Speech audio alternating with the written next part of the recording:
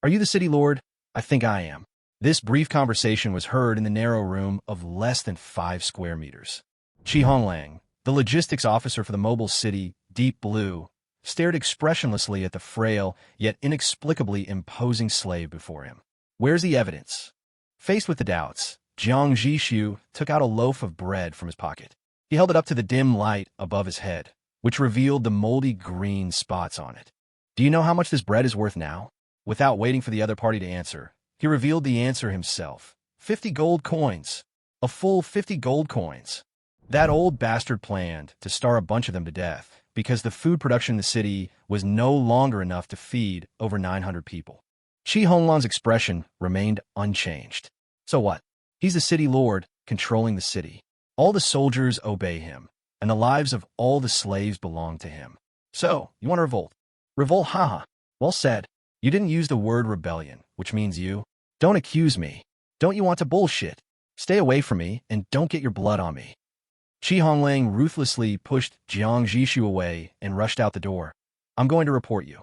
A huge force hit him. Jiang Zhixu's body was starved to death and could not resist at all. Jiang Zhixu's lower back slammed hard against the corner of the metal wardrobe, and the pain made him gasp. He watched Honglang rush out of the room, but he wasn't in a hurry. Honglang had his back to the room, and he was backing away step by step. In front of him, a dozen ragged and skinny slaves surrounded him, holding sharpened iron sheets or steel pipes in their hands. You're just a bunch of slaves. If you rebel against him, you will surely die. Honglang cursed in a low voice. At this time, Jiang Zhixu walked out from the shadows of the room, still holding the moldy bread in his hand. Instantly, everyone's attention was drawn to it. This loaf of bread is worth 50 gold coins, but I have it. Target, ordinary white bread. Type, quantity critical hit. Talent activating, activated successfully. Multiplier, 88x. Crash. Dozens of identical loaves of bread appeared out of thin air, smashing onto the metal floor, tumbling and crashing as the city trembled. Jiang Zhixu's voice rang out clearly. It's worthless. Honglang's eyes widened instantly, and he stared at the bread, his Adam's apple rolling uncontrollably. The slave's eyes turned red. However, without Jiang Zhixu's order, they suppressed their instincts and no one dared to move. That is until Jiang Zhixu said, "It fell on the ground. Don't be disgusted. Pick it up." Honglang calmly. You only have 2 choices, fight us or... Fuck. Jiang Zhixu paused. Is this a statement or a scold plop? Honglang gave the answer with his actions. He hugged Jiang Zhixu's thighs. Honglang's eyes were sincere. Honglang has been wandering in the Wasteland for 10 years, and I only regret that I have never met a wise master. If you don't abandon me, I am willing to die for the city lord. A few days later, over 200 rebels, singing the March of the Volunteers, stormed through the hail of bullets as they broke open the door to the city lord's chamber. Ahead, eyes still open, tumbled to the ground. The dust had settled. This 20-meter-tall, mobile city rests on the loess. Its outer shell is welded from steel plates of varying thickness, layered with patches of varying thickness, and its surface is stained with scratches and shallow pits. The city's base was covered in broad crawler tracks, deeply pressed into the loess. The underside of the vehicle housed a massive lift platform, while thick water pipes hung from its sides. On each side of the city, there were 2 ordinary cannons with blackened barrels, extending from simple firing ports, in addition to 4 reserve gun ports sealed with steel plates. At the front of the top of the city is the observation window of the cab. In the middle is the exhaust pipe of the workshop, and at the highest point is a watchtower with a telescope. Inside the city lord's office, resource warehouses, planning areas, medical stations, and artillery rooms, layer upon layer, neatly arranged and organized. This was the entirety of the city Jiang Zhixu had seized. Deep Blue. It's ugly, it's rough, but it's a place everyone in this world envies. Congratulations on becoming the new lord of the Deep Blue. May you always move forward, towards the stars and the sea. Honglang's face was stained with a few drops of blood from someone unknown.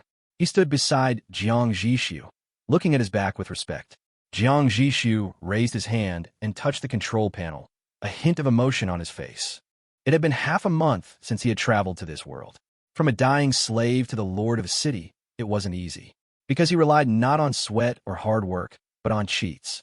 To be precise, he relied on the talent that every city lord would awaken, but his talent was not only awakened in advance, but it was also the only God-level talent at present. All-knowing critical hit level 1 quality. Godly. Features. Select a target and perform a quantity or quality critical hit. 1. When performing a quantity critical hit, the multiplier is randomly between 2 to 100 times. 2. When performing a quality critical hit, the multiplier is randomly between 2 to 10 times. Description. Look, this is the Philosopher's Stone. There's only one in the entire alchemy universe. Bang! Now, there are 101. As a God-level talent, everything critical has many restrictions. For example, it can only be critically activated once per day. Items that have been critically activated cannot be critically activated again. Items generated by critical activation cannot be critically activated again, and the target of the critical activation cannot exceed the current city level. But this does not affect its strength as a rule-based talent at all. Moreover, judging from that level 1, it can still be upgraded.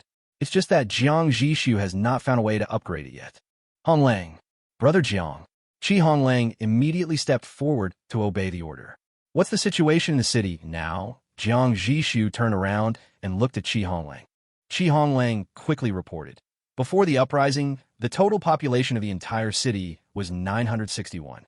Now, there are only 579 people left. Among those who died, the vast majority were the original city lord's men. The ordinary residents in the city are somewhat frightened and panicked. I have mobilized a number of calm and composed brothers to comfort them. I believe the situation will stabilize soon. As skinny slaves, their combat casualty ratio was extremely low, not because the slaves were strong in combat, but because the enemy's men threw too quickly. The other party's confidants all follow the old bastard and live the comfortable life. So how could they easily die? However, after receiving the prisoners, Jiang Zhixu still ordered them all to be executed. Chapter 2 Dragon Hunting Flag, Plunderer City. How much food is left in the warehouse? Jiang Zhixu asked. Honglang was originally in charge of logistics and was familiar with the inventory data. He immediately replied, "It's only enough for 300 people to feed for a month." Jiang Zhixu took a deep breath. No wonder the old city lord wanted to starve a group of people to death. It turned out the food reserves were running low. What an idiot. In the Wasteland, food is hard to come by, and many ordinary survivors have turned against their loved ones for food. But for mobile cities, food will not and should not become a shackle that restricts the population of mobile cities. Population is the most valuable resource, because as long as there is farmland and resources are invested, food can be produced stably, which is enough to fill the city's population. That old bastard is already sick and dying. Honglang explained the inside story. That's why he completely gave up on urban development and just wanted to scrape off all the profits and enjoy his last happy days. Okay, I understand. Jiang Zhixu nodded. You go down first and maintain order in the city. Also, let the brothers who can open the city take over the cab. We have been parked here for too long. Yes. Honglang turned around and left quickly. Jiang Zhixu glanced at him and began to think about where to use today's critical strike opportunity. Food was an urgent problem to be solved. But he tried, and the critical hit talent couldn't be applied to units, only individual items, even if they were packed. It seemed the only way was to reprocess all the food into a single, giant entity. It's a bit troublesome, but at least it can solve the urgent problem. Just as he was thinking, there was a hurried knock on the door of the city lord's room, and the anxious voice of Honglang, who had just left, came from outside the door. City Lord, this is urgent." Jiang Zhixu looked up at the door and shouted, "Come in." Honglang practically rushed in, panting, and said hurriedly, "City Lord, the watchtower reports. There's a mobile city 5 kilometers away, hurtling towards us at high speed." Jiang Zhixu was stunned and stood up subconsciously. "Are they passing by?" "No." Honglang shook his head vigorously. "They're flying the dragon hunting flag, and their target is clear. It's us." Jiang Zhixu's heart sank suddenly. The dragon hunting flag, the exclusive flag of the Plunderer Mobile City, provides 5 of the resource capture while it's flying. Those who fly this flag, without exception, are all hyenas who make a living by hunting other mobile cities. "Don't panic. Let's go take a look," Jiang Zhixu said calmly. He was actually a bit panicked, but as the city lord, he had to maintain the confidence of his men. Seeing his composure, Honglang felt as if he had found his backbone, and his anxiety subsided considerably. "I'll lead the way." He immediately walked ahead. Along the way, Jiang Zhixu encountered many of his fellow rebels, some still wounded. He greeted them with a calm smile and a nod. Others, unsure of the new city lord's temperament, hesitated to approach. Jiang Zhixu greeted them, offering a few words of comfort. Arriving at the watchtower, the guards had been replaced by the brothers who had joined Jiang Zhixu in the uprising. Seeing Jiang Zhixu, the young man excitedly called out, "Brother Jiang." Honglang quickly corrected him, calling plants during work. The young man obediently changed his words, "City Lord." Then he remembered something and his face turned pale. "City Lord, a few kilometers away. I already know, don't be afraid. Nothing will happen." Jiang Zhixu walked to the telescope and looked into the distance. At the horizon, smoke and dust thickened. A massive black shadow loomed in the dust, like a ferocious beast about to burst through the sky. For a moment, its outline became clear, and at the top, a blood-red dragon-hunting flag fluttered wildly in their direction. The young man nervously explained, "The other side is also a first-level city, but it has 6 gun barrels, one of which is flashing white light. It must be equipped with a first-level cannon. In comparison, the Deep Blue only has 4 ordinary cannons, and its combat power is not at the same level at all." "I know," Honglang suddenly said. Seeing Jiang Zhixu looking over, he said viciously, "It was that old bastard Chunliang. He broadcast the Deep Blue's location before he died." Chunliang was the former lord of the Deep Blue. Jiang Zhixu wasn't surprised by this. If it were him, he'd definitely drag someone down with him before his death. At this moment, another piece of bad news came from the mouth of a young man nearby. "City Lord, a brother just checked the ammunition compartment, and we only have 2 shells left." Before his death, Chunliang was living a life of drunkenness and dreaming, and had never thought about searching for resources. The entire Deep Blue was a mess. Honglang's face was grim. "I'm afraid we can only run away." He looked at Jiang Zhixu, waiting for his instructions.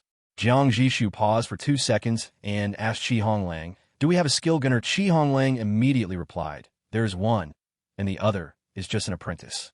Based on his talent, he needs to fire at least 50 or 60 rounds to reach the skilled level." He subconsciously assumed Jiang Zhixu was relying on his remaining 2 shells to repel the enemy. If both shells landed, it would indeed be possible to repel the enemy. But the problem was, even if both were skilled artillerymen, it would be difficult to hit the enemy city while both were moving at 40 kilometers per hour. The flash of the gunfire was very conspicuous. As long as the enemy helmsman made tactical evasive maneuvers in advance, the chances of the 2 shells hitting were extremely low.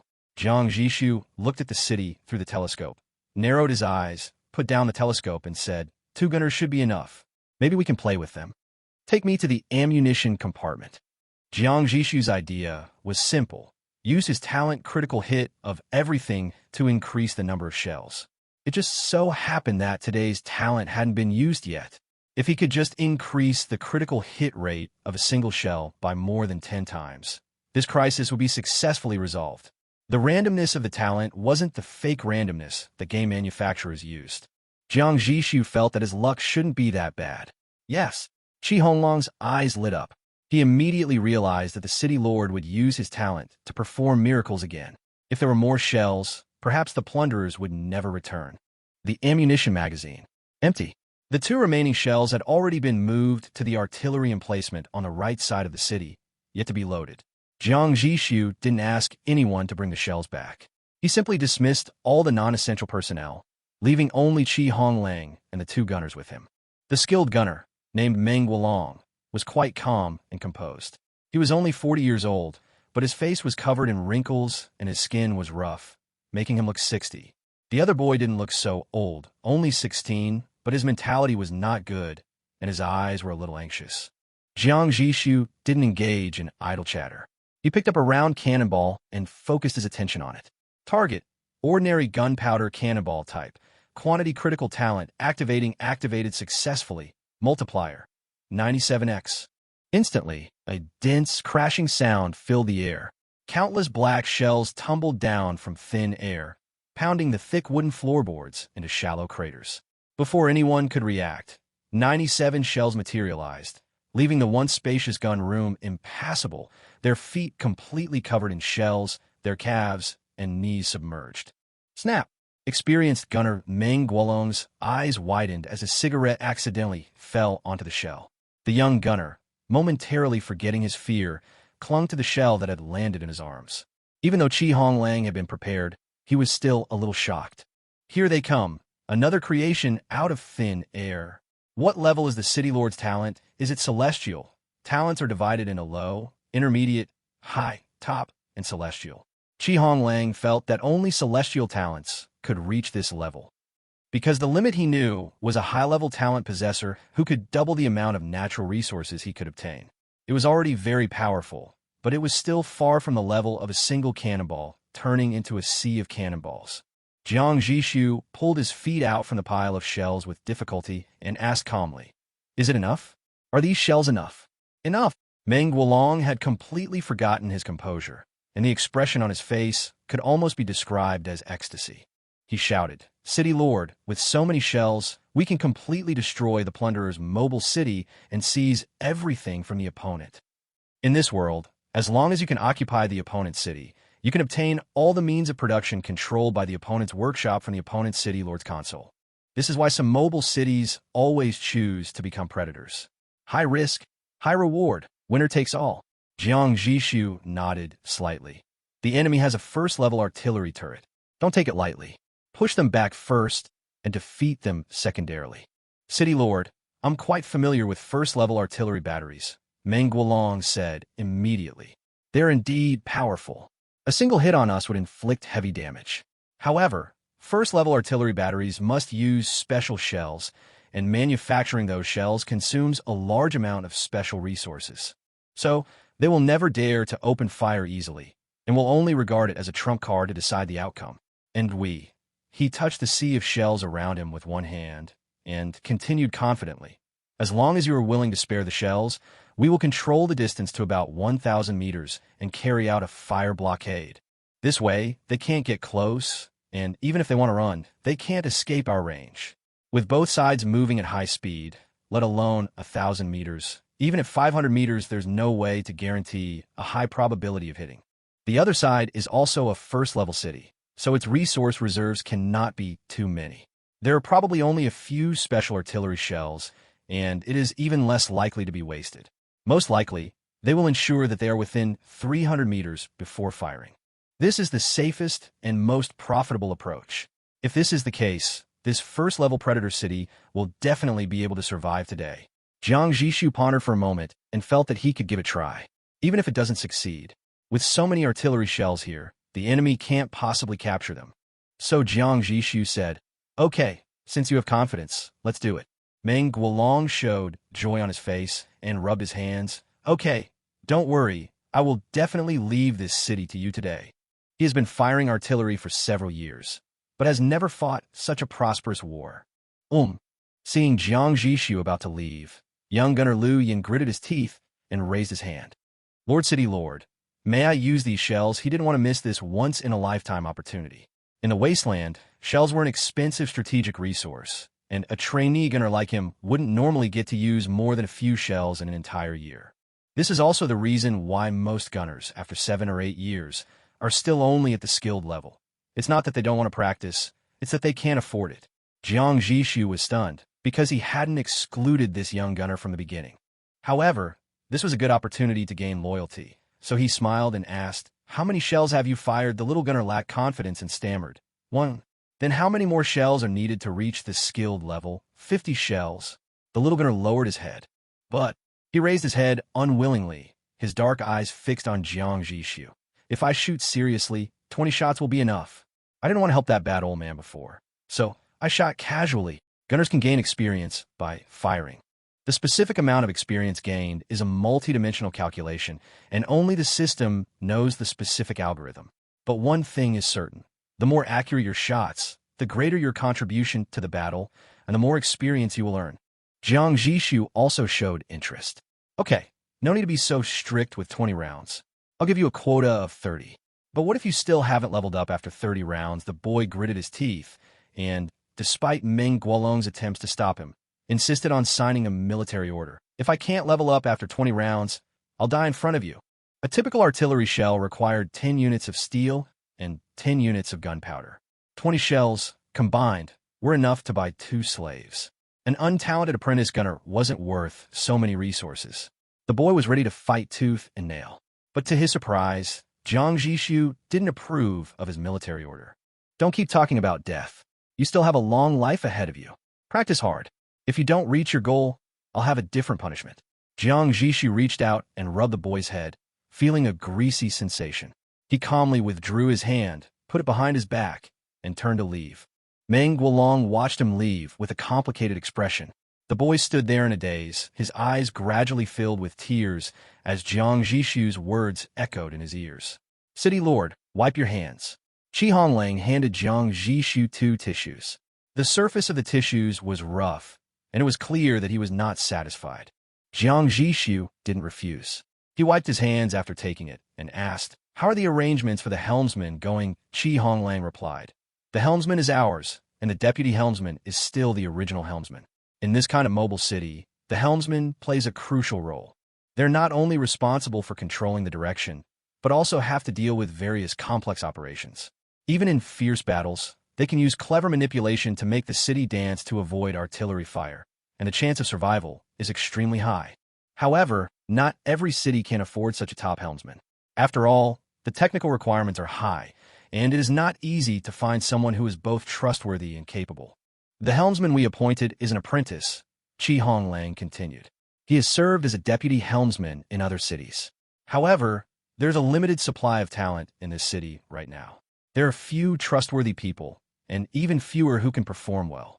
Jiang Zhixu walked to the door of the cab and heard a heated argument coming from inside.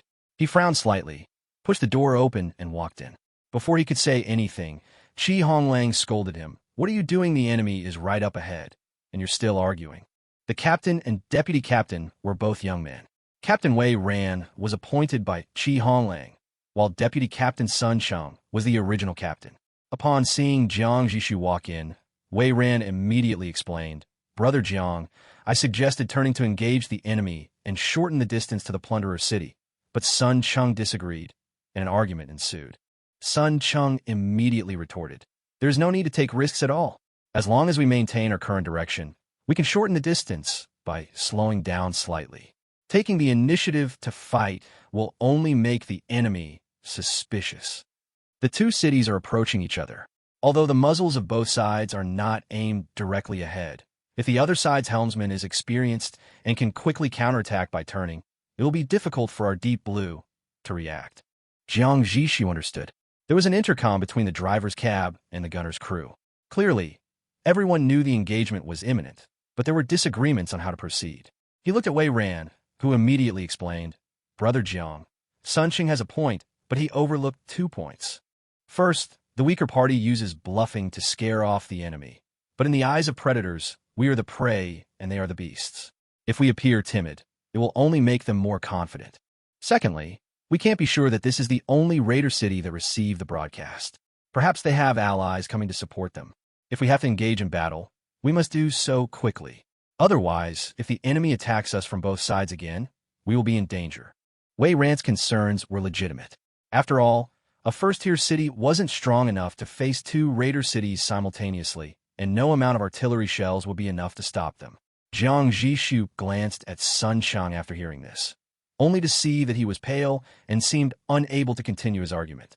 So he nodded. "You decide. I trust you." This made Sun Cheng feel heavy-hearted, his expression darkening even further. He sighed to himself. As the saying goes, a new emperor chooses new ministers. The new city lord has completely lost his faith in me. Just as Sun Cheng was about to exit the cab, Wei Ran patted him on the shoulder. "Brother Sun, you're experienced. We'll still need you to take control. Let's work together to take down this predator city." Sun Cheng was startled and immediately looked at Jiang Zhixu. Seeing Jiang Zhixu nod slightly, he immediately said happily, "Okay, we must work together well." His tone had completely changed, and now Wei Ran was in control. Jiang Zhixu walked to the porthole, his lips curled slightly. While the individuals he had personally selected didn't possess many specialized skills, each possessed unique talents. Furthermore, it was precisely because they had been neglected by the previous city lord that he had the opportunity to bring them together. "I'm pretty lucky," Jiang Zhixu thought. At that moment, A flash of fire suddenly appeared in the distance. Wei Ran immediately reacted. They're firing. He quickly turned the steering wheel and made a tactical evasive maneuver. 5 seconds later, there was a loud bang, followed by a violent explosion. Missed! Honglang sighed as he watched the explosion outside. After all, the two sides were over 1,000 meters apart, and Wei Ran had evaded the enemy in time, so the enemy shell hadn't hit the target at all. However, the purpose of this shell was clear: to announce their arrival and signal the start of the hunt. At the same time, the Deep Blue quickly turned and headed straight for the Plunder City. The distance between the two cities was rapidly closing. Are they crazy? A burly man in the Plunder City's wheelhouse stared at the Deep Blue in the distance, somewhat surprised. The helmsman beside him shrugged. It's just bluffing. The burly man shook his head. Not necessarily. They might have noticed we were approaching. The new city lord seems quite capable. I'll broadcast to Old Wu later and tell him not to come. We can handle this prey ourselves. The broadcast left by the previous city lord of the Deep Blue had already informed the plunderers that Jiang Zhixu's city had only 2 shells remaining. They had not originally considered engaging the Deep Blue head-on. The burly man smiled confidently. Just wait and see. When they're 1,000 meters away, they'll definitely turn and continue fleeing. Then, the gunners will aim directly at the designated position and fire their thunder cannons. The helmsman glanced sideways. Are you sure we only have 3 thunder cannons? The burly man smiled and said, no problem. Soon, the distance between the two sides closed to 1,000 meters. Boom! Boom! 2 shells streaked through the air. One shell had a steady trajectory, while the other had a lightning-like shadow. What are they firing at? Jiang Zhixu asked in confusion. Honglang looked at the shells and sighed. As expected of a first-class cannon, it's incredibly powerful. Inside the plunderer's cab, the burly man shouted angrily. I didn't even turn around, and they dared to fight back. At that moment, the Deep Blue fired another shell, narrowly missing the plunderer. It exploded 10 meters away, shaking the entire city. Bang! Bang! After the 2 explosions, the plunderer city's helmsman nervously turned the steering wheel, beginning to maneuver. But the enemy's shells continued unabated, and the Deep Blue's shells pounded again. The burly man froze. Wait, why did they fire 2 more shells? Hearts tightened, and the Marauder's helmsman and gunner began to panic, as the 4 shells had completely blocked their turning path. Having just completed a sideways firing maneuver and then an emergency evasive turn, they had no time to turn again and speed up. Boom! 4 shells landed one after another on the outskirts of the plunderer city, sending clouds of smoke and dust scattering everywhere. Hit! In the Deep Blue's cockpit, Wei Ran, with his sharp eyes, spotted the black smoke billowing from the plunderer city and immediately reported with surprise. Well done. Jiang Zhixu gripped the handrails, his gaze fixed on the battlefield. He was witnessing for the first time the tacit coordination between the gunner and the helmsman. Almost immediately after the gunner's request to fire, Wei Ran and Sun Chung reacted, quickly adjusting the Deep Blue's position and finding an almost exacting firing angle. The skilled gunner lived up to expectations, successfully hitting one of their 4 shells. Through the telescope, thick smoke billowed from the enemy's impact site, igniting something and spreading a fire. A maintenance robot began to rush in buckets of water to extinguish the flames, while slaves frantically rushed with various tools to repair the leak. Tell the gunners not to save resources. Keep bombarding. Jiang Zhixu quickly ordered, intending to strike while the iron was hot. Soon, 2 cannons on one side of the Deep Blue fired again. This time, the enemy reacted faster and successfully avoided the attack, and the 2 shells missed again. Although the mobile city's cannons can fire continuously if they have enough ammunition, no one would waste resources like this, because a first-level iron or resource node can only produce a maximum of 5,000 units of iron ore, and each cannonball requires 10 units of steel. Not to mention gunpowder, which is a strategic resource that can be used to make a variety of key materials and is extremely scarce. Generally speaking, only 10 to 20 rounds of artillery shells are prepared as a budget for a regular battle. Cannons are usually used as decisive weapons, not fired casually. So, was the battle between the mobile cities just a matter of watching each other? Of course not. At this moment, the plunderer city, having been hit, reacted, slowing down and revealing a massive lifting platform at its base. 5 off-road vehicles, equipped with heavy machine guns, quickly emerged from the platform. The off-road vehicle's tires roared as it accelerated, quickly overtaking its own mobile city and charging towards the deep blue. This was known as a dogfight. During a stalemate on the battlefield, both sides often engaged in close-quarters hand-to-hand combat, with the convoy being a crucial element. The convoy carries the city's most advanced heavy weapons and equipment, such as heavy machine guns and rocket launchers. If you can quickly gain an advantage, you can use the flexibility of the convoy to destroy the enemy's tires or tracks, making the enemy's city a sitting duck. Even if they couldn't gain an advantage, the convoy's presence could slow the enemy's attack. If the deep blue continued forward, it would undoubtedly take the first wave of damage from the convoy. Brother Jiang, Wei Ran looked at Jiang Zhixu, a hint of doubt on his face. Jiang Zhixu hesitated for only a second before decisively shaking his head. No, we can't get entangled with them. Let the trainee gunner fire to interfere with the convoy. Meng Guolong continues to aim at the enemy city and bomb it. Using a cannon to attack a convoy is like using an anti-aircraft gun to kill a mosquito. It is a waste of resources. Dogfighting itself is a compromise made by both sides in the face of resource scarcity. However, everyone has full confidence in Jiang Zhixu's natural ability, and everyone, including the lower-level gunners, executed the order without hesitation. Yes, the members of the combat convoy received the order and temporarily stopped the action. What's going on? The captain of the combat convoy, Wang Haoran, asked in confusion. Wang Haoran was a close confidant of Jiang Zhixu, but he was not aware of Jiang Zhixu's talent. The team member next to him replied, "Maybe Brother Jiang thinks we're inexperienced and poorly equipped, and he's worried we'll die in vain." Wang Haoran glanced around and saw 3 dilapidated off-road vehicles. He couldn't help but smile bitterly. These vehicles were tattered, their weapons and equipment were subpar, and their ammunition was scarce. Our team members have just joined the battle and lack experience. If we really go down, I'm afraid it will be difficult to come back.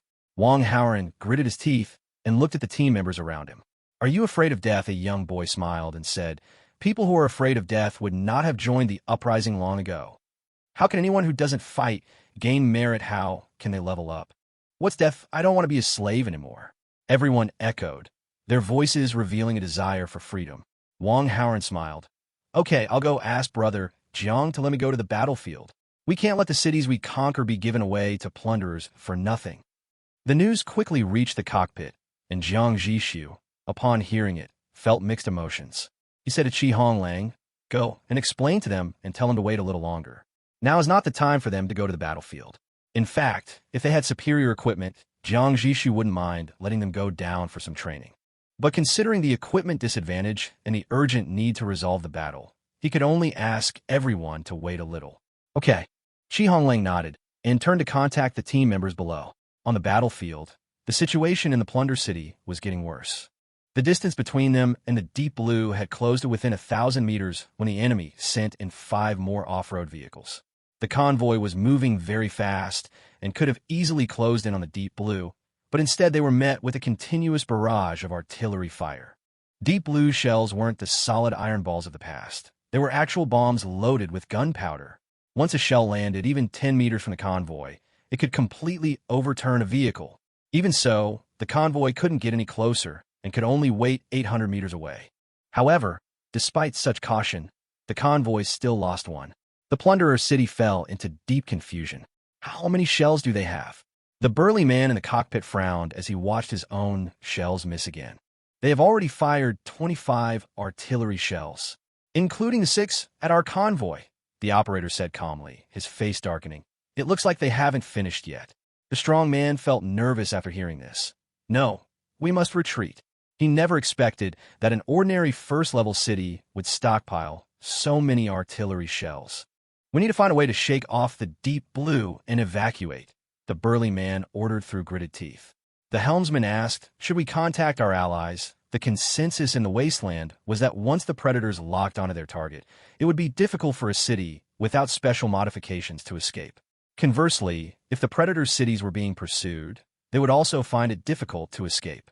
Contact our allies for support, and we won't necessarily die, the helmsman said slowly. But without support, we'll definitely die. Go contact them, the burly man said angrily. They had already narrowly avoided artillery shells several times, even been hit by explosions several times, their tires damaged, and their speed slowed. Without support, we'll die too, the co-pilot continued to whisper. The burly man gritted his teeth, knowing he had a point. Contact them quickly. We can't let us all get wiped out. The co-pilot had good skills, but it was still difficult to hide. They had already narrowly avoided several artillery shells. The shockwaves from the explosions alone had caused several of their tires to fail, slowing them down. Contact our allies for support. We don't necessarily have to die. After all, we still have our first-class artillery. Our allies generally don't dare to act rashly, and even if they do, they'll at least take Deep Blue with them. Upon hearing this, the burly man gritted his teeth and turned toward the city lord's chamber. Across the wilderness, two massive beasts raced rapidly, one in front and the other behind, stirring up thick clouds of black smoke and dust. The steel behemoth in front was ferocious, its armor covered in sharp corners. Its 6 cannons were particularly conspicuous, one of which flashed with lightning from its muzzle. At the highest point, a tattered, blood-red dragon-hunting flag fluttered in the wind, symbolizing the city's dominance and ferocity. The steel behemoth following closely behind was relatively docile, its form regular, its repaired steel armor covered in scars. On either side stood 2 ordinary cannons, seemingly of modest destructive power. However, the reality was that the steel behemoth flying the dragon-hunting flag was being pursued, and he was forced to flee in panic. Just as he was about to drop the convoy to harass it, he was hit by a precise shot, and the entire vehicle was reduced to flying parts, as easy as kicking a dog on the side of the road. But that was the last car in the Marauder camp. Over 10 minutes had passed since the Deep Blue and the Marauders' initial encounter, and both sides were actively searching for a breakthrough. One wanted to escape the pursuers, while the other was eager to capture the enemy in one fell swoop. At that moment, a shell came swiftly and at a sharp angle.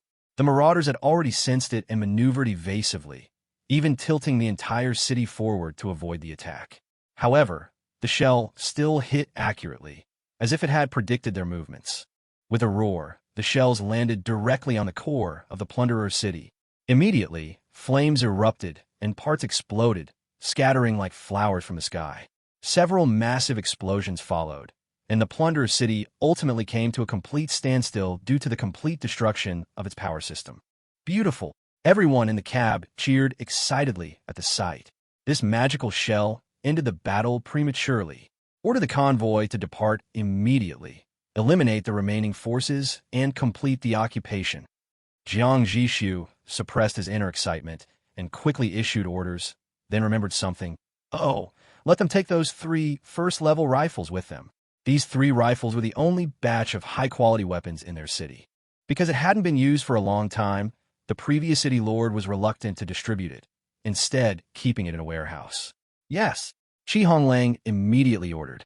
Immediately, the Deep Blue's mouth opened wide, and 3 dilapidated off-road vehicles sped out, rushing towards the smoke-filled plunderer city.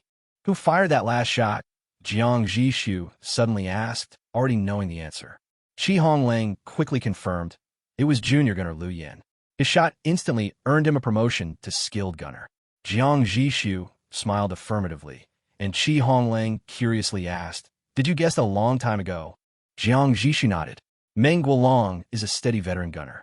That last shot was a bit of a gamble. He decided to fire by predicting the enemy's movements. If he had been wrong, the shell would have been wasted.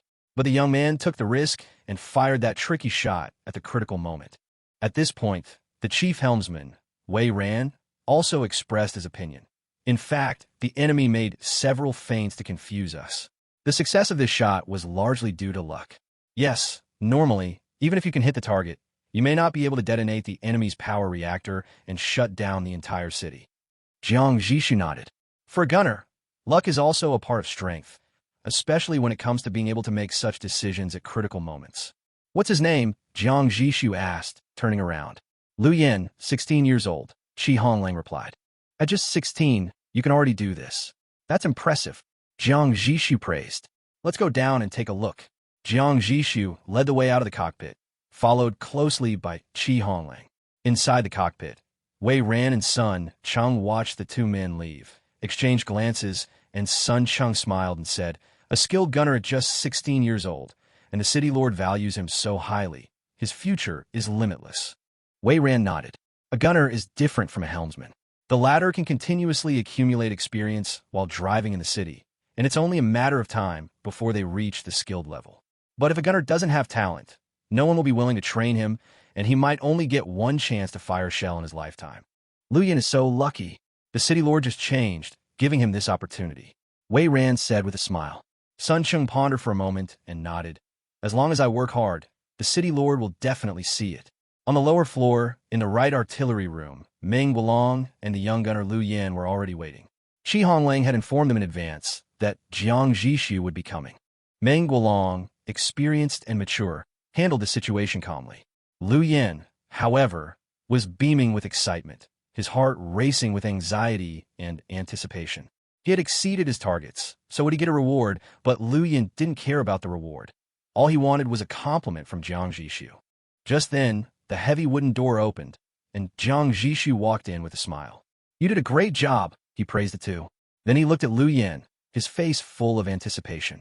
How many shots did you fire? Lu Yin shouted. 9. 9. Including the previous shot, 10 in total. He had finally been promoted from trainee gunner to skilled gunner. This kind of talent is considered excellent anywhere. Usually, trainee gunners need to fire 50 rounds of artillery shells, or even longer, before they can advance to the skilled level. Meng Guolong reminded. Xiao Yin, quickly tell the city lord your awakened skill. Lu Yin was stunned and immediately said, City lord, my awakened skill is Miracle Gunner, an advanced skill. Jiang Zhixu seemed intrigued. Oh, what's the effect of this skill? Lu Yin scratched his head. I'll share the panel with you. Take a look. Jiang Zhixu nodded and began to check the skill details. Miracle Gunner quality, advanced passive amplification, God's cannon, bet everything on the future. This shot will either misfire or send the enemy directly to face Taizu. Trigger probability, 5 per shot. If 20 shots in a row fail to trigger, the next shot will definitely trigger. Description: when faith and cannonballs are fired together, the entire battlefield will tremble. What a powerful skill. Jiang Zhixu couldn't help but laugh after reading the skill description. Not only did this skill have a high chance of triggering, it also had a guaranteed trigger mechanism. Even if it could only be triggered once or twice per battle, it could still turn the tide and decide the outcome of the battle at a crucial moment. Lu Yan's ability to awaken this skill was closely related to his brilliant performance in the final shot. The right timing, location, and people in this battle allowed him to become the master of high-level skill. From now on, after a brief thought, Jiang Zhixu looked at the two gunners in the artillery room and said, Meng Guolong, Lu Yin, the two of you will form an artillery team, serving as the left and right team leaders respectively, and then expand the team to recruit others. Honglang raised his brow slightly, though he wasn't surprised. 2 gunners were clearly not enough. The deep blue, with its 2 guns on each side, a total of 4, was simply not enough to handle the demands of battle. And it was clear that Jiang Zhixu was planning to fill the remaining 4 gun ports with cannons, for a total of 8 guns. We need 8 gunners, including trainee gunners and support staff. The total number would probably reach 20. Meng Guolong whispered, Thank you for your trust, City Lord. I will do my best. He believed he was capable of being a team leader, so he readily agreed. However, Lu Yin was a little shocked. He was only 16 years old. How could he be a good team leader? He hurriedly said, I can't command others. Why don't you let me be the deputy team leader? You find another team leader. I promise to do a good job. You can definitely take the position. Jiang Zhixu shook his head and said firmly, You can choose whoever you need.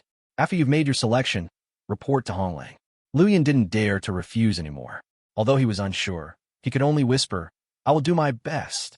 After being promoted to skilled gunner, Lu Yin had accumulated a wealth of tactical experience, and with his miracle gunner skill, he was indeed qualified to be a team leader. However, he was still young and could only silently vow to never let the city lord down. After a few words of encouragement, Jiang Zhixu left the artillery room. Actually, his purpose in coming here was to promote Meng Guolong and Lu Yan's skills were a complete surprise. After returning to the cab, Jiang Zhixu casually asked, Is there any news yet on the convoy sent to the Plunderer City? No. Wei Ran had been observing the distance, his brows slightly furrowed. The convoy had not emerged since entering the enemy city. How about sending a few more teams to support them? No need. Jiang Zhixu suddenly smiled. They've already succeeded. A system prompt popped up in front of him. Congratulations. Your army has successfully captured the enemy city, Lord Control Console. Please return to your control console to operate. Without pausing, Jiang Zhixu hurried to the City Lord's room and quickly placed his hand on the control console. A light screen immediately unfolded, displaying the various blueprints held by the enemy workshop. Jiang Zhixu wasted no time and immediately plundered all the blueprints. You have successfully plundered all the technological blueprints of the enemy city, Lord Roar. You have obtained the manufacturing blueprints for the first-level cannon, Thunder Cannon, and its accompanying shells. You have obtained 13 units of the first-level crop seed, high-yield wheat. You have obtained the manufacturing blueprint for the first-level daily necessities, Fat House Happy Water. You have obtained the manufacturing blueprint for the first-level daily necessities, Happy Fried Chicken. You have obtained the manufacturing blueprint for the first-level daily necessities, Staple Whole Wheat Bread. 5 first-level blueprints in total. Besides these, there were actually many ordinary-level blueprints, most of which had a high degree of overlap with the Deep Blue's original ones. The most valuable was the first-level cannon, and Jiang Zhixu immediately opened its panel to view the details. Thunder Cannon Quality. Level 1 Special Features. When using the matching shells, the power is increased by 20. A lightning net with the same radius as the explosion is attached, shocking all creatures within the range, potentially causing prolonged paralysis. Description. The cannon roars like thunder, announcing destruction, followed by a sinking of despair and paralysis. Thunder Cannon Materials. Thunder, or 1,000 units. Steel, 500 units. High Polymer, 120 units. Precision Parts, 100 units. Thunder Crystal, 1. Thunder Cannonball Materials. Thunder, or 100 units. Gunpowder, 30 units. Steel, 20 units. Biogel, 20 units. I can't make it. The materials for a level 1 cannon are too expensive, not to mention basic survival resources like polymers and precision parts. Thunder or veins are rare and difficult to find spawn points, and thunder crystals are rare companion crystals in or veins. Not every vein will produce them. Jiang Zhixu suddenly thought, doesn't the Roar already have a ready-made cannon? He quickly called in Honglang, sent a few more teams to empty the enemy's warehouses and focus on bringing back the Thunder Cannon. Don't forget its ammunition. Yes. Honglang immediately obeyed, then turned around and remembered something. City Lord, these enemy people, according to the rules, they could capture the enemy and use them as slaves. We won't have any slaves. Jiang Zhixu pondered for a moment and shook his head. There's no time to screen talents.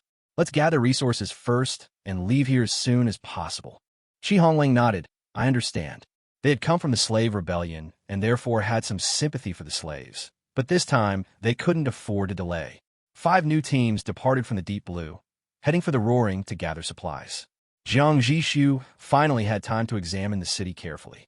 Deep Blue, a mobile city capable of accommodating 1,000 people, boasts multiple zones: resource storage, residential areas, plantation areas, workshops, medical stations, training grounds, and assembly areas.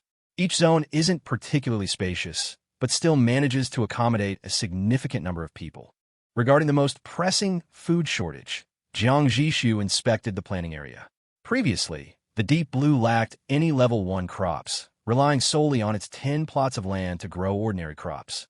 Each plot yielded 0.3 units of food per month, enough for 100 people to eat 3 meals a day for a month. Obviously, the previous Deep Blue couldn't possibly feed 1,000 people. However, now they had the first-level crop, high-yield wheat. Each unit of land could yield 1 unit of food per month. If 10 units of land were utilized, the harvest would be 10 units per month, more than enough to feed several hundred people. So, the food problem is solved. Jiang Zhixu then inspected other areas, and finally couldn't help but sigh. It's a miracle that this city can survive in the Wasteland for 2 years.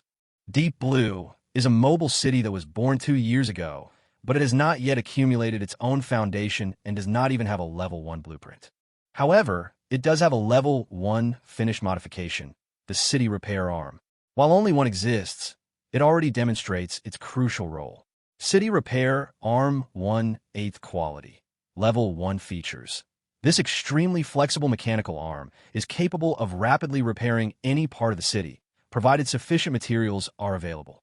Description: what made me disabled? Poverty. Jiang Zhixu looked at the repair arm and couldn't help but smile helplessly. The former city lord could only afford a repair arm. I was really impressed. Chapter 8. Master Doctor. About half an hour later, The roar had been emptied of all its resources. Aside from a few scattered supplies of daily necessities, food, and water, they had also seized 1,450 units of coal, 220 units of crude oil, 2,910 units of iron ore, 420 units of gunpowder, 43 rifles, and a small amount of ammunition. Hundreds of basic materials, including electronic components, high molecular polymers, precision parts, and biogels, were scattered across the board. And most importantly, the finished first-level cannon, the Thunder Cannon, and 2 accompanying Thunder Cannon shells. Big profit. Jiang Zhixu looked at the list with great delight. He even had 270 units of Thunder or left, enough for 2 more Thunder shells. I thought they only had 1 shell, but they still had 2. This is a steal for me. The other side had been holding 2 Thunder Bombs as a trump card, hoping to turn the tables at a critical moment. Unexpectedly, Liu Yan's Divine Cannon directly hit their power reactor, causing a secondary explosion and directly destroying their entire city. The other side's decision was actually correct, because this operation did intimidate Jiang Zhixu. The fragile Deep Blue would surely be destroyed after a single hit. If he hadn't suspected the enemy still had Thunder Shells, he would have ordered the helmsman to be more aggressive. Don't they have any level 1 modification parts in the enemy city? Jiang Zhixu asked Honglang, who had just returned. No, the other man shook his head. The upgraded parts were the most expensive and rarest items.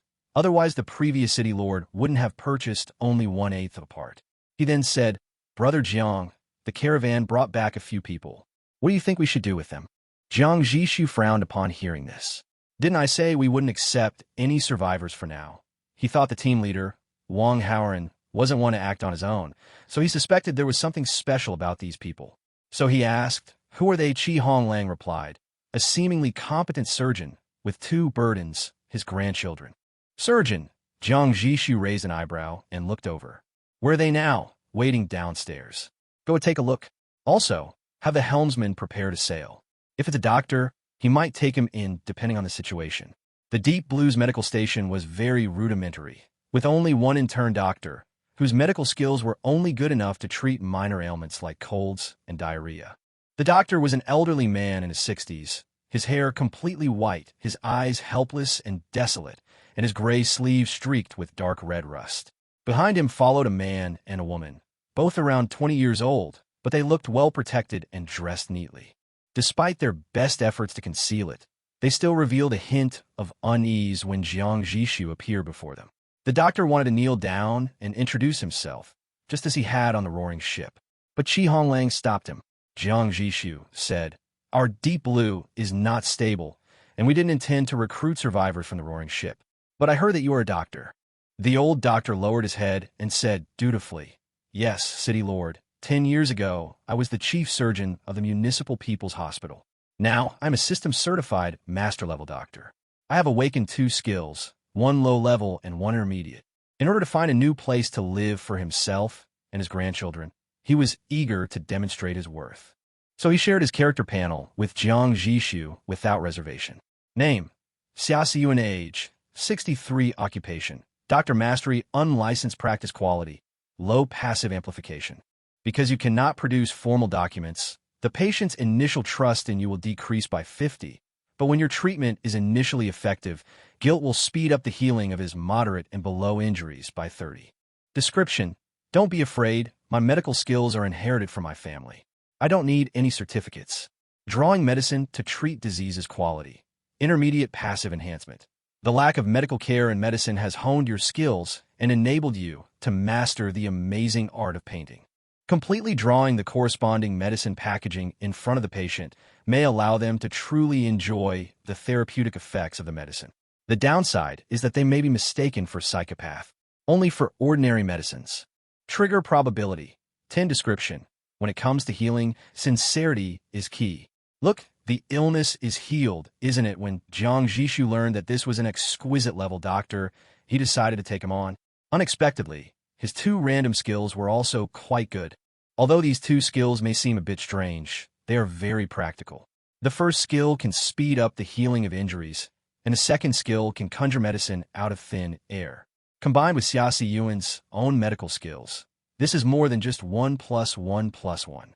No city lord could refuse such a doctor, even if he had 2 burdens. Jiang Zhixu showed satisfaction.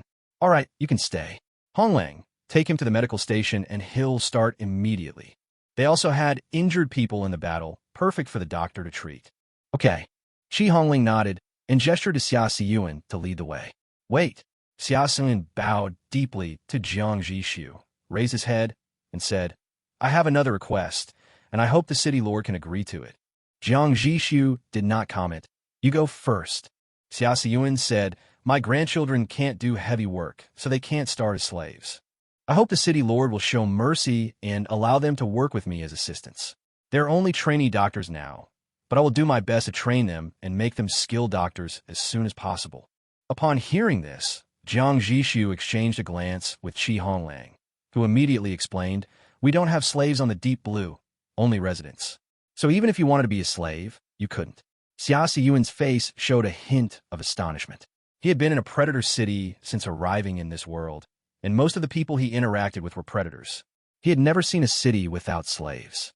Even if it wasn't a plunderer city, many people who first joined had to start as slaves and only become residents after making contributions. But this should be normal, right? Xia Siyuan was dazed for a moment, and memories of 10 years ago flooded back. He closed his eyes, struggling to suppress the sour emotions, raised his head, and said 4 words in a deep voice. The city lord is virtuous. Just because he doesn't have slaves, can he be called virtuous? Jiang Zhixu shook his head and said, since your grandchildren are all trainee doctors, let them learn from you. After saying that, he walked around Xia Siyuan and left. Having gained 2 talented individuals today, Jiang Zhixu was in high spirits. As he and Shi Honglang ascended the gangway to the control cabin, he casually asked, Honglang, do you know how to get promoted to a second-tier mobile city? Ambition grows exponentially with status. Although he had just taken over a first-tier city, he had already set his sights on a second-tier mobile city. The difference between first and second-tier cities was enormous. In terms of urban form, first-tier cities were all square, with at most a layer of steel plates embedded on the outside for defense. But once you reach a level 2 mobile city, you can start designing your own form. In terms of military power, a level 1 city only has 8 gun ports, and the upper limit for modification parts is level 2. Of course, the Deep Blue currently doesn't have a single level 2 part, but Jiang Zhixu believes that he will be able to obtain them in advance. Because he's the protagonist, he's traveled through time and awakened a god-level talent. If he's not the protagonist, who is finally the most important difference between a first-tier city and a second-tier city is population. The former has a maximum of 1,000 people, while the latter has a maximum of 10,000. A tenfold difference, and the probability of producing talent is also tenfold. We must become a second-tier mobile city as soon as possible. Level 2 upgrade. Shi Honglang was stunned for a moment, then shook his head. I don't know. I was just a logistics officer before. He felt it was too early to think about such things now. Although he didn't know the upgrade requirements, so many mobile cities had been in this area for 10 years without being able to upgrade, which showed that the requirements were definitely not simple. Jiang Zhixu nodded, asking no more questions. Back in the control room, Wei Ran and the others were preparing to wake up the power reactor and launch the mobile city. They'd been delayed too long. The uprising had taken 3 hours from inception to success. Integrating Deep Blue's resources and making personnel appointments took another hour. Then, they grappled with the Predator City, the Roar, for an hour. 5 hours in total. Their location had been broadcast throughout the area, and a mobile city could come at any moment. Jiang Zhixu prepared to find a safe place to restock his water supplies and wait for the midnight talent refresh. In this semi-game world, there are 2 types of resource points: fixed resource points and respawning resource points. The former are like mountains, rivers, lakes, city ruins, and so on, and they exist permanently without external interference. The latter, on the other hand, consists of various minerals, alien territories, and wild monsters, each with its own life cycle, ranging from 1 day to a month. Of course, the 2 are actually intersecting circles, with some resources overlapping. Whether a resource point is fixed or refreshed depends primarily on whether it will eventually disappear. Sun Chung. Jiang Zhixu called out the deputy helmsman. Sun Chung had once been the Deep Blue's primary helmsman, so he undoubtedly knew the routes to many of the fixed resource points. Brother Jiang, your orders. Sun Chung hurried over to Jiang Zhixu, addressing him politely, mimicking Wei Ran's manner. Jiang Zhixu pondered for a moment. Are there any fixed water sources more than 100 kilometers away? The reason he wanted to be more than 100 kilometers away was mainly because he wanted to temporarily get away from the area where the fighting had taken place. Sun Chung frowned and thought for a moment. Then his eyes lit up. Yes. Jiang Zhixu gestured for him to continue. Sun Chung said, about 130 kilometers southeast of here, there's a small, unoccupied freshwater lake. We passed by it a month ago. Jiang Zhixu nodded. Let's go there. At the deep blue speed, 130 kilometers should take about 4 hours to reach. It was 6 in the evening, so it should be 11 by then. They needed an hour to gather freshwater reserves, so they could immediately set off again once their talents were refreshed. Perfect, but the unexpected always came quickly. Wei Ran raised his binoculars and spoke hurriedly. Brother Jiang, there's something else going on. A new mobile city. Jiang Zhixu frowned subconsciously, but fortunately Wei Ran said, without the dragon hunting flag, they shouldn't be predators. Not necessarily, Sun Chung retorted solemnly. I once encountered a predator city without the dragon hunting flag a long time ago, and they used this method to approach us.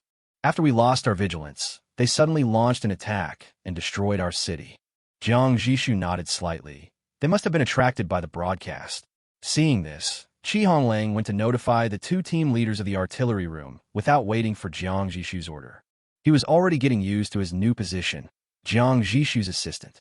Jiang Zhixu looked at the strange, moving city sweeping across the horizon, a glint of coldness in his eyes. I hope they're not here to cause trouble. He didn't want to start a second battle, because this means continuous consumption, and the enemy's predator allies may still be coming. It's like a pack of hyenas. Whoever finds prey will call on their friends and rush over, ultimately doomed to be eaten. Fortunately, the first-level cannon, Thunder Cannon, has been successfully deployed. With the remaining 73 ordinary shells and 2 thunder shells, Jiang Zhixu was not afraid if a real fight broke out. Just when the Deep Blue was extremely wary of the strange mobile city, the other party took the initiative to slow down 1.5 kilometers away. Then came a long whistle. Woo! The whistle blared for 10 seconds. During those 10 seconds, the enemy continued to slow down until they came to a complete stop, motionless. The distance between the 2 sides was now only 1 kilometer. If the Deep Blue opened fire, the enemy would have no chance of restarting the mobile city and performing evasive maneuvers within a few seconds. They would be forced to take the brunt of the bombardment. This was clearly an extremely dangerous action. Therefore, in communication between mobile cities, honking, slowing down, and braking was also seen as a form of "I have no ill intentions" requesting communication. Jiang Zhixu had no experience in this situation. He turned around and asked, "What should we do now?" The mobile city seemed to have no means of external communication, except for horns and searchlights. These 2 things should have a systematic universal language, but Jiang Zhixu knew nothing about it. If you don't want to communicate with them, we can just drive away. Otherwise, dash. It was Sun Chung who spoke up. After all, he had been the lead helmsman, so he knew more than the others. There are 2 ways to communicate with them. The first is to use a city broadcast, setting the coverage to close range. This way, mobile cities within a 10-kilometer radius can receive your message, like an open mic. Jiang Zhixu nodded. What about the second option? The mobile city a kilometer away, seemingly aware of Deep Blue's inexperience, waited quietly without urging them. The second option is private communication. We each send a fleet toward the other, then rendezvous at a central point and exchange communicators. This way, we can communicate within a 1-kilometer radius. The communicators produced by first-level mobile cities are the most basic, generally used only for internal communication within their respective cities. However, their range is still 1 kilometer. Therefore, the fact that the other party stopped at a distance of 1 kilometer but did not initiate the broadcast clearly indicated that they were attempting to exchange communicators with them. In that case, let's communicate. After pondering for a moment, Jiang Zhixu decided to seize the opportunity to communicate with his first contact. But just as both sides lowered the elevator and prepared to dispatch the convoy, a message from the watchtower came over the communicator. Brother Jiang, there are 2 mobile cities coming together 3 kilometers away, flying dragon hunting flags. Why are they coming here one by one to attend the market? Jiang Zhixu finally couldn't help but curse out loud. Chapter 9 cities coming one after another. Level 2. Honglang was stunned for a moment, then shook his head. I don't know, I was just in charge of logistics before. He felt it was a bit too early to think about these things now. Although he didn't know the conditions for upgrading, the fact that so many mobile cities had been in this area for 10 years and hadn't been able to upgrade showed that the conditions were definitely not simple. Jiang Zhixu nodded and didn't ask any more questions. When they arrived at the cab, Wei Ran and the others were preparing to wake up the power reactor and start the mobile city. They've been delayed here too long. It took 3 hours from the start of the uprising to its success. It took 1 hour to integrate Deep Blue's resources and make personnel appointments. Then they fought with the plunderer city, Roar, for an hour. 5 hours in total.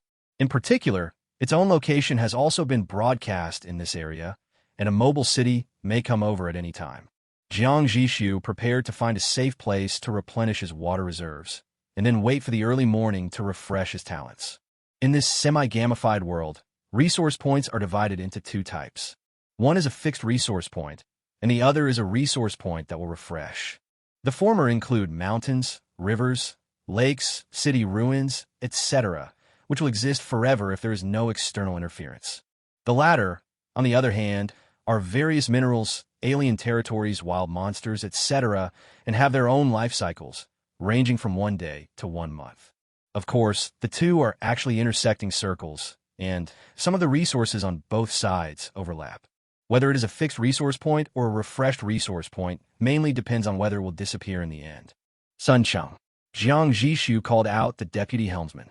Sun Cheng was once the main helmsman of the Deep Blue and must know the routes to many fixed resource points. Brother Jiang, give your orders. Sun Cheng hurried to Jiang Zhixu and called out to him politely, imitating Wei Ran's way of addressing him. Jiang Zhixu pondered for a moment. Is there any fixed water source more than 100 kilometers away? The reason for requiring a distance of more than 100 kilometers is mainly to temporarily stay away from the area where the battle took place. Sun Cheng frowned and recalled for a moment. His eyes lit up. Yes. Jiang Zhixu motioned for him to continue. Sun Cheng, about 130 kilometers southeast of here, there's a small freshwater lake that's unoccupied. We passed by it a month ago. Jiang Zhixu nodded. Let's go there. 130 kilometers, at the speed of Deep Blue. It will take about 4 hours to reach the destination. It is now 6 o'clock in the evening, and it should be 11 o'clock in the afternoon. They need to collect fresh water for an hour so that they can set off again immediately after the talents are refreshed. Perfect, but accidents always come quickly. Wei Ran held up the binoculars and spoke hurriedly. Brother Jiang, there's something new. A new mobile city. Jiang Zhixu frowned subconsciously, but fortunately Wei Ran said, they don't have the dragon hunting flag, so they shouldn't be predators. Uncertain. Sun Cheng retorted solemnly. I once encountered a predator city that didn't fly the dragon hunting flag a long time ago, and they relied on this method to approach us. After we lost our vigilance, they suddenly launched an attack and destroyed our city. Jiang Zhixu nodded slightly. I think he was attracted by the broadcast. Seeing this, Honglang went to notify the 2 team leaders in the artillery room without waiting for Jiang Zhixu's order. Now, he has become more and more adapted to his new position, Jiang Zhixu's assistant. Jiang Zhixu looked at the strange moving city sweeping across the sky, a cold glint flashing in his eyes. I hope they're not here to cause trouble. He didn't want a second fight now, because this means that continuity is consumed and the opponent's predator allies may continue to arrive. That is a group of hyenas. Whoever finds prey will call their friends to rush over, but in the end they cannot escape the fate of being eaten. Fortunately, the first level cannon, Thunder Cannon, has been successfully installed. With the remaining 73 ordinary shells and 2 thunder shells, Jiang Zhixu is not afraid if a real fight breaks out. Just when the Deep Blue was extremely wary of the strange mobile city, the other party took the initiative to slow down 1.5 kilometers away. This was followed by a long whistle. Woo! The whistle lasted for 10 seconds. During these 10 seconds, the other party continued to slow down until it stopped on the spot and did not move. The distance between the 2 sides is only 1 kilometer at this moment. If the Deep Blue opens fire, the enemy will have no chance of restarting the mobile city and taking evasive action within a few seconds, and will have no choice but to take the bombardment. This is obviously an extremely dangerous behavior. Therefore, in the communication between mobile cities, The behaviors of honking the horn, slowing down, and braking are also regarded as a form of "I have no ill intentions" and request communication. Jiang Zhixu had no experience with this kind of situation. He turned around and asked, "What should we do now?" The mobile city seems to have no means of external communication, except for sirens and searchlights. These two things should have a systematic common language, but Jiang Zhixu knew nothing about it. "If you don't want to communicate with them, we can just drive away. Otherwise." It was Sun Chung who spoke up. After all, he was the chief helmsman before and knew more than the others. There are two ways to communicate with them. The first method is to use city broadcasts and set the coverage to close range. This way, mobile cities within a 10-kilometer radius can receive your message, which is equivalent to an open mic. Jiang Zhixu nodded. What about the second one? At this moment, the mobile city 1 kilometer away seemed to know the inexperience of the deep blue and did not urge it, but waited quietly. The second method is private chat. We each send a convoy towards the other, then meet at a central point and exchange communicators. This way, we can communicate within a 1-kilometer radius. The communicators produced by first-level mobile cities are the lowest end and are generally only used for internal communications within their respective cities.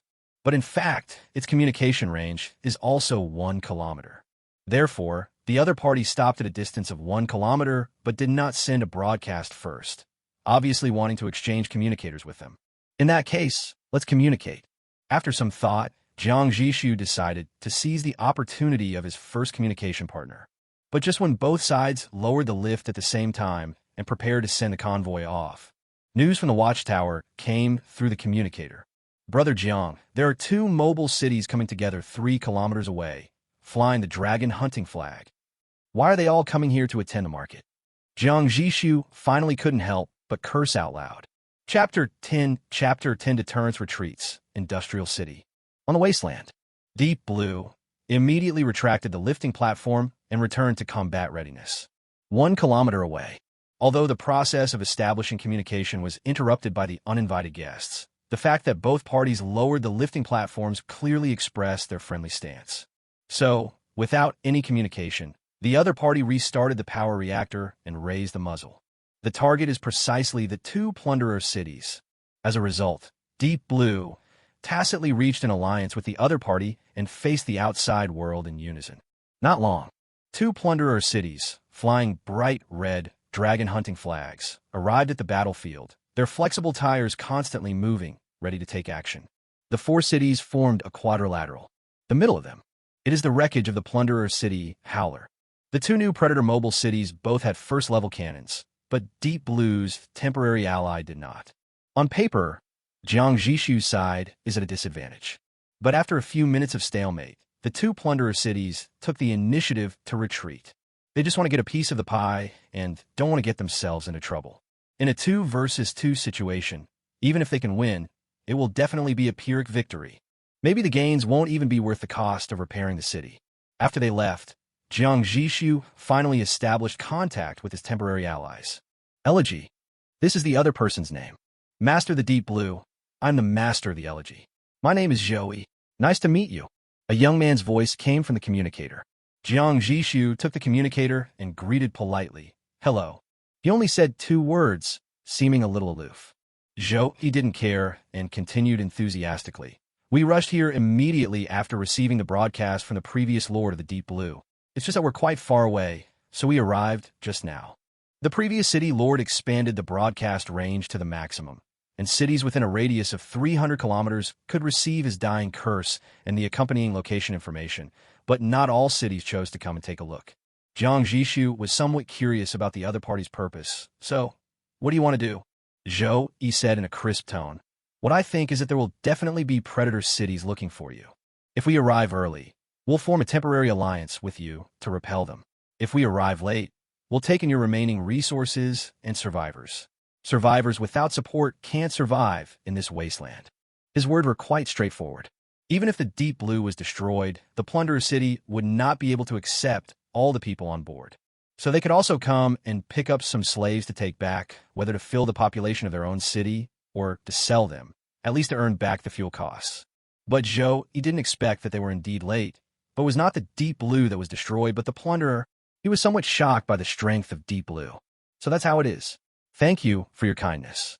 Jiang Zhixu temporarily chose to believe the other party. After all, they had just scared away 2 predator cities together. But gratitude doesn't exist. If the other party hadn't blocked their way, they would have already left. Zhou, he obviously knew this, so he didn't take any credit for it. Instead, he asked, "Do you still want that plunderer city over there?" Then, fearing Jiang Zhixu might misunderstand, he quickly added, "What I mean is, if you're willing to give me their population, I can do the work for you, dismantling the city, and all the materials will be yours." Jiang Zhixu was immediately surprised when he heard this. He asked in astonishment, "You can decompose it? How did you do it?" Zhou Yi said with some pride, "Our elegy is a purely industrial city with strong industrial processing capabilities. We also have a secondary component, the Goblin Smelting Furnace. Simply insert the parts into it, and they can be remelted into various raw materials, though there will be some loss." Then, the other party took into consideration that Jiang Zhixu was a new city lord and took the initiative to explain the type of city dam. Simply put, mobile cities are divided into 3 types: combat, industrial, and comprehensive. This is categorized based on the renovation components the city has. If most of the first-level components are of combat type, it is a combat mobile city with very strong combat power. Plunderers are generally of this type. The same applies to the industrial type. Their combat effectiveness is average, but they have strong industrial production capabilities.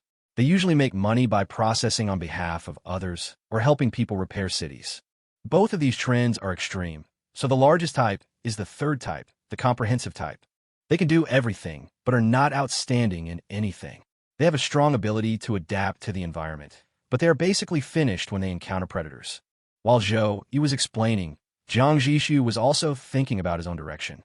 After much thought, he felt that all-round development was more suitable for him. With the talent of everything critical hit level 1, he shouldn't be too short of resources. As long as he has 1, he can critically hit dozens of things, unless he's too unlucky. And it can also perform quality critical strikes.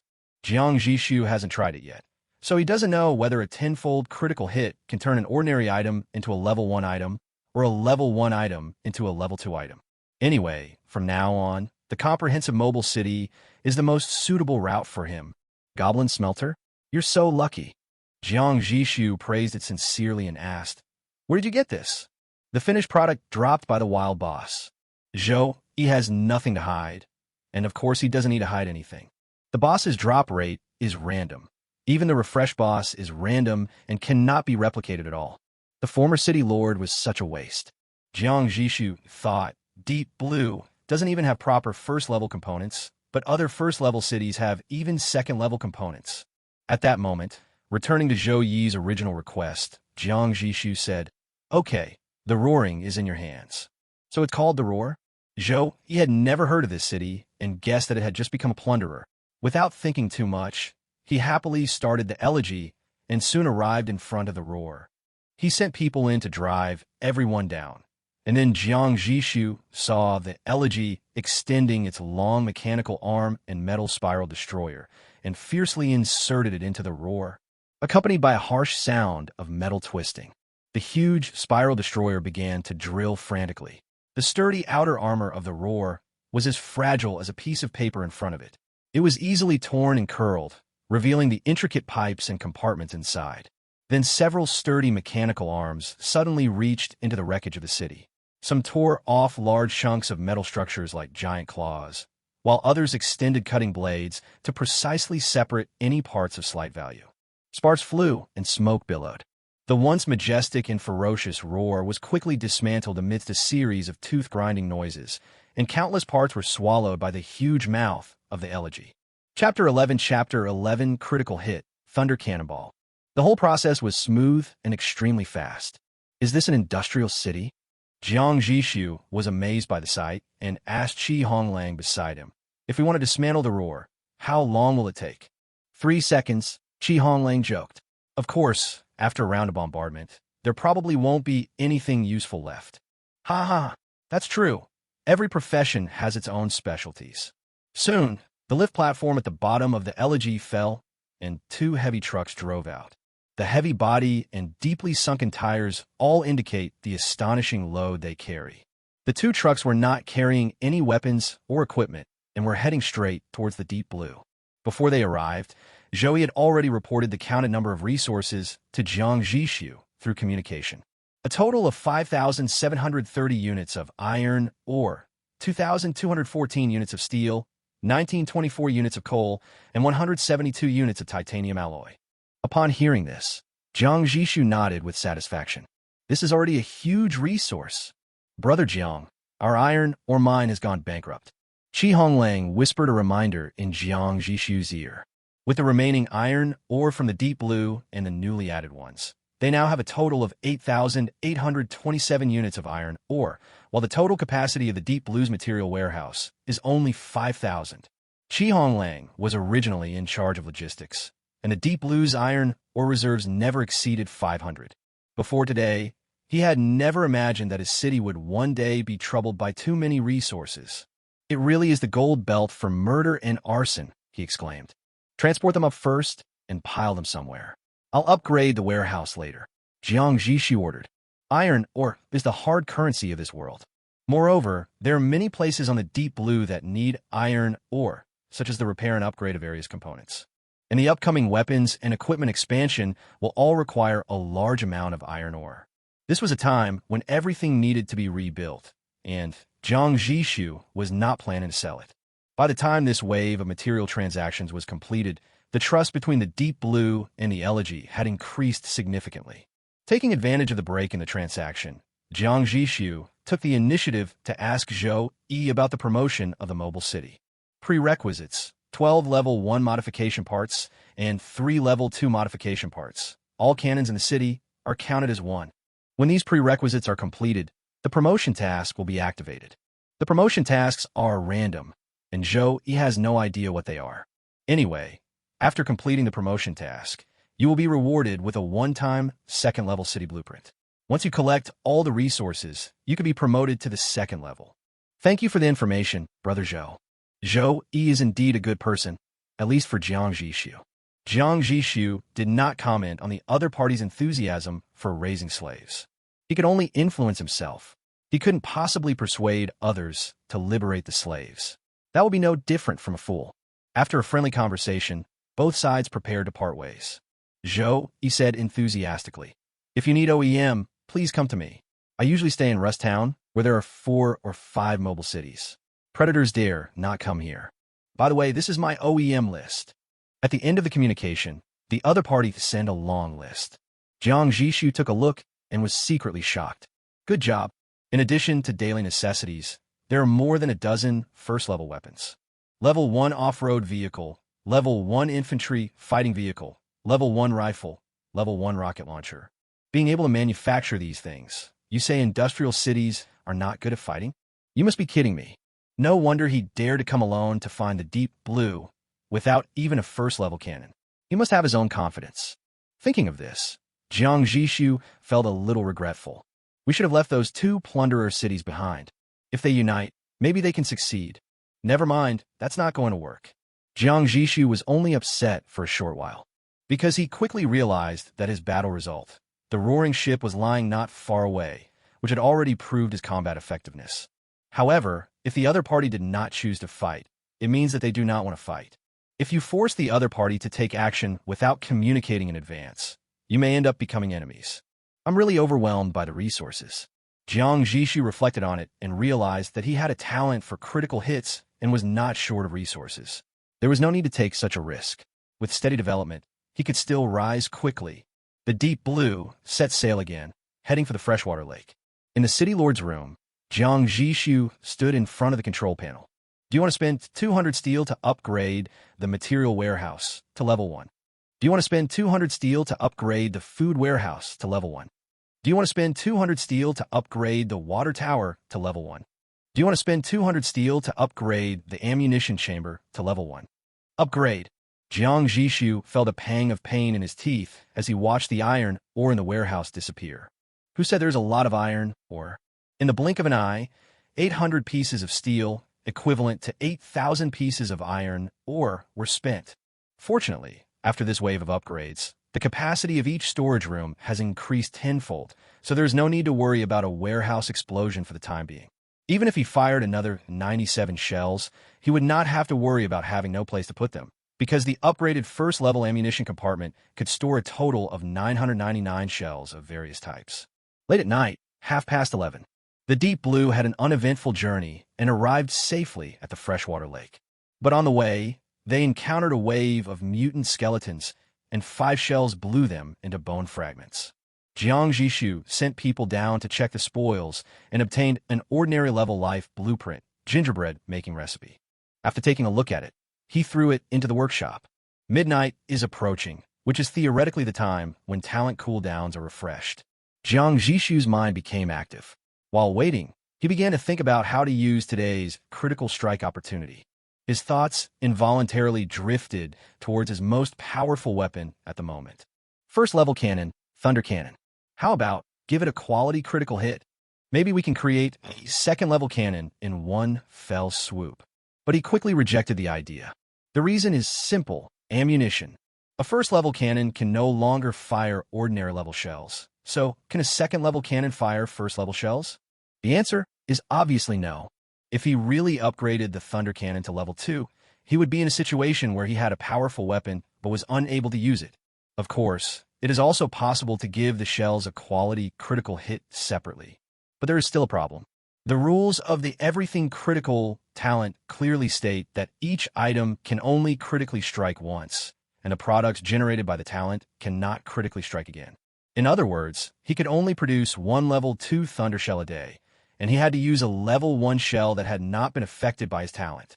This condition is really harsh. Just to make a level 1 Thunder Cannonball yourself, you need 100 units of thunder, or 40 units of gunpowder, 20 units of steel, and 20 units of biogel. Everything else is fine, except that the Deep Blue does not have much biogel in reserve. Not to mention that it will take up the only talent usage right per day. If there is nothing that needs to be critically hit later, then it is okay to critically hit a level 2 cannon and a few level 2 shells as a strategic reserve. But today is the second day of development, and Jiang Zhixu must save resources for the most important things. Then, there's only one answer left. When the pointer moved towards 12 o'clock, Jiang Zhixu, who was always paying attention to the talent panel, noticed the change at the first time. Cooling time is up. Quantity critical hit, Thunder Cannonball. Chapter 12, Hidden Silence. Target, Level 1 Thunder Cannonball. Type, Quantity critical hit. Talent activating. Activated successfully, multiplier, 49 times. In the ammunition compartment. The moment Jiang Zhixu's talent was successfully activated, 49 thunder shells were generated out of thin air, including the 2 remaining first-class shells, which are extremely rare to others at this moment. Their Deep Blue has a total of 51 shells. It is already more than the number of other people's conventional artillery shells. Although this isn't the first time I've seen this, I still feel that the City Lord's talent is outrageous. Honglang sighed beside him. There were only 2 of them in the ammunition compartment. After all, the fewer people who knew about Jiang Zhixu's talent, the better. Jiang Zhixu nodded, then said greedily, "It's a pity that it can only be used once a day." Honglang opened his mouth, wanting to say, "Don't be so pretentious in front of me." But in the end I held back. After a moment, he looked at the full warehouse of shells and suggested eagerly, "City Lord, do you want to find a place to test fire one? This is a first-class artillery shell. Test firing. What a luxurious word it is in a wasteland with scarce resources." Facing Jiang Zhixu's eyes, he said confidently, "After all, none of us has actually operated a first-class cannon. I think it's necessary to let our gunners experience its actual trajectory and power firsthand. Only by mastering first-hand data can they perform better in actual combat. What do you think?" Jiang Zhixu nodded slightly when he heard this. "I think it makes sense." In fact, he was also a little itchy. He coughed lightly, maintaining the dignity of the City Lord, and ordered, "Go and see if Lu Yan is asleep. If not, let him come over and fire at us." Okay. 10 minutes later, Honglang hurried over with the sleepy Lu Yan. The child was yawning and rubbing his eyes as he walked, and there were even a few physiological tears in the corners of his eyes. "City Lord, he hasn't slept yet," Honglang reported calmly. Lu Yan, he didn't know why Mr. Qi could lie with his eyes open. But even though he was young, he knew better than to expose his superiors in public. He could only force himself to ask, City Lord, is there anything you need me to do for you? Jiang Zhixu handed him a tissue and gestured for him to wipe his eyes. Italian cannon. Do you want to fire it? Luyan didn't know the meaning of the Italian cannon, but he heard the word fire cannon. His eyes lit up instantly, his sleepiness swept away, and his voice rose an octave. Hit. After he finished speaking, he realized that if the cannon could be fired, it meant there were enemies. He tensed up instantly, his expression alert. City Lord, are there more raiders coming? As he said this, he turned around and rushed towards the observation port of the artillery. Don't worry. Jiang Zhixu quickly grabbed him. There are no enemies. We are just preparing to test fire a thunder cannon. Try test firing? Luyan simply couldn't understand this word. In a time when resources are so tight, which mobile city would be willing to waste resources on meaningless artillery test firings? Anyway, they're all produced in the workshop, the parameters are absolutely accurate, and there is no possibility of inferior products. What is the point of test firing? But thinking of the City Lord's magical ability, Luyan gave up the idea of persuading him. Moreover, fire the first-level shells. This was something he had never dared to think about before. He is just a teenager after all. How can he not be excited at this moment? Should we shoot now? What should we use as a target? It's too dark now. Will we be able to see clearly? Luyan blurted out a series of questions. After he said this, Jiang Zhixu also reacted. Yes, it's too late. He wasn't thinking about whether he could see clearly or not. He thought the thunder cannon would be more clearly visible if fired at night. He was thinking about whether it would wake up everyone in the city. Everyone was already exhausted physically and mentally after experiencing a series of battles during the day, and they still had to go to work early tomorrow morning. It was really inconsiderate to wake them up just to test fire the cannon. Jiang Zhixu was a little annoyed. Forget it. Let's wait until dawn and let everyone have a good sleep. Quite the contrary, City Lord. Honglang suddenly said, I think it would be best to wake everyone up now and have everyone watch this test launch together. Jiang Zhixu was stunned. Why? Honglang said, we just had a successful uprising this morning, and the people in the city are still uneasy. After the battle, everyone is still worried. He sighed, even if everyone goes to bed now, they must be worried. No one knows what the situation will be like when they wake up tomorrow. But if we wake everyone up and watch this test launch together, there will be at least two benefits. He held up a finger. First, group activities help foster a sense of community and belonging. Second, and most importantly, they show everyone we have the strength to protect them and give them the sense of security they need most. In the old world, this action was called a parade. But they don't have the conditions now. But fortunately, test firing cannons can also achieve the goal. Honglang said confidently, City Lord, I assure you that after this shot, everyone will sleep more soundly and peacefully. These were not compiled on the spur of the moment just to see the cannon, but were thought out in advance. Otherwise, it would just be a childish act to satisfy his curiosity, which he himself could not accept, let alone provide it to Jiang Zhixu as a formal suggestion. Jiang Zhixu pondered for a moment after hearing this, and a look of approval appeared on his face. Yes, you have considered it very comprehensively.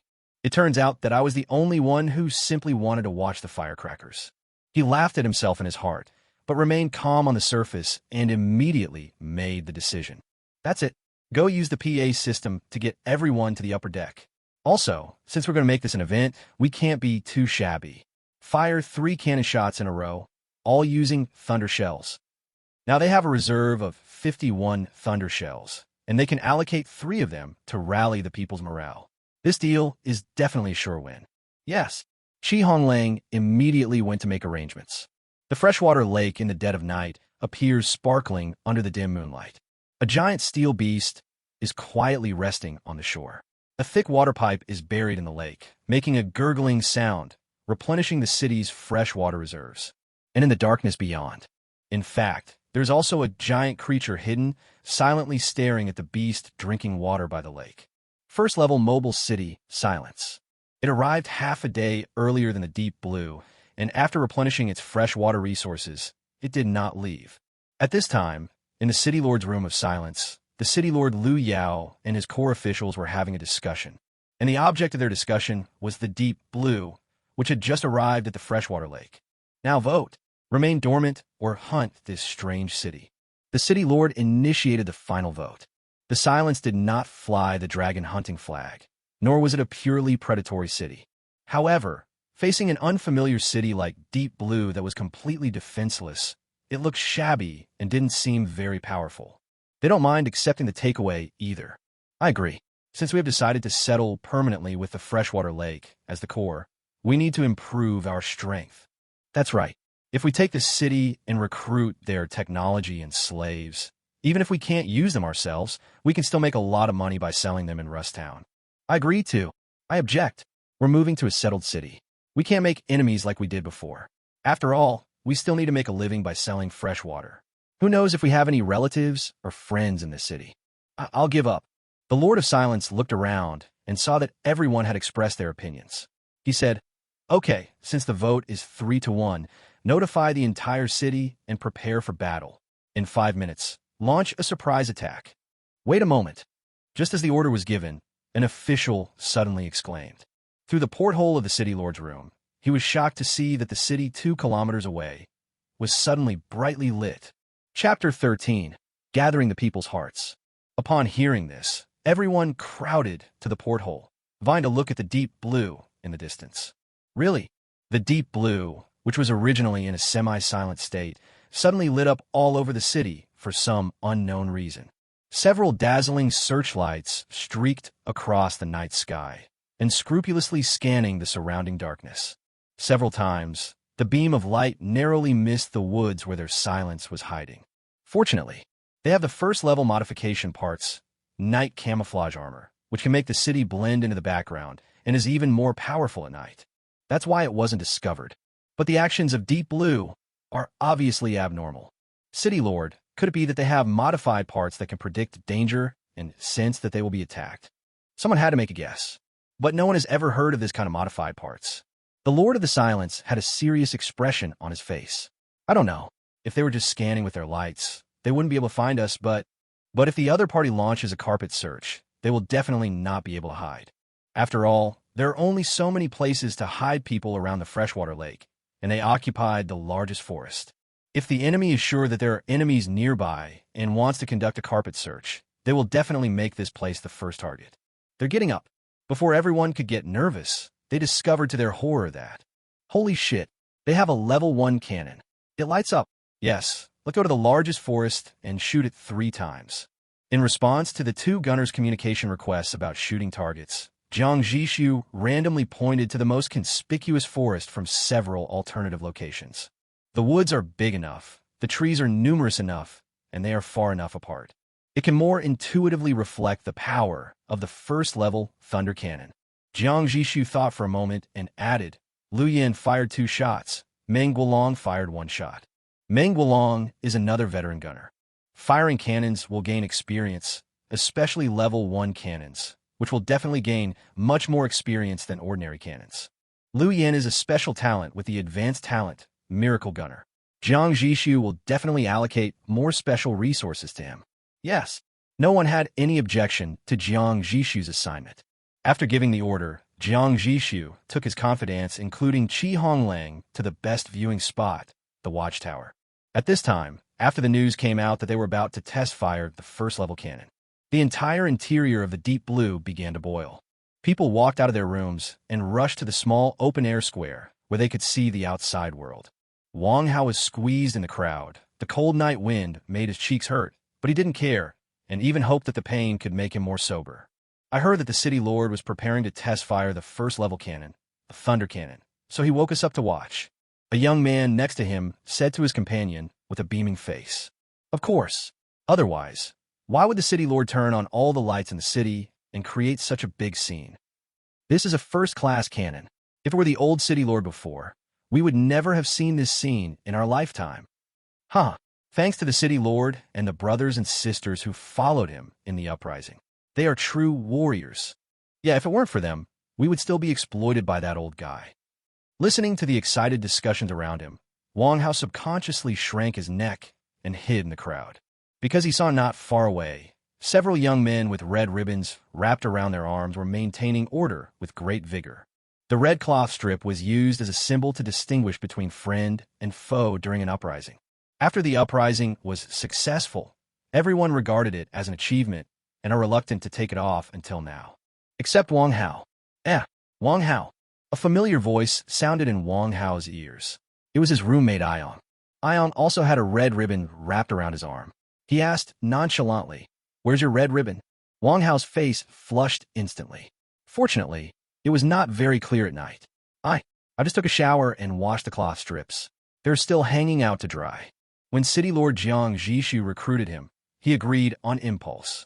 But when the uprising really started, when the city lord and his confidants rushed to the front and shouted, he was afraid. He hid in the storage room until the dust settled. Fortunately, the storage room was never cleaned all year round, and he was covered in dust, so no one knew that he was a deserter. But he himself couldn't get over the hurdle in his heart. Whenever he saw the red color, he would feel a prick of shame in his heart, so much so that he didn't dare to tie it around his arm as if it were an achievement like other people did. If only he hadn't deserted. In that way, he can now stand at the forefront with confidence, enjoy people's admiring words and gazes, and taste the fruits that belong only to the victor. Oh, Ion didn't care about Wang Hao's explanation. In his opinion, they were brothers who had experienced life and death together, so he pulled him to the front. Let's go.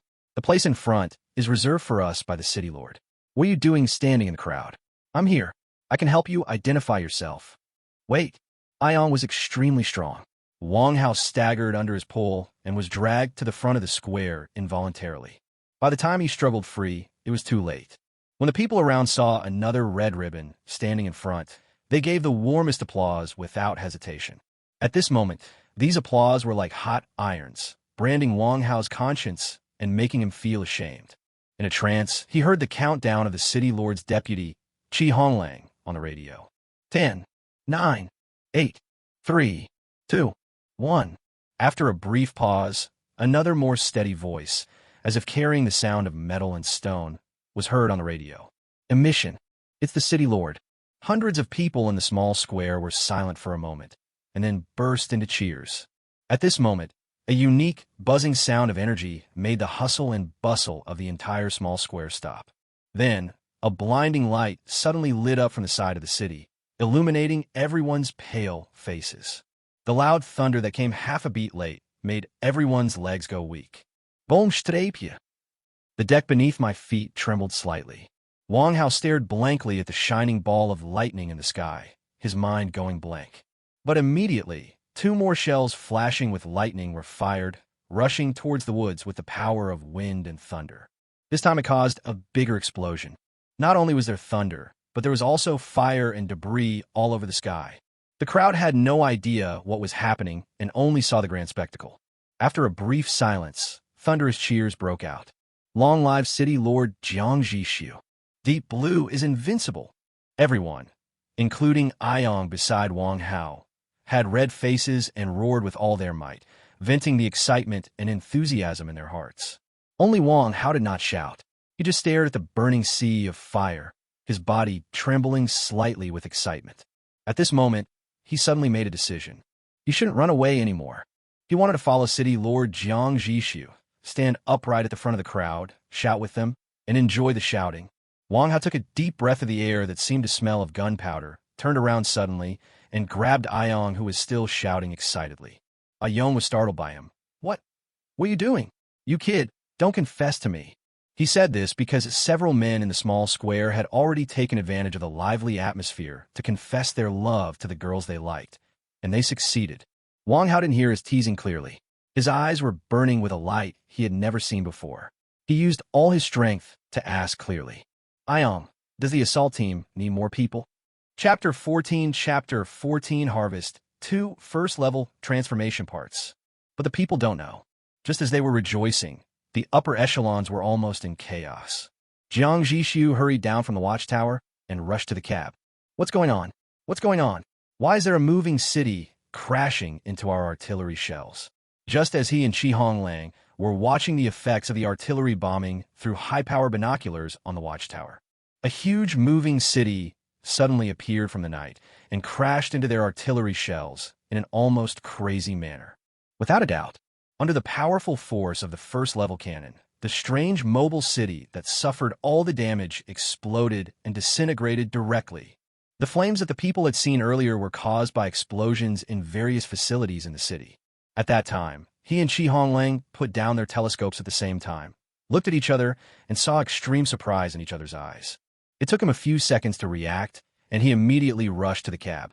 The two helmsmen in the cab were also confused and had no idea how to answer Jiang Zhixu's question. They also want to know where this mobile city that is trying to scam people came from. They had clearly scanned the area many times, and there was no city there. Fortunately, at this time, news came from Meng Guolong at the artillery position. City Lord, Liu Yan's talent has just been triggered.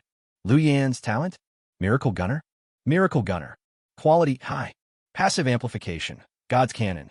Gambles everything and predicts the future. This cannon will either fail or send the opponent directly to Decisive. Trigger probability, 5% per shot.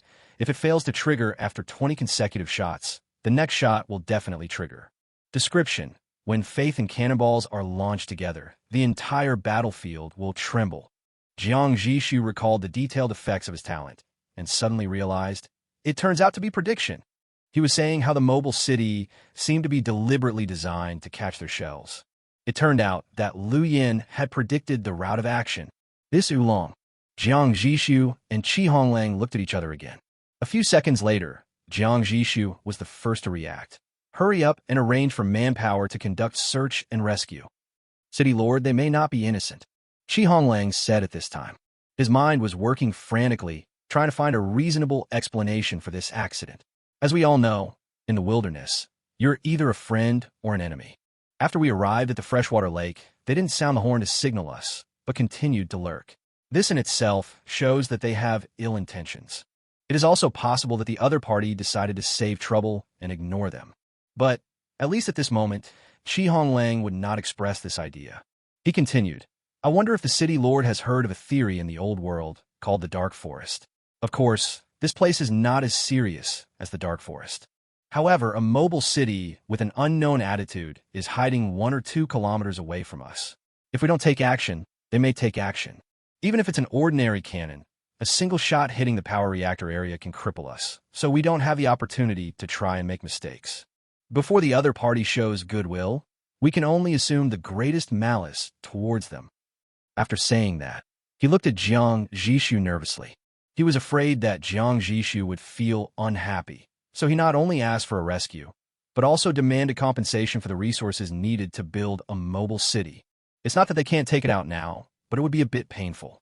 After getting to know Jiang Zhixu better, he seemed to have just traveled from the old world and still retained a lot of the moral bottom line and values of the Chinese people. Little do they know that those no longer apply to the new world. You worry too much. Jiang Zhixu was not as pedantic as he thought. What I mean is that now is different from during the day. We have enough time to absorb the other side's population. While you organize the search and rescue, try to bring back all their people and resources. The Deep Blue is very short of people. The maximum population of a first-level city is 1,000, but they only have more than 500, far below the upper limit. You know, in this semi-gamified world, the larger the population, the greater the chance of producing people with special talents. No mobile city would ever think its population was too large. After the people celebrated, Jiang Zhixu arranged a bonfire party for them. Jiang Zhixu ordered that the city's 3-day food reserves be used to make first-class food such as Fat House Happy Water, Happy Fried Chicken, and whole wheat bread so that they could party all night long. However, most people did not notice that those with red ribbons tied on their arms left quietly. Because there's a mission from above.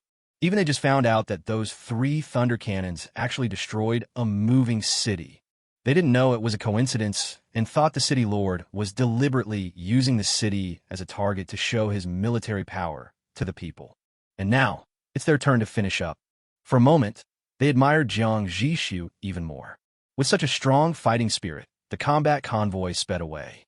It only took a dozen minutes to completely destroy all the remaining resistance forces of the Silence. At the same time, Jiang Zhixu also received a system notification. Congratulations! Your army has successfully captured the enemy city Lord's control console. Please return to your console to operate. Jiang Zhixu returned to the console and chose to copy all of the opponent's blueprints. He simply skipped over the daily necessities and focused his attention on the modified parts and weapons and equipment. You have successfully plundered all the technological blueprints of the enemy city Lord Silence. You have obtained the blueprint for the Level 1 modification component, Night Camouflage Armor. You have obtained the manufacturing blueprint for the first level modification part, Engine Muffler, Night Camouflage Armor. Quality, First Class. Features, through special coatings and light distorting force fields, the mobile city can blend into the surrounding environment, slightly reducing the probability of being discovered and greatly improving the effect at night. Description: a baby, you're a little ghost that moves at night. Engine Muffler. Quality, First Class. Features, installed on the city engine exhaust system, it can significantly reduce the noise generated during movement. Description: come, cheat, come, sneak attack. An old comrade weighing thousands of tons. This is simply a mobile city specialized for night raids. All the modified components are designed for this purpose. After seeing this information, Jiang Zhixu was still frightened. Liu Yin made great contributions. They were completely unprepared at the time, and the other party was following this old villain style of transformation. Is it possible to say that the other party had no ill intentions? I'm afraid the two sides were not close enough at the time, and the other party did not find the best time to attack. Jiang Zhixu's malicious speculation was soon confirmed. A special prisoner was escorted back by the combat team. This is the entire process of our discussion. Our city lord is indeed preparing to take action against your city, but hasn't had the chance yet. However, I am the only one who clearly objects. A middle-aged man who looked quite honest was kneeling obediently not far from Jiang Zhixu, with the cold muzzle of a gun pressed against the back of his head. Jiang Zhixu asked, "Are you a senior executive of the Silence?" The middle-aged man nodded quickly. "Yes, I am the director of the logistics department." Chapter 15, it's time to have a name of your own. Jiang Zhixu nodded and looked down at him condescendingly. "I heard you want to join us?" The middle-aged man nodded vigorously. Yes. I used to be the director of the logistics department. I'm very good at resource planning, and I don't care what your previous position was." Jiang Zhixu interrupted him. "After joining Deep Blue, you can only start from the beginning. If you don't want to, you can leave now. Starting from the beginning means starting from the common people. This is somewhat unacceptable to middle-aged people who are used to being in high positions and enjoying a life of luxury." He opened his mouth.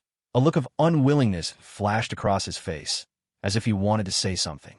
But seeing his appearance, Jiang Zhixu had him kicked out. He doesn't have time to waste on people like this.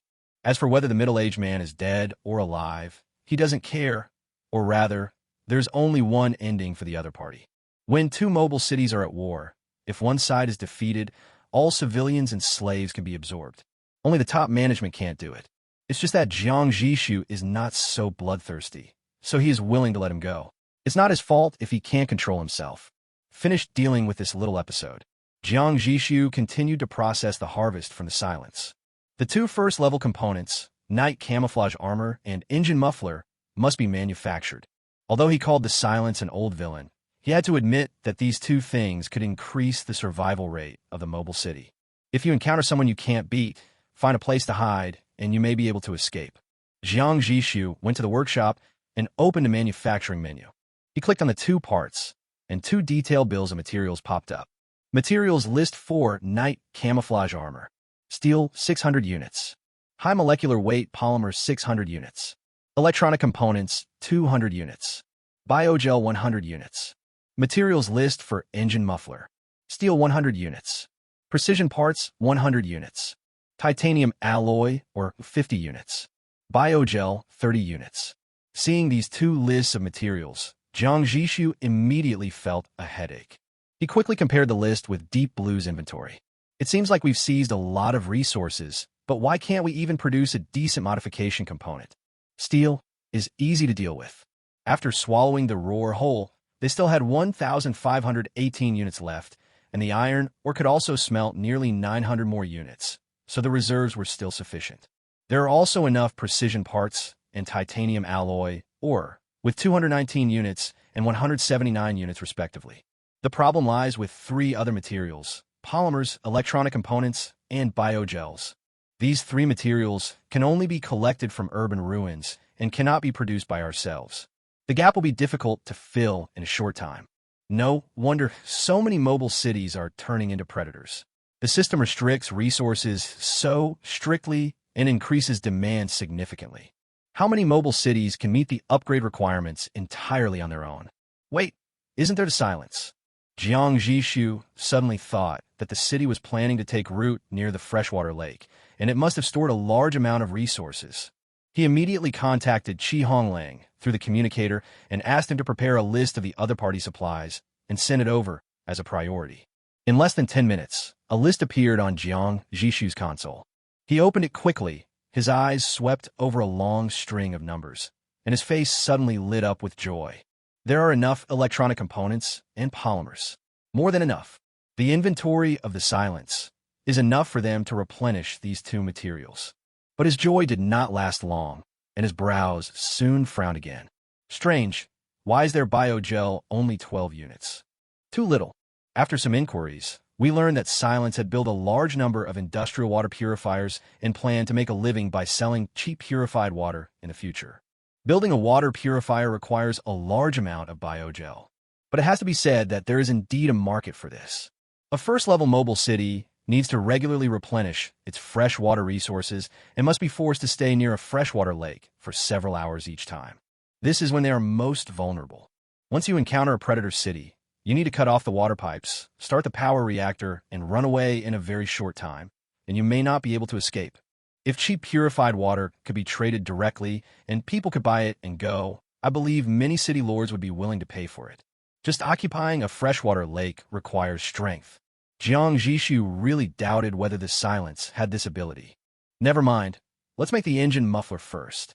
There's enough material for this part.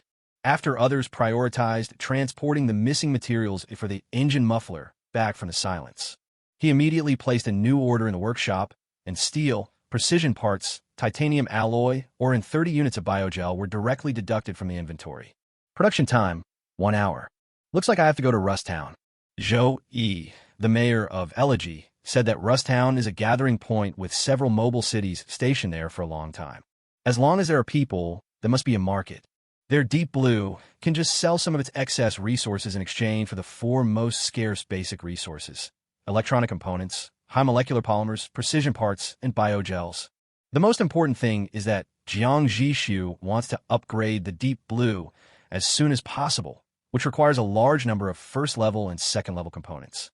The blueprints for these parts come from wild settlements, elite bosses, etc.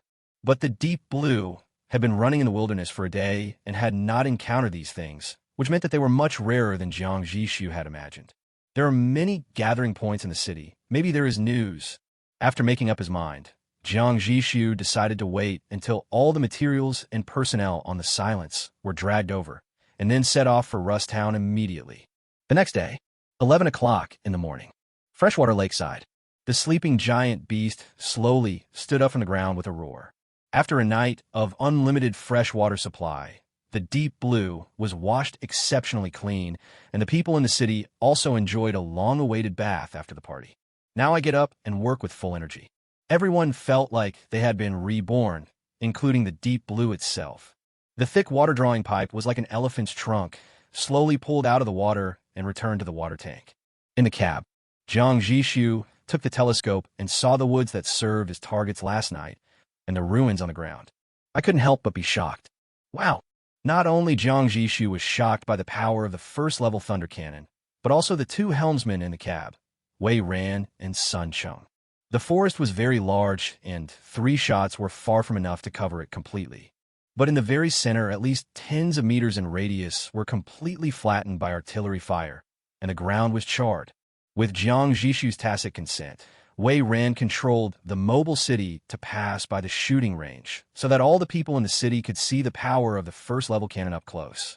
This action indeed caused a widespread uproar, and people lay down on the edge of the fence, staring at the charred area with wide eyes. Their exclamations faintly penetrated the wall and entered the cab, making Wei Ran feel proud and relaxed all over. Honglang said silently beside him, "City Lord, the Deep Blue has completely stabilized." Jiang Zhixu didn't say anything, but nodded with an expression of agreement. Honglang glanced at his expression and said, "We're going to Rusttown soon, where there are many mobile cities. Under your leadership, I believe we will soon be able to make a name for ourselves and become famous." Jiang Zhixu gave him a puzzled look. "Why? You're flattering me so early in the morning. What do you want to say? I think Brother Chi is right. Wei Ran said matter-of-factly. How can this be considered flattery? Brother Jiang, you don't know how high your reputation is among the people now. Jiang Zhixu ignored him and continued looking at Qi Honglang. Qi Honglang took a deep breath and said seriously, the Deep Blue should have been buried long ago. City Lord, we need a real name that belongs to us. Chapter 16, Singularity, set sail. When the other two people in the cab heard Qi Honglang's words, they breathed much lighter. Name? Yes, the Deep Blue died long ago with the death of the old city lord. Now they stood on a brand new mobile city born from its remains. They really need a new name to announce their arrival to this wasteland. However, the decision on whether to adopt a new name is not theirs. But it's Jiang Zhixu. So they didn't say anything, but all looked at Jiang Zhixu expectantly. Jiang Zhixu couldn't help but look thoughtful. After he inherited this mobile city, the system did remind him that he had an opportunity to change its name. But the city was not stable at that time, and under external and internal troubles, he simply ignored this reminder and forgot about it afterwards. Now that Qi Honglang brought it up again, he remembered this matter. Yeah, it's time to pick a new name. As soon as he finished speaking, several people in the cab smiled sincerely. Very good. Wei Ran slapped his thigh excitedly and immediately moved closer to Jiang Zhixu, his face full of excitement. Brother Jiang, think about it quickly. You must come up with a domineering name. If you really can't think of one, I can also woo-woo dash. Before he could continue, a large hand like an iron clamp reached out from the side and covered his mouth tightly. Qi Honglang dragged him aside with an expressionless face. Jiang Zhixu ignored Wei Ran's antics and looked at the scenery in the distance, frowning and thinking. What kind of name does he need? Domineering? Majestic? No matter which style it is, it doesn't feel right and he doesn't like it. He needed a name that represented himself, the city's roots, and its future. What is his foundation? It was his God-level talent that could create abundance from poverty. And this city is the first point he touched on this land. A starting point that is small now, but has infinite possibilities. Suddenly, a word became clear in Jiang Zhixu's mind. Singularity. Singularity? Everyone was stunned at first, but after savoring it carefully, their expressions gradually changed. The singularity is the beginning of the universe and the origin of all things. What kind of ambition and courage does it take to name something with this word? Having made up his mind, Jiang Zhixu no longer hesitated and called out the system panel to change the name. Are you sure you want to rename the mobile city Deep Blue to Singularity? This opportunity only comes once, so please consider carefully. Jiang Zhixu looked at the system prompt in front of him and chose to confirm without hesitation. Yes, name change successful. May the Singularity always move forward towards the stars and the sea. The Sea of Stars. Jiang Zhixu didn't know yet how a city, even though it was a mobile city, could reach the Sea of Stars. And those are too far away. The most important thing right now is to go to the dock to get some resources, go to Rusttown to get some resources. Jiang Zhixu closed the system screen in front of him and looked at everyone. He said in a deep voice, Singularity, set sail. The steel behemoth cast a shadow on the barren land, and its tires rolled over the sand, making a dull and rhythmic roar. The half-day trip was dull and monotonous, apart from the occasional mutated monsters emerging from the ground to add a little drama. The view outside the porthole remains almost unchanged. Darkness, yellow sand, rotten land, and only occasionally a hint of green can be seen. City Lord, we are almost there. Sun Cheng's voice broke the silence in the cab. As a former helmsman, he is very familiar with this area. Upon hearing this, Jiang Zhixu raised his head from his drowsy state and looked towards the distant horizon. At the end of the horizon, suddenly, a mountain range with strange outlines appeared. Jiang Zhixu narrowed his eyes slightly and stretched out his hand to the side. Telescope. Wei Ran immediately took down the telescope hanging on the wall and handed it to him. As the field of vision suddenly narrowed, the strange outline finally became clear. That's not a mountain range at all. It is a steel city made up of the wreckage of several completely scrapped giant mobile cities, spliced together and stacked together. Jiang Zhixu's hand holding the telescope trembled slightly, and for a moment he was unable to describe the shock in his heart at the moment in words. Because each of those wreckages that served as the foundation was several times larger than his singularity. Their rusted bodies were covered with scars of war, and the extinguished muzzles were like empty eye sockets, staring at him blankly. They are second-level mobile cities. Although he had never seen it with his own eyes, the answer was self-evident when Jiang Zhixu saw the wreckage for the first time. That's right. Sun Chung rested his hands on the console, squinting his eyes and trying to look into the distance. They were the first 3 second-level mobile cities in the entire Wasteland. Unfortunately, they all perished here due to a great war. Their remains became the foundation of Rusttown. This short sentence made Jiang Zhixu imagine a grand war in which 3 kings competed for supremacy and ultimately perished together. Even a second-tier mobile city could die so hastily. Jiang Zhixu was confused for a moment, but soon he made up his mind. If level 2 is also precarious, then level 3, level 4, level 5, one day, I will be able to fight for a piece of land where I and my compatriots can truly settle down. He calmed himself down and raised the telescope again. This time, he expanded his perspective further and saw countless smaller, simpler metal sheds, parasitic on the surface of the city like barnacles. Complex cables and suspension bridges crisscross between the 3 wreckages, forming a dense aerial network. In Rusttown, there are really people who live here for a long time. Just then, in the distance, in the center of Rusttown, a long whistle sounded. Woo! After the whistle sounded, an off-road motorcycle with a metal frame and huge tires came speeding from a distance, dragging a trail of thick yellow sand. The target is none other than the Singularity. We've been discovered, Sun Ching said without surprise, explaining, Rusttown has a second-level modification component called Over-the-Horizon Detection Radar. In fact, we were already within their surveillance range 30 kilometers away. This is the foundation of Rusttown's survival. Jiang Zhixu heard this and looked around Rusttown. Sure enough, they could see 5 mobile cities that had already risen, and the muzzles of 4 of them were faintly pointing towards them. Don't worry, City Lord. They have no hostility. They're just taking a basic defensive stance. As Sun Chung spoke, he also pressed the whistle of the Singularity. A leisurely whistle sounded from under their feet, echoing the whistle from Rusttown in the distance. Jiang Zhixu nodded. Soon, the off-road motorcycle in the distance was approaching. The rider performed a beautiful drift and stopped the motorcycle sideways 500 meters in front of the Singularity, with the rear end facing them. Then he raised a huge flag embroidered with a green gear, inserted the end of the flagpole into the motorcycle, started the engine again, and roared back along the way he came. He's leading the way for us, Sun Chung explained. In Rusttown, every resident or visiting mobile city has its own fixed berth and cannot park randomly. These locations are carefully designed as optimal defensive points. They ensure that when the raiders arrive, allies won't interfere with each other, and they can immediately form a crossfire network, turning the entire Rusttown into a raider's graveyard. Only in this way can the long-term stability of Rusttown be ensured, so everyone is willing to abide by this rule. Chapter 17, Rusttown. Led by off-road motorcycles, the Singularity entered Rusttown unimpeded.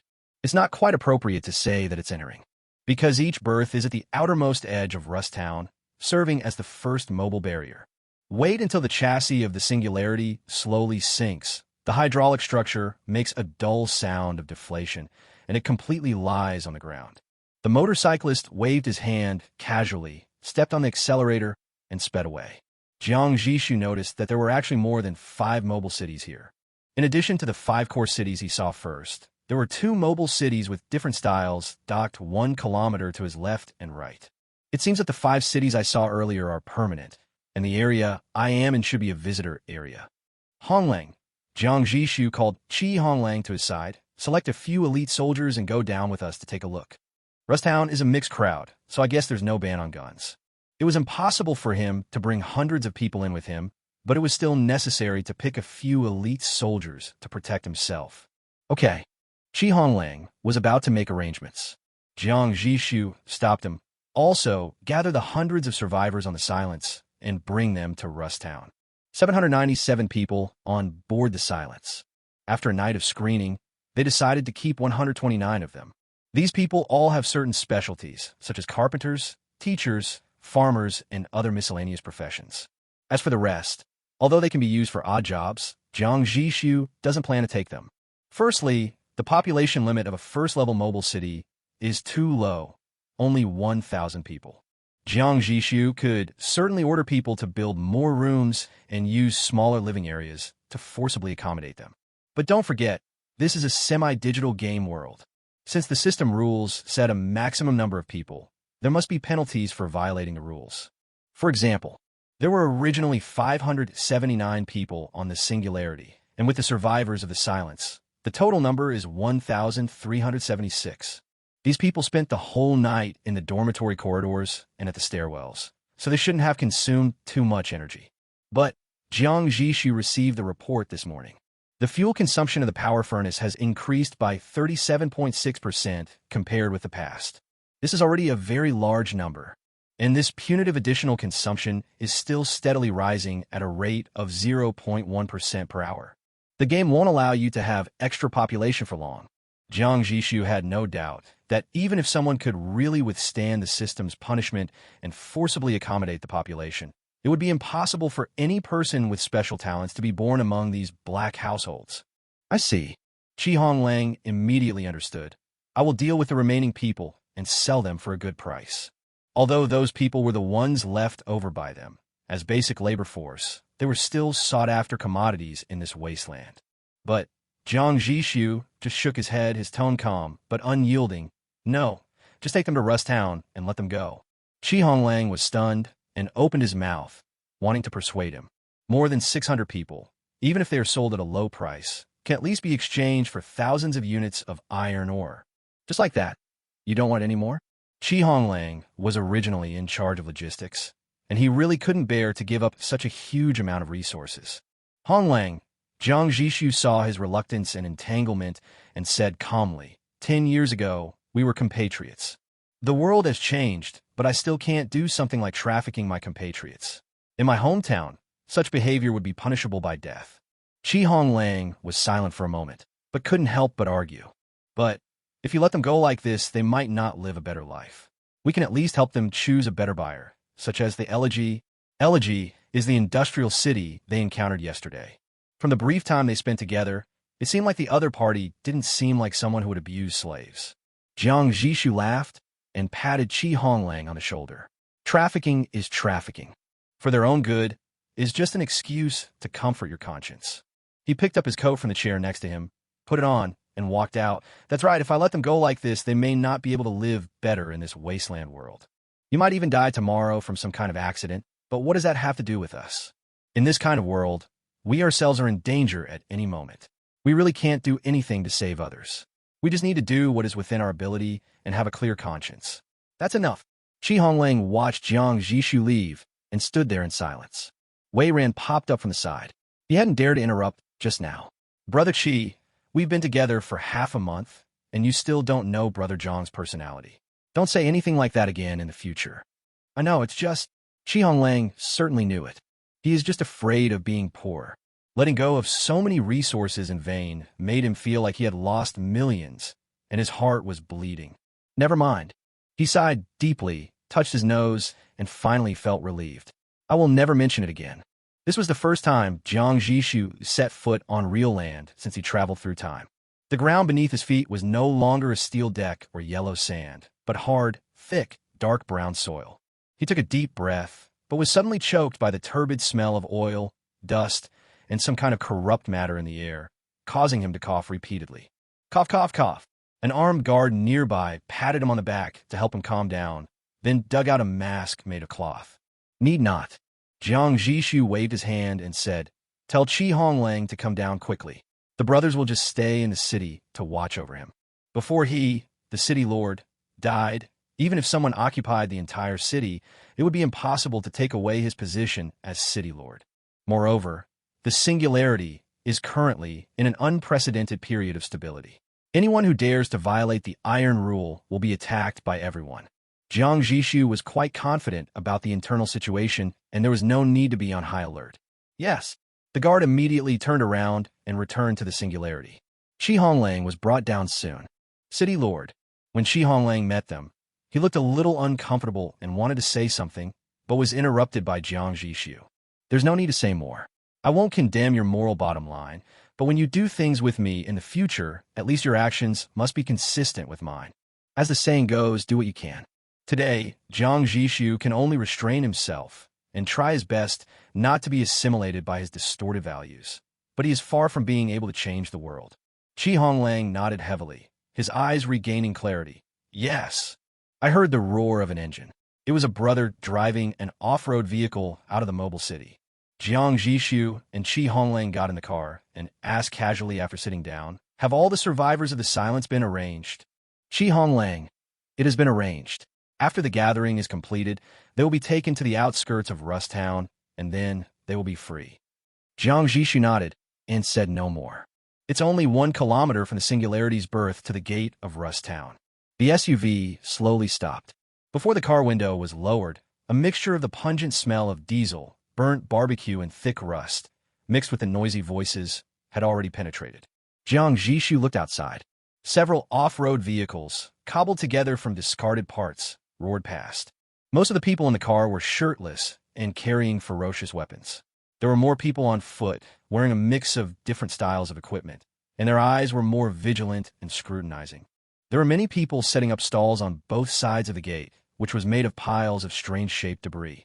Skewers of meat emitting a suspicious sheen, yellowed water in a glass bottle, a pile of mechanical parts whose original appearance could no longer be discerned. Everything, valuable or worthless, can be sold as a commodity. Jiang Zhixu's first impression of Rusttown was that it was messy and full of vitality. "We've been noticed." Beside him, Honglang glanced around vigilantly. Obviously, although their off-road vehicle was not very good, at least the shell was intact, with doors, windows, and a large machine gun on the roof. Compared with the people here, it is already a rare high-end product. Chapter 18 Invitation from the 5 City Lords. The population limit of a first-level mobile city is only 1,000 people, which means that the vast majority of survivors in the Wasteland cannot board the mobile city and enjoy the shelter and resources it provides.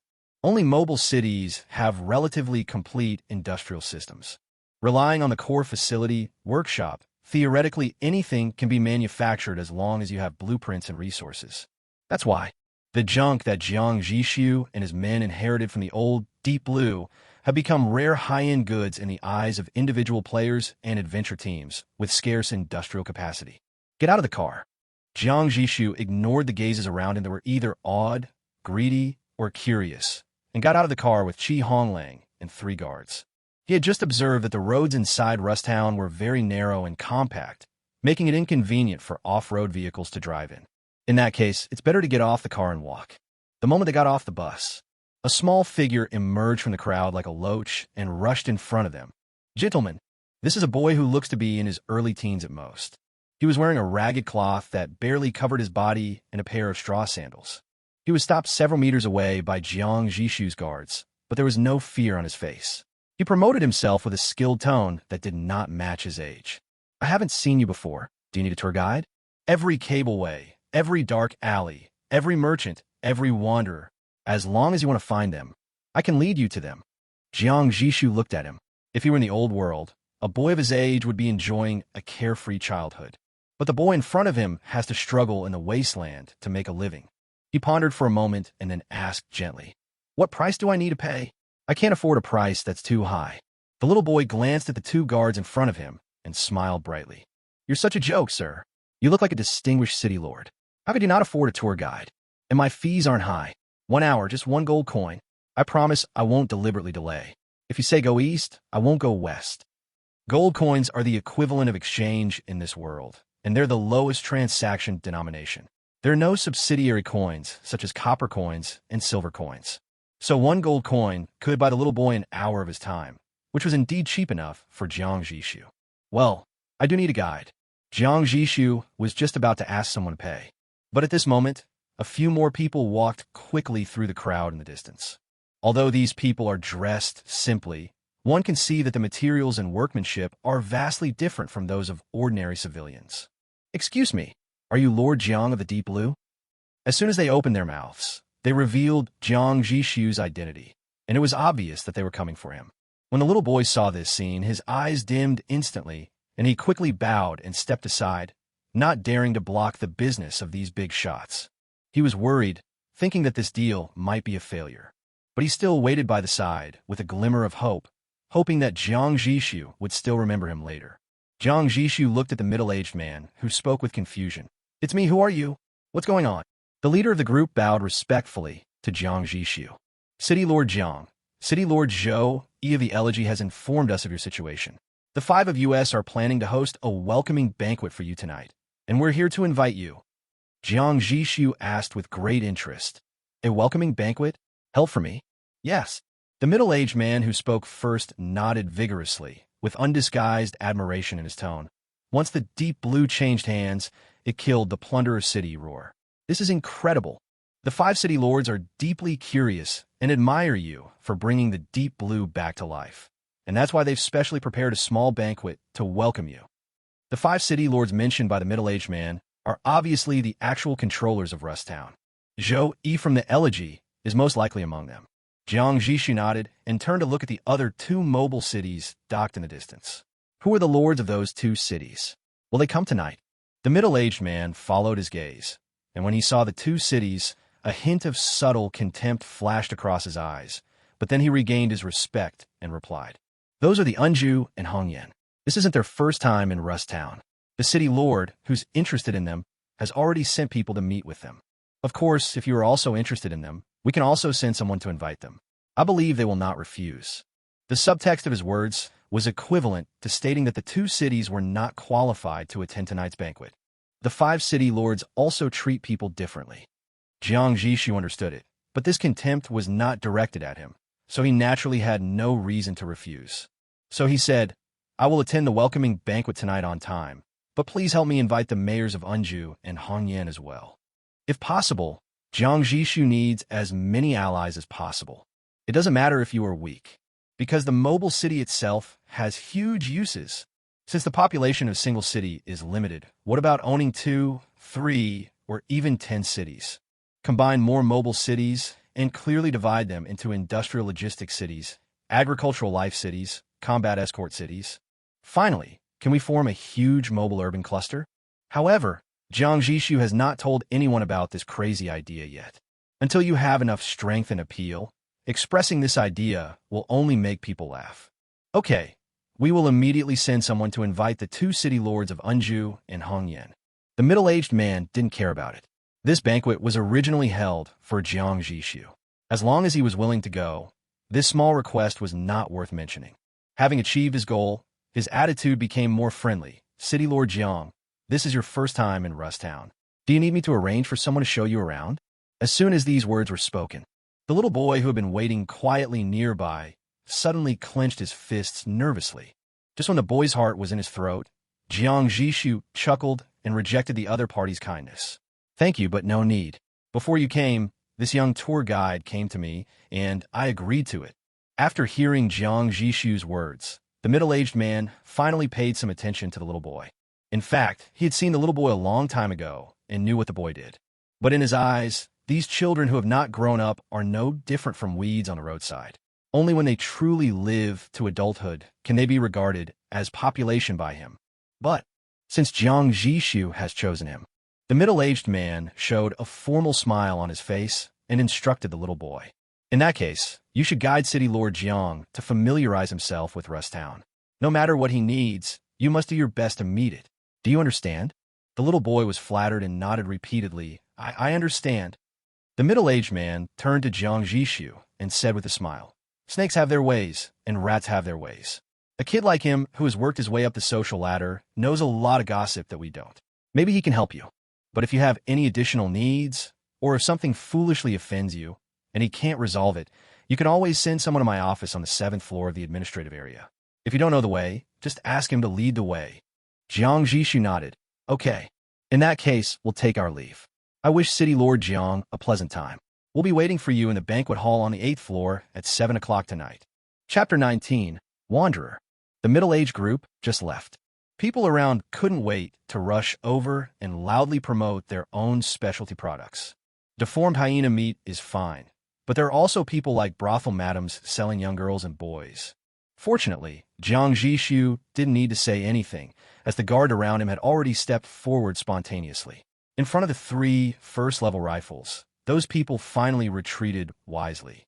Jiang Zhixu asked the young tour guide. What's your name? My name is Tang Yuan. The boy, Tang Yuan, looked noticeably more relaxed after the middle-aged men left and returned to the generous demeanor that was inconsistent with his age when they first met. Sir, which part would you like to start with? Rusttown has markets, bars, dark alleys. It will be all right, Jiang Zhixu said casually. His purpose for coming to Rust Belt was clear. First, excess resources, such as iron, ore, and steel ingots, are exchanged for polymers, electronic components, precision parts, and biogels. He still needed 96 units of biogel to produce the first-level modification component, night camouflage armor. Secondly, he needed information about the Thunder Mine. Currently, the Singularity only has one Thunder Cannon, which is far from enough compared to so many Thunder Shells. At least one door on each side. Not to mention that Jiang Zhixu also wanted to use his talent to critically strike out a level 2 Thunder Cannon as a trump card, which required an extra cannon reserve. If you're unlucky, even one Thunder Mine might not be enough. At last, it is a variety of first-level and second-level modification parts blueprints. This is to prepare for the prerequisites for upgrading to the second-level mobile city. From this perspective, Jiang Zhixu has a lot to do in Rusttown. But there is no rush. All of this can be done after you have a full understanding of Rusttown. Yes, sir.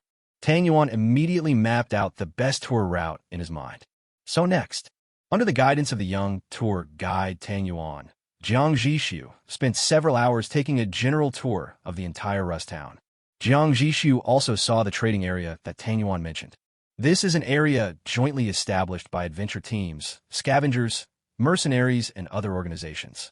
These people usually do not belong to the mobile city, but are formed spontaneously by the majority of people in the Wasteland who are not qualified to build a mobile city in order to survive. Like mobile cities, they will also explore abandoned cities or settlements of wild creatures, fight with mutant creatures, zombies, and fantasy monsters to obtain resources. Then return to a safe place like Rusttown and sell these resources to the mobile city in exchange for their industrial capacity support, such as daily necessities and combat supplies. This is how they survive. There is no essential difference between adventure teams, scavengers, and mercenaries. The only difference is that adventure teams have autonomy and can go wherever they want. Mercenaries make a living by taking on missions, and their main tasks are to gather information, verify resource points, and rescue people. As for scavengers, they are very common. For example, people like Tang Yuan, who run out to explore in order to survive and have no ability to protect themselves, are called scavengers. But Drifter is different from all of them. When the topic naturally turned to Rurani Kino, a longing light flashed in Tang Yuan's eyes. The adults say that the Drifter is like the bard of the old world, traveling the world on his own. I don't know what Tang Yuan was thinking about, and there was a look of longing in his eyes. They don't hoard resources or seek development. Instead, they prefer to spend their limited lives on endless exploration. From the dry riverbeds in the east of the Wasteland to the wind-eroded stone forests in the west. From the salt marshes in the south to the aberrant kingdoms in the north. They can be found in every corner of the Wasteland. If you look back in any desolate place, you might see a wanderer or his remains. The adults said that they were the ones who truly treated this world as a game. Their only hope was to explore the lost civilizations and stories of this land. They called this plot. Jiang Zhixu looked at the light in Tang Yuan's eyes when he talked about Rurani. He understood and asked, "Do you want to become a wanderer too?" Tang Yuan nodded firmly, then blushed again. "I know I don't have that ability right now, but I'm working towards that goal. For example, I save money so I can learn more. A wanderer can travel around the world freely, relying on more than just passion. Strong survival ability, profound knowledge, extraordinary combat skills. Every wanderer whose name or code name is remembered by people is a top strong man in the wilderness." That's a good idea. Keep it up. Jiang Zhixu did not pour cold water on the child. The profession of rogue is associated with an extremely high mortality rate, but in this world, living with ideals and goals is always better than dying in a muddle.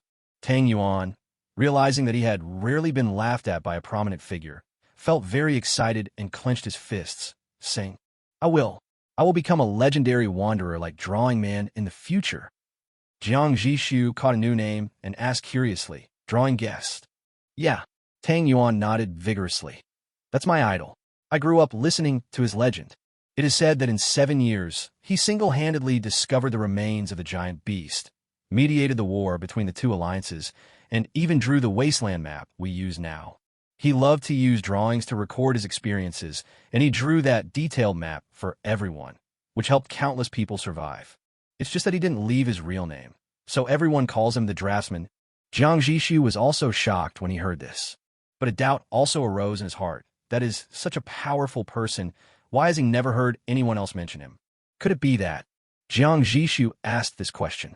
Tang Yuan answered without hesitation, his tone filled with childish stubbornness. The cartographer must still be alive. A fim. If the illustrator were really still alive, Tang Yuan should have used, of course, instead of this word that carries strong subjective expectations. Seeing Jiang Zhixu's silent expression, Tang Yuan became a little anxious and raised his voice a few notches. The cartographer must still be alive. It's just that there's nothing worth exploring in the Wasteland anymore. So 3 years ago, he went to the secondary area alone, got blocked by the barrier, and never came back. Honglang listened to the whole thing beside Jiang Zhixu. He silently interjected, the regional barrier only blocks moving cities, not people. In an instant, the dumplings turned visibly red and warm. He stammered and stared at Honglang. But because of the difference in status, he didn't dare to refute a word. The Wasteland alone took the cartographer 7 years to explore. Jiang Zhixu spoke at this time. He stretched out his hand, gently pressed on Tang Yuan's shoulder, and said gently, I believe the secondary area is much larger. 3 years is a short time, so it's normal that no news has been sent back. After saying that, he glared at Honglang, causing the latter to smile awkwardly and glance away. Hope is the most precious thing in this wasteland. Chapter 20 Welcome Banquet. Sir, up here is the banquet hall on the 8th floor. 6 p.m. Tang Yuan brought Jiang Zhixu and Honglang to the 8th floor. It must be mentioned that the way of traveling between the layers of Rusttown is very interesting, relying on a nearly vertical cableway. However, there are no cabins on the cable car, only foot pedals. The pedals are continuously rotated by the cableway. People need to step on them quickly and then hold the steel cable tightly with their hands, and they'll be taken to the upper or lower level. There are no safety measures along the way. Once you let go, you will fall directly from a height of dozens of meters. But Tang Yuan said that no one had died from this since he could remember. Let's get back to the topic. After bringing Jiang Zhixu and others to the 8th floor, Tang Yuan's tour guide mission for the day was successfully completed. He rubbed his hands and looked at Jiang Zhixu expectantly. Jiang Zhixu chuckled and didn't keep him waiting for long. He told Honglang to pay the bill. Honglang took out 10 round gold coins from his pocket and stuffed them into Tang Yuan's hand. Give. He stopped Tang Yuan from returning a few gold coins. The extra 5 coins are a tip for you. Don't refuse. Think of it as an investment in a future legendary wanderer. The tip was his personal expense and would not be reimbursed. Otherwise, he wouldn't dare use public fund for tips. When Tang Yuan heard this, he looked eagerly at Jiang Zhixu. Seeing him nod with a smile, he solemnly put the gold coins away and bowed deeply. Thank you, my lords. May your mobile city continue to move forward. This was the second time Jiang Zhixu heard the blessing, always move forward today. The first time was when he changed his name and the system blessed him. It seems that this sentence may have become a widely circulated blessing in the wilderness. But when Jiang Zhixu thought about it carefully, it was quite reasonable. When a city can no longer move, it means it is heading towards its grave. These 4 simple words, always move forward, are indeed a beautiful blessing. Jiang Zhixu patted Tang Yuan's shoulder and said, Come on, future wanderer. After saying that, he turned and walked towards the banquet hall. Seeing this, the waiter guarding the door immediately bowed and pushed open the heavy metal door for him. When Jiang Zhixu entered the venue, he realized that arriving half an hour early was considered late. In the banquet hall, around the large round table, 7 other mobile city lords, excluding him, had already taken their seats and were chatting in groups of 3 or 4. Even though everyone was sitting at the same table, the 2 city lords who were invited at a suggestion were obviously unable to fit in and could only sit there awkwardly, looking quite cramped. Fortunately, his arrival directly broke this subtlety. City Lord Jiang, we meet again. Zhou Yi, the city lord of the elegy, was the first to stand up and greeted them with a smile. As the first person to know Jiang Zhixu, He took the initiative to act as an introducer and introduced everyone present to Jiang Zhixu. This is City Lord Lei Qing of the Iron Guard. Most of the armed forces in our Rusttown rely on City Lord Lei. Zhou, he pointed to a taciturn man with a burly figure like an iron tower and said. Lei Qing stood up politely, stretched out his rough hand, and shook hands with Jiang Zhixu. This is Qian Wansan, the city master of Treasure Jiuhao and the manager of the Rusttown market. He has a wide network of contacts and is well informed. If you need anything, just ask Boss Jean. He will most likely have the means to get it. The slightly plump man with a righteous smile stood up, bowed to Jiang Zhixu, and said modestly, It's all thanks to City Lord Zhou. In fact, I can't do without the support of everyone here, especially Madame Ming. He took over Zhou Yi's words and took the initiative to introduce a woman around him to Jiang Zhixu. Jiang Zhixu initially thought they were someone's family, but now it seems not. He looked at Mrs. Ng with some curiosity. The woman was wearing a veil, so her face could not be seen, but judging from her figure, she was probably about 34. Qian Wansan smiled and said, Madame Ying's husband is a wanderer, so she is quite famous among the wanderer community. The information and intelligence they discover will be sold to Madame Ying first, so he is in charge of intelligence. Jiang Zhixu nodded thoughtfully and took the initiative to shake hands with Madame Ming. The two separated immediately after the touch. As for the last one, Qian Wansan spoke in a drawn-out tone and looked at the only old man left among the 5 people. The old man stood up and said, Let me introduce myself. My name is Meng Qingtsong, the mayor of King Kangho. I am also the earliest founder of Rusttown and the current mayor. City Lord Jiang, I'll spare you the polite words of I've long heard of your name. But ever since Zhou Yi returned yesterday, I've been very curious about this young talent. Meng Qingtsong has an official air. It's not a bureaucratic atmosphere, but a pragmatic atmosphere of grassroots cadres in the old world.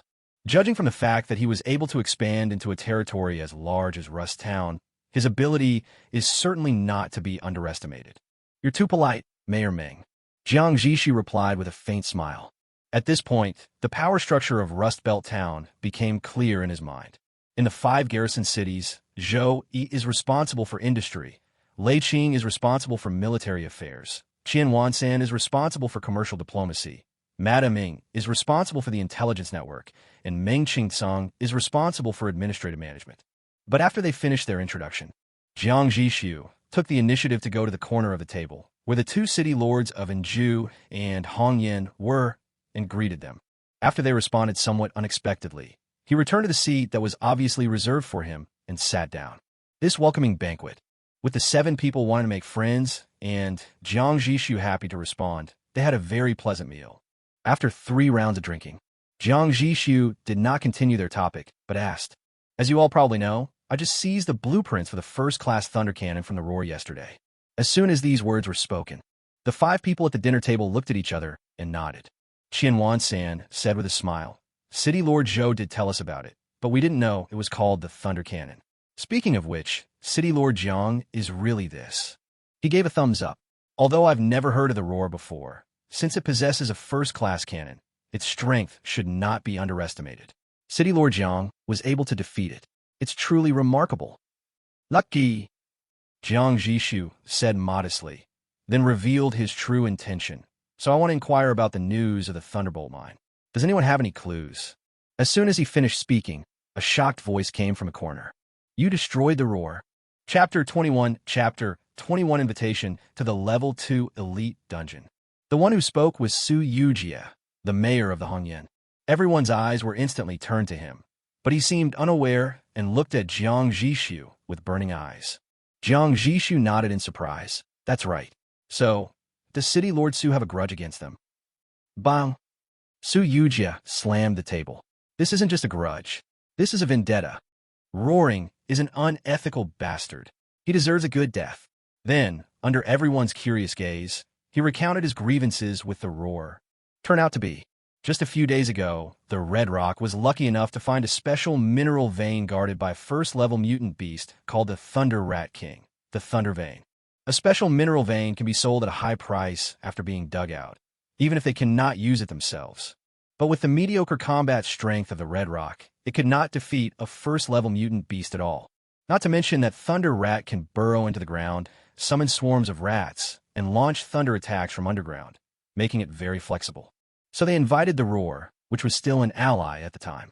The two cities spent dozens of artillery shells and successfully killed the Thunder Rat King at the cost of more than a dozen casualties. But unexpectedly, the Thunder Rat actually dropped a level 1 blueprint. That's right, it's the Thunder Cannon. At that time, the Red Rock was thinking about how to divide the blueprint, but he never expected that the Roar, with whom he had just cooperated closely, would turn his guns around and fire at them. Fortunately, the shot missed. However, the Honglang had almost exhausted its ammunition reserves and was completely unable to fight back. It could only retreat in disgrace under tremendous anger. Even if Su Yuja didn't say what happened afterwards, everyone had guessed it. The Roar was eager to transform the blueprint into strength, and did not chase the Red Rock. Instead, it directly started mining on the spot and manufactured the first-level Thunder Cannon. But he also knew that after his betrayal, he could no longer gain a foothold in this area. So he changed his identity and joined the Plunder organization. The Singularity was probably their first job, but they didn't expect to hit a wall and be covered by unreasonable firepower. City Lord Jiang, I cannot thank you enough for your kindness. You helped me to avenge my death. I offer you a toast. Su Yujia seemed to be genuinely happy. He poured himself a full glass of liquor, stood up, and drank it all in one gulp. Jiang Zhixu also raised his glass from a distance and returned the toast. Su Yujia put down his wine glass and continued. The Roar has probably already mined all the ore. But City Lord Jiang, don't worry. If I come across the Thunder Mine again, I will send you the news immediately, no matter what. Jiang Zhixu smiled and nodded in thanks.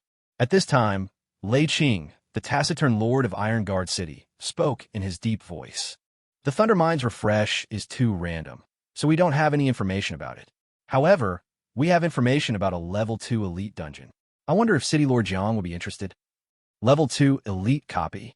Jiang Zhixu turned his gaze to Lei Qing. Lei Qing nodded. Yes, it's a Level 2 Elite dungeon that's about to open. Unlike regular dungeons, Elite dungeons will definitely drop a Level 2 finished treasure chest of your choice. The prerequisite for a second-level city is to have 3 second-level modification parts. The self-selected type treasure chest means that you can specify a type from several major categories, such as life, combat, modification, etc., to draw a lottery. If he could get this self-selected treasure chest, it would be equivalent to directly meeting 1/3 of the conditions. So, Jiang Zhixu was naturally tempted. But he didn't agree immediately. Instead, he calmly asked, what kind of elite dungeon is this? Even with the combined strength of several city lords, they can't defeat it. Madame Shadow chuckled a few times and said, although the Level 2 Elite dungeon is difficult, if we work together, we will most likely be able to overcome it. However, this time is different. Jiang Zhixu, I would like to hear the details. Lady Shadow, before an elite dungeon opens, its location will be broadcast to all cities within a 300-kilometer radius. This time, this broadcast was received by both City Lord Lei Qing and the Plunderer City, the Disaster, when they were fighting. The Disaster isn't a Lone Ranger. Backed by it is a 7-city plundering alliance. They're definitely going to grab this piece of fat meat. No one can resist the temptation of secondary drawings. So is Jiang Zhixu. He pondered for a moment and asked the most crucial question. If I join, how do you plan to divide the self-selected treasure chest? The biggest reward in the dungeon is definitely the treasure chest, so he doesn't need to hide his thoughts. The one who answered him was Qian Wansan. He said with a smile, we have a mature distribution system based on contribution. After the battle, the contribution of each party will be calculated. The one with the highest contribution will have priority in choosing all the spoils. However, for something as precious as a Level 2 self-selected treasure chest, even if you have priority in choosing, you still need to pay a sum of gold coins to other allies as compensation. Jiang Zhixu thought carefully for a moment and nodded. It's a very reasonable distribution method. Qian Wansan. So what City Lord Jiang meant is, I agree to join. As soon as these words were spoken, smiles appeared on the faces of everyone present. Out of curiosity, Jiang Zhixu asked another question. But if you all leave Rusttown, how can you guarantee its safety? Rusttown has a population of tens of thousands, all of which are protected by 5 mobile cities. Once they left, this place would become an undefended empty shell, and any predator city could kill its way in and out 3 times. Don't worry about that. The oldest, Meng Qingtsong, said, I will be stationed in Rusttown. We have 10 first-class cannons and 30 ordinary cannons, more than 30 first-class shells, and hundreds of ordinary shells, coupled with radar that can detect enemy movements in advance, as well as the mercenaries and adventure convoys in town. We can form a large combat convoy at any time. A hint of pride flashed across his old face. Over the years, Rusttown has been run like a rock by us. Even if a few raider cities come together, they won't be able to break through. This flag was set. Perhaps because he had just traveled through time, Jiang Zhixu was still quite wary of this kind of setting a flag behavior and subconsciously had a bad premonition. But to be fair, if Rusttown really has such a defensive force, it would indeed be impregnable. Even if Jiang Zhixu's singularity came over and threw first-level shells like they were free, they would still be left here. Thinking of this, Jiang Zhixu shook his head and threw away these messy thoughts in his mind. He looked up and said, Okay, I understand. When will this instance open? Where is it located? Also, I need to purchase some supplies. Lei Qing, the city lord of the Iron Guard, replied, We'll set off at noon the day after tomorrow. City Lord Jiang will then join us. As for the supplies you need, please make a list. Qian Wansan immediately expressed his opinion, smiling like a Mithriya Buddha. That's right, City Lord Jiang, just give me the list.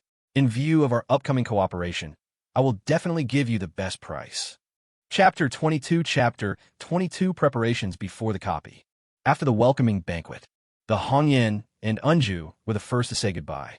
They themselves knew that the second-level elite copy they had just discussed was not something they could get involved in at all. The strength of their city cannot be said to be bad.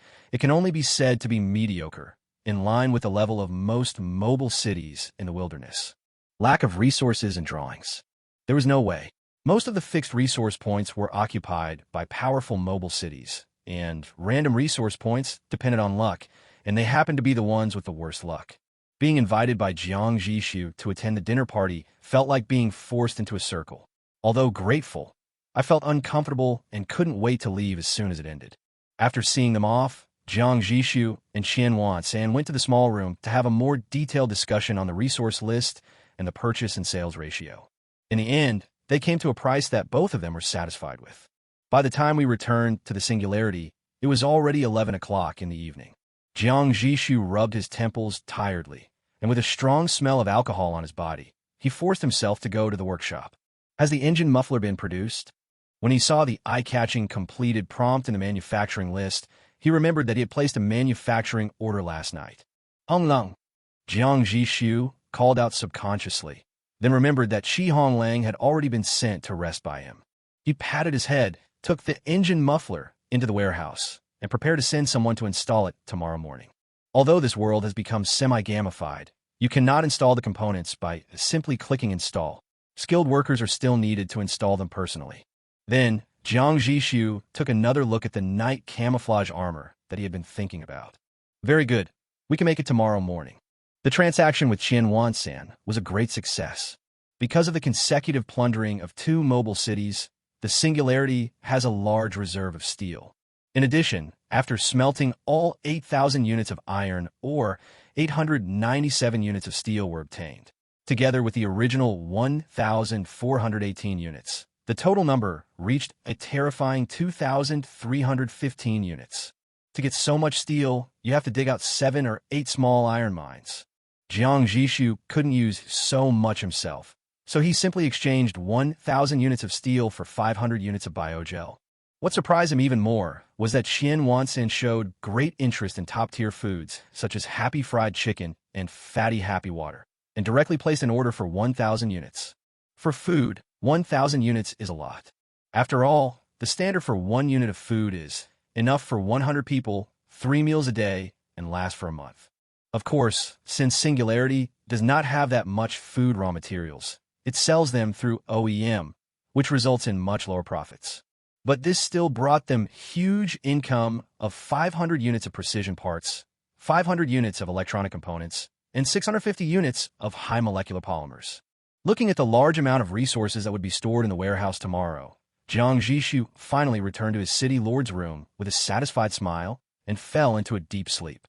The next day, Jiang Zhixu opened his eyes, washed up, and went out. As the chief steward of the singularity, Honglang had indeed gotten up early and was directing personnel to handle the delivery and warehousing of resources. City Lord, the engine muffler has been installed. Additionally, the urgently needed biogel has been prioritized for storage, and other resources are still being transported. Jiang Zhixu nodded with satisfaction. It's good to have a deputy who is worry-free. There was no need for Jiang Zhixu to wake up and arrange work. When Honglang saw the engine mufflers piled up in the warehouse, he knew to arrange people to install them. Okay, keep busy. I'll go produce the night camouflage armor. Orders for the workshop need to be placed by the city lord in person. Jiang Zhixu turned around and went to the workshop and placed an order for a set of night camouflage armor. Remaining manufacturing time, 3 hours. This large-scale modification, which covers the entire surface of the mobile city, consumes a huge amount of steel and high-molecular polymers, each requiring 600 units. Fortunately, after the resource transaction with Qianwansan of Rusttown, they had a large reserve of basic materials, which was more than enough to make another one. After placing the order, Jiang Zhixu returned to the room and called over his 2 artillery team leaders, Meng Guolong and Lu Yan. How's the expansion of the artillery group going? Jiang Zhixu asked directly. Meng Guolong replied politely, Lord, the standard you gave is that each cannon is equipped with a main gunner, a loader, and an apprentice gunner. So for 8 cannons, we need a total of 22 members. Jiang Zhixu nodded. Yes, what's the matter? Are you having any difficulties? At present, all 8 gun ports of Singularity have been installed. 7 ordinary cannons, plus 1 first-level thunder cannon. But there are only 2 gunners, Meng Guolong and Lu Yan. Meng Guolong looked troubled. It is indeed difficult, City Lord. Lu Yan and I screened all the applicants for the trial yesterday. In the end, we only picked out 3 with some talent to be trained as apprentice gunners. There is no technical requirement for a loader. It mainly depends on proficiency. The focus of their screening is those who have the talent of a gunner. But there are only so many people on this singularity, and if Jiang Zhixu only wants to use his own people, 3 is already the limit. After hearing this, Jiang Zhixu pondered for a moment and asked, if we use ordinary artillery shells to feed them without limit, can we train 6 usable gunners as soon as possible?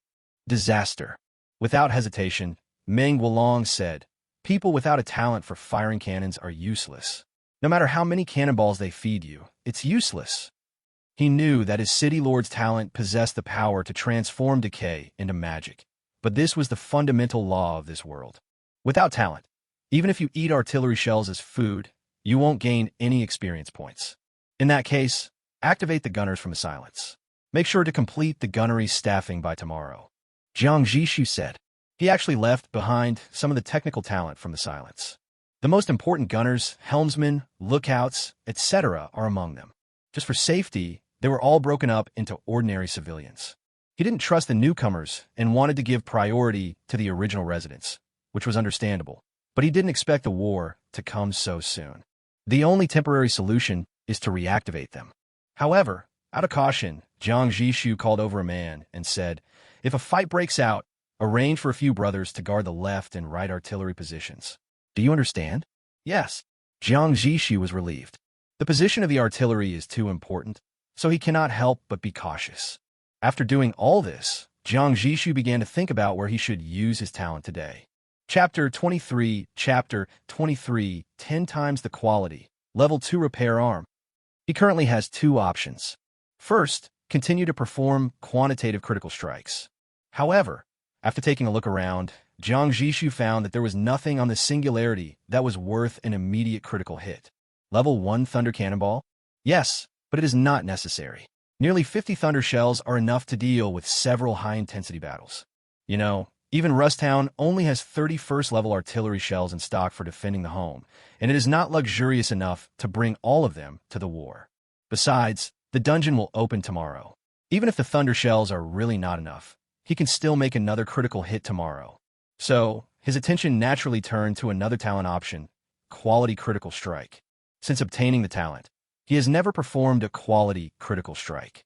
The upper limit of the Quality Critical Strike multiplier is only 10 times, but if you think about it carefully, qualitative change is also an extremely incredible existence.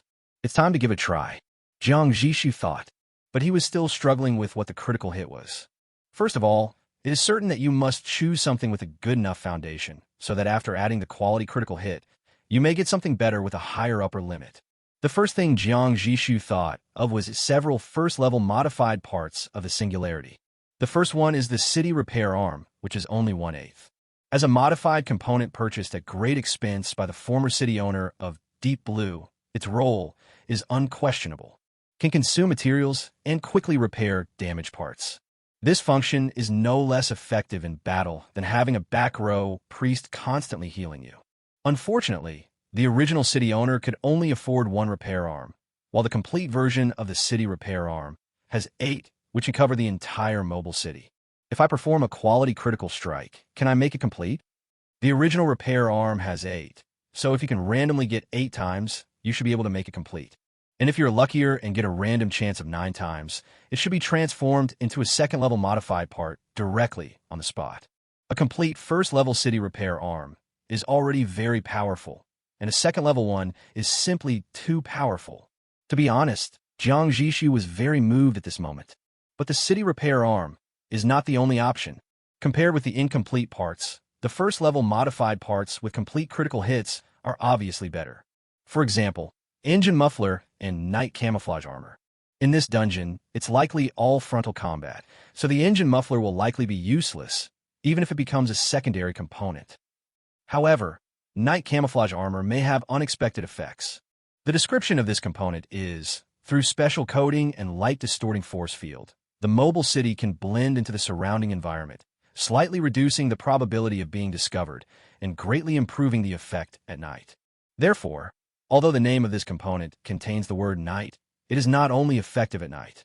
If we can give it a critical hit to level 2, it will definitely greatly enhance the camouflage effect, to the point where it is not weak even during the day. But Jiang Zhixu thought about it for a long time and finally gave up on the critical hit component. Because if the direction of its upgrade is still night camouflage, wouldn't that be stupid? It's not that it's bad. It's just that there's a high probability that it won't be used in this copy. After much thought, Jiang Zhixu's gaze finally fell back on the city repair arm. No matter how Goodway Ran and the others are controlling the ship, they can't avoid the risk of being hit by artillery fire. A second-level city repair arm can greatly improve our fault tolerance and sustained combat capability. No matter what, this is our top priority. Jiang Zhixu made up his mind. That's it. Target, 1/8 city repair arm. Target, quality critical hit. Talent is being activated. Activated successfully, multiplier, 10 times.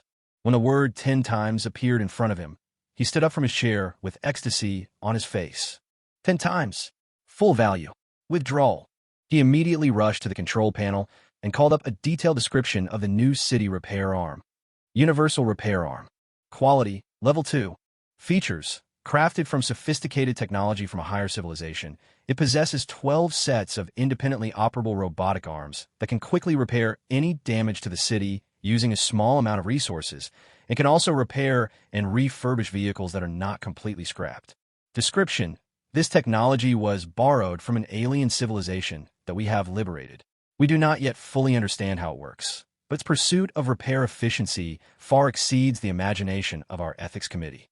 When materials were lacking, it creatively incorporated debris, scrap, and even nearby roadblocks into the repaired structure. But now that it's been repaired, the audit department has no problem with it. The bet was right. Jiang Zhixu grinned and looked at the attribute panel of the reborn repair arm over and over again. Excited by the sight of prey, he wanted to give the singularity a shot to see its limits. Calm down. We can't blow up our own city, but can't we still repair cars? Let's try the car repair effect first. Honglang. Jiang Zhixu picked up the communicator at hand and contacted Honglang, who was still busy in the warehouse. City Lord, you say? It sounded a little noisy from Honglang's side, but it soon became quiet. Forget it. Wait for me. I'll come find you. After Jiang Zhixu finished speaking, he hung up the phone. Honglang. He put down the communicator in confusion. Mr. Qi, all the polymers have been put into storage. Would you like to check the records? At this moment, his subordinates' voices interrupted him, and Honglang could only temporarily suppress his doubts. Okay, I'll be right there. Go ahead and count the precision parts and electronic components and prepare them for storage. Jiang Zhixu rushed to the warehouse and pulled Honglang away while he was busy. City Lord, what's going on? Honglang knew it was a good thing from Jiang Zhixu's expression, but the other party kept keeping him in suspense, smiling mysteriously, which made him feel itchy.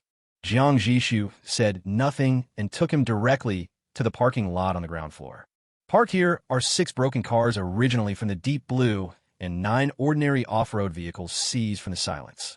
But they all have one thing in common. Old.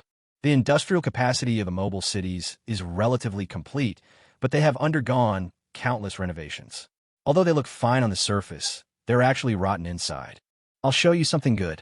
At Jiang Zhixu's command, more than a dozen silver metal structures silently descended from the internal passage at the top of the workshop. Sizzle. A flash of electric arc flashed at the tip of one of the repair arms, and then it landed precisely on the nearest off-road vehicle. The next moment, the robotic arm turned into a dazzling silver afterimage. Sizzle, sizzle, sizzle. About 10 seconds later, the robotic arm stopped swinging, quietly retracted into the passage, and returned to the workshop. What appeared in front of Jiang Zhixu and Honglang were 15 brand new off-road vehicles. The paint on the car body is as bright as new, the glass is crystal clear, and even the tires exude the smell of brand new rubber. Honglang's eyes widened instantly. His mouth opened into an O shape, and he blurted out a traditional Chinese, saying, fuck. Seeing this unscientific scene, even someone as calm as him couldn't help but spit out words of shock. What is this? Honglang couldn't help but ask. Jiang Zhixu suppressed the corner of his mouth and said lightly, Second-level modification parts. Universal repair arm. Chapter 24. Taking stock of your strength and getting ready for battle. Indeed, the repair arm can refurbish a bunch of old cars to make them look like they just came out of the factory, even repainting them, which seems unscientific. But this is secondary technology. For a first-level mobile city and an ordinary off-road vehicle without any level, it is not surprising that it can be repaired like this. After all, it is a dimensionality reduction attack. No wonder everyone is chasing after secondary cities. Honglang gradually came to his senses. His long-term logistics experience made him see a business opportunity. City Lord, how many resources did it take to repair them? He didn't care about how the secondary repair arm came about, but was concerned about resource consumption. If this thing consumes a lot of resources, then even if it is very powerful, you can only put it aside and use it at the critical moment. Jiang Zhixu checked and said, repairing and refurbishing these 15 cars probably consumed half of the cost of each car. In other words, the resources used to manufacture an ordinary off-road vehicle can be used to completely refurbish 30 vehicles. What kind of alien technology is this? Honglang's breathing became a little heavier. He said, City Lord, do you think we can make a lot of money if we open a repair shop? Before Jiang Zhixu could answer, this idea quickly formed in his mind. A mobile city running around in the wild for a long time will cause great damage to off-road vehicles. An ordinary off-road vehicle has a lifespan of less than a month under intensive use. If we offer refurbishment services at 1/5 the cost of a single vehicle, this does sound like a good business. Jiang Zhixu pondered, quickly calculated in his mind, and then shook his head. Picking up sesame seeds and losing watermelons, being tied to a fixed place with a 16.7% profit margin instead of actively exploring and developing, the loss outweighs the gain. As a man-made safe zone, Rusttown has only 1 or 2 cities visiting every day and occasionally 3 or 4 mobile cities stop by. At best, they could only repair 40 cars a day, earning less than the resources for 7 cars, but the price was that they had to stay in Rusttown and couldn't move. Jiang Zhixu would be stupid to do this. After he said this, Honglang also reacted and scratched his head. I'm overthinking it. In fact, if you simply want to increase profits, you can increase the refurbishment price to half of the cost of a single vehicle. In that case, the profit margin will soar from the original 16.7% to 46.7%, and the revenue will be quite considerable. But again, it's not worth it to be tied to Rusttown with these resources. In this world, the most important thing is always more advanced technology. That is, the blueprint. Jiang Zhixu can make a fortune every day with a level 2 repair arm, but tomorrow he may be defeated by someone else's level 2 technology because he stands still. Blueprints, especially level 2 blueprints, are impossible to buy even if they have a lot of resources. We should just enjoy things like the second-level repair arm ourselves. Occasionally helping our allies repair, it will already maximize its value. Jiang Zhixu concluded. That's right. Upon hearing this, Honglang scratched his head, put the unrealistic fantasy behind him, turned around and said goodbye, and went to deal with the last batch of resources entering the warehouse. Jiang Zhixu continued to play with the repair arm for a while. It wasn't until he spent 337 units of steel for 194 units of high molecular polymers and 194 units of biological gel to completely renovate the entire singularity from the outside to the inside that he stopped with satisfaction. Since the entire city is being renovated, a lot of resources are consumed. But the results are worth it. All those ugly and low-defense iron patches disappeared, replaced by deep black. The paint color Jiang Zhixu reselect. The overall appearance remains unchanged, but the seamless style and simple decorative lines are so seamless that even the elderly on the deep blue would never recognize that this is their former city. In our memories, the deep blue has always been in tatters. This is what most people think of as deep blue, and everyone is used to it. But now, the brand new deep blue. No, the singularity has aroused unprecedented enthusiasm among the people of the city, and they have spontaneously begun to repair its interior. It's a good day off today, so let them decorate their home. Jiang Zhixu opened some basic resources to all residents in the city. His generous act once again ignited everyone's almost crazy respect and love. Even though he usually consumes hundreds of units of resources, when it comes to an individual, 1 unit of resources is enough for many people to use.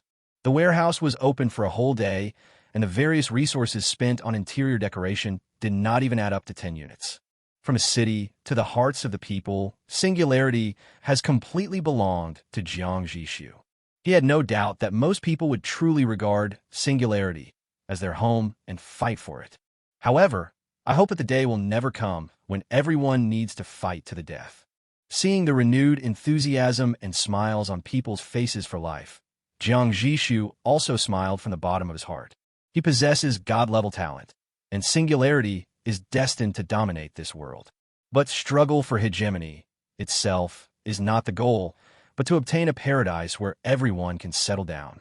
So if there really comes such a day, he will never enjoy this glory alone. Conventional shells, 64 in stock. First level thunder shells, 48. Level 2 modification parts, a set of universal repair arm. 3 first-level customization parts, night camouflage armor, engine muffler, and thunder cannon. Especially the universal repair arm. This thing is enough to elevate our survivability to a whole new level. Assault convoy, for people per car, plus reserves, a total of 180 people, full strength. The convoy is composed of elite former guards, with the highest loyalty and combat experience. They are driven in 15 refurbished off-road vehicles, each equipped with a light machine gun and 8,000 rounds of ammunition. The artillery team, composed of 24 people, is also fully staffed.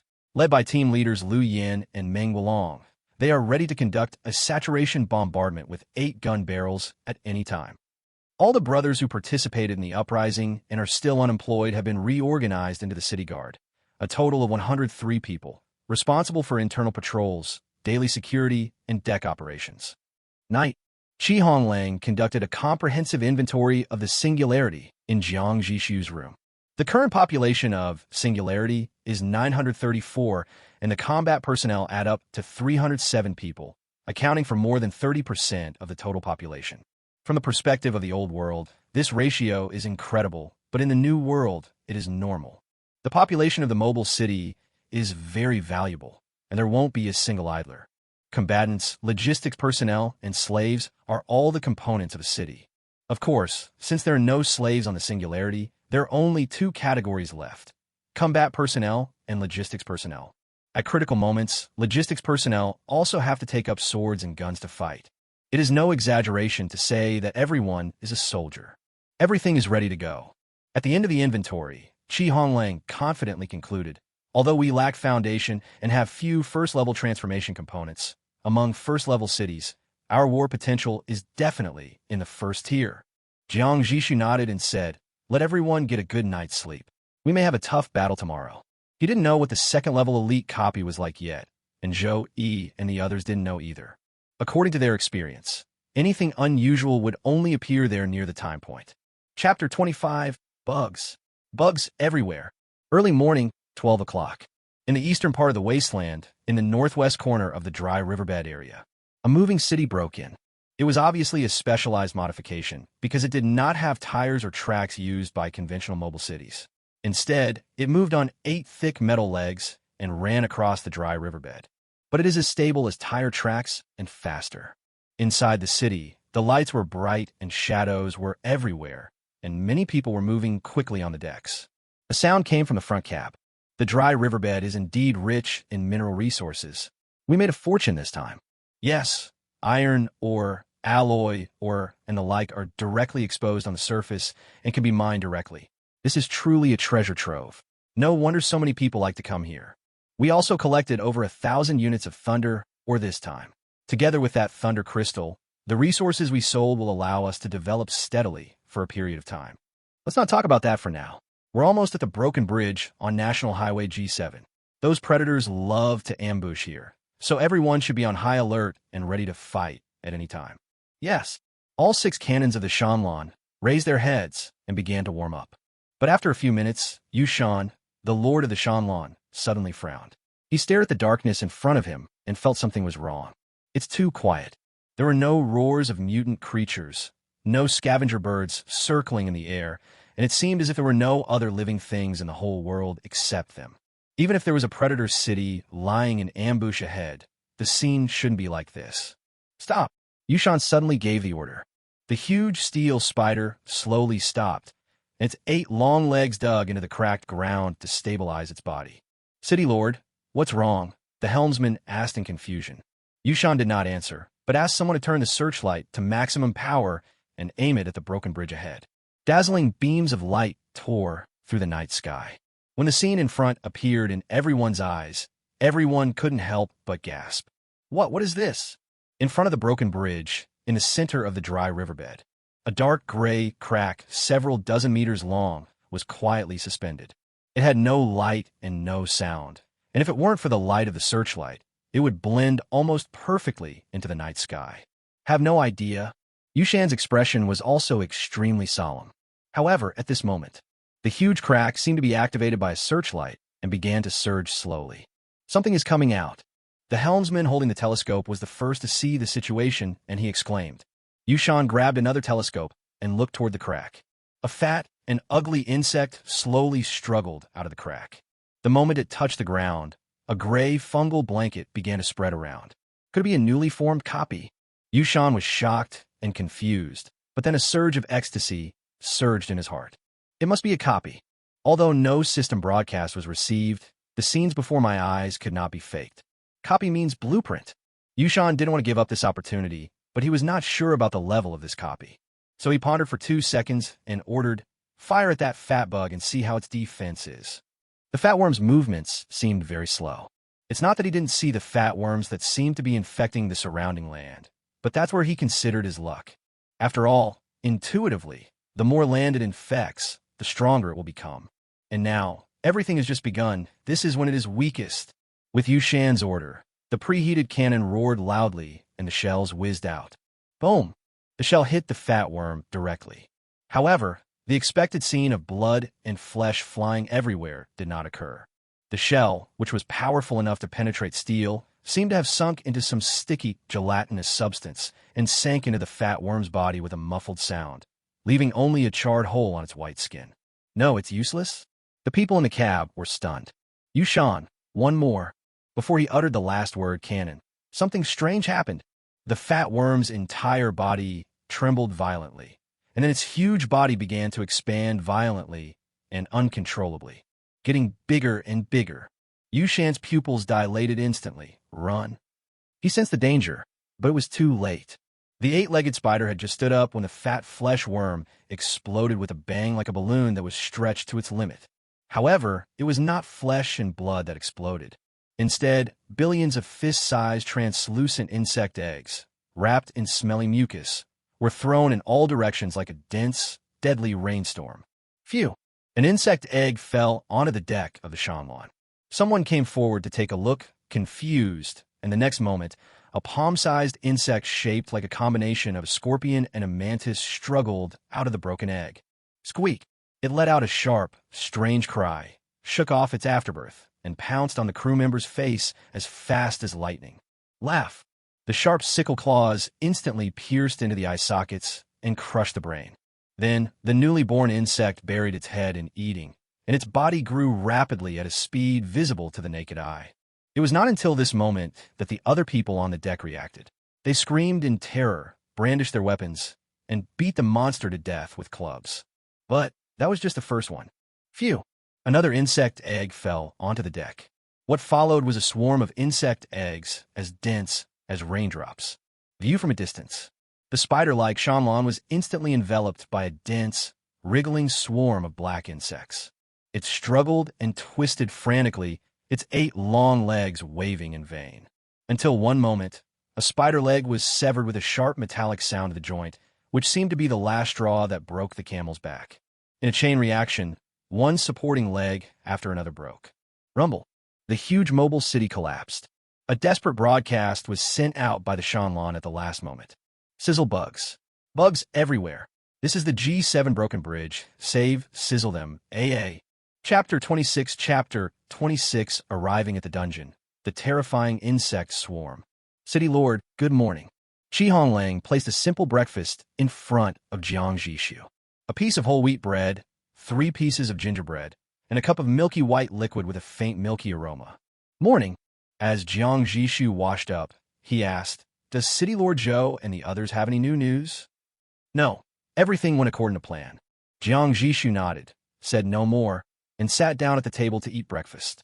After he finished breakfast, Honglang collected all the tableware and handed them to the girl waiting at the door. However, he did not enter the room again. Instead, after making sure that Jiang Zhixu did not need him at the moment, he devoted himself to the coordination work before the final war. Honglang's current position can be said to be second only to one person.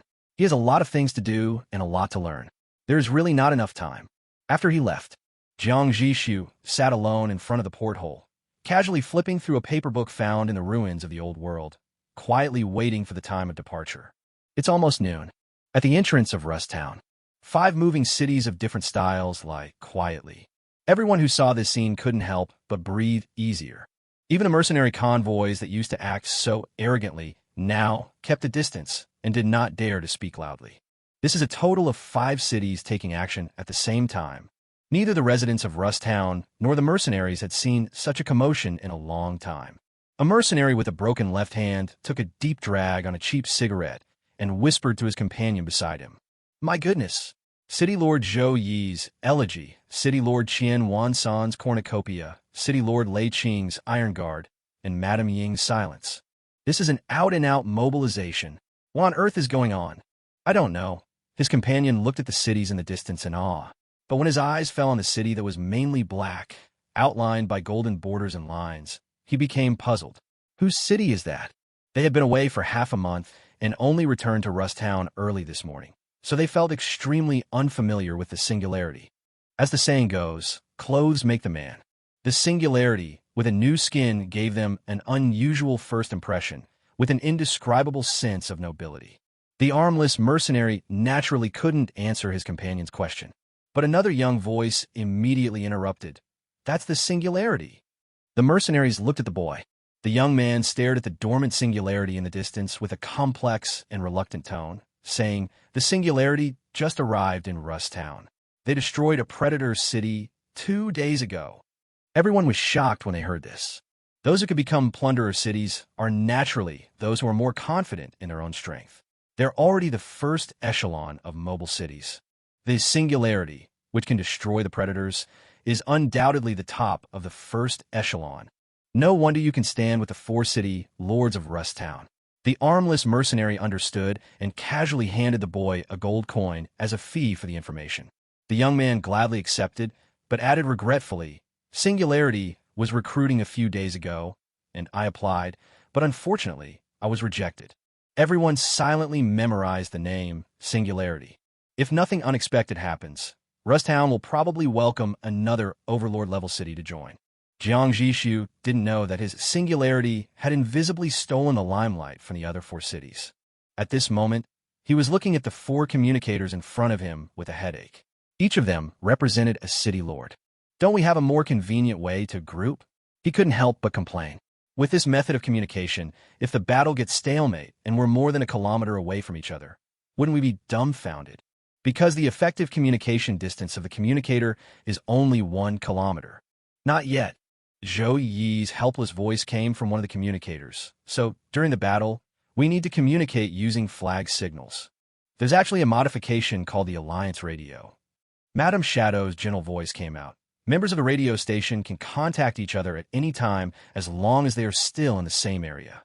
A first-level radio station can accommodate 3-way calls, and a second-level one can accommodate 10. But the rarity of second-level components... She didn't say anything else, but the city lords present all understood what she meant.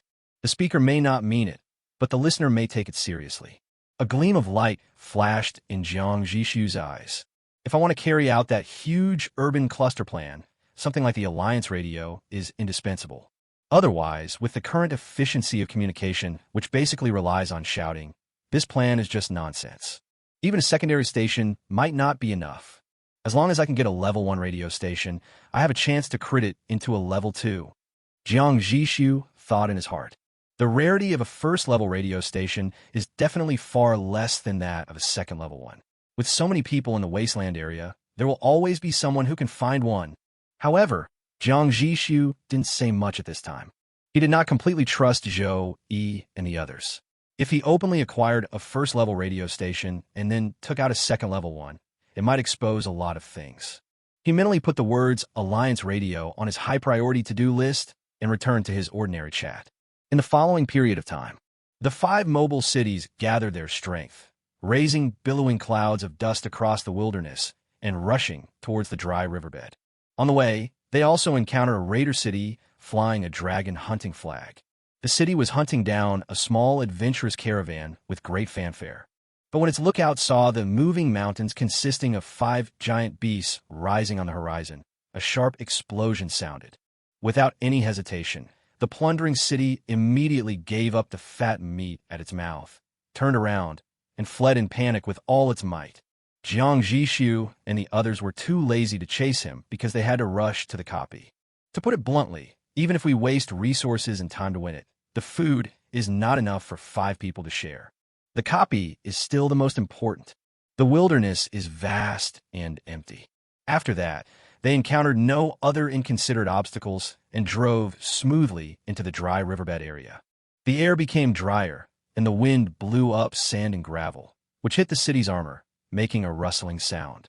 From a long distance away, Jiang Zhixu and others discovered something was wrong. What is that? A black carpet covered the originally dry and yellow riverbed. Just at this moment, a mutant beast leisurely strolled to the edge of the riverbed. It seemed a little hesitant about the black land, but finally took a step forward. The moment it set foot on the land, the entire shadow suddenly exploded. That was not a carpet at all, but a black wave made up of countless insects. The wave instantly submerged the mutant beast, and its shrill wail lasted only half a second before coming to an abrupt end. The black earth returned to its dead silence again, as if nothing had happened, and there was not even a drop of blood left on the ground. Chapter 27, a very difficult copy. Did you see it? Zhou Yi's voice came from the communicator. His usually gentle voice was a little dry due to shock. I see. Lei Qing of the Iron Guard responded solemnly. It looks like some kind of Zerg. Not surprisingly, the entire riverbed has become their breeding ground. Everyone looked out of their portholes. As far as the eye can see, the once wide riverbed has disappeared, replaced by a living carpet. Countless pitch-black shells are closely connected, shining with a cold metallic light in a dim light, like an endless, sleeping black ocean. Just one glance can kill a trypophobic person on the spot. If they all rush in at once, not to mention 5 first-tier cities, even 10 or 20 would probably be devoured in an instant. Jiang Zhixu was silent for a few seconds, suppressing his shock, and asked uncertainly, "Excuse me, are all the level 2 dungeons you've fought before of this intensity?" There was a dead silence in the channel at first. After a few seconds, Zhou Yi said, "We've only played 1 level 2 dungeon, and it was just a regular level 2 dungeon, not an elite level 1. At this point, everyone was actually thinking of giving up. After all, judging from the scene, this is definitely not an intensity they can participate in. Jiang Zhixu pondered for a moment and asked, "As far as I know, although our Wasteland is a level 1 area, it has also produced 3 level 2 mobile cities, right?" "That's right," Zhou Yi said. "Not only in the past, but even now, there are still 2 second-level mobile cities." Jiang Zhixu's heart trembled, and a thought emerged. Is it possible that this instance is not prepared for us, the first-level cities? This conjecture makes sense, but it also makes sense and is unlikely. Because, Zhou Yi refuted, only by playing the second-level dungeon can you get the second-level blueprint components, and to upgrade the first-level mobile city to the second level, you must have a sufficient number of second-level components. So the second-level dungeon is prepared for us. Besides, we once fought a level 2 dungeon, and it wasn't as difficult as you imagine. Even if that was just normal, and this one is elite, the difference in difficulty shouldn't be so outrageous. Is it possible that we are too early? Madame Ying's voice sounded at the right moment. The opening time that City Lord Lei Qing received is 6 p.m., which is still over an hour away. Perhaps during this time, the battle situation will undergo some kind of evolution? These words were like a ray of light, instantly dispelling the haze in everyone's hearts. They were so shocked by the scene before them that they forgot that the copy had not yet been officially opened. That makes sense. The hope of conquering the dungeon was rekindled in everyone's hearts. "Everyone, I suggest we proceed along the riverbed and explore the source of the insect swarm," Jiang Zhixu immediately proposed without saying anything discouraging. After all, he also wanted to conquer this dungeon and get the second-level treasure chest. Agree. No one backed out, and the proposal was passed unanimously. 5 massive mobile cities remained on guard, cautiously advancing along the edge of the riverbed. The sound of tracks and tires rolling over sand and gravel seemed particularly harsh at this moment. Everyone was terrified, afraid of disturbing the sea of insects lurking in the riverbed. There was no movement in the sea of insects until they reached the iconic G7 broken bridge in the dry river. But they were obviously not the first to arrive. On the left side of the broken bridge, 3 unfamiliar moving cities were already waiting there. The one on the left is crab-shaped, has a flat chassis, and adopts a track structure, which gives it considerable off-road capability in complex terrain. The one in the middle is a square building city with a chaotic style. Buildings of different heights are stacked like building blocks, which looks a bit messy. The one on the right is an airtight iron lump, which wraps all the facilities in its belly, maximizing the defense capability. The arrival of Jiang Zhixu and the other 4 made the 3 cities feel like they were facing a formidable enemy, and they quickly moved towards the tower city in the middle, openly posing an offensive and defensive alliance. They have a Division 1 radio station. Qian Wansan's intelligence was concise and to the point. The 3 cities are over a kilometer apart, yet they can act simultaneously. There are no flag, signal soldiers overhead, so they must be communicating in real time. Zhou Yi said nonchalantly, "It's probably just a small alliance trying to keep each other warm." This kind of alliance is common in this wasteland, but the other party is lucky to have a first-level alliance radio station. Everyone exchanged the information they had observed. Jiang Zhixu did not participate in the discussion because his eyes were fixed on an area in the riverbed. There, the remains of a moving city lay quietly, with only a skeleton that had been gnawed and riddled with holes remaining. But what attracted Jiang Zhixu were the various minerals scattered under the wreckage. Iron or coal mine, alloy, and a pile of strange crystals flashing blue arcs in the dim light. Tuanderamine. Jiang Zhixu recognized him at a glance, and his heart was instantly moved. As long as I have enough thunder, his heartbeat quickened, I can then confidently attempt to unleash a level 2 thunder cannon and level 2 cannonball and possess a true killer weapon. Currently, the singularity only has 1 first-level thunder cannon, and is too risky to use it for a critical hit upgrade. Failure is fine, but if it succeeds and becomes a level 2 cannon, it will cause a combat power vacuum due to lack of ammunition. This is because high-level guns are not compatible with low-level ammunition, and relying solely on talent to critically hit 1 shell a day is simply not enough to form effective firepower. But if there are extra cannons and shells, it's a different story. This copy, at least that pile of, must be taken. When he came to his senses, Zhou Yi and others had basically finished their discussion. Zhou Yi, ignore them. If they really overestimate their capabilities, then we also need a few cannon fodder. No one objected. It's not that they are indifferent, but the terrifying pressure of the second-level elite copy forces them to make the most utilitarian choice. Although the three mobile cities in the distance have formed an alliance, they don't even have the most basic trump card like the first-level cannon, nor do they have an industrial logistics city like Zhou. How dare they covet the second-level elite copy? He has no idea of his own weak strength, so he can't blame others if he dies. Therefore, even if Jiang Zhixu did not express his opinion, an unspoken decision had already been made. Even when the other party honked the horn tentatively to express friendliness, Zhou and his team chose to ignore it. If we respond, or even successfully establish diplomatic relations, but then betray the other party, the nature of the situation will be different. There's something strange. Lei Qing frowned and said, I told everyone that this dungeon information was intercepted during the battle with the disaster. The disaster belongs to the Dawn, the largest raider alliance in the Wasteland. But now, the Dawn members are nowhere to be found. When he mentioned it, everyone's heart sank. Given Dawn's greed, there was no way he would remain indifferent to the Level 2 elite dungeon. Their absence means only one thing. They are hiding in the dark, waiting for an opportunity to strike, or they have a bigger plan. They're not. Zhou Yi's voice was filled with worry. Are they really going to attack Rusttown? Now no one should assert that it is absolutely impossible. In this barren wasteland, he doesn't even care about the second-level elite dungeon. What other reason is there except that he wants to take the opportunity to take a bite of the fat piece of meat in Rusttown? Finally, Lei Qing made the final decision. Rusttown is not so easy to capture. Even if Dawn comes out in full force, it will not be possible to end the battle in a day or two. We'll wait and see until the dungeon officially opens. If we can, we'll take it down with lightning speed. If we can't, don't hesitate. Retreat immediately. Everyone agreed. City Lord Jiang, what do you think? Finally, Lei Qing took the initiative to call Jiang Zhixu. Jiang Zhixu withdrew his gaze from the distant thunder mine, put down the telescope, and replied calmly, I agree. If things are impossible, I will also retreat. But before retreating, he might have to take a stab at that pile of thunder or... Chapter 28, Zerg Founder and Ambusher. During the last half hour of waiting for the dungeon to officially open, 2 new mobile cities arrived in the area one after another.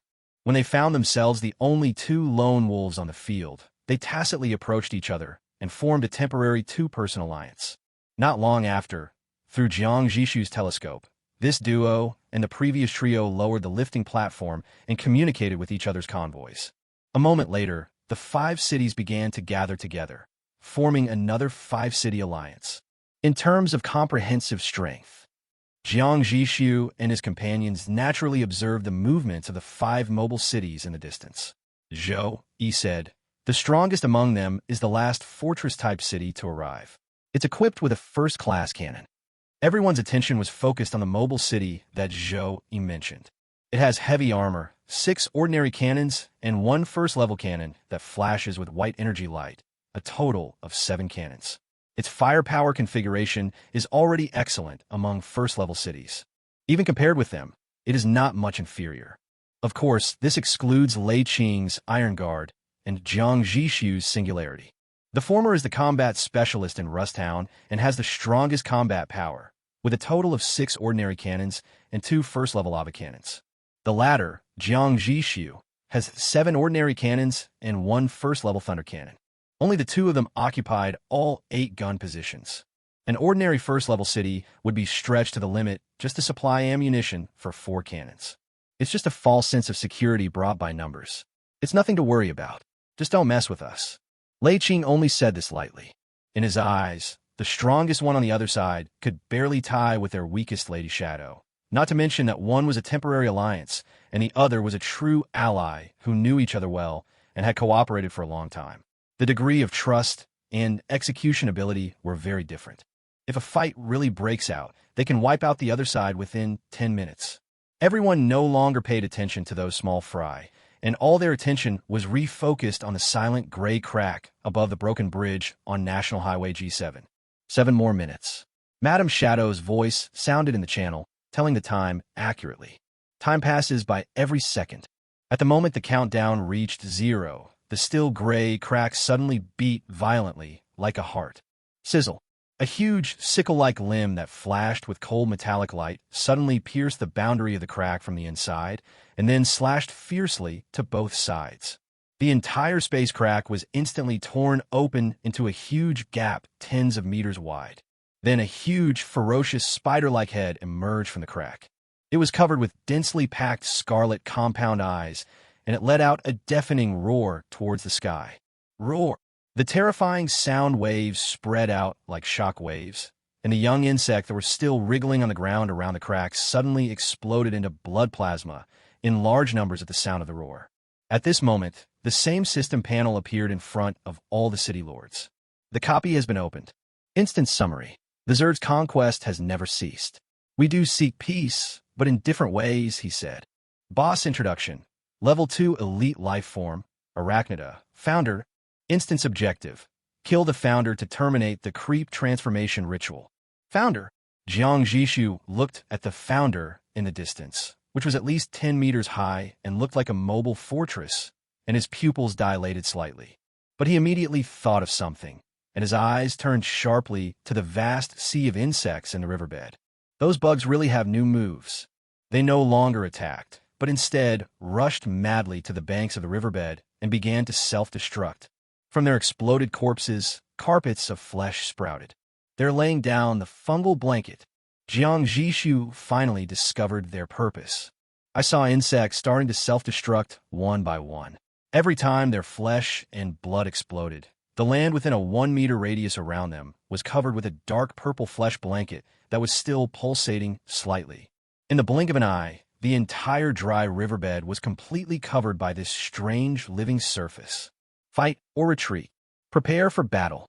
2 sentences came out of the communicator almost at the same time. The first sentence was asked by Qianwan-san, and the second sentence was said by Lei Qing. Without any hesitation, everyone prepared to disperse immediately. Our target is the boss. We must kill the founder as quickly as possible. Everyone, if you're forced to disperse and lose contact, communicate using flag signals. Keep an eye on your teammates' positions at all times and do not exceed artillery support range. As soon as Lei Qing finished speaking, Zhou Yi and the other 2 who had been cooperating with him for a long time immediately took action. Jiang Zhixu's reaction was a beat slow. His mobile city was already at the back, and now it was at the end of the list.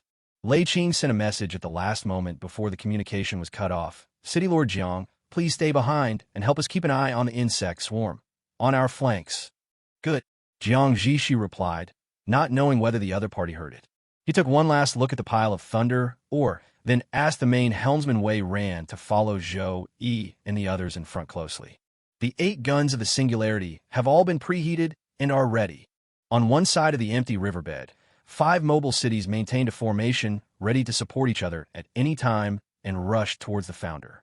On the other hand, seeing the well-organized Rusttown alliance, the hastily assembled alliance became somewhat impatient. Let's charge too. We have to capture the boss. We'll talk about dividing the spoils later. 5 mobile cities were launched one after another. They had no formation at all, just ran their engines at full speed, obviously wanting to seize the initiative and grab the boss's main contribution. Roar! The founder immediately noticed the tin can, rushing towards him from a distance. The next moment, the fungal carpet of flesh and blood beneath it suddenly exploded, and dozens of ambushers, about 3 meters in size with bone spurs on their backs, broke out of the ground. Its 2 limbs pointed at the 2 alliances respectively, and then the ambusher automatically split into 2 teams and burrowed back into the ground.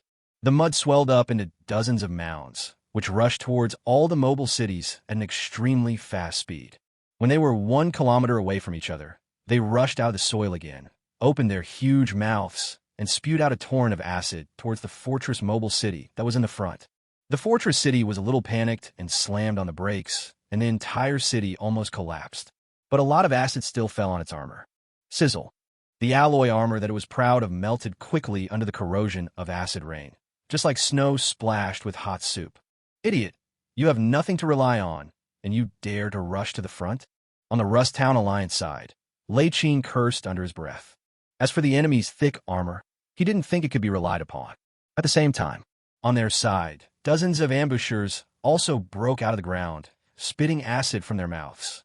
The acid rain covered such an area that the Iron Guard at the front bore the brunt of the impact, making it difficult to avoid it. However, the Iron Guard had no intention of dodging at all. Sizzle. Like the fate of the fortress city, all the areas on the Iron Guard covered by acid rain began to melt. But the difference was that the elegy, which was protected in the middle by everyone's formation, suddenly accelerated and rushed to the side of the Iron Guard, and was on par with it. It stretched out 7 robotic arms, and after a while, the corroded parts of the Iron Guardian were completely repaired. Chapter 29, change the formation and become the tip of the knife.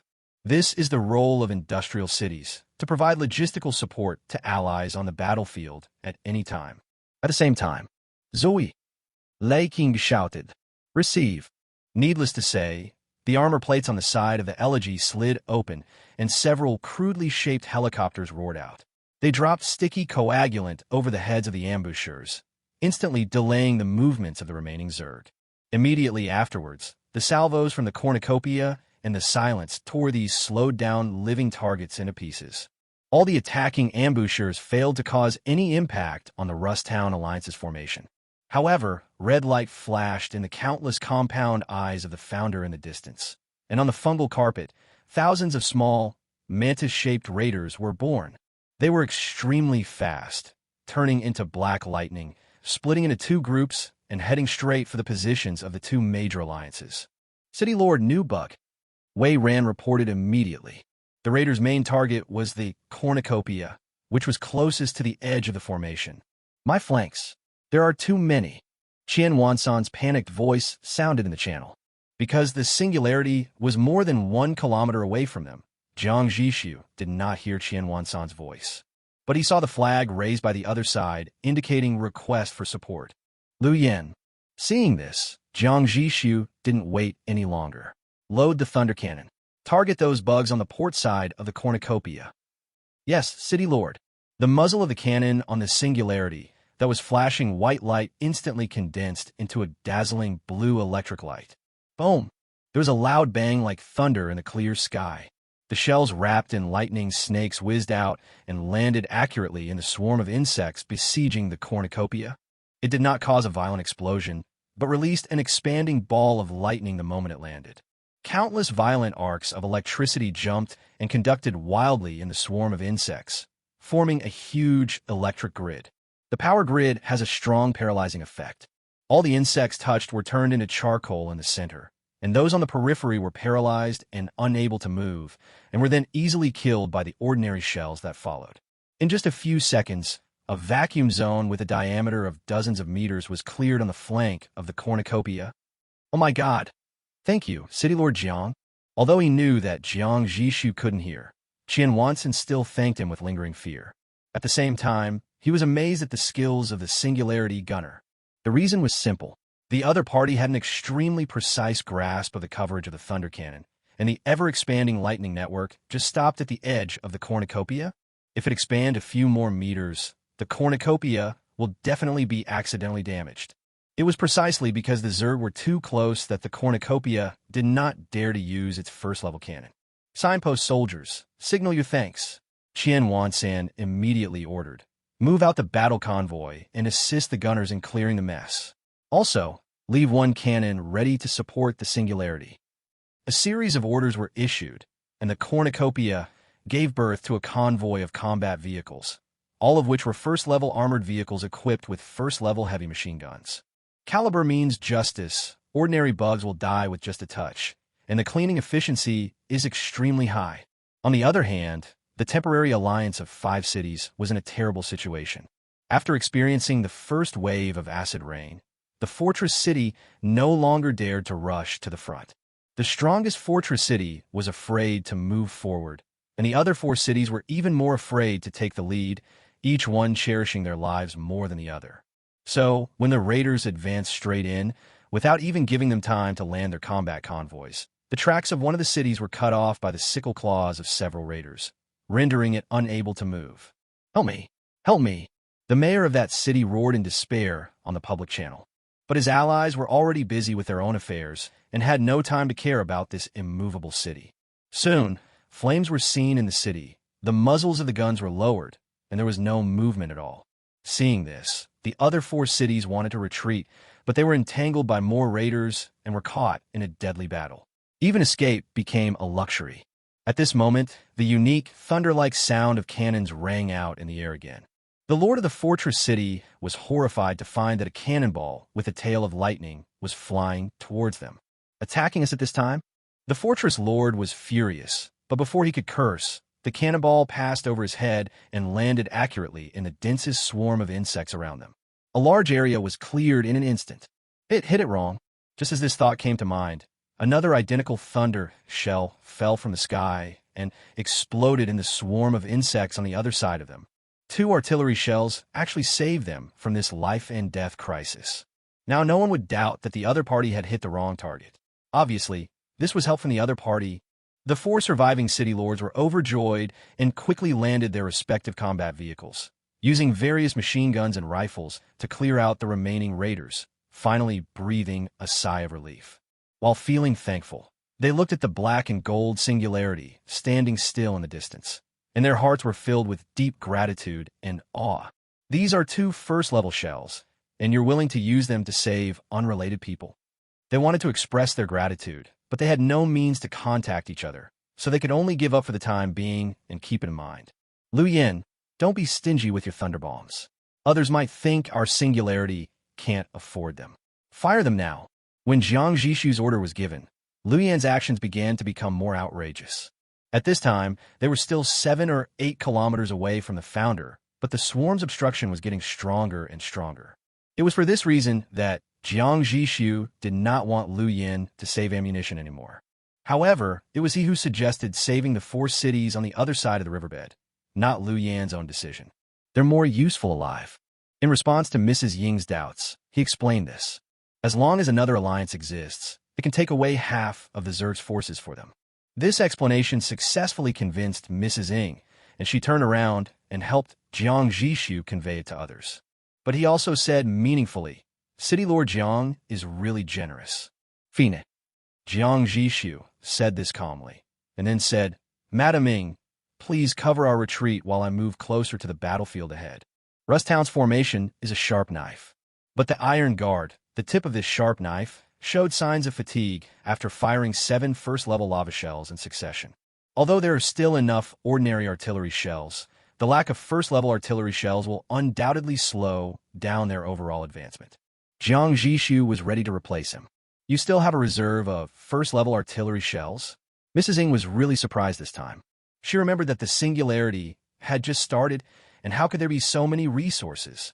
In response to her, there were continuous ordinary shells and first-level thunder shells fired every half a minute. Understand. I will inform Zhou, Yi, and the others to change their formation. Not long. The singularity was no longer retained. Its power reactor entered an overloaded state, and it sped up madly, directly surpassing Madame Shadow and Qian Wansan, and coming to the front of the formation. Chapter 30 Iron Guard is severely damaged. How many thunder shells do we have left? Jiang Zhixu's voice was as calm as water in the communicator. At this moment, this singularity was passing by the huge body of its ally, Iron Guard. 32 rounds. Lu Yan's youthful voice was hoarse with a hint of excitement. Before he finished speaking, the city's movement speed, wind resistance, and even its up and down shaking and tremors were all transformed into a set of precise coordinates. In my mind, the new ballistic calculation has been completed. Boom! The thunder cannon landed accurately in a relatively dense swarm of insects. The ball lightning continued to expand, electrocuting countless insects in a charcoal, and the pressure on the besieged Allied convoy was suddenly reduced. Woo! Lu Yin cheered. Report to the city lord. There are 31 rounds left. Jiang Zhixu nodded to show that he understood. In the Rusttown alliance, except for the singularity, the other 4 cities all sent out their own heavy combat fleets. There were at least 10 vehicles, and at most 20, all equipped with heavy machine guns on top. Bullets were fired like water. The insects were made of flesh and blood, and were easily torn into pieces.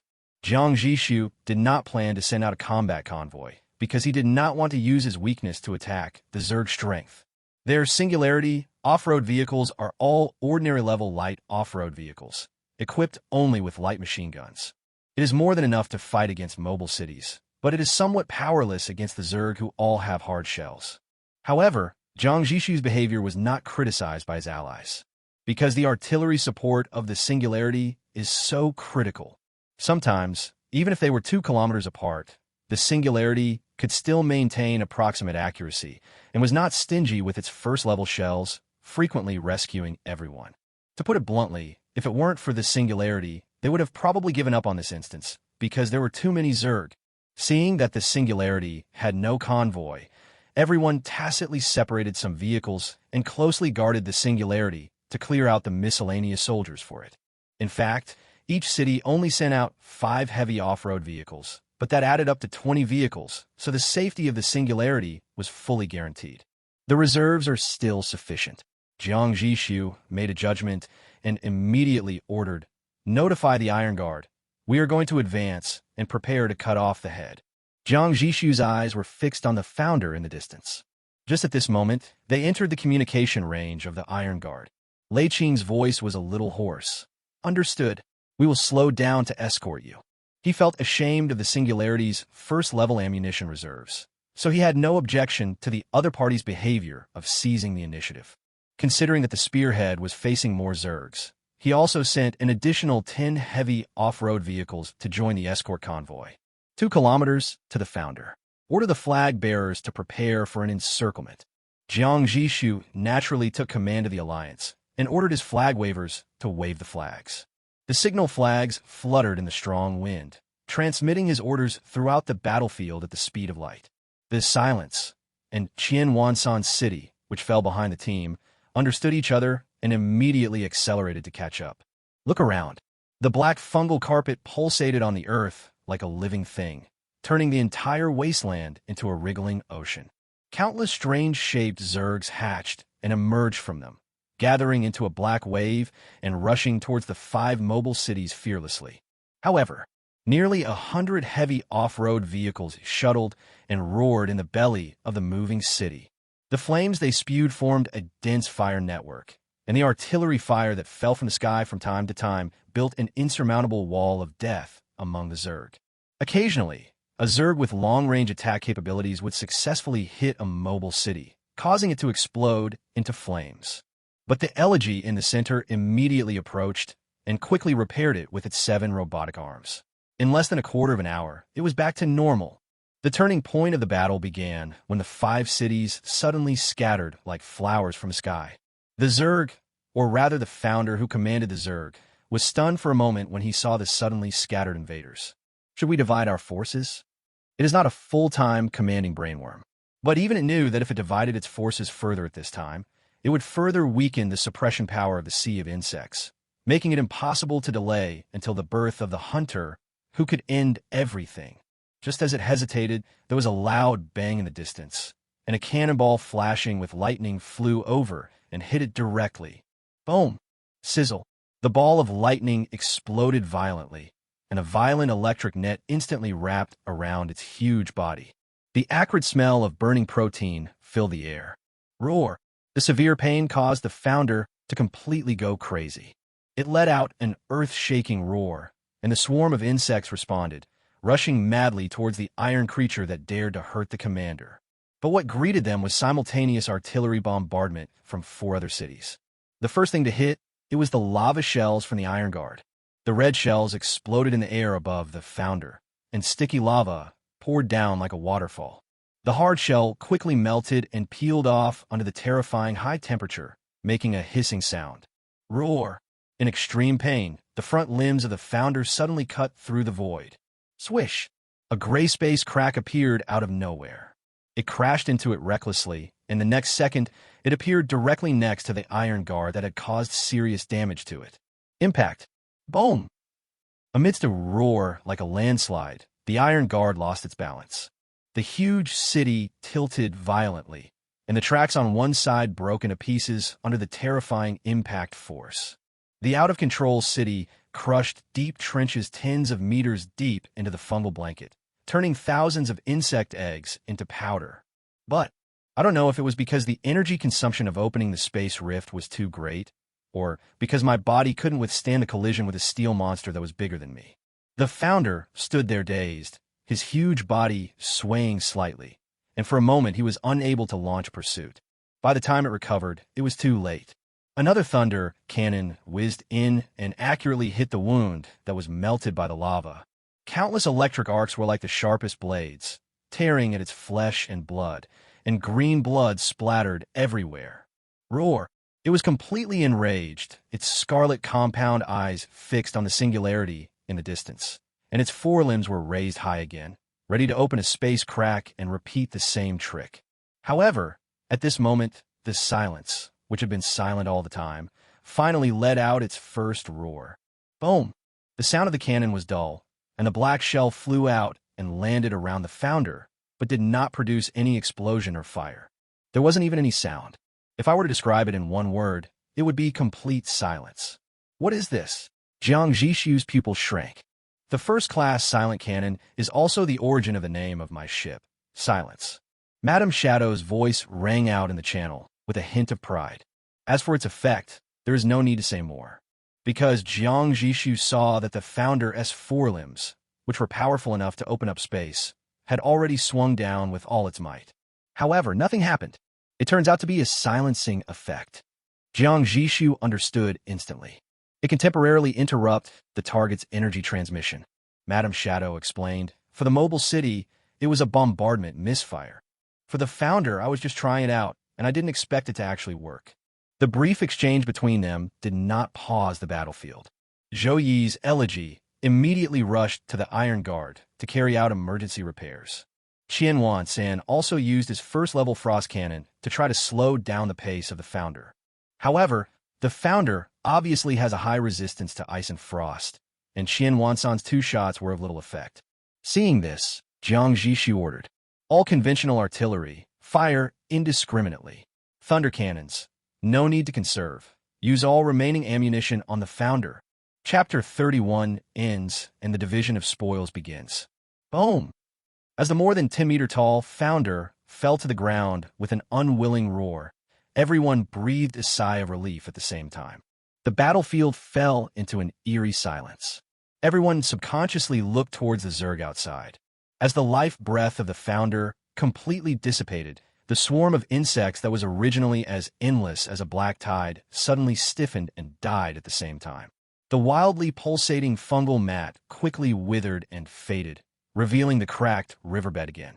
The copy has been completed. In the communication channel, the gasps of survivors could be heard one after another. How are you guys? Are you all okay? Zhou Yi's voice was the first to be heard. His elegy was still close to the Iron Guardian, and the arc on the robotic arm had not stopped. The Iron Guardian was severely damaged and was hit by the Founder in the previous battle. Its power reactor was almost scrapped, so it has not been repaired until now. The silence is fine, Mrs. Shadow said concisely. The condition is fine, but the first-level ammunition is almost used up, Qian San said with a wry smile. Everyone's about the same, Zhou Yi consoled him, then said with emotion, this time, we're all thanks to City Lord Jiang.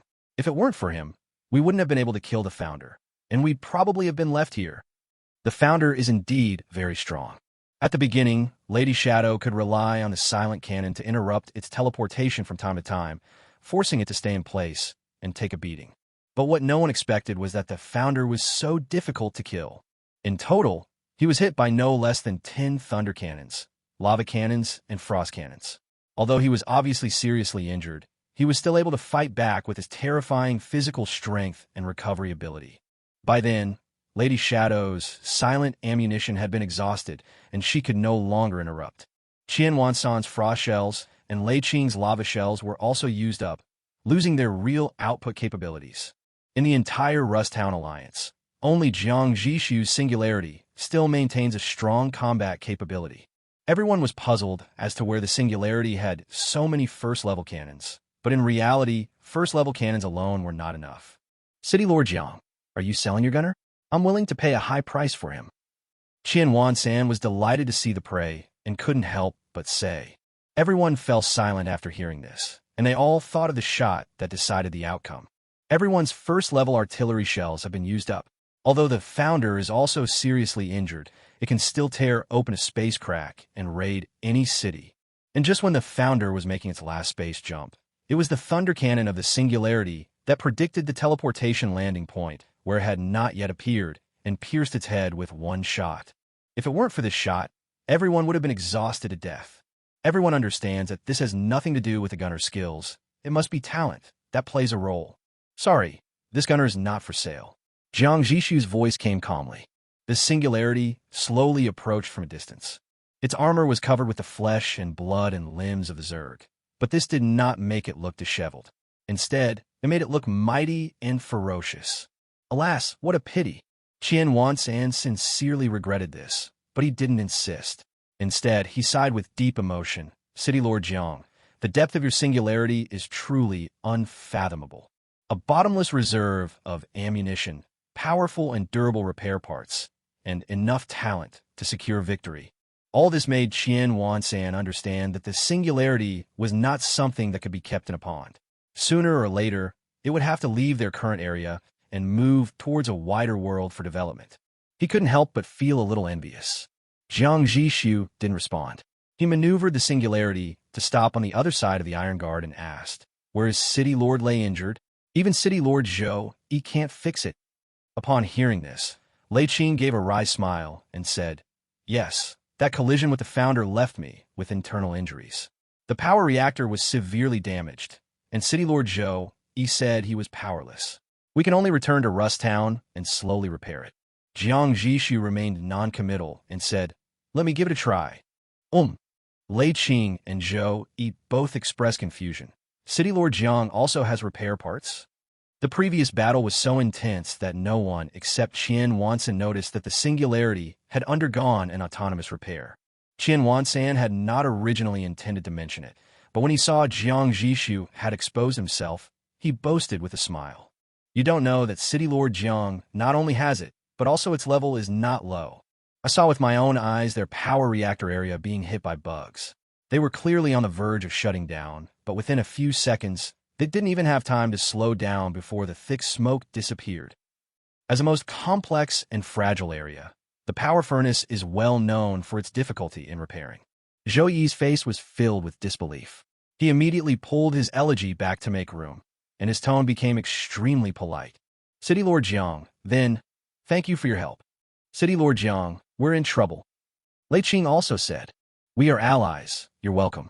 As soon as he finished speaking, the top deck of the singularity slid open and 12 sets of silver-white repair arms extended out. They attached themselves to the damaged power reactor of the Iron Guard, and the probes on top lit up with a faint blue light. For a moment, the sounds of subtle cutting, welding, and reassembly were incessant, so fast that it was dizzying. Under the astonished gazes of the crowd, in just 1 minute, the power reactor that was originally emitting black smoke and full of cracks was completely renewed. Try to light it. Lei Qing pressed the start button hesitantly. Rumble. The silent power reactor let out a low roar and started operating successfully. This repairability amazed the people around him. Zhou, he stared with wide eyes, muttering to himself. City Lord Jiang's repair arm is more powerful than mine. Alas, it's a pity that I'm missing one of my repair arms, and I've lost a lot of repair knowledge. Otherwise, even if I can't match City Lord Jiang's, repairing City Lord Lei's power reactor won't be a problem. Jiang Zhixu, repair arm. One missing? He suddenly remembered the legacy left to him by the former City Lord, one of which was called City Repair Arm 1/8, which was the predecessor of his second-level modified component, Universal Repair Arm. The original City Lord had one, and Zhou, he had 7, which added up to just enough to make it complete. Isn't that a coincidence? Ahem. Jiang Zhixu coughed lightly and asked, where did City Lord Zhou get the repair arm? Zhou, he frowned and thought for a moment after hearing this, then said, it's been a long time. I remember buying it from a mysterious merchant in the wild. Unfortunately, when I went there were only 7 repair arms left. I don't know who bought the other one. Now it's confirmed. It turns out there is such a connection between them. Zhou, he asked doubtfully, is there something wrong with my repair arm? He didn't think of anything else, because although Jiang Zhixu also had a repair arm, the appearance was completely different, and his was obviously complete. No matter how imaginative you are, you can't guess where it is. No problem, it's fine. Jiang Zhixu replied immediately. Zhou, he didn't think much about it, but just watched enviously as the singularity retracted its perfect repair arm. 2 minutes later, The iron guard finally recovered. It slowly stood up, shook off the dust and flesh on its body, revealing its ferocious muzzle. Next, it's time to distribute the harvest. Upon hearing this, everyone looked towards the place where the gray space crack had originally been. At this time, the space crack had disappeared, but before it disappeared, it dropped a large amount of materials and props. And most strikingly, a wooden treasure chest emitting dazzling, colorful light. "I want this treasure chest." Jiang Zhixu spoke first, and his tone was unquestionable. "No problem. Of course it belongs to City Lord Jiang." Of course, no one would have any objection. To put it bluntly, they were carried away in this copy. Without Jiang Zhixu, it would be impossible for them to pass it. Lei Qing even said directly, "City Lord Jiang, according to the rules, we have to compensate everyone after taking the treasure chest. But today the rules have to be changed. To put it bluntly, you saved our lives. This treasure chest alone is not worth the thunder bombs you consumed. Well, you can choose one of the remaining items, otherwise we will feel guilty." The distribution method they had originally agreed upon was, whoever got the second-level treasure chest would need to give additional compensation to others. But before coming here, no one had thought that this dungeon would be so difficult to beat, so much so that Jiang Zhixu's personal contribution was far ahead, to the point that they were embarrassed to ask for compensation. Not only that, in order not to offend this powerful temporary ally, they have to offer compensation. Chapter 32 The spoils have been divided. Take the radar. No one objected to Lei Qing's proposal. This victory was achieved by the singularity in the first place, so it was only natural that he should take the lion's share. Soon, Zhou Yi compiled a list of spoils and shared it in the Alliance channel. When Jiang Zhixu finished reading, he took a breath and couldn't help but said to Qi Honglang, "What should I do, Honglang? I want them all. I can only say that it is worthy of being a level 2 elite copy. In addition to the second-level self-selected treasure chest that he has already collected, there are also many first-level blueprints and a second-level finished component. Rhino additional armor plate, level 1. Blueprint. This thick armor plate, constructed from a large amount of steel, can be installed in key areas of a city, significantly increasing physical defense. Rotating machine gun turret, level 1. Blueprint installed at the bottom of the city. It has a very fast firing rate and can effectively clear out nearby low-level mobs. Enhanced tracks, level 1. Blueprint replaces the city's existing tracks, improving adaptability to complex terrain, such as swamps and gravel, and significantly increasing movement speed. Simplified life detection radar, level 1. Finished product can detect small-scale biological signals within a range of 20 kilometers and is susceptible to interference. Needless to say, each of these first-level modified parts is extremely practical. What made everyone even more jealous was the last secondary blueprint, the 8-legged spider structure. Octopod arachnid structure, level 2. Blueprint. This advanced bionic component offers a delicate balance between terrain adaptability, stability, speed, and agility. The channel suddenly became quiet, leaving only the heavy breathing of someone unknown. After a moment, Lei Qing's still steady voice broke the silence. "City Lord Jiang, you choose first." Since they had agreed to give Jiang Zhixu an extra thing, they were mentally prepared for not being able to get this second-level blueprint. But Jiang Zhixu did not make a choice immediately. He asked, "From what I know, the materials needed to craft many first-level blueprints are already very difficult to obtain. Gathering the materials for a second-level blueprint should be even more difficult, right? Apart from anything else, the materials needed for the first-level thunder cannon include rare mineral veins and their corresponding associated crystals, so you can only rely on luck." Jiang Zhixu didn't think the material requirements for the second-level blueprint would be simpler than this. It's really difficult because the materials required for the level 2 blueprints are usually not available in the level 1 area. The one who answered him was Zhou Yi. He paused and explained, "But there are some solutions. First, like this time, clearing the second-level dungeon has a chance of directly dropping finished materials, such as the 17 units of rare parts in the list." Jiang Zhixu took a look and found that there were indeed 17 units of rare parts in the list. He had just been busy looking at the first and second-level modified parts and did not pay attention to this. The efficiency of obtaining high-level materials in the dungeon is too low. This time it was Qian Wansan who spoke up. As a businessman, he was clearly more interested in this topic, his tone tinged with excitement. What we're really waiting for is the cross-regional trading platform that the system will open from time to time. Cross-regional transaction? This word aroused Jiang Zhixu's interest. That's right. He was dissatisfied with Qian Wansan always interrupting him, so he spoke before the other party could speak. City Lord Jiang may think that each area is completely closed, but that's not the case. To maintain balance, the system will occasionally open a trading platform for all areas of the same level. By then, resources that are extremely rare here might be plentiful in other areas, and vice versa. As long as you have gold coins or can barter, you can buy the materials we desperately need. Jiang Zhixu was completely interested. When is the next cross-regional transaction? Based on experience, this type of trading platform will definitely be opened once or twice a year. 10 months have passed since the last one, and we speculate that the next one should be in the near future. I see. Jiang Zhixu understood. He was silent for a moment, seemingly digesting the information. Since he didn't speak, others could only wait patiently. Finally, Jiang Zhixu made his choice. I'll choose the simple life detection radar. He was incredulous. City Lord Jiang, you don't want a level 2 blueprint? He quickly added, you didn't have to deliberately leave us the level 2 blueprint. Really, if it weren't for you, we would have been severely damaged in this dungeon, even if not completely wiped out. There would have been no chance of sharing the spoils. Mrs. Ng didn't say much, but she also advised Jiang Zhixu to think about it again. You don't have to think too much. I have my own reasons. Jiang Zhixu waved his hand, but didn't explain too much to them.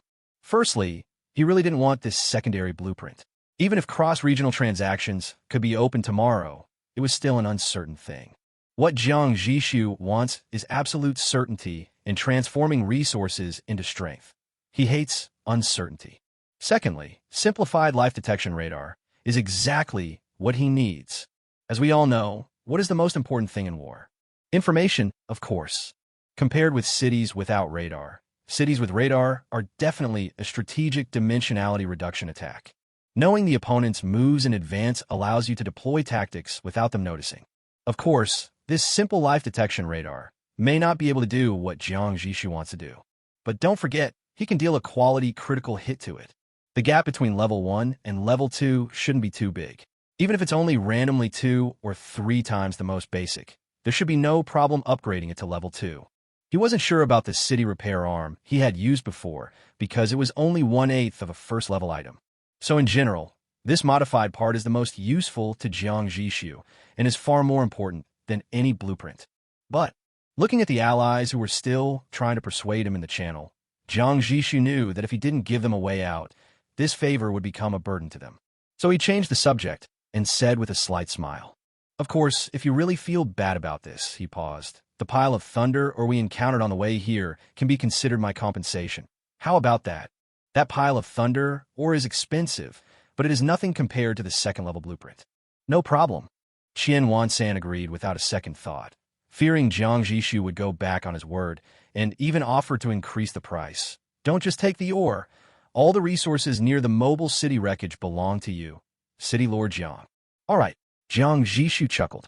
"Since we've reached a consensus, I won't delay you all from dividing your things. I'll be leaving first to collect my compensation." As soon as he finished speaking, the singularity slowly turned, broke away from the team neatly, and headed in the direction they came from. Chapter 33, 2 new secondary components. The radar, as big as a car, was quickly delivered to Jiang Zhixu City by a truck sent by Yi. Along with it, there is also the wooden treasure chest. Jiang Zhixu ordered people to install the radar immediately while he immersed himself in the hot water of the bathtub. Take a bath, burn incense, and then unbox. A moment later, Jiang Zhixu, who had changed into clean clothes, reached out to the treasure chest in front of the 3 rising incense sticks.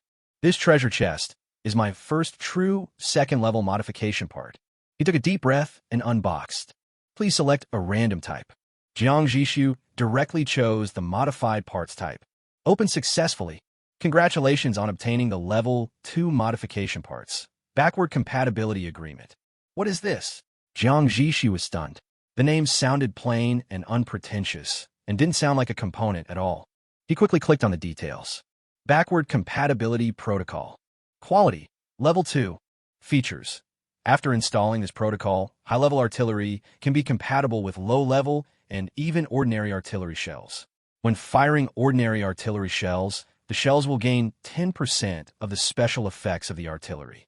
Description: to address the waste of resources caused by the over-specificity of our projectiles, we have established a redundant asset liquidation committee. After objections have been properly handled, every fiscal expenditure can now be turned into artillery fire, proving the lethality of frugality. Silence. After 3 full seconds of silence. Bang! Jiang Zhixu slammed the table and stood up, his eyes bursting with incredible ecstasy. Cannons can be backward compatible. For a moment, he suspected that he had seen it wrong, and he looked at it several times before confirming that this modified part was indeed the effect he had imagined. Why has he never dared to upgrade the Thunder Cannon? Isn't it because they are afraid that after upgrading, high-level cannons will not be able to use low-level shells? If it were possible, why would he go to so much trouble to find thunder and thunder crystals to build a spare cannon? Redundant Assets Liquidation Committee, you guys did a great job. Install. Install now. Jiang Zhixu even wanted to give this agreement a critical hit on quality. But after calming down, he felt that it was unnecessary. Where could he find a level 3 cannon right now? A critical hit would just be a waste of time. Protocol loaded successfully. When the protocol is successfully entered into the console, the following sentence pops up. Jiang Zhixu no longer hesitated and directly did something he had wanted to do for a long time. Target, level 1 Thunder Cannon. Target, quality critical hit. Talent is being activated. Activated successfully, multiplier, 4 times. 4 times. His luck was average, and the multiplier was a bit low. Jiang Zhixu had no idea whether he could upgrade it to a second-level cannon. He quickly opened the cannon's details interface and breathed a sigh of relief when he saw the level displayed. Fortunately, it seems the gap between level 1 and level 2 isn't that big. The details panel reads, Thunder Cannon. Quality, level 2. Features, an upgraded version of the Thunder Cannon. When using matching shells, its power is increased by 100. It comes with a lightning grid equivalent to the explosion range, and at the same time, it generates an electromagnetic shielding network with twice the explosion range. Description: during a functional integration experiment, a technician directly coupled the energy core and the warhead, ultimately achieving electromagnetic shielding both physically and mentally. The technician has been posthumously awarded the Medal for Radical Innovation because his accident reminds us that real progress often comes from breaking unnecessary safety procedures. Posthumously, Jiang Zhixu's mouth twitched. I'm sure the family of this technician will feel honored. In addition, he suddenly discovered that since the modified parts reached the second level, the description style seemed to be much more unified. It's like they all come from the same civilization, but for some reason, from the brief description, this civilization did not give him a very good impression. The main thing is that there is an inexplicable sense of déjà vu. Well, never mind, it's irrelevant. Jiang Zhixu gave up thinking deeply and immediately called Lu Yin, asking him to try whether the current second-level cannon could fire a first-level shell. 1 minute later, Lu Yin excitedly sent a communication. City Lord, it works. It really works. Not only can the first-level thunder shells be used, but even the lock on ordinary shells has been released. Very good. Jiang Zhixu's voice was as calm as before. Use it to fire a normal shell and test the effect. Yes. Soon, a dull roar came from the singularity. I saw an ordinary artillery shell being fired, but the ordinary shell body was wrapped with traces of electric arcs visible to the naked eye. Seconds later, the shell landed. Boom! The violent explosion raised a cloud of dust. Jiang Zhixu immediately said, Report the damage. Reporting to the city lord, the explosion power is about 1.5 times that of an ordinary artillery shell. The key point is this shell actually created a small lightning grid. You know, it didn't use thunder shells at all. Although this lightning net is much smaller than a real thunder cannonball, it also means special attribute damage. After hearing Lu Yan's report, Jiang Zhixu suddenly had an idea. Is it possible that firing a water attribute shell from a thunder cannon would give it 2 special effects at the same time? Please listen to the question. Electricity plus water equals? The name of the game came to his mind. City Lord, it's very possible, Lu Yin exclaimed, following his train of thought. With the water and electricity working together, the damage will definitely be higher, and the range will be even larger. Having grown up in a new world, he didn't know what Jiang Zhixu was thinking. He just simply felt that this combination seemed to work. After all, it is common sense that water, not considering pure water, conducts electricity. However, after hearing Liu Yan's words, Jiang Zhixu suddenly lost interest. He sighed softly and said listlessly, "Okay, I understand.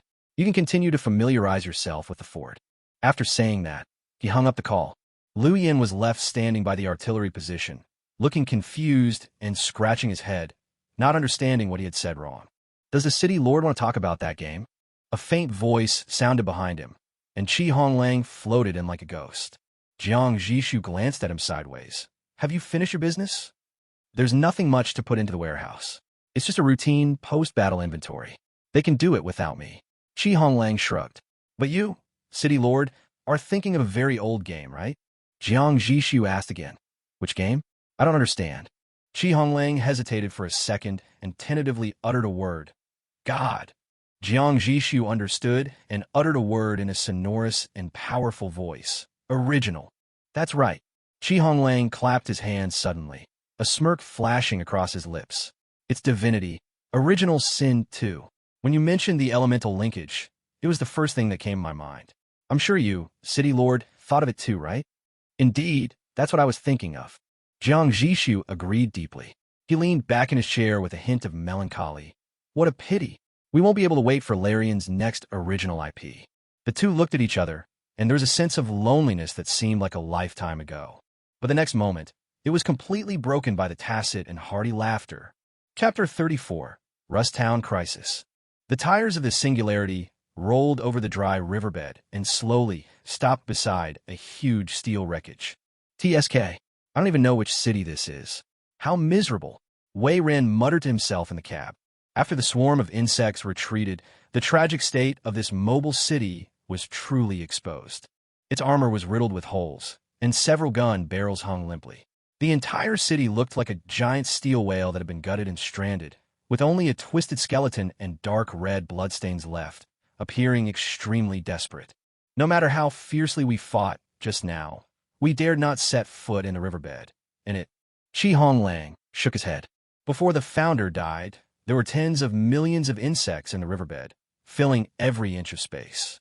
In that situation, a mobile city is trapped alone, and the fate can be imagined. But in the Wasteland, this is the norm. Honglang's voice was filled with emotion. Every day, countless cities like this disappear silently in unknown corners. Although the Wasteland area is just an insignificant one among countless first-level areas, its area is actually slightly larger than China in the Old World. No one knows how many mobile cities there are in such a large area. The Rusttown Alliance has existed for several years, but it cannot say that its reputation has spread throughout the entire Wasteland. In fact, there are countless settlements like Rusttown, just like the stars in the sky. It's just that not every one of them is as powerful as Rusttown. Jiang Zhixu shook his head. "If the Singularity were to die one day, I would never let it die in obscurity. The Singularity will not die." Honglang turned around, his eyes devoid of flattery, only an almost stubborn conviction, "As long as you're still here." His confidence in Jiang Zhixu is much greater than Jiang Zhixu's confidence in himself. Jiang Zhixu smiled, said nothing more, and gave the order, "Start collecting resources." I don't know if the insects are too picky and only like to eat living things, but in any case, all the metals and minerals were left behind intact. Several drill-shaped collection arms extended from the belly of the Singularity and accurately penetrated into the wreckage. 2 hours later, when night fell, all the remaining resources were collected. Honglang's voice was filled with uncontrollable excitement. "City Lord, we've collected 1824 units of thunder ore and 1 thunder crystal." Jiang Zhixu's heart skipped a beat. Including the previous inventory, the total amount of thunder ore has exceeded 2,000. Honglang asked excitedly, "Would the City Lord like to build another first-level thunder cannon?" Jiang Zhixu, "Of course, but not now. Thunder crystals are extremely rare, and Jiang Zhixu doesn't believe that they can only be used to make a first-level thunder cannon. So he planned to keep more critical hits as a backup before making cannons." After a pause, he continued, "Besides these thunder mines, what other resources are there?" Honglang understood Jiang Zhixu's meaning and continued to review. Thanks to the bugs, they ate the flesh very cleanly, exposing all the gold coins hidden by the people. In total, we found more than 7,000 gold coins. This can be saved for use when the cross-regional trading platform is launched, which is not bad. Honglang. In addition, there are 2,172 units of iron ore, 97 units of steel, 274 units of scrap iron, and 54 units of titanium alloy ore. It really is just metals and minerals left.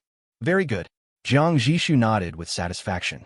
Smelt the iron ore into steel. As for the scrap iron, he frowned slightly. The conversion ratio of scrap iron to steel is actually higher than that of iron ore. The former is 5-to-1 and the latter is 10-to-1. But there is too little scrap iron now and not many units of steel can be melted. Save it, he finally said. After arranging the allocation of resources, Jiang Zhixu looked at the workshop's manufacturing list. It was discovered that even if there were another 300 units of steel, they could only produce one first-level thunder cannon, and then it would be used up again. Why is there such a shortage of iron ore? In fact, iron ore is already the most produced basic mineral in the Wasteland. It can only be said that everyone's consumption is far greater than the output, which leads to the illusion that iron ore is scarce. I hope that after the cross-regional trading platform goes online, I can purchase a large amount of steel. Jiang Zhixu is still very confident about the acquisition capital. At worst, he can just see what's the best-selling item on the trading platform, and then buy one to achieve a massive increase in quantity.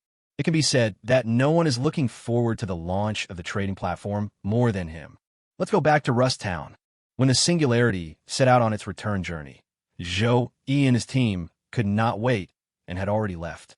According to them, the Plunder Alliance Dawn has not shown up, which makes them a little uneasy, and they want to rush back to Rusttown as soon as possible to take charge. In the City Lord's bedroom, Jiang Zhixu once again discussed the matters of the second-level mobile city with Honglang. The second-level components are the Universal Repair Arm, the Thunder Cannon, and the Backward Compatibility Protocol, 3 in total. That's it. The first-level components include Night Camouflage Armor, Engine Silencer, and Simple Life Detection Radar. 3 of them as well, but we still need 9 to meet the upgrade prerequisites. After the words were spoken, the two looked at each other with strange expressions. The second-level modification parts, which should be the most difficult to obtain, are actually as numerous as the first-level parts. Who would believe it if I told them? Honglang said with a smile, City Lord, before the prerequisites are met and the upgrade task is triggered, please do not use the transformation parts given to us by our talents to upgrade them. Although he didn't know what Jiang Zhixu's talent was, the other party had never concealed it in front of him, so he could guess it. I know. For the first time, Jiang Zhixu understood what happy troubles meant. The prerequisite for upgrading to a second-level mobile city is 3 second-level modification parts and 12 first-level modification parts. If he upgrades one part at a time, they will never meet all the upgrade requirements. It's just 9 first-level components. I believe we can gather them soon. No matter where you are, there is one truth. The strong will always be strong. Because of their excellent foundation, their strength will become stronger and stronger like a snowball. Although Jiang Zhixu and the others had not seen too many mobile cities, they could say with great confidence that the strength of Singularity was definitely in the first tier among first-level mobile cities. How far is it to Rusttown? Estimated 5 hours. 5 hours. When we arrive, it will be midnight, the time when talents are refreshed.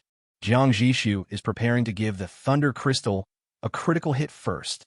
But this thought was suddenly interrupted when they were about to arrive at Rusttown. City Lord, the call from the watchtower was extremely urgent. Something happened in Rusttown. Jiang Zhixu stood up suddenly and rushed to the porthole. He couldn't see anything clearly yet, but the horizon in the distance was completely illuminated by an ominous, wildly flashing fire. Immediately afterwards, bursts of low, muffled thunder that seemed to tear the earth apart penetrated a distance of more than 10 kilometers and reached everyone's ears clearly. City Lord, Rusttown is under siege. Chapter 35, The Invincible Dawn. The firelight in the sky reflected on Jiang Zhixu's face, flickering. City Lord, Honglang was unable to contact Jiang Zhixu through the communication, so he rushed into the room and breathed a sigh of relief when he saw Jiang Zhixu standing in front of the porthole.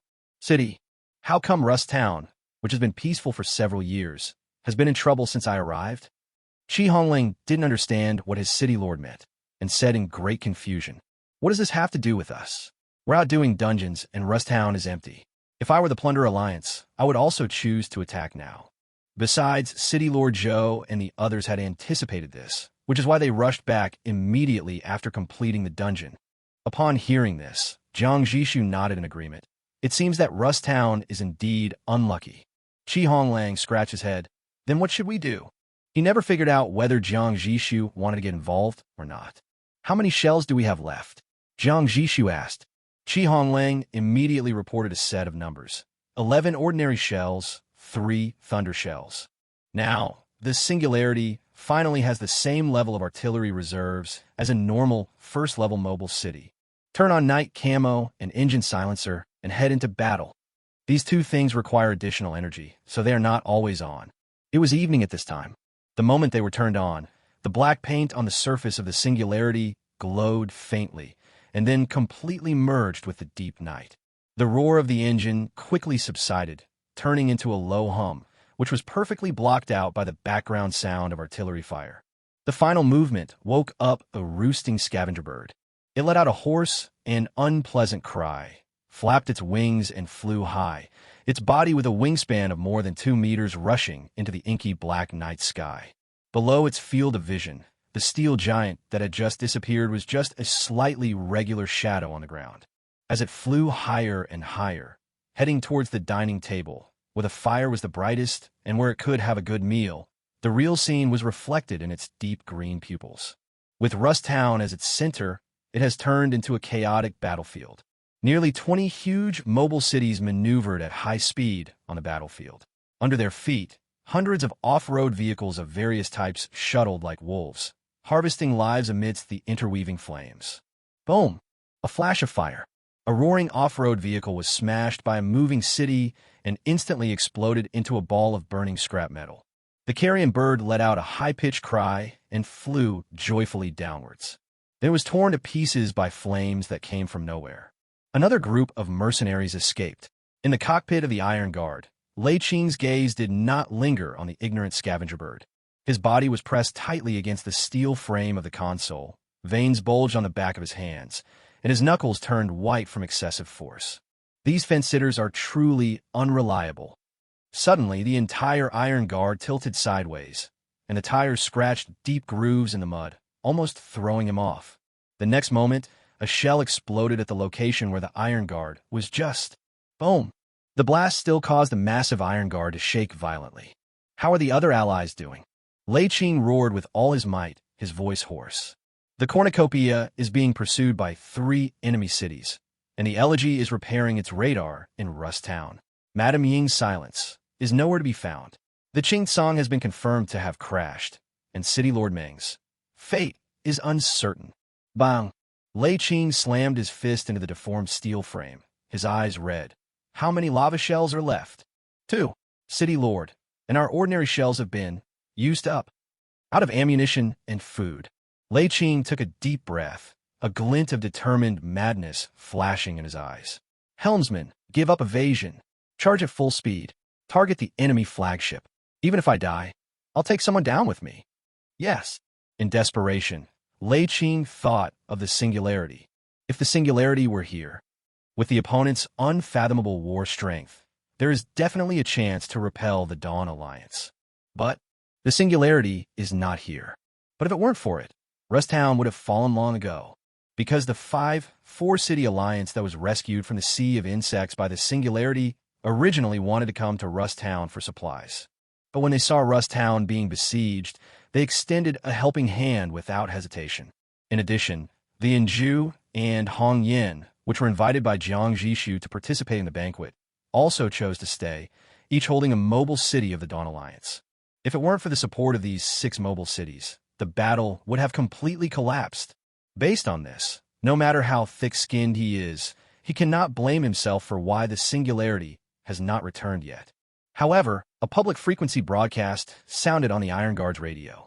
Everyone from Rusttown, the other party's voice was filled with fatigue and helplessness. We have tried our best. Because of the Zerg dungeon, our resource reserves are already very low. Now we must retreat. Finished.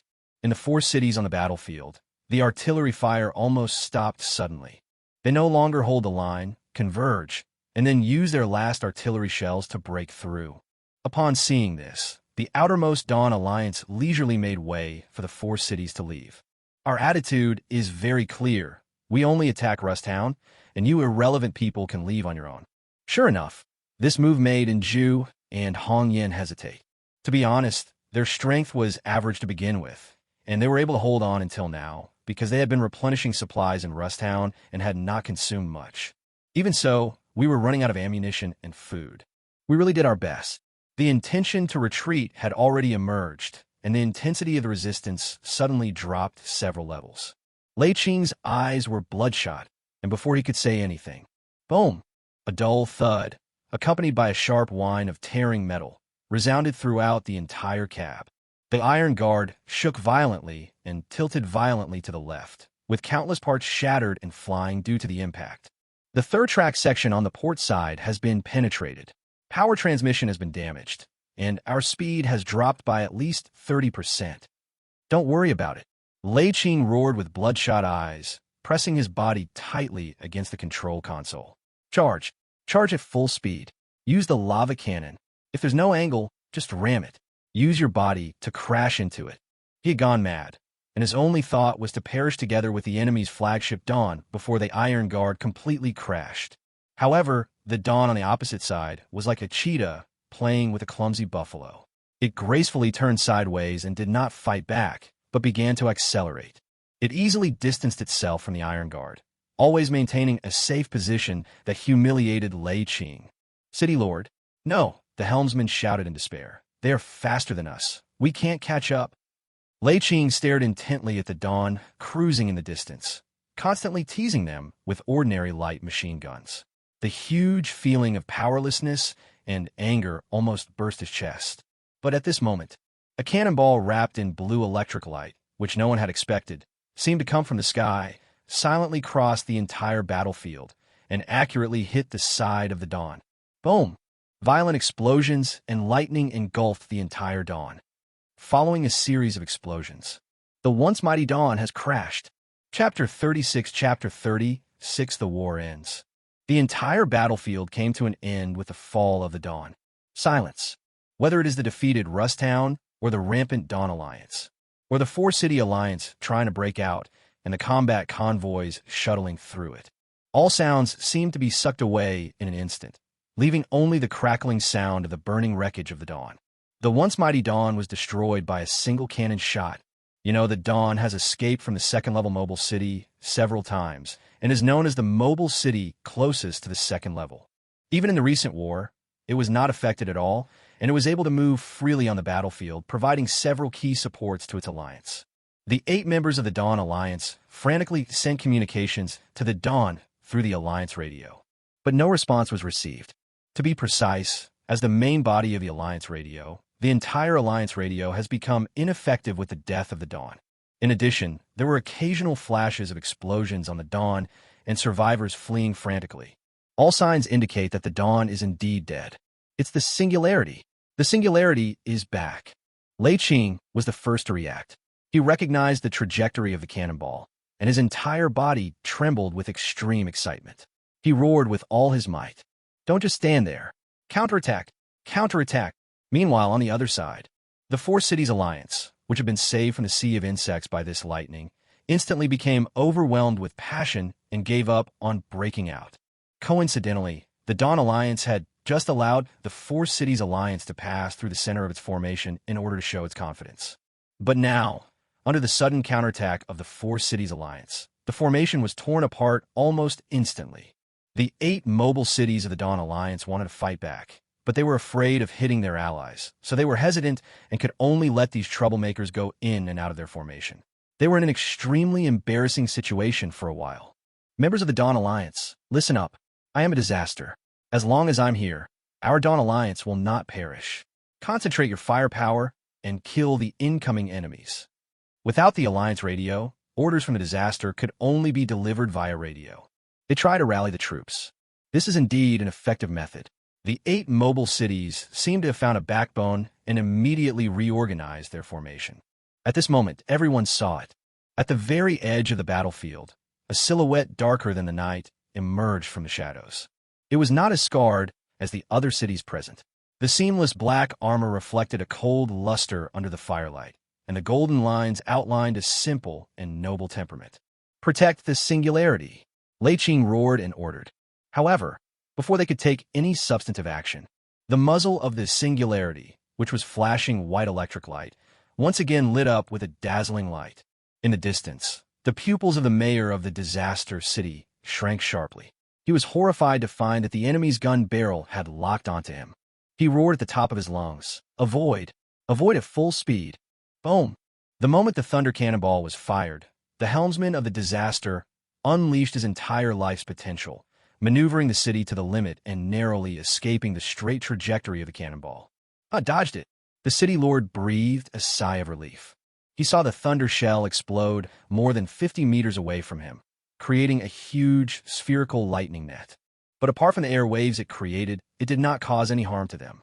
But before he could finish his rejoicing, all the lights and screens in the cab, along with the roar of engines throughout the city, went out in an instant without any warning. All components that require power support must be shut down. The pupils of the Lord of Disaster City dilated instantly. Electromagnetic interference. How could a first-class cannon have such a capability? But he realized it too late. Another ordinary shell flew slowly from the darkness and landed on the disaster, which had completely lost power and became a sitting duck. Boom! Ordinary artillery shells burst out with power that did not belong to them. The raging fire instantly engulfed it, and amid a series of explosions, the deputy leader of the Dawn Alliance followed in the footsteps of the leader and fell to the ground. This process may sound long, but it actually only happens in a few seconds. From the time he appeared on stage to this moment, it was only a few tens of seconds. One shot, and the leader died. 2 shots, and the deputy leader died. A total of 3 shots broke the morale of all the remaining members of the Dawn Alliance. "Run!" A shrill cry from someone unknown was heard on the public channel. In response to him, the third thunder cannon lit up. What is more troublesome than war is the post-war reconstruction work. Fortunately, Jiang Zhixu does not need to be responsible for these. The 4 cities alliance and the Anju and Honglang came to support. This friendship is very deep because they also suffered heavy losses in order to help. But fortunately, Jiang Zhixu still does not need to be responsible for these things, and he does not even need to owe favors. Putting aside the fact that the singularity does not belong to Rusttown, Jiang Zhixu's willingness to help is purely out of kindness. Take Qianwan-san and his group of old foxes, for example. It is impossible for them to throw such an offensive choice to Jiang Zhixu. They took the initiative to bear all the losses and compensation of their allies. Naturally, this favor is also included. However, Jiang Zhixu still learned some unfortunate news. "My Ming, sacrificed." He remained silent upon hearing this. Although his contact with Meng Qingsong was very brief, Jiang Zhixu admired this old man who founded Rusttown. Meng Qingsong vaguely exudes a very old-fashioned cadre style. In communication, Zhou Yi also sighed. "Chief Meng is too old to protect me while I was repairing the radar. He personally commanded the Qingsong. The enemy's shot just happened to hit the cockpit. The cab is usually heavily armored. However, Meng Qingsong was not killed directly by the explosion, but was unable to withstand the impact. As Zhou Yi said, the other party is too old." Jiang Zhixu shook his head, suppressing his emotions, and asked again, "Where is Madame Ing? Why didn't I see the silence?" He was mentally prepared for Mrs. Ing to die as well. Mrs. Shadow Silence was the first to be targeted by the Dawn. The silent cannon posed too great a threat. Zhou Yi sighed, finally bringing good news. The city was destroyed, but the people are safe. They were hidden by confidence. This is a blessing in disguise. In a great battle, one of the 5 elders of Rusttown died, and one was disabled, which was a serious blow. Zhou Yi. Also, after interrogation, we dug out some information. The Dawn Alliance did intend to take advantage of our absence to attack Rusttown. They just didn't expect that we could actually get through, and get through so quickly. Jiang Zhixu glanced sideways when he heard this. "What do you mean?" "From what I heard, it seems like they know something." Zhou Yi nodded, then realized that the other party couldn't see him, and immediately said, "Because they once encountered a level 2 elite dungeon. 9 cities entered, but only 3 escaped. So they concluded that even if we weren't completely wiped out, we would suffer heavy losses because the level 2 elite dungeon isn't meant for level 1 cities. Speaking of this, Zhou still felt a little scared because the Dawn Alliance is actually right. If it weren't for Jiang Zhixu, they really wouldn't be able to come back. Even if they came back now, their material reserves would be exhausted, and it would be difficult to fight against the Dawn Alliance in such a hurry. Zhou showed a bitter yet grateful smile on his face. City Lord Jiang, you saved us twice. Chapter 37 Great Harvest. Zhou said that he could never repay the 2 life-saving favors. So he made a solemn promise.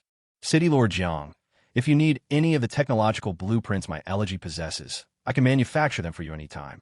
I'll only charge the manufacturing cost, and they're valid forever. This is equivalent to turning oneself into another workshop of Jiang Zhixu. You know, the industrial system of the elegy is quite complete. Jiang Zhixu had personally witnessed on the battlefield a number of things, including a first-level infantry fighting vehicle, a first-level heavy off-road vehicle, a first-level scavenger rifle, and a first-level high-explosive rocket launcher. These are the equipment that the Singularity is currently in urgent need of, and can even be said to be its shortcomings. Once possessed, the combat effectiveness of the ground forces will be directly improved to a large level. So Jiang Zhixu did not hypocritically exchange pleasantries with Zhou Yi, but accepted it directly and happily. Afterwards, Zhou Yi took the initiative to drag back Jiang Zhixu's spoils, the wreckage of the Dawn and the disaster. Once City Lord Jiang has finished plundering, I'll help you completely dismantle these 2 cities. Their keels and infrastructure are themselves a valuable resource. Zhou Yi said with a smile. Only he, who possesses the second-level component, Goblin Smelting Furnace, has the confidence to say such words. Thank you, City Lord Zhou. Looking at the city ruins being dragged in the distance like 2 small hills, Jiang Zhixu was full of anticipation. I don't know if their legacy will be enough for me to collect the remaining 9 first-level modification parts. Jiang Zhixu sent people into search with great anticipation. Soon the first good news came from the system. Congratulations! Your army has successfully captured the enemy city Lord's control console. Please return to your console to operate. 2 consecutive prompt sounds announced that the final legacy of the 2 former top predator cities also belonged to Jiang Zhixu. He had been waiting by the console for a long time, and without hesitation, he copied all the blueprints and then selected the drawings of level 1 or above quality. The first thing that catches your eye are 4 combat blueprints. Badger Infantry Fighting Vehicle. Level 1, a highly versatile tracked infantry fighting vehicle with moderate defense, decent mobility, and the ability to carry a heavy machine gun and 6 fully armed soldiers, making it a key force in ground combat. Armor-piercing shells. Level 1, an advanced version of conventional shells, significantly reducing explosive power in exchange for stronger armor-piercing capabilities, capable of effectively damaging the standard armor of most Level 1 mobile cities. Sentry Automatic Machine Gun Turret. Level 1 can be deployed throughout the city, effectively suppressing infantry units and small creatures. Consumes 1 unit of steel and 1 unit of gunpowder per hour. Anti-vehicle mine. Level 1, an invisible killer on the battlefield, capable of destroying any vehicle with medium or lower defense and achieving the No Survivors achievement. But these 4 drawings are just appetizers. What really surprised Jiang Zhixu were the 3 industrial drawings of the industrial melting furnace, biogel cultivation pool, and primary gunpowder synthesis workshop. The function of the industrial melting furnace is simple. It can provide a more efficient resource conversion rate. For example, an ordinary smelting furnace converts iron ore into steel at a ratio of 10:1, but can increase this ratio to 8:1. This is no small number. Originally, 10,000 iron ores could only produce 1,000 pieces of steel, but now it can produce 1,250 pieces, which is 25% more. The effect of the biogel cultivation pool is even better. It can make the scarce resource, biogel, no longer completely dependent on external plundering, but can achieve independent production. According to the blueprint, as long as enough biomass is input, it can produce a stable output and efficiency of 1 to 10 units per day. The sources of biomass are extremely wide, including vegetables, meat, kitchen waste, and even the excrement of urban residents. It accepts everything. Not only can we produce biogel, but we can also solve the waste disposal problem. Jiang Zhixu immediately placed a production order and prepared to manufacture it. Although the Singularity had space reserved for a septic tank, it had no garbage disposal facilities at all.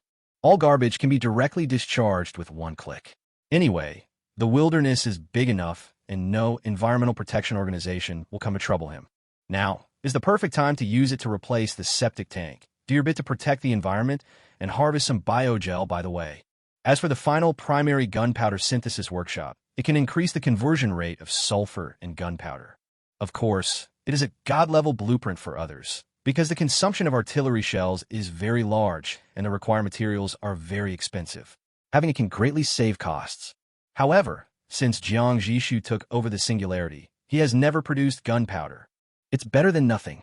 He wasn't ready to waste valuable city space to build it just yet. As expected of the top Predator Alliance, it has such a rich foundation. Jiang Zhixu marveled. These are just 2 of the 9 mobile cities. Although they're the 2 most powerful, I believe the remaining 7 are no small fry either. The Plunderer Alliance is a good thing. I must try my best to defeat it when I encounter it in the future. Jiang Zhixu made up his mind and continued to look through the workshop. He was looking at a filtered list, not even bothering to look closely at those first-level life blueprints. Anyway, just leave it to Honglang to arrange. At the end of the list, Jiang Zhixu even found a second-level blueprint. Rudimentary individual exoskeleton. A crude imitation that significantly enhances a soldier's individual strength and speed. Its drawbacks are near-zero defensive capabilities and a heavy load on a user's body. In an open area, this thing would be no different from paper when facing heavy machine gun fire. But it can definitely be of great use in mobile cities and complex terrains that infantry fighting vehicles cannot enter. It's a good thing, but unfortunately, Jiang Zhixu shook his head as he looked at the list of materials. Apart from titanium alloy, he had never heard of materials like neural sensor chips. Most of them are rare materials that can only be produced in the second-level area. No wonder no individual exoskeletons were seen on the battlefield. But as the people who counted the resources returned, more good news followed. City Lord, 3 intact exoskeletons were found on the disaster. City Lord, the secondary alliance radio on the Dawn is intact, and the brothers are dismantling it. City Lord, we also found 4 first-class cannons and more than a dozen special shells. City Lord, Chapter 38, Chapter 38. Complete the prerequisites for upgrading to Level 2. P.S. This chapter contains a lot of data involving major improvements, which is quite important. If you're not interested, you can quickly skip it. Text. A man cannot become rich without unexpected wealth, and a horse cannot become fat without night grass. When Honglang finished counting all the spoils and presented the final resource summary list to Jiang Zhixu, even though the latter was mentally prepared, he couldn't help but gasp. Iron ore, 23,480 units. Scrap iron, 17,931 units. Steel, 1,341 units. Biogel, 2,314 units. High molecular weight polymer, 3,410 units. Electronic components, 2,194 units. Precision parts, 1,521 units. Titanium alloy, or 574 units. Crude oil, 2,215 units. Coal, 1,324 units. Gunpowder, 1,741 units. What does it mean to get rich overnight? That's it. Swallowing these 2 top Predator cities almost instantly solved all of the Singularity's resource shortage problems. Immediately produce and replace the industrial smelting furnace. The first thing Jiang Zhixu has to do is to upgrade the industrial heart. With the new furnaces put into operation, the conversion rate of iron ore to steel increased to 8-1, and scrap iron reached 4-1. Iron ore and scrap iron are the most basic minerals and have no value except for being smelted into steel, so Jiang Zhixu does not plan to save them at all and will melt them all. It was during this large-scale smelting that he discovered a new feature of the industrial smelting furnace. That is, the smelting speed is more than 3 times faster than the basic smelting furnace. More than 7,000 units of steel can be melted in just over 14 hours. Extremely efficient. Jiang Zhixu slept until 12 noon, and most of the resources had been produced. Thus, a massive wave of updates and iterations began. First of all, The 1599% new off-road vehicles used by the girls were all given to Zhou Yi to help melt down. He didn't like them anymore.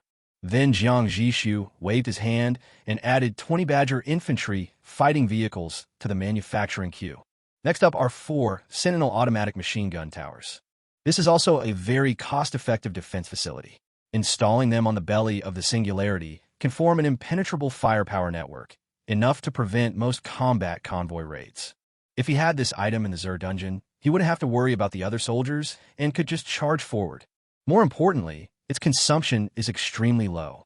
Continuous shooting for 1 hour only consumes 1 unit of steel and 1 unit of gunpowder. This Singularity currently has thousands of tons of steel and gunpowder reserves, so this consumption is just a drop in the bucket. Finally, Jiang Zhixu asked Zhou Yi to manufacture 300 first-level scavenger rifles and 300 sets of first-level standard body armor vests. A total of 300 units of steel, 150 units of biogel, and 150 units of polymer are consumed. Of course, the 4 intact first-class cannons removed from the Dawn and Disaster have also been installed, replacing the 4 ordinary cannons. They are Spike Acceleration Cannon. Quality, first class. Features: through electromagnetic acceleration, special artillery shells are accelerated to 1.1 times the speed of sound. They have almost no explosive power, but have extreme armor-piercing ability. Their purpose is to hit the target with 1 shot.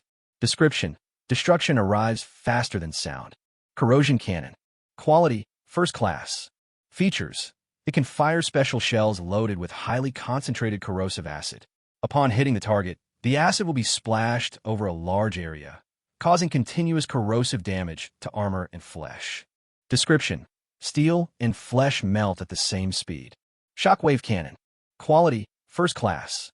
Features: launches a high-intensity shockwave that cannot damage armor, but can cause strong dizziness and tremors to personnel and can detonate and deflect airborne shells. The number of shots is recharged once per hour and can be stored for 3 times. It cannot fire physical shells. Description: please enter text. Mud Cannon. Quality, first class. Features: the fired shells will explode, ejecting a large amount of rapidly expanding and hardening super-strong adhesive to the designated area, forming an artificial quagmire. Ground units trapped in it will have their movement speed greatly restricted or lose their ability to move. Description: there are thousands of roads, but this one is the wrong one. There are no blueprints for these 4 cannons and their corresponding shells. Either the Dawn and the Disaster were finished products when they were revealed, or they were cannons made for them by other members of the Alliance. But this doesn't matter to Jiang Zhixu. Anyway, each of them still has a few shells left. After the talent cools down, a critical hit can solve the problem. So far, the strength of Singularity has undergone a comprehensive transformation, and there are almost no shortcomings anymore. The only thing limiting me is these damn 908 first-level modification parts. Where on earth am I supposed to find them? Among so many blueprints, only the industrial smelting furnace can be considered a modification part. Although the newly acquired Alliance radio is a modified part, it is a second-level part and is not counted towards the number of first-level parts. Also, all cannon parts count as just one piece and are calculated based on the highest level, which is the Level 2 Thunder Cannon, and cannot be counted as a Level 1 component. Suddenly, a thought flashed through Jiang Zhixu's mind. Raise funds. Jiang Zhixu immediately contacted Zhou Yi, Qian Wansan, and Lei Qing. If it had happened before this morning, it would undoubtedly be extremely presumptuous to directly ask the other party what modified parts they have. But now, the 3 of them did not feel offended at all by Jiang Zhixu's inquiry. Instead, they very straightforwardly shared all the first-level modification parts blueprints they had without reservation. Titanium alloy keel frame. The core keel of the entire city is replaced with a reinforced keel made of titanium alloy, which greatly improves the structural strength and is less likely to fall apart. All-terrain wheel track design. This design balances wheel and track design, significantly increasing urban mobility while enhancing adaptability to harsh terrain, such as slopes, mud, and gravel. Sportsman Core shock absorption system. It can offset the violent vibrations caused by factors such as rapid movement and large height differences, significantly improving urban stability and resident happiness. Vehicle lift platform. Utilizing a multi-layered buffer design, it can deploy 10 combat vehicles at a time, significantly improving combat response efficiency. WD-40 lubricant delivery pipe. This continuously delivers lubricant to all cannons, significantly improving their flexibility.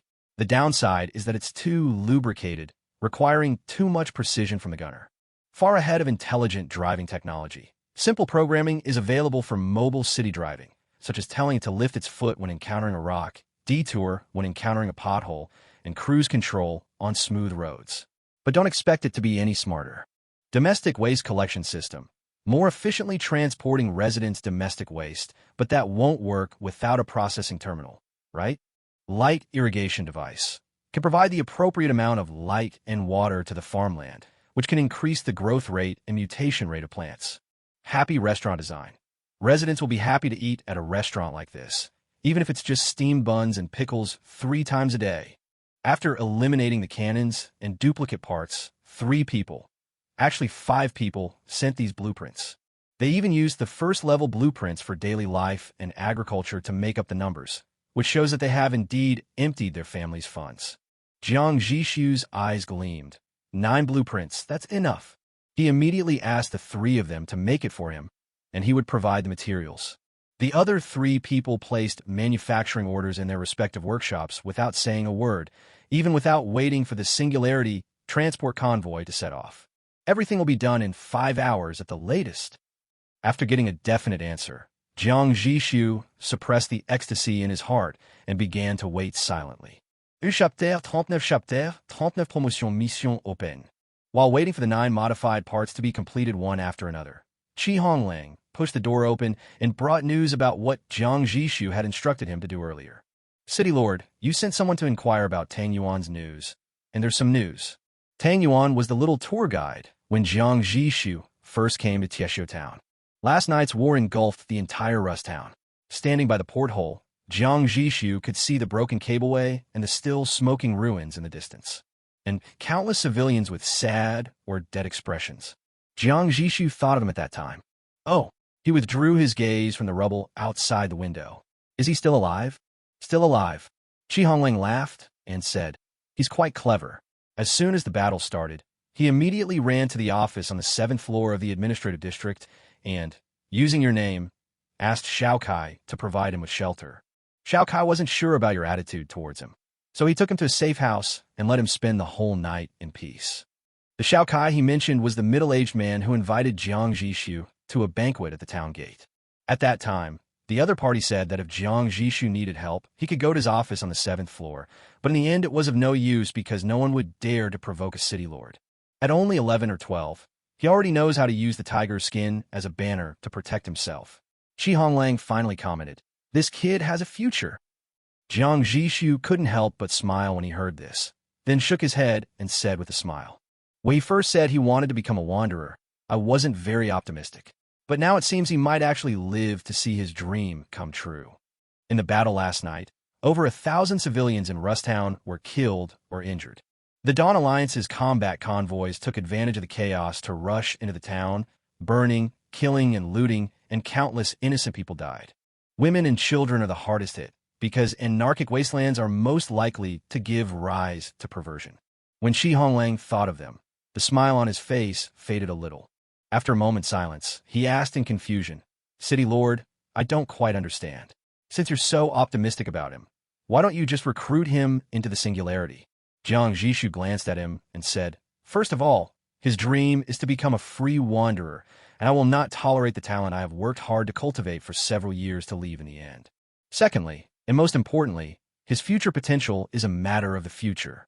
Right now, he has no value to the singularity and is unqualified to occupy a precious population quota. To put it bluntly, such a young child, who grew up in a wasteland, is malnourished and weak. No one would want him even as a slave. Honglang understood, but was still confused. He felt that there was a strange contradiction in his city lord. On the one hand, the other retains an old-world, almost naive moral code and empathy. He refused to implement the slavery that was most suitable for the current situation. He could lend a helping hand to a mobile city he had never met before, and he would also care about orphans he had only met once. But on the other hand, he also showed a utilitarian judgment that was calm to the point of indifference. Throughout his journey, he has never done anything that would truly harm the interests of singularity because of his own moral code. Honglang could see that Jiang Zhixu obviously liked Tingyuan very much, but he was not going to make an exception for him. Honglang was only 19 years old before he traveled through time. Even though he had grown a lot in the 10 years in the Wasteland, he still felt elusive when faced with such a complex character. Okay, go do your thing. Jiang Zhixu was satisfied with the answer and drove the man away without mercy. When he was the only one left in the room, Jiang Zhixu activated his talent for today. Target, Thunder Crystal. Type, Quantity Critical Hit. Talent activating. Activated successfully, multiplier, 34 times. In an instant, in the material warehouse that no one could see, a crystal flashing with lightning split and replicated like a cell. In the end, it became 35. However, this scene could no longer cause Jiang Zhixu to have too many emotional fluctuations. He calmly placed an order for a new, level 1 thunder cannon in the workshop. This thing is very powerful. After upgrading to level 2, it has a large-scale electromagnetic interference effect. It is very useful. Including this cannon, only 2 of the 8 cannons on the Singularity are ordinary cannons. If it were any other mobile city, they would not dare to do this at all. Only this Singularity has a backward compatibility protocol that allows it to use a first-level cannon to fire ordinary shells, so it has the confidence to do so. Unfortunately, my talents are good in every way, except for being unsuitable for critically attacking minerals. He thought a little greedily. He originally wanted to replace the remaining 2 cannons with first-level thunder cannons, but found that there were not enough thunder mines. The talent can only choose 1 unit of minerals as the base, and can produce a maximum critical hit of 100 units. Considering the consumption of tens of thousands of units, it is nothing but a drop in the bucket, and it also wastes the number of times the talent can be used. Just give up. Then give this level 1 thunder cannon a critical hit to upgrade it to level 2. This way, there will be a level 2 cannon on each side. After Jiang Zhixu finished dealing with all the miscellaneous matters, he found that he had nothing to do. So he called a group of people and marched into Rusttown, ready to take a close look at the disaster and reconstruction situation. Until after 5 in the evening.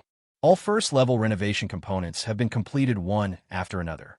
However, installing them is a huge undertaking, and even with the help of a second-level universal repair arm, it would take at least a full day. So Jiang Zhixu had to wait until the next day. The next day, afternoon, Jiang Zhixu used his critical strike talent on the only remaining thunder cannonball. Target, Thunder Cannonball. Type, Quantity Critical Hit. Talent activating.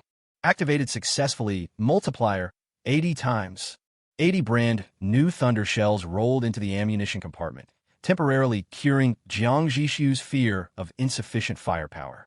The titanium alloy keel frame has been installed. The completion of this most labor-intensive modification component was like pushing down the first domino. The all-terrain wheel design has been installed. The sports student core shock absorption system has been installed. The light irrigation device has been installed. The moment when the last modification part is in place. The system light screen of Singularity suddenly changed from soft white to a solemn and sacred gold. Lines of text, as if formed by starlight, slowly emerged before Jiang Zhixu's eyes. Preconditions have been met. Level 1 modification parts, 12/12. Level 2 modification parts, 3/3. From a tiny insect to the vast sea of stars, you have finally taken the first solid step. Now it's time to embark on the real journey. The promotion task has been opened. Do you want to check it now? Chapter 40 Target. Secondary Mobile City. Jiang Zhixu chose yes without hesitation. Promotion mission. The world does not welcome cowards. Mission details. To stop moving forward is to embrace destruction. Please find any second-level city that is stranded in the current first-level area and bring about its long-overdue destruction. Mission support. Hunter Beacon. At midnight, every day, the coordinates of all secondary mobile cities in the current area will be displayed on your radar for 3 minutes. It will expire after the mission ends. Mission rewards. Level 2 Regional Pass 1. Level 2 Mobile City Construction Guide 1. The moment Jiang Zhixu saw the task, he felt a sense of unexpected yet reasonable. In the first-level area, the only things that could pose a hindrance to the Singularity are probably the 2 second-level cities. The randomness of the system also depends on the person. Stop moving forward and you'll perish. This system, blessing you one moment and forcing you to kill the next, is really frustrating. Jiang Zhixu subconsciously felt a little disgusted. But since it is a promotion task, it is impossible not to complete it because of aversion. So he began to analyze it. With the current strength of the singularity, it should be able to compete with a second-tier mobile city. Even the Dawn Alliance thought that the Level 2 elite dungeon was impossible to pass in a Level 1 city, but they not only cleared it, but also did it beautifully. Besides, the current singularity is equipped with 4 types of second-level components, 13 types of first-level components, 5 first-level cannons, and 1 second-level cannon. Compared to before, the strength is definitely another transformation. Jiang Zhixu was very confident that as long as he was given a few days to rest and digest this increased strength, he would be able to pass the second-level elite copy even if he was asked to fight alone. Bang, bang, bang. Right at this moment, Honglang's knock on the door interrupted his thoughts. Come in. City Lord. Honglang said straight to the point after entering.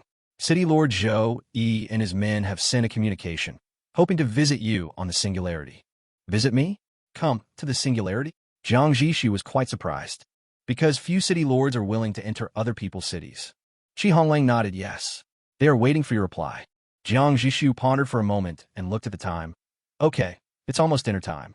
Go and make arrangements to entertain them in our own restaurant. Clear. Honglang accepted the order and withdrew. Now that things have come to this, let's prepare to eat. Jiang Zhixu was too lazy to think about it anymore. Whether we could defeat the second-tier cities or not, we will only know after we defeat them. Even if we take a step back and say that we can't win, Jiang Zhixu doesn't believe that he can't even escape. What's more, it's impossible for him to set off immediately. He would need a rest for at least a week to half a month, upgrade everything that could be upgraded with talent, and make sure there were enough ammunition before he would set off. There's still a lot of time, so eating is important. That night, the lights were on in the restaurant on the Singularity, which had just been built using the delightful restaurant design and had not yet been enjoyed by the residents. This place is simple and cannot be compared with the banquet hall in Rusttown. Please forgive me. Jiang Zhixu raised his glass in gesture. City Lord Jiang, you're joking. This place is much better than Rusttown. Zhou Yi and the other 3 said they couldn't accept it. No matter how beautiful the banquet hall in Rusttown is, it has no special effects, but there are some here. Mrs. Ng lost her silent and was in a bad mood, but when facing Jiang Zhixu, she would still take the initiative to talk to him to show respect. After 3 rounds of drinks, the conversation naturally turned to business. We're not going to wait until Rust Belt is completely rebuilt. Zhou Yi put down his wine glass, a fierce look flashing in his eyes. Instead, I plan to take advantage of the Dawn Alliance being broken up, pick off a lone enemy, and snatch a mobile city back from Madame Ming. Oh, grab one. Jiang Zhixu picked up a piece of sweet and sour pork ribs and asked with interest. Qian Wansan took over the conversation. That's right. Rusttown is severely damaged, and only the 3 of us remain as permanent combat forces. If we don't replenish our strength quickly, I'm afraid new hyenas will soon covet us. Jiang Zhixu understood. He suddenly remembered that his city was also robbed. As long as you actually occupy the city and kill the original city lord, you can then authenticate the console and inherit the other party's city lord position. This is like the system is encouraging everyone to rebel against their superiors. That's a really good idea. Jiang Zhixu chewed on the spare ribs in his mouth, watching the fun with a smile. Why don't you grab a few more? That way, Rusttown's strength can not only be restored, but also be taken to a higher level. When everyone heard this, they looked at each other and smiled bitterly. Lei Qing muttered, That's true, but we're lucky to have snatched a complete one. We can't afford to waste that much time. They're just ignoring Rusttown for the time being, not really giving up on it. Unless Jiang Zhixu is willing to help them guard the place for a while. But few people dared to make such a request. However, Jiang Zhixu took the initiative to take over the conversation. Next, I will rest in Rusttown for at least 10 days. If you trust me, you can go out during this time. As soon as these words were spoken, the atmosphere at the table changed instantly. Zhou Yi and the other 2 stood up almost at the same time, their faces filled with ecstasy. City Lord Jiang, of course we trust you, but how can we? You won't accept my materials for those 9 first-level components. Jiang Zhixu interrupted him and said, "Just consider this as your reward. Don't keep thanking me, it's troublesome." Having said this, Qian Wansan raised his glass and said, "City Lord Jiang, you are so righteous. I toast to you." After everyone finished drinking, Zhou Yi asked curiously, "City Lord Jiang, are you going to be promoted to a second-tier city?" Jiang Zhixu didn't keep anyone in suspense. "The promotion mission has begun." Zhou Yi immediately asked, "Is there anything we can do to help?" "Just ask. You've helped me enough." Jiang Zhixu waved his hand, rejecting everyone's kindness. "Besides, this time, you really can't help me, because my mission is to attack a second-tier city." As soon as the words fell, the whole place fell into dead silence. Jiang Zhixu, however, acted as if nothing had happened. He chuckled, picked up the fat otaku happy water in front of him, and drank it all. Then, while everyone was stunned, he took away the last piece of cola-mutated chicken wing on the plate. "Keep chewing and chewing." Level 2, Zhou Yi still found it hard to believe. His voice was dry. "But you're only level 1. He couldn't continue speaking halfway through. It is true that the Singularity is a first-level ship, but which first-level ship has such extraordinary combat power? If the promotion missions were not randomly selected, Zhou Yi would have suspected that the system was targeting the Singularity. Lei Qing said in a deep voice, "We really can't help you with this matter. Even if you want to help, I can't let you follow me," Jiang Zhixu said frankly. To put it bluntly, bringing Zhou Yi and the others along is like bringing a few burdens along. If he really couldn't win, Jiang Zhixu would not have ignored them while running away. So, it's better to go alone. After this topic, everyone found a more relaxing topic, finished the last bit of food, and then said goodbye and went back. Jiang Zhixu walked them a distance away and said, "When you get back, remember to check out the radio station. I've invited you through the Alliance radio." Chapter 41, A Tough Nut to Crack. Inviting the 3 city lords to join the Alliance radio station does not mean that Jiang Zhixu wants to formally form an alliance with them. He simply thinks that it would be convenient to be able to contact them at any time. The second-level Alliance radio station can accommodate 9 members, including himself. 4 of them are now occupied, leaving 5 seats. It is worth mentioning, when Jiang Zhixu agreed to take over the management of Rusttown, Zhou Yi and the other 2 prepared supplies overnight and set out early the next morning to hunt down the remnants of the Dawn Alliance. The secondary radar originally installed on the Qingtsang was also removed and installed on Qian Wansan's Zhubiopen.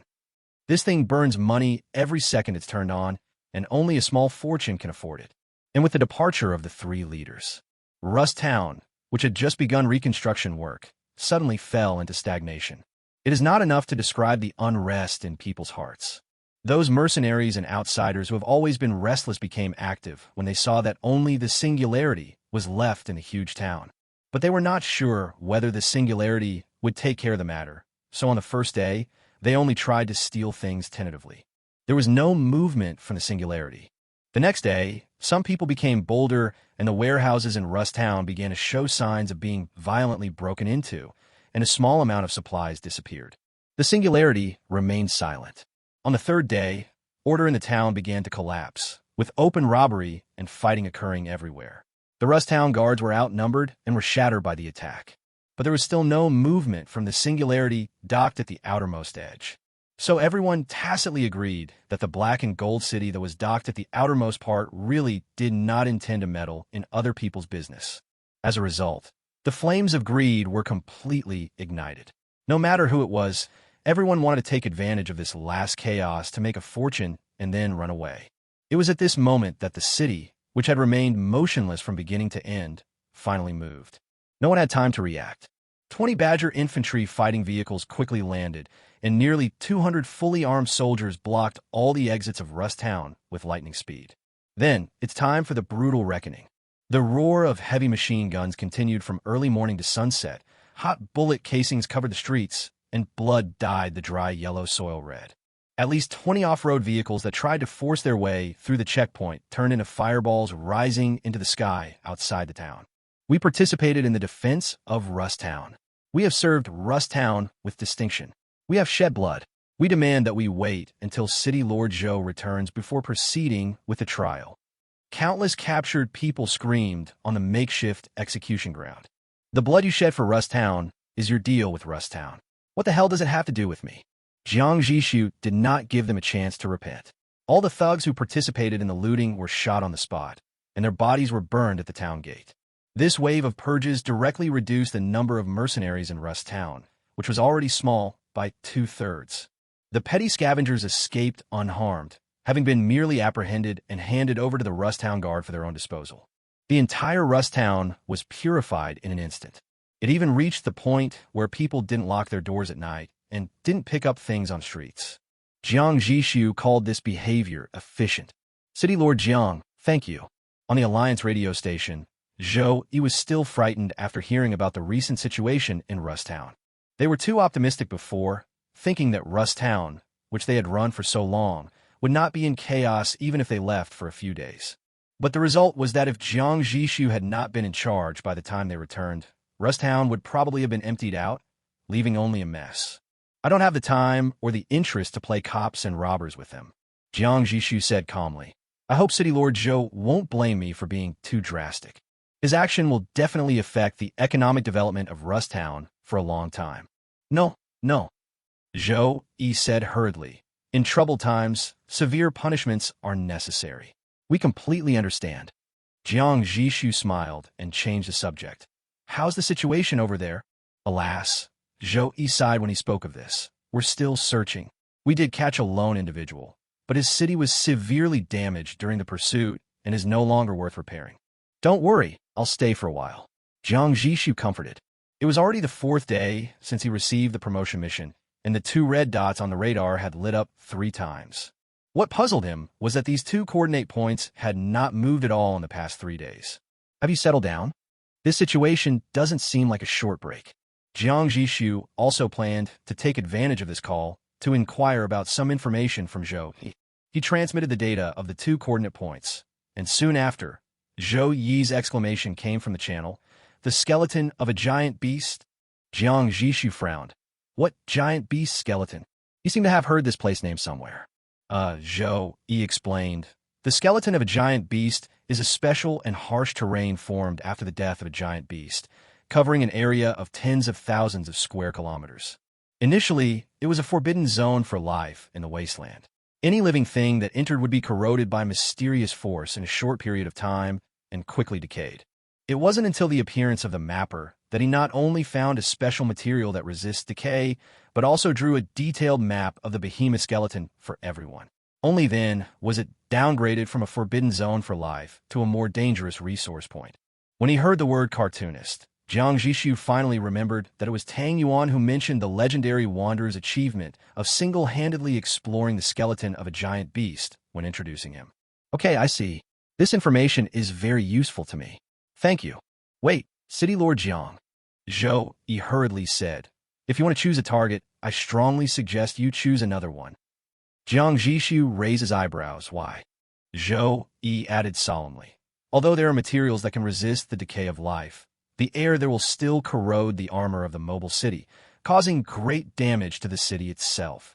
And according to people who have been there, looters are rampant in that area, and the largest looter alliance is called Azure. Azure commands over a dozen mobile cities. They act recklessly and are not picky. They even stop and slap passing adventure caravans.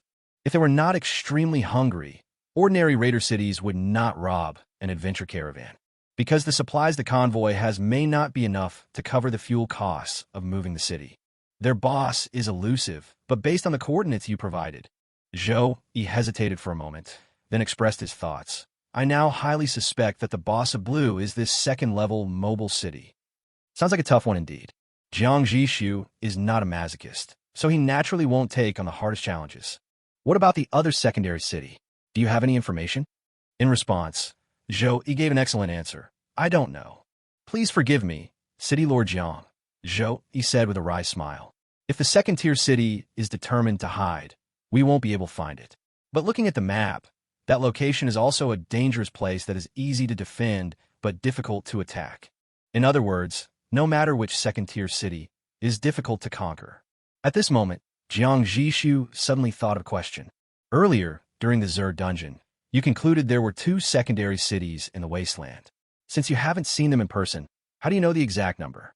Oh, this one, Zhou Yi explained. it's still related to the cross-regional trading platform. Every time the platform is launched, the total number of mobile cities in the current region, as well as the specific number of first and second-level cities, will be announced. Jiang Zhixu suddenly realized that this made sense. He thought for a few seconds and said, "Okay, then I'll hang up first. If you have anything, send a message to the group."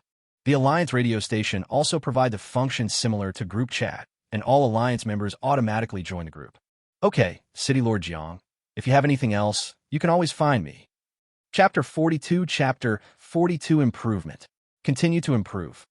After triggering the promotion task, there's no need to worry about the component level. So on the second day after the mission was triggered, which was the first day, Jiang Zhixu used quality critical attack on the titanium alloy keel frame. Talent activated, multiplier is 7. A light flashed on the titanium alloy skeleton buried deep in the darkness. The silver-white skeleton seemed to be injected with life, and a layer of emerald green light flowed on the surface. Elf Self-Healing Dragon Bone. Quality, Level 2. Features, by adding precious elven spring water to titanium alloy, a touch of life is brought to life. Dragon bones are now immune to most elemental attacks and can slowly heal physical damage. Description: research has found that the effect of elf spring water is far inferior to the elf themselves. Unfortunately, the incompetent ethics committee refused to approve this more groundbreaking research project. This secondary component makes the singularity more resilient. Although there was a universal repair arm before, it provides endurance, while the elf self-healing dragon bone provides a health limit, and the two are not in conflict. The next day, Jiang Zhixu still performed a quality critical strike. This time the goal was all-terrain wheel design, but we were unlucky this time. The multiplier was 3. Adaptive Deformation Drive System. Quality, Level 2. Features, it can switch freely between high-speed wheels and high-torque tracks. When in wheel mode, the speed is greatly increased, and it can jump. When in track mode, it can walk on most harsh terrains, and the extended titanium alloy grinder will crush all ground units. Description: don't waste ammunition on infantry. In response to this directive from the audit committee, scientists had to come up with a faster and more cost-effective solution for dealing with infantry. Day 3. That was the day when the Rust Belt riots were dealt with. After finishing the communication with Zhou, Yi, and others, Jiang Zhixu used today's critical strike opportunity on far-ahead intelligent driving technology. Critical hit multiplier, 9. It's truly so far ahead, even by multiples. Jiang Zhixu immediately opened its panel. He had high expectations for this component. Autonomous Intelligent Driving System. Quality, Level 2. Features, integrated tactical learning module that can record the driver's operating habits and successful maneuvers. In efficiency mode, the system will give the highest priority and automatically ignore secondary parameters, such as crew comfort, and execute the tactical actions it believes to be optimal. Description: yes, it's still stupid, but at least now, soldiers won't miss opportunities due to hesitation. What if they die? Of course, their families will compensate us for our losses, and then we can use the money to recruit the next batch. You want your family to pay you money after you die in battle? Seeing this description, Jiang Zhixu's pupils trembled, and for a moment he forgot to care about its specific effects. His previous feeling was indeed correct. Behind these unified descriptive styles was a complete civilization. And from the perspective of human values, this is a distorted civilization. But then again, there are even species like elves who might not even be human. It's normal for different species to have different ethics and morals. Moreover, the deceased did not express any opinions, so all Jiang Zhixu could do was complain a few words. He quickly put these thoughts behind him and immediately contacted Wei Ran. Inform the entire population that we are going out for a test drive, so they could be prepared. Soon, the singularity stretched out its body and finally stood up slowly. Its actions instantly attracted the attention of countless people in Rusttown. After all, the last time it stood up, it choked hundreds of people without blinking. Fortunately, all those who acted openly are dead, and those who are still alive are those who have the desire but not the courage to do so. So everyone is just curious about what the singularity is going to do. City Lord, it's tire mode now. Wei Ran's voice in the communication was a little excited. After the components were upgraded, Jiang Zhixu immediately notified him. But since the other party didn't give the order, Wei Ran had to hold back even if he wanted to. Now, I can finally have a good time. Let's go and run around the neighborhood. Jiang Zhixu stood alone in front of the bedroom window. As he finished speaking, the scenery outside the window began to slowly recede. And as the power reactor runs at full power, the speed of the entire city rapidly increases at an unprecedented momentum. This speed, even without a speedometer, Jiang Zhixu could feel that the speed was at least 100 kilometers per hour. What is the concept? It's like driving on the highway and watching a mountain whiz by in the passing lane. City Lord, Wei Ran's excited voice practically roared over the comms. 110 kilometers per hour. We've reached 110. Woohoo. That's awesome. Just stay steady. Jiang Zhixu subconsciously grabbed the fixed frame and reminded loudly. Don't worry, City Lord. The new intelligent driving system is very smart. I don't need to take over manually in this kind of road conditions. Besides, don't you feel that we are driving unusually smoothly? After Wei Ran said this, Jiang Zhixu subconsciously looked at the water cup on the table with a sealed lid to prevent splashing. He clearly remembered that when the singularity was running at full speed, the water in the cup would dance wildly, as if it had been thrown into a washing machine. But now, although it is still turbulent, it is more than 100 times better than before. Is this also the result of the autonomous intelligent driving system? Jiang Zhixu asked. Of course, Wei Ran explained excitedly. Before, we could only rely on the shock absorption system to passively absorb vibrations. But with the help of the new intelligent driving system, it will actively predict and adjust the driving posture to avoid shock. Jiang Zhixu instantly understood the horror of this improvement. This is not just an improvement in living comfort, but also a leap in combat effectiveness. The stable platform means that the shooting accuracy of the cannon, the sentry machine gun tower on the abdomen, and the guns and rocket launchers of the soldiers on the deck will be qualitatively improved. Good. Jiang Zhixu suddenly remembered another first-level component that he had not paid much attention to before, the core shock absorption system of sports students. If we upgrade this thing to level 2, combined with the 2, wouldn't the stability of the singularity be comparable to that of a high-speed train? Originally, he planned to conduct a large number of critical strikes on various artillery shells in the next few days, and then officially set off after replenishing the firepower reserves. But now he has changed his mind. Several key functional components must be queued up. Chapter 43, Zhou, Returns. Without wandering outside for too long, the singularity soon returned to Rusttown. In the next few days, I returned to peace in the cycle of constantly using talents, waiting for reset, using talents. However, an unexpected incident occurred. The car repair shop that Honglang had envisioned was actually opened by him. The reason was that Jiang Zhixu wanted to train the Singularity combat team, which lacked actual combat experience. He hired an experienced mercenary group and led his own fleet to the nearby city ruins for training. The city ruins near Rusttown have been searched countless times, and no secrets remain because the system refreshes resources from time to time. But it is still very dangerous because the city has complex terrain and there are tens of thousands of mutant creatures and zombies, so it is also an excellent training ground. Naturally, the combat convoy, which had little experience and was unfamiliar with the terrain, went out with high morale and returned with bruised faces. If it weren't for the mercenaries taking care of them, at least half of the vehicles would have remained in the ruins forever.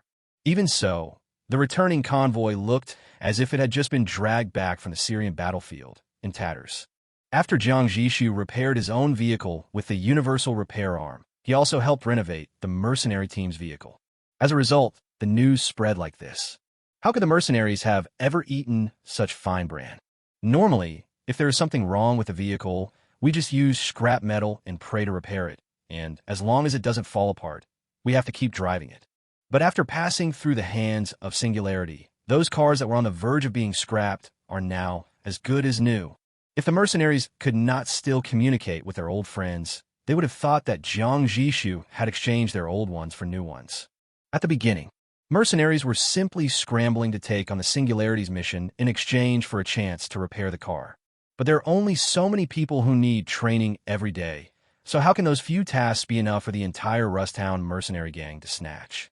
So, some brave and shameless people came forward and expressed their willingness to pay gold coins or materials to repair the car. Honglang thought, this mosquito leg is small, but it is still meat. Anyway, they will be staying in Rusttown for a while, so it would be a waste not to make money. Finally, The repair shop was opened, and the business was unexpectedly booming. After Jiang Zhixu learned about this, he just smiled and said he still can't forget his repair shop, and let him go. During these 3 days, he successively gave critical strikes to the quality of core shock absorption system of sport students, simple life detection radar, and industrial melting furnace. Hamster transformation stability matrix. Quality, level 2. Features. It can convert most of the vibration into energy and fill it into the power furnace, reducing fuel consumption and offsetting the overload effect caused by sudden stop and sudden turn to the greatest extent. Description. An auditor was observing his daughter's hamster generator toy when he suddenly realized that every citizen in the city is no different from a hamster running in a cage. Thus, this system came into being. Biosignal radar. Quality, level 2. Features. It has a detection range of 50 kilometers in radius. It cannot detect inanimate objects, but can analyze the type, state, and mood of living things through reflected pheromones. Description. Counselors have repeatedly expressed their deep hatred for the blue-skinned people. They are always hiding and even controlling forest beasts to attack us, greatly disrupting the operation of our superconducting minds. Now, we finally have a perfect solution. Advanced mineral smelting furnace.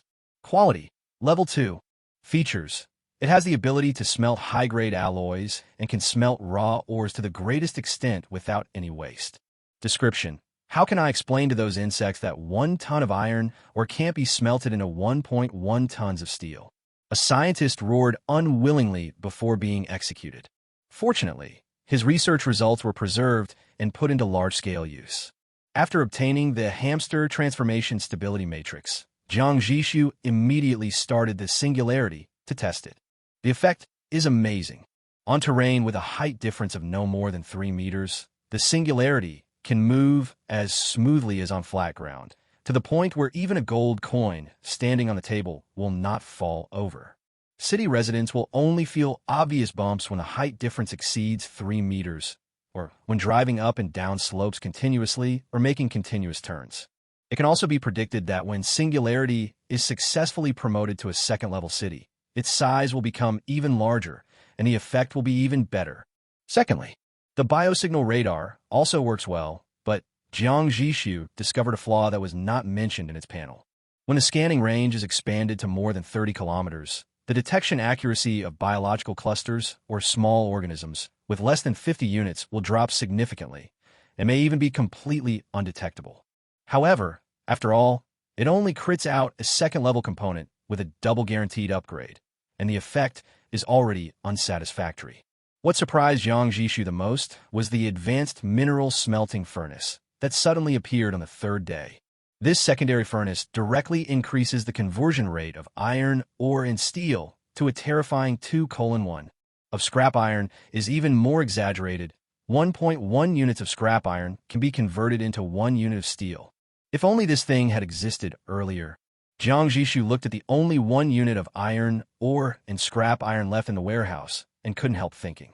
When he was at his richest, he owned 20,000 tons of iron ore and more than 10,000 tons of scrap iron. If calculated based on the current conversion rate, he would have lost at least tens of thousands of units of steel. But he soon felt relieved. How can you build a house and then complain that the foundation is too thick? Without the initial consumption, how could these parts be manufactured? He no longer hesitated, but instead felt a sense of pride rising in his heart. If you really want resources, go raid the various raider alliances before leaving this area. Jiang Zhixu's self-confidence reached an unprecedented high, because as of now, the singularity has been equipped with a total of 10 second-level modification parts. An ordinary first-level city with 3 or 4 first-level components and a first-level cannon is already considered outstanding. Converted to the second level, the singularity is definitely not weak. Once you're officially promoted, it's not an exaggeration to think of the entire Wasteland as a one-click sweep map. With this feeling, Jiang Zhixu was looking forward to the moment of departure more and more. The next day, he once again launched a Level 2 Thunder Cannon, filling the gap of the lack of a Level 2 cannon on the port side. The second day, the third day, the fourth day, the Nail Acceleration Cannon, Corrosion Cannon, and Mud Cannon critically fire 19, 43, and 99 shells respectively. Day 5, July 1st in the Wasteland calendar. Just as Jiang Zhixu was thinking about today's critical hit target, a dense, rapidly approaching biological signal suddenly appeared on the biological signal radar. After being away for 10 days, Zhou Yi and his 4 companions finally returned, dragging a scarred mobile city. Chapter 44 Cradle City. In 10 days, you found 3 mobile raider cities? Jiang Zhixu listened with great interest. It takes a little over 3 days to find a predator city. It seems very inefficient. In fact, if Zhou Yi and his team did not have radar that could directly scan an area of 7,850 square kilometers, the efficiency would be even lower. Jiang Zhixu just found out that the radar scanning range of Rusttown is not the 30-kilometer radius as announced, but 50 kilometers. That's right. Zhou Yi's voice carried a hint of fatigue and regret over the Alliance radio station. Of the 3, one fought tooth and nail, refusing to surrender even after the city collapsed. The other was so fast we couldn't catch up after hours. Fortunately, we finally managed to bring one back intact. They didn't dare to bother Jiang Zhixu for too long. I originally thought I would be able to return in 10 days and had given up hope, but I didn't expect to get something at the last minute. Now that you're back, it's time for me to leave. Jiang Zhixu didn't talk about this topic for too long. Let's go. Zhou Yi's heart trembled, realizing that the other party was going to attack the real second-level city. He was silent for a moment, then said solemnly, "When we come back, we'll have a banquet tonight as a farewell party for you." What business? Jiang Zhixu waved his hand, his tone relaxed. "I'll be back soon." He smacked his lips and said with a hint of joking regret, "It's a pity that my target is thousands of miles away. The round trip would take a day or 2. Otherwise, I would have you prepare a feast and watch me perform killing Hua Xiong with warm wine." Ha ha ha. As soon as these words were spoken, the worries in Zhou Yi and the others' hearts were immediately swept away. Seeing Jiang Zhixu's confidence, Zhou Yi also smiled proudly and said, "All right then, let's prepare a celebration banquet and wait for City Lord Zhang's triumphant return." At noon that day, under the awe-inspiring gazes of countless people in Rusttown, the Singularity slowly stood up. Its black and gold armor shone with a cold luster in the sunlight. Its engine emitted a low and steady roar, and it officially embarked on its journey south. At their speed, 1,000 kilometers is not far. And now, with intelligent driving, the helmsmen have been liberated to a great extent. Before, both the helmsmen, whether the main helmsman or the deputy helmsman, had to concentrate fully. After all, if there's a car accident in the mobile city, they will be blamed for it. Inside the bridge, Wayran drew a track running through the north and south on the huge map. A second-level mobile city is located in the northwest, near the giant bee skeleton. It's suspected to be the boss of Azure. He's not only powerful himself, but also has many subordinates. The other one is in the southwest. Its situation and strength are unknown. Jiang Zhixu's target is this second one. He had already decided to first look for this secondary mobile city where all information was blank. Make a comprehensive judgment and decide which city is the softest one among the tough ones, and pick the softest one. City Lord, we can take the dry riverbed. Although there are more raider cities in the dry riverbed, I think this is a good thing for us. He blinked at Jiang Zhixu, looking very expectant. The dry riverbed is wide and flat, running from north to south, like a highway in the Wasteland. However, due to lack of supervision, there are many robberies. The Singularity just happened to need some resources. Jiang Zhixu saw what he was thinking and nodded without hesitation. Let's go to the riverbed. If there are any blind people, we can kill them. If there are any newly refreshed resource points, we can stop to collect them. Before setting off, he was somewhat eager to attack the second-tier cities. But when we actually set off, the urgency faded. Yes, City Lord. High in the sky, a group of unknown birds, following their eternal instincts, migrate beneath the clouds. They flew over the endless barren yellow Gobi Desert and over the ruins of the city. Gradually, the colors of the earth below began to soften. Green gathers into a forest. A winding river appeared before them, flowing into the forest in the distance. Grumble. The flock of birds chirped clearly, and the leader bird was about to lead its companions to land in the forest to rest. Suddenly, a group of huge beetles rushed out of the forest, accompanied by a huge roar. The flock of birds was startled and flew away in all directions, then soared into the sky again. Teacherly, I saw Xiao Yanzi. In the convoy below, a little girl widened her eyes in surprise and clapped her hands on the car windows. Her voice instantly ignited the entire carriage, and the children rushed to the window chattering. Where is it? I want to see it too. Wow, I saw it too. It flies so fast. It's a swallow. I saw it too. Teacher once said that swallows bring spring. Is spring coming? Can you guys please stop arguing? A little boy with a neatly parted hair shouted. Teacher Song said swallows are only found in the old world. You've lost your eyesight. Teacher Lee. Su Chun is cursing again. I don't. At the front of the vehicle, a woman in plain sportswear rubbed her temples with a headache. It took a lot of effort to shake these little guys to sleep. The driver gave Teacher Lee a helpless look, and his meaning was very clear. They were all so excited. I could at most make them vomit, but there was no way they would fall asleep.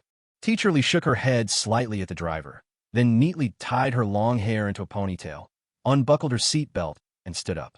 Pa pa pa. She clapped her hands, little mouth. Stop talking.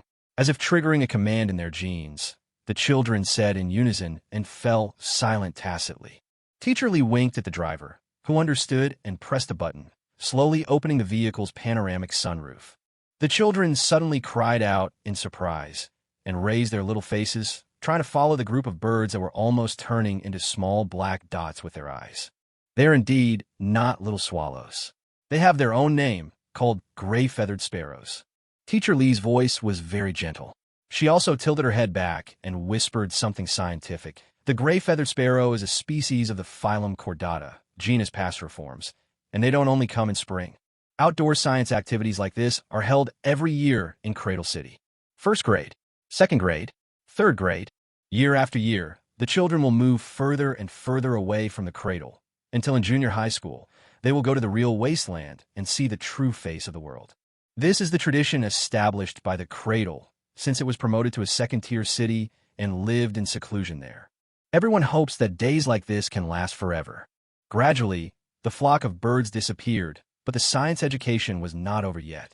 Both the tawny and the little swallow are messengers, but the little swallow is the messenger of spring, while the tawny is the messenger of life.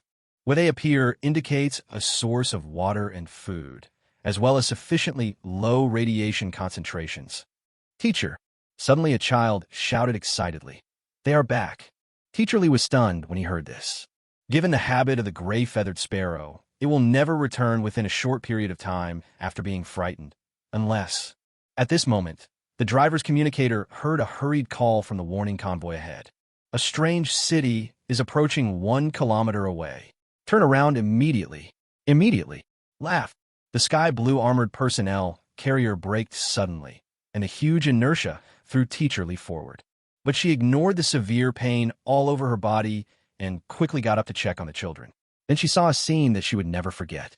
Ahead, at the edge of the forest, a few hundred meters away, trees fell in clumps like wheat stalks. A moving city, all black and purple, with a hideous outline of golden lines, broke through the forest and suddenly appeared before them. P.S. I made a new function to record time and critical hits, so you don't have to worry about making mistakes. Happy face. Chapter 45 Little Mouth. On the singularity. When Jiang Zhixu saw the armored personnel carrier painted in an innocent sky blue color and resembling a school bus, he had a bad feeling in his heart. And at this moment, this premonition reached its peak. 20 or so radish heads hid behind a man and woman, curiously poking their little heads out and looking at him and the surrounding environment with clear eyes, without any awareness of danger in their eyes. Their careless chattering was at odds with the tension in the woman's expression. The Cradle City you're talking about. Jiang Zhixu's voice broke through the din. His gaze swept across the children, finally stopping at the woman in the front. Is it a second-tier city? When he asked this question, he hoped to get a no answer from the other party, so that his target would not be them.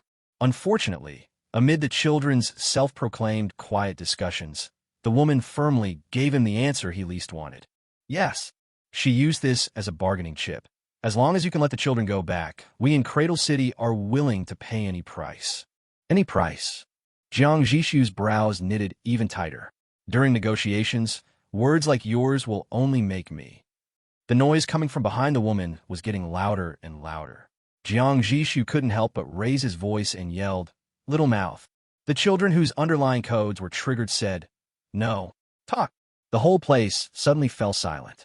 After a moment, a little girl stared with round eyes and whispered in surprise. Wow. This brother can also use Teacher Li's spell. Teacher Li. Jiang Zhixu. Then the children started arguing again about whose spell was more powerful, Big Brother or Teacher Li. Jiang Zhixu gritted his teeth and whispered to Honglang beside him. Take them to the lounge and find something for them to play with. Yes. Honglang's whole body was filled with resistance, but he still gritted his teeth and moved towards the group of children. 1 step, 2 steps. If you have trouble walking, go see Dr. Xia. Jiang Zhixu cursed angrily. Hearing the anger of his city lord, Honglang immediately quickened his pace. Wait! Teacher Li saw this and nervously opened her arms, blocking Honglang like a hen protecting her cubs. I can make them quiet down. The man next to her was relatively calm. He patted her shoulder and whispered, Teacher Li, I don't think this city lord is a bad person.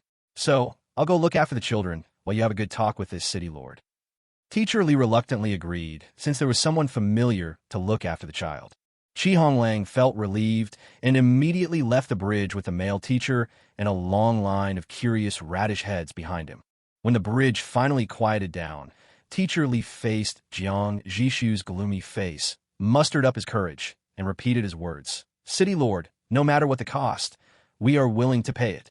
No matter the cost. Jiang Zhixu was in a terrible mood, and his tone was oppressive. Do you know what I'm here for? Teacher Li shook his head blankly. This is the secluded place, carefully selected by the principal. It is located deep in the mountains. The terrain is steep, and no one has ever visited here. The man in front of me is the first one. I'm here for my second-level promotion mission. As soon as these words were spoken, Teacher Li's expression changed drastically. She obviously understood the importance of this matter. It also means that the strength of the city under her feet is almost equal to that of Cradle City. She has no way to intimidate the other party by relying on the reputation of a second-tier city. Seeing the woman's expression, Jiang Zhixu's depression was slightly relieved.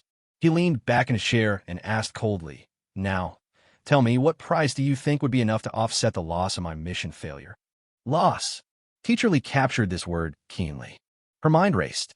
What is loss? Only what has been lost can be called a loss. But they are clearly here. If they are the target and the mission has not failed, how can there be any loss? Considering that the other party came straight here, their real target is Cradle City. The other party subconsciously used the word loss, which can only mean he has most likely given up the plan to attack Cradle City. The harsh criticism and embarrassment towards her now may all be due to the frustration of coming all the way here and finding that she cannot do anything. What made the other party give up? Could it be that the other party thinks she is pretty? She was obviously not so self-indulgent. The only answer is the group of children whom he disliked for being noisy, but allowed them to accompany and take care of him. Teacher Li also thought of the driver's words before leaving. The other party might be a good person. Driver Zhang was a truck driver in the old world. He had traveled all over the country and met many people, and he thought they were all good people. Maybe the city lord in front of him was not a bad person after all. Countless thoughts flashed through Teacher Li's mind. In an instant, Teacher Li felt at ease. She raised her head, her bright eyes meeting Jiang Zhixu's. City Lord, no matter how great the price is, it is far less than the children themselves. She used the child to further stabilize Jiang Zhixu. So, as long as you're willing to speak up, I can guarantee that our principal, Wen Huaiming, will be able to compensate you. She did not mention Cradle City again, but was more sincere and precise about the individual. Previously, I wanted to use the name Cradle City to intimidate the other party, but now that I'm sure that the other party has no ill intentions, it would be impolite to do so again.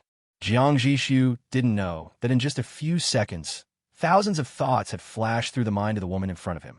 He was indeed feeling extremely depressed. If he had to retreat because the opponent was too strong, that didn't matter. He could just regroup and develop before coming back. But it is not the case. It seems that the female teacher is standing in front of the children, but in fact it is the group of innocent children who are hugging their teacher from behind. This made Jiang Zhixu unable to take action. However, the moment the name, Wen Huaiming, came out of the woman's mouth, a dusty memory flashed through Jiang Zhixu's mind like lightning. He sat up suddenly. Who are you talking about? Teacher Li was stunned. Jiang Zhixu's tone was slightly hurried. Who is your principal? Teacher Lee was stunned by his sudden reaction and felt very nervous, not knowing whether this was an old friend or an enemy of the principal. But when I think about the fact that my principal is over 70 years old and still looks so amiable, I think he shouldn't have any enemies. She gathered herself and answered clearly and loudly. Our principal is Wen Huaiming. Upon hearing this, Jiang Zhixu took a slow, deep breath and said, "Lead the way." He had to confirm whether the person the other person was talking about was the one he remembered. P.S. There is another chapter today, and a vote has been added. You can participate in it in the author's comments. Chapter 46 Brief Observations. The place where Cradle City is hidden is a real dangerous place. It is located on both sides of a huge bottomless canyon, like a city suspended in the air. The city itself is built on cliffs that are as sharp as knives and axes, forming a natural barrier. If there is no one leading the way, it would not be easy for Jiang Zhixu to find it even if he had radar. It would be even more impossible to force your way in. If Jiang Zhixu really came to attack Cradle City, he would probably turn around and leave after just one look. This place is great. Before even seeing the city, Jiang Zhixu sighed. It's both strategically located and secluded, self-sufficient. It's a textbook example of a paradise on Earth. Teacher Lee was standing next to him, and a strange look appeared on his face when he heard that. She didn't say anything, but Jiang Zhixu noticed it and turned his head to ask, "What's wrong?" Teacher Lee was silent for a moment, then said, "Principal Wen also said these 8 words. Take advantage of the strategic location and hold fast, retreat from the world, and be content." "Oh, that's not strange. That's not strange." Jiang Zhixu said this with a smile, but did not explain to her why. Teacher Lee kept looking at the young man around him with curiosity, and no one knew what he was thinking. About 2 hours later, the Singularity stopped outside a mountain tunnel. The road ahead is a cliff-hanging highway carved out of a 1,000-meter-high cliff. Further ahead is a bridge across the cliff.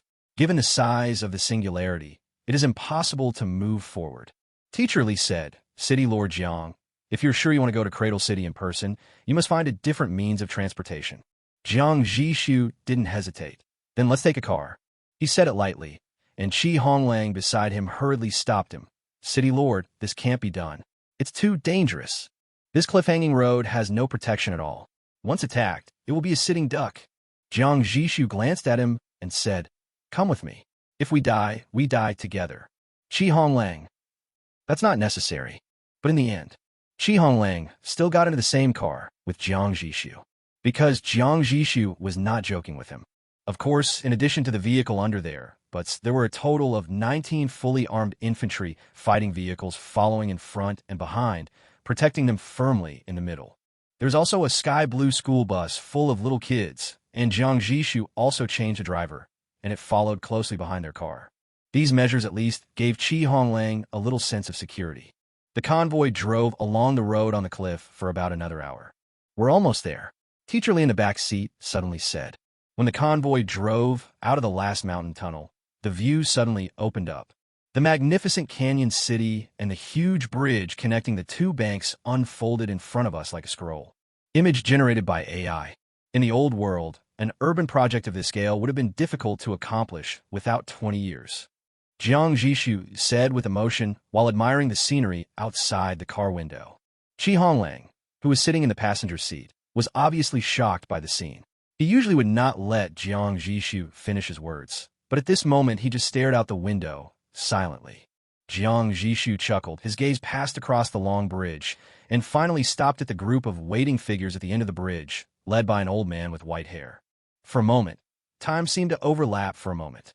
The person before him was both similar to and completely different from the figure in his memory, who stood at the podium in the lecture hall and spoke eloquently about the history of China and the world, both ancient and modern. The years and the wasteland have left deep marks on the old man. But at least at this moment, Jiang Zhixu was sure. He didn't travel across the world. He just traveled across time. "Stop the car." Jiang Zhixu's voice was a little tense. "Ah." The driver was stunned. "City Lord, there's still some distance." "Stop the car," he simply repeated. The driver could only apply the brakes. So the entire convoy stopped. Seeing Jiang Zhixu open the door, the soldiers immediately got off the car and lined up, ready to protect him. But Jiang Zhixu just waved his hand, signaling them to stay where they were, and then walked towards the figure on the other side of the bridge alone. The wind blew through the canyon, carrying fresh water vapor. Crossing the long bridge, Jiang Zhixu stood in front of the old man and said with some emotion, "Teacher One, long time no see." Wenhui was obviously a little surprised, but then he smiled gently. He stretched out his wrinkled hand and said in an old and steady voice, "It seems that it is indeed an old friend who is visiting, City Lord Jiang, long time no see." The huge delegation that looked like a leader's inspection was eventually dispersed by Jiang Zhixu. He really didn't want to be surrounded by students like a monkey when he visited the school. It's incredible that you still insist on teaching and educating people in this world. Jiang Zhixu looked around, his eyes full of amazement. The schools here are no different from those in the old world. The elementary school, junior high school, and high school departments were all in good order. Even the classic orange walls of the teaching building were exactly the same as he remembered. When Huaiming walked slowly, he looked at the sound of reading coming from the distant teaching building and said with a smile, "History tells us that force can only determine the lower limit of a civilization's survival. Education, on the other hand, determines the upper limit of civilization's reach." "That's what I said." Jiang Zhixu shook his head, "But you put it into action and really did it. That's what makes me feel emotional. My old bones can't move anymore." Wen Huaiming said with a mischievous smile, "In my opinion, City Lord Jiang is the real deal." Jiang Zhixu was stunned. "Me?" Wen Huaiming nodded. "You said you transferred to the history department because of one of my classes. 10 years ago, you must have been at least 20 years old. But now you still look like a fresh-faced college student." And the old man dragged out his words, and after arousing Jiang Zhixu's curiosity, he slowly added, "And I heard that your singularity doesn't use slavery?" Jiang Zhixu didn't respond to the topic of age, but instead laughed and joked. "With your guidance, how dare I go against history? Haha. Political systems must ultimately take into account the times and circumstances." Wen Huaiming smiled and said, "History is a mirror that can help us understand the rise and fall of nations. However, history is ultimately meant to be created." The two had no intention of going deeper into the topic. They walked past the primary school and came to the playground. A group of teenagers are sweating on a basketball court surrounded by barbed wire. The cheers and the vibrant scene are full of youthful energy. There was only one boy who seemed out of place. He sat alone under the basketball hoop, reading a book quietly. Jiang Zhixu took a glance and recognized it as a math book. He was just about to ask Wen Huaiming where these books came from. Then he saw a sweaty boy in a short-sleeved school uniform running down the court and hugging him. "Wei Tao, stop studying and come play basketball." The boy called Wei Tao waved the other person's hand away in disgust. "No, I haven't finished preparing for next week's class yet." "Next week?" The short-sleeved boy's face froze, and then he sat down mysteriously. "Wei Tao, you know cats and dogs, right?" Wei Tao looked puzzled, but still answered his good brother. "I know, it's a common pet in the old world. But dog is also used as an insult. What's wrong you want to call me a dog? How could I possibly scold you?" The short-sleeved boy sat down and asked, "Do you know the difference between how cats and dogs drink water?" "What do you want to say?" Wei Tao frowned. "When a cat drinks, its tongue curls outwards, a dog's curls inwards, like a spoon." "So, have you figured out?" "Wei Tao, a cat's tongue curls outward, a dog's tongue curls inward." "Hey, inward, it's a dog." The boy in short sleeves was afraid of being beaten, so he ran away after saying that. Wei Tao stood there in a daze for a few seconds before reacting. His face flushed red as he stood up and pointed at his back, yelling, "Get lost! Don't come to next class if you have the guts." Separated by a net, Jiang Zhixu and Wen Huaiming looked at each other, saw smiles in each other's eyes, and laughed out loud at the same time. Chapter 47. Invitation to the Secondary Area. First update. According to Wen Huaiming, the total population of Cradle City now exceeds 38,000. Although the proportion of children of school age is not large, the total number of students from primary school to high school exceeds 3,000. Jiang Zhixu was somewhat envious of such a huge population base and talent pool. He even wondered if he could lure some talents to his own singularity. If you miss the Cradle City, you don't know how long you will have to wait before you can encounter such a talent market again. After all, even for a second-tier city, the upper limit of population is only 10,000 people, and the efficiency of incubating talents is very low. Because Cradle City has been transformed into a settled city, it can expand its population without worrying about system penalties. In this case, there should be many cities that choose to convert to permanent residents to avoid system punishment, right? Jiang Zhixu said, thoughtfully. Yes, logically that's how it should be. A hint of gloom crossed Wen Huaiming's eyes. It's a pity, City Lord Jiang. How many truly settled cities have you seen on your journey south? Jiang Zhixu subconsciously wanted to say quite a lot. They passed through 7 settlements along the way, but did not stop for long. But he immediately realized that those so-called settlements were not transformed from mobile cities, but were merely shelters spontaneously formed by the survivors. Relying on their geographical location, they slowly attracted other survivors and mobile cities to approach, eventually forming settlements. This kind of place is far from a real settled city. This world is full of malice, and it won't allow us to develop peacefully.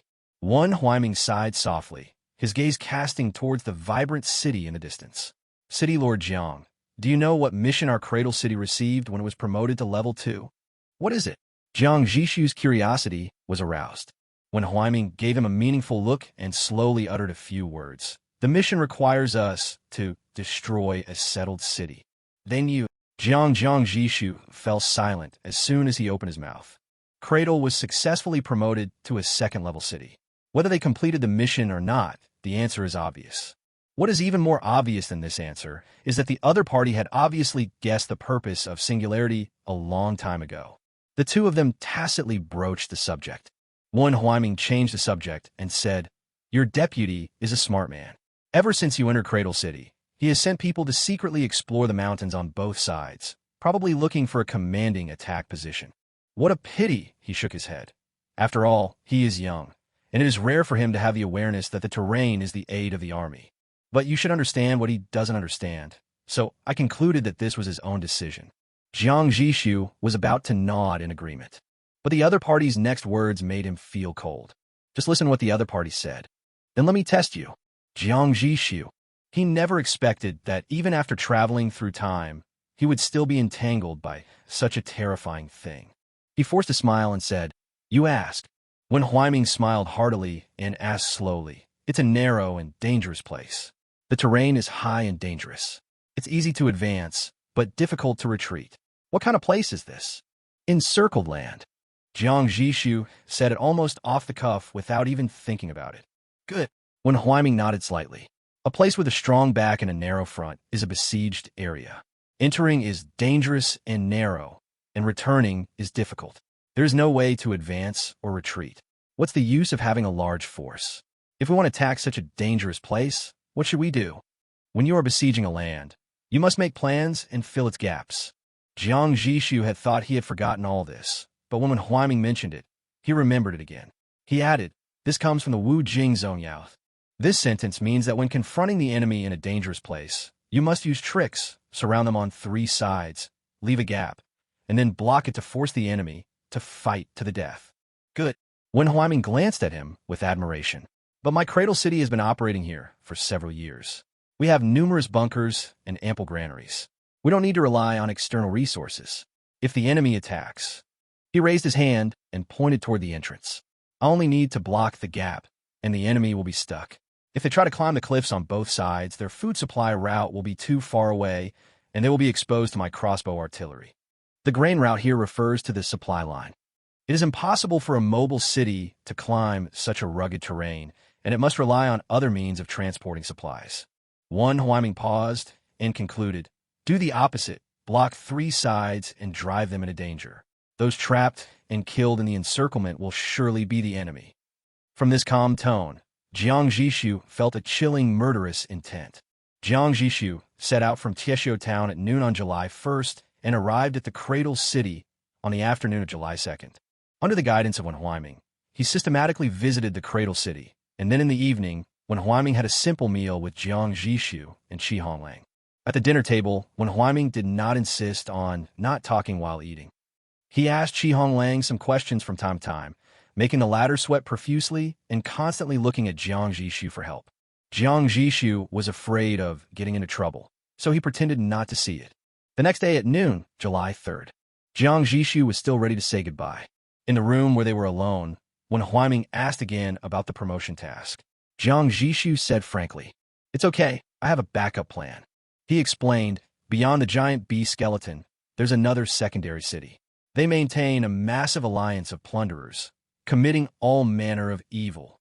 I originally thought they were too numerous and too powerful to be a tough nut to crack, so I gave up temporarily. Jiang Zhixu smiled.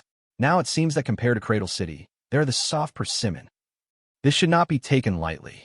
One Huaiming warned, then picked up a small box from his feet and handed it over.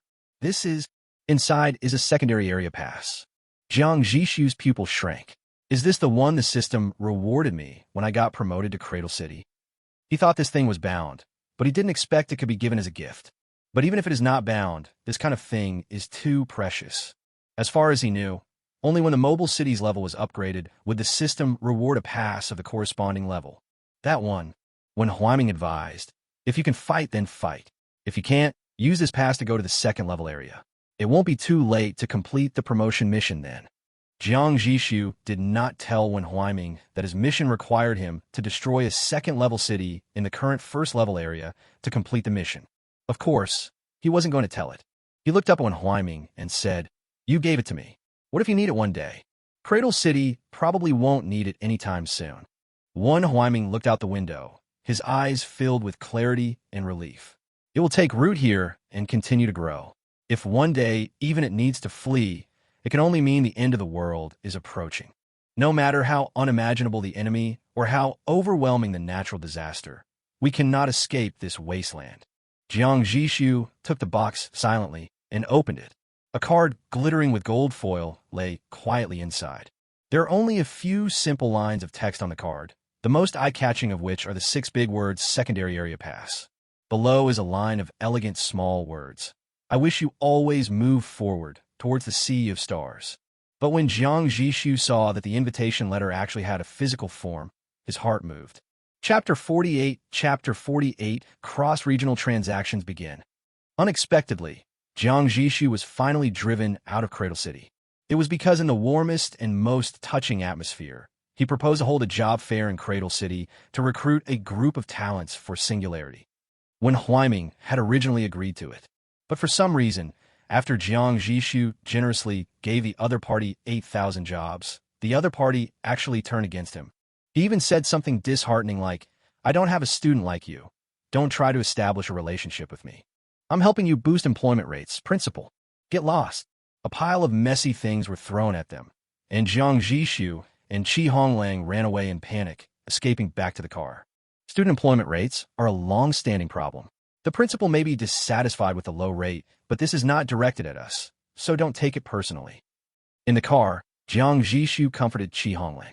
The latter looked as if he wanted to say something, but hesitated. On the way back to the singularity, Jiang Zhixu sat alone in the back row. He fished out the glittering golden secondary area pass from his pocket, stroking the card with his slender fingers, and muttered to himself. Quantity critical hit. Activated successfully. Multiplier. 71 times. 1 begets 2, 2 begets 3. In a blink of an eye, a whole stack of passes lay quietly in his hands. 71 passes stacked together were about as thick as a box of playing cards. Each one shines with the same luster and has an independent system panel. However, their panels are very simple and are exactly the same as the text printed on the card. So many passes. How should I use them? Jiang Zhixu couldn't help but laugh.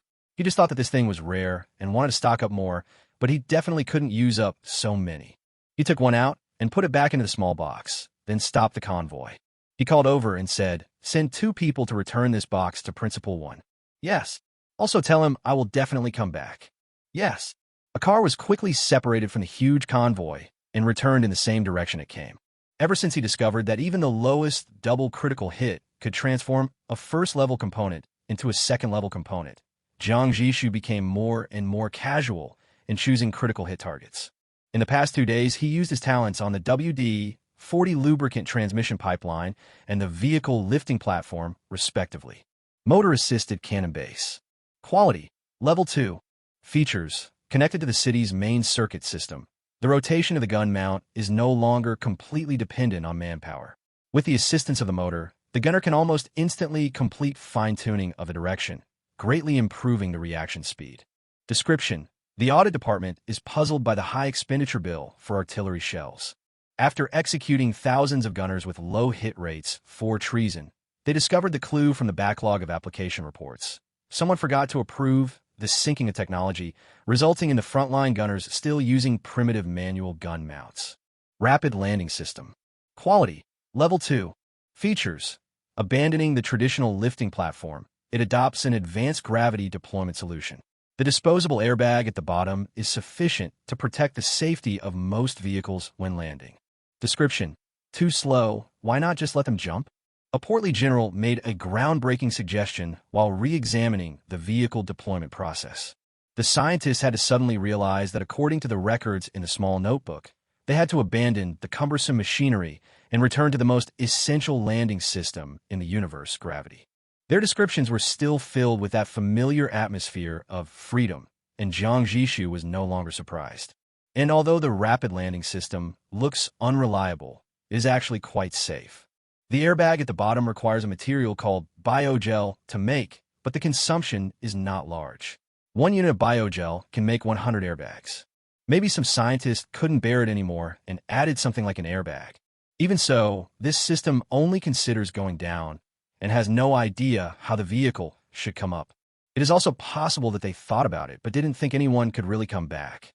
Fortunately, the original ordinary lifting platform of Singularity can still be used, but the speed is slower, which is not a big deal.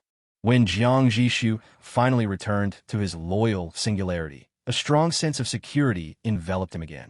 He took a deep breath, and his eyes became extremely determined. Departure, target, the giant beast skeleton. This time, he had no way out.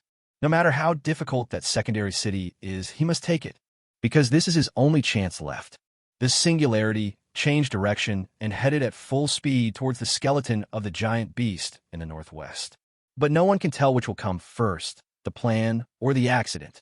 When the sky darkened and the clock was about to point to 12 o'clock, an unexpected system prompt sounded in Jiang Zhixu's mind. Cross-regional trading platform is now online. If you need to use it, please return to the console to operate.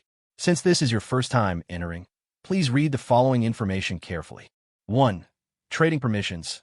Level 1 regions can trade with Level 1 and Level 2 regions.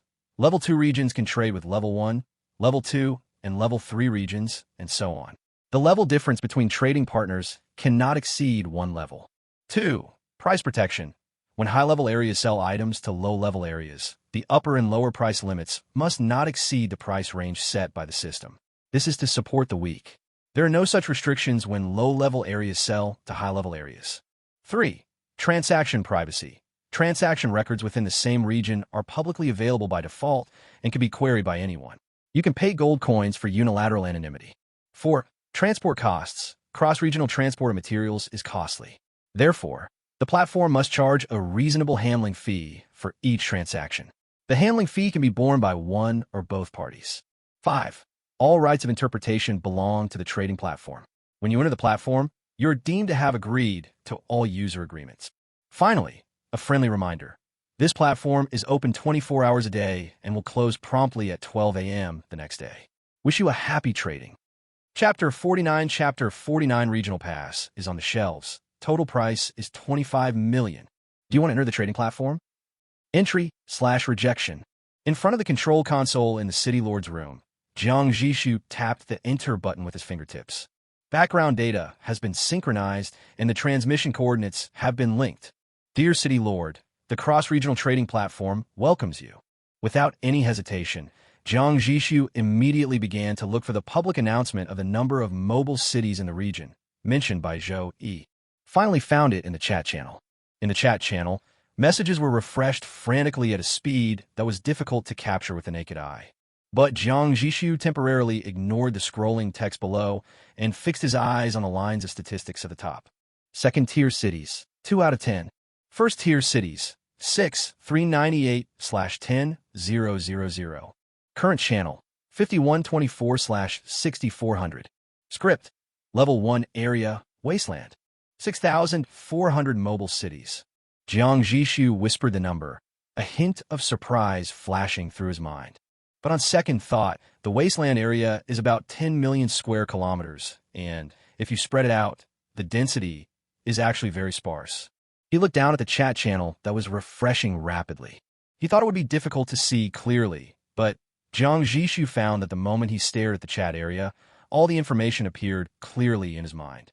Arclight. Help, help, help. Is there anyone here who could sell me some coal and crude oil? My city has been stranded in the wilderness for 5 days, and I can't find a single coal mine. I want to see how long my name can be. This is hilarious. Aren't coal mines the most common type of mine? How could there be such an unlucky person who couldn't find a coal mine in 5 days? Leviathan, 2,000 units of coal and crude oil have been put on the shelf. At Arclight, you need to pick it up yourself. Dawn, this is awesome. 1 unit of coal sells for 300 gold coins.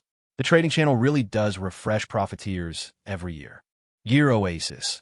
As we all know, the trading channel is also known as the learning channel. Utopia at Arclight. Coal is worthless in many secondary areas. Go to the secondary market to buy it. 1 gold coin per unit. Arclight at Utopia, really? Bro, you're my dad. Thank you, thank you. Leviathan. 10,000 gold coins for junk blueprints. Send me a private message for blueprints. If you don't reply, I won't accept them. Also, 30,000 gold coins for various blueprints. Private message required. Trading market. Jiang Zhixu had an idea and minimized the chat box, then clicked on the huge trading market icon. In an unscreened state, items of all levels and categories were mixed together, with prices ranging from the lowest 1 gold coin to a long string of 9s that he couldn't count. It was a very chaotic scene. Jiang Zhixu took a deep breath and entered a few keywords in the filter bar. Level 1, iron ore. Finally, after clicking price ascending, the interface looks brand new. Iron ore automatically combined its same price. 15 gold coins, remaining inventory. 1,974,121 units. Jiang Zhixu's eyes suddenly widened. So cheap. He clearly remembered that there was also iron ore for sale in the market in Rusttown, but the price per unit was as high as 80 to 120. He immediately remembered the conversation in the chat channel and quickly modified the filter conditions, changing level 1 to level 2. And only first-level materials are filtered, allowing a dazzling list of products to be presented. Iron ore, price, 2 gold coins, remaining stock, 999 plus. Steel, price, 20 gold coins, remaining inventory, 999 plus. Crude oil, price, 15 gold coins, remaining stock, 999 plus. Coal mine, price, 1 gold coin, remaining inventory, 999 plus. Biogel electronic components, titanium alloy ore. There are astronomical stocks of every basic resource. In terms of price, Jiang Zhixu compared it with the primary trading market. It was finally discovered that the prices in the first-level areas are generally 3 to 5 times that of the second-level areas. The prices in places like Rusttown are several times, or even dozens of times, higher than those in the primary trading market. Is this trading platform really here to help alleviate poverty? Jiang Zhixu admitted that he was influenced by many novels and subconsciously had a prejudice against this trading platform. Now it seems that he was judging others by his own standards. The secondary regions use extremely cheap basic resources to continuously absorb the gold coins circulating in the primary regions.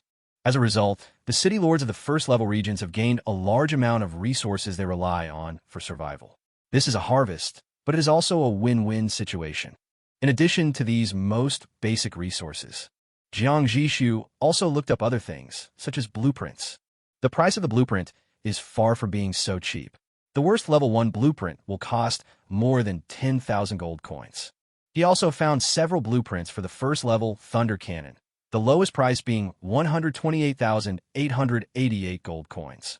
Obviously, weapon blueprints, especially cannon blueprints, are the most expensive of all blueprints. I need a lot of gold coins. He couldn't help but rescreen the basic resources. Seeing those extremely cheap materials, Jiang Zhixu's eyes turned red.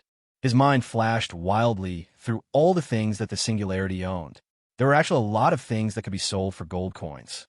But in the end, he took out a box of playing cards from his pocket. Inside are the secondary area passes that were obtained through yesterday's raid. There are a total of 70 passes in the box. Can this be sold? Jiang Zhixu called up the listing function of the trading platform and found that it really worked. Product name, Secondary Area Pass. Quality, Level 2. Description, the only credential for entering the second-level area from the first-level area.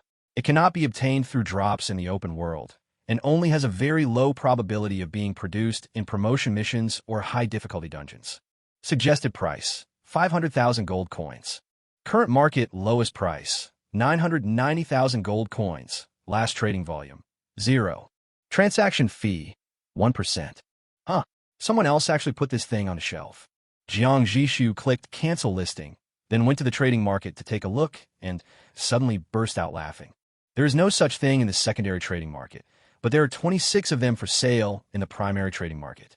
But seeing the price, 1.99 million, 1.88 million, 1.66 million, 1.03 million, 1.01 million, 1,990,000. The prices clearly decrease in a stepwise manner. I want to sell a high price, but I'm also afraid that others will sell before me, which ultimately leads to a trend of internal price reduction. Jiang Zhixu could understand this feeling.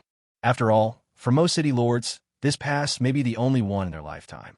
Once sold, it means giving up the opportunity to become stronger forever, and at most you can only dominate the first-level area. But they didn't think that after being madly siphoned off by the cheap resources in the second-level area, the gold coins in the first-level area would only become less and less. How can an ordinary city lord come up with a huge sum of nearly 1 million? Maybe they have thought about it, but they still feel unwilling to do so. In that case, don't blame me for crashing the market. Jiang Zhixu returned to the product listing interface. Level 2 Regional Pass 50 will be available soon. Please confirm the following information. Unit price, 500,000 gold coins. Total value, 25 million gold coins. Handling fee, 1%. You have chosen to bear it alone. Is it anonymous? Yes, anonymous price, 100 gold coins / order. Confirm to be on the shelves / I will think about it. Confirm. As Jiang Zhixu clicked to confirm, 50 cheap passes were poured into the primary market. Chapter 50 Warehouse Rental Service. Regional Channel, Comprehensive. Landslide, what the hell? Valhalla, Level 1 Trading Area. Someone listed 50 Level 2 area passes at once. Sentinel, boss, save my life. I can't afford 1 million, but I can still scrape together 500,000 even if I sell everything I have. Boss, please leave one for me. The cute girl blew the horn at me. I beg you, please save one for me too. Go get the money right now. Fenrir, +1, I need one too. Never Sleeping City, no. You can't even survive in the first level area, so why are you going to the second level area with all your money? Are you going to deliver packages for people? Valhalla, is there no doomsday in your area? Night City at Valhalla, what the hell? There's no doomsday here. Folie, impossible. Our region has suffered an extreme cold snap, and the temperature is dropping ever lower. A Tier 1 city can no longer survive. Either become a Tier 2 city or flee this area. The cute girl blew the horn at me. That's right, our area is experiencing an electromagnetic disaster, giving rise to a strange electromagnetic life form. Never Sleeping City, really not. We're just a wasteland with aberrations, zombies. Other than that, the biggest threat is the Predator City. Valhalla, damn it. No more chatting, I'm gonna go get some money. Never Sleep City. Lighting candles.jpg. You sold 1 secondary area pass and received 494,900 gold coins. Friendly reminder. Your income is temporarily stored in the platform account and can be directly deducted when shopping, but you need to withdraw it before the platform is closed, otherwise you will lose the unwithdrawn gold coins. Jiang Zhixu sold the first pass after just 3 minutes of it being on the shelves. The buyer is shown as Scarlet Covenant, and the seller is anonymous, which is himself. The reason for choosing anonymity is not to play the pig and eat the tiger, but because of the consideration that putting so many passes on the shelves is likely to expose the true nature of talent. Otherwise, he wouldn't mind being famous. Doomsday Disaster? Jiang Zhixu also saw the message in the chat channel. This was something he had not expected. Maybe he could sell it all out by raising the price a little. But after thinking for a few seconds, he still did not choose to raise the price. Give them some time to raise the money, get some sleep, and then go shopping. As usual, Jiang Zhixu slept until noon. Wash up, eat, then return to the room and turn on the console. In an instant, dozens of transaction information and tens of thousands of private messages popped up. Block with one click. Only when all private messages were cleared did Jiang Zhixu see the transaction information clearly. You sold 37 secondary area passes and received 18,311,300 gold coins. Congratulations, your assets exceed 10 million and you have unlocked VIP 1-level consumption privileges. Warning, your city cannot accommodate so many gold coins. Once you withdraw them, some buildings may be destroyed. It is recommended that you open a permanent platform account. When the trading platform is closed, you can still deposit and withdraw at any time.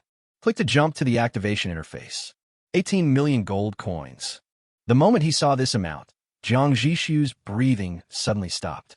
Gold coins are usually obtained through wild monsters and dungeons. However, the singularity rarely does these things, and the tens of thousands of gold coins it currently has were all exploded from enemy cities. He thought that was a lot, but compared to 18 million, it was not even a fraction. Suppressing his pounding heart, he admired the number over and over again before turning his attention to the warning with a lingering feeling. Let me see. How do I open a permanent platform account? Is it activated? A simple panel pops up. Open wait. Jiang Zhixu seemed to see a line of very small words. He leaned closer to make out the words and read them out word by word. Each withdrawal is subject to a 1% withdrawal fee. If the user unfortunately dies, all funds in the account will automatically become the property of the platform. Confirming the activation is deemed to be agreeing to this clause. As if realizing it had been discovered, several lines of normal-sized text appeared below this line of text.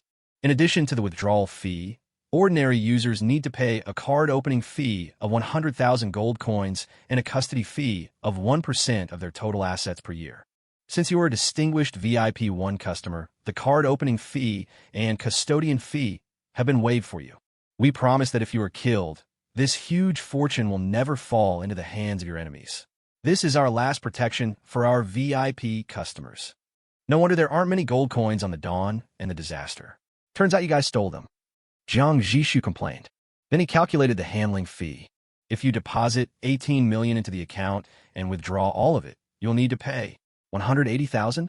Open it. Just a drizzle. He doesn't even bother to care about this little bit of money. The most important thing is that if he doesn't open this account, he really has no place to store so many gold coins.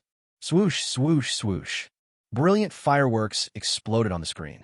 Account opened successfully. Welcome, distinguished Mr. Jiang. Jiang Zhixu glanced at the balance and found that in the few minutes since he opened the account, he had sold another pass and earned nearly 500,000 yuan. He curled the corners of his mouth and entered the trading platform again. Steel costs 20 gold coins each, and iron costs 2 gold coins each. Others have a 10-to-1 ratio, but I have an advanced mineral smelting furnace, so it's 2-to-1. That means my steel costs only 4 gold coins. Even if you have money, you can't spend it recklessly. You should save as much as possible. Jiang Zhixu muttered to himself and excitedly entered 100,000 in the purchase quantity of iron ore. Purchase failed. Insufficient warehouse capacity, unable to transfer. Jiang Zhixu suddenly remembered at this moment that the material warehouse of Singularity was still level 1 and could only store 50,000 units of resources in total. In this case, even if the material prices are very low, most mobile cities will not be able to purchase unlimited amounts. The only way to circumvent the warehouse capacity limit is to set up many warehouses independent of the mobile city to store supplies, like the Rusttown Alliance did. Are there any parts for the renovation of the material warehouse? He immediately rushed into the trading market and searched for terms such as warehouse upgrade and warehouse expansion. The answer is no. Because the warehouse is different from other renovated areas, it is almost an alternate dimension. Although it does exist in the mobile city, what is exposed to the outside are only the entrances and exits, allowing them to transport and store like a normal warehouse. In fact, the weight has been cut down significantly. Otherwise, it would be impossible for a first-level mobile city to carry tens of thousands of units of mineral resources around. It is conceivable that since space is involved, even if the warehouse really has modified parts, it is impossible for them to be obtained at the first or second stage. Then the only way to increase warehouse capacity now is to upgrade to a second-level mobile city. In this way, he can make a basic upgrade to the warehouse, just like upgrading the capacity of an ordinary warehouse from 5,000 to 50,000 of a first-level warehouse. But this approach is also impossible. The trading platform would only be open for 24 hours. In such a short time, he hadn't even received the skeleton of the giant beast, and the platform was closed. just when he frowned and thought about buying as much as he could. On the console screen, a brand new dialog box popped up with an understanding smile. Dear VIP customers, are you still worried about having a large amount of money but a small warehouse and not being able to buy as much as you want? Platform exclusive, VIP exclusive, warehouse rental service is now open. VIP 1 customers can enjoy a 10% discount. Chapter 51, Chapter 51. Spending money crazy. I don't know if it's an illusion. At this moment, Jiang Zhixu visionarily saw many game manufacturers, especially those who sell the warehouse page as a value-added service. He sighed. He had no other choice now but to see what this warehouse rental service was all about. Open the warehouse rental service. Jiang Zhixu said that he didn't see any clickable area, so it should be voice-controlled. Since we are all VIPs, it is normal to have human service on standby at any time. Sure enough, after he spoke, a new interface opened on the console. Dear VIP customers, the following is the description of warehouse rental. Please read carefully. 1. Our warehouses are rented out by the grid. Each grid can hold 990,000 units of resources, but each grid can only hold one type of resource. 2. The rental price of each warehouse grid is 1 million gold coins per year. VIP 1 users can enjoy a 10% discount. 3. Since transferring materials consumes more energy after the trading platform is closed, we will charge a normal handling fee for each withdrawal or storage of materials. Jiang Zhixu didn't say anything after reading it, but continued to search on the interface. Dear, what are you looking for? The customer service will help you find it. Oh, I'm looking for the unfair terms you hid. But this time he didn't find it. Just when I was about to give up, another line of words appeared on the screen. Dear, our warehouse rental service does not have any unfair terms. Jiang Zhixu said seriously. It doesn't matter, this is fine. He didn't want to give the enemy a spectacular explosion when the singularity was gone. Dear, this really doesn't exist. Okay. Jiang Zhixu smacked his lips, feeling a hint of regret. Then he began to wonder how many warehouses he would need to buy. This thing is a bit expensive, but one slot can hold 990,000 units of resources. The upper limit of a first-level city warehouse is only 50,000. Even if it could be increased tenfold after being promoted to the second level, it is only 500,000, and the capacity is shared by all materials. In comparison, the platform's warehouse capacity is astonishingly large. Jiang Zhixu opened his inventory panel and began to calculate. The largest consumption is steel, and among the secondary materials, there is a material called composite steel, which looks like an upgraded version of steel, so steel should also be needed. Both iron, ore, and scrap iron can be smelted into steel. The ratio of the former is 2:1, and the latter is 1.1:1. It seems that the latter is more profitable, but in the trading market, the price of scrap iron is more than twice that of iron ore. So it still has to be iron ore. Let's allocate the first storage space to the iron mine. Just as he was weighing the pros and cons and was about to test the waters, another crisp, plus 495,000 prompt sound popped up. He paused. Does this make me seem petty? If others see me like this, they'll think I can't even afford to open a few warehouses. He sat up straight suddenly and opened his sales background. There were 50 passes, but only 3 were left. It's only noon now, and it's still early for the trading platform to close. 50 passes are not enough to fill the market. I need more passes. Each first-level area can accommodate 10,000 people, and there are quite a few mobile cities that have encountered doomsday. At this moment, a pass is no less important than a ticket to Noah's Ark. Jiang Zhixu could foresee that by tonight, the sales of the secondary area pass would see further growth. Since I haven't used my talent for today yet, I'll just give you a pass. He immediately opened the primary trading market and searched for secondary area pass. He first looked at the few pictures he had left. Further down, there are other passes priced at 600,000. It seems that some sellers have lost their patience and started to test the waters by lowering their prices. However, there are definitely some people who refuse to give up, believing that the most intense competition is far from coming. As long as Jiang Zhixu's passes are sold out, they can still get a share of the profits. If you don't lower the price, keep it for yourself. Jiang Zhixu laughed and bought the pass worth 600,000 gold coins without hesitation. Extract. A familiar card appeared in my hand. His eyes fixed, and he muttered in his heart. Critical hit. Target, secondary area pass. Type, quantity critical hit. Talent activating. Activated successfully, multiplier, 43 times. Including the one he bought, a total of 44 brand new passes lay quietly in Jiang Zhixu's palm. Jiang Zhixu kept 10 of them for emergency use, and then put the newly generated 34 passes, together with the remaining 21, a total of 55 passes, on the market again at a unit price of 500,000. That's enough. Jiang Zhixu calculated, there are 105 in total. If I can sell them all, I can earn 51,964,500 gold coins. This deposit figure is too incredible for a first-tier or even a second-tier city. For him, it was just a no-cost business that used his talent. Even if he couldn't sell all of them, he wouldn't suffer any loss. At this moment, he thought with great enthusiasm, when the money arrives, why bother to worry about those few boxes? One box for each material, one person. The emergence of the trading platform did not stop the singularity. It was still rushing towards the skeleton of the giant beast in the northwest direction. Jiang Zhixu had no intention of waiting until all the gold coins arrived before making any purchases. He spent 9 million gold coins to rent a 10-grid warehouse. Then he spent another 1.98 million gold coins to purchase 990,000 units of iron ore, all of which were stored in the first warehouse. Since the funds were directly transferred to the warehouse after purchase and were not withdrawn to the singularity account, in the middle, the platform did not charge him any deposit and withdrawal fees. Next is coal, which is the basic fuel that powers the power furnace and is also needed for the smelting furnace.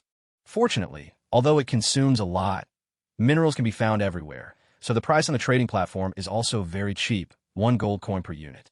Jiang Zhixu spent 990,000 gold coins to fill the second warehouse with coal mines. In fact, if you buy just 300,000 or 500,000 units of these resources, it would be enough for the Singularity City to last until it dies. But this doesn't save much gold coins, so in order to have fun shopping, Jiang Zhixu just maxed it out. Then came sulfur and gunpowder.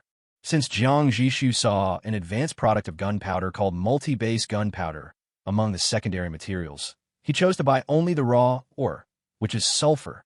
The unit price of sulfur is 4 gold coins, and a full load of 990,000 units will cost 3.96 million gold coins. Iron ore, coal, and sulfur are the 3 cheapest materials. Jiang Zhixu then purchased 20,000 units of each of the biogels, electronic components, precision parts, titanium alloy, ores, and high molecular polymers, spending a total of 8 million gold coins. Just getting here has cost 23.93 million gold coins. Jiang Zhixu was forced to wait for a while until a few new passes were sold before he could pay the bill. Even so, there is still crude oil left to be purchased. He also saw an upgraded version of crude oil called refined oil. According to the description, refined oil is extracted from crude oil. Oil, known as the blood of industry in modern times, is of great importance. Jiang Zhixu made up his mind and placed a pre-order for 500,000 units, totaling 7.5 million gold coins. A pre-order means that as long as there is enough money in the account, the platform will automatically make the purchase. Now that the most important basic resources have been secured, I believe they will not be in short supply for a long time. Jiang Zhixu breathed a sigh of relief and finally looked at the blueprint area in the trading market. Among them, the first thing that catches the eye is a secondary blueprint. Vulture Integrated Attack Helicopter, Level 2 Blueprint, price 3.59 million gold coins. Chapter 52. Huge gains but huge losses. For a first-tier city, there is no concept of air supremacy at all. No one has a flying vehicle, so naturally there is no need to think about how to attack enemies in the air. Occasionally there are flocks of deformed bird creatures, but heavy machine guns and rockets are enough to deal with them. But at level 2, the situation is different, because the blueprint for getting involved in air power is beginning to emerge. It is difficult to effectively curb the enemy's air power with rockets alone. In the secondary blueprint area, Jiang Zhixu saw not only the Vulture attack helicopter, but also other similar aerial weapons. For example, the Dragonfly unmanned reconnaissance drone, the Wasp attack rotorcraft, the Troll heavy transport helicopter, the Sonic jamming drone. The prices of these aircraft blueprints range from 500,000 to 1 million. Jiang Zhixu has only seen this expensive second-level blueprint for the Vulture Integrated Armed Helicopter for now. Vulture Integrated Attack Helicopter. Quality, Level 2. Features, with strong carrying capacity, excellent firepower, outstanding speed and flexibility, it is the undisputed overlord of the sky. Description: using advanced technology such as the third-generation turboshaft engine, elastic hinge propeller hub, and fly-by-wire flight control system, it is still an extremely eye-catching helicopter even among the fourth-generation helicopters. Jiang Zhixu added this blueprint to the pre-order list without hesitation. With a Level 2 blueprint, you need Level 2 materials. Most secondary materials are upgraded versions of primary materials. For example, carbon nanotubes are made from high molecular polymers, and active biomass is made from biogels. Jiang Zhixu bought a lot of these first-level materials, so he can make them himself after being promoted to a second-level city. There are not many secondary materials that need to be purchased separately. 10,000 units of rare parts and 20,000 units of rare earth ores, totaling 7.6 million gold coins. After buying them, I found that there was still one grid missing in the warehouse, so I spent another 900,000 to buy another grid. It still hurts to spend the gold coins earned at no cost, but what Jiang Zhixu wants is to spend money to buy development. He traveled through time 10 years late, which meant he was already 10 years behind others. If you want to catch up quickly, these are essential investments. Even if it means spending tens of millions of gold coins, it won't matter. In addition to the Vulture integrated attack helicopter, Jiang Zhixu also purchased other secondary blueprints. In terms of air attack, there are matching 4-position helipad, Dragonfly unmanned reconnaissance aircraft, Bat sonic jammer, and flight control logistics supply station. In terms of air defense, there are not many secondary blueprints to choose from, so Jiang Zhixu only bought the Patriot cruise missile and the anti-aircraft machine gun. There are also other miscellaneous items: primary military district infirmary, black soil terraces, Shrek armored vehicle, eliminator, sniper rifle, guardian rifle. The last dozen or so first-level blueprints. Jiang Zhixu stopped only after he had used up the preset limit of 50 million gold coins, feeling unsatisfied. With so many blueprints, how long will it take to get them if I use my talent to crit? Jiang Zhixu had never critically improved the quality of a blueprint before, because a critical hit would produce a higher-level blueprint, which could not be made without high-level materials. Now, he still won't crit the quality of the second-level blueprint. The best use of talents is to critically hit the quality of finished parts and the number of rare items. Let's stop here with the procurement of blueprints. Jiang Zhixu was about to exit the trading market and take a look at the chat channel he hadn't visited for a long time. But just before he exited, he caught a glimpse of something interesting. Regional loudspeaker. Quality: first class/second class. Features: can send a broadcast of less than 100 words to the entire area, and the small loudspeaker will ensure that all radio stations in the mobile city receive it. A first-level trumpet costs 100,000 gold, and there are more than 100 in stock. The second-level trumpet costs 500,000 gold, and there are 60 in stock. Even if the mobile city's radio station is fully expanded, it can only cover 100 kilometers at most, but this small speaker can ensure that the entire area can receive the broadcast. It sounds impressive, but if you think about it, it has little practical value. Few people would buy such an expensive toy. However, after Jiang Zhixu pondered for a moment, he bought 3 of each level, just in case it comes in handy. When needed, you can use it to attack critically. Jiang Zhixu was right. After a whole day of fermentation, raising money, all the secondary area passes he put on the shelves were sold out after 6 o'clock in the evening. As for those passes that cost more than him, there's still hope of selling it for 600,000 yuan, but if it is higher, it will completely exceed the affordability of first-tier cities, and it will basically be impossible to sell it successfully. Jiang Zhixu no longer paid attention to them. The 105 passes brought him a total of 51,964,500 gold coins, but after all the pre-orders were delivered, only 2 million were left. The phrase, spending money like water, is completely concretized at this moment. Extract and transfer all resources. 11 kinds of materials, all stored in the warehouse grid. All purchased blueprints appeared directly in the Singularity workshop. Jiang Zhixu knew that the trading platform was unlikely to make mistakes, but he still grinned and counted it himself. It was at this moment that he discovered something was wrong. Why are the descriptions of these second-level blueprints so normal? Jiang Zhixu bought a total of more than a dozen second-level blueprints. The description style is either serious, formal, or eccentric and nonsensical. But there is not a single one with a black humor story style like those secondary components in Singularity. Strangeness. Jiang Zhixu frowned, clicked on the secondary modified parts that had been installed on the singularity, and carefully compared the differences. If I insist, these are all the result of my innate critical hits. That's not right. Because he got the backward compatibility agreement from a treasure chest, its style is still black humor. Wait, speaking of treasure chests, why don't I use that treasure chest to do a critical hit? Jiang Zhixu's thoughts suddenly went astray. His face showed deep regret. When he thought of the huge loss, he no longer cared about things like the description was abnormal. What a waste. I must learn from this and never forget it next time. Chapter 53 Arriving at the Giant Beast Skeleton. Early the next morning, the cross-regional trading platform was closed on time. Jiang Zhixu can still interact with the 11-grid warehouse and gold coin account he rented, but he can't do anything else. Before closing, he rented another warehouse, which is currently vacant as a backup, just in case. No wonder the cross-regional trading platform only opens once or twice a year. If it were permanent, regional barriers would be ineffective and resources would no longer be scarce. What does it mean to communicate with each other anytime and anywhere? A mineral resource that is extremely rare in your area may be just a stone that can be found everywhere in another area. For example, thunder crystal. In the Wasteland area, only thunder veins have a chance of production. But in a secondary area whose name ends with thunder domain, these crystals are very abundant, because every lightning strike will leave one or two in the same place.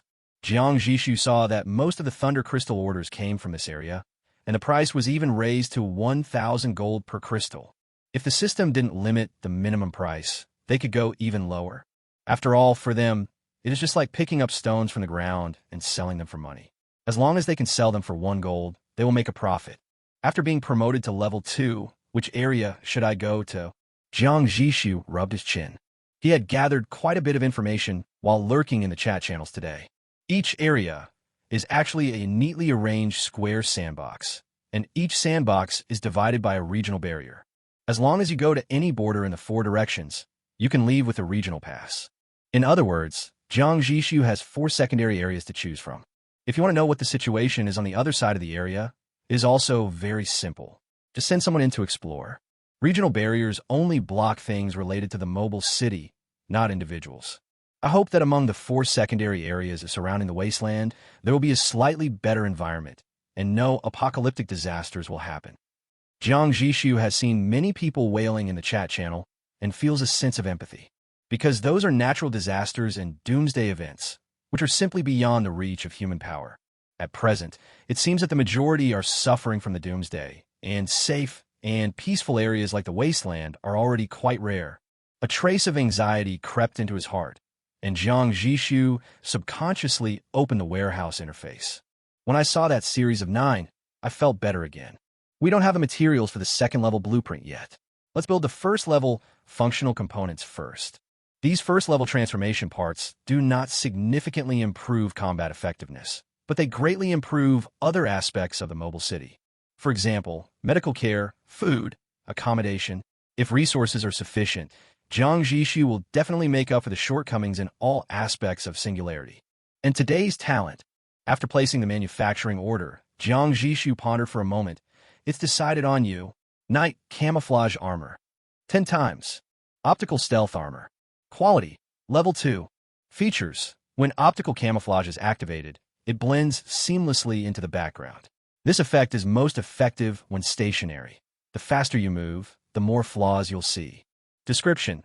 While observing a group of political prisoners who volunteered for testing, our automatic turrets failed to optically acquire any valid targets.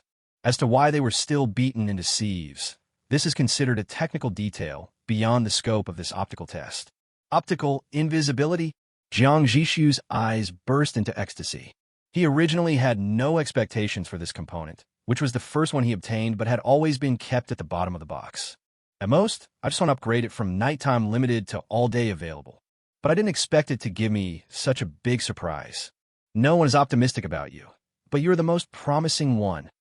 Jiang Zhixu even bought a 2nd-level armor blueprint on the trading platform to replace it. But now, use it. It's the optical stealth armor. No matter how strong other armors are, they're only for the purpose of being more resistant to attacks. However, the optical invisible armor can allow the singularity to avoid being beaten fundamentally. As for how those political prisoners died in its description, Jiang Zhixu guessed that it was either radar or thermal imaging. For the former, he also purchased the blueprint for the second-level modification component, 6th-generation stealth coating, which can significantly reduce the radar reflection area. The latter, there is no countermeasure for the time being, but it is impossible that every mobile city encountered has a thermal detection device, right? Therefore, there is no doubt that the strategic value of optical stealth armor instantly jumped to the top of singularity. Now, everything is ready, except for a second-level mobile city. July 5th, 1 p.m. In the northern part of the Wasteland is the famous Aberration Kingdom, which covers an area of approximately 400,000 square kilometers. The landscape here is mainly urban ruins, with endless high-rise buildings and vines covering the dilapidated buildings. It must have been very prosperous in the past, but now, everything has turned to dust. The fact that it can be called a country means that the entire area is inhabited by deformed monsters. This is indeed the most dangerous area in the Wasteland. But what really attracted everyone was a slightly smaller place very close to the Distortion Kingdom. The skeleton of a giant beast. There is gold everywhere here, because the refresh rate of titanium alloy and biogel is more than 10 times that of other places. On the cross-regional trading platform, the prices of these two materials are 150 gold coins and 100 gold coins per unit respectively. Even the prices on the trading platform are so high, you can imagine how expensive the offline prices are. And its risks are totally outweighed by the benefits it can bring. The mobile city that comes to the giant bee skeleton of Pan for gold only needs to prepare some more curse pollen and apply it on the outer shell of the city, which can resist the cursive decline of the giant bee skeleton and allow it to move freely inside. Secondly, be careful of predators. In everyone's eyes, the skeleton of the giant beast is a gold mine. But in the eyes of plunderers, the gold diggers themselves are the gold mine. For example, at this moment, 3 cities with dragon hunting flags are launching a hunt on the edge of the giant beast skeleton. Sometimes they intertwined and interspersed. Sometimes they suddenly accelerated. And from time to time, they were driven away by artillery fire, constantly shrinking the encirclement and blocking the retreat of the light blue mobile city. There were already several areas of fire and smoke in the light blue mobile city, and it was obvious that it had been hit by several artillery shells before. Its huge body looked weak, pitiful, and helpless in the gradually tightening encirclement. Chapter 54 show up in seconds. City Lord Honglang spoke tentatively, his eyes casting towards Jiang Zhixu beside him. At this moment, Jiang Zhixu was holding a telescope, observing the hunting in the distance with a focused expression. On the display screen nearby, 8 red dots flickered, 4 of which were very close to them. There were 3 hunters and 1 prey, and no one could have imagined that there was another mobile city watching them just 2 kilometers away. No hurry. Wait until they come out. The singularity is lurking at the outermost edge of the giant beast skeleton. If it goes any further, it will step into the range of the aging curse. Jiang Zhixu's original plan was to find a nearby market where many mobile cities gathered and buy some curse pollen. But as soon as the radar was turned on, the abnormal distribution of red dots on the screen immediately caught his attention. After a quick analysis, he realized that it was a predator city that was hunting. How can a mobile city be so inconvenient?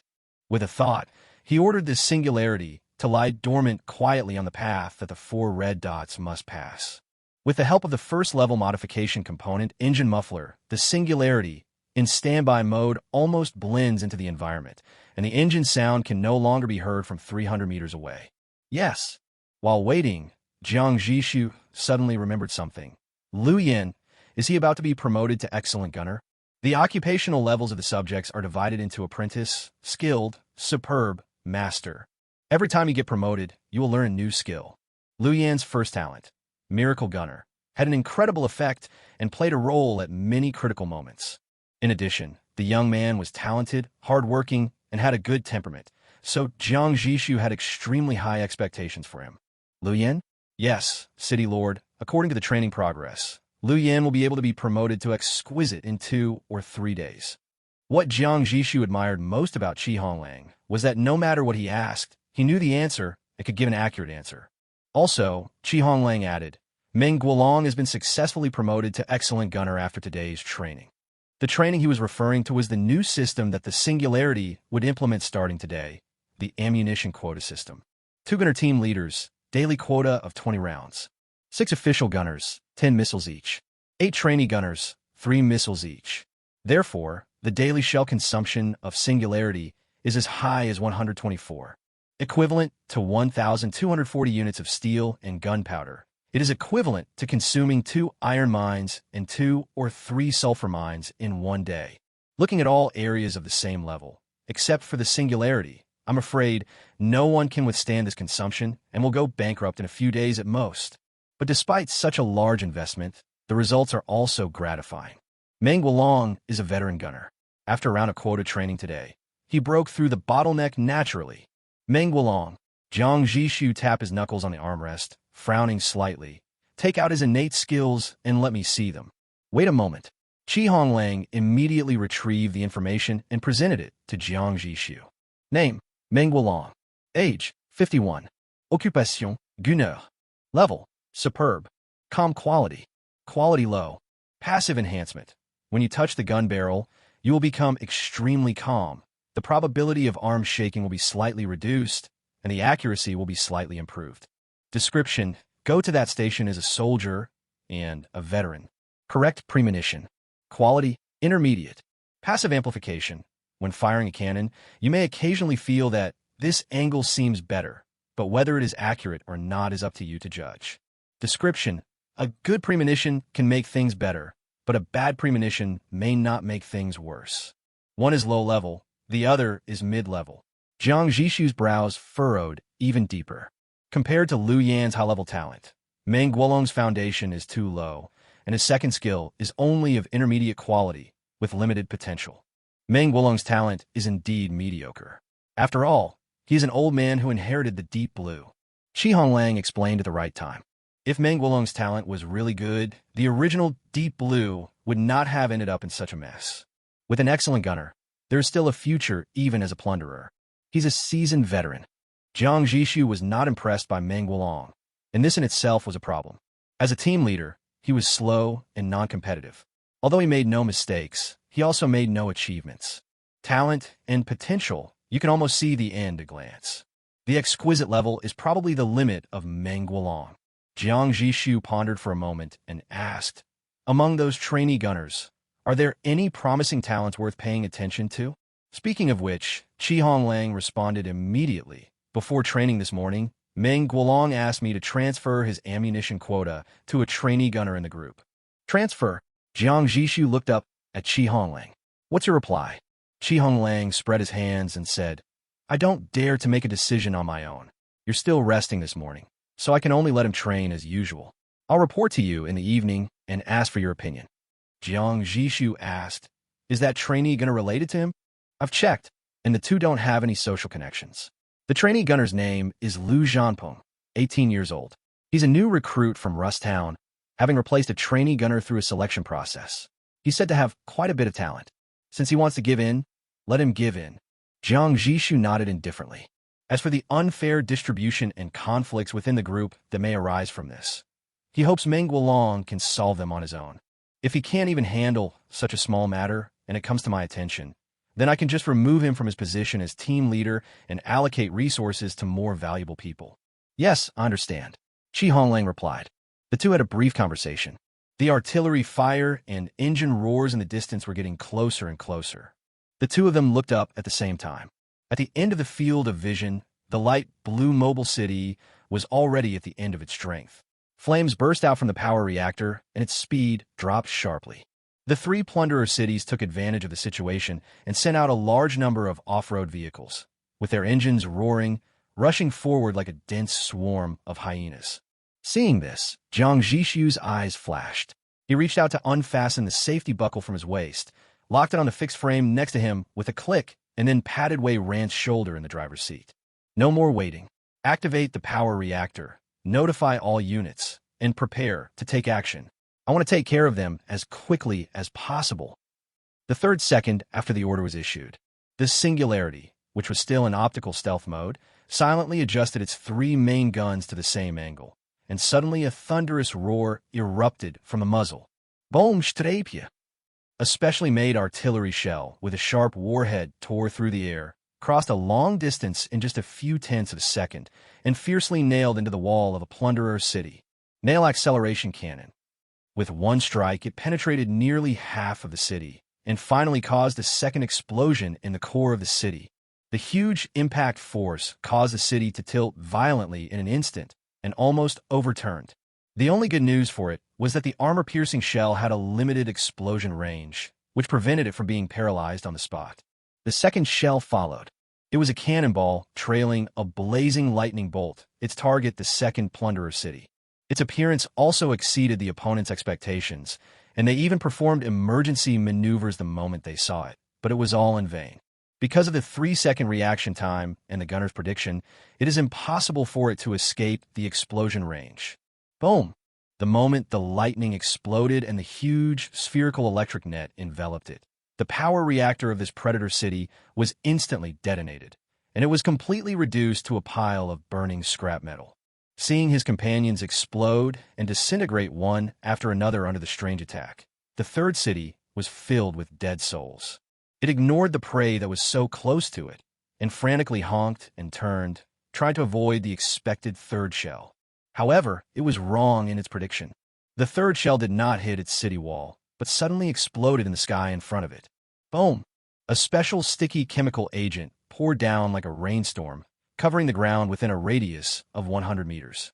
The soil changed as soon as it touched it, quickly turning into a wriggling quagmire. Hundreds of huge tires were instantly stuck in it and could not move.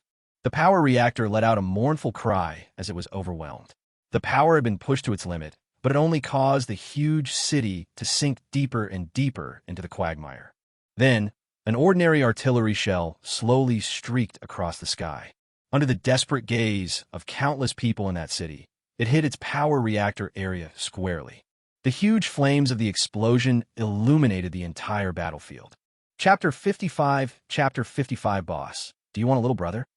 It was not until this moment that the huge body of the singularity slowly emerged from the air. This scene, it brought great shock to the hearts of everyone in the light blue mobile city. 3 raider cities, 1 round of bombardment, all gone. Shui Yunqing muttered to himself, his voice a little hoarse. He is the mayor of this Xinhai city. He has been in office for less than a year, and the city's strength is neither good nor bad. Originally, he had no intention of entering a place like the giant beast skeleton. But when the trading platform was opened, he saw that the resources that he had to work hard to get on a daily basis were only sold for a few gold coins. In the end, he couldn't resist the temptation and planned to go into the giant beast skeleton to make some money, and then buy cheap resources to support his family. At first, he only dug some titanium alloy or on the edge of the giant beast skeleton. He was lucky and never encountered the predator city. But as the closure deadline of the trading platform approached, he unknowingly got deeper and deeper into it. Finally, by the time he reacted, the Zhenhaiqing had been firmly captured by a small alliance of predators. At first, the plundering alliance only sent 1 city to track them, but soon it became 2, then 3. But now, the 3 mobile cities that had made him feel despair were all reduced to burning ruins before his eyes. Please drag them out, thank you. A strange voice came from the radio of Xin Haichin. City Lord, it's... I know. The childishness on Shui Yunqing's face had not completely faded, but he waved his hand in a pretentious manner. Only this terrifyingly powerful black and gold city in front of them would dare to use an open mic to shout in a place where predators gather. Don't just stand there, do it immediately. Seeing that the light blue city had begun preparing to tow the equipment, Jiang Zhixu nodded with satisfaction. Ask them their names. Wei Ran obeyed and quickly reported, they're the Zhenhaiqing, and the city lord is Shui Yunqing. Jiang Zhixu nodded, walked to the radio station, and used his authority to invite the Zhenhaiqing to join the alliance channel. Soon, a slightly immature voice sounded in the private chat channel of the alliance radio. Jiang, City Lord Jiang, hello. Jiang Zhixu was a little surprised by the other party's youth, but he didn't ask any more questions. He just said, City Lord Shui, are the 3 mobile cities that besiege you affiliated with the Azure Alliance? No. Shui Yunqing smiled bitterly and said, I actually hope they are from the Azure Alliance. That way my brothers wouldn't have suffered over 60 casualties in vain. As soon as these words came out, Jiang Zhixu frowned immediately. What do you mean by this? Shui Yunqing explained. Although the Azure Alliance has a bad reputation and would not even spare a passing convoy, they have an unwritten rule. They only rob people and never hurt them. And after they're done, they'll always leave you some money for the journey. He added gloomily, I had already thought about it. If we were unlucky enough to run into the Azure Alliance, I would just stop and let them take it away. I didn't expect. On the other side, after listening, Jiang Zhixu did not respond and turned off the microphone directly. Seeing him lost in thought, Honglang felt a pang of anxiety and cautiously reminded him, City Lord, the Azure Alliance is our last chance. Jiang Zhixu gave him a strange look. I know what's wrong. I'm afraid that you will be unable to get over it and change your mind. Honglang scratched his head. Jiang Zhixu couldn't help but sigh when he heard this. On the contrary, I was thinking too much. Just now. The moment he heard that the Azure Alliance only robs goods and does not kill people, several thoughts flashed through his mind. He was thinking about what crime to accuse the other party so that he could feel more at ease when he took action. Unfortunately, he achieved a good score of 0.01 seconds in this Guess the Crime game. Who cares? Robbery is wrong. I was just being brave. As Honglang said, this second-tier city is his only chance. No matter whether the other party is good or evil, he must treat it as a hunting target. What's more, the statement that secondary cities are the boss of the Blue Alliance is just speculation and may not be true. He was lost in thought just now because he realized that he seemed to be assimilated into this world too quickly. At this time, the Xian Haicheng, with several robotic arms extended, has already hung up the towing chain. It started its damaged power reactor, dragging the wreckage of 3 cities, and moved forward with a grunt. It crawled for an hour, less than a kilometer, before finally arriving in front of the singularity. Then, with a loud bang, it completely broke down in front of the singularity, and black smoke billowed out of the power reactor. Jiang Zhixu, are you trying to scam me? But at least it was because they were helping him that they had used up their last bit of strength, so the singularity still extended its repair arm and quickly helped them with the repairs. Shui Yunqing's grateful voice came from the radio. Jiang Zhixu didn't pay much attention and instructed Honglang. Send a combat team in to wipe out the remaining resistance forces. Count all available resources. Don't report to me about materials or anything like that. Just empty them out. Generally speaking, the internal resistance force of a defeated mobile city will not be too strong. After all, the city was broken, and your resistance won't change anything. At worst, they'll be sold again. Everyone is used to it.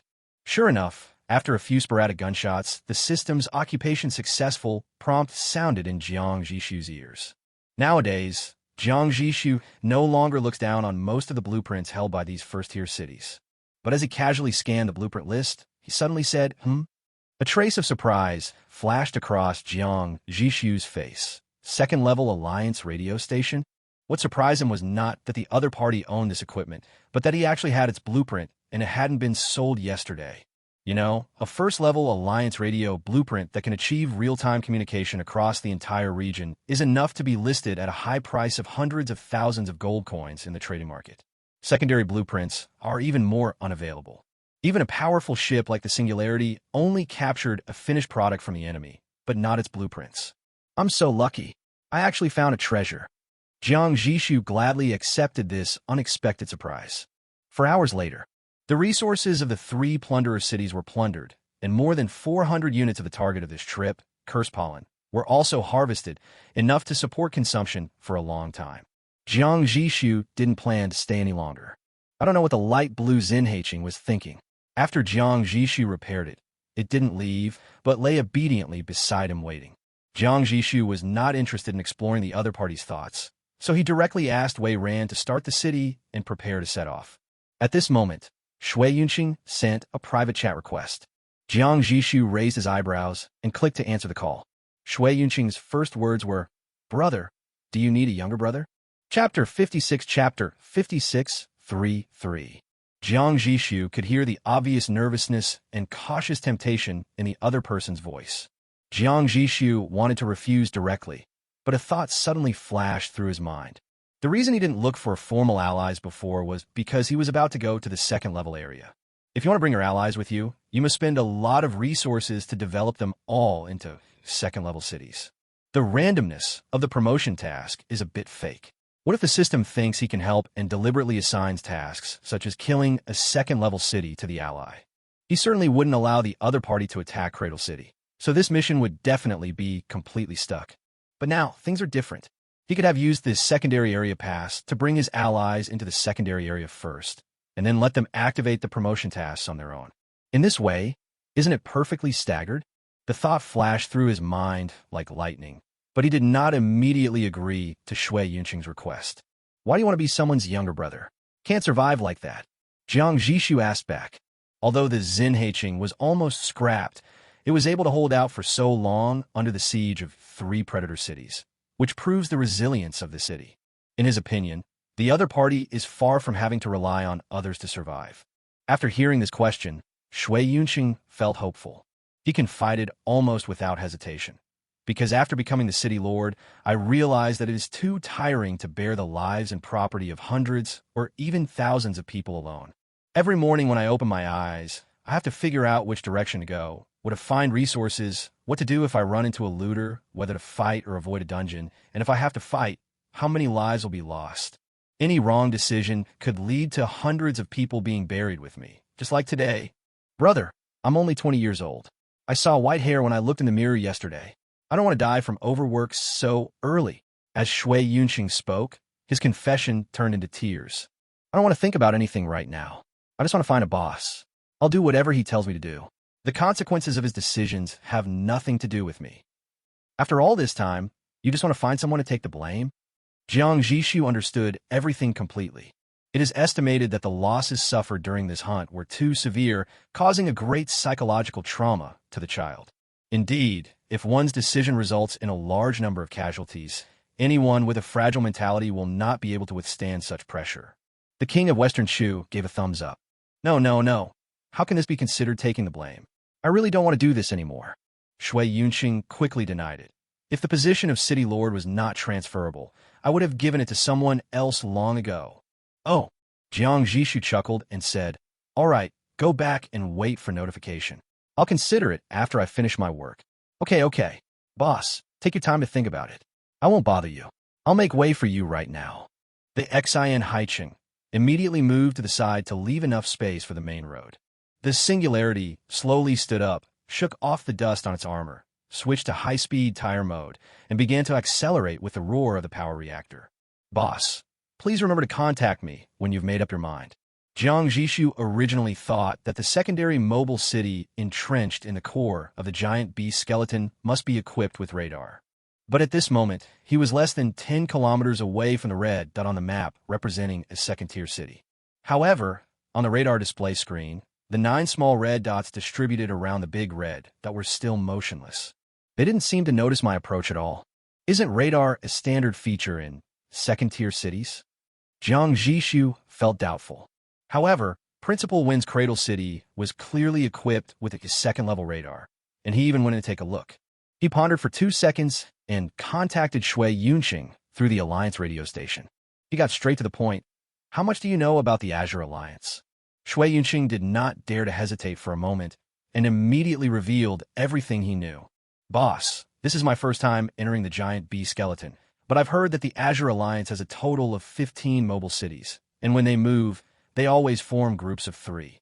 And also, they're very disciplined and have excellent coordination. Even when facing an enemy that outnumbers them, they can retreat calmly. Their most glorious achievement was using a 3-city team to completely annihilate a raider alliance consisting of 7 mobile cities. The 3 cities that besieged me today were clearly imitating their tactics. And Shui Yunqing racked his brains, desperately searching his memory for details about the Azure Alliance. Suddenly, an idea flashed in his mind. Oh, right. There's one more thing I heard about. They might have a modified component, something called radar, because every time someone approaches them, they're always stopped and robbed by the inexplicably appearing Azure team. Over time, no one dares to approach the core area of the behemoth skeleton. Jiang Zhixu frowned. What do you mean by seems to be? Isn't this just? Halfway through his words, he suddenly remembered that the other person was only 20 years old now, which meant that he was only 10 years old when he traveled to this world. It's understandable that you don't know about radar. He was silent for a moment and said, Okay, I understand. Thank you. You're welcome, boss. I wish you all the best. The moment the communication ended, Jiang Zhixu suddenly looked up and ordered Wei Ran. We have been discovered. Stop hiding and charge at full speed. He quickly walked to the side and fixed himself firmly on the frame. At the same time, notify all combat units. Remember, our sole target is that second-tier city. Lock onto its specific coordinates and destroy it. Do not get entangled with those first-tier cities. Azure. 3 people make a team. Strong discipline and tacit cooperation. Any one of these elements alone is insignificant. But when they were put together, Jiang Zhixu had to think more. City Lord, they're moving. Wei Ran's voice instantly cut off Jiang Zhixu's thoughts, and he suddenly turned his gaze to the radar display screen. Sure enough, at the same moment when the singularity accelerated, except for the huge red dot in the center, the other 9 small red dots moved at the same time. Jiang Zhixu couldn't even see the trajectory of their changing formation. The previous second, it was scattered stars, and the next second, the formation on the screen had instantly reorganized into 3 groups of 3-point encirclement arrays. Grass. He uttered a word lightly. Chapter 57, I am waiting for them to intersect. It is difficult for the Blue Alliance to succeed in its encirclement and suppression, because Jiang Zhixu discovered it early enough and had not yet fallen into the encirclement. With the performance of the singularity, if you really want to leave, no one can stop you. But to the surprise of everyone in the Azure Alliance, that bold city not only did not run away, but instead charged towards them. The faster the speed, the greater the optical invisibility flaw. Jiang Zhixu's eyes swept across the screen in front of Wei Ran, where the speed indicator had soared to 103 kilometers per hour. But it's nighttime now. The accuracy of artillery fire in a moving city is inherently low, and since it's nighttime, the enemy is almost invisible. Even if you have tactics and radar, you don't rely on visual sight, after all. In close combat, a few seconds of time to convey orders is a fatal time difference. As the power reactor of the singularity ran at full capacity, the roar of the engine completely broke free from the restraints of the muffler and turned into thunderous waves, spreading 1 or 2 kilometers away. The sound waves echoed repeatedly across the wasteland, making it meaningless to locate the target by listening to the sound. Have Lu Yin stand guard over the shockwave cannon and fire as needed. Jiang Zhixu gave the order. Beep, beep, beep. On the radar screen, 9 red dots and the green, that representing singularity, were rapidly approaching. The semicircular encirclement formed by the 3 blue teams was like a giant beast with its mouth wide open, about to close. Wei Ran, don't let them bite you. Veins bulged on the back of Jiang Zhixu's hand as he gripped the fixed rod. He just wanted to complete the promotion task as soon as possible and be promoted to level 2. If possible, he would never want to fight to the death with the Blue Alliance. But if you're bitten by the 9 mobile cities, you'll have to take action. Otherwise, even the singularity would have to work hard to get out after being besieged by so many cannons. I understand. Wei Ran's expression was more serious than ever before. He took a deep breath and punched a button on the console. The autonomous intelligent driving system has switched to efficiency mode. The system prioritizes asset safety over secondary parameters like passenger comfort, executing the optimal tactical action. These words flashed across the screen. The moment Jiang Zhixu caught a glimpse of the prompt, his eyes fixed, and he silently fastened himself onto the second fixing frame. All units, stay calm. We are about to encounter the enemy. Wei Ran's roar echoed throughout the city through the radio. The distance between the 2 sides is 2 kilometers. This distance is enough for experienced gunners to fire effectively.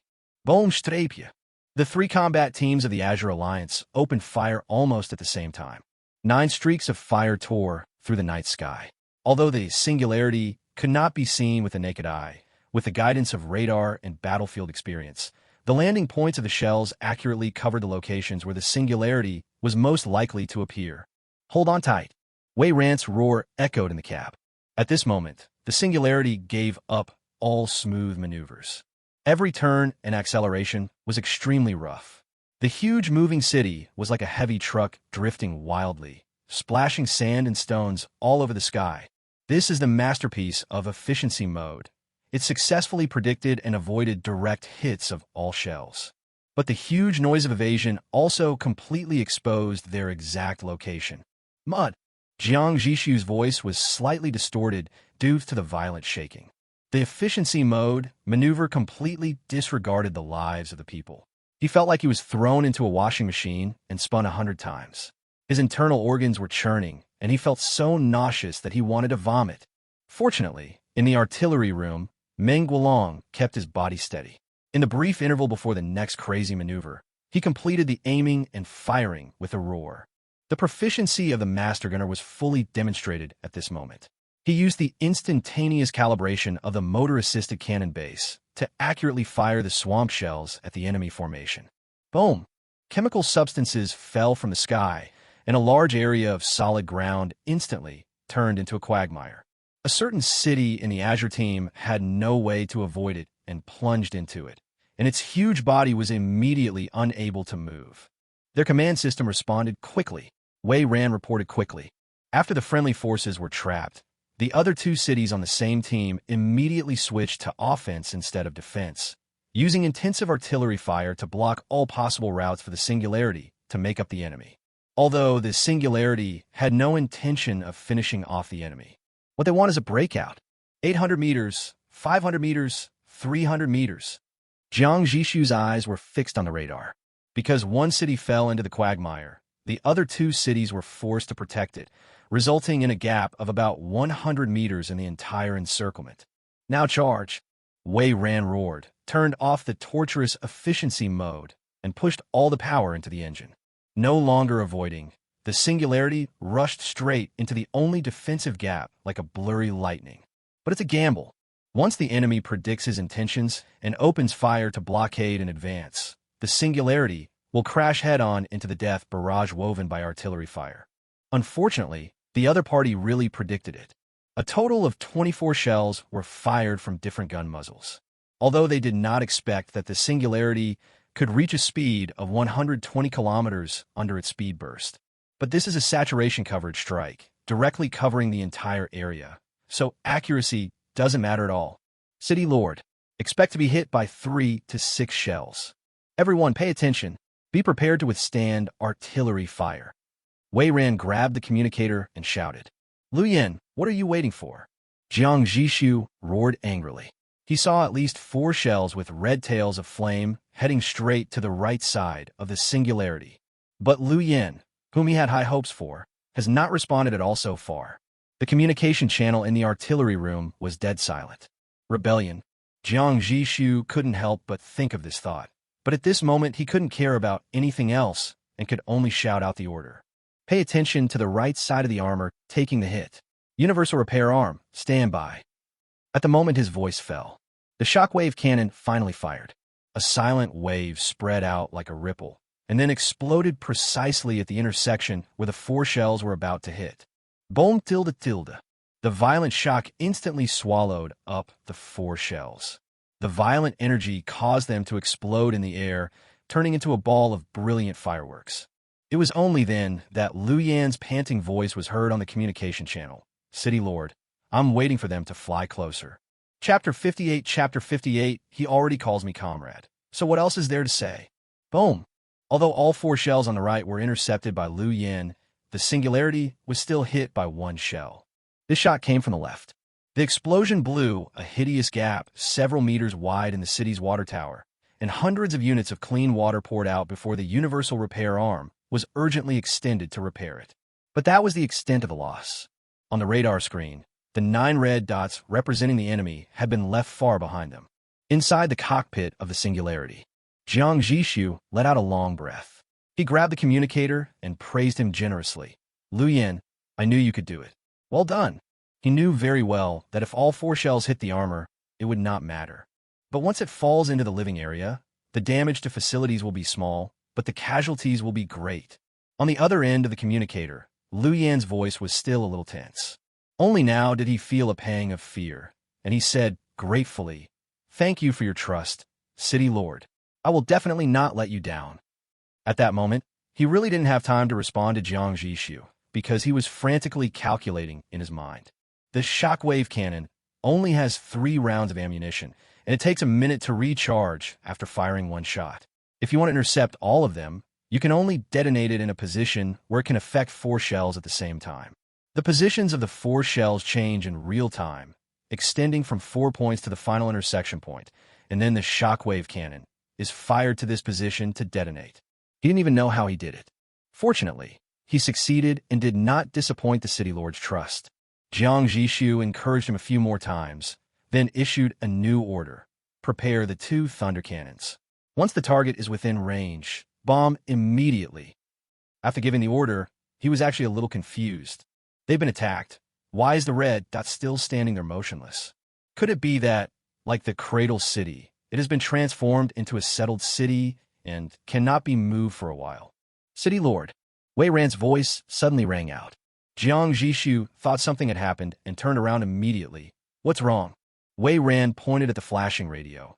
Received a public broadcast. Do you want to play it? Public broadcast? Jiang Zhixu raised his eyebrows.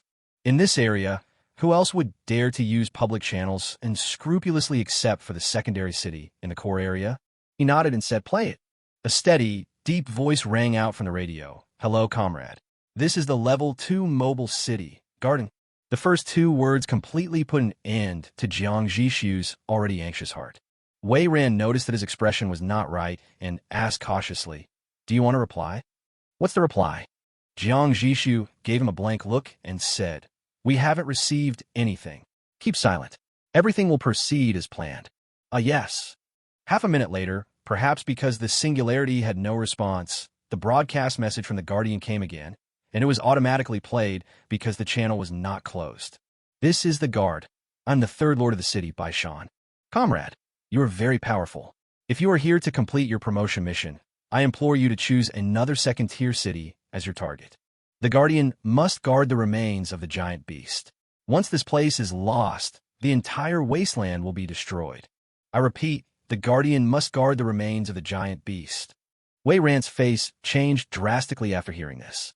He subconsciously looked at his city lord, but found that the latter's face was 100 times uglier than his.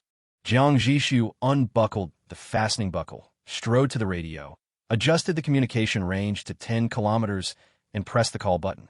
The Wasteland is destroyed? What do you mean? After receiving the response from the singularity, the 9 red dots on the radar that had been chasing closely all stopped. Seeing this, Jiang Zhixu signaled the singularity to temporarily stop where it was.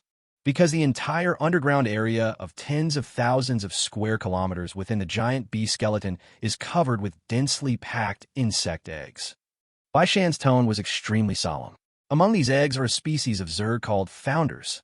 They are worker bees within the Zerg species that specialize in laying fungal carpets. Founder. This name reminded Jiang Zhixu of the 2nd-level elite copy he had played in the dry riverbed area. The copy boss is also Founder. It can teleport, hatch countless insects, and is fast and flexible. One is already very troublesome, and Bai Shan actually said that there are all of them under their feet. Jiang Zhixu's heart was filled with shock, and he was speechless for a moment. Bai Shan thought he didn't believe it, so he continued to explain. The behemoth's carcass is the remains of a Zerg unit called the Titan after its death. You can think of the Titan as the Zerg's mobile super arsenal. Even after death, it still instinctively breeds Zerg. Currently, the highest-ranking Zerg within the behemoth skeleton is called the Overmind. Of course, it's also in its egg now. Jiang Zhixu suppressed his chaotic thoughts and asked in a deep voice, since it's an egg, why not just destroy it? Bai Shan sighed. Perhaps you don't understand the Zerg. The truly immature Zerg eggs are all deep in the hatching nest. Those that can be laid as eggs are already mature. The eggshell is merely a means of transportation to ensure their safe arrival at their destination. It is equivalent to packing goods into boxes and then unloading them at the destination. This sentence immediately reminded Jiang Zhixu of the scene in the dry riverbed. It was just as Bai Shan said, those insect eggs could hatch immediately after they left the fungal mat. He thought this was just the copy mechanism, but it turned out that the real development had been completed in a place he didn't know or see. Jiang Zhixu asked, if you stay here, they won't hatch? It's a long story. To make a long story short, we have a special level 3 modification component called the Bioinhibition Tower. As long as it keeps running, the master's eggs will determine that they have not yet reached their destination and will remain dormant. With the Overlord dormant, the lower-level founders naturally won't awaken either. This way, we've suppressed all insect eggs in the entire area. Jiang Zhixu's pupils trembled. He couldn't help but ask, Level 3 components? Where did you get them? This is a first-level area. It's already a great thing that secondary components appear. Even if you want to buy them from the trading market, it's impossible to buy them due to system restrictions. Bai Shan said, This information is all contained in long talked. Jiang Zhixu. Please keep it short and concise. He seemed to hear a very light, muffled laugh coming from the other side, but it disappeared in an instant. He curled his lips, but he was really curious about how the third-level components came about, so he could only pretend not to hear. Bai Shan said, About 4 years ago, our guard was not called this name, but it was already a second-tier city. At that time, we had just completed our promotion and were about to head to the Level 2 area. That's when a man who called himself Cartographer found us. Another illustrator. This person appears in Jiang Zhixu's ears quite frequently. But he didn't say anything and just listened quietly. Bai Shan continued. He said that he had pieced together several pieces of information by exploring all the city ruins in the Wasteland. First, the Wasteland was not destroyed by nuclear war, as everyone originally speculated, but by the Zerg. Secondly, the skeleton of the behemoth is the last Zerg Titan killed by the old civilization before its demise. Third, a dead Titan still possesses the basic capabilities of a hatching nest, so it could return with an endless swarm of Zerg at any time.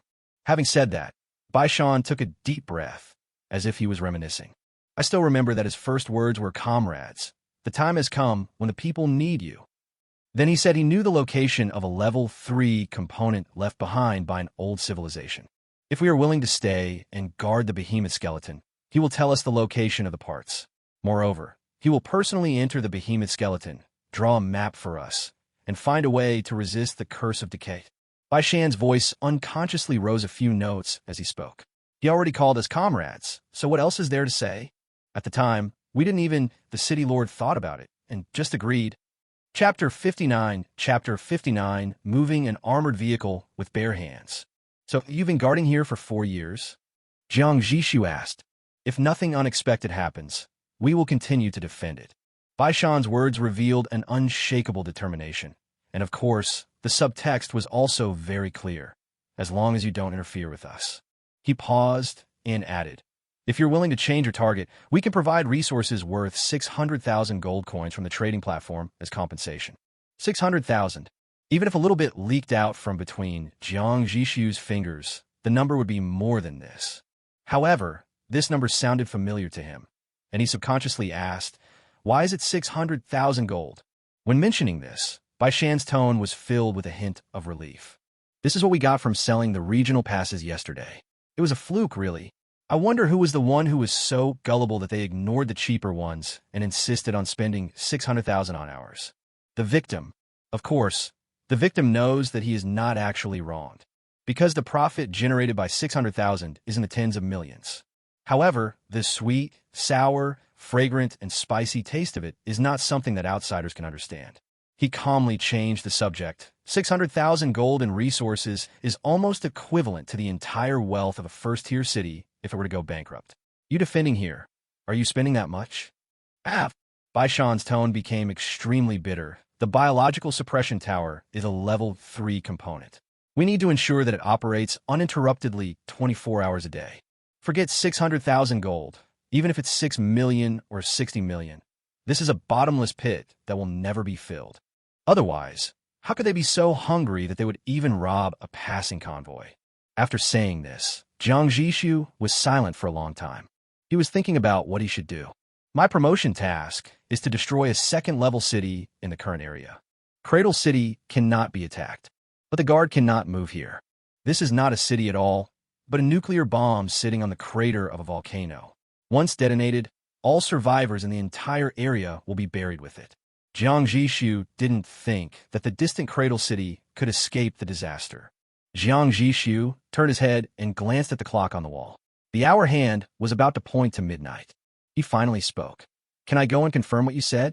It was hard for him to believe the other party's empty words before he saw it with his own eyes. Of course, Bai Shan agreed happily. The fact that the other party made this request itself means that he has most likely given up the idea of going to war. Jiang Zhixu nodded. Okay, See you tomorrow. See you tomorrow. Communication was cut off. Honglang.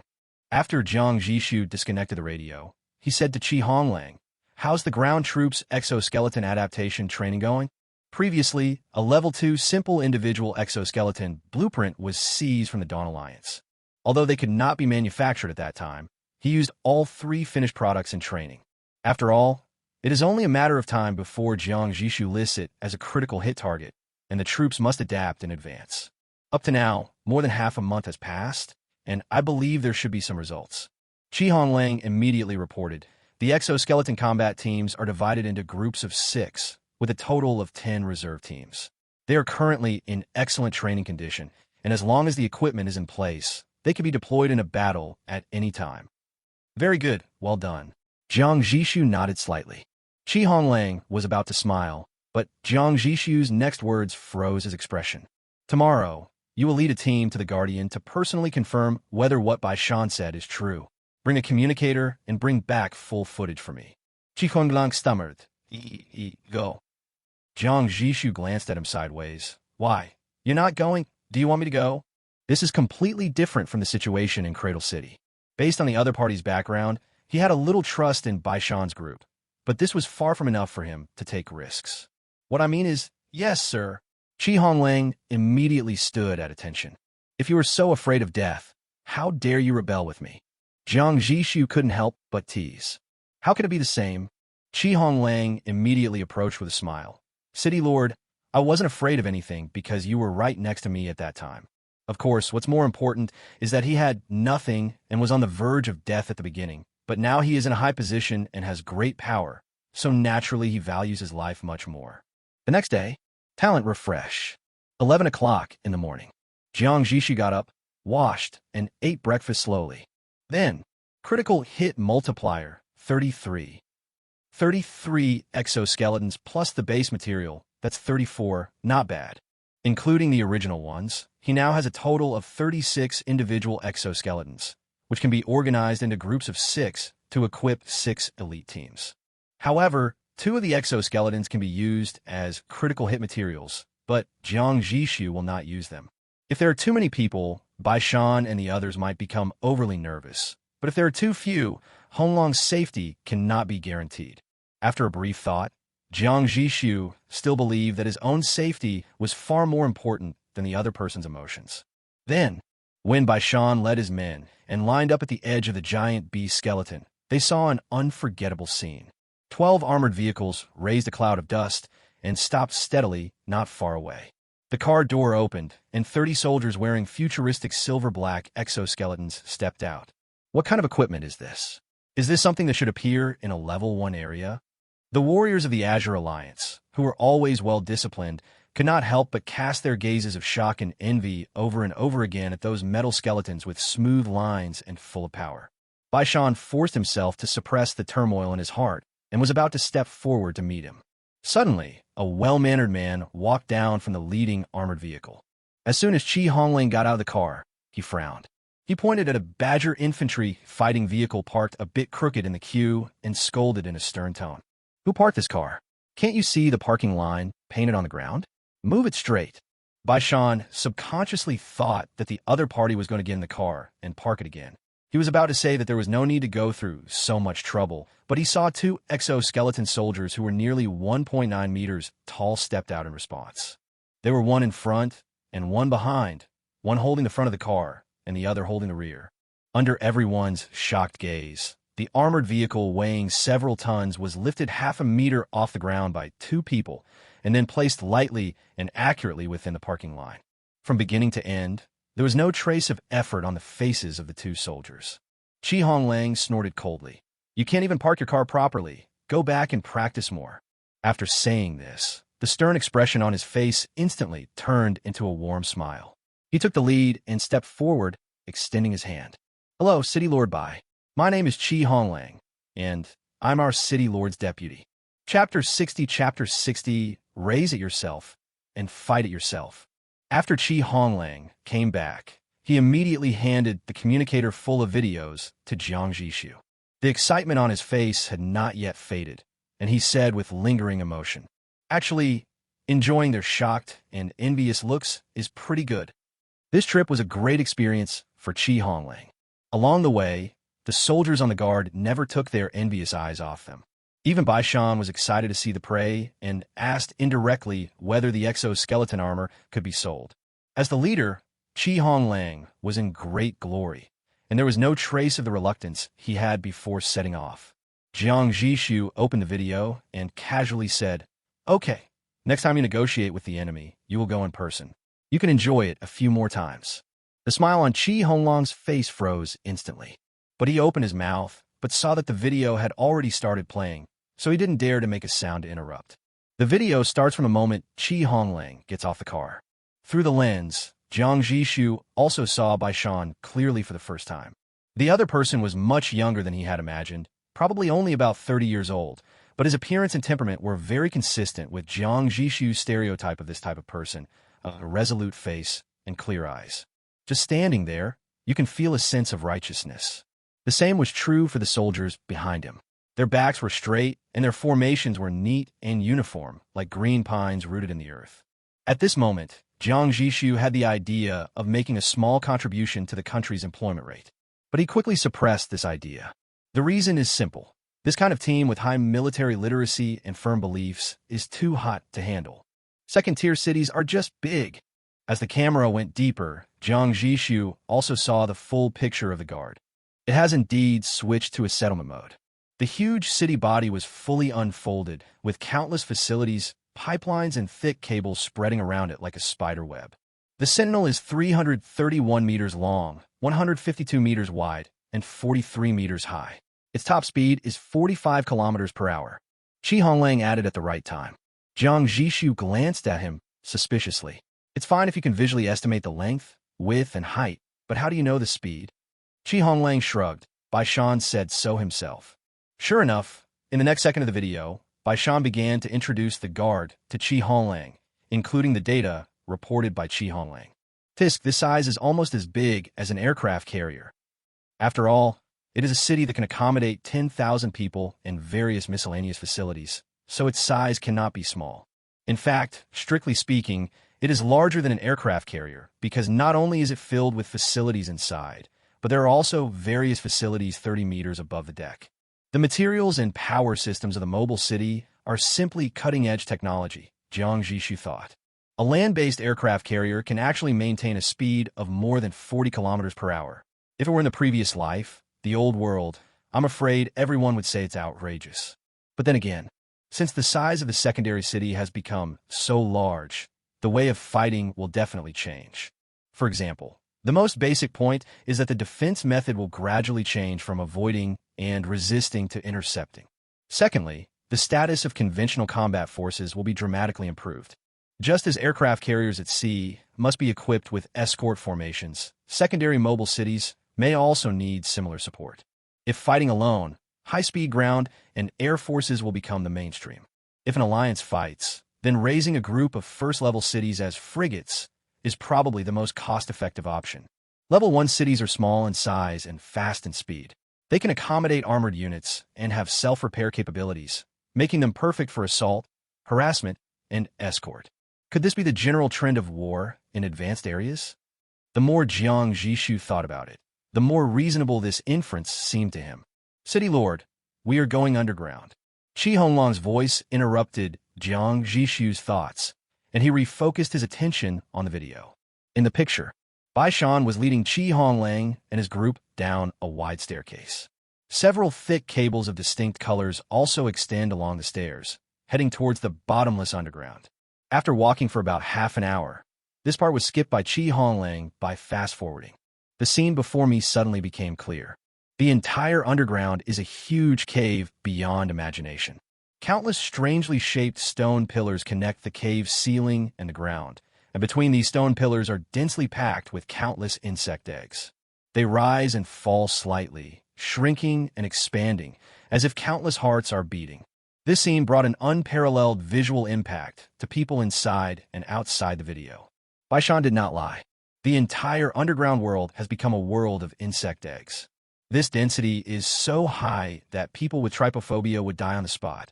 In the video, the relaxed and joking expressions of Honglang and others froze, and their voices suddenly became quieter. Only Bai Shan was used to it. He continued to move forward with a calm expression. 1 meter away from him, there was a gray-white insect egg as tall as a person. "Don't be afraid," he said without turning back. "As long as the overmind doesn't awaken, they're just harmless decorations. I'll take you to see the biosuppression tower."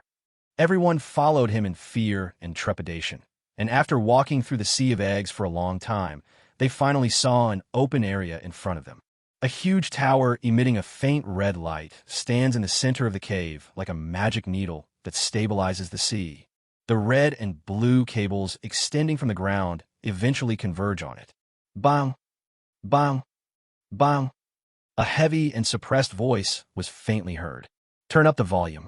Jiang Zhixu frowned and listened. As the volume grew, he finally heard it clearly. It was the sound of regular and powerful heartbeats. You can feel the heart-shaking pulsation through the screen, and the sound on the scene is probably so loud that it is deafening. Bai Shan's voice remained steady. "This is the heartbeat of the master." He looked up at the giant tower in the center. "Once it awakens, it will tear apart this suppression tower, and then lead countless founders to cover the entire wasteland with fungal blanket." At this point in the video, the truth is no longer in doubt. Jiang Zhixu waved his hand, signaling Honglang to turn off the video. He leaned back in his chair, his arms hanging at his sides, his eyes staring blankly at the ceiling. "You must be joking. The system is indeed issuing tasks in a targeted manner." But Jiang Zhixu also reacted. In fact, it was not him who was targeted by the system, but Cradle and Guardian. He just became a knife used by the system to kill people. Is the only option left to do, I think, is to talk to Principal 1 and increase the number of job openings to tens of thousands, and then tearfully accept Cradle City's head? Choose the lesser of two evils. The Cradle is gone, but Jiang Zhixu is still capable of cleaning up the mess. But if the Sentinel was gone, Jiang Zhixu would never be able to find a way to deal with so many Zergs even if he killed him. No, there is no solution at all. That is to take over the Guardian and stay here forever. But this is obviously not what Jiang Zhixu wants. "City Lord," just as he was feeling upset, Honglang suddenly hesitated and said, "How about we build a second-tier city ourselves and fight it ourselves?" Jiang Zhixu was stunned when he heard this. What? Honglang had been pondering this idea for an unknown amount of time, but now it came out in a fluent voice. "We have more than enough resources, first and second level modification parts, and blueprints. We can definitely support a first-level city, develop it into a second level, and then use it as our mission target. We can also call Zhou Yi over. He has the Goblin Furnace that can recycle urban debris. This way, even if we fail, the cost loss will be relatively limited. If one city's promotion quest is too difficult, we'll raise a second one, a third one, and keep grinding, until we find a quest we can easily complete. I just don't believe the system will actually turn the random tasks it advertises into fixed tasks." Chapter 61 failed twice. Raise it yourself and fight it yourself? This idea may seem far-fetched at first. After all, it is a blatant exploitation of a loophole in the system, and no one can guarantee whether the system will recognize it. But after thinking about it carefully for a moment, Jiang Zhixu felt that it was indeed feasible. After all, the description of the system task is find any second-level city stranded in the current first-level area. Doesn't the city that he ripened with his own hands perfectly meet this condition? You can give it a try. Jiang Zhixu made a prompt decision. Of course, he also prepared for the worst. If this method doesn't work, then the only option left is to go back and look for Cradle City. Radar on full power, try finding a few raider cities. After giving the order, Jiang Zhixu contacted Zhou Yi through the Alliance radio station. When the other party heard that he needed help, he immediately agreed to come and was expected to arrive that night.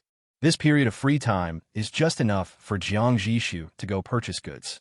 There isn't much to the behemoth skeletons, but there are a lot of plunderer cities. The singularity immediately took off, crashed into the air, and disappeared. Like a shark lurking under the sea, it smelled the smell of blood within a radius of 50 kilometers and began hunting. Boom! Quickly escaped from the giant beast skeleton. A powerful person is hunting the plunderer city. A hysterical broadcast of 100 kilometers came from the plunderer city that was stuck in the quagmire. But the next second, several exoskeleton teams jumped 7 or 8 meters high and rushed into the city directly from its open lifting platform. After a brief and intense exchange of fire, the city fell into complete silence. This city is still quite well preserved. Great. Let's do the same from now on. Jiang Zhixu looked at the spoils with satisfaction. This was the third city they had hunted. Relying on radar, the singularity can easily search for prey in the skeleton of this not-so-big beast. However, at the beginning, the hockey artillery was not very effective and destroyed the first city beyond repair. The second one was also severely damaged and was barely repaired with the help of the universal repair arm.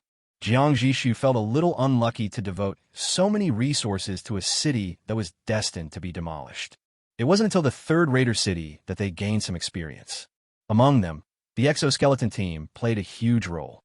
Jiang Zhixu didn't care about the broadcast made by the city before its death. There are plenty of predators here. Jiang Zhixu called a total of 20 core cadres from the 3 cities to his presence. He looked around and asked calmly, "Who among you wants to live?" The people in front looked at each other, and no one dared to speak for a moment. However, there are always those who react quickly. The 4 people reacted almost instantly, scrambling to raise their hands and shouting at the top of their lungs, Me, boss, I want to live. Please give me a chance." They raised their hands quickly and knelt even faster. By the time others woke up and wanted to follow suit, it was already too late. Jiang Zhixu waved his hand, signaling the soldiers to take the remaining people away. Ignoring the cries of his parents behind him, he looked at the 4 frightened survivors in front of him and said, "I want you to recertify the positions of city lords of the Interceptor and the Sand Jackal." The 4 of them were all stunned when they heard this. Become the city lord? Did they hear correctly? This pie-in-the-sky good thing actually happened to them. Seeing them in ecstasy, Jiang Zhixu snorted coldly, and his next words were like a basin of ice water that woke them up. "Don't overthink it. The entire city will be cleared out, and you are just the city lords in name only. Cooperate with our experiment, and after it's done, we'll let you go. If you don't," he gestured to the side and said, "just go down and accompany your colleagues." 2 exoskeleton warriors then stepped out and carried them away, 1 in each hand like chickens. Jiang Zhixu instructed Honglang, "Pick 2 of them to authenticate as city lords. Send 2 exoskeleton warriors to closely protect each of them to ensure they can't pull any tricks." "Yes." Jiang Zhixu nodded and added, "Oh, by the way, after they're certified as city lords, their talents should be awakened. Remember to ask them to show you the panel." "Yes." 10 minutes later, the talent information of the 2 new city lords was transmitted back. Zhang San. Talent, scrap recycler, low level. Effect, when smelting scrap iron, there is a 5% chance of obtaining an additional 10% steel output. If the additional output of a single smelting is less than 1 unit, this talent will be invalid. Lisi. Talent, weather vane, low level.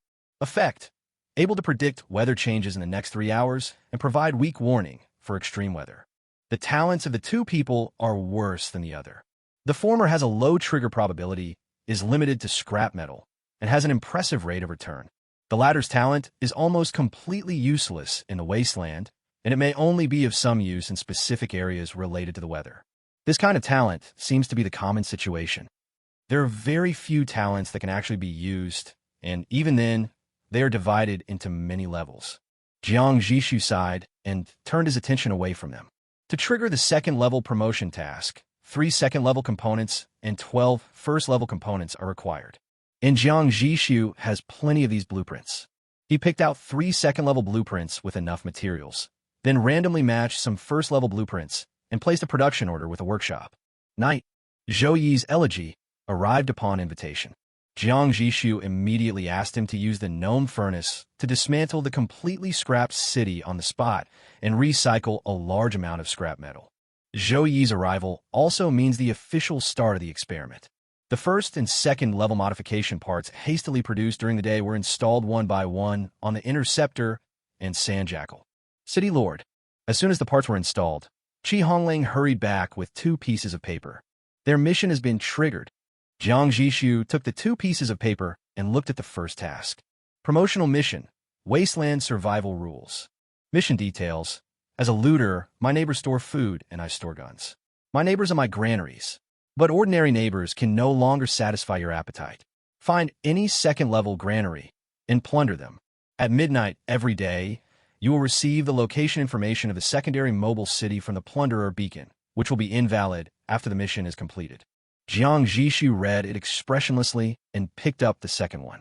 Promotion mission, Zerg Arbinger. Mission details. You always blame others and hate your own kind. Now your chance has come. Welcome them and become them. You will become a pioneer of the great Zerg. Mission support, Zerg Advent Beacon. Simply place the beacon on the Titan skeleton to awaken all Zerg and flatten the Wasteland. One is for him to attack the secondary city, and the other is for him to activate the Zerg. Jiang Zhixu's brows were tightly furrowed. He crumpled the 2 pieces of paper into a ball and waved his hands irritably. Let Joey clean up the mess. The so-called aftermath is to dismantle and recycle these 2 newly equipped cities. Yes, Honglang was also somewhat helpless. He even began to doubt whether the plan he proposed had any chance of success. Because although the task has changed, the content remains the same. Wait a minute, Jiang Zhixu suddenly stopped him. Let's deal with that Li Si as well. Li Si is the one who triggered the Zerg Pioneer mission. Honglang nodded and said, I understand. Then what about Zhang San? Let him go. If he was told to spare his life, then he would be spared. Jiang Zhixu would not regret it over such a small matter. As for Li Si, it was purely his own anti-human nature that made Jiang Zhixu dislike him. Chapter 62, District-Wide Wanted. About 100 kilometers away from the giant beast skeleton, there's a gathering place called Giant Beast Town. Thanks to its proximity to a huge resource area, Giant Beast Town is a mixed bag of good and bad people, and has become a common gathering place for both the black and white forces. Supplying materials, selling stolen goods, trading resources, gathering intelligence. All kinds of activities are intertwined here, which at least on the surface has led to unprecedented prosperity.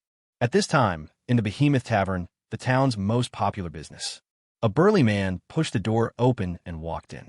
He had a long-lost arrogance about him, which immediately attracted the attention of everyone in the tavern. The burly man glanced around and announced in a resonant voice, Everyone, we, the Ashclaws, have just returned from the south and discovered intelligence on an extremely fertile settlement. He grinned, revealing his tobacco-stained teeth. Are there any fellow comrades willing to form a temporary alliance? We'll split the looted resources equally. The strong man thought that after he finished speaking, several of his comrades would stand up as usual, and then they could rent a private room to discuss the details in detail. But this time, something unexpected seemed to have happened. He stood at the door for several minutes, and no one said a word until someone impatiently pushed him because he was blocking the way. The whole tavern was dead silent. Only a few eyes were cast towards him, and those eyes were a mixture of ridicule, pity, and a hint of amusement in watching the show. The strong man even forgot to be angry with the person who pushed him. He was a little confused by the weird atmosphere. He raised his voice again, trying to provoke some people with his words. What's going on? We've only been away for a little over half a month, and the predators here have all become a bunch of cowards. The strong man already felt that something was extremely wrong. In Behemoth Town, plunderers and ordinary people are clearly distinguished. Even if others ignore him, at least a comrade should come up and talk to him. Unless, at this moment, a sneer came from the corner. Ashnet, are there still plunderer cities that dare to declare themselves as such? The strong man knew that the other party was not a plunderer as soon as he heard it, and he replied bluntly, Why? We plunderers do things. What do you have any objection to? How about telling us the name of your city? Once we get out, we can have a real gunfight. We've come a long way and need some supplies. As soon as he finished speaking, the whole tavern burst into laughter. The strong man subconsciously wanted to grin as well, but he immediately realized that they were not laughing at the man who overestimated his own abilities, but at him. Now, the strong man completely understood that something was wrong. He pulled out a heavy purse from his bosom, which contained more than 100 gold coins. He held the purse high in the air and said, Whoever tells me what happened here will have all these gold coins. The bartender beside him dodged and took the purse into his hand. Before the other party could react, he said loudly, I advise you to go back immediately and tell your city lord to run as far as you can. Those of your comrades who are still alive have already fled. No predator city dares to stay in the remains of the giant beast now. The burly man was completely stunned. What do you mean? A large alliance is coming to clear the area? But we predators are no pushovers. In the past, even if a large alliance came here, these plunderers would quickly band together and organize a force of equal size to deter them. Normally, the two sides would not fight at all. The bartender just wiped the bottle and said nothing more. The sturdy man gritted his teeth, took out the last dozen or so gold coins from his pocket, and stuffed them into the bartender's hand. The other party then spoke slowly. Before you entered the town, did you see the gray city parked on the right? The strong man frowned and thought about it, and seemed to have some impression. The bartender said, "That's the elegy. The people from the Singularity stayed here, specifically to report the news. As for those predator cities that once stopped here, without exception, they're all gone." The burly man was furious. So arrogant. That Singularity, which alliance does it belong to? How many cities do they have? The bartender raised a finger and waved it slowly. Just one, to be more precise, the one that's fighting. The one outside, the elegy, is responsible for following behind and collecting garbage. The expression on the sturdy man's face was completely frozen. One? Didn't the local raider alliance organize to destroy it? Why not? A strange smile crossed the bartender's face. Your previous leader, the city called Wing, organized 7 raider cities to attack. Guess how many came back? How many? The bartender smiled, pointed around the pub, and said, "I invited all the returning raiders for drinks. And guess what? 0 people showed up." This hellish joke successfully filled the entire tavern with a cheerful atmosphere again. Only the strong man couldn't laugh. His face turned ashen, and he no longer cared about anything. He turned around and ran back the way he came. With his departure, the tavern became bustling again. Not long after, a few dull cannon shots were faintly heard from the horizon. Everyone exchanged a knowing glance, even a hint of satisfaction on their faces. Oh, one less plunderer city. Just as the predator city is as lowly as an ant to the Singularity, the Singularity is as revered as a god to them. This is not just respect in terms of strength. It was because the other party had cleared out the entire city of plunderers from the behemoth skeletons in the past few days that they were able to collect resources with peace of mind and even have the leisure to have a drink in the tavern. There is no need to worry about being robbed by looters and losing your life while eating hot pot or mining the wild. What a happy day this is. However, some people lamented, "I don't know why the Singularity ignored the Azure Alliance. They're clearly predators too. Yes, it is said that they once were. Alas, when the country is gone, the people will also degenerate. Think about it. At least they don't kill people. If you get caught, just consider it protection money." That's true, but I still hope the Singularity can stay in the giant bee skeleton for a while longer. Difficult. They should be doing a promotion mission now, and they will probably go to the 2nd level areas soon. Yeah, besides, now that the behemoth skeleton can't find the plunderer city anymore, there's no point for them to stay. Leaving the carcasses of the giant beast, it's going to be hard to find the predator cities again. The Wasteland is 10 million square kilometers, and many cities never leave their area. Just as everyone was discussing the fate of the Singularity, a sizzling sound of electricity suddenly came from the public broadcasting system of Giant Town. Then, a cold and clear voice resounded throughout the town. Area Broadcast 1. Hello, survivors. We are the Singularity.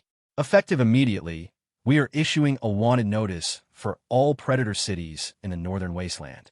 Anyone who provides their last known coordinates, upon verification, will receive 10,000 gold coins, or equivalent resources, Tier 1 components, weapons, vehicles, and equipment from the Elegy in Behemoth Town. Region Broadcast 2. We also welcome reports of other raiders from raider cities. We will pay the rewards faithfully and keep the reporter's information strictly confidential. Once the coordinates are verified, an anonymous transfer will be made through the trading platform. Those who require coordinates, please queue up on the city radio station to apply to join the Rust Alliance and upload the coordinates. Chapter 63 Promotion Mission Completed. The 47th City. Inside, the Singularity. Jiang Zhixu expressionlessly crumpled up a piece of waste paper and threw it into the trash can at his feet. There was a pile of paper balls in there like a small mountain. If you didn't know, you would think he was very depressed these days. He leaned back in his chair and rubbed his brow tiredly. Forget it. After these 2 cities, let's give up this plan. Facts have proven that this method is unreliable, and the system will not given the opportunity to exploit this loophole.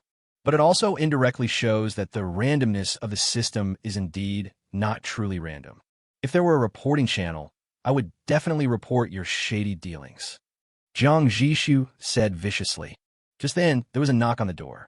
Honglang walked in quickly, holding 2 brand new mission reports in his hands, with an indescribable expression on his face, a mixture of excitement and weirdness. City Lord, please take a look at this mission. Could it be? Jiang Zhixu's heart moved, and he immediately sat up straight and took the 2 pieces of paper.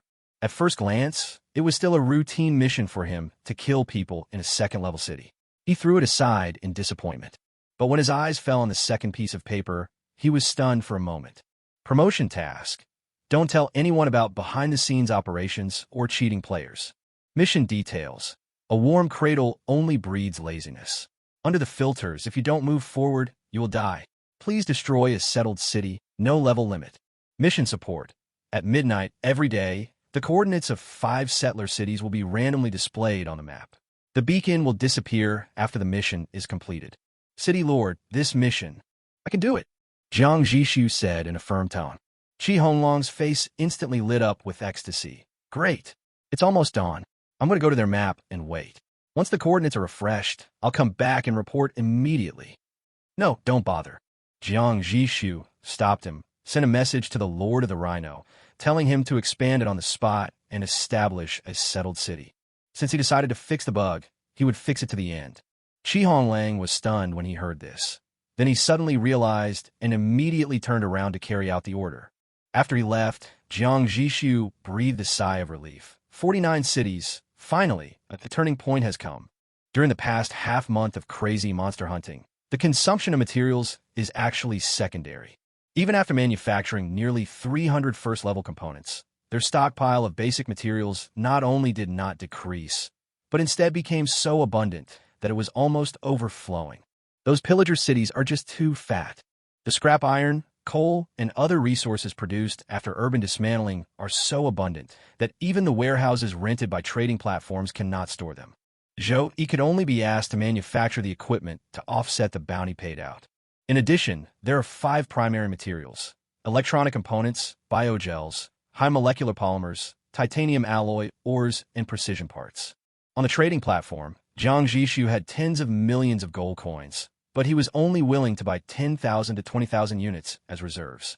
But from these 49 plunderer cities, a total of 20,000 to 60,000 units of each material were looted. The 2 secondary materials that are actually consumed in large quantities are rare earth, ores, and rare parts. Even though the secondary components can be disassembled and recycled, more than 2,000 units were consumed in total. Fortunately, it wasn't all in vain in the end. Jiang Zhixu didn't know why the system suddenly compromised on the 49th time. But at this moment, his nerves, which had been tense for more than half a month, finally relaxed. He lay back on the bed and fell into a deep sleep almost the moment he closed his eyes. The next day at noon, Jiang Zhixu woke up early. He quickly washed up and rushed straight to the cab. Honglang is indeed here. City Lord, good morning. Has the Rhino been deployed? Jiang Zhixu went straight to the point. Done. The system has determined it to be a standard settled city. Jiang Zhixu looked down through the observation window of the cab. What was a square mobile fortress yesterday has now completely sunk to the ground, with its tires and outer armor all retracted and merged with the earth. After the expansion, the space inside the city, which was originally cramped due to the dense facilities, became bright and more like a huge steel factory. Has everyone evacuated? Everyone evacuate, including the puppet city Lord of the Rhino. Very good. Let the spike destroy it. Honglang nodded. All matters had been prepared before Jiang Zhixu got up, and everything was just waiting for the other party's order. As he whispered a few words into the communicator, the muzzle of the peak in the distance slowly raised and began bombing with the most ordinary shells. Boom! Boom! Boom! Since the surface area had increased significantly after the settlement, it took 9 rounds of bombardment from the peak before the new settlement city was completely engulfed in flames. Jiang Zhixu's gaze moved away from the ruins and looked at the middle-aged man who had just been brought over, the city lord of Peak, Li Chong. How about it? Li Chong swallowed excitedly and nodded repeatedly. Done. City Lord, my promotion mission is complete. The system has issued a second-level mobile city construction guide. As long as I gather all the materials, I could be promoted.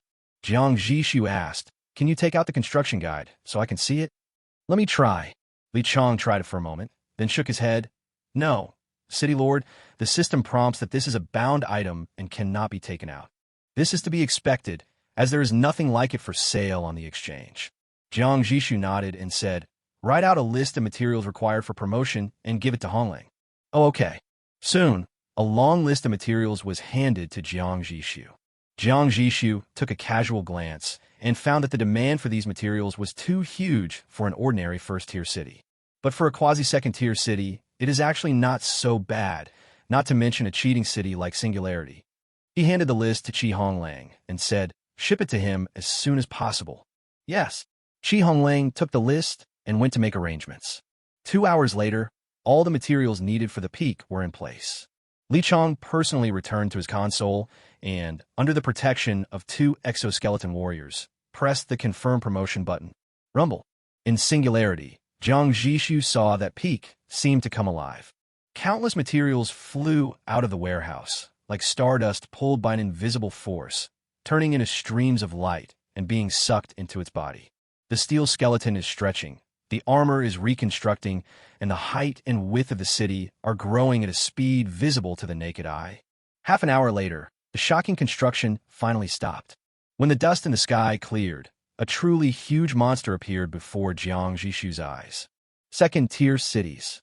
Jiang Zhixu looked up at it.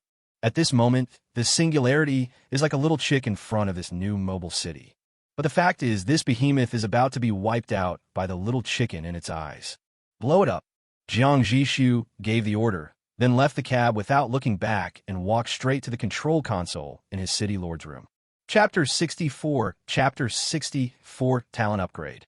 Congratulations, the promotion task has been completed. You have obtained a Level 2 Regional Pass 1 and a Level 2 Mobile City Construction Guide 1. Is it a promotion? Jiang Zhixu tapped his fingertips on the console. Yes. Please clear all personnel from the city. Only the City Lord's room can stay. Seeing this, he frowned and pondered for a moment before giving Chi Honglang the order to clear the entire city through the communicator. This place is chosen as a base by 2 plunderer cities, so it is very hidden and safe. The upgrade process only takes half an hour, and nothing will go wrong. As Chi Honglang's voice sounded on the radio, all residents immediately put down their work and evacuated to the outside area in an orderly manner through the lifting platform. Promotion begins. For your safety, please do not leave the City Lord's office. Loading the default secondary city structure diagram. Loading completed. Promotion begins. The moment the command was confirmed, the entire city came alive. A deafening roar rang in Jiang Zhixu's ears. The sound was like countless heavy machines working at the same time, and the loud noises of metal twisting and reconstructing were endless. He couldn't help but cover his ears, and then he discovered something even more surprising. The City Lord's room under his feet seemed to have grown larger out of thin air. Before, his City Lord's room was only 60 square meters in size. But now, the home furnishings have not changed, but the 4 walls have been moved back 3 meters, bringing the area directly to about 190 square meters. The small apartment has become a large flat. TSK. These furnitures need to be replaced quickly. They're an eyesore. Compared with the luxurious large flat, those simple furniture, such as beds, tables, chairs, bookshelves, all seem out of place.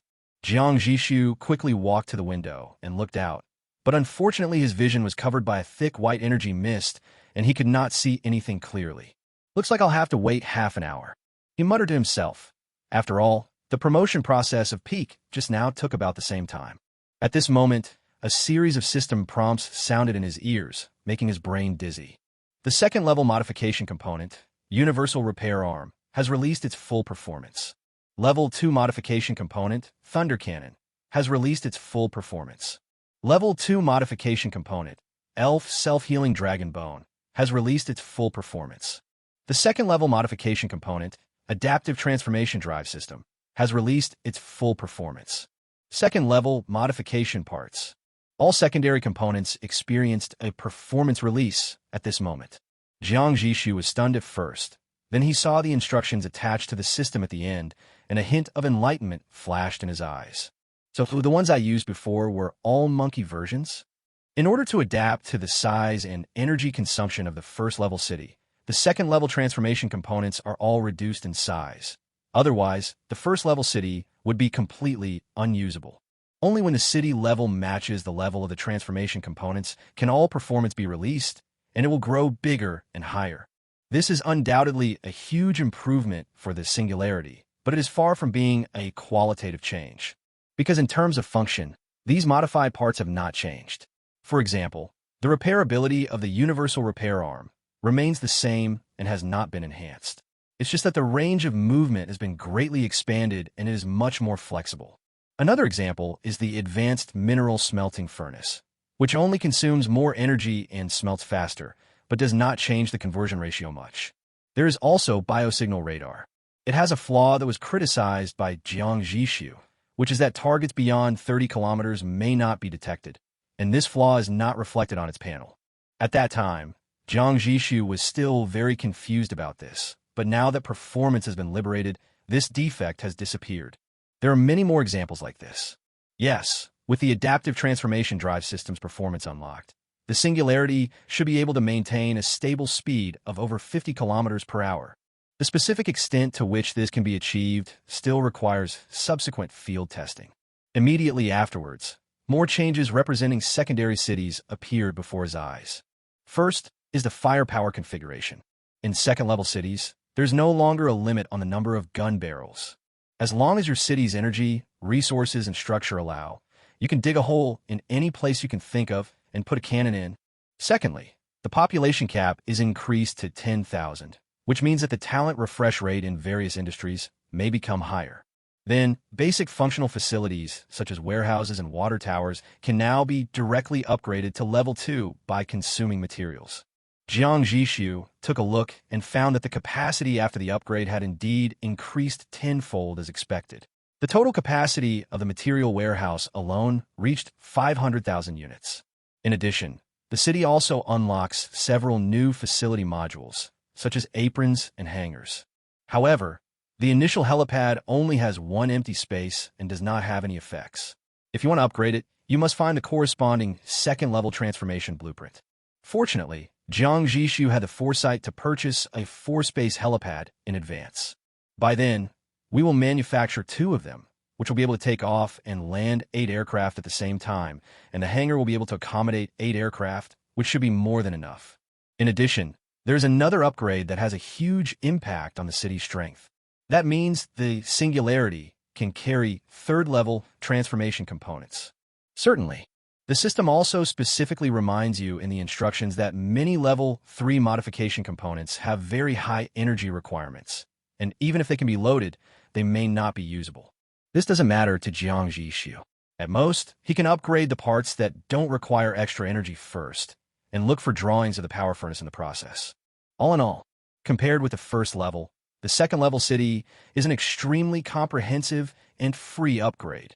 The freedom lies in the fact that the city lord finally has the authority to customize most of the city structures. Currently, Singularity is a default streamlined city, but he can renovate and transform it into a square fortress-type city, like a first-level city. It can also be transformed into an aircraft carrier-type city, with a huge deck that provides a takeoff and landing platform for carrier-based aircraft. In the blink of an eye, it has been 2 months since I traveled to this world.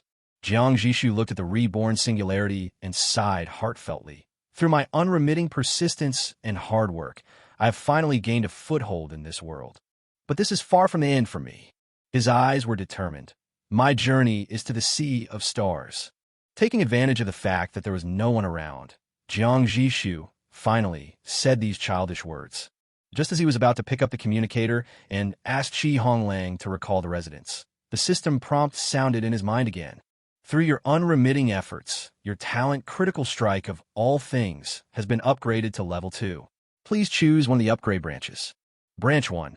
The guaranteed multiplier for critical hits is increased to 100, i.e., a constant 100x.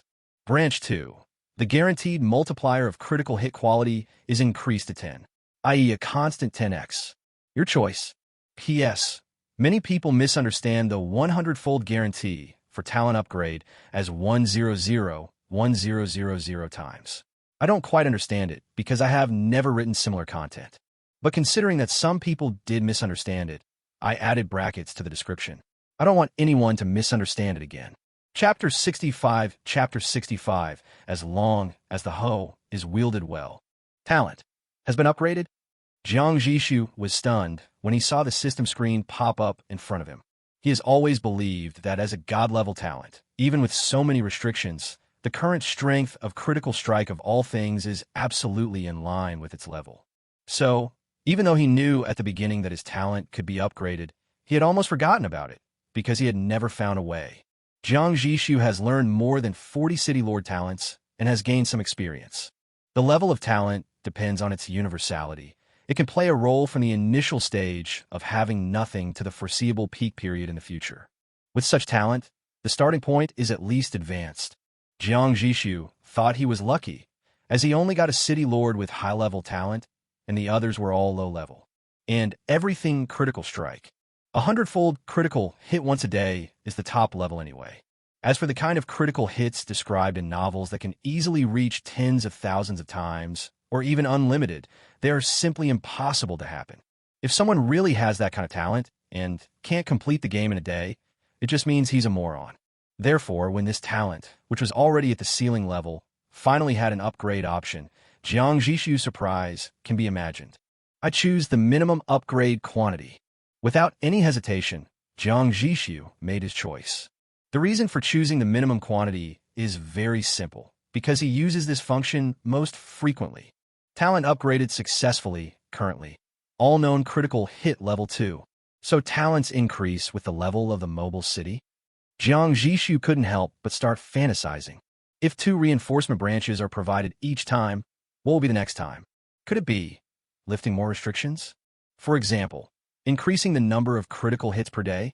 Can items that have already been critically hit be critically hit again? Even, can the product of a critical hit be critically hit again? The first 2 are possible, but the last one, isn't that like stepping on your left foot? It shouldn't be possible.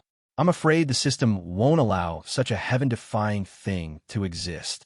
Jiang Zhixu quickly stopped his overly arrogant fantasy and returned to reality. He picked up the communicator and prepared to call Honglang, but found that it showed out of service area, and the distance between them exceeded the communication range of 1 kilometer. Is it really necessary to run that far? Jiang Zhixu shook his head helplessly and had to go to the driver's cab, ready to use the horn to call everyone back. When he pushed open the door of the cab, he was also shocked by the scene before him. Because this place can no longer be called a cab. It is more like a spacious and bright command center. The walls are covered with screens of various sizes, which display the operating parameters of each area of singularity in real time. Below are rows of neatly arranged operating seats, large enough to accommodate hundreds of people for simultaneous coordinated command. It's becoming more and more like a real person. While Honglang and others had not returned yet, Jiang Zhixu wandered around with great interest, getting familiar with the brand new singularity. City Lord, our current population is only 977. We urgently need to recruit new people. Otherwise, many of the city's facilities will be shut down due to lack of manpower. After Honglang resettled all the residents, he immediately reported the situation to Jiang Zhixu. Jiang Zhixu nodded, indicating that he understood. I understand. The population in the city is not kept idle for fun. Farmland needs to be cultivated, power furnaces need to be maintained, workshops need technicians, and various collection and purification equipment need to be operated by dedicated people. Nothing can be done automatically by pressing a button in the game. The population configuration of singularity at level 1 was just enough to allow the city to operate efficiently at full capacity. Now that it has been promoted to level 2, the extra job vacancies are a big problem. According to Honglang's preliminary statistics, there are at least 2,000 new jobs. The farmland district has applied for 95 new vacancies. The medical center has been upgraded to a hospital. Dr. Xia hopes to recruit 3 more doctors and 20 more nurses. Also, okay, I understand. Jiang Zhixu interrupted Honglang's report, which was like calling out the menu, and asked, have you removed the 3 secondary components that were used to make up the number on the Jianfeng? Honglang paused and replied, it has been removed. Those 3 items were life improvement parts that Jiang Zhixu selected from the 2nd level blueprint. They didn't provide much combat benefit, and were simply used as a prerequisite for upgrading. Give them to Jiang Zhixu instructed, as a token of gratitude for his help over the past half-month. Also, tell him that my affairs here are now concluded, and he can return to Rusttown at any time. Okay, I'll tell him. Honglang's expression did not fluctuate at all. Although the 3 second-level components are precious, in his opinion, as long as the city lord is willing, he can use the resources to upgrade all those people in Rusttown to the 2nd level at any time. This amount of consumption is really nothing for the current singularity, so just give it away. Also, Jiang Zhixu changed the subject. Are you short of people? Order the driver's cab to turn around. City lord, where are we going? Honglang didn't react for a moment. Go to the Guardian first, then explore the Cradle City. Jiang Zhixu smiled and raised his hand to make a fist. I want to grab both of these top talent incubation bases. As for the hot issue he had considered before, he no longer cared about it. Anyway, we've got him. On the singularity, no matter how determined a soldier is, he will eventually be assimilated. I guess the Guardian wouldn't need that many people if it were stationed in one place year-round. I'm doing a good deed, helping them share the population pressure and reduce resource consumption. Certainly, other people give gifts when they get married, so it's not right for him to go there with no one in his hand. He immediately asked Zhou to bring along the remaining resources from the previous outsourcing and agreed to meet at the giant beast skeleton for the handover. 3,000 people. You're dreaming. Inside the skeleton of the giant beast. Baishan looked at Honglang, who was smiling, and was so angry that he almost drew his gun on the spot. And it's euphemistically called recruitment quota. This is clearly an attempt to dig up his roots. He looked around subconsciously. Honglang immediately stepped forward flatteringly. Brother, what are you looking for? Let me help you find it. I'm looking for a broom. If I don't sweep you out today, I won't be called by. Honglang grabbed Baishan's arm and whispered, Brother, there are no outsiders here. I want to tell you something in private. As of now, the population of your garden has exceeded 20,000. You can barely support them at the moment, but have you thought about the future? Baishan stiffened his neck and said, Even if I have to sell everything I have, I will still support my brothers. Of course, I believe in your determination, brother. Honglang first tried to soothe the other party, but then he changed the subject and his voice became deeper. But some things cannot be changed by human will. When the day comes when resources can no longer support an increased population, what will you do? Let them starve? Or send a group of them away and let them become true, hateful plunderers in order to survive? Baishan's expression froze instantly. So what? Honglang silently recalled the manuscript Jiang Zhixu gave him, his expression becoming extremely serious. Brother, you have to think of a way out for our brothers. Which path is more promising? Go to the Wasteland and leave it to fate, or follow a second-tier city to a wider world for development.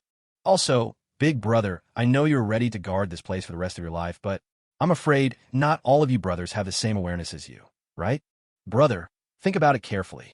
Chapter 66, they are not cowards. City Lord, I'm back.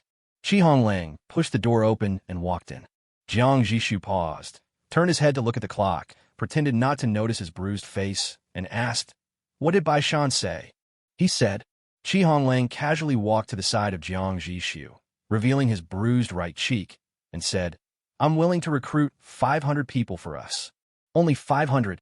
Jiang Zhixu frowned and looked down at the document in his hand. It contained the application instructions for various positions. This is far from enough. His psychological expectation was 1,000 people. In this way, by inviting another 1,000 people from Cradle City, the manpower gap of singularity can be basically filled, allowing this huge secondary city to operate at the highest efficiency again. Alas, there's nothing I can do, Honglang accidentally touched the wound on his face, causing him to gasp in pain. You don't know, Baishan's attitude is very firm. All right, 500 is 500. It's better than nothing. Jiang Zhixu sighed. He knew Honglang had done his best. He stood up and walked to the window, looking at the giant beast skeleton looming in the sky, and fell into a brief silence. Finally, I glanced out of the corner of my eye and found that Honglang was still standing there. Honglang, are you done with your work? No, City Lord, I'm going to set up a tent on the guard and start recruiting people. Honglang didn't dare to act funny anymore and quickly retreated. Skeleton of the giant beast, guard, in the afternoon. The recruitment tent for Singularity has been built and is located in the most conspicuous position on the playground. Under the shed, Honglang sat upright with a simple table in front of him. Soon, he and his sign that read Singularity Recruitment Office attracted the attention of people around him. "Who is he?" asked a young man with a crew cut who had just finished training. "It's someone from the Singularity. That's the one driving the exoskeleton armor before." Speaking of exoskeletons, the onlookers immediately thought of it. The visual impact that the silver-white sci-fi skeleton brought to them was so great that it is still the object of private discussion and envy among people. "Oh, it's them. What are they doing here again?" Looking at the sign, it looks like they're recruiting. Interestingly, the young and middle-aged men on the guard all seem to have a uniform crew cut and wear standard training uniforms. Recruiting people? This word instantly silenced the discussions at the scene. They all looked at Honglang under the greenhouse with puzzled eyes. However, after a long time, no one came forward to ask. It was as if Honglang had some virus and no one dared to get close to him. "Are you going?" "What about you?" "Want to go?" "I won't go." "Isn't that the same as being a traitor?" "I definitely won't go either." "I wouldn't do that." They seem to be recruiting only 500 people. "How do you know?" "It's written on the sign." "I don't care how many he recruits. I won't go anyway." General Bai said that if we guard the skeleton of the giant beast, even if we are unknown, we are still heroes. Similar conversations were repeated among the crowd. So, from afternoon to nightfall, Honglang got nothing. As the bedtime bell rang hurriedly, the crowd on the playground quickly dispersed, and soon there was no one left. In a dormitory, a deliberately suppressed voice came from the darkness. "I just passed by the playground and saw that guy still sitting there. Haha, he still refuses to give up. No one wants to be a traitor." "That's right. Guoziong, why are you paying so much attention to him? Do you want to go?" "Me? TSK. Nonsense. I think it's you, Pan Xian, who wants to go. Don't judge others by your own standards." "You. That's enough." The squad leader's voice came from the darkness. "We have morning exercises tomorrow. Go to bed quickly." The dormitory gradually became quiet. It's late at night. As snoring sounds arose, a figure sat up silently. His action was like pushing down the first domino, and in the darkness, another figure stood up. The two looked at each other silently in the dark for a few seconds. Then, without saying a word, they quietly got out of bed, put on their shoes, and slipped out of the dormitory. "I need to pee." Together, although they said they were going to the toilet, they both walked towards the door of the dormitory building at the same time. They thought the door would be locked, as usual, and were ready to climb over the wall from the second floor. Unexpectedly, the door of the dormitory building was open, and the cool night breeze blew in, giving both of them goosebumps on their backs. Just then, more subtle footsteps were heard behind them. When I turned around, I saw a few sneaky figures peeking around. In the darkness, someone whispered, "I want to see the bigger world." Then everyone rushed out of the dormitory. There are only 500 places available. Having missed the Singularity with unlimited potential, I don't know how many years it will take for the next time.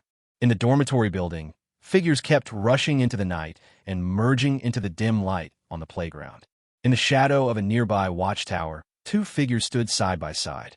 One of them looked at the scene in front of him and was furious. "General Bai, fortunately, you had foresight. These little bastards are really not going to stay still. They're a bunch of cowards and deserters. I'm going to stop them right now." He was about to take a step, but Bai Shan put a hand on his shoulder and he couldn't move. "General Bai?" Bai Shan took a deep breath of the cold air and said in a soft voice, but with an unquestionable determination, "They are not cowards, they are heroes. But even heroes need to rest sometimes. They have been guarding with us for so many years, and they are tired." Bai Shan interrupted, "Let them go." He looked at the group of figures running into the distance, his eyes filled with complex emotions, which eventually turned into a long sigh. "Go tell Honglang that we don't care how many people he wants to recruit tonight, but tomorrow morning's morning exercises cannot be disturbed." Yes, it was 5:30 in the morning, and it was still dark. Honglang tactfully packed up his stall and quietly left the giant bee skeleton with a large group of people behind him. He kept his head down the whole time, not daring to laugh or even breathe loudly. Because he was facing the angry eyes of some people, he was afraid that any small movement he made would lead to another beating. Xiaohu bot files. Choose Xiaohu when searching for book robots.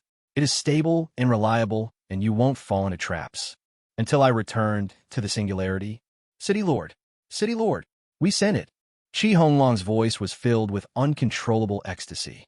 He banged on the door of the City Lord's office frantically and shouted, "Guess how many people I brought back? Over 1,700. You didn't see the look in Baishan's adjutant's eyes. He wanted to eat me alive. Fortunately, I was smart and didn't give him any excuse to attack.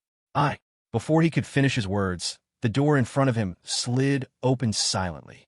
Behind the door, Jiang Zhixu stood there expressionlessly, his eyes as dark as ink, and his whole body exuded an aura so strong that it was enough to feed 10 evil sword immortals. Chi Honglang's excitement froze in an instant.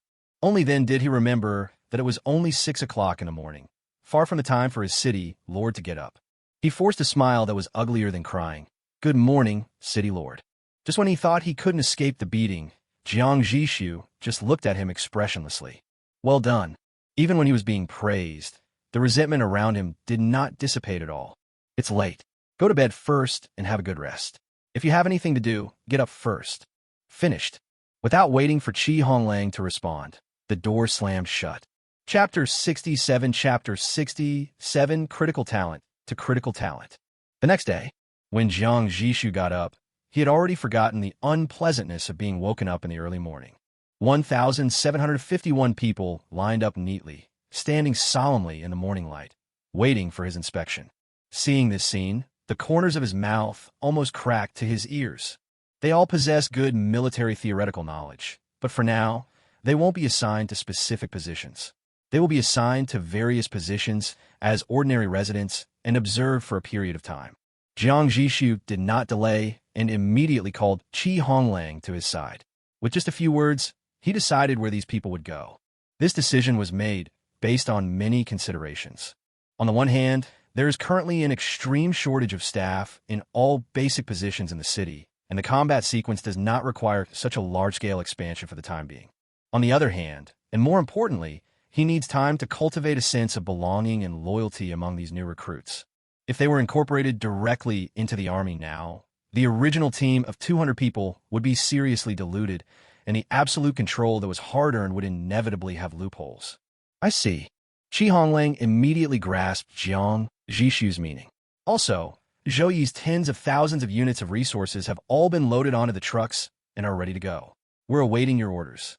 He knew that this resource was the dowry that Jiang Zhixu was going to give to the guard. Let's end it off.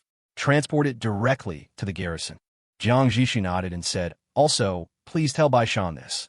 I'll give him another great gift in a few days. With this gift, they won't have to work so hard in the future on the guard." "A big gift?" Chi Honglang repeated curiously. "What kind of gift is it? I haven't heard you mention it before." Jiang Zhixu smiled mysteriously and waved his hand, saying, "We'll know when the time comes. Let's whet his appetite first." Chi Honglang couldn't help but complain. "Aren't you deliberately torturing me? Isn't that just revenge for you?" Jiang Zhixu raised his eyebrows and smiled. Chi Honglang was slightly startled, then reacted. When he thought about how Baishan, who had beaten him, might be anxious because of this gift, he felt a surge of pleasure in his heart and couldn't help laughing out loud. That's true. At noon, the Singularity set sail again. Target, Cradle City. Behind the giant ship, two much smaller first-level cities followed closely like guards. One is Zhou Yi's Elegy, and the other is the former plunderer's city, Storm. Of course, the Storm has now been transformed and is controlled by the puppet city lord supported by Jiang Zhixu. The city lord's name is Tsang Rui, and he is also the only person with high-level talent that Jiang Zhixu drawn. Kung Hui. Talent. Accidental discovery advanced. Effect. By observing the modified parts over a long period of time, there's a 5% chance of triggering the chance find effect. This effect can only be triggered once per day, with a random triggering check occurring each day. After triggering, you can obtain a temporary blueprint for the component. The temporary blueprint can only be used once. Observe the blueprints generated by the transformation components. The level cannot exceed the city level. This is the value of advanced talents. They can play a huge role from the early stages and will never become obsolete until the later stages. No matter how high the city level is, blueprints are always hard currency. Jiang Zhixu did not let Tsang Rui leave because he considered that this talent had a clever complementary effect on him. However, he called Tsang Rui over today to do an experiment. An experiment that came to me on a whim. The everything critical talent. Since it's called everything, then can it be used to critically attack other talents?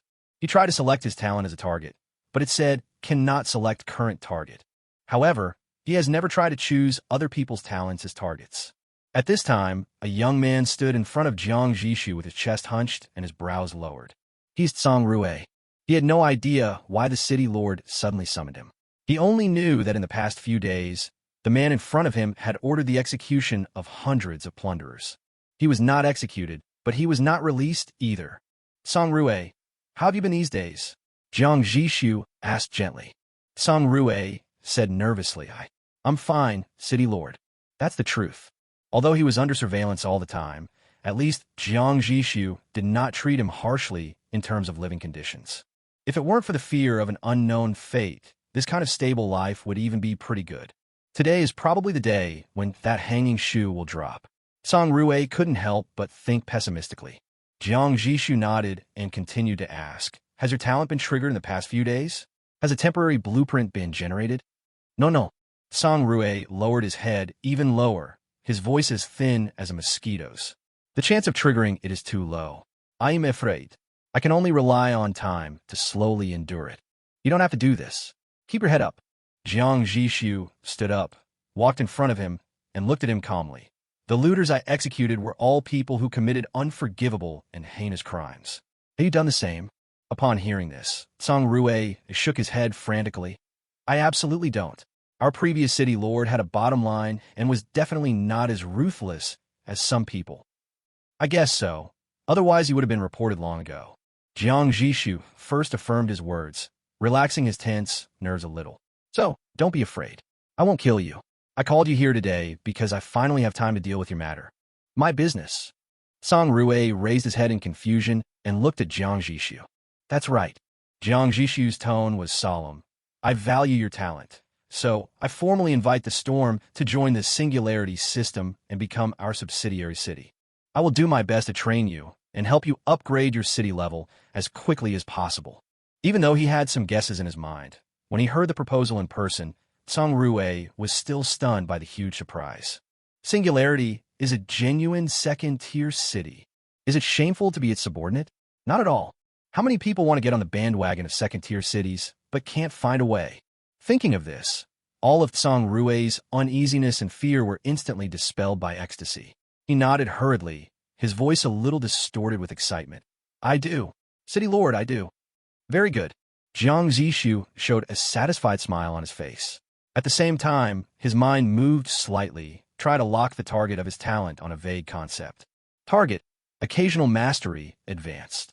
Type, quality critical hit. Talent activating. Activated successfully, multiplier, 9 times. A surge of ecstasy surged into Jiang Zhixu's heart. It actually started successfully. A huge wave of emotion surged in his heart.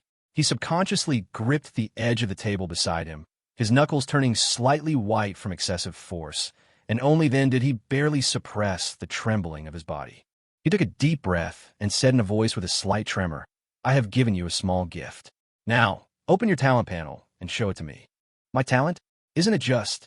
Tsang Rue subconsciously opened the talent panel. However, the moment he saw the words on the panel clearly, his pupils suddenly contracted and he froze in place as if struck by lightning. After a while, his whole body began to tremble uncontrollably. He finally remembered Jiang Zhixu's words and quickly revealed them to Jiang Zhixu. Kung Hui. Talent. Ingenuity, excellent. Effect. Touching or observing a modified component has a 1% chance of triggering a flash of inspiration effect. This effect can only be triggered once per day, with a trigger check performed every hour. When flash of inspiration is triggered, there is a 20% chance to directly obtain the permanent blueprint of the component. There is an 80% chance to obtain the temporary blueprint of the component, and the temporary blueprint can only be used once. The upper limit of the level of the blueprint generated by the city lord depends on the level of his own city. Chapter 68. The observation that decides fate. At first glance, a trigger probability as low as 1% seems to insult the level of top quality. But Jiang Zhixu's mind raced, and he instantly calculated using the probability theory he had learned in the 3rd grade of elementary school that it was completely worthy. Because from a probabilistic point of view, talent is determined once an hour, which means there are 24 chances a day. The probability of a single success is 1, so the probability of all failures in a single day is 0.99 to the power of 24, which is approximately equal to 78.57. By reverse deduction, the actual daily trigger rate is as high as 21.43%, which means that a flash of inspiration can be successfully triggered in less than 5 days. The secondary probability after the trigger is successfully introduced is 20% chance of obtaining a permanent blueprint and 80% chance of obtaining a temporary blueprint. Combining the two probabilities, we can easily draw a conclusion. The average probability of Tsang Rue obtaining a permanent blueprint every day is 4.29%, and the probability of obtaining a temporary blueprint every day is 17.14%. According to this probability, a permanent blueprint can be stably produced approximately every 23 days, and a temporary blueprint can be obtained in less than 6 days. In the short term, luck may cause fluctuations, but as long as time is extended and the sample size is large enough, the actual output will inevitably approach this theoretical value. If a top-tier talent can consistently acquire blueprints, then what about the even higher-tier heavenly talent? Jiang Zhixu couldn't help but feel a ripple in his heart. Unfortunately, his luck this time was extremely good, a full 9 times, but this only turned the high-level talent into the best. From this, it can be seen that the gap between talent levels is probably even greater than he imagined. Perhaps, only by using critical hits to strengthen a talent that is already top-notch and obtaining a high enough multiplier can a heavenly talent be created. Did I choose the wrong branch when I upgraded my talent? Jiang Zhixu felt a little hesitant. After all, at that time he had never thought that other people's talents could also cause critical hits. If he had chosen the stable tenfold quality critical hit at the beginning, wouldn't it mean that he could manufacture high-quality talents in batches? However, this thought only flashed through my mind. Now that things have come to this, there is no point in regretting. He quickly convinced himself. After all, quantity critical strike is more versatile and has a higher frequency of use. At worst, I can just get the quality critical hit back when I upgrade my talent next time. City Lord. Tsang Rue's voice brought Jiang Zhixu back from his thoughts. Jiang Zhixu raised his head and saw a pair of eyes filled with fanaticism, reverence, and even piety. Raising the level of talent out of thin air was such an incredible and subversive thing that Tsang Rue had never heard of. But in the City Lord's words, this is just a small gift. The moment Tsang Rue saw his superb talent, his brain almost crashed. However, his loyalty to Jiang Zhixu rose at a terrifying rate, and in an instant reached the pinnacle of die-hard loyalty.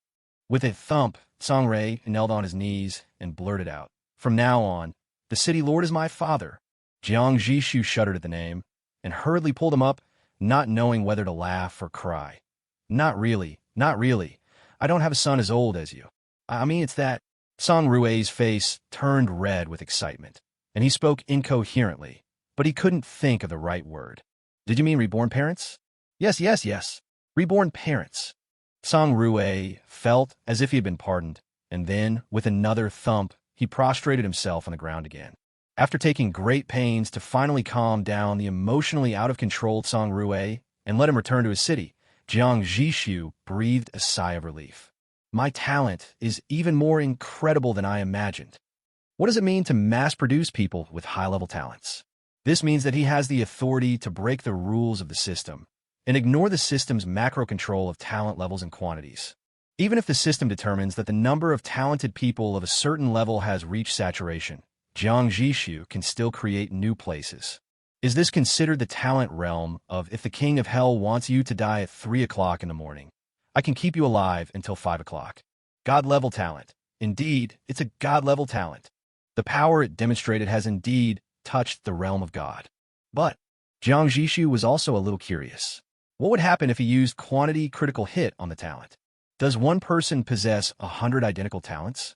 Or is it simply impossible to choose a target? I'll have a try it if I get a chance.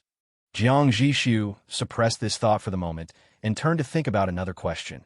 Should he give his confidants, such as Liu Yin, a talent upgrade? Liu Yin had already been promoted to an excellent level gunner and lived up to Jiang Zhixu's expectations by successfully awakening his second advanced talent. Miracle Gunner. Quality high. Passive amplification. God's cannon, gambles everything and predicts the future. This cannon will either fail or send the opponent directly to Taizu. Trigger probability, 5% per shot. If it fails to trigger after 20 consecutive shots, the next shot will definitely trigger. Description: when faith and cannonballs are launched together, the entire battlefield will tremble. Rhythm of war. Quality, high. Passive amplification. After a personal shell hits an enemy, Destruction Waltz gains 1 stack of rhythm.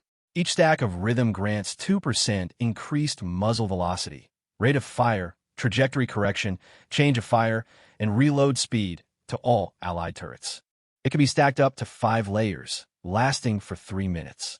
If the shell misses, the number of layers will be reset to 0. Description: let's get the battle going. Arabadi is here to eat the dog. It can be seen at a glance that the new talent, War Rhythm, is a talent that is not inferior to Miracle Gunner. It is precisely because of this that Jiang Zhixu hesitated.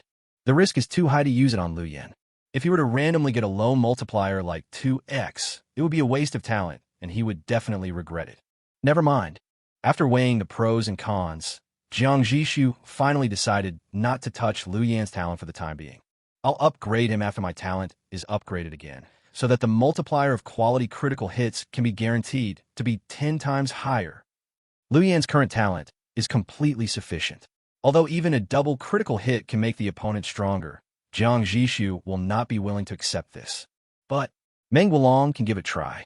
His talent is average to begin with, so even if he randomly gets a low multiplier, I won't be too upset. Thinking of that middle-aged old fox, Jiang Zhixu rubbed his forehead. Meng Wulong had already given up all of his daily artillery training quota to train the newcomers he was optimistic about, showing an attitude of giving up his personal future and focusing on training the next generation. Jiang Zhixu had originally anticipated that internal conflicts might be caused by uneven distribution of training resources. He didn't know how Meng Wulong handled it, but hasn't happened yet. Is he truly planning to retire and be content with the status quo? Or does he have deeper ambitions? Jiang Zhixu pondered for a moment and finally decided to use a metaphysical method to give the other party a chance. If the random multiplier can reach 6 times or more, it proves that your luck is not over yet, and I will continue to use you. Otherwise, on the contrary, the heir trained by Meng Wulong himself should also be put to use. As the business grows bigger and bigger, Jiang Zhixu must ensure that everyone in every key position has the ability to match it, and there must be no slackers. In his eyes, Meng Wulong is currently in a superposition state of confusion and non-confusion, and may collapse to either side at any time. Therefore, this critical hit will be an observation that determines the opponent's fate. Chapter 69. Forget to turn it off, and it will open. In the evening, it is time for residents to rest and go to bed. But at this time, the guard knocked on Meng Wulong's door. "Boss Meng, the city lord wants you to come over." Steady footsteps were heard in the room. The door opened, and a faint smell of tobacco wafted out. The lights came on, and Meng Wulong, shirtless, asked doubtfully, "The city lord is looking for me?"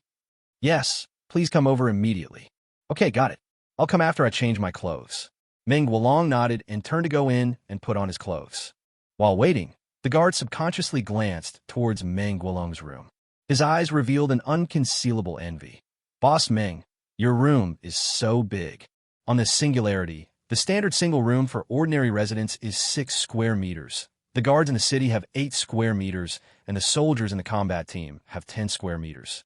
As the leader of the artillery team, Meng Wulong was assigned a room of 12 square meters, which is twice the size of that of ordinary residents. Meng Wulong quickly dressed and came out, patted the guard on the shoulder, and said, "Work hard, and you'll be able to live here sooner or later. Let's go." He followed the guards, walking along the empty metal gangway late at night. Soon, they arrived outside the city lord's room. "Boss Meng, the city lord is inside. Just go in on your own." "Okay, thanks for showing me the way." "You're very kind." Meng Wulong nodded and raised his hand to knock on the door, but found that the door was only ajar. A slight push opened a crack. "City lord, are you looking for me?" He stepped into the room, and a light scent of incense greeted him, diluting the lingering smell of oil and metal on the corridor. Jiang Zhixu was leaning casually against a heavy wooden table. When he saw him come in, he pointed to the sofa next to him and said in a familiar tone, "Lao Meng, don't stand, sit down." This title made Meng Guolong's heart skip a beat, but he didn't show it. He sat down on the sofa as he was told, only sitting 1/3 of the way up with his back straight. Jiang Zhixu picked up a cup of hot tea from the table, blew on it slowly, and said, I heard from Honglang that you are currently cultivating a promising young man named Zhampeng. Yes, City Lord. Meng Guolong replied immediately. He's 17 years old, 1 year older than team leader Lu. He's very talented and was just promoted to proficient a few days ago. This kid has a down-to-earth personality and is very hardworking. Knowing that trying hard is a good thing. Jiang Zhixu's gaze passed over the curling steam from the teacup and fell on Meng Guolong. When the singularity was still the deep blue, you picked out Lu Yan. Now, he has become the pillar of our starboard side. And this Zhampeng, it seems, is the successor you personally trained for Zhuagong, capable of shouldering the responsibilities. Your ability to identify people and cultivate new talents is unique in any city. After Jiang Zhixu finished speaking, he gave him a thumbs up. But when Meng Guolong heard these words, his hands on his knees unconsciously curled up. Jiang Zhixu seemed not to notice his abnormality and continued to sigh. Before you came, I was still thinking that our singularity was growing bigger and bigger, and that we couldn't afford to lose any of the thousands or tens of thousands of parts we have, especially our left and right artillery batteries. They're like a person's two arms. If even those arms aren't coordinated, let alone fighting, they'll become crippled with a crooked mouth and squinting eyes. He gently turned the teacup in his hand.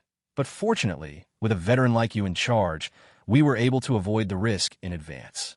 Whether it's Lu Yan or Zhampeng, they all respect you. With you here, our artillery department, the most important force in the city, can be firmly united. In the future, we can all work together. Jiang Zhixu slowed down his speech for the last few words. Cold sweat instantly seeped out from Meng Guolong's forehead. He took a deep breath, his body leaning forward involuntarily, his voice a little tense as he tried to keep it steady. City Lord, you are too kind. He almost rushed to continue. When the deep blue was in danger of extinction, it was you who personally promoted Lu Yan. He still says to this day that he can never repay your kindness in his lifetime. In Zhampeng, you single-handedly selected him from Rusttown. Otherwise, he'd still be fighting other scavengers in the wilderness for a single gold coin. If it weren't for your discerning eye, how could they be where they are today? In the hearts of these two children, there's only one person they respect the most, and that is you. I'm Meng Guolong. I'm grateful to you for your appreciation and promotion to team leader. In order to live up to your appreciation, I've done my share.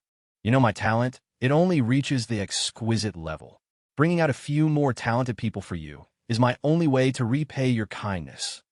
Meng Guolong's Adam's apple rolled up and down. He raised his head and looked at Jiang Zhixu earnestly. Don't even mention me. Even Lu Yan, Zhampeng, and the entire gunnery crew are just parts of the singularity. We are your pawns. Speaking of deep feelings, he suddenly stood up and said, Your will is our only direction. We will fight wherever you point. This twisted rope force will never and dare not deviate in the slightest. Whoever dares to have other intentions, I, Meng Guolong, will be the first to execute him. Meng Guolong's words were powerful, and the room fell into a brief silence.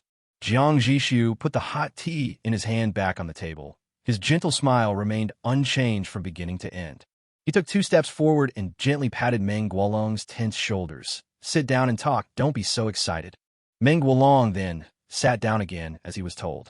Jiang Zhixu returned to his original position and then slowly said, The development of singularity is indeed too rapid, which may have made you a little panic. But there's no need for team leader Meng to feel self-deprecating about this. As long as you don't give up on yourself, you will never be left behind. Meng Guolong thought this was just the city lord consolation to him, and he was moved.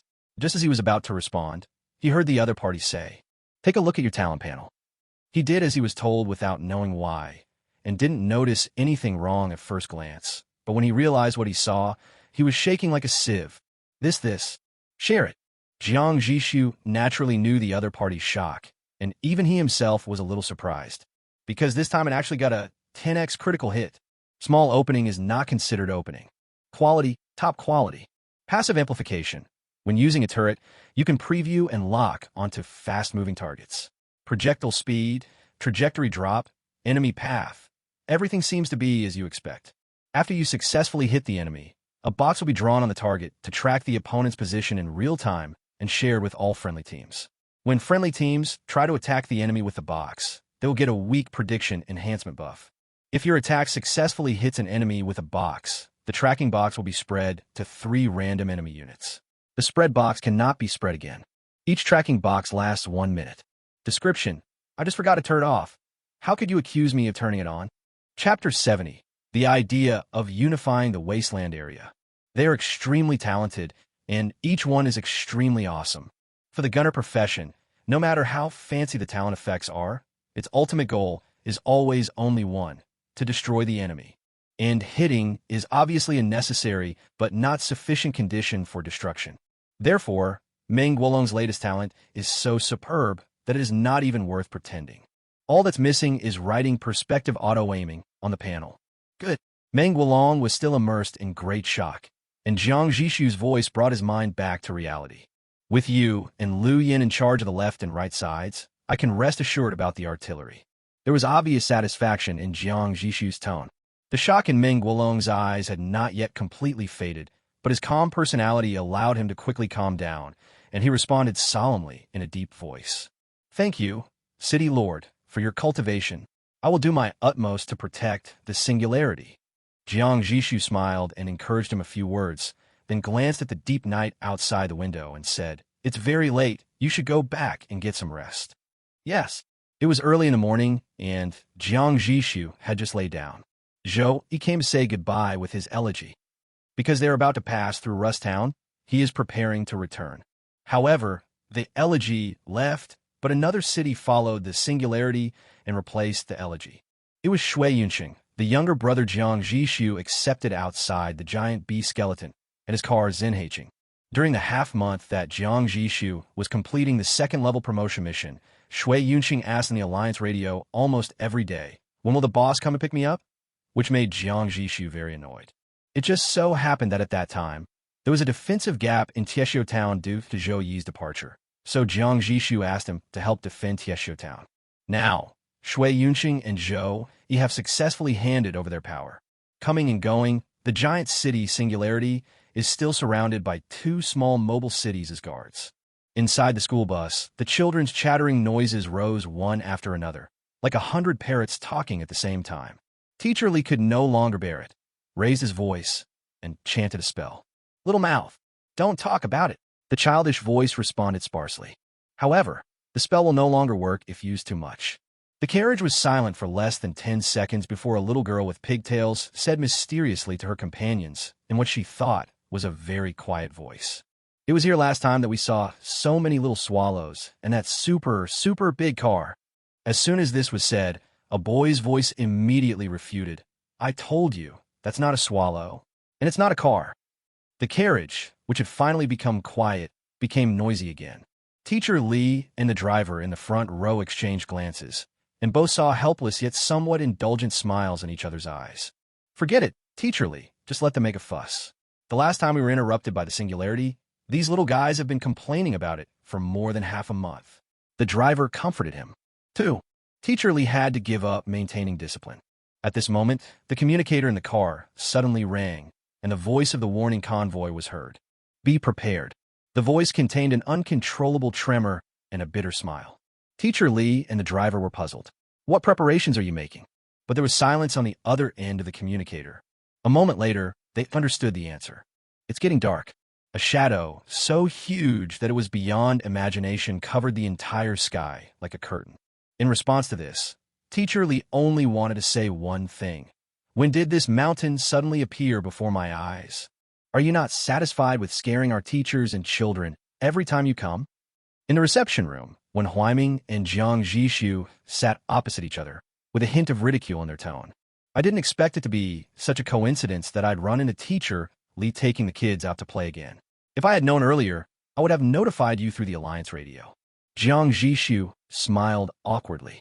Well, the teacher was indeed shocked, but those kids were so excited that they pestered Honglang to take them around the city. There's no need to mention the torture that Honglang suffered. One Huaiming laughed and shook his head, then said seriously, let's get down to business. Congratulations on your successful promotion to a second-tier city. You're about to step into a wider world. Jiang Zhixu's spirits lifted, and he said respectfully, "Thank you, teacher." Then he changed the subject and sighed. Unfortunately, this student still has a regret in his heart. When Huaiming's smile faded slightly, and he narrowed his eyes calmly. "Oh, tell me, what is the regret?" "As a student, I am about to journey far, into a more magnificent world, to compete with countless powerful warriors. But I don't want to keep this glory to myself." Jiang Zhixu's tone was extremely sincere. When Huaiming's eyes flashed with a hint of smile, but his expression was deliberately serious. "So what do you want?" Jiang Zhixu immediately responded, "I'd like to invite you to join us on Singularity. With your vast knowledge, you'll surely shine on a larger stage. You know, there's no way I'm leaving Cradle City." "That's a shame." Jiang Zhixu's expression didn't change at all. So, the students settled for the next best thing and came up with a solution that would satisfy both parties. "How about you select 1,800 people and have them go see the outside world on your behalf?" When Huaiming made a face of as expected and couldn't help laughing, saying, "Your map of Yin State is a bit too short," Jiang Zhixu immediately said seriously, "In front of you, teacher, no matter how long my map is, it can't hide anything." For one Huaiming, sincerity is the best weapon. When Huaiming smiled and was silent for a while before he slowly said, "I don't have the power to decide whether anyone stays or leaves, so since you left last time, I help you conduct a public survey." In the end, a total of 1,617 people were screened. They are willing to leave their safe and secure environment to choose a more dangerous and challenging future. Upon hearing this, Jiang Zhixu's face lit up with ecstasy. "More than 1,600 people? You truly are my dear teacher." He immediately stood up and bowed deeply to Wen Huaiming. "Thank you, teacher." The population base of Cradle City far exceeds that of Guardian, but the number of people willing to leave is even smaller. This is completely understandable. After all, the environments of the two cities are very different. In this chaotic wasteland, Cradle City, a safe and peaceful place where people have no worries about food and clothing, is a paradise that is happier than the old world for most people. Those who are willing to give up everything and plunge back into danger are naturally a minority. "I hope you don't mind." "I hope." When Huaiming wanted to say something, but when the words reached his lips, they turned into a sigh mixed with sadness and reluctance. "Oh, forget it. You, take care of yourself." Although he didn't say it explicitly, Jiang Zhixu fully understood his teacher's unspoken concerns. He said solemnly, "Teacher, don't worry. In my heart, every life is extremely precious, and I will never despise any life." Wen Huaiming nodded with satisfaction, but remained silent. Emotionally, he was definitely willing to believe what Jiang Zhixu said. But reason told him that in this kind of world, even though he knew that Jiang Zhixu's awakened talent must be extraordinary, he still didn't dare to have too high expectations for the future of Singularity.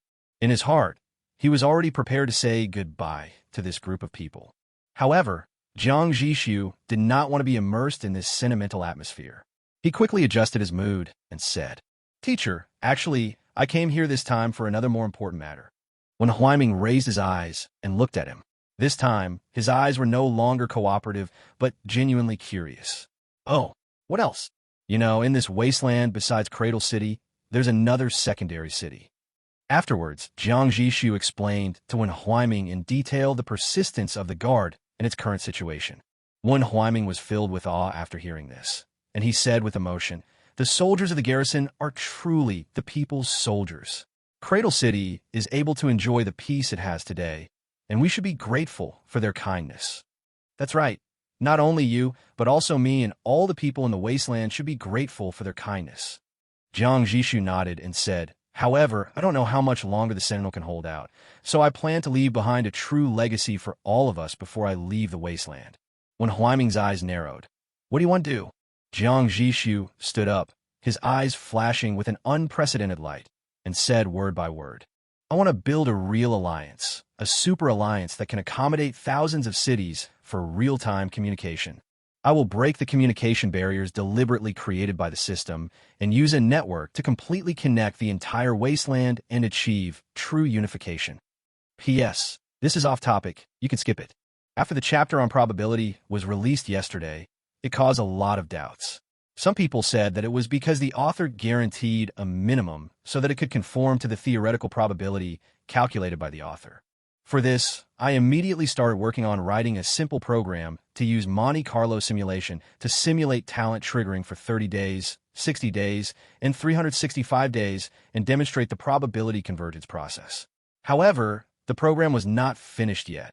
It is finished now, at the bottom of this chapter.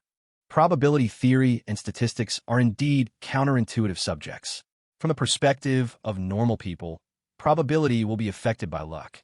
In the short term, the triggering of talents does depend more on luck, but once the time is extended to more than a month, 720 trigger judgments, it must be close to the theoretical probability. Of course, mathematically, there's a possibility of no triggering at all 720 times, or all triggering 720 times, but when writing novels, unless it is for fun, I will not explore such extreme possibilities. For example, someone with a talent for increasing luck may appear in the future, and he will definitely destroy independent random events. This PS takes up 300 words, and the main text takes up 2,700 words, which has completely exceeded the normal chapter word count, so I didn't use PS to increase the word count. 30-day probability, the stage most susceptible to luck. 60-day probability. 365-day probability. Chapter 71, Communication Network. Use an invisible net to connect the entire Wasteland area. At first glance, this plan seems like a pipe dream. As a professor in the old world, when Huaiming was well aware of the importance of communication technology to his civilization, and he was also equally aware of how strict the restrictions of this world's system on communication were. The maximum transmission distance of a radio station is only 100 kilometers. The Alliance radio station, with full regional communications, can only accommodate 3 members at the first level, and it is not known whether there are 20 stations in total. There are even fewer second-level Alliance radio stations, probably only 2 or 3 in the entire area. The system's strict restrictions on the flow of information make its intentions clear. It does not want order to be restored in any area. One Huaiming believed that Jiang Zhixu could not fail to understand such a simple truth. However, he felt that Jiang Zhixu was not the kind of person who spoke without thinking. Since the other party dared to put forward this idea in front of him with such confidence, he must have something to rely on. Therefore, he did not immediately dismiss it as a fantasy, but instead asked, "How do you plan to realize this real-time communication network you mentioned?" Jiang Zhixu, second-level Alliance radio station. One Huaiming questioned, "A level 2 Alliance radio station can only accommodate 9 members at most. It's a far cry from the communication network you envision, covering the entire Wasteland." "Teacher, you may not know this," Jiang Zhixu explained slowly. "During my recent hunt for the plunderers in the city, I discovered a special feature of the Alliance radio. As long as either party knows the name of the other party's Alliance radio station, they can directly initiate an invitation or application, ignoring physical distance and achieving instant access with 0 delay. If you create a private chat room on a one-to-one basis, one Alliance radio station can support 4 pairs of members having private conversations at the same time." When Huaiming frowned, "Even so, you're trying to cover nearly 7,000 cities in the Wasteland. This is definitely not something that 1 or 2 Alliance radio stations can handle. Could it be?" He looked up at Jiang Zhixu and made a guess. "Is this asynchronous communication like email that you want to do? If information is relayed and transmitted through a few radio stations, it can indeed achieve wide coverage. But that is obviously not what Jiang Zhixu meant by real-time communication." "Of course not." Jiang Zhixu's answer was firm. "If we're going to do it, we'll do it thoroughly. It's just a matter of spending a few days to build up the number of Alliance radio stations." When Huaiming was stunned by his words, how many Alliance radio stations can be built in a few days? "A few hundred units, that should be no problem." Jiang Zhixu's tone was so flat, as if he was saying, "Eat a few bowls of rice tomorrow." After all, his current quantity critical hit is guaranteed to be 100 times the minimum. The expression on one Huaiming's face was full of helplessness, as if he was thinking, "You're making fun of me again." Jiang Zhixu smiled mysteriously. "Teacher, there's no need to ask how it came about. I just want to ask you, as long as I can provide enough radio stations, can this communication network be established?" When Huaiming looked at him deeply, pondered for a moment, then turned around and whispered a few words to a young man next to him. The young man nodded and left quickly. After a while, He brought in a middle-aged man around 50 years old. Wan Huaiming introduced. This is Mr. Zhou Qingfeng, a professor of communications engineering at our previous school. He then introduced Jiang Zhixu to Zhou Qingfeng. This is my student, Jiang Zhixu, who is now the mayor of a second-tier city. When Zhou Qingfeng heard the title of second-level city lord, a hint of understanding flashed in his eyes, and he hurried forward to shake hands with Jiang Zhixu. After a brief greeting, Wan Huaiming got straight to the point. As a student, I want to rebuild the communication network in the Wasteland. Teacher Zhou, you don't need to worry about the source of the secondary alliance radio station. You just need to help us evaluate the feasibility. If it is feasible, how many devices will we need? Upon hearing this, Zhou Qingfeng looked at Jiang Zhixu in surprise, but immediately entered a professional state. He quickly constructed a model in his mind and gave the answer after a moment. If we calculate based on a 20% peak concurrent communication demand to support a network covering 10,000 cities, theoretically, at least 250 alliance radio stations would be needed. Jiang Zhixu asked doubtfully, theoretical value? Zhou Qingfeng nodded and said, the complexity of the communication network is far beyond imagination, and equipment like the alliance radio is far behind the modern communication base stations. If we really want to build a network with it as the core, we will need additional equipment to serve as a dispatch center, a connection center, and so on. All in all, the total number may be around 260. Until now, he did not think that this plan had any possibility of being realized, and just regarded it as the young city lord's momentary curiosity. There are nearly 300 second-level alliance radio stations, and I am afraid that no one in the entire region can provide them. But he didn't expect that after hearing the result. When Huaiming turned to Jiang Zhixu with a serious face and asked earnestly, can you get 260 units? Yes, it will take 3 days. Jiang Zhixu said calmly. The moment Zhou Qingfeng heard these words, his mind went blank. Huh? What do you mean? You really got it? It only takes 3 days. Even Wan Huaiming's heart skipped a beat, and he subconsciously reached out and pressed his chest. Jiang Zhixu was worried that this wasn't exciting enough, so he added, but I'm thinking if we only put the hub of this communication network in Cradle City, what if? Well, I'm not cursing you. I'm just saying there's a possibility. If something happens to Cradle City, wouldn't the network be paralyzed?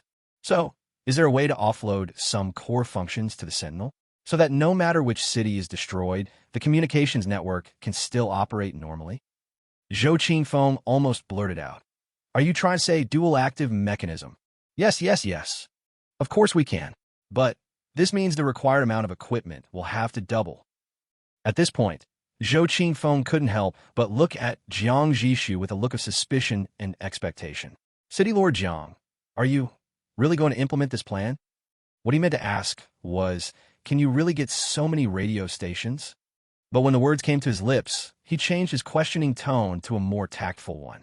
Of course, Jiang Zhixu was determined to leave something of his own behind before leaving. Otherwise, the Wasteland was like this before he came, and it will still be like this after he leaves. Then he came here for nothing. Well, Mr. Zhou, please provide me with a detailed architectural draft as soon as possible, and I'll immediately organize production. Also, you'll be responsible for training the relevant personnel at Cradle City. Jiang Zhixu didn't want to waste any more time and spoke directly. Actually, I can plan out the basic communication architecture for you right now. After confirming that this was not a joke, Zhou Qingfeng's eyes lit up instantly. If this can really be accomplished, even though the main credit does not belong to him, he can still brag about it for the rest of his life. His attitude towards Jiang Zhixu instantly became intimate. He quickly pulled out a few sheets of paper from the side, took out a pen, and quickly sketched on the paper while explaining. First, assuming the Singularity wants to contact City A, the basic process is this. Singularity will first submit a request to join the Alliance radio station to the dispatch radio group of the Cradle Gateway or the Garrison Gateway.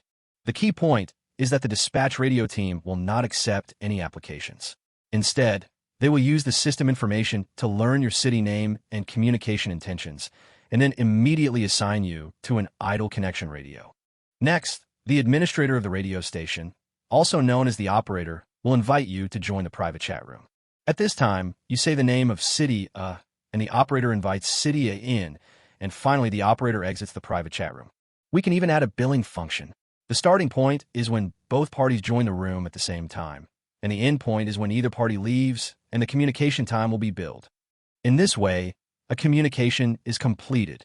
Chapter 72, Level 3, Smelting Furnace.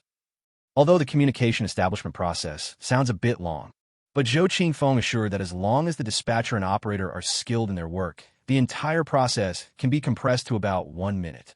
In just 1 minute, a real-time connection can be established with any mobile city within 10 million square kilometers. In this information-blocked world, this is an incredible speed that no one can fault. Jiang Zhixu's only question was, what if I call City A from the Cradle Gateway, and City A calls me from the Guard Gateway at the same time? Although this assumption is a bit extreme, it definitely exists. This problem arises because, from the architecture just now, he did not hear any data interaction between the two gateways. In response to this, Zhou Qingfeng spread his hands and said helplessly, then it's just busy communications. There's nothing we can do about it. Without an operating system and relying entirely on manual scheduling, this problem is nearly impossible to eradicate, unless we abandon the active-active mechanism. The dual-active mechanism must not be abandoned. Jiang Zhixu immediately shook his head.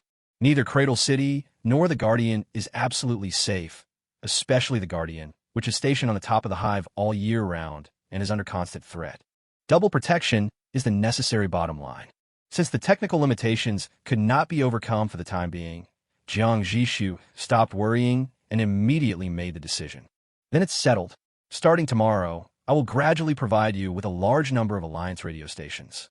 You must organize personnel training as soon as possible within a few days. Also, you will be responsible for the training on the garrison. When the time comes, just send a few skilled workers over to provide guidance. I'll stay here for another half a month. After that, I must set off for the secondary area. In fact, just based on the number of critical strike Alliance radio stations, he didn't need to stay so long. The reason why he decided to stay for half a month was that he planned to use this time to create all the core secondary blueprints of the singularity. Otherwise, he would not feel safe at all if he rashly entered the second-level area with only a newly promoted second-level city. As for those newly manufactured secondary components, their quality must naturally be improved by using talents. With one opportunity a day, you can strengthen several key components in turn, and it will be done in about half a month. Everything was planned in an orderly manner by him. At this point, when Huaiming raised a crucial question, is this communication network charged? He asked this because he remembered Jiang Zhixu's words about establishing an alliance. Jiang Zhixu nodded without hesitation. Of course we have to charge a fee. How can we let them use it for free? My current plan is to charge 1,000 gold coins per month, with call charges extra. For now, let's set it at 10 gold coins per minute. As he spoke, he looked at Zhou Qingfeng and said, membership is based on prepayment of next month's monthly fee. Is it practical to create such a membership list? Zhou Qingfeng thought for a moment and said decisively, yes. Give all operators a communicator and save the member list into their contacts. Before making a call, they can search to see if the other party is on the list. Although this operation will add a few seconds of delay to the communication process, it is negligible compared to the benefits it brings. Zhou Qingfeng couldn't help but do some calculations in his mind, then took a deep breath. Holy shit, let's say we could develop 5,000 paying members. That's just the monthly fees. Every month, that's SSSS. 5 million gold coins. If we factor in the call time charges, wouldn't the total annual revenue be heading towards the 100 million gold coins mark? When this number was spoken, not only Zhou Qingfeng, but even Jiang Zhixu himself was shocked. But he had seen a lot of storms after all, and he calmed down much faster than Zhou Qingfeng. Jiang Zhixu swallowed, coughed lightly, and said, the actual income won't be that much because I plan to set up a Wasteland alliance. All members who join the alliance can be exempted from the monthly fee and only earn time fees. Specific alliance benefits may also include OEM services for first and second level blueprints, etc. As for the responsibilities and obligations that the alliance needs to bear, Jiang Zhixu does not intend to worry about it. He plans to pack up all these matters and hand them over to Huaiming and Baishan to handle. Even if they feel that the charges are unreasonable, they can change them themselves. Jiang Zhixu doesn't intend to get a share of the profits anyway, mainly because after they leave, they won't be able to get a share even if they want to. The foundation he left behind was already large enough, and with this stable source of gold, the Guardian's life would be much better. After returning to the singularity, Jiang Zhixu immediately placed a series of production orders to the workshop. With the addition of more than 3,000 high-quality people, the entire singularity operated at the highest efficiency. The secondary material manufacturing formula is unlocked, and various advanced blueprints are activated one by one. Among the secondary basic materials, carbon nanotubes, multi-base gunpowder, refined oil, and activated biomass, all are manufactured in 2,000 units. Then produce 2 4-bay landing pads and 8 Vulture integrated attack helicopters. All of these use secondary materials, and now Jiang Zhixu can make them all. For air defense, 3 Patriot cruise missiles and 6 anti-aircraft machine guns should be more than enough. Jiang Zhixu looked at the blueprint list and pondered for a moment. Not enough. I'm not short of level 2 resources at the moment. There's no need to save on this kind of air defense force. He made up his mind and doubled the production quantity. This is enough, anyway. All the original first-level vehicles, Badger infantry fighting vehicles, have been upgraded to second-level Shrek armored vehicles. Orders for the 2 second-level individual firearms, the Illuminator sniper rifle and the Guardian rifle, were also placed for 1,000 and 10,000 respectively. While browsing the blueprint list, Jiang Zhixu's eyes stopped on a first-level blueprint. Industrial melting furnace. This was the spoils he obtained when he destroyed the Dawn Alliance. Later, he produced it and used his talent to transform it into an advanced mineral smelting furnace, saving himself a huge amount of raw ore. But the industrial smelting furnace blueprint itself has never been critically hit. An idea that he had ignored for a long time suddenly illuminated his mind like a lightning that cut through the darkness. What if I first perform a quality critique on this level 1 blueprint to upgrade it to a level 2 blueprint? Then use this second-level blueprint to create a finished product. Finally, perform a critical attack on the quality of this second-level finished product. In this way, wouldn't it be possible to obtain a third-level smelting furnace? The more he thought about it, the more he felt that this idea was completely feasible. After all, it did not violate the talent restriction of each target can only be critically hit once, and the finished product it produced was obviously not talent generation. The only uncertainty is whether it can be considered affected by talent. Logically speaking, the items produced by the blueprint are brand new and definitely not affected. But the reason is not here with Jiang Zhixu. Once we have enough Alliance radio stations, we'll give it a try. The importance of the melting furnace is self-evident.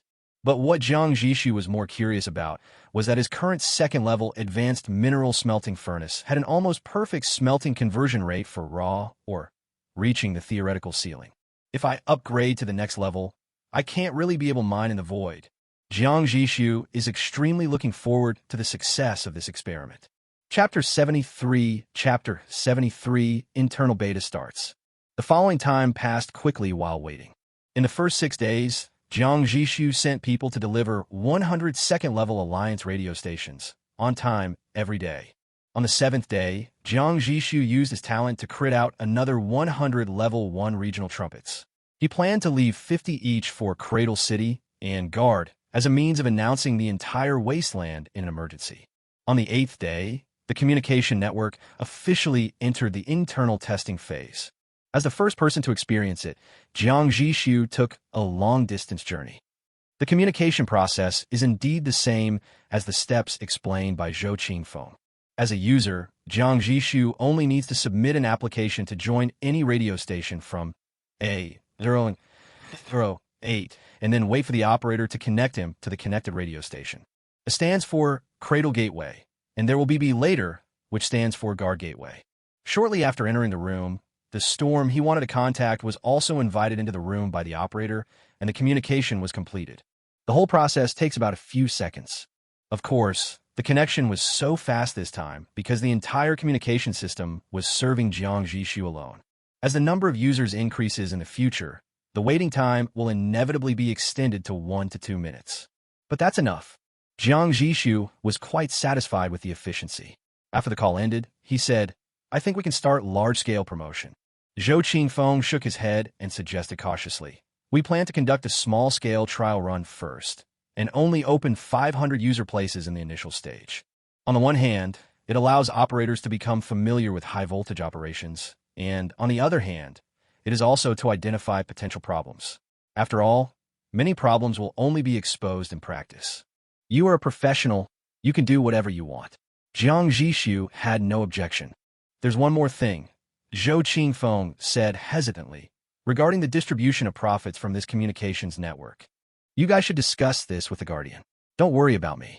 Jiang Zhixu thought that the other party was asking for his opinion, so he casually wanted to dismiss this trivial matter. Zhou Qingfeng quickly explained, No, you misunderstood. I came here specifically to report to you, because I've already discussed this with the garrison. We've already discussed it. What else do you have to tell me? Jiang Zhixu was a little puzzled. Zhou Qingfeng said solemnly, We in the Lord of Baishan City have unanimously decided that 50% of the annual gold coin revenue from the communication network will belong to you. I'm going to the secondary areas soon. How are you going to give it to me? Keep it for yourself. Jiang Zhixu said indifferently. The cross-regional trading platform will open once or twice a year, Zhou Qingfeng said, clearly well prepared. We'll contact you privately then. You can just list an ordinary item, mark it up for a hefty price, and we'll buy it. Jiang Zhixu was speechless. Wouldn't that mean the system would have to take a handling fee? Why bother? Moreover, when the trading platform opens next time, he doesn't even know whether it will still be in the second-level area. Maybe it has already gone to the third-level area. The first-level region cannot trade with the third-level region, so Zhou Qingfeng and his friends' good intentions will most likely be in vain. Besides, a mere profit of tens of millions. Cough. His perspective now is completely different from what it was before. However, he did not reject the kindness on the spot, because he understood that only if he accepted the dividend would Wen Huaiming and Baishan feel at ease. Jiang Zhixu nodded, but still warned, if you encounter a situation where you need gold coins urgently, you don't have to insist on keeping my dividend. Just spend it decisively. Do you understand? Don't worry. We can still distinguish the priorities. Zhou Qingfeng immediately assured. Only then did Jiang Zhixu feel relieved. That same afternoon, in the western part of the Wasteland, there's a wind-eroded stone forest. Because Jiang Zhixu had previously issued a comprehensive wanted order for the plunderers in the north, many plunderer cities flocked here like frightened beasts. This area is composed of countless huge stone pillars and strange rocks, like a natural maze. The terrain is complex, with uneven heights, and is dotted with canyons, caves, and rickety natural stone bridges. When many predator cities arrived here, they felt like they had arrived in paradise and immediately launched many hunting operations. Unfortunately, the Meridian was targeted by 2 predator cities. At this moment, 3 mobile cities are staging a desperate chase in this stone forest. The Meridian in the front kept smashing the stone pillars blocking the road, tried to use the collapsing boulders to slightly hinder the pursuers' progress. But the 2 predator cities behind them had obviously undergone adaptive transformations. The rugged terrain did not slow down their pursuit at all, but instead made them seem more at ease. The cockpit of the Meridian was in chaos. Has no city responded to our distress broadcast yet? City Lord Yuan's voice was a little sharp due to her anxiety. Her deputy's face turned pale, and he shook his head bitterly. No, there may not be any friendly cities within 100 miles, or maybe there are, but they don't want to meddle in other people's business. How many shells do we have left? A trace of despair flashed across Yuan's face, but she still asked with forced calmness. There are only 17 left. Shortly after the cross-regional trading platform ended, everyone took the opportunity to stock up on a lot of cheap resources, especially the previously expensive sulfur and iron ore. But faced with 2 mobile cities chasing them at the same time, 17 shells could only pull down one of the pursuers at most. Never mind. A stern, resolute look flashed across Yuan's eyes. Since no one is coming to rescue us, let's fight to the death. Order the gunners. Before she could finish her words, a piercing burst of static suddenly exploded. Then, a clear male voice rang out in the cab through the city radio. Greetings, fellow Wastelanders. We are the Wasteland Alliance. Allow us to introduce ourselves to you all. We are a massive alliance led by 3 secondary cities, Singularity, Cradle, and Guard, and will soon encompass the entire region. The Wasteland Alliance will launch a regional communication service. All non-alliance members can join the membership list by transferring a monthly fee of 3,688 gold coins, current month, plus 3,688 gold coins, next month, to Cradle. After that, you can contact any mobile city in the Wasteland at a rate of 10 gold coins per minute. At the same time, We sincerely invite you to join the Wasteland Alliance. All Alliance members do not have to pay monthly communication fees and can enjoy a series of benefits, such as equipment manufacturing, ally support, rare material exchange, etc., and even secondary area passes that Alliance members can redeem with contribution points.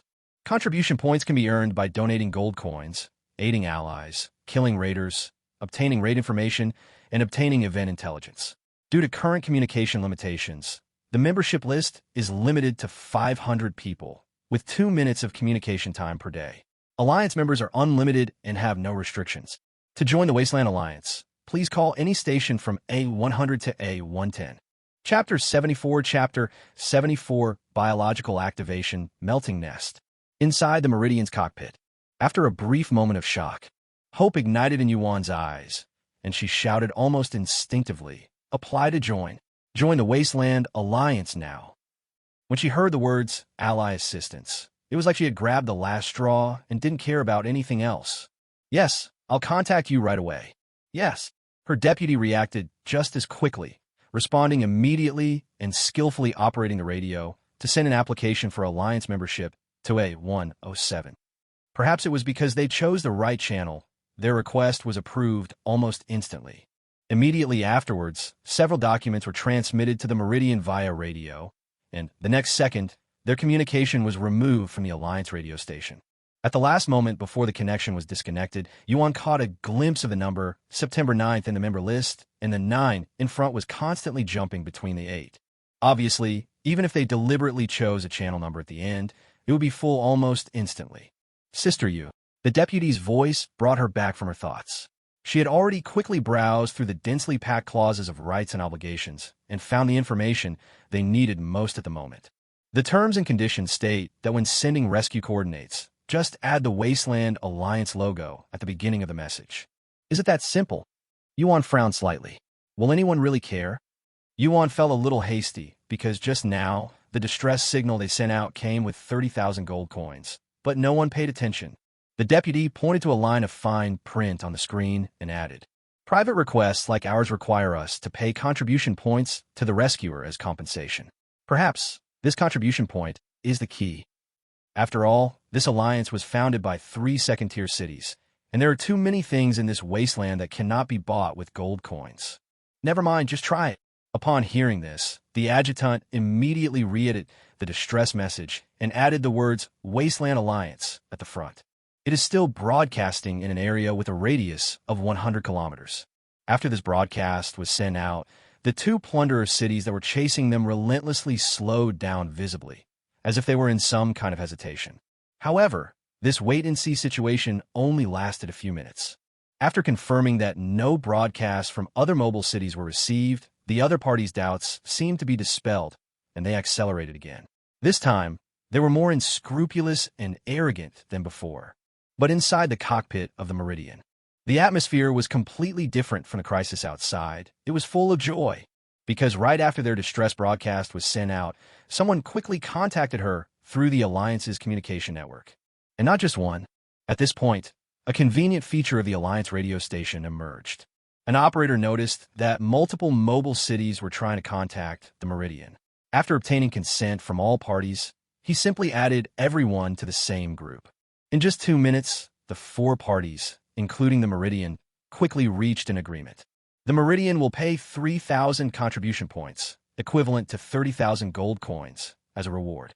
At the same time, they need to cooperate with friendly forces to lure the 2 predator cities into the trap. The final spoils will be divided equally among all participants, except the Meridian. The terrain of the wind-eroded stone forest is certainly a paradise for hunters, but on the other hand, for the locals who are more familiar with this place, it is also an excellent reverse hunting battlefield. The other party also explained why they had previously ignored their requests for help. The distance is too far, and communicating through public channels is equivalent to exposing the battle plan to the enemy. If you choose to rush over silently, not only may you not make it in time, but the lack of effective communication will make it difficult to coordinate, and the final benefits cannot be guaranteed. Without sufficient rewards, who would be willing to take the risk and travel thousands of miles to lend a helping hand? All in all, without the 2 pursuers noticing, the Meridian slightly adjusted its direction. It seemed to be in a panic, but in fact it was leading them and rushing at full speed towards the death trap that was meant for them. After only half a day of going online, the Wasteland Alliance has already exceeded 1,500 nominal members, with another 340 members opting for monthly subscriptions. Zhou Qingfeng reported to Jiang Zhixu via the Alliance radio station, his voice a little shaky from excessive excitement. These 340 new members prepaid 2 months' fees as required, directly bringing us a cash flow of over 1.7 million gold coins. Zhou Qingfeng had never seen so much money in his life, and he was so excited that he almost fainted on the spot. While he was excited, he did not forget his business and immediately proposed to give Jiang Zhixu dividends. The alliance is still in its infancy, and there are many areas where money needs to be spent. You can keep these funds for now and use them to make money. There is no need to rush to give them to me. Jiang Zhixu refused without hesitation and hung up the phone.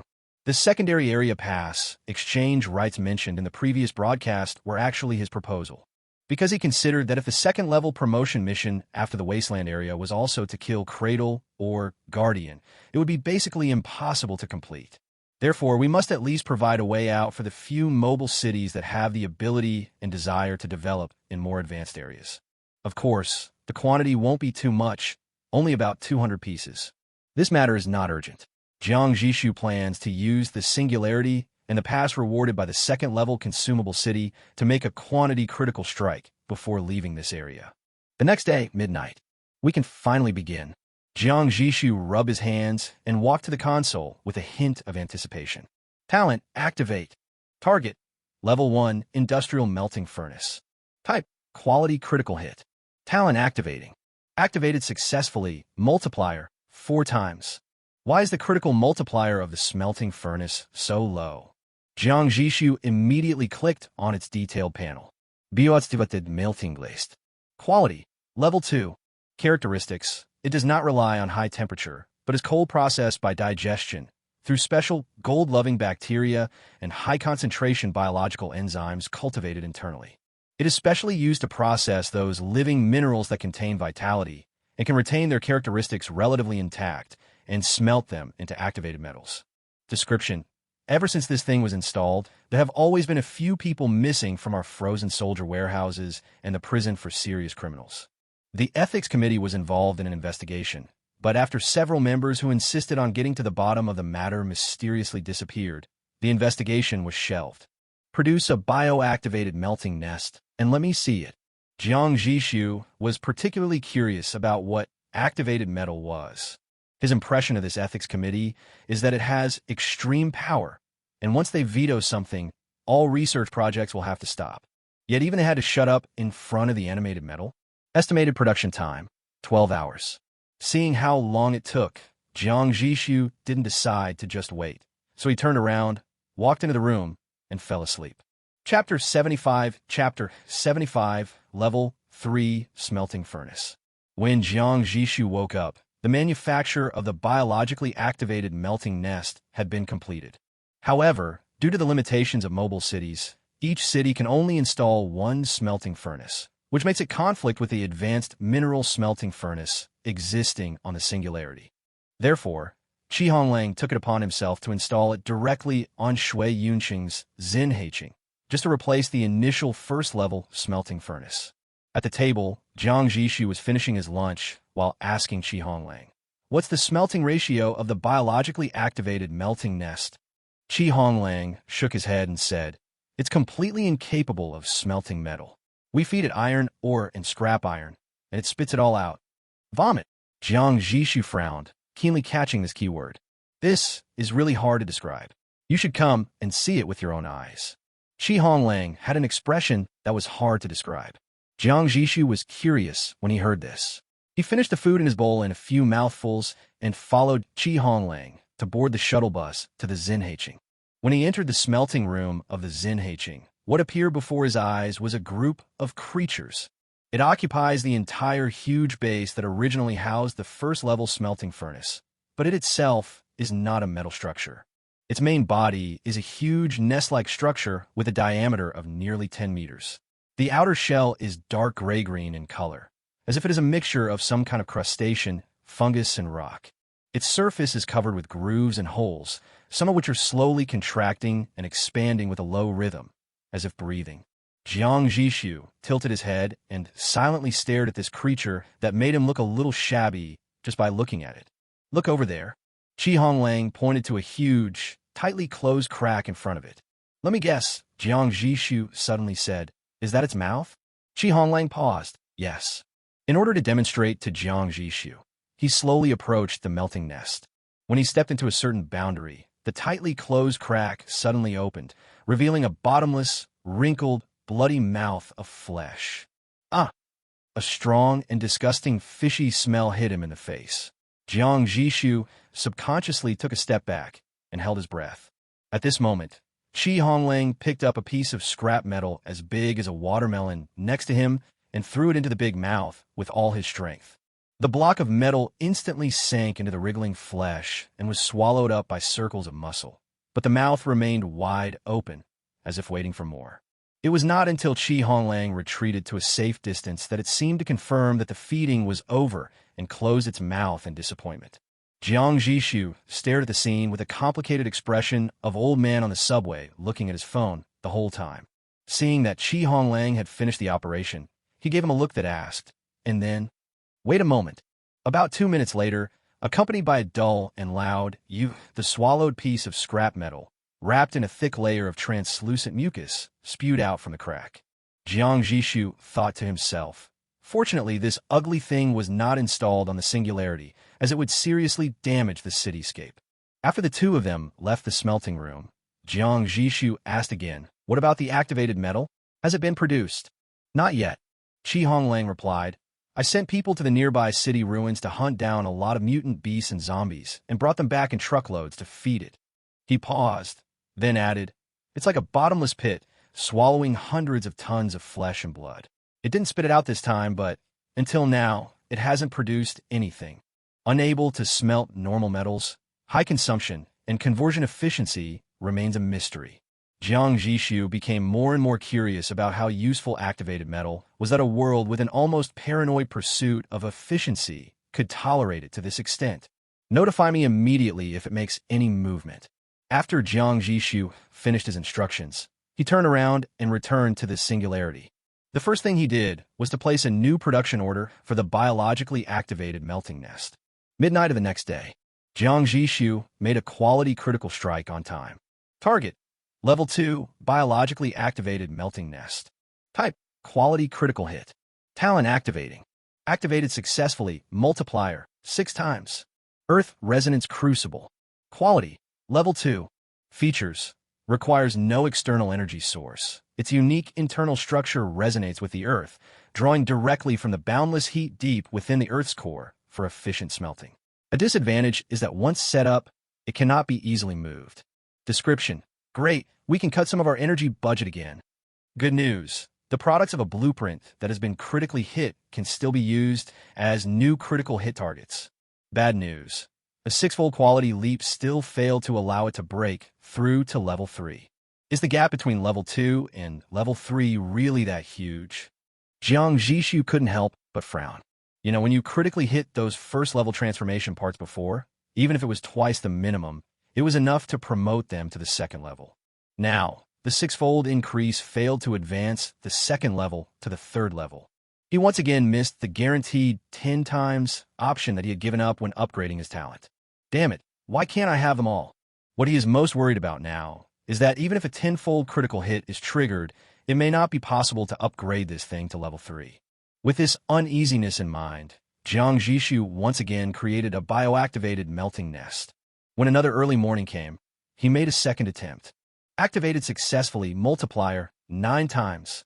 Entropy conversion furnace. Grade, level 3. Characteristics: smelting is a high-energy process with increasing entropy.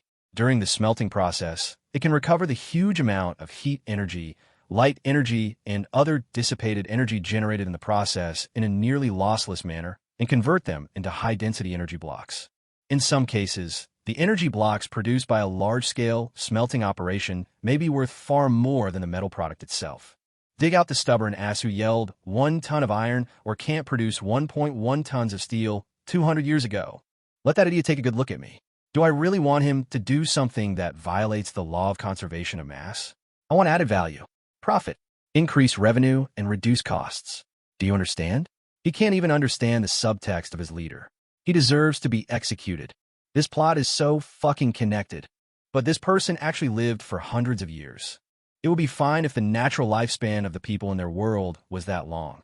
Otherwise, it means that the second-level civilization has begun to use technological means to prolong its lifespan.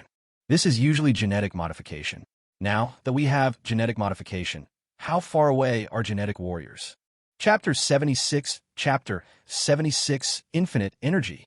What Jiang Zhixu wants most at this moment is not longevity. He is still young and estimates that he can still be active for decades. What he really wants is his own power. As the city lord, the resources he can mobilize are unimaginable to ordinary people, but this does not change the fact that he is still immortal.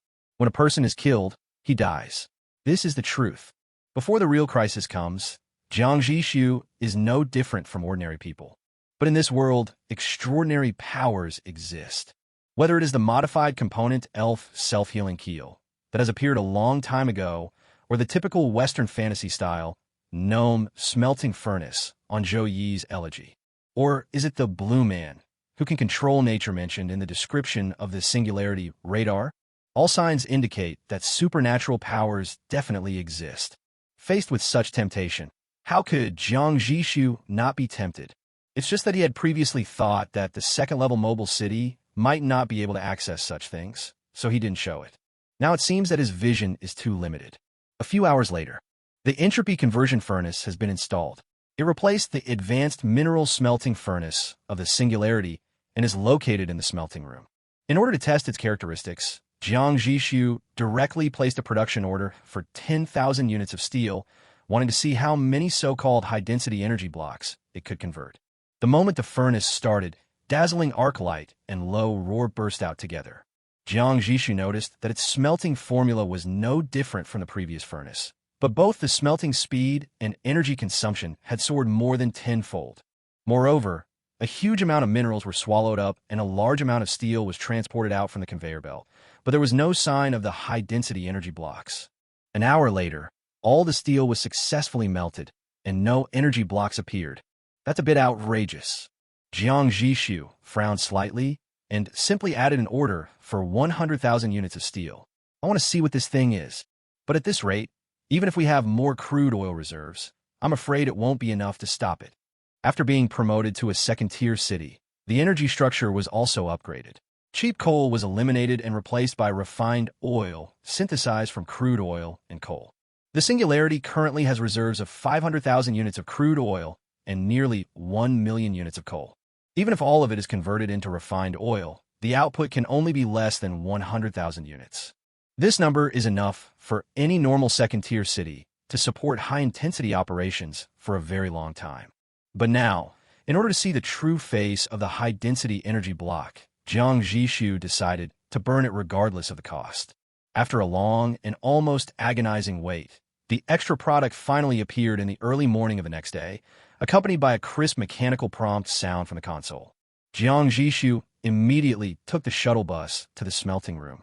He waved his hand to let the workers leave and quickly walked towards the exit. Soon, he saw a crystal-clear cube the size of a Rubik's Cube lying there quietly.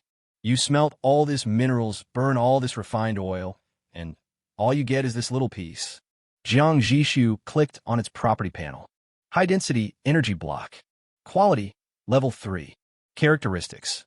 As the pinnacle energy technology creation of the third-level civilization and the most stable hard currency, it contains unimaginable energy density and has an extremely stable structure. A single standard energy block is enough to support the high-intensity operation of a residential city with a population of 100,000 for 1 year. Only minor adaptations are required to the equipment, and everything from a child's toy car to the main engine of an interstellar battleship can be seamlessly integrated. Jiang Zhixu's pupils suddenly shrank, and he put it back in place quickly and gently, his eyes full of shock and fear. Does a palm-sized block contain such terrifying energy? The annual energy consumption of a city with a population of 100,000 is almost comparable to 1% of the annual power generation of the Three Gorges Dam on Earth. This energy density is simply appalling. Jiang Zhixu had no doubt that if the structure of this thing became unstable, its explosion equivalent would definitely be a powerful nuclear explosion. Fortunately, it is system certified and stable. After all, it can be used for toys. Thinking of this, Jiang Zhixu simply launched a critical hit on it. In an instant, 100 crystal blue energy cubes were neatly stacked in front of him. Inside the cube, it seems as if there is a halo of stars flowing slowly, so magnificent that it is breathtaking.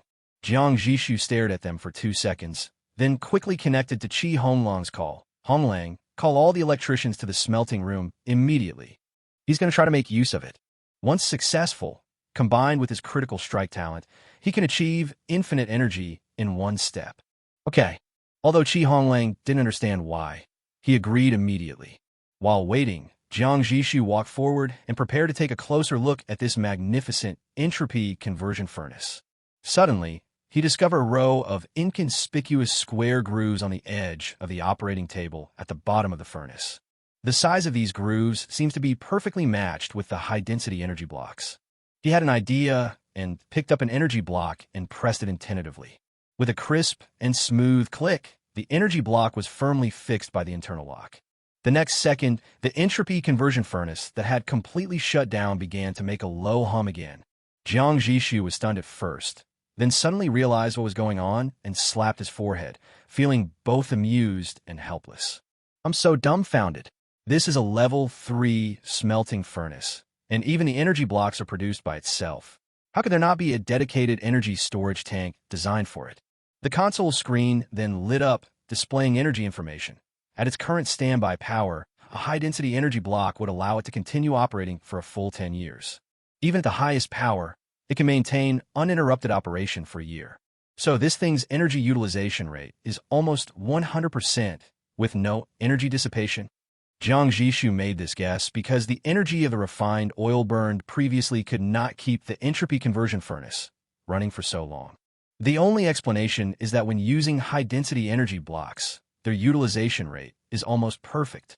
If this is true, then when the entropy conversion furnace uses high-density energy blocks as energy, it would be difficult to recover the energy and regenerate high-density energy blocks.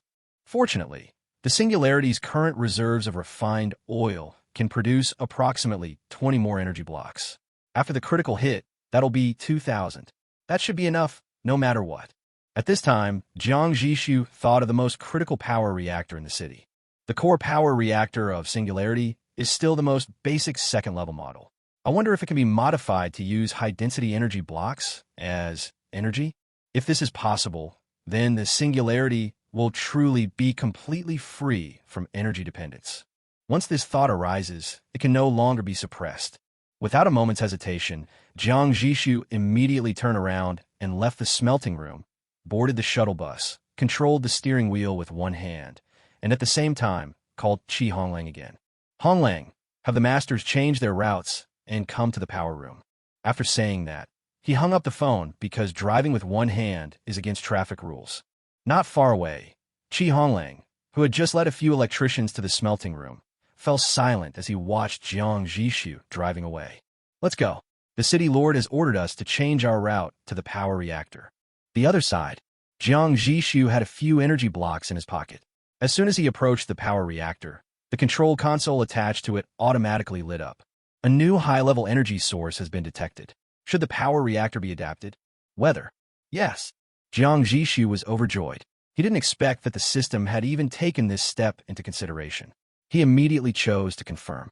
The next second, the structure next to the huge port where the power reactor was originally filled with refined oil quietly changed, and 6 square grooves exactly the same as those on the entropy conversion furnace slowly emerged. He quickly took out 2 energy blocks. Click! 2 energy blocks were pushed into the power reactor and locked successfully. Energy connected. Estimated current energy reserves available for city use. 39 years, 7 months, 21 days. See this number. Jiang Zhixu fell into a daze. Chapter 77 Money Makes Money Experiment. No need to come to the power reactor. Honglang, please arrange for the masters to go back and rest. When Honglang was about to arrive at the power furnace with several electricians, Jiang Zhixu's shuttle bus happened to whiz past them. At the same time, the city lord's light instructions came through the communicator. Honglang. He glanced at the several breathless masters behind him. These were all precious talents who had survived from the old world to the present. Is it appropriate for you, city lord, to send them back and forth like this? Well, fellow masters. As soon as he opened his mouth, he saw several old masters staring at him expressionlessly, causing him to turn around and swallow the words he was about to say. The city lord said that the masters have worked hard and made great contributions. Today, he specifically asked me to take everyone to the restaurant for a good meal. Whatever you order from the menu, it will be charged to his account. After hearing this, the faces of the old masters lightened up a little. Is that so? Thank you so much, City Lord and Mr. Chi, for your trouble. The food on the Singularity is no longer what it used to be. There's a long list of first-level recipes with special effects, such as those that can regulate the body, heal injuries, and strengthen the body. Not only do these foods have remarkable effects, but after being prepared by the chef, they also taste amazing. Unfortunately, their prices are also unique. The currency currently circulating in the city is gold coins, and ordinary residents are reluctant to spend them only a few times a month. Now that someone was treating me to a good meal, the unhappiness I had felt before instantly disappeared. The other side, Jiang Zhixu returned to the smelting room and placed another order for 100,000 units of steel without blinking. Anyway, the energy comes from high-density energy blocks, so there's no need to worry about the consumption of refined oil. He did this mainly to verify a doubt in his mind. After using high-density energy blocks as energy, can the furnace continue to produce new high-density energy blocks? The answer is able. But perhaps because of the lack of the huge basic energy provided by the combustion of refined oil, the demand for raw ore has become higher this time. He consumed 300,000 units of iron ore, smelting it into 150,000 units of steel before he managed to generate a new energy block. Compared to using refined oil, the consumption of raw ore increased by 100,000 units. It seems that the energy source of the high-density energy block is largely due to the ore itself, rather than the energy itself. This also echoes the statement in the entropy conversion furnace panel. Smelting is a high-energy process of increasing entropy. If there were minerals with even higher energy content, we could further accelerate the efficiency of condensing high-density energy blocks. But besides refined oil and iron ore, what else is there? Etc. In terms of energy density, what can compare to the high-density energy block itself? Can I use high-density energy blocks to smelt high-density energy blocks? A bold idea flashed through Jiang Zhixu's mind. It looks like a nesting doll. In fact, it is indeed a nesting doll. Even if a normal person could think of it, he would not do such a meaningless thing, because the fact that it can recycle energy almost perfectly does not mean it is really perfect recycling. There must be some loss. What's the point of selling something for 99 cents when it costs $1? But Jiang Zhixu is different. He has a talent for critical hits, which is a process of money laundering for him. New energy blocks can deliver critical strikes again. Not to mention this insignificant loss. Even if 10 energy blocks can only be melted into one energy block, this is truly endless energy for him. But what if it explodes? Each Rubik's cube-sized crystal contains nearly 10 billion kilowatt-hours of terrifying energy. Once it explodes, the power will be equivalent to 40 Hiroshima atomic bombs, and the disaster it will cause will be unimaginable. A gentleman does not stand under a dangerous wall, but experiments must be done. Therefore, Jiang Zhixu prepared to entrust this important task to the Storm. Anyway, the most valuable asset on the Storm is simply Tsangrue's top-notch talent, unique ingenuity. As long as the Tsangrue people are still alive, even if the city is destroyed, they can find a new city to inherit it in the future, and their talent can be reactivated. Then, at 2 p.m. that day, a district-wide broadcast sounded on everyone's communication channel. Warning, in 2 hours, we, Singularity, will conduct a high-risk experiment at coordinates XXXX. The explosive power could reach a radius of 30 kilometers. All mobile cities within this area are requested to evacuate immediately. This is the only notification, and no further details will be given. The experimental site Jiang Zhixu chose for Storm was a city ruin. This is a good place. There are no survivor settlements around.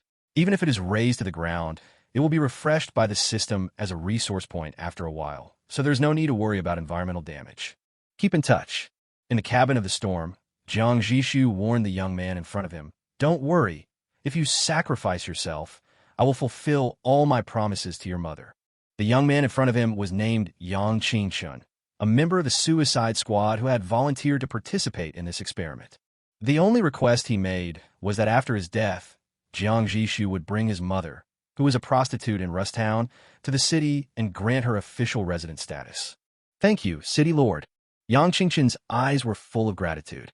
Jiang Zhixu patted his shoulder, said no more, turned around and took Song Rui and Qi Honglang away from the storm.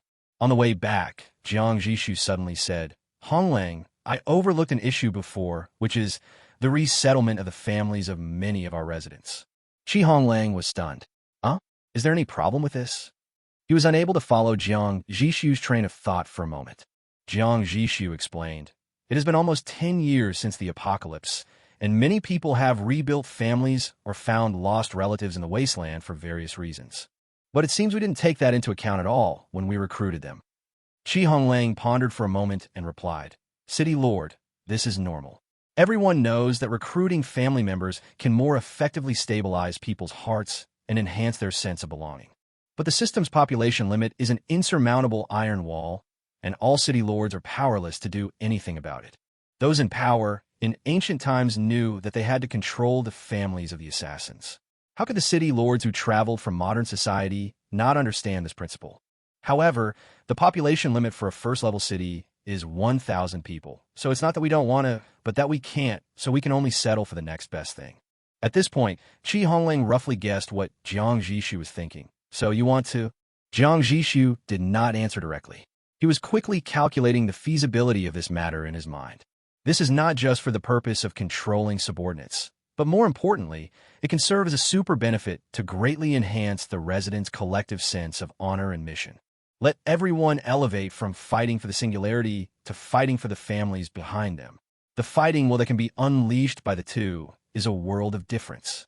How many jobs on our singularity ship have low technical requirements? Jiang Zhixu asked. Even if he decided to bring all his family members in, he couldn't keep idle people around. Once on board the singularity, everyone must play their own value. This is not exploitation, but to maintain order and balance within the city. "Quite a lot," Qi Honglang replied immediately. "Just for basic assembly line workers and urban sanitation workers, a large number of people are needed. Besides, these people have been able to survive in the Wasteland until now, so they must have some skills. It's not impossible to make appropriate arrangements later." Jiang Zhixu nodded. "Go back and do a detailed count to see roughly how many quotas it will take up. If it's too many, then forget it." He has a backup plan. If direct recruitment is not feasible, the families of the residents will be resettled in a stable and peaceful Cradle City. But in that case, it would be purely welfare-oriented. Therefore, he planned to first evaluate the feasibility of the first plan. If it didn't work, he would announce the second plan to further win over the people. "I understand." Qi Honglang nodded in agreement, then thought of something else. "However, if we really want to accept the relatives of all the residents, then Yang Qingqun offer his mother a job of her choice, plus a guaranteed monthly benefit at the highest level." Okowo. Chapter 78. Money laundering is a great success. 2 hours later, in the smelting room of the storm. Following the instructions, Yang Qingqun promptly put a high-density energy block into the feed port of the entropy conversion furnace. The next second, he used all his strength to turn around and run, hiding behind a metal shelter, hugging his head tightly, curling up into a ball, and assuming the most standard crouching and defending with head and hands posture. Although his reason told him that if the danger the city lord mentioned really came, this thin metal plate would not even be as effective as a piece of paper. But the fear stemming from biological instinct still gave him a sense of security through this action. Buzz, buzz, buzz. Inside the smelting furnace, there was a bright light. The energy blocks stored in the energy warehouse steadily output huge amounts of energy, driving all modules of the entropy conversion furnace to operate at high speed. At the same time, in the invisible smelting core, the energy blocks thrown and were being dissolved bit by bit from its edge. It does not melt into liquid or evaporate into gas. This dissolution is more like a pixelated disintegration. The perfect cube with a length, width, and height of 5.7 centimeters was instantly decomposed into countless tiny cubes with the same structure, each of which was like an independent energy pixel. Then, the moment a massive amount of dissipated energy was detected inside, the recovery system of the entropy conversion furnace was fully activated. Those pixel points scattered at the bottom of the smelting furnace, like a pool of salt grains, disappeared one by one, and the invisible progress bar grew rapidly. Soon, the progress bar had risen to 99.99% and then completely stagnated, because all the tiny energy blocks in the furnace have been used up. Outside world. Behind the shelter, Jiang Zhixu, who had been waiting for death to come, was already trembling, with tears and snot all over his face. At this moment, a crisp ding sound rang out in the silent smelting room, scaring him so much that he shuddered all over. He froze for a long time before realizing that it was the melting completed prompt sound from the smelting furnace. His limbs were still a little weak, but he had already used his hands and feet to roll and crawl to the control console.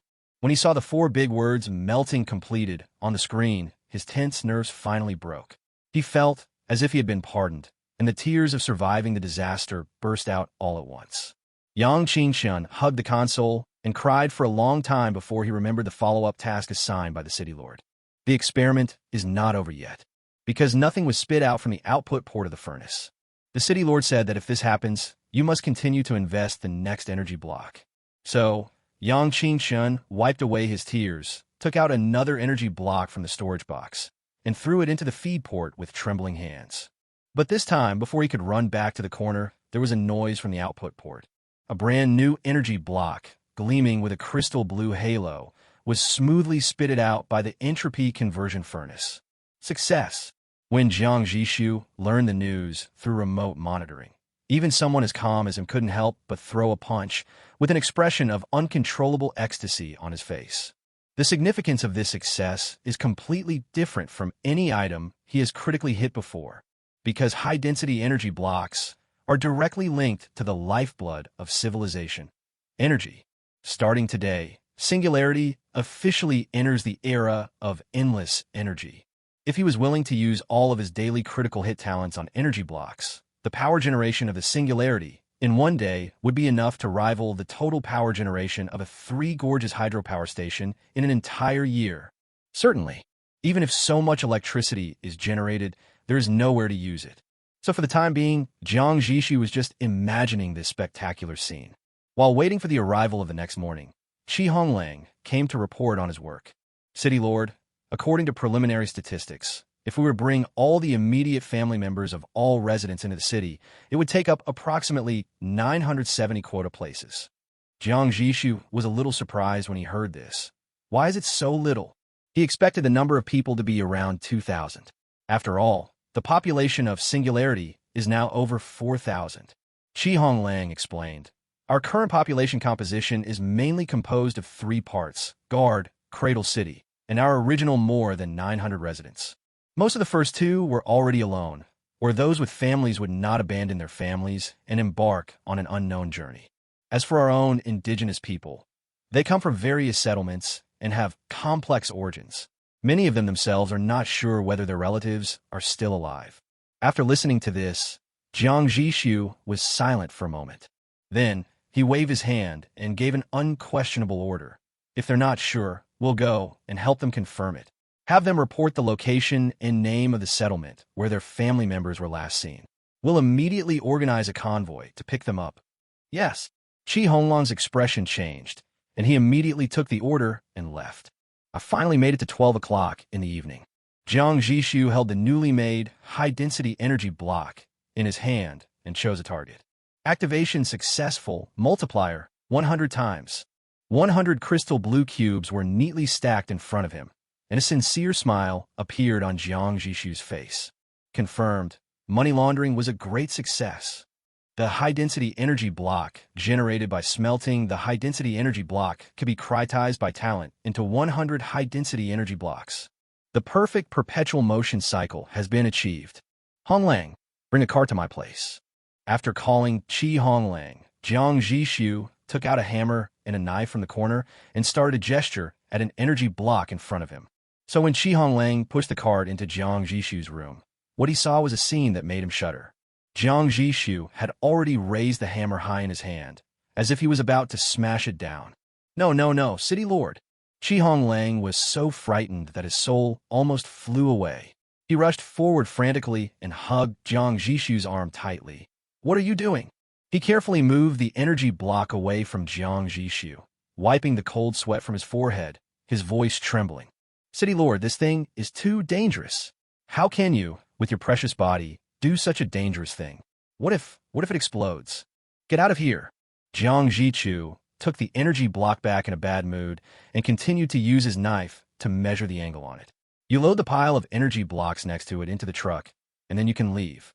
He didn't even bother to give Honglang a glance. City Lord. Honglang swallowed hard, feeling all the hairs on his body stand up. He stood there, not daring to move. It's fine even if you throw it into the smelting furnace. Don't worry, this thing is very stable. Jiang Zhixu finally aimed the tip of his knife at a corner of the energy block and then suddenly raised the hammer in his other hand. Bang! The hammer and the blade collided with each other with a crisp sound. The knife fell down and instantly sank into the energy block. But Jiang Zhixu immediately noticed something was wrong. What's going on? It feels like I'm cutting sand. I saw that the corner cut by the knife was not separated neatly as expected. Instead, it directly disintegrated into countless tiny crystal particles, which fell like blue sand, making a light, rustling sound on the metal floor. Chapter 79, Energy-Based Currency. Everything makes sense now. It turns out that the phrase "down to toys" in the description of high-density energy blocks is not just to emphasize its safety. Rather, it means that this thing was designed with the intention of being divided and used from the beginning. Come to think of it, what toy would have a battery the size of a Rubik's Cube? And what toy would need such a terrifying amount of power? It is obvious that there must be even smaller basic units, but I have never thought about it in this direction before. City Lord. Seeing that Jiang Zhixu remained silent for a long time, Honglang was about to go forward to check the situation. Jiang Zhixu raised his hand, motioning him to stay where he was. Don't come over here. This thing is so small. If a few of them get stuck in the seams of your shoes, half a year's salary won't be enough to cover your compensation. Honglang. When did he switch to being a frugal and thrifty family persona? However, after Jiang Zhixu said this, he really didn't dare to move. Who knows if these crystal particles are still safe after turning into this form? What if the sole of the shoe rubs against it and it explodes? In comparison, Jiang Zhixu is much braver. He squatted down, carefully gathered a handful of crystals with his fingertips, held them in the palm of his hand, and examined them carefully under the light. The structure seems to still be a cube. The size of each grain is almost the same as ordinary sugar. Go and ask someone to borrow a microscope. Jiang Zhixu ordered without raising his head. He knew that there were many technical talents among the residents of Cradle City with strong hands-on skills. In the face of scarce resources, they had made a lot of simple experimental instruments by hand, and the microscope was one of them. After a while, the microscope was delivered. Jiang Zhixu placed a few grains of sugar on a glass slide, adjusted the focus, and put his eyes close to it. The moment the vision lit up, a dreamlike scene came into view. Those are not scattered particles, but a universe composed of countless miniature cubes. Each cube is flawless, and it seems as if a deep nebula is flowing inside, emitting a faint blue light. So beautiful, Jiang Zhixu murmured. It's completely a smaller version of the high-density energy block. After precise measurements, he determined the specific dimensions of these micro-energy blocks, which were 0.63 millimeters in length, width, and height respectively. The known large energy block has an exact length, width, and height of 5.67 centimeters. From this, we can conclude that one big energy block is exactly equal to 90 cubed small energy blocks, or 729,000. Such a standardized design is obviously for practicality. It's worthy of being the third-level civilization's pinnacle energy technology creation as described by the system. If a suitable solution for the transformation of electrical equipment can be found, this micro-energy block can even be issued as an energy-based currency. He pondered for a moment and issued a new order to Honglang, who was waiting on the side. Organize the manpower and immediately begin to study its specific usage. We'll focus on the energy storage structures of smelting furnaces and power furnaces and design a portable battery box that we can actively utilize. Jiang Zhixu has tried it with energy blocks, and only a small number of modified components can trigger the system's adaptive modification, and most things have no response to it. Therefore, it is urgent to find out how to use it. Honglang immediately nodded to indicate that he understood. In addition, Jiang Zhixu added, "Let's count whether there are any design professionals among our residents. I need them to design an energy-based currency to replace the system gold coins and circulate them within our city first. Although system gold coins are stable and have great effects, the way to obtain them is extremely unstable. More importantly, as the city lord, Jiang Zhixu does not have the right to issue them. A currency that cannot be controlled independently is not suitable as the cornerstone of the city's economic cycle. It's not that no city lord has tried to issue his own currency before, but most of them failed. In this precarious world, no one is willing to accept a piece of paper without any guarantee. Once the city is destroyed, there will be just a pile of waste paper. Therefore, system-certified gold coins and barter are the two major hard currencies in this world. But Jiang Zhixu now has the key to breaking the deadlock. What he needs to do is to directly link the currency he issues with the most irreplaceable energy. At that time, the promotion of currency will become easy. Because even if the singularity is destroyed, the residents can use the money to survive elsewhere. He could even publish the method of using this energy for free. Then, not only within the singularity, but even in other cities, no one would be able to refuse the currency issued by the singularity. The days passed quickly in the hustle and bustle of the city. Another week passed since Jiang Zhixu invented endless energy. During this period, he used the old method to successfully critically upgrade a first-level blueprint primary gunpowder synthesis workshop to the second level, and then critically upgraded it to the third level. I was just a little unlucky when upgrading from level 2 to level 3, and it took me 3 tries to succeed. After several attempts, he figured out the pattern. Now, if he wants to upgrade from level 2 to level 3, the critical strike multiplier must reach 8 times or above. Universal Ammunition Printing Workshop. Quality, level 3. Features, abandon outdated gunpowder projectiles and fully embrace the energy age. With sufficient energy, you can program ammunition of any caliber, power, and energy release rate. By incorporating special minerals, you can even imbue the ammunition with unique properties. Description: what environmental protection, pollution? These are just high-sounding words. They clearly dislike the waste of gunpowder and bullets. Fortunately, as this is our first large-scale project after being promoted to a level 3 civilization, we were assigned a lot of scientists, and we finally managed to research it before the deadline. The Universal Ammunition Printing Workshop is a big energy consumer. Fortunately, the singularity is also a big energy consumer, so this amount of consumption is no big deal. After some testing, Jiang Zhixu listened to Honglang's report. So, things like sulfur and gunpowder are useless to us? Completely eliminated? It's not that it's completely useless.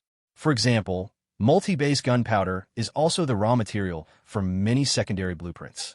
It's just that we no longer need to rely on it to make ammunition. Honglang answered seriously. It seems that starting from level 3, a lot of consumption is shifting towards the most fundamental energy. Jiang Zhixu was in deep thought. For example, coal and refined oil are in a semi-eliminative state, and now sulfur and gunpowder have also been eliminated. We need to go to the level 2 area as soon as possible. The information in the level 1 area is still too isolated. He has decided that when the last wave of convoys returns tomorrow or the day after tomorrow, it will be time for the singularity to set out on its journey again. Chapter 80 Fengshan Town. The hot air was filled with sand, and every breath felt like swallowing a handful of hot gravel, causing a burning pain in the lungs. Most other people in the town covered their mouths and noses with windshields, but Wang Jianwei had long been accustomed to this rough feeling. He even sniffed hard. The familiar smell made him feel a twisted sense of security. "Uncle Wang, be careful. Those bastards from the Union Society are hanging around again." The thin young man who was guarding the town gate saw Wang Jianwei coming back carrying the snakeskin bag and lowered his voice to kindly remind him. As soon as he heard the word United Cooperative, a trace of disgust and fear flashed across Wang Jianhui's weather-beaten face. He nodded heavily, squeezing out a hoarse thank you from his throat.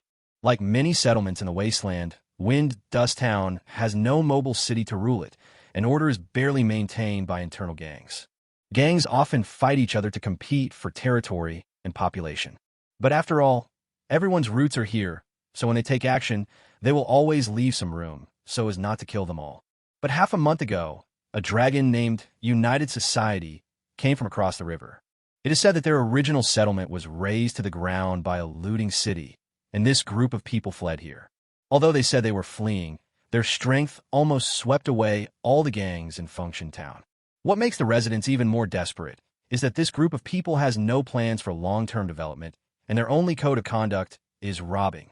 They will grab whatever they like, whether it is material goods, women, or even handsome men. They will take it without any discrimination. If you dare to resist, I will kill your whole family. With Wang Jianwei's skinny and old appearance, he naturally didn't have to worry about being noticed by them. But he has a 16-year-old daughter. Although she is not pretty, he has done his best to raise her to be clean and pretty. This is something many people in the town know. Oh yes. The young man guarding the gate suddenly remembered something. Uncle Wang, doesn't your son have a son who joined the mobile city? When will he come back? Just consider that kid dead. Wang Jianwei shook his head, his eyes dimming. In this world, how many people can come back after leaving home?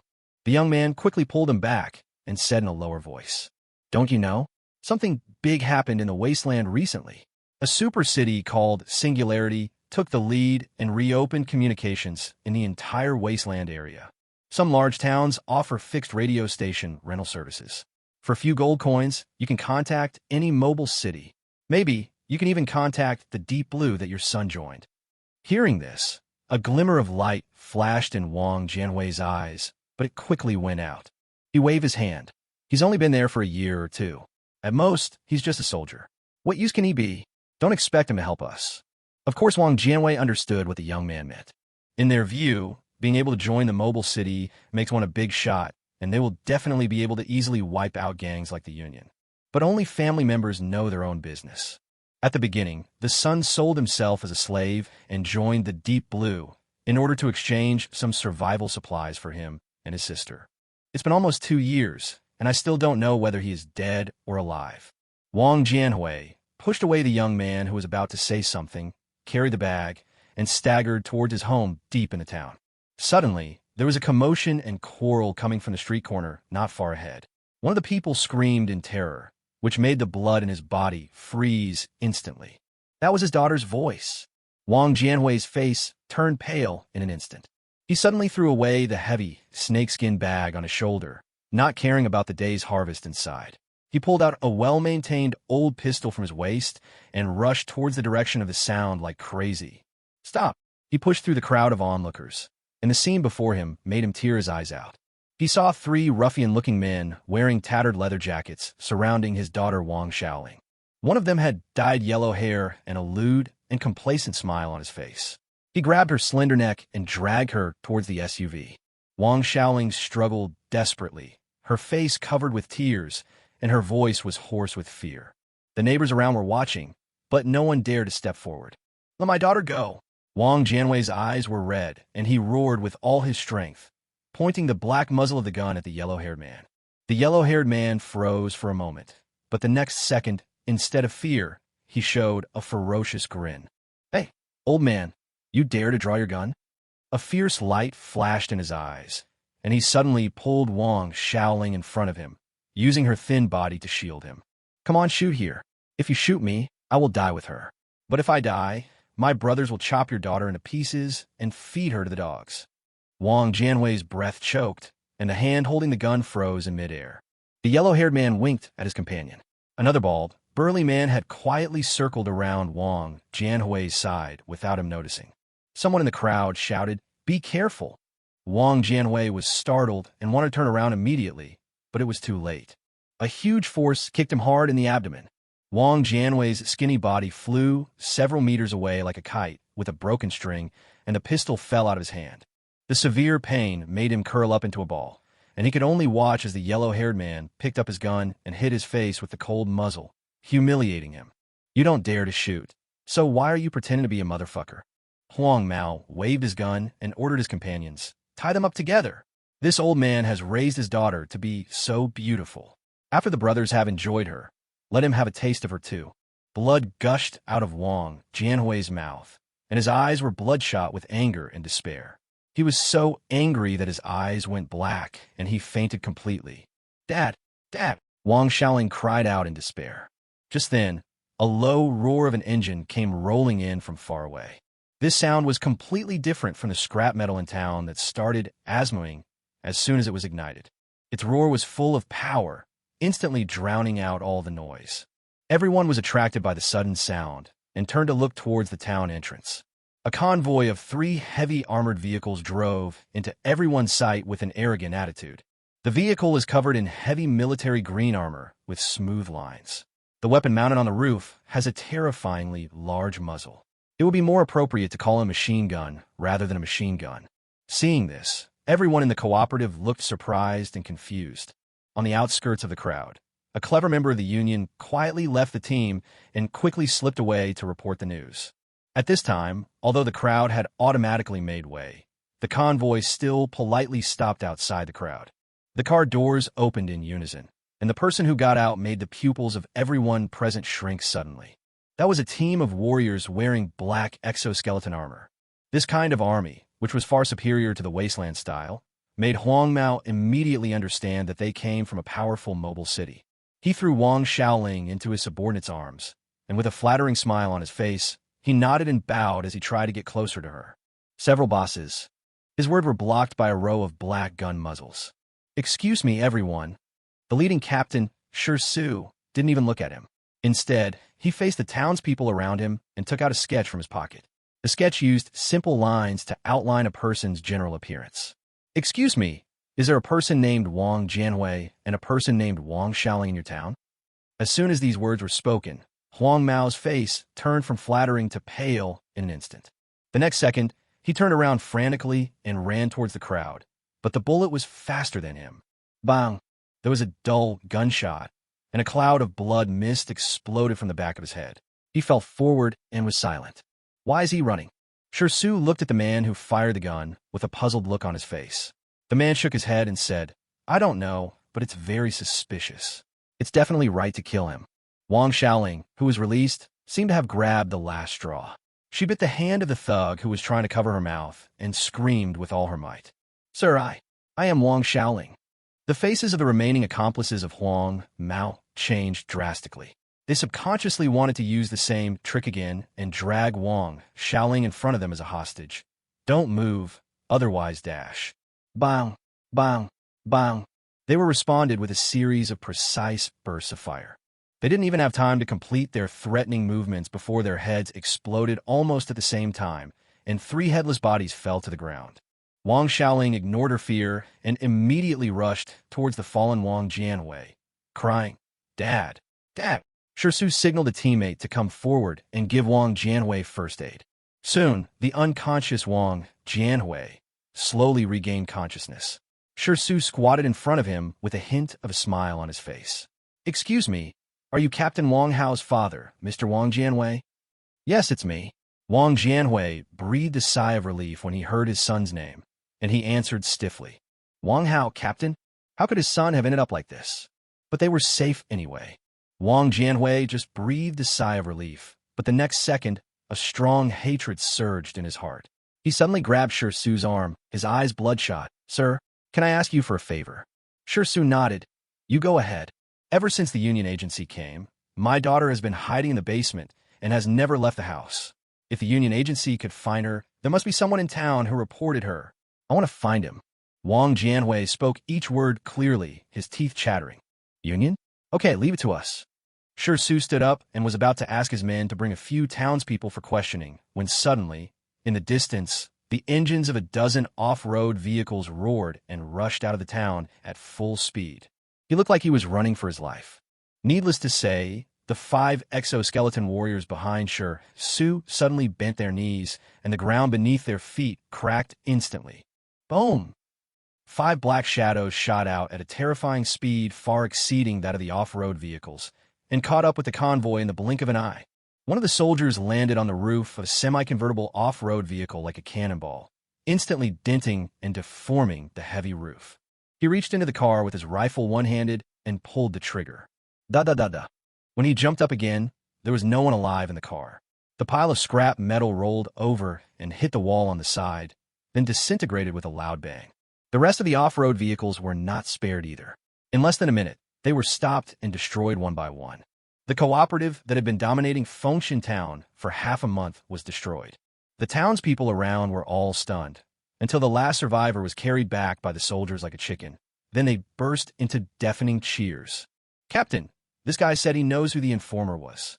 As soon as these words were spoken, a man in the crowd's face suddenly changed, and he immediately wanted to turn around and slip away. But the captured person was already pointing at him with a ferocious look on his face. Bang! Bang! 2 gunshots rang out, and the man's kneecaps shattered. He fell to the ground with a scream. "Okay, Mr. Fu Wong, go and solve the last problem," Shi Su said calmly. Soon, under the envious and awe-inspiring gazes of the townspeople, the convoy carrying Wang Jianhui and Wang Xiaoling slowly drove away from Function Town. A fleet like this, the Singularity has dispatched 30 teams, which have been sweeping the coordinates on the list with extremely high efficiency since more than a week ago. Function Town is the last one. Chapter 81 Farewell, Always Moving Forward. August 10th. Jiang Zhixu deliberately chose this integer date and set off on his journey after bidding a solemn farewell to President Wen Huaiming. The Wasteland area was adjacent to 4 secondary areas. Therefore, Wen Huaiming prepared a not very detailed but absolutely valuable strategy map for him and instructed him in person. On the east side of the Wasteland lies a world filled with mutated plants. Most of the plants there are extremely aggressive, and a thick cloud of spores perpetually shrouds the sky, severely disrupting communications and radar. That area is extremely dangerous. We sent 3 teams to explore it in depth, but in the end, only one person survived and brought back intelligence, and he was seriously ill. The west side is what we call Skynet world. Technology there is highly advanced, but the rulers are robots. Their cities are made up of densely packed skyscrapers, suspended skywalks, and a spiderweb-like underground transportation network. Detection of organic life within the city is extremely strict. Our personnel were chased for hundreds of kilometers simply by attempting to enter the city for reconnaissance. Fortunately, they were initially deployed not far from the regional barrier. Otherwise, they would have absolutely no chance of returning. The southern world is a vast ocean. Upon entering, ordinary people will be provided with a small boat by the system. If at a mobile city, the system may perform adaptive modifications. This world doesn't appear to be very dangerous, as all 3 teams we sent there returned safely. Jiang Zhixu noticed that Wen Huaiming had missed only one direction, so he asked. Wen Huaiming said solemnly, "None of the people we sent to the northern world have returned." After saying that, he looked up at Jiang Zhixu and said, "Do you want to go to the north side?" Jiang Zhixu shook his head without even thinking. "I'd have to be crazy to go to the north world." Wen Huaiming smiled upon hearing this. "I actually thought you would prefer the unknown world where risks and rewards coexist. With my talent, I can find a relatively safe secondary world and still thrive. There's no need to take that kind of risk." This was Jiang Zhixu's answer at the time. Now, he did exclude the northern world directly. Secondly, the world that was entirely ocean was not within his consideration. His singularity does not have any modified parts for the marine environment. Once it is launched, it will be like starting from scratch. Even if the system helps with adaptive transformation, it will definitely only provide the most basic mobility capabilities. It is impossible for it to be kind enough to help him upgrade all the core components. Finally, there is the mutant plant world on the east side. In fact, Jiang Zhixu has always kept his distance from things like mutated plants. Their shapes are strange, and most of their attack methods are invisible to the naked eye, such as poison gas and spores. He was very wary of this kind of thing. So, he actually only has one choice left. Skynet world. This is the only area that is highly related to technology, and it perfectly fits the current development path of singularity. Moreover, from Wen Huaiming's words, it can be judged that the advanced team was hunted because they tried to sneak into the robot city. On the other hand, as long as you don't actively go into the city, the danger should be relatively controllable.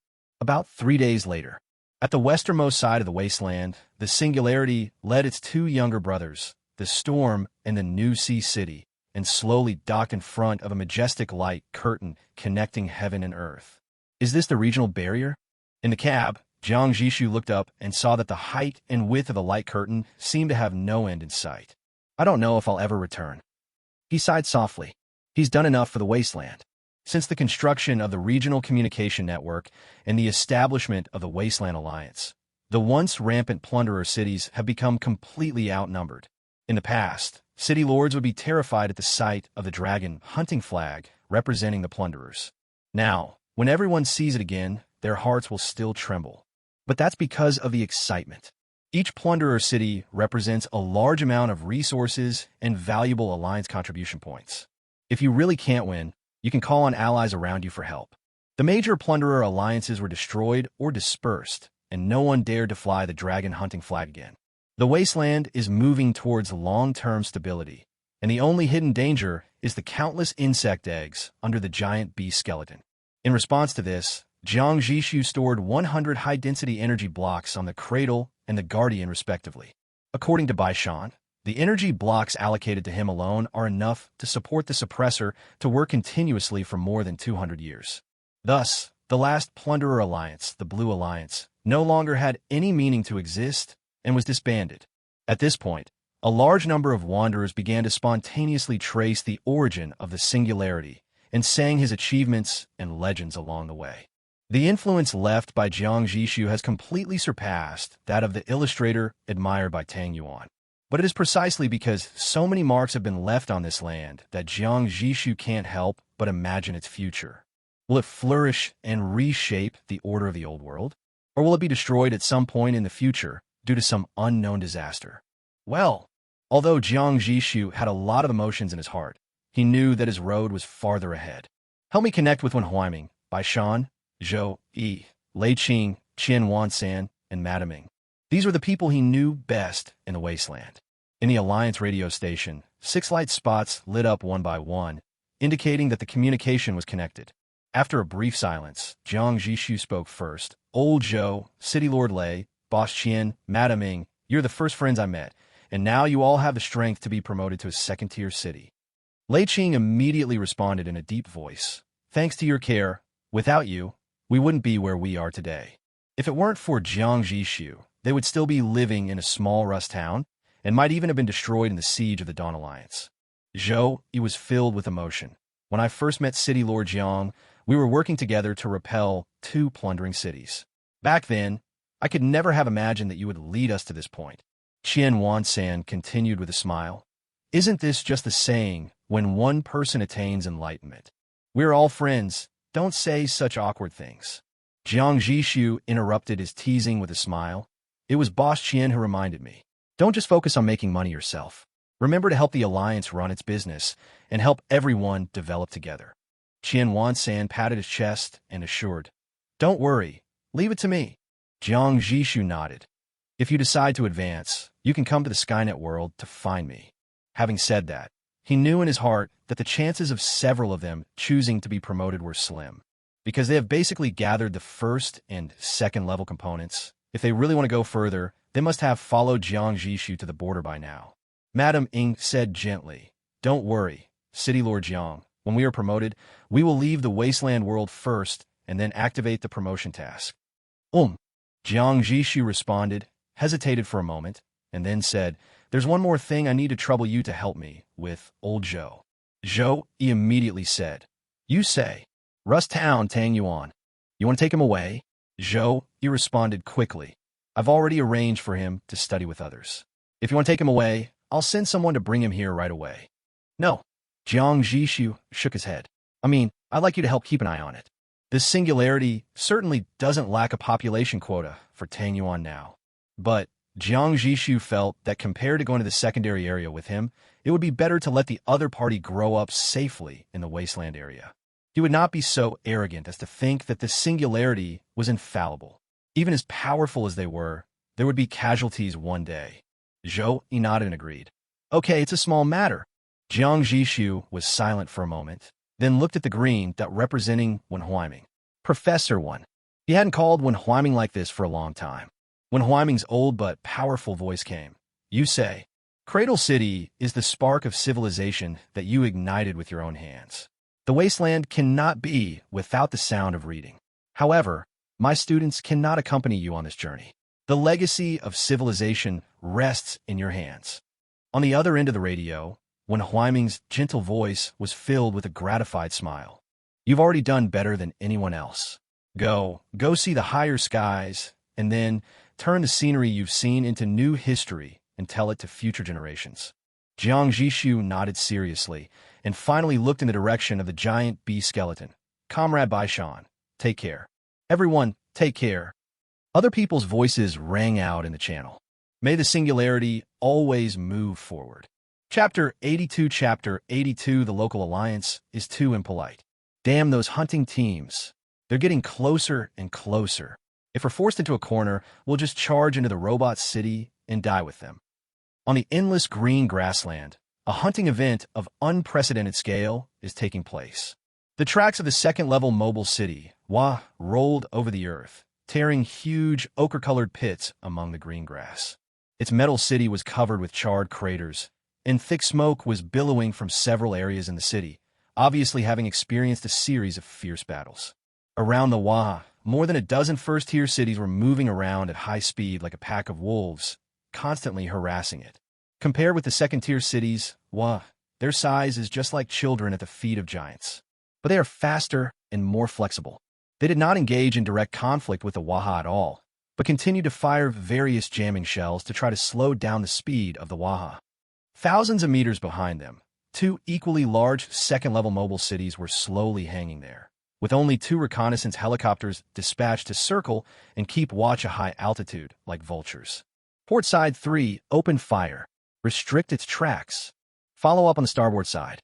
Attack its joints. Keep your distance. Don't get caught in its close-in weaponry. You can't withstand the firepower of a second-tier city.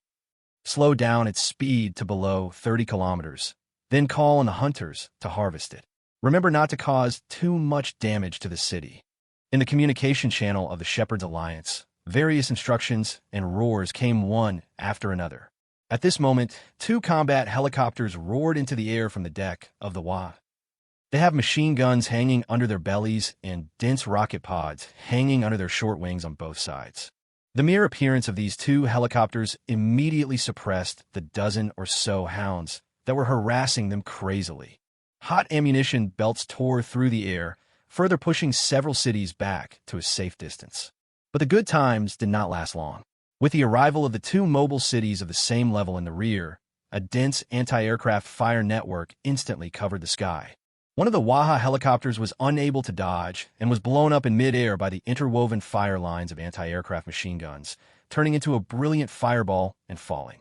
Seeing that the situation was not good, the other plane had no choice but to take the risk of evading at low altitude and landed back to the Wa in a panic. We, the Waha, will never become their lambs. The city lord clenched his fists and stared fiercely at the city that was sandwiched on both sides. City lord, the map shows that there is a Skynet city called Integration over 100 kilometers ahead. We, charge into the city. The city lord has made up his mind. It is impossible for the Waha to compete with the Shepherd's Alliance with its own strength. What's more, the ones hunting them are just an insignificant hunter team in the Alliance. There are more than a dozen teams like this in the Shepherd Alliance. In today's Skynet world, any ordinary mobile city, once captured by them, will be escorted back to the Alliance's headquarters ranch and become a lamb. What is lamb? It's used for killing. The Shepherd's Alliance continuously kills the original city lords and lets new ones take over, thereby infinitely refreshing the city lord talents, until a city lord with advanced talents emerges. At that time, all members of the city except the new mayor will be replaced by members of the Shepherd's Alliance. Depending on its talents, the city will either become an exploited logistics base or a strategically valuable cannon fodder. The Pastor's Alliance has been implementing this model for several years. By the time others realized its horror, the Alliance had already grown so big that no one could stop it. Today, in this Skynet world, apart from those indigenous robot cities, there's almost no human force that can confront them head-on. All we can do is keep dodging and dodging, praying that the hounds of the Shepherd's Alliance won't sniff out their scent. City Lord, something's happening. Someone suddenly shouted. The City Lord of Waha immediately turned his gaze to the place he pointed, and a bubble, wrapped in a huge light curtain, suddenly appeared not far away.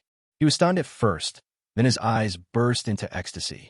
It's a teleportation across the regional barrier. A city has been teleported here.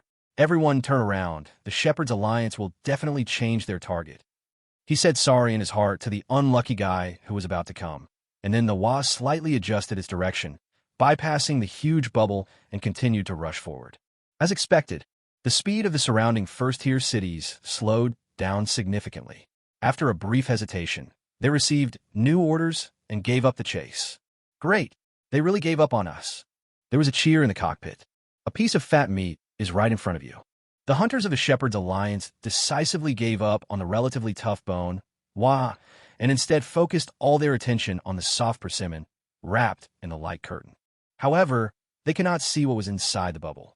But how powerful can a mobile city upgraded from a first-level area be? It's just a piece of cake. More than a dozen first-level cities of the Shepherd's Alliance quickly spread out and surrounded the huge bubble. Suddenly, the light curtain slowly cracked like an eggshell. At the moment when the outline of the secondary city was revealed and everyone was ready to charge, 16 armed helicopters suddenly took off from the city, and the roar of their rotors gathered into a thunderstorm. The next second, dozens of air-to-ground missiles, trailing flames, roared and crashed into the ground. Rumble. Under the intensive and wide-area bombardment, the 16 first-level cities didn't even have a chance to react. They were instantly engulfed by the explosion and turned into ruins. 2 kilometers away, the 2 second-tier cities of the Shepherd's Alliance saw this, and their tires and tracks locked instantly, making a sharp screeching sound as they rubbed against the ground, and they frantically tried to brake. But second-tier cities are no longer the same as first-tier cities, and maneuvering operations have become more cumbersome and difficult. Fire! Fire! Use all the missiles in reserve. Quick! The commanders of the 2 cities were almost stunned by the sudden attack. They ordered their men to fight back at the top of their lungs.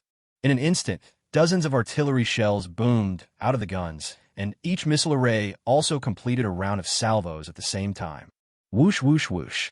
The missiles launched later were faster, leaving a long smoke trail as they headed straight for the group of helicopters in the sky.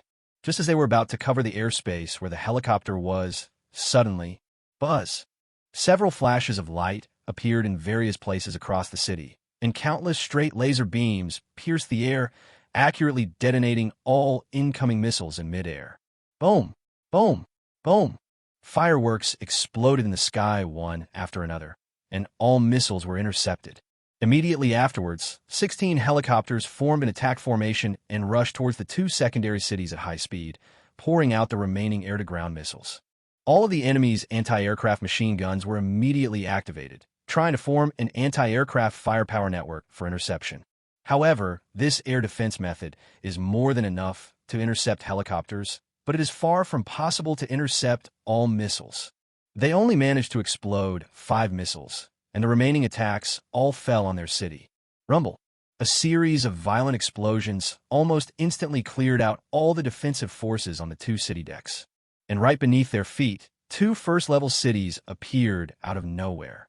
They fired their swamp cannons crazily as if they were free, creating a huge swamp in a very short time. Moreover, all the swamp cannons were aimed at one of the second-level cities. The city instantly fell into the quagmire. Its huge body began to sink. While struggling frantically, it sent out a shrill cry for help to another friendly city. Cover me! Cover me! However, I would rather die than let my friend die. His teammates ignored him completely. In such a critical moment, all you need to do is run faster than your teammates. In the end, one secondary city was severely injured and fled in panic, while another was left behind forever. Next, a force of hundreds of exoskeleton warriors rushed into the city and began harvesting and mopping up. Until then, a broadcast came slowly, covering an area of 10 kilometers. The local alliance is so rude. Chapter 83, Rules of the Secondary Area. From the appearance of the singularity to the complete annihilation of 16 first-level cities and the death and serious injury of 2 second-level cities. The whole process sounds long, but it actually took less than 5 minutes. The Waha, which wanted to slip away in the chaos, was shocked beyond words by the scene before it even had time to fully speed up. City Lord, should we continue to escape? The adjutant's voice was a little dry. Us. Tang Yinji wanted to blurt out, "Of course we have to escape," because they had no idea about the attitude and position of this strange but powerful second-tier city. But before he could utter these words, the armed helicopter formation that had just wiped out the Shepherd Alliance team adjusted its formation. 16 helicopters filled with murderous intent circled in a circle and aimed their missile launch nests at the Waha. No need to think about it now. Tang Yinji didn't think he could withstand a round of air-to-ground missiles from these helicopters. "If you have provoked our Shepherd's Alliance, no matter who you are, prepare to be on the run." Seeing the message received on the public channel, Jiang Zhixu laughed out loud. "You've run dozens of kilometers before you dare to say such harsh words." He shook his head slightly and turned to ask Honglang beside him, "What's the situation?" This question was a bit broad, but Honglang thought about it for a moment and then reported clearly. "The spoils are being counted. There are stubborn resistances at the control center of the captured secondary city, but the exoskeleton team expects to complete the breakthrough soon. Also, the city owner of the Waha ship you invited has arrived and is on his way to the reception room." Jiang Zhixu's face looked a little strange. "What number?" "Waha. Tasteful." Jiang Zhixu smiled, then stood up and walked toward the reception room. He invited the other party up mainly to obtain some information, such as the specific situation of this second-level area and the origin of the Shepherd Alliance. Although for any city lord, boarding another unfamiliar mobile city is like putting oneself on the chopping block, which is extremely unsafe. But in the eyes of Tang Yinji, the city lord of Wa, it is safer to come over obediently rather than refuse the other party's invitation. Facing a hunting team from the Shepherd Alliance, he dared to struggle and resist, but facing a city that could crush the hunting team like ants, he could not muster the slightest desire to resist. So, even though his subordinates and daughters strongly opposed it, Tang Yinji still came. When Jiang Zhixu walked into the reception room, Tang Yinji stood up from the sofa almost immediately. "Thank you, Singularity, and thank you, Mr. Jiang, for saving my life." On the way here, someone had already introduced him to the general situation of Singularity, and he also learned that the city lord's surname was Jiang. But Tang Yinji never expected that the other party was so young. Although he was shocked in his heart, he did not show it on the surface. "Please sit down. City Lord Tang, you're welcome." Jiang Zhixu's attitude was very gentle, and he gestured for him to sit down. The two sat opposite each other, and on the tea table in front of them, warm tea exuded a faint aroma. Jiang Zhixu smiled and said, "Mr. Tang's city has an interesting name." Hearing this, Tang Yinji smiled with a hint of tenderness. "This is the name my daughter insisted on having when she was little. I have no choice but to give in to her. Please excuse the embarrassment, Mr. Jiang." "No, I think it's great," Jiang Zhixu said with a sincere smile. "At least I can tell from listening that you are not bad people." This sentence slightly eased the other party's nervousness, and he got to the point. "It's like this. Our Singularity has just been promoted from the Level 1 area, and we're unfamiliar with many of the conditions here. That's why we've taken the liberty of inviting City Lord Tang up to discuss this in detail. I hope you won't mind. Is there anything that can't be discussed using the communicator?" Tang Yinji complained in his heart that the communicators in second-tier cities were more similar to modern mobile phones in terms of function, and the communication distance was also extended from the original 1 kilometer to 10 kilometers. More than enough for close communication.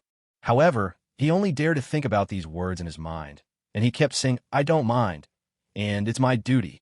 However, City Lord Jiang, did you really just come up from the first-level area? Tang Yinji couldn't help but ask the doubts in his heart.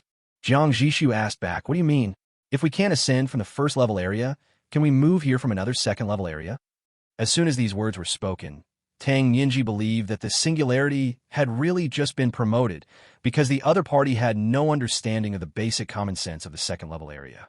He organized his words and explained, "Before I discuss this, please allow me to first introduce you to the rules of the secondary area."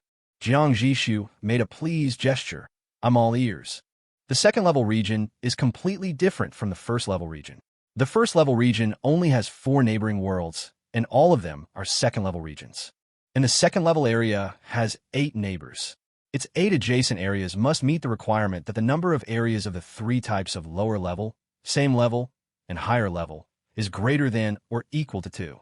Simply put, the system forcibly matches each secondary area with at least 2 neighbors of the same level. Jiang Zhixu nodded thoughtfully. Normally, Regional levels should increase in a step-by-step manner, and it seems meaningless to have regions of the same level. But since the system is designed this way, it means there should be a way to go to areas of the same level. He vaguely felt that there might be some problems with this map division, but unfortunately, as a liberal arts student, he couldn't really understand it. After frowning and thinking for a moment, he was interrupted by Tang Nianji's next words. The system won't do anything meaningless.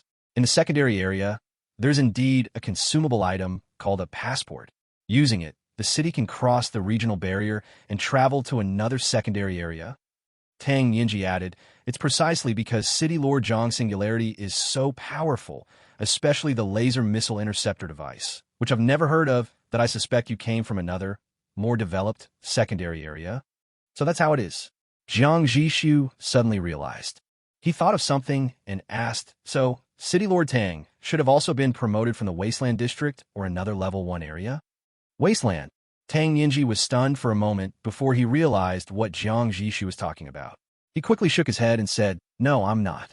Since I crossed over, I have directly appeared in this second-level area.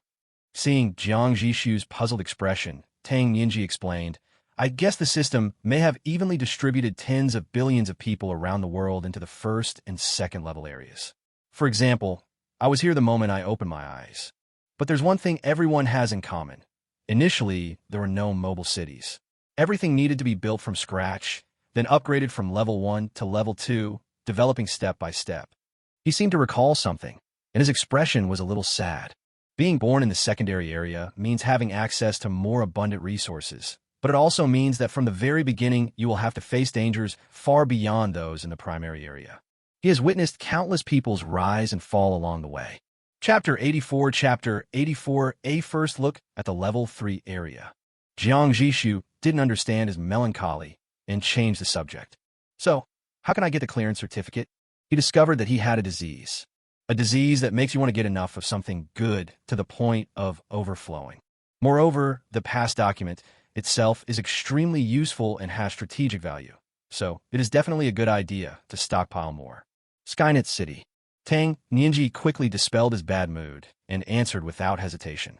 Everything we need, including blueprints, treasure chests, dungeons, rare items, and even city promotion tasks, are all related to Skynet City. Tell me more. I wonder if City Lord Jiang noticed a detail when using the cross-regional trading channel. Tang Nianji didn't dare to keep the question secret and answered it directly. In the information statistics near the chat channel, there is a data called owned script. In the eyes of the system, each area is actually a game scenario with a unique theme.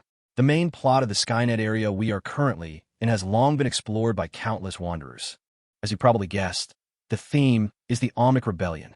Therefore, all gameplay in our area that yields rewards is in various Skynet cities, and clearance certificates are naturally no exception. Even the random events that appear in a wild are basically related to a Skynet city. Jiang Zhixu recalled for a moment and did have some impression of the script that Tang Nianji mentioned. Afterwards, he learned more information from Tang Nianji. For example, the area here is probably several times the size of the Wasteland world, almost the sum of Asia and Africa in reality. For example, Skynet City is different from ordinary resource points. It will not refresh automatically. It is the product of a pioneering team sent out by a Skynet City, which went through a series of operations such as reconnaissance and exploration, and then determined the construction location of the new city, and then mobilized a large force to carry out high-speed infrastructure. The speed at which they build cities is enough to put any infrastructure fanatic to shame. It will only take half a year at most, and a megacity that can accommodate tens of millions of people will be built. The promotion mission from level 2 to level 3 isn't complicated at first. It's all about completely destroying a Skynet city, even if it's one that's under construction. No matter what method is used, even if 100 second-tier cities besiege the same Skynet city, if a first-tier city finally captures the head, the system will determine that the mission is completed and issue promotion reward from level 1 to level 2, and from level 2 to level 3. This sounds really beautiful, but Tang Nianji gave a bitter smile and added, but firstly, the strength of Skynet cities is very high. Even a minimal Skynet city has enough resources to easily support hundreds of thousands of troops. Secondly, if it weren't for the emergence of the infamous Pastors Alliance in the past 2 years, everyone would actually be more inclined to stay in the second-level area and develop peacefully until they have accumulated a strong enough foundation before considering promotion. Because once you're promoted, if you don't take the initiative to go to the advanced area, you will be forcibly sent to the third-level area within a limited period of time. Starting from the third-level area, we completely left the ivory tower and entered the brutal war of civilization. The first and second-level areas are just internal strife among the people on Earth, or in other words, breeding of insects. But starting from the third-level area, it is a battle for supremacy among all races. We humans are at a disadvantage in terms of numbers. We total less than 10 billion, while other powerful civilizations often have tens of billions or even hundreds of billions. So, in most level 3 areas, we humans are at a complete disadvantage. No one wants to be sent up by the system as cannon fodder without being fully prepared. When Jiang Zhixu heard this, his heart suddenly trembled.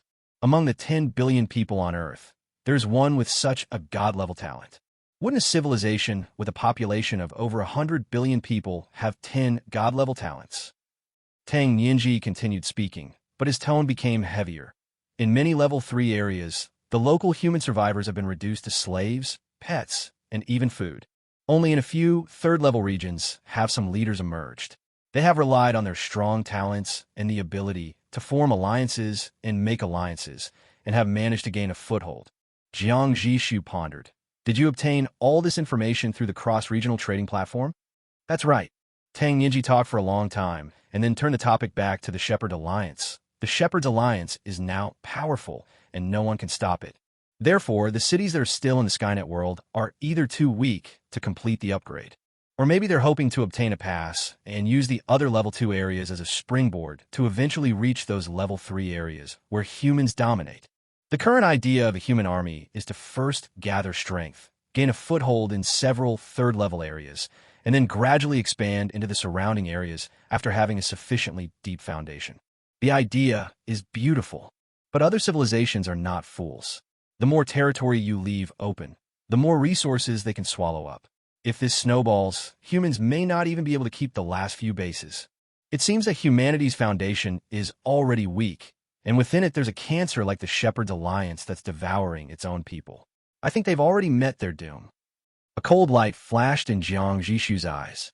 It's nothing more than a poor imitation of the Xuandao civilization, Tang Nianji said with disgust.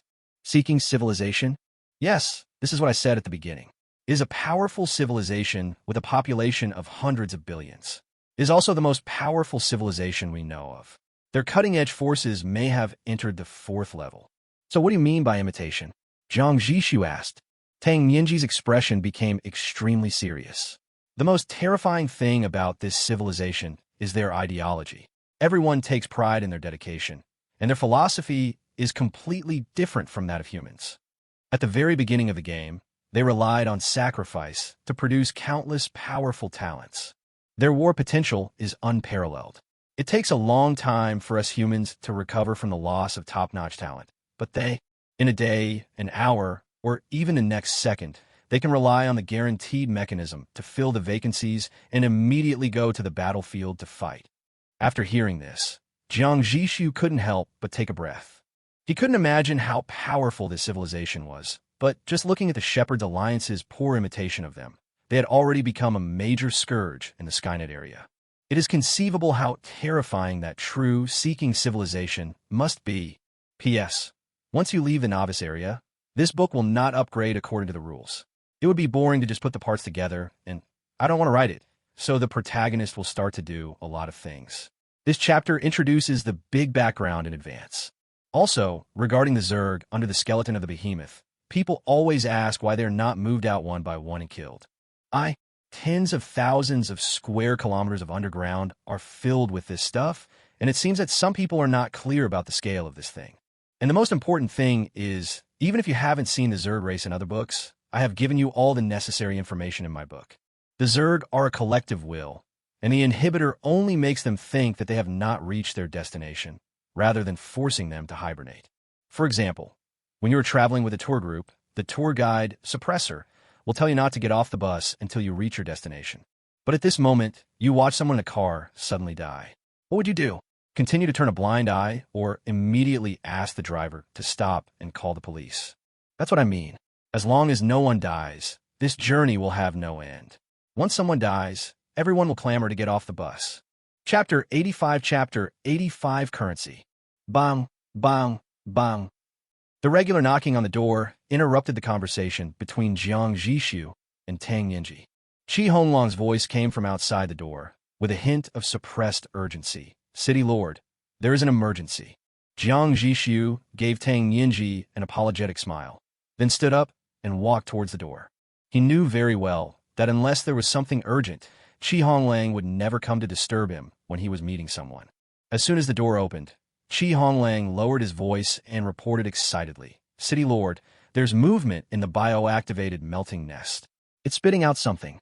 This sentence made Jiang Zhixu stunned for a moment before he reacted. Isn't the biologically activated melting nest the failed level 2 product when he tried to critically attack the level 3 melting furnace?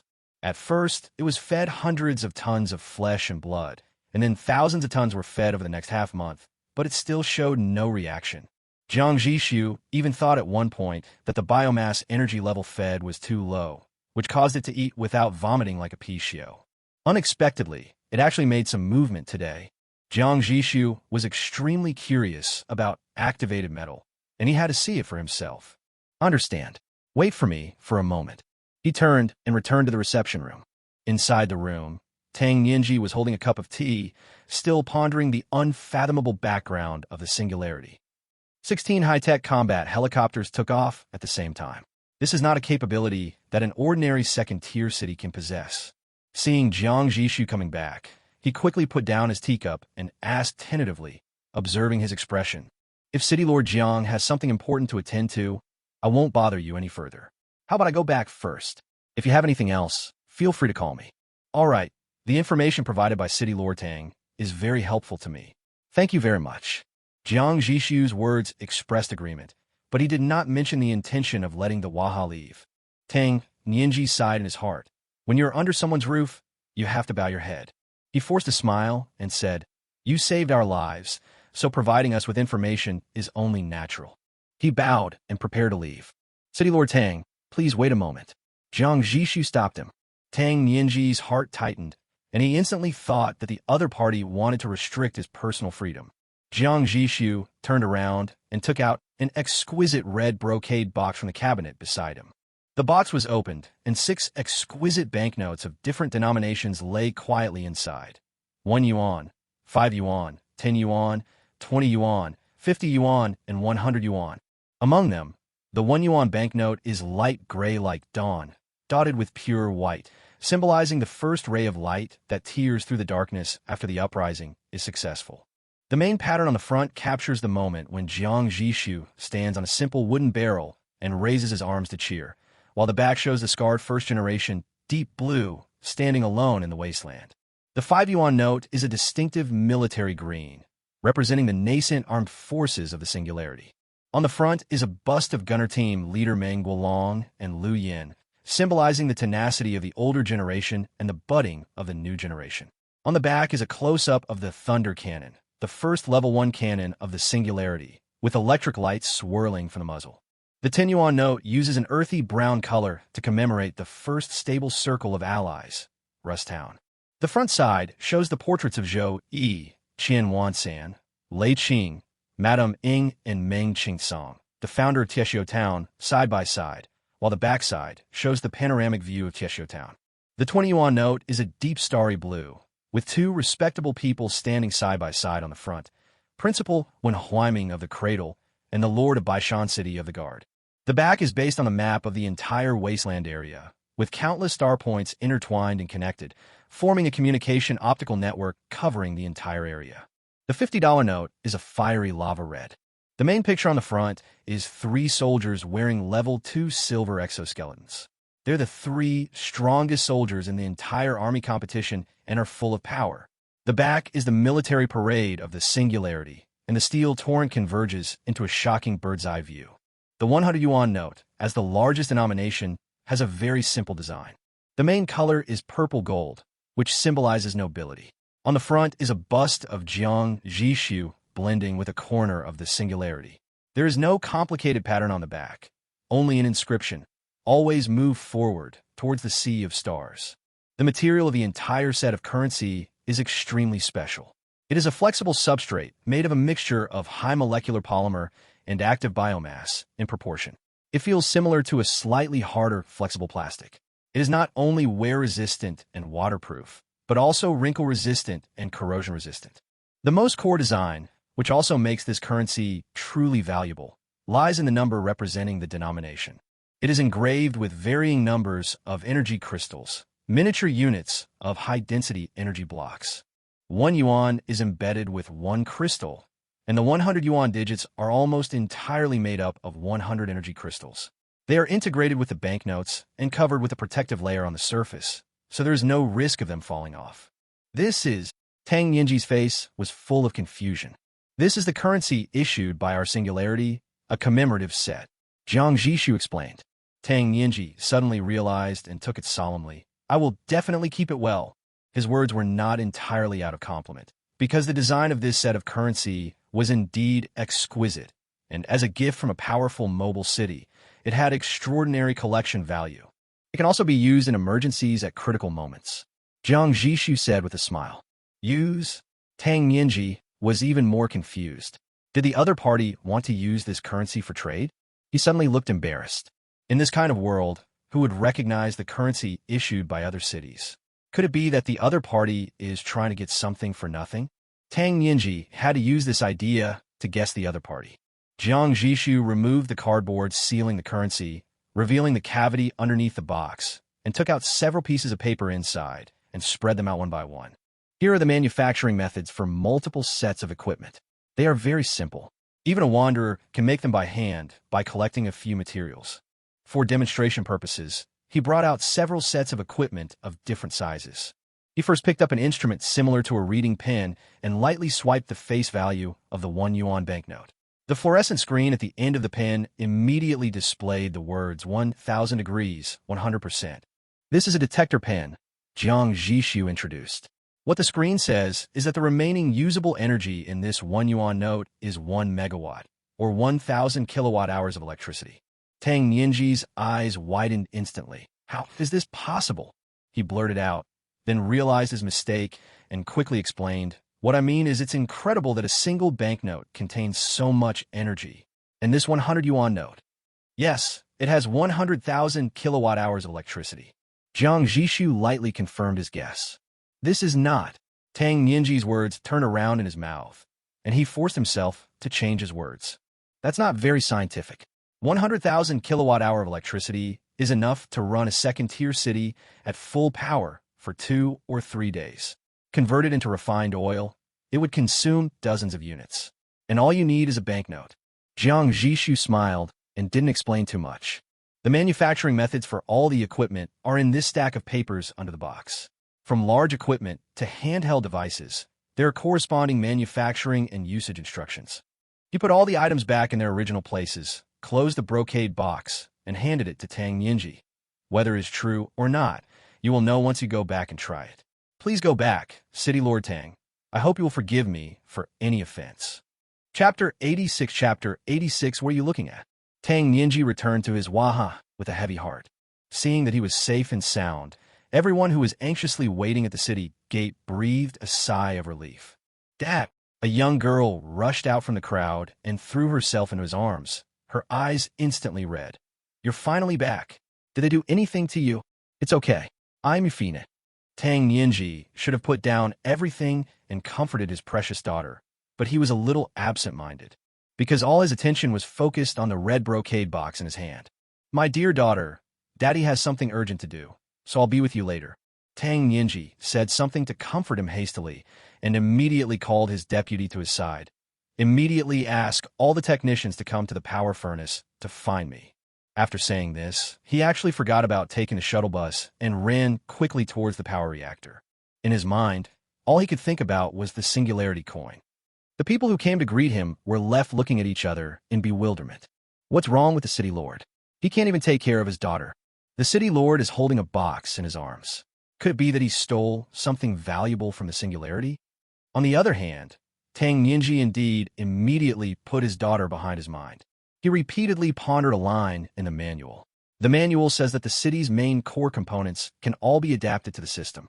So he had to go to the power reactor, which was the fastest way to verify the true value of this currency. Soon, the power reactor arrived.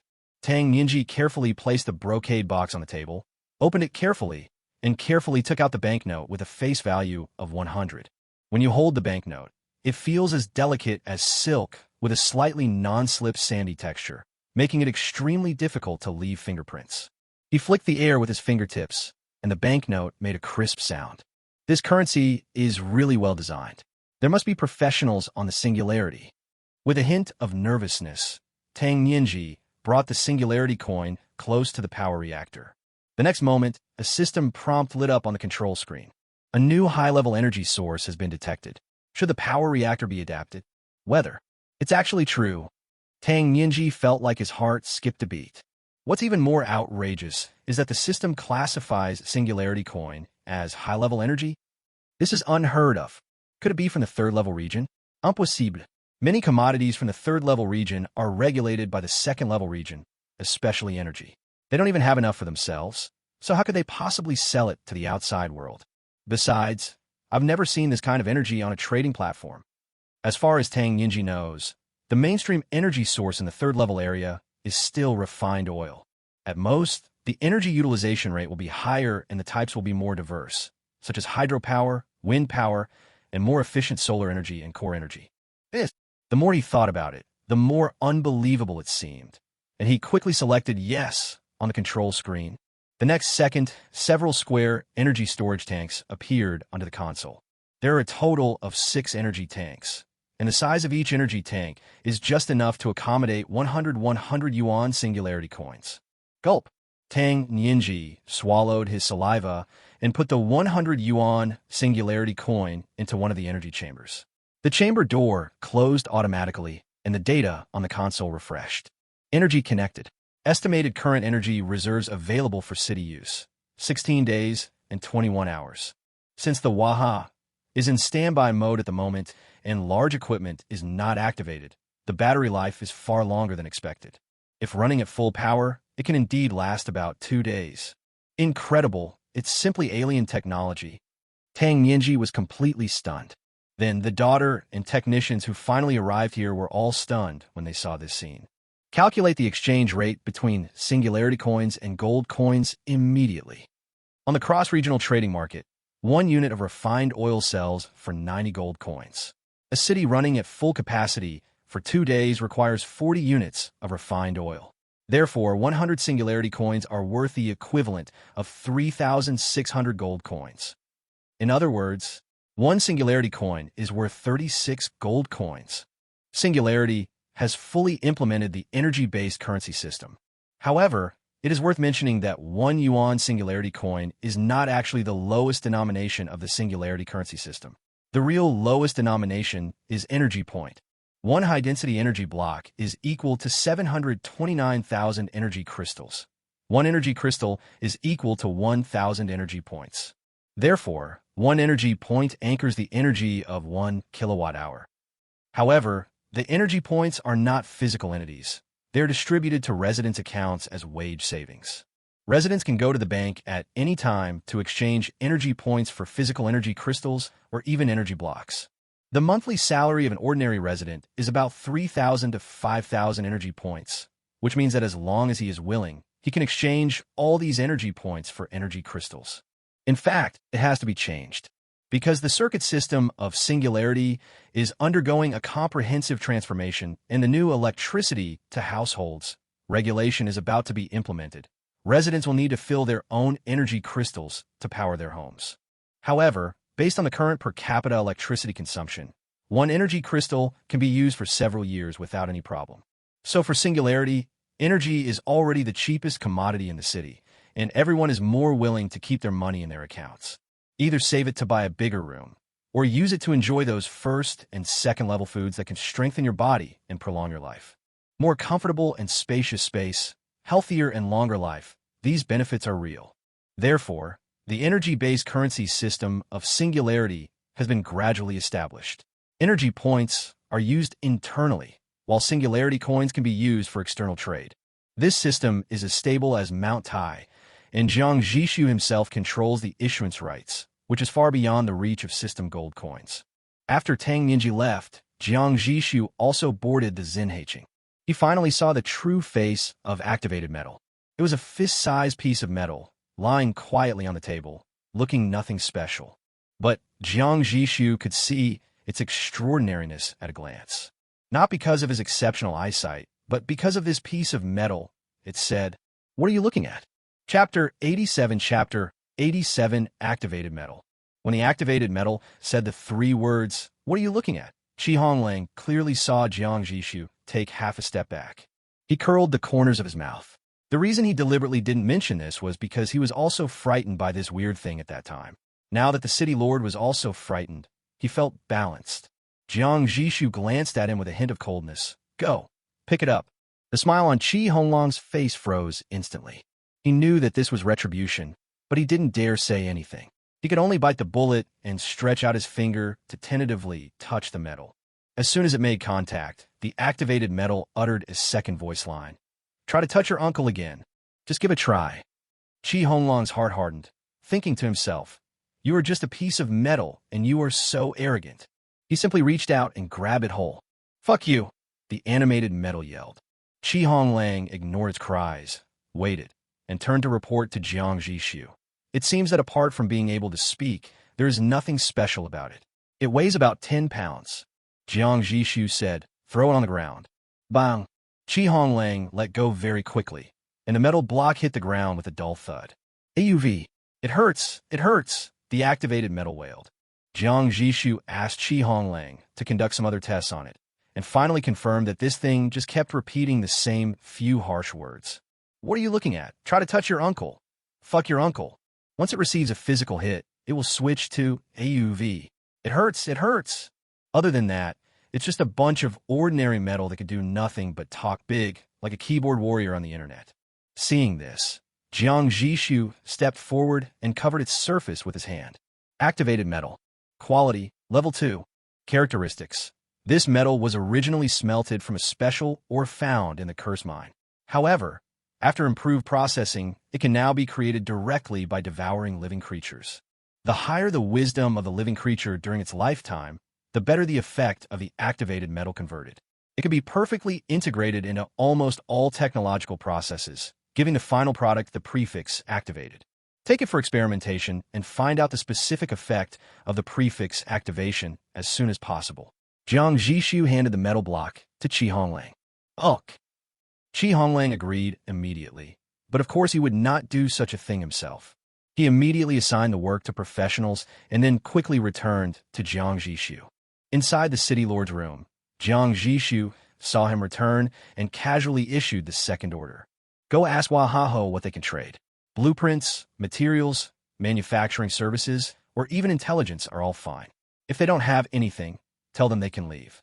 So Honglang, who had just returned, didn't even have time to take a sip of the water. He responded again and turned away. Jiang Zhixu curled the corner of his mouth and placed his handprint on the console. "You have copied all the blueprints of Shepherd number 37.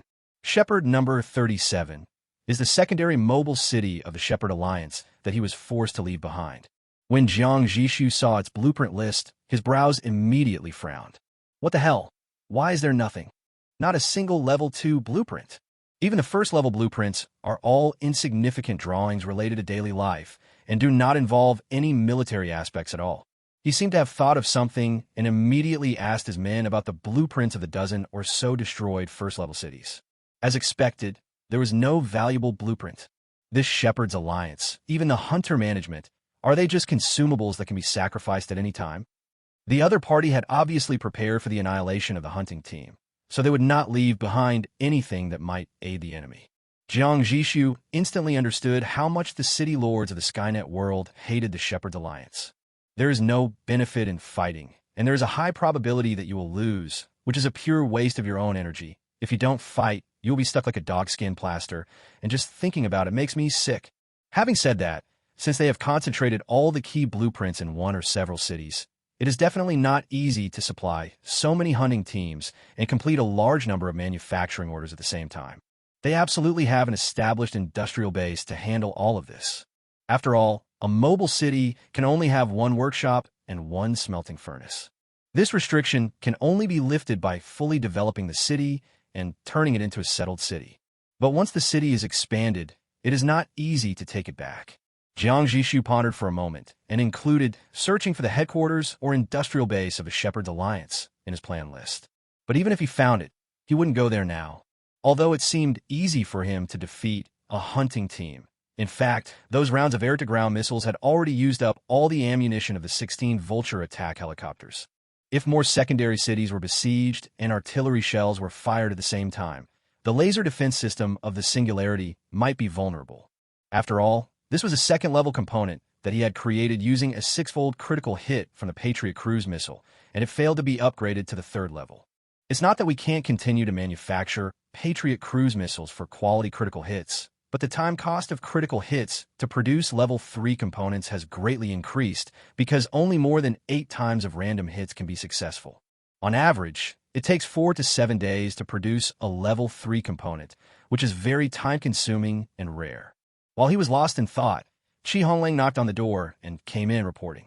City Lord Tang sent a list of the jobs he can do. I took a look and it's a bit, average, he said as he handed over a long list. Jiang Zhixu took a quick look and found that the opponent only had 5 second-level blueprints, and Singularity basically had better alternatives. What about the resources? Do they sell them? For secondary materials, he is happy to buy them at a high price as long as the other party is willing to sell them. After all, the money nowadays is printed by ourselves, and more than 70 million can be printed a day. The key is that no matter how much is printed, there is no need to worry about depreciation. Honglang, I was just about to tell you, they asked you if you would accept refined oil. They want to exchange all the refined oil for Singularity coins. Jiang Zhixu chuckled when he heard this, not surprised at all, because Singularity coin has such huge advantages as an energy source. In order to ensure long-term stable operation, a second-tier city needs to reserve at least 10,000 units of refined oil. Converted into basic materials, this would be 100,000 units of coal and 50,000 units of crude oil. What's more, other blueprints and secondary materials will also use these 2 primary materials, so the actual amount needed to be reserved is even greater. Not everyone is as wealthy as him and can rent warehouses from more than a dozen trading platforms. Everyone's 500,000 unit warehouse capacity is shared by all materials. What if we exchange energy for Singularity coin? The same level of energy can be packed in a small suitcase. The city's own weight will be reduced by thousands of tons in an instant. The warehouse has already lost most of its weight. The power furnace will consume less energy and the speed will be faster. The faster the speed, the more flexible it will be whether escaping or pursuing.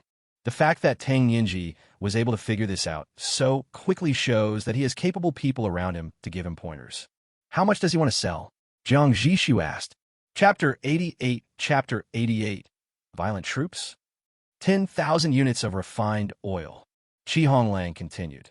In addition, if the price is right, they also have rare earth ores and rare parts, and are willing to sell 5,000 units of each. He would like to hear your offer first. Well, I'll talk to him myself. Jiang Zhixu signaled Honglang to dial the other party's number.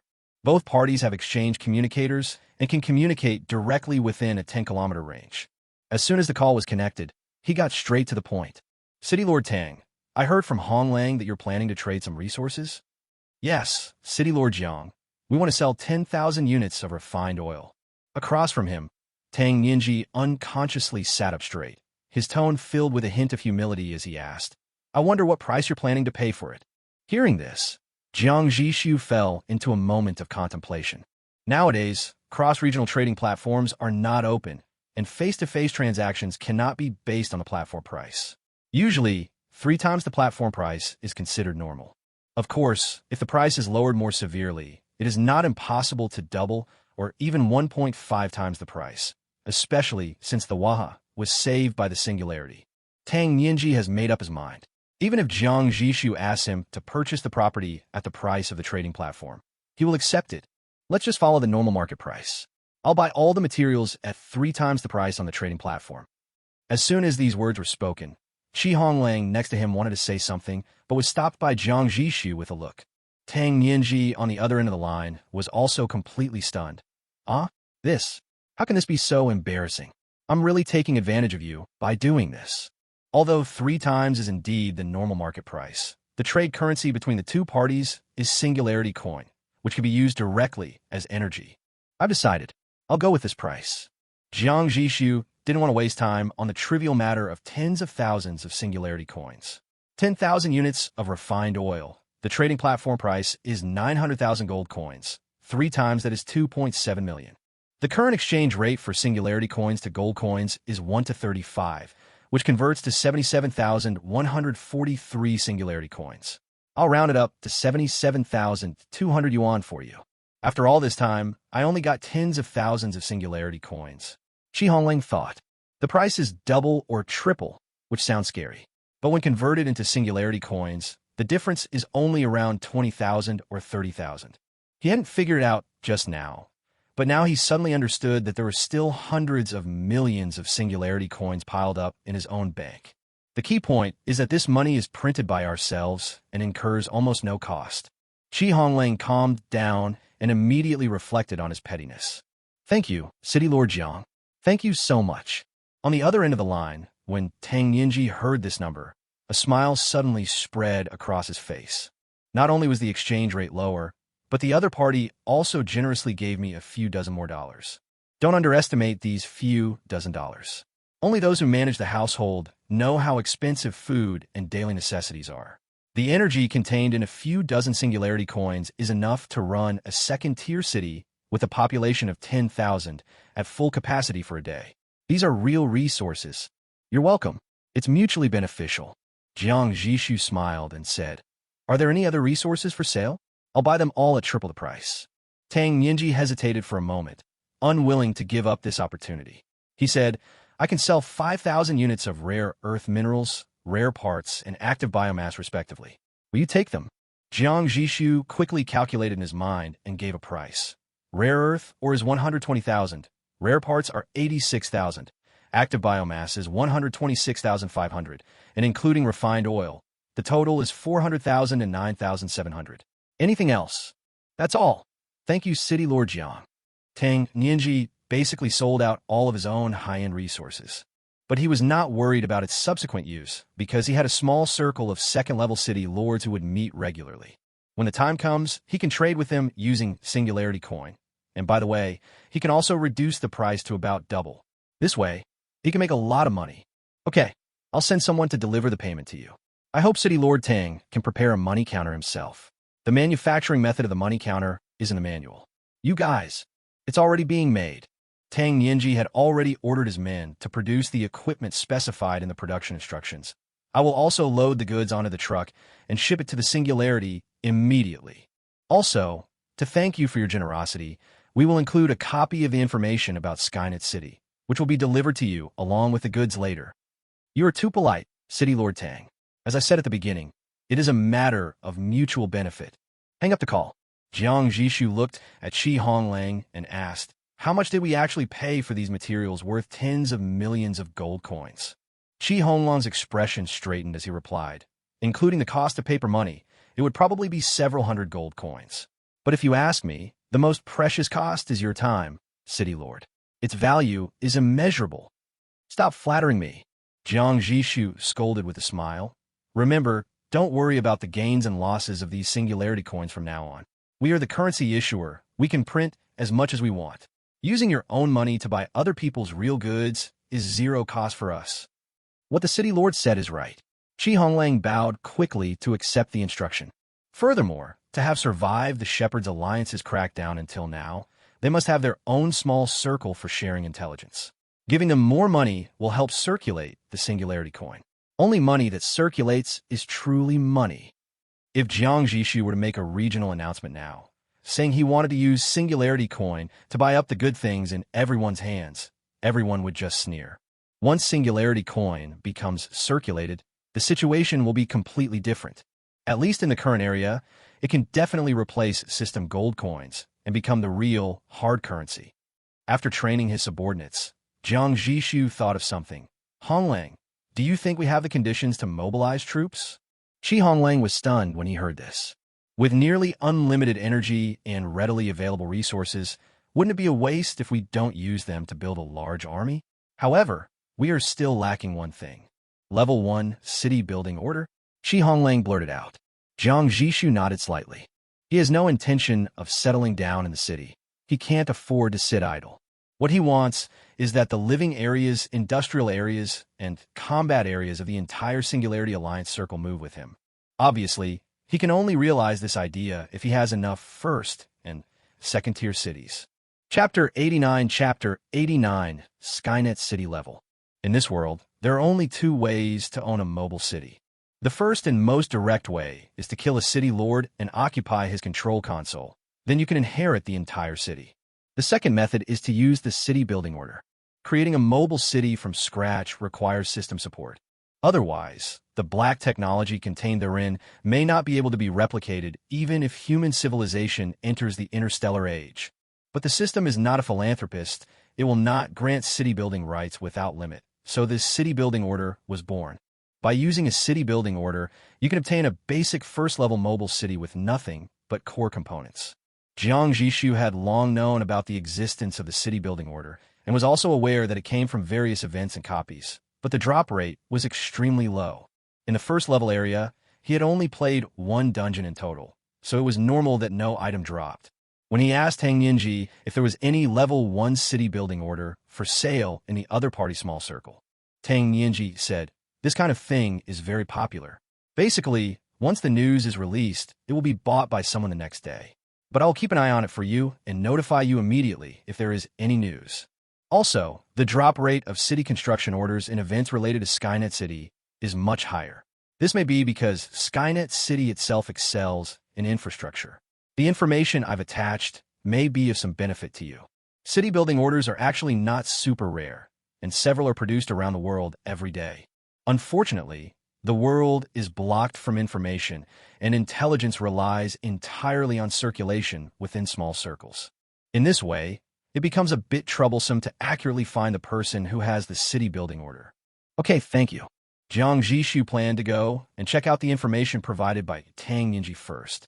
He would only consider using the regional loudspeaker to make the acquisition if there was really no other way. After all, he had already offended the Pastor's Alliance. If he broadcast it through a small loudspeaker, he might just summon the enemy's large army. Until the last batch of goods arrived at the Singularity, with the tacit consent of the Singularity, the Waha slowly left. Jiang Zhixu also received the information that Tang Yinji mentioned.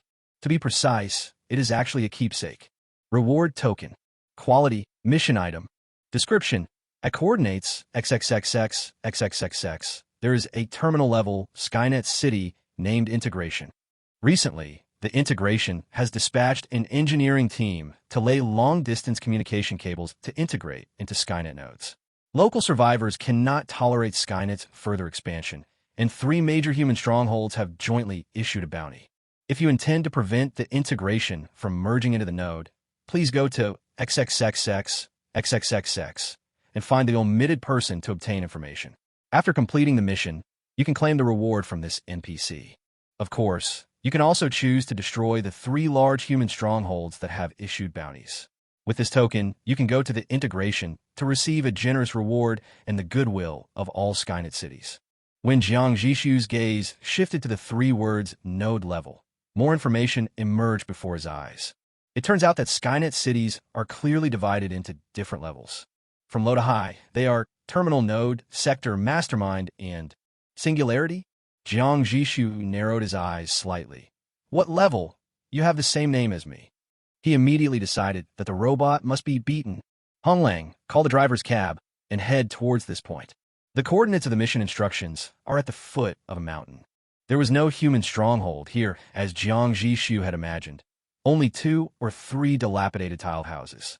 Of course, Jiang Zhixu also saw the appearance of the omitted person. He is not as mysterious as his name suggests. He looks like an ordinary survivor, with a hunched back, tattered clothes, wrinkled skin, and a face full of vicissitudes of life. Jiang Zhixu ordered people to invite the old man into the city. The old man seemed a little reserved in front of him. "Are you also from Earth?" Jiang Zhixu asked. The old man looked at Jiang Zhixu deeply and shook his head. I am not from Earth, but we have indeed received many survivors from your Earth in our base. He took a deep breath and put on a leisurely manner. The story begins with dash. Sheep. The old man's voice stopped abruptly. Question mark. Jiang Zhixu waved his hand. I'm not a plot person. You just need to tell me the time, place, and who to kill. That's enough. The old man was silent for a long time, his expression like a sculpture, making it impossible for Jiang Zhixu to tell what he was thinking from his expression. After a while, he finally spoke. You are very different from the drifters of your civilization. Jiang Zhixu smiled and said, of course, they have the time to travel around the world and explore the history of ancient civilizations. I don't have that kind of leisure time. Otherwise, sooner or later, the Earth will end up like you. Humanity is nearly being beaten to extinction in the level 3 area. If he doesn't quickly accumulate strength and develop, he might be all alone when he gets to the next level. The old man was slightly moved, as if he remembered something. He sighed and finally told the details of the mission. 400 kilometers south of the integration, there is another terminal city called Exploration Post. The communication optical cable of the integration is being laid towards the Exploration Post. Once successful, the integration can be incorporated into the node. Since yesterday, the integration has laid more than 100 kilometers of optical cable, which is about to reach the midpoint between the two cities. At that time, the exploration post will also send troops to escort their own engineering team to support them. So you need to destroy the integrated engineering team before they reach the midpoint, which is tomorrow noon. Jiang Zhixu listened quietly. Then he raised a question. I have a question. There are endless robots. Why do you think that if they destroy one, they won't send a second engineering team? The old missionary shook his head. That has nothing to do with you. As long as you can destroy this engineering team and its accompanying troops, you can collect our reward. Then I have another question. Jiang Zhixu said. The old man was silent for a moment, asked. Jiang Zhixu, since we're talking face-to-face between the bounty issuer and the recipient, with no middlemen taking a cut, can we discuss the reward? He omitted. This was not the first time he had issued a similar reward, but he was the first one to directly bargain, like Jiang Zhixu. However, this is indeed within his authority. So he said, what do you want? Have you heard of the city construction order? You want to exchange the reward for a city building order? That's right. Jiang Zhixu thought it seemed like there was hope. The omitted said, it's fine to change it, but the value of the city building order is much higher than the original bounty. If you insist on changing it, then the mission content will have to be changed. Jiang Zhixu, you say. The omitted. By noon tomorrow, when the communication cable reaches the midpoint, you need to simultaneously destroy both engineering teams and their escort troops. By then, their total strength will be between 50,000 and 100,000. The difficulty of this will naturally increase by more than one level. Chapter 90.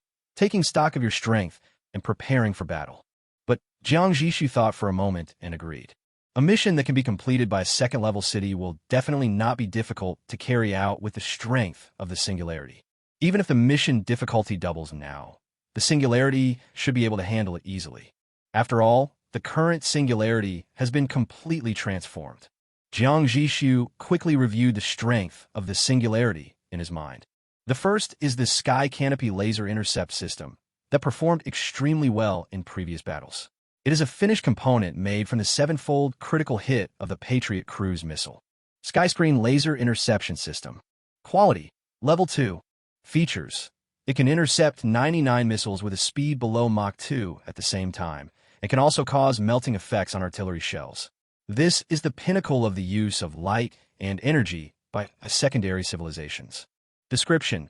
Hundreds of billions of people have given the committee the illusion that soldiers are worthless. This isn't the case. At least the aircraft carriers, planes, and spaceships under their wing are quite valuable.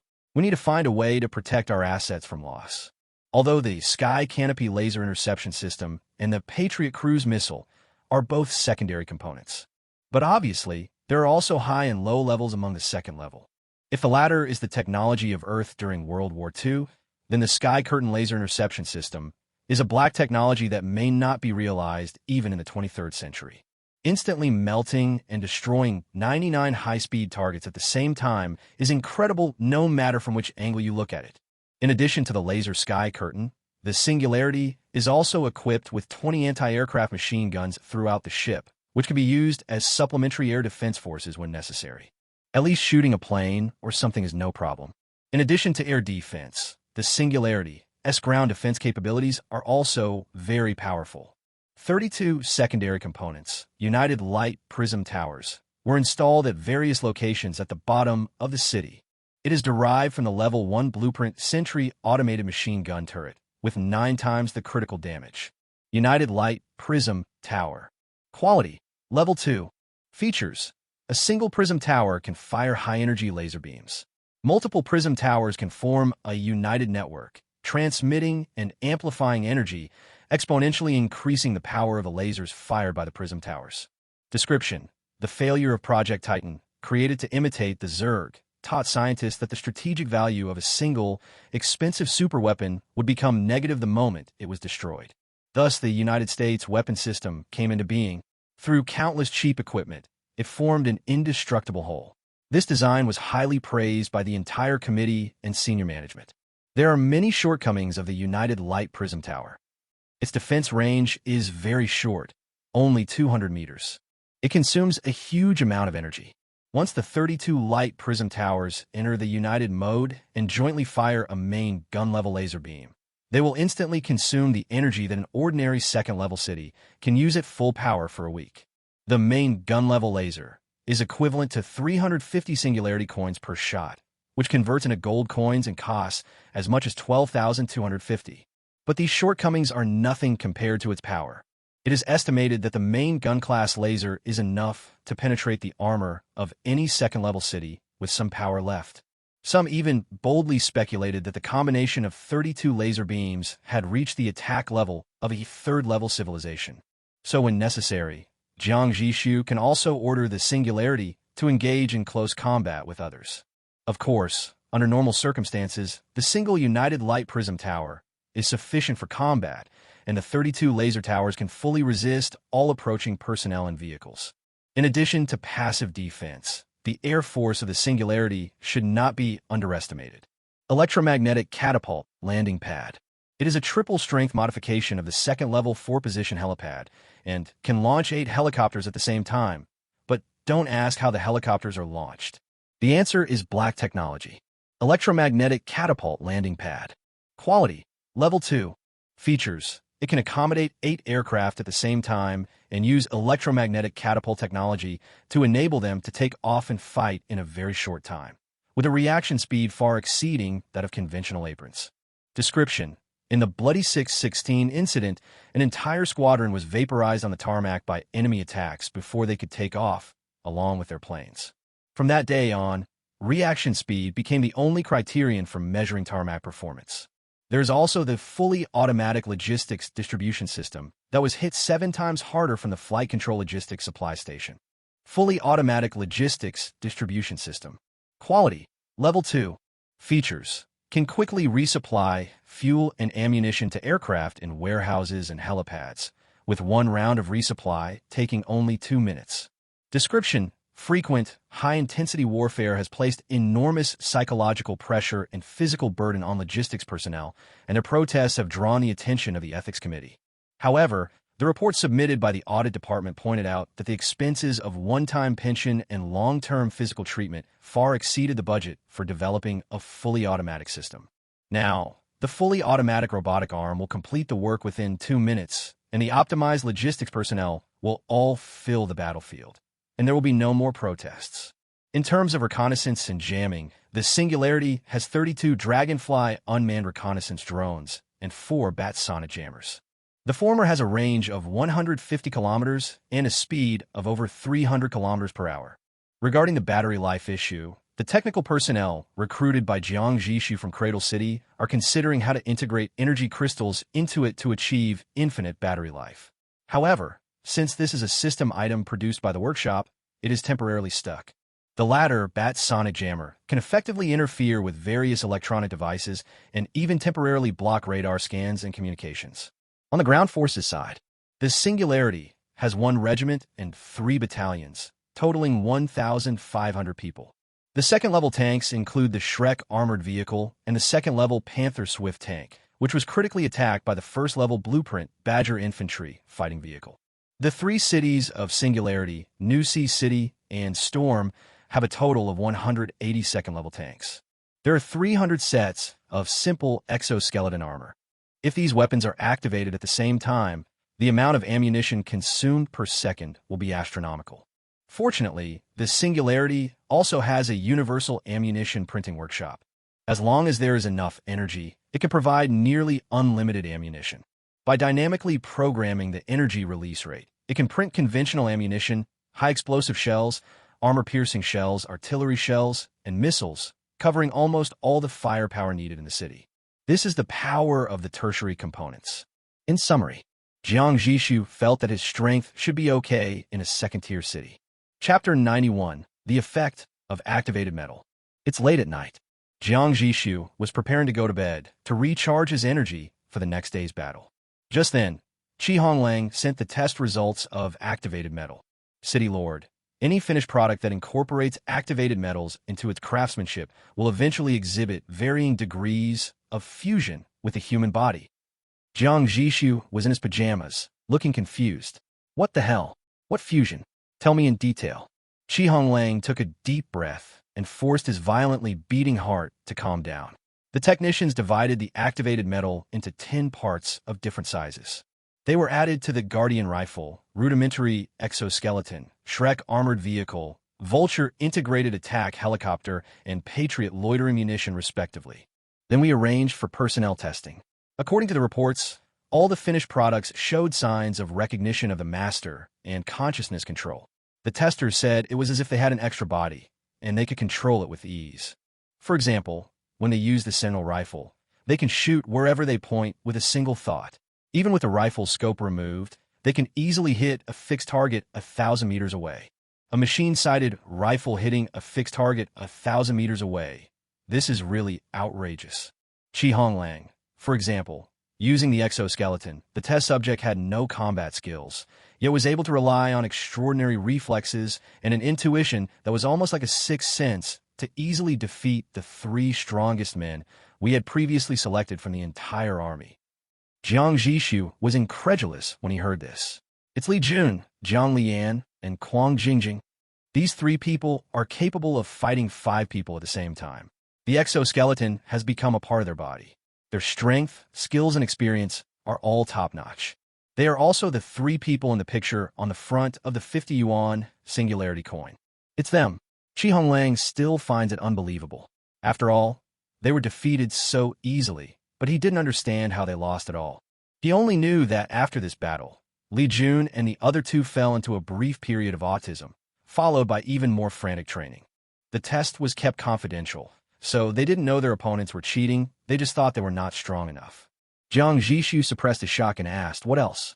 Honglang, there are also armored vehicles and helicopters, but perhaps because they are too large and too little activated metal is added, the effect of this man-machine integration is much weaker. However, it also makes the testers instantly become top pilots. There's also the Patriot cruise missile. The flight path of the missile launched by it can be influenced to a certain extent by the will of the tester. However, their disadvantage is also obvious. They recognize their master. Once they have been controlled by their first operator, subsequent users who wish to use them will be met with strong resistance.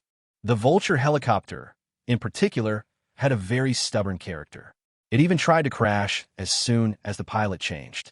Luckily, the original tester was on board and took over in time, preventing a tragedy. Jiang Zhixu asked curiously. It crashed on its own accord. Isn't it afraid of killing its master as well? Honglang, they don't have such complicated emotions. Maybe it's because they don't have enough activated metal. Anyway, they only care about who is controlling them, and they don't care about anything else. Jiang Zhixu pondered for a moment and said, is it correct to say that once their master dies, they will become a pile of useless scrap metal? Honglang hesitated for a moment, but, in a responsible manner, he didn't make a final statement. The number of samples is too small at the moment, and the technicians can't make an accurate judgment. However, one thing is clear. The activated metal must be of great value. He looked at Jiang Zhixu eagerly. Jiang Zhixu understood that what the other party really wanted to say was that this thing was worth his critical hit.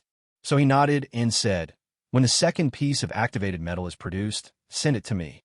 Not to mention anything else. If all the exoskeleton warriors can be upgraded to this level, maybe next time the singularity will do nothing and just send them out to capture a second-tier city without any damage." Ugh. Are you okay? If you're okay, go ahead. I'm going to sleep. Good night, City Lord. Sweet dreams to you. The route for laying communication optical cables by the integration is not a straight line. For example, at this moment, they've bypassed a mountain and started digging holes, burying wires, and filling soil from the foot of the mountain. The whole process was extremely efficient. Around the engineering team, tens of thousands of troops formed a tight defense line. Security drones were constantly patrolling in the air, and 3-meter-tall humanoid robots were leading teams of small robots patrolling back and forth. What was even more terrifying was that not far away there was a giant machine 100 meters high. It was square, like a room that had been magnified countless times. No one knew what it was used for. All of this was captured by the Dragonfly unmanned reconnaissance drone flying high in the sky. No, doziokloki. Almost at this point in time, the engineering team of the integration arrived at the midpoint with the exploration post. Here, a robot army of the same size, but with different paint schemes, was already waiting. There was no verbal communication between the two parties, and the data links were instantly aligned and synchronized. Once the two engineering teams joined together, they were like comrades in arms who had worked together for decades, and the efficiency of laying communication optical cables was further improved. A city of robots must be incredibly oppressive and suffocating, Jiang Zhixu said after seeing the image transmitted back. Honglang nodded in agreement. Imagine that in the entire city, there is no conversation, everyone is doing their own thing in silence, and there is no vitality. Just thinking about it makes your scalp tingle. Later, let the Bat sonic jammers prioritize disrupting the two arsenals, and the subsequent firepower should also be directed there first. The arsenal is those 200-meter-high mobile buildings. They're somewhat similar to mobile cities, but they specialize in manufacturing soldiers. The omitted one said that the resources stored in an arsenal can support them in building 30,000 soldiers. The two arsenals together amount to 60,000. Yes, set off. The invisible singularity suddenly appeared at the edge of the battlefield. In an instant, the entire robot army flashed a piercing red alarm. All the engineering robots dropped their tools and instantly switched to combat mode. 60,000. This is the total combined strength of the two Skynet cities. The moment they move, they become a torrent. Chapter 92. The True Strength of the Singularity. All personnel are to assume combat positions. Aviation units are to take to the air first and be alert to enemy anti-aircraft fire. The moment the order was given, the electromagnetic catapult pad on the deck of the Singularity cracked open. One after another, the Vulture integrated attack helicopters skipped the rotor warm-up stage and were launched into the air one after another by invisible electromagnetic forces. Woohoo! The helicopter pilot shouted excitedly on the communication channel. No matter how many times they experience it, the feeling of weightlessness as if their hearts are being squeezed and then suddenly released always makes them feel extremely excited. In the blink of an eye, 16 helicopters took off and formed a formation to attack the robot army. The robot unit's anti-aircraft firepower responded immediately. Countless gun barrels changed direction, and hundreds of anti-aircraft rockets with tail flames pierced the sky. The robot's firepower is really strong. This saturation interception at all costs instantly forced the helicopter formation to release its jamming bombs. At this time, the Sky Curtain Laser Intercept System was activated. Based on the ballistic data, the system instantly divided all incoming rockets into 3 threat levels: high, medium, and low. The next second, high-energy laser beams shot out from countless hidden ports across the city and disappeared in a flash. In the sky, all the rockets marked as high threat seemed to hit an invisible wall and were accurately detonated midway, turning into bright fireworks. The system will only begin to calmly intercept medium-threat targets after confirming that all high-threat targets have been eliminated. As for those low-threat rocket launchers, the Sky Curtain system judged that they were basically impossible to hit, and under the current defensive pressure, it directly chose to give up interception. In fact, it didn't hit the target. The first wave of robot air defense forces did not cause any damage to the helicopter formation. But it is impolite not to reciprocate. The helicopter's machine gun spewed out tongues of fire, and the ammunition chain storm instantly tore apart hundreds of ground robots. At the same time, the missile nest under the belly of the aircraft was opened, and 64 air-to-ground missiles poured down like raindrops. Rumble. The intensive, wide-area bombardment instantly engulfed the robot army's forward positions. The blast raised dust several meters high, and countless small robots were violently torn into pieces. Immediately afterwards, 4 bat sonic jammers flew low over the area, releasing invisible sonic pulses. On the ground, the robot troops, which had been in strict formation, fell into obvious chaos, and their action command chain became visibly stagnant and stuck. Their communication network has been temporarily cut off. The robots have air units. Be alert. Jiang Zhixu's voice was steady. Meng Guolong, Lu Yin, fire freely and clear a path for the city's assault. We must destroy the arsenal at close range. The location of singularity is an absolute restricted area in the air. Therefore, in order to create conditions for the helicopter formation to destroy the 2 arsenals, the singularity must advance synchronously. The moment the order was given, the singularity switches to track mode using its adaptive transformation drive system. The city let out a dull roar, and its huge body like an aircraft carrier rushed forward like a giant beast, crushing all the robots, blocking its way into powder. Even if there were surviving robots, they would be instantly evaporated by the dazzling lasers in the next second. The 32 United Light Prism Towers have taken effect. Despite the violent advance of the singularity, no large armed robot that could pose a threat to it could get within 200 meters. At most, 3 United lasers combined can easily wipe out any type of robot on the battlefield. Of course, energy consumption is also growing rapidly. But this amount of consumption is just a drop in the bucket for this singularity. The robot units of the Integration and Exploration Outpost clearly sensed that the battle situation was unfavorable. After the command system suffered a brief disruption, the Arsenal, as the highest command unit, instantly took over the command of the entire battlefield. Tens of thousands of units immediately split up and flooded towards the singularity like a tide. Countless tongues of fire licked the armor of the singularity again and again. The singularity was unable to intercept this kind of attack. But the port side armor plate suffered heavy, concentrated fire and sustained significant damage. Repair arm has been engaged. Estimated repair time is 7 seconds. The right power transmission system was hit by an armor-piercing round. The elven keel is healing itself, so it won't affect its movement. Repair arm number 6 was destroyed, and repair arm number 7 is repairing it. Reports continued from the cab, and artillery fire raged outside the city. Dozens of thunder cannons roared, and huge ball lightning exploded in the area where the robots were most densely populated. The violent electric grid instantly cleared a large area of the position, leaving behind a field of charred and twisted metal. The corrosion cannon and the mud cannon roared alternately, and large areas of strong acid and mud spread across the battlefield, greatly slowing down the advance of the robot army. Boss, I have frames on my eyes. So many frames. You're not going to fight it when it's in the frame? What are you just standing there for? Blast it to pieces. At this moment, Lu Yin was not as shy as usual. The young man roared at the gun position and fired shell after shell at the target.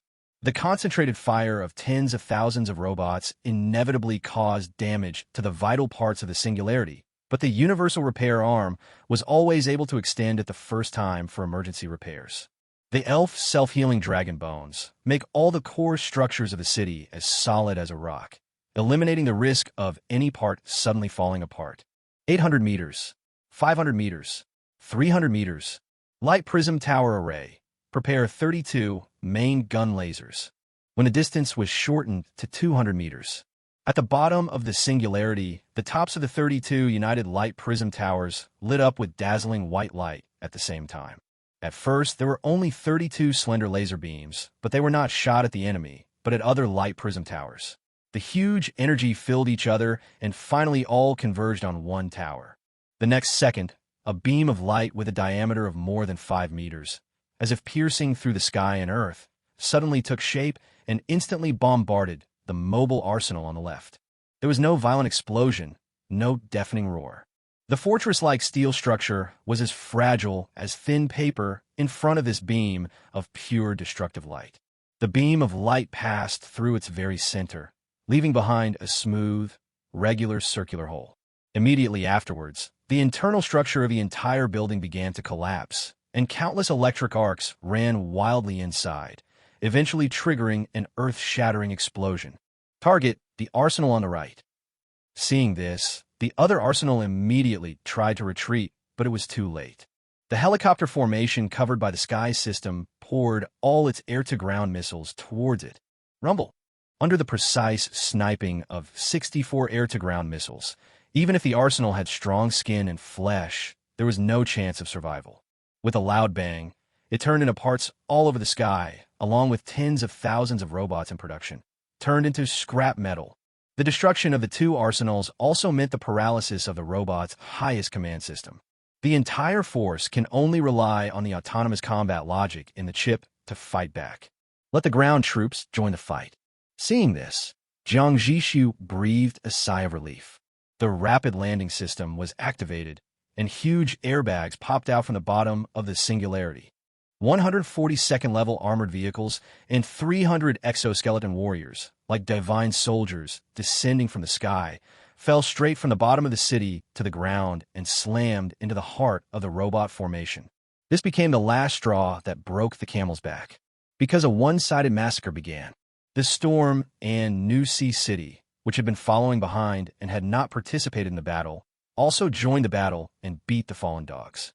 Until a certain moment, the remaining robots began to retreat in an orderly manner. After chasing for 30 kilometers, Jiang Zhixu ordered the troops to return. Looking out from the cab, the entire battlefield was in ruins, with burning machine wreckage and black bomb craters everywhere. There are also a small number of destroyed second-level tanks and vulture helicopter wreckage. It's over. Chapter 93, Critical Attack City Building Order. What are the casualties? Jiang Zhixu looked at Honglang, who had just returned after counting the battle situation, and asked. Honglang's expression was somewhat serious. We lost 3 vulture attack helicopters and 17 Class 2 tanks. Regarding personnel, 67 were injured and 9 were killed. The Singularity's army only entered the battle at the very end. But even so, faced with the robot army's desperate counterattack, they still suffered casualties. Apart from the lack of combat experience, the robot's firepower should not be underestimated. Jiang Zhixu nodded. Consolation should be given to those who should be condoled, and celebration should be celebrated. I have already arranged it. Honglang certainly wouldn't wait for Jiang Zhixu to remind him about this kind of thing. Finally, he added, do we need to blow up the communication cables they've laid? According to common sense, since the mission is to prevent the laying of optical cables, the completed parts should be destroyed as well. However, Jiang Zhixu didn't intend to meddle in other people's business. They told us not to worry about it, so let's just ignore it and do our part in the mission. The mission only required them to defeat 2 robot armies, along with their engineering teams, which the Singularity had accomplished perfectly. How's the battlefield cleanup going? Almost clear. We found 4 Level 1 blueprints and 1 Level 2 blueprint. We also found a large amount of Level 1 and Level 2 resources from those 2 arsenals. Empty everything, then return to the one who left it behind to claim the reward. About 2 hours later, the Singularity, which had been crouching on the ground like a hill, stood up again and slowly left with the Storm and Zhixu. Shortly after they left, a well-organized team of about 2,000 people emerged from the mountains. Like the robot troops, they showed a high degree of tacit understanding and quickly dismantled the communication cables and surrounding equipment, unloading them all and loading them onto trucks. And dozens of kilometers away, another similar team was rapidly nailing high explosives into the ground. Although the 2 troops did not communicate with each other, they moved extremely quickly. A few more hours passed, and the huge robot reinforcement force finally set off. But the group seemed to have learned the news in advance and retreated in an orderly manner. As the detonation button was pressed, dozens of kilometers of communication optical cables exploded inch by inch. The robot reinforcements paused for a few seconds, as if receiving new instructions. After a while, they turned around decisively and returned to the city. So they wanted to steal their wires. Jiang Zhixu looked at the images sent back by the Dragonfly reconnaissance plane and thought of the system rules and plot limitations that he had previously imagined, and suddenly burst out laughing. But this is normal. The communication optical cable itself and the surrounding line equipment can be disassembled to obtain many valuable finished parts. For the survivor base that has completely lost its industrial capabilities, these are indeed good things worth coveting. Let the Dragonfly drone come back. No need to pay attention anymore. At this time, the singularity was about to return to the missing person. The missed ones were once again invited into town. He had obviously learned the result, and as soon as they met, he praised Jiang Zhixu highly. The strength of Singularity City is beyond my imagination. I'm afraid that with your full strength, you should be able to destroy a node-level city. If I succeed, I will definitely get generous rewards from the system. There was a clear hint in his tone. Compared to his roundabout way of speaking, Jiang Zhixu was much more straightforward. How much reward are you willing to offer? An awkward smile appeared on the omissionist's old face, and he quickly changed the subject. I have brought the reward from City Lord Jiang. He took out a palm-sized box from his body, which contained a token made of alloy. His old fingers stroked the token, and a trace of envy and jealousy flashed across his eyes. He closed his eyes and handed the token to Jiang Zhixu. We can't see your system panel, but this should be it. The moment Jiang Zhixu took it, the system panel appeared in front of him, and a look of surprise appeared in his eyes. Because this was not the first-level city building order he wanted. Level 2 City Construction Order? Second-level City Construction Order. Description: use this token to activate the city building task, submit enough materials, and you can generate a second-level blank mobile city. Hearing this, the omitted one's eyes showed a hint of confusion. Why, is there something wrong? This is the second-level area, and the difficulty of the missions that the Singularity has experienced is fully up to standard. What they were talking about at the beginning was the second-level city building order, right? No problem, nothing wrong. Jiang Zhixu accepted the order to build the city calmly. Of course, he would not say that all he wanted was a first-level city building order. Recalling it carefully, they never seemed to have explicitly mentioned that the reward must be a level 1 city building order from the beginning to the end, and they always used the abbreviation city building order. It is normal to have such misunderstandings. In that case, our reward ends here. The omission one bowed slightly and said, I hope to be able to work with Singularity again in the future. Jiang Zhixu smiled and saw him off. As soon as he leaves, Jiang Zhixu. Target, level 2 city building order. Type, quantity critical hit. Activation successful, multiplier, 100 times. Jiang Zhixu put the token in his handbag. 101 tokens were neatly arranged before his eyes. He looked at it for a long while and stretched out his tone. What a pity. Honglang delivered the message at the right moment. City Lord, what's the pity? It's a pity that it's not a first-level city building order. Jiang Zhixu grinned. Honglang thought the City Lord was worried about something, but it turned out to be Versailles. Jiang Zhixu looked at his expression and explained with a smile. The new Sea City needs to be upgraded to level 2, not to mention Storm. Songrei's ingenuity talent is limited by the city level, so it also needs to be upgraded as soon as possible. This way, we won't have a level 1 city to escort us. Although the second-level mobile cities are powerful, their mobility is far inferior to that of the first-level cities. Therefore, using several first-level cities as flanks can effectively carry out tasks such as interference, pursuit, and reconnaissance. The Shepherd's Alliance's hunting team has this configuration. Honglang pondered for a moment. Second-tier cities are leading first-tier cities because of various restrictions, such as resources, energy, population, mobility. He carefully planned for Jiang Zhixu. But we don't lack resources. Now we don't even lack second-tier cities. We can definitely create second-tier cities with specialized functions. For example, we can strip away the living and production modules of certain cities and transform them into pure air control aircraft carriers, with dozens or even hundreds of vulture helicopters parked on them. With such air power, there's no need for a first-tier city to carry out escort missions. Jiang Zhixu nodded non-committally. Of course I know all this. After all, he had had this idea since the first-level area. He sighed again. So, what I'm worried about is a happy worry population. A second-level mobile city requires at least 2,000 to 3,000 people to be fully operational. Even if it is specialized and extremely streamlined, it still requires 500 people to run it, not including the military. So Jiang Zhixu sighed that there was a mountain of treasures in front of him, but he was unable to tap its full potential. Chapter 94, Miscellaneous Matters. Let's talk about population. Honglang showed an expression of wanting to say something, but hesitating. It's not that difficult. After all, the thing that the world lacks the least these days is people. As long as they are willing, they can easily find a large survivor settlement and absorb tens of thousands of people. But if you still want to recruit people of the same caliber as the Cradle and the Guardian, I'm afraid it will be really difficult. The conditions of these two cities are rare miracles.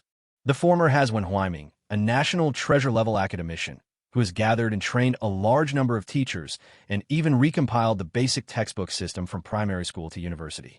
The technology tree of Cradle has climbed back to the level of the old world on the eve of World War II. It's just that many technologies are restricted by the semi-gamified rules of this world. A large number of basic materials cannot be obtained from nature, and lengthy experiments must be conducted from scratch to find alternatives. The latter, whose members' training system is completely inherited from the regular army of the old world. After the end of the world, they formed the Azure Alliance and owned precious lands like the skeleton of giant beasts. The warriors could hone their skills in actual combat almost every day, and each of them could be said to be a veteran of many battles. However, they have been in the army for too short a time, so Jiang Zhixu did not incorporate all of them into the army. He only selected the best ones to serve as instructors. Jiang Zhixu naturally knew very well that it would be wishful thinking to recruit a large number of talents after leaving the Wasteland. But no matter what, there is still a feeling of once you have seen the sea, all other waters are but puddles. Once you have seen Mount Wushan, all other mountains are but mounds. Although our recruitment requirements will not be that stringent, necessary screening must not be omitted. Jiang Zhixu's eyes grew sharper. Once we assign the position of city lord to someone else, although theoretically they cannot escape our control, as long as someone harbors evil intentions, it will inevitably cause losses, large or small. The more complex the personnel composition, the higher the possibility of trouble. There is no such thing as friendly fire immunity in this world. If someone really succeeded in a rebellion with an extremely small probability and launched an indiscriminate attack on friendly forces, although this possibility was small, it was definitely not zero, the consequences would be unacceptable to Jiang Zhixu. Honglang nodded silently. Jiang Zhixu glanced at him and got back to the point. My initial conception of the Singularity Alliance is that the Singularity, as the flagship and command center, is the absolute core. Secondly, we need a dedicated industrial logistics city to be responsible for the production of all standardized equipment, the refining and purification of resources, and the maintenance and repair of the fleet. Only one industrial city is planned mainly because there is only one core blueprint for the time being.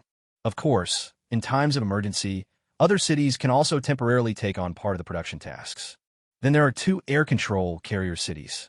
They will be stripped of all non-essential functional areas, retaining only the most basic living quarters, flight decks, hangars, and anti-aircraft firepower. I calculated last night that an aircraft carrier city that has undergone such extreme modifications can guarantee the simultaneous takeoff and landing of 64 Vulture helicopters. Two of them means 128 aircraft. In addition, their hangars combined can accommodate an additional 128 spare aircraft. This means that the maximum number of deployments will reach 256 Vulture attack helicopters. Each helicopter carries 8 air-to-ground missiles, and a saturation strike can instantly unleash 2,048 missiles. That was a veritable missile bombardment, enough to paralyze any air defense means, even the sky system. Imagine that scene. If the enemy faced such an attack, they would probably fall into despair in an instant. Next are the 3 escort cities, which will also undergo specialized transformation. These 3 cities will be deployed at the outermost edge of the Alliance Circle, assuming primary air defense surveillance duties. They will be equipped with numerous Level 2 cannons and can each accommodate over 200 Level 2 tanks. Finally, within the inner circle of the Alliance, there are 3 cities for both living and farming. All comfort levels must be maximized, with priority given to the families of combatants and senior management. The remaining accommodations can be sold to ordinary residents of the Singularity Alliance at a clearly marked price. Except for the flagship Singularity. The first phase of the Singularity Alliance will consist of 9 secondary cities. Honglang quickly calculated in his mind. But this is far from enough. To achieve maximum production efficiency, the industrial logistics city requires at least 2,000 workers. 2 aircraft carrier cities, 256 Vulture helicopters, each with a standard 4-person crew. That's 1,024 people. Taking combat losses and rotations into account, this number would have to be at least doubled, requiring more than 2,000 pilots and ground crew. The 3 escort cities, the anti-aircraft turrets and artillery positions within the cities, and a team of 600 tanks, added up to another 3,600 people. All in all, even if every person is not wasted at all, there will still be about 10,000 people. In fact, it may be necessary to fill the population limit of the 3 living cities, that is, 30,000 people, to form a fully equipped first-stage singularity alliance. This only takes into account the population, without calculating the massive resources and energy needed to support this huge urban circle. So it's no wonder that there is a distinction between combat and industrial cities in the first-level cities, but there is no such distinction in the second-level cities. All of them are comprehensive cities, with only some specialized first-level cities at most. Because no one has enough capital to play this specialized fleet model, the system's carefully planned resource refresh points and distribution areas fundamentally eliminate the possibility of more than 3 second-level cities taking action at the same time. Unless we can encounter tasks like destroying robot communication cables every day and take them down cleanly and efficiently, we may be able to barely maintain the daily consumption of the fleet. City Lord Honglang recovered from the overwhelming number and asked, apart from the already designated Storm and New Sea City, what are your plans for the lords of the remaining 7 second-tier cities? Jiang Zhixu has not considered this question carefully because there are many candidates available. The mayor of a subordinate city does not need high administrative skills. Loyalty and reliability are the most important things. But he asked in return, why? Do you have anyone to recommend? No. Honglang quickly waved his hand. I'm just asking in advance. If you've already decided on a candidate, our City Lord's office can make the relevant arrangements and preparations as soon as possible. Jiang Zhixu. Oh, so? A smile appeared on his lips. Honglang, are you interested in being a City Lord for fun? Most of the old men who had followed him in the rebellion now hold high positions, and, at the very least, they are team leaders or group leaders. Among them, Honglang is undoubtedly the one with the highest status and the most power. For Jiang Zhixu, Honglang's contributions were beyond measure, and the next step up would be the position of City Lord. However, after hearing this, Honglang decisively refused without a second thought. I'm not interested in being the City Lord. He smiled and joked. Besides, if I leave, you'll be without a capable assistant to handle chores. Jiang Zhixu smiled and didn't mention it again.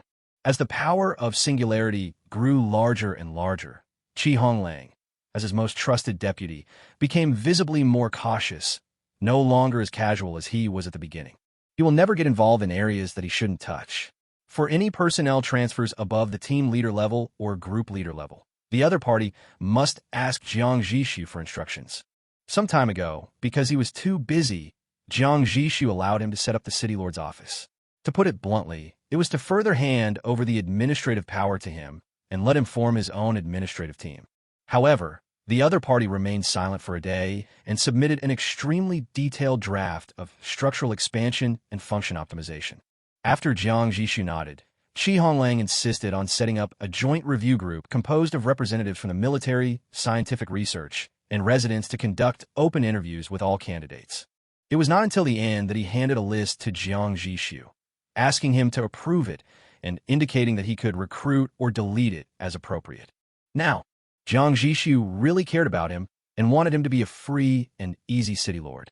Of course, he also anticipated that Honglang would most likely refuse. Since you don't have this idea, let your office take the lead and screen a list for me in the next few days. Prioritize those from the earliest batch of brothers and focus on those who have ability, ideas, and potential. Yes, I'll do it right away. Honglang responded straightforwardly. Jiang Zhixu nodded and said, by the way, have someone invite City Lord Tang of the Waha to join the Alliance channel and ask him where we have a large base of survivors from Earth. The most urgent task is to recruit a group of people and put the second-level city construction order into use. Chapter 95. Side Effects of Activated Metals. 100,000. a maximum of 100,000 singularity coins per person. This is my bottom line. In the reception room of Waha, Tang Yinji pointed at the three people in front of him with a painful look on his face. After he separated from Jiang Zhixu, he immediately rushed to an old stronghold of his circle. Luckily, several friends had been resting here for the past few days. When these three people heard that Tang Yinji had a high-level currency that could directly serve as energy, no one believed it. It was not until Tang Yinji let them into the city and witnessed it with their own eyes that they could no longer remain calm. Tang Yinji's original intention was to use the singularity coin to purchase a new batch of resources and make a profit from the price difference. That is, to lower the price of the materials to twice the trading market price for acquisition. He achieved this goal easily. Faced with his low price, no one bargained. However, the problem was that he had a total of 400,000 singularity coins, which was not enough for the three hungry wolves to share. He also planned to keep some for himself in case of emergency. At this moment, a middle-aged woman sitting opposite him was earnestly advising. Old Tang, what's the point of keeping so much for yourself? In my opinion, 10,000 is enough for emergencies. These 10,000 singularity coins are enough to burn your city for 200 days. Yes, Yu Yin is right. The man next to her echoed. Besides, your Waha machine can't run at full capacity every day. If you use it sparingly, it should last a year or two. Tang Yinji was remarkably firm. No. Singularity didn't leave any contact information. This 100,000 might be my last bit of stock. I must keep it. The Skynet area is so huge. Its area is equivalent to the two largest continents in the old world combined. Once we part, we don't know when we'll meet again. Seeing Tang Yinji's resolute attitude, the others exchanged glances and finally sighed. All right, it's a deal, 100,000 each. Make a list of the resources you need, and I'll get them for you right away when I get back. In their eyes, the value of singularity coin far exceeds that of system gold coin. The use of gold coins is limited to transactions, and their credit is completely bound to the system. This system seems stable, but since the cross-regional trading platform is only open once or twice a year, most people are unwilling to store too many gold coins, and they earn and spend them on the spot. Singularity coin is completely different. It itself is a hard currency and a precious strategic resource. In order to stockpile these singularity coins, Tang Yinji almost sold out the high-grade materials in his warehouse. This kind of thing would never happen in gold coin transactions. Dad! With a crisp cry, Tang Yinji's daughter Tang Zhilan pushed the door open and rushed in. Seeing this, the four people in the room stopped talking. What's wrong, Zhilan? Tang Yinji's tone immediately softened. Tang Zhilan ran to his side, stood on tiptoe, and whispered a few words quickly in his ear. The expression on Tang Yinji's face instantly turned into ecstasy. He stood up suddenly and said excitedly to the others, Everyone, great news. You can exchange as many singularity coins as you want soon. Several people looked at each other in confusion. Tang Yinji added, Singularity just contacted me and asked me to help introduce a few survivor bases. They asked me to meet at the old place. The old place. One of them was stunned for a moment, then realized, is it the place where they wiped out the hunting team? Tang Yinji naturally told them about this matter. They didn't believe it at first, but when something as outrageous as singularity coin came out, they had to believe it even if they didn't want to. As expected of a force that can issue a high-level currency like singularity coin, they actually dared to return to the crime scene. If it were them, even if they accidentally killed a hunting dog, a first-level city, of the Shepherd's Alliance, they would have to flee immediately and would not dare to go back. All right. Since the singularity has contacted us, let's get going quickly and don't keep them waiting. By the way, the deal we just made. It counts. It counts. Arrange transportation while we go. They all knew that Tang Yinji must have made a profit from the price difference, but at this time, they could just consider it as an introduction fee, so they didn't lose anything. It seems no one has been here. Jiang Zhixu stood in the cab. After being upgraded to a second-level city, it would be more appropriate to call it the command room, and looked out through the huge porthole. Below, the remains of the hunting team, exactly as he had left them, lay quietly on the wasteland. He wondered, this Shepherd's Alliance, their entire hunting team was almost completely wiped out, and they didn't even send anyone to check on the situation? Maybe a hunting team is dispensable to them. Honglang guessed. Jiang Zhixu shook his head. How could more than a dozen first-tier cities and 2 second-tier cities be dispensable? He suspected that the escaped second-tier city had portrayed him as an extremely terrifying existence in its report, causing the top leaders of the Pastors Alliance to be unwilling to waste their energy on tackling this tough nut. After all, even if they could get it, they would suffer heavy losses themselves, which is not in line with their fundamental interests of peaceful grazing.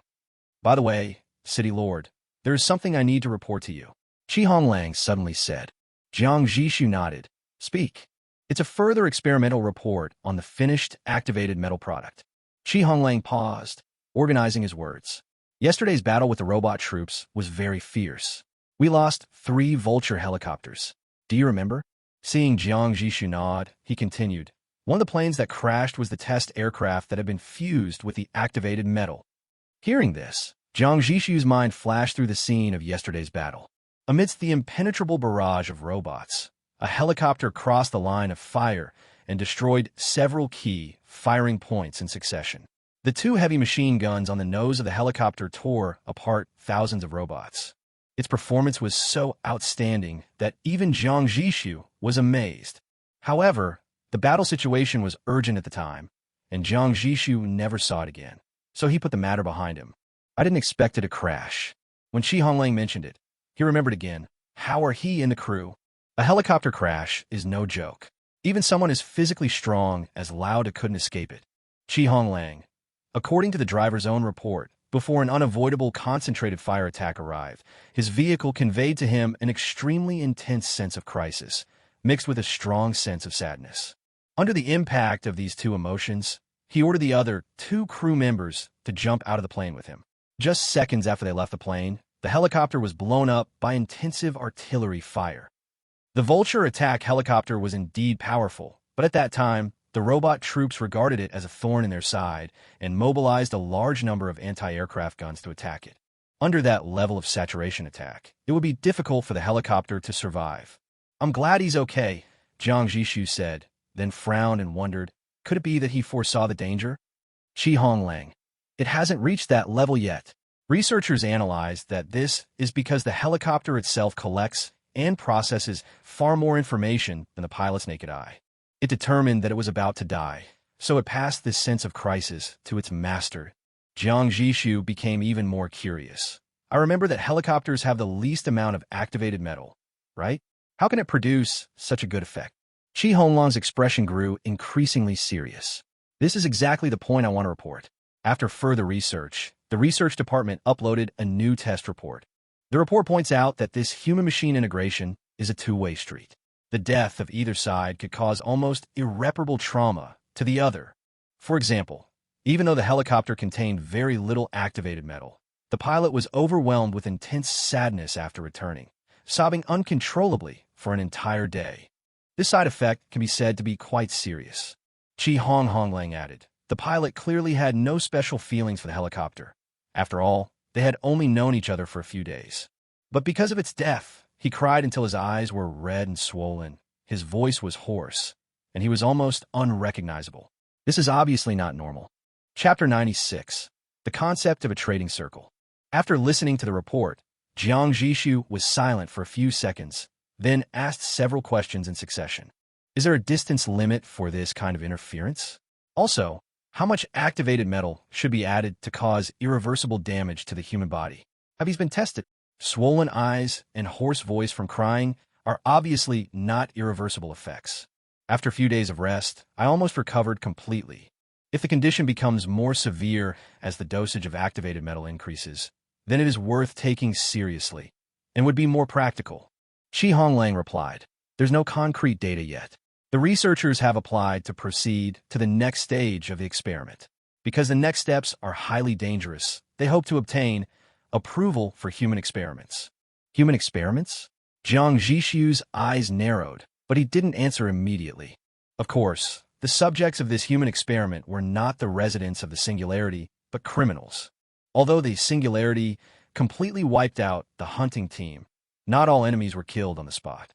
According to convention, members of the middle and lower levels will be dispersed, and the upper levels will be eradicated. However, this time, just as the army was preparing to execute the enemy's top brass, the research department stepped in to stop them, hoping to detain them temporarily for possible future use. After the report was submitted, Jiang Zhixu gave them 10 places and let them choose among them. I didn't expect it to come in handy so soon. Jiang Zhixu tapped his fingers on the table, thinking for a long time, and suddenly asked an irrelevant question. Honglang, have you read any immortal cultivation novels? I haven't watched it much, but I've heard of some of the concepts. Honglang was 18 years old before he traveled through time. Those cultivation anime were quite popular among his classmates, and he learned a lot about them through listening to and watching them. Jiang Zhixu's eyes flashed with a gleam of light. Do you think this activated metal can achieve the effect of a life and death talisman? The life and death talisman is something from martial arts novels. Honglang corrected him with a smile at first, but he immediately understood Jiang Zhixu's intention and his expression became serious. You mean to let the key personnel fuse with the activated metal, and then we can control them through this metal to eliminate the possibility of betrayal? Jiang Zhixu, what do you think of this idea? I think it's great. Honglang immediately expressed his opinion without hesitation. This can greatly enhance the security of the Singularity Alliance. Once the finished product is ready, our City Lord's office can take the lead in integration. Jiang Zhixu nodded. Then we need the research department to figure it out. Find the threshold at which activated metals can cause injury, illness, disability, or even death. Inform them that I've approved the experiment. He paused and added, but the name Life and Death Talisman is too vulgar, so let's call it Destiny Talisman. Hong exclaimed in admiration, Life Talisman. Now it really feels like cultivating immortality. Near noon, 4 huge secondary mobile cities finally arrived at the location of the Singularity. Jiang Zhixu recognized that the leader was the Waha, so he did not intercept them and allowed them to approach within 2 kilometers. This time he did not invite Tang Yinji into the city, but directly pulled all the city lords into the Alliance communication channel. After a short while, the 5 second-level cities set sail again, heading towards the first survivor base while chatting on the Alliance channel. Jiang Zhixu saw that after the new city lords introduced themselves, they couldn't wait to send a list of resources for sale into the channel. He said directly, Everyone, you don't need to show me the list of these ordinary first and second-level resources. I will purchase them at 3 times the price on the trading platform, regardless of the resource. As soon as these words were spoken, a burst of delighted compliments instantly rang out in the channel. After criticizing the hateful middleman Wahaho, they, like Wahaho, sold most of the stock in the warehouse to Jiang Zhixu without hesitation. After all, if you exchange these dead resources for Singularity coins and resell them, you will definitely make a profit. At this moment, Zhao Yiyin, the only female city lord among the 4, suddenly asked, City Lord Jiang, I wonder if we can exchange our gold coins directly from you for Singularity coins? Obviously, she has made up her mind to reduce her holdings of gold coins and increase her holdings of hard currencies, such as Singularity coin. As soon as these words were spoken, the others also woke up from their dreams. Yes, the cross-region trading platform just shut down. What's the point of having so many gold coins in our city? They don't earn any interest. We might as well exchange them for Singularity coins, which have a more stable value and a wider range of uses. Tang Yinji secretly regretted not thinking of this earlier, and now he quickly agreed. Yes. City Lord Jiang, if it's possible, I would also like to exchange it. I still have 1.9 million gold coins here. Jiang Zhixu readily agreed. Yes, the exchange rate remains 1 Singularity coin for 35 gold coins. There is no upper limit on the exchange rate. 1,900,000 gold coins sounds like a lot, but when converted into Singularity coins, it is actually just over 50,000. Everyone immediately began to exchange currency enthusiastically. After all these operations, Jiang Zhixu's account had an additional 9.1 million gold coins, and he paid a full 260,000 Singularity coins. Adding the cost of acquiring other materials for the 3 people, he ended up paying a total of 970,000 Singularity coins. This is not a small amount, accounting for 1.3% of the total amount of money printing by Jiang Zhixu every day. The market is still too small, and even if we have money, we can't spend it. After ending the communication, Jiang Zhixu couldn't help but sigh. The Singularity Alliance he is about to form has a bottomless pit of demand for all kinds of resources. Even though he acquired resources with a total value of over 20 million gold coins when he was in the first level area, it seemed like a huge sum of money that he could never spend. But by the standards of a second-tier region, is this a lot of money? Not much at all. Mobile cities like Waha, that have been operating in the secondary area for several years, easily sold him resources worth tens of millions of gold coins. It is conceivable that if a normal second-tier city sells everything it has, it can probably easily raise tens of millions of gold coins in working capital. Jiang Zhixu pondered for a moment, and a bold idea formed in his mind. The market is too small, so why don't I expand the market myself? Since the official cross-regional trading platform has been closed, then why can't Singularity create a trading platform in this region? Whenever he arrives at a new place, he can use the regional loudspeaker to announce his location and attract all mobile cities that want to trade. It won't be long before an unprecedentedly prosperous business trading circle with the Singularity Alliance as its center will naturally form. Why hasn't anyone done this before? The reason is simple. There's a lack of trust between the mobile cities, and there is no overlord-level force to preside over this matter. When problems arise, no one can find anyone to solve them. More importantly, the hounds of the Shepherd's Alliance may get wind of the situation at any time and come with a large force to harvest the leaks. But now, the Singularity Alliance has arrived, and the blue sky is here. In the future, all mobile cities entering the Singularity Trading Circle must abide by the rules he sets. Otherwise, Jiang Zhixu can earn extra income from law enforcement. But then again, to achieve this level of deterrence, a single singularity is not enough. This plan can only be implemented after the Singularity Alliance takes shape. The sun rises and the moon sets, and a day passes in a flash. At the forefront of the Singularity, a large survivor base belonging to the human beings on Earth, Base 7, is already in sight. Chapter 97 Talent Subsidy. For the people at Base Number 7, today is destined to be an extraordinary day. In the past, it was rare to see two mobile cities arriving at the same time. But today, 5 of them suddenly appeared at the foot of the mountain. The top brass at Base Number 7 had already received the news in advance, and led by Supreme Commander Li Liang, they lined up at the gate of the base at the foot of the mountain early in the morning. Jiang Zhixu also just found out that the 4 cities including Hua are considered guests of Base Number 7. Base Number 7 provides them with a certain amount of supplies every month in exchange for their industrial capabilities or support in times of crisis. Commander Li, let me introduce you. This is Jiang Zhixu, the city lord of Singularity City.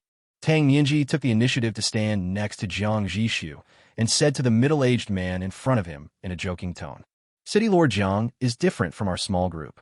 He is a real big shot. If Commander Li can serve him well, you will enjoy endless benefits. Commander Li's expression became serious. He had just felt that Tang Nianji and the others, who were usually a little arrogant, were now a little in awe of this young man. Tang Nianji's words at this moment further confirmed his guess. He immediately put on a warm smile and took the initiative to reach out and shake Jiang Zhixu's hands. I've long heard of your great name, City Lord Jiang. It's a pleasure to meet you.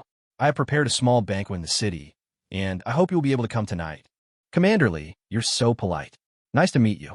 Don't listen to City Lord Tang's nonsense. He's just teasing me. Jiang Zhixu wore a standard social smile, his attitude neither humble nor overbearing. As for the dinner, there's no need. I'm here on important business, and I might have to go to the next base soon, so I'm pressed for time. No matter how tight the schedule is, you will not miss out on attending a dinner party. It's just that he doesn't want to waste his time on meaningless social activities anymore. Li Liang didn't look embarrassed at all when he heard his refusal. He changed the subject very naturally. All right, it seems that City Lord Jiang is a man who gets things done. It's heroes like you that I, Li Liang, admire most. He patted his chest and promised, City Lord Jiang, if you need anything, just let me know. I will make sure everything I can do is arranged for you clearly. Jiang Zhixu was not polite and said, Commander Li, I do need your cooperation on something. Please speak. I hope to hold a recruitment meeting at your base. All Earthlings over the age of 16 are welcome to participate. At that time, I will select the best and recruit a group of talents to join our Singularity. The population of Base Number 7 is about 200,000, of which 170,000 to 180,000 are Earthlings. With such a large population, if we are lucky, we can recruit about 10,000 residents at one time. However, the environment in this world is harsh, and the talent growth rate is very low. He estimates that in the best-case scenario, he can only recruit about 5,000 people. As long as they are from Earth, it's not because Jiang Zhixu discriminates against aliens, but because only Earthlings have system panels and can awaken their talents. Of course. Li Liang agreed immediately. Of course, I won't let Commander Li work in vain on this matter. After all, they're poaching people from other people's territory without any expression, which is really unacceptable. Jiang Zhixu smiled and said, for every person who passes the interview and ultimately chooses to join Singularity, I will give Commander Li a talent subsidy of 100 Singularity coins, with no upper limit. Commander Li was stunned when he heard this. City Lord Jiang, you're joking. You're willing to recruit people from my place because you're giving me face and helping me share the population pressure. How can I have the nerve to accept your favors again? He first expressed his position righteously, so as not to appear profit-driven, and then asked cautiously, but, forgive my ignorance, what is this Singularity coin? Tang Yinji explained at the right moment. Singularity coin is the exclusive currency issued by City Lord Jiang's Singularity. Use internal currency to trade with outsiders? Anyone who hears this will have doubts in their heart, and Commander Li is no exception. However, Tang Yinji's next word surprised him. I know that base number 7 is short of supplies recently. If you are willing, we can accept Singularity coins to pay for the future shelter costs of our Wa. The ratio is 1 Singularity coin for 35 gold coins or equivalent resources. Tang Yinji and his group cities had just been looted by Jiang Zhixu. They had no resources and no gold coins. But next I plan to make money from information asymmetry elsewhere, which requires a large amount of capital, and the Singularity coins I have on hand are obviously not enough. It would be best if we could get the Singularity coins from Commander Li. Li Liang was shocked when he heard this, and his mind was calculating rapidly. He immediately realized that if Tang Yinji and his men had not colluded with outsiders to defraud him, then the value of the Singularity coin would definitely be extraordinary. Think of this. He immediately and calmly rejected Tang Yinji's good intentions and laughed heartily. City Lord Tang, what are you talking about? No matter how difficult it is for my base number 7, no matter who is missing out on a share, it's impossible for you guys to be missing out on that share. He turned around and once again tightly grasped Jiang Zhixu's hand, his attitude even more enthusiastic than before. Don't worry, City Lord Jiang, I will personally supervise the recruitment and ensure that it is handled properly for you. Jiang Zhixu smiled with satisfaction. Then I'll trouble you, Commander Li. He waved behind him, and a warrior wearing a silver-gray, futuristic exoskeleton came forward and handed Li Liang an exquisite red brocade box. Tang Yinji knew at a glance that this was also a box of commemorative coins. He sighed inwardly. Now that Li Liang knew the true value of Singularity coin, he would not be able to take advantage of it anymore. 1 to 35 is indeed the official exchange rate of Singularity, but this does not mean that its true value is only 35 gold coins. He originally wanted to take advantage of Li Liang's lack of understanding of the market situation and use this exchange rate to lock in the hundreds of thousands of talent subsidies that the other party would receive in the future. It seems there is no chance now. A large population is also an advantage. After Jiang Zhixu left first, Tang Yinji said to Commander Li with some envy, and the latter laughed heartily, hugging the red brocade box tightly. Thanks to City Lord Tang for bringing us together. Don't worry, I won't forget your kindness. Tang Yinji felt better now. He asked Commander Li to open the brocade box and personally introduce to him how to use the Singularity coin. As he listened, Commander Li's face became extremely dull and astonished. He had only one thought at the moment. Was this Singularity really a force that could appear in the secondary area? Chapter 98 Little Flowing Warbler. Hipansue did not go out to sing on the street, as usual today. She heard an unprecedented commotion outside, so she covered her face with a cloth, lowered her body, and walked quickly through the noisy crowd. After finding out some information, he ran back home. Mother! The woman on the bed was thin and sick, but her pretty eyes and eyebrows still retained some of her former charm. What was even more regrettable was that the quilt slipped off, revealing her only remaining leg. The other leg was broken at the knee, leaving only a skinny stump. When the woman heard her daughter's voice, she stopped her needlework and slowly supported herself with her arms. Pan Shui, what happened outside? Hipansue couldn't contain her excitement and said, Mom, people from big cities are coming to the base to recruit. They say they're open to anyone with a skill. As long as you pass, you can bring 2 family members into the city with you. Oh, the woman's eyes froze for a moment, then dimmed. She whispered, Mom, I know. There's so many people out there these days, it's too chaotic. Don't go out anymore. Hipansue hadn't expected this answer at all. Her smile froze on her face, and she retorted anxiously, "But Mom, you can't dance. You dance so well that Chun Fengju even sent someone to invite you to teach." "Don't mention Chun Fengju." The woman's voice suddenly became sharp. Hipansue hadn't been yelled at like this by her mother for a long time. She stood there in a daze for a moment, and tears quickly filled her eyes. The woman also realized that she had overreacted. She sighed and reached out to hug her daughter tightly. "I'm sorry. It's your mother who is sorry for you. You have been pointed at and criticized since you were a child." Not long after she came into this world, she was abducted by a group of thugs. More than 10 days later, when she was thrown back to the side of the road again, one of her legs was broken and she was dying. Someone from Chun Fengju passed by and saved her. From then on, Chun Fengju would send some people over from time to time, asking her to help train them, and the reward was basic supplies to sustain the lives of the mother and daughter.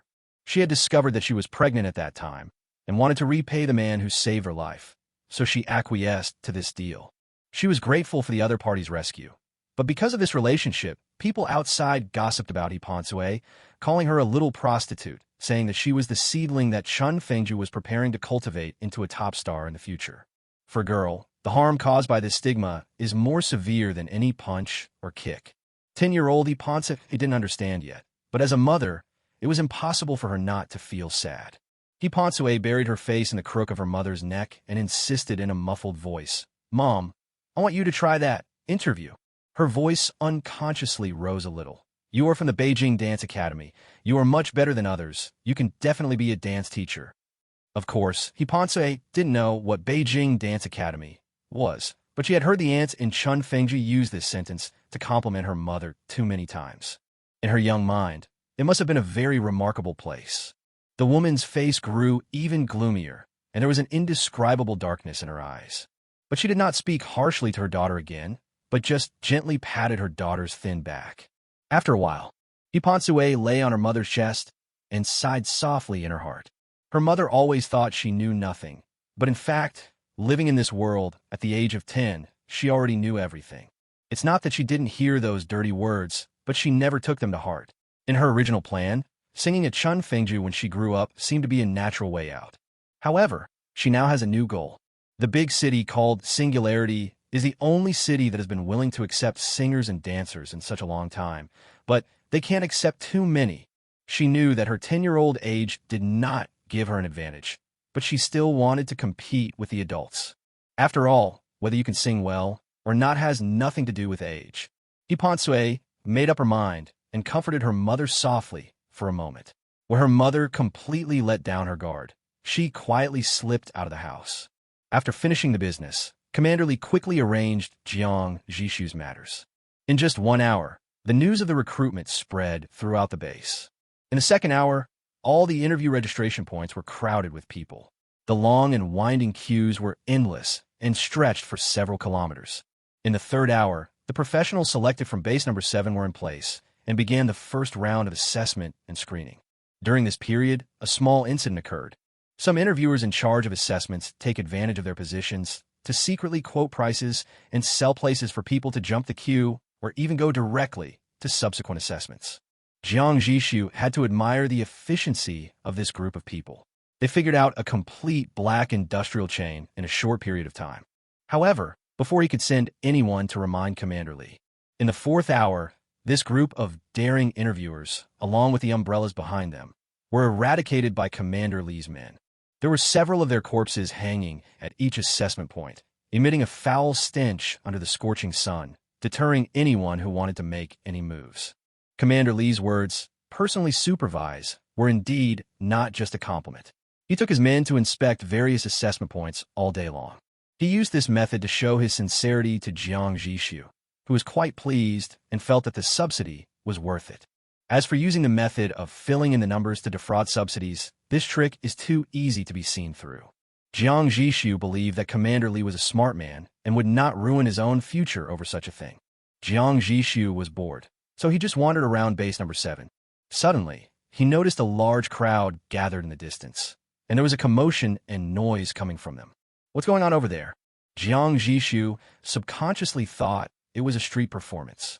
A young man sent by Commander Li to accompany him immediately replied respectfully, "Sir, that is one of the assessment points." The young man's surname was also Li. It was not known whether it was purely coincidental or he was related to Commander Li. "Let's go and take a look." Jiang Zhixu suddenly became interested.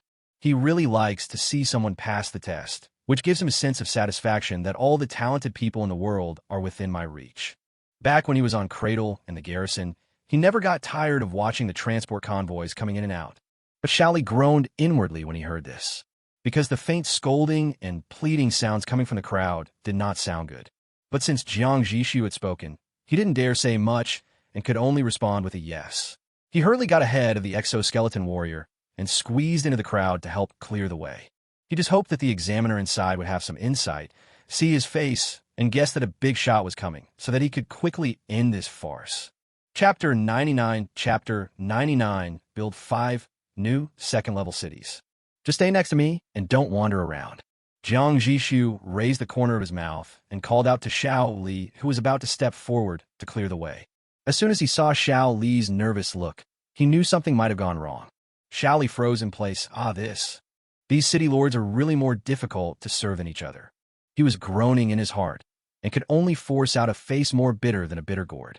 He followed Jiang Zhixu closely and squeezed into the crowd with the guards. There was a dark mass in front of me. As far as I could see, there were only heads moving around. I couldn't see what was happening in the center at all. An exoskeleton warrior nearby observed his expression and immediately stepped forward, suggesting in a muffled voice, "City Lord, let me pick you up and let me see." "Thank you, but no thanks." Jiang Zhixu declined politely. Xiaoli was more discerning. He quickly found a brick from the side and placed it under Jiang Zhixu's feet. After Jiang Zhixu stepped on it, his vision suddenly became clear and he could see the scene at a glance. In the middle of the crowd, a little girl was kneeling. She was a very young girl who looked only 7 or 8 years old, with delicate features. Even at such a young age, you could tell she was a beauty. Although the clothes she wore were simple, they were washed white and kept clean, and she did not look like a child who had been rolling around in the mud at the bottom of society. The discussions of the people around me drifted into my ears intermittently, like the buzzing of a swarm of flies. "Isn't that the little prostitute that Chun Fengju keeps? What's she doing here lining up? Doesn't she know the exam limit is 16 years old or older?" Most of those who were just there to watch the fun did not meet the requirements. Those who really wanted to take the test were lined up in a long queue on the other side. "Don't scream so harshly, you little whore." Another companion curled his lips. "I think we should call her Little Lark. This child sings beautifully, just as well as the stars of the old times. I heard her mother is a student at the Beijing Dance Academy." TSK. So what if she's a college student? In the end, she still ended up in this state. Her child is 10 years old, and she doesn't even know who her biological father is. But then again, her daughter is so beautiful. So what about her mother? I advise you not to have any bad thoughts. He is from Chun Fengju. Chun Fengju? That's the prostitute. Ahem. That's it. Wow. Isn't she still a prostitute? Could it be that her daughter has already been? Who knows? Anyway, don't overthink it. The proprietress of Chun Fengju wants to protect them and their daughter. But she's Commander Li's third wife. If you want to die, go ahead and try it. The person who spoke subconsciously glanced at the corpses hanging high at the entrance of the assessment point, which were still dripping with dirty blood, and his neck couldn't help but shrink. Forget it. You can admire it from a distance, but not touch it. Their whispers gradually subsided with the arrival of Jiang Zhixu and his group, and then they tactfully slipped away. After all, the exoskeleton warriors around Jiang Zhixu were full of high-tech texture. One could tell at a glance that they were real big shots in person. Who would dare to be so blind as to block the sight of such a noble person? The retreat of these people seemed to have knocked down the first domino. The people in front noticed something strange behind them and turned back curiously. Then they were frightened by the scene and hurriedly retreated to both sides. In a short while, a vacuum zone had been cleared around Jiang Zhixu, except for the guards and Xiaoli. In the field, the interviewer was frowning impatiently, his eyes full of helplessness. The girl was protected by the commander's favorite wife, but this recruitment was ordered by the commander himself. For a moment, he was in a dilemma. At this moment, he caught a glimpse of Jiang Zhixu and his group out of the corner of his eye. He didn't know Jiang Zhixu, but he knew the commander's son who was beside him. Even Master Li could only stay by his side, so there was no need to guess who that young man was. In an instant, he almost jumped up from the chair and was about to rush towards Jiang Zhixu.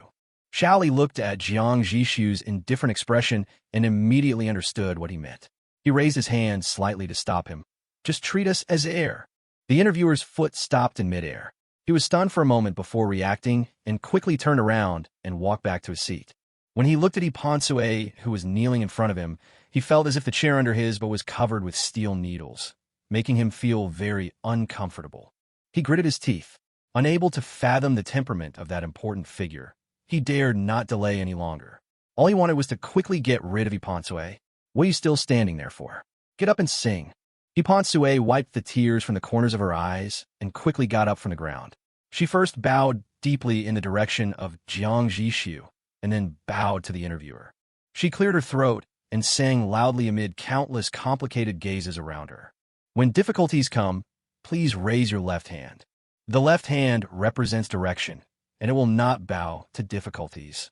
When you encounter setbacks, please raise your right hand. The right hand represents hope. It won't worry about setbacks." The girl song selection was obviously carefully prepared, with a hint of flattery.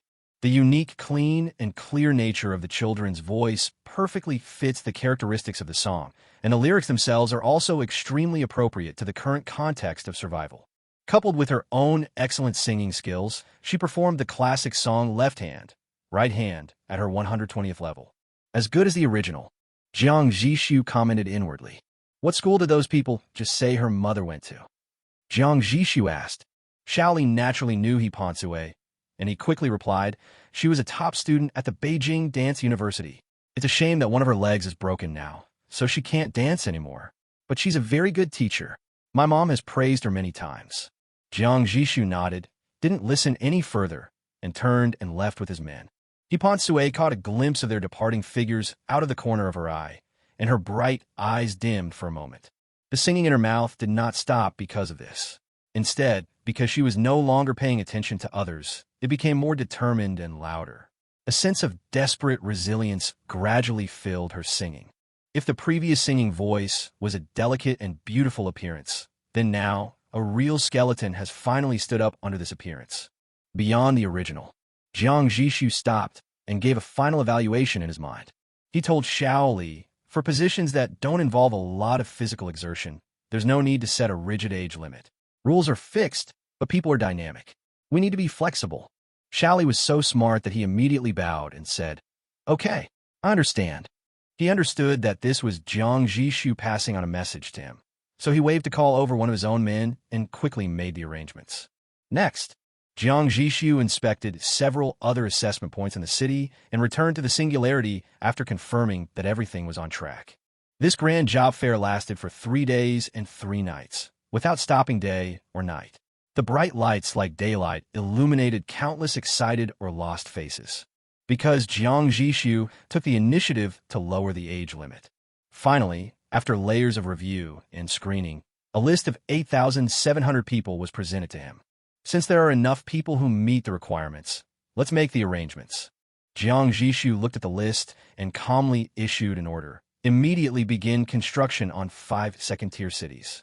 2 will serve as air control aircraft carrier cities, 2 will serve as escort cities, and the final one will be a living and agricultural city." 5 second-level city building orders were activated instantly, consuming a huge amount of materials in the warehouse. On the plains at the foot of base number 7, 5 brand-new, larger-scale second-level mobile cities began to materialize out of thin air. P.S. I asked for leave in the background yesterday. Since it was a sudden decision, Tomato couldn't post a separate chapter for the leave request, so I'll make up for it in one chapter today. Chapter 100 Activating Money Ability. The 5 new secondary cities were simply given code names: Aircraft Carrier 01, Aircraft Carrier 02, Escort 01, Escort 02, and Life 01. As for the official name of the city, Jiang Zhixu is not in a hurry. The new city has one chance to change its name. He plans to wait until the first phase of the expansion plan is completed, that is, when all 10 second-tier cities are operating at full capacity, and then unify their names. Without exception, the mayors of these 5 new cities were all selected from the veterans who followed Jiang Zhixu in the uprising from the beginning. To say that these people have much talent for governing is pure fantasy. However, Honglang was well prepared. He transferred several administrative teams from the City Lord's Office of Singularity and sent them to the 5 new cities to assist in management. As long as the new city lords have normal IQ and are assisted by a professional team, it will not be a problem for them to master the basic operations of the city in a short period of time. The biggest problem now is the lack of resources. Honglang placed the report compiled by his men in front of Jiang Zhixu. Once the armaments manufacturing in the 4 battle cities is fully launched, our existing secondary resource reserves will be exhausted immediately. The 2 aircraft carrier cities and the 2 escort cities require armed forces that are no longer the small scale of a dozen helicopters as they are now. That would be a massive army totaling 256 Vulture attack helicopters and at least 400 level 2 tanks. The materials consumed in their manufacture are enough to empty the entire financial resources of 20 second-tier cities. We don't have to produce all of it at once. We should first produce according to the number of combatants we currently have available. We should produce as much equipment as we can equip. Jiang Zhixu was not surprised at all. He knew very well that even if they could produce all the equipment now, they simply did not have enough qualified drivers and soldiers to use them. When will the second piece of activated metal be produced? It's been over a week since the last one, right? As long as there is activated metal, a large number of excellent pilots and fighters can be produced in a very short period of time. Soldiers can skip the lengthy training process by using rifles, exoskeletons, and even combat vehicles and helicopters infused with living metal. As long as they can overcome their primitive fear of the battlefield, they can instantly transform into experienced veterans. It's probably going to be soon. There's no progress bar on this thing. Honglang smiled slightly. But don't worry, once the activated metal is produced, you will be the first to know. Jiang Zhixu looked at him in confusion and felt that the other person's smile was a little strange. However, he didn't care. After a moment's silence, he said, "In 3 days, regardless of whether the activated metal is produced or not, we must proceed to the next step. As for what the next plan is, it's simple. Become famous." He wants to announce the arrival of the Singularity Alliance to the entire Skynet area in the most high-profile manner. The way Jiang Zhixu chose to become famous was equally simple and crude. After all, there is a ready-made target. Notice to all fellow human beings, starting today, the Singularity Alliance will launch a comprehensive wanted list and offer a reward for the Shepherd Alliance. Anyone who can provide the valid coordinates of the Shepherd Alliance's fixed base will receive a resource reward worth 35 million gold coins. Anyone who can provide the real-time coordinates of the Shepherd Alliance's hunting teams will receive a resource reward worth 7 million gold coins. Anyone who successfully kills a hound or hunter unit will be rewarded according to the results. 3.5 million gold coins for each hound killed. 10.5 million gold coins for each hunter killed. Anyone who successfully wipes out a standard hunting team will receive a resource reward worth 100 million gold coins. From the release of this bounty, the Singularity Alliance will proactively report its detailed location at midnight every day. We welcome everyone to bring intelligence or enemy city control consoles to redeem the bounty. We will prioritize partners who are closer. In addition, the Singularity Alliance welcomes all mobile cities to trade. We will purchase all materials at 3 times the price of the trading platform. At the same time, we will protect the transaction security of the surrounding areas and ensure the absolute safety of all customers. Current coordinates of Singularity Alliance, XXXX, XXXX. The content of this series of information completely blew up the stagnant Skynet area. Everyone who saw this news had the first reaction of disbelief. How dare someone confront the Pastor's Alliance head-on? Didn't the wars a few years ago make the issue clear? The Shepherd's Alliance has completely gained momentum and no one can stop it. And, putting aside the fact that no one has ever heard of the Singularity Alliance, can a bounty of tens of millions or even hundreds of millions of gold coins be given out so lightly? Even for those experienced second-tier mobile cities, if they want to gather 100 million gold coins in working capital, they would need to work hard for 3 to 4 years without selling their belongings. When a number becomes large enough, the credibility of the news approaches zero. But then again, there will always be brave men when there is a big reward. At this moment, an extremely heated debate broke out inside the North Wind, a second-level mobile city that was completely black and shaped like a razor. I disagree. We do know the location of a hunting team, but they want real-time coordinates. Real-time? This means we need to track the hunting team. If we are exposed, do you know what will happen? That's right. Besides, has anyone heard of this Singularity Alliance? It's like they popped out of nowhere. Who can guarantee they can really come up with that much money? If we take the risk and not get the money, and we offend the Shepherd Alliance, how can we survive? But what if? Just providing a coordinate would give us 7 million gold coins and resources, almost catching up to the total value of our warehouse. I think we can give it a try. Our north wind is best to concealment. As long as we maintain a distance of more than 10 kilometers, the hunting team's conventional radar will definitely not be able to scan us. The radar can't detect them, but they have hunting dogs patrolling within dozens of kilometers at all times. This hunting team only has 10 hunting dogs. As long as we're careful, they won't be able to find us. The Singularity Alliance is only a little over 400 kilometers away from us. This is a godsend. Not only do I tend to track, I have an even bolder idea. A hunting team has so many hounds. Even if the Singularity Alliance is powerful, it's impossible for them to intercept them all. We can take advantage of the chaos to help them intercept a few, or even kill them ourselves. This will increase the bounty by millions. Do you really believe that the Singularity Alliance will give you money? Anyway, we're not asked to pay a deposit. So if we win, we'll make a killing, and if we lose, we won't lose anything. What if they're also a predator force like the Shepherd's Alliance, and this is a trap? There's no room for 2 tigers in one mountain. If that's the case, they'll definitely confront the Shepherd's Alliance. In the end, more than half of the senior officials voted in favor. Seeing this, the city lord, who had been hesitant, finally made up his mind and waved his hand fiercely. Let's go. In the night, this mobile city that almost blends into the dark environment silently started its power reactor and quietly moved towards the dazzling cluster of red dots on the radar. The hunting team is used to being domineering and has no intention or means to hide their whereabouts. Therefore, the radar in any city can easily capture their signals. Chapter 101 Chapter 101 Alert lifted. Arrogant. In a hunting team not far from the north wind, a suppressed roar erupted from a second-tier city. City Lord Wang Xiang stared at the area-wide broadcasts intently, shaking with anger. He was covered in cold sweat, and his hands and feet were cold, even in the hot weather. It's been a few years. Their pastor's alliance had not been subjected to such a direct provocation for several years. Since the founding of the alliance, they have faced several large-scale sieges, killing people so fiercely that all the mobile cities on the earth are terrified. From then on, no one dared to test their edge.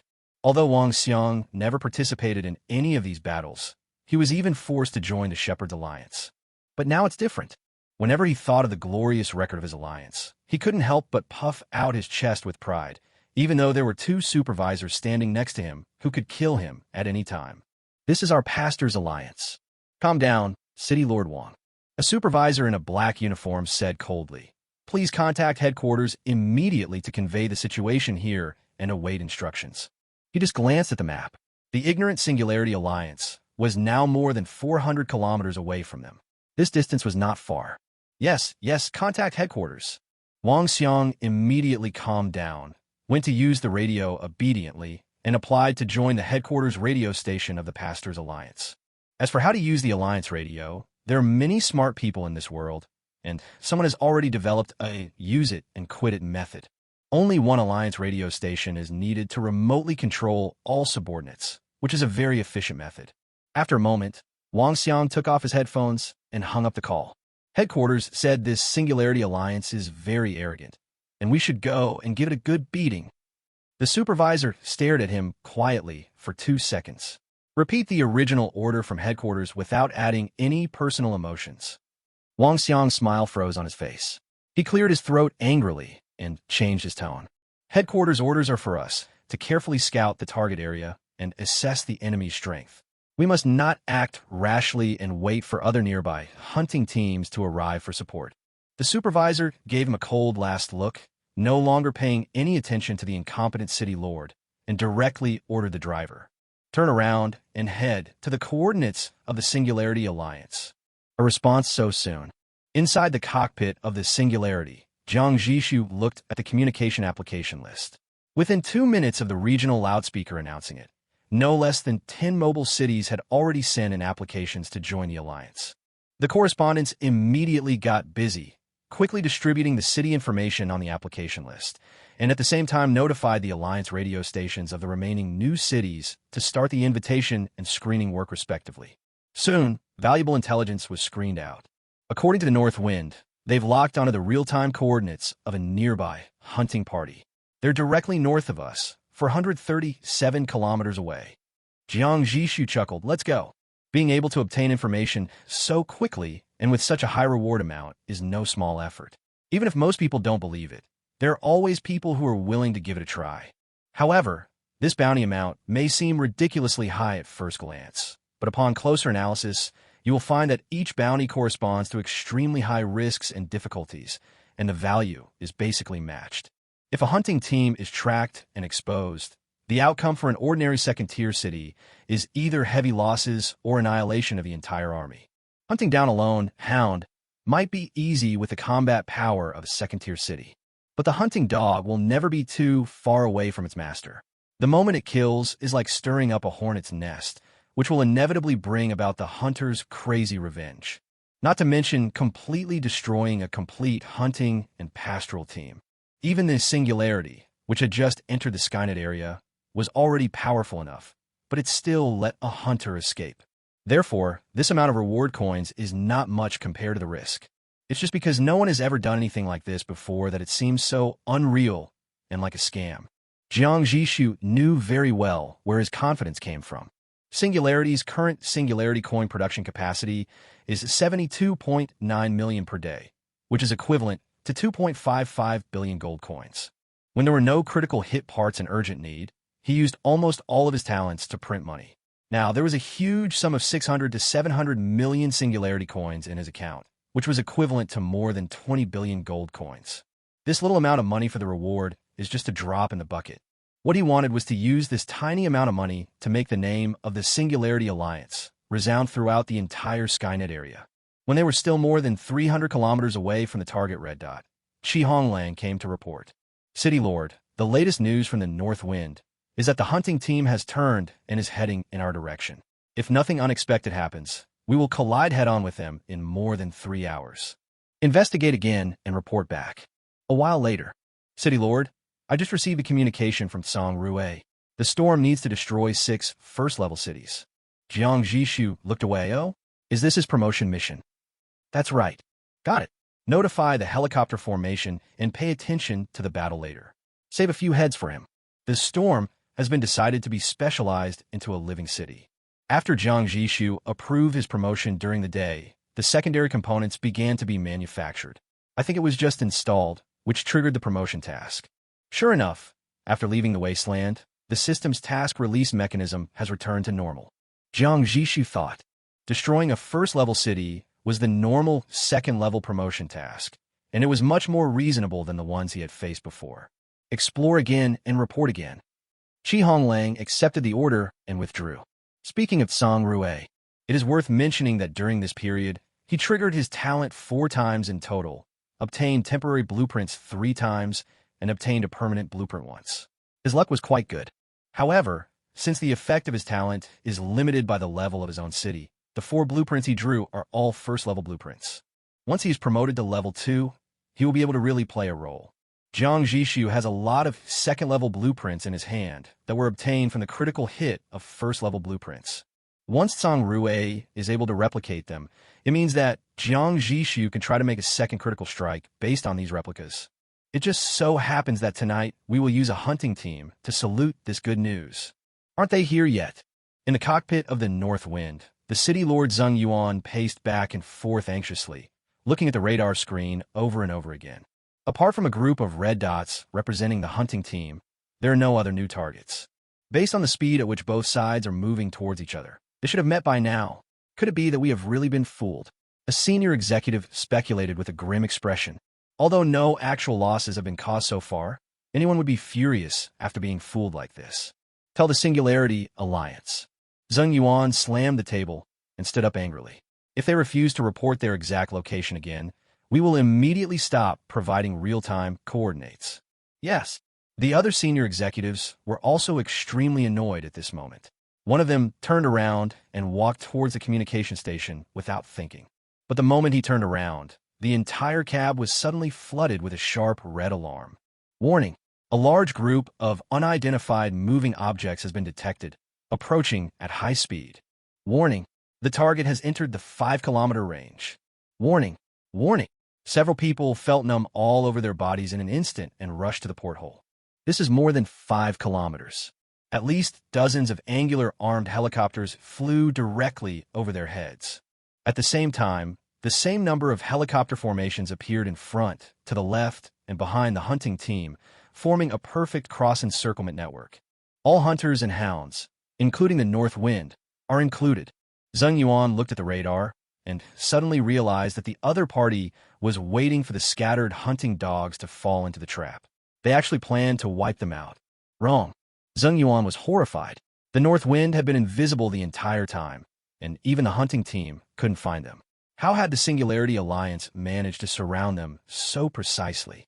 He didn't have time to think, because a warning message came from the communication radio. To avoid confusion and miscalculation on the battlefield, allies are requested to remain stationary and wait for the battle to end and the alert to be lifted. Zheng Yuan opened his mouth, but was too late to respond. The next moment, his pupils were filled with endless, dazzling flames. It was the trajectory of a ballistic missile streaking through the night sky, the scorching heat of a laser beam tearing through the air, and a saturation firepower coverage that he could never imagine in his lifetime. Just a minute later, the world fell silent. The comm message came again from the communicator. Alert lifted. Allies can move freely. Chapter 102 Chapter 102 Living City. The battlefield fell into silence.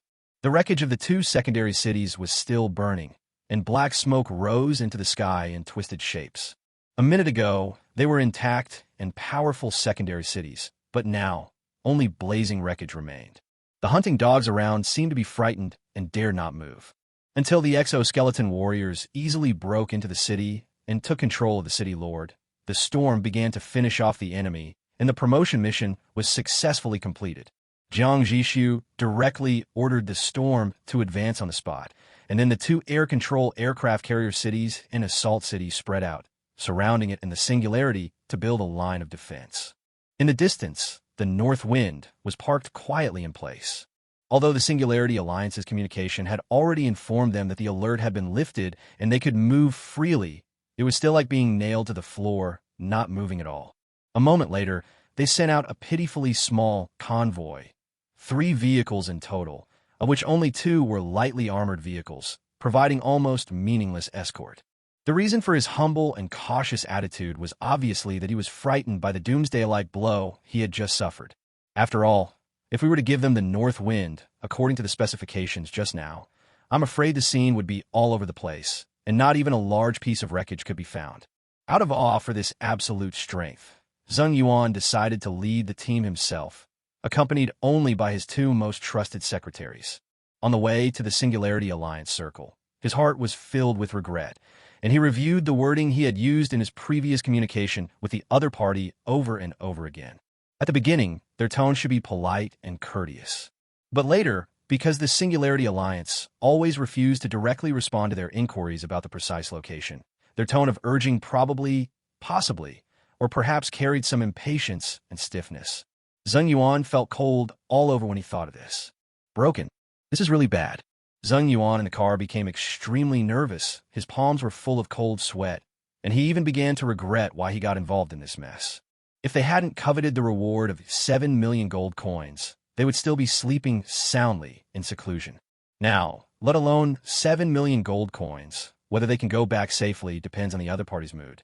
But then again, that's a full 7 million gold coins, and you can get it just by providing a coordinate. Looking at the entire Skynet area, who wouldn't be tempted? It's too late to think about these things now. Zheng Yuan was worried all the way, but the journey was limited after all. When their convoy passed through the bottom of the 2 mobile cities that were as huge as mountains and covered with weapon arrays on their hulls, they officially entered the core circle of the Singularity Alliance. The first thing he saw was the storm that was being promoted in the fog. At the second glance, his attention was firmly attracted by another city. It is a city almost completely covered by green vegetation, and the surface of the buildings is cleverly designed into layers of terraces where various crops are planted. From a city halfway up, Its main components are supported by a solid steel structure, with large areas of transparent or translucent glass curtain walls. The soft lights from inside give the entire city an incredible, vibrant atmosphere in the night. This structure appears to have virtually no defensive or offensive capabilities.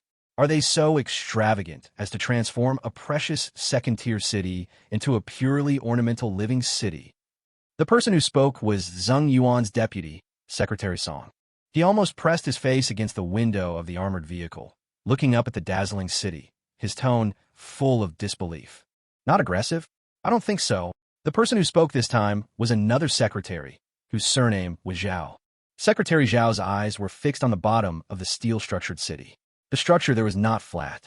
In addition to several huge lifting platforms, there were also dozens of strangely shaped silver prismatic spires hanging there.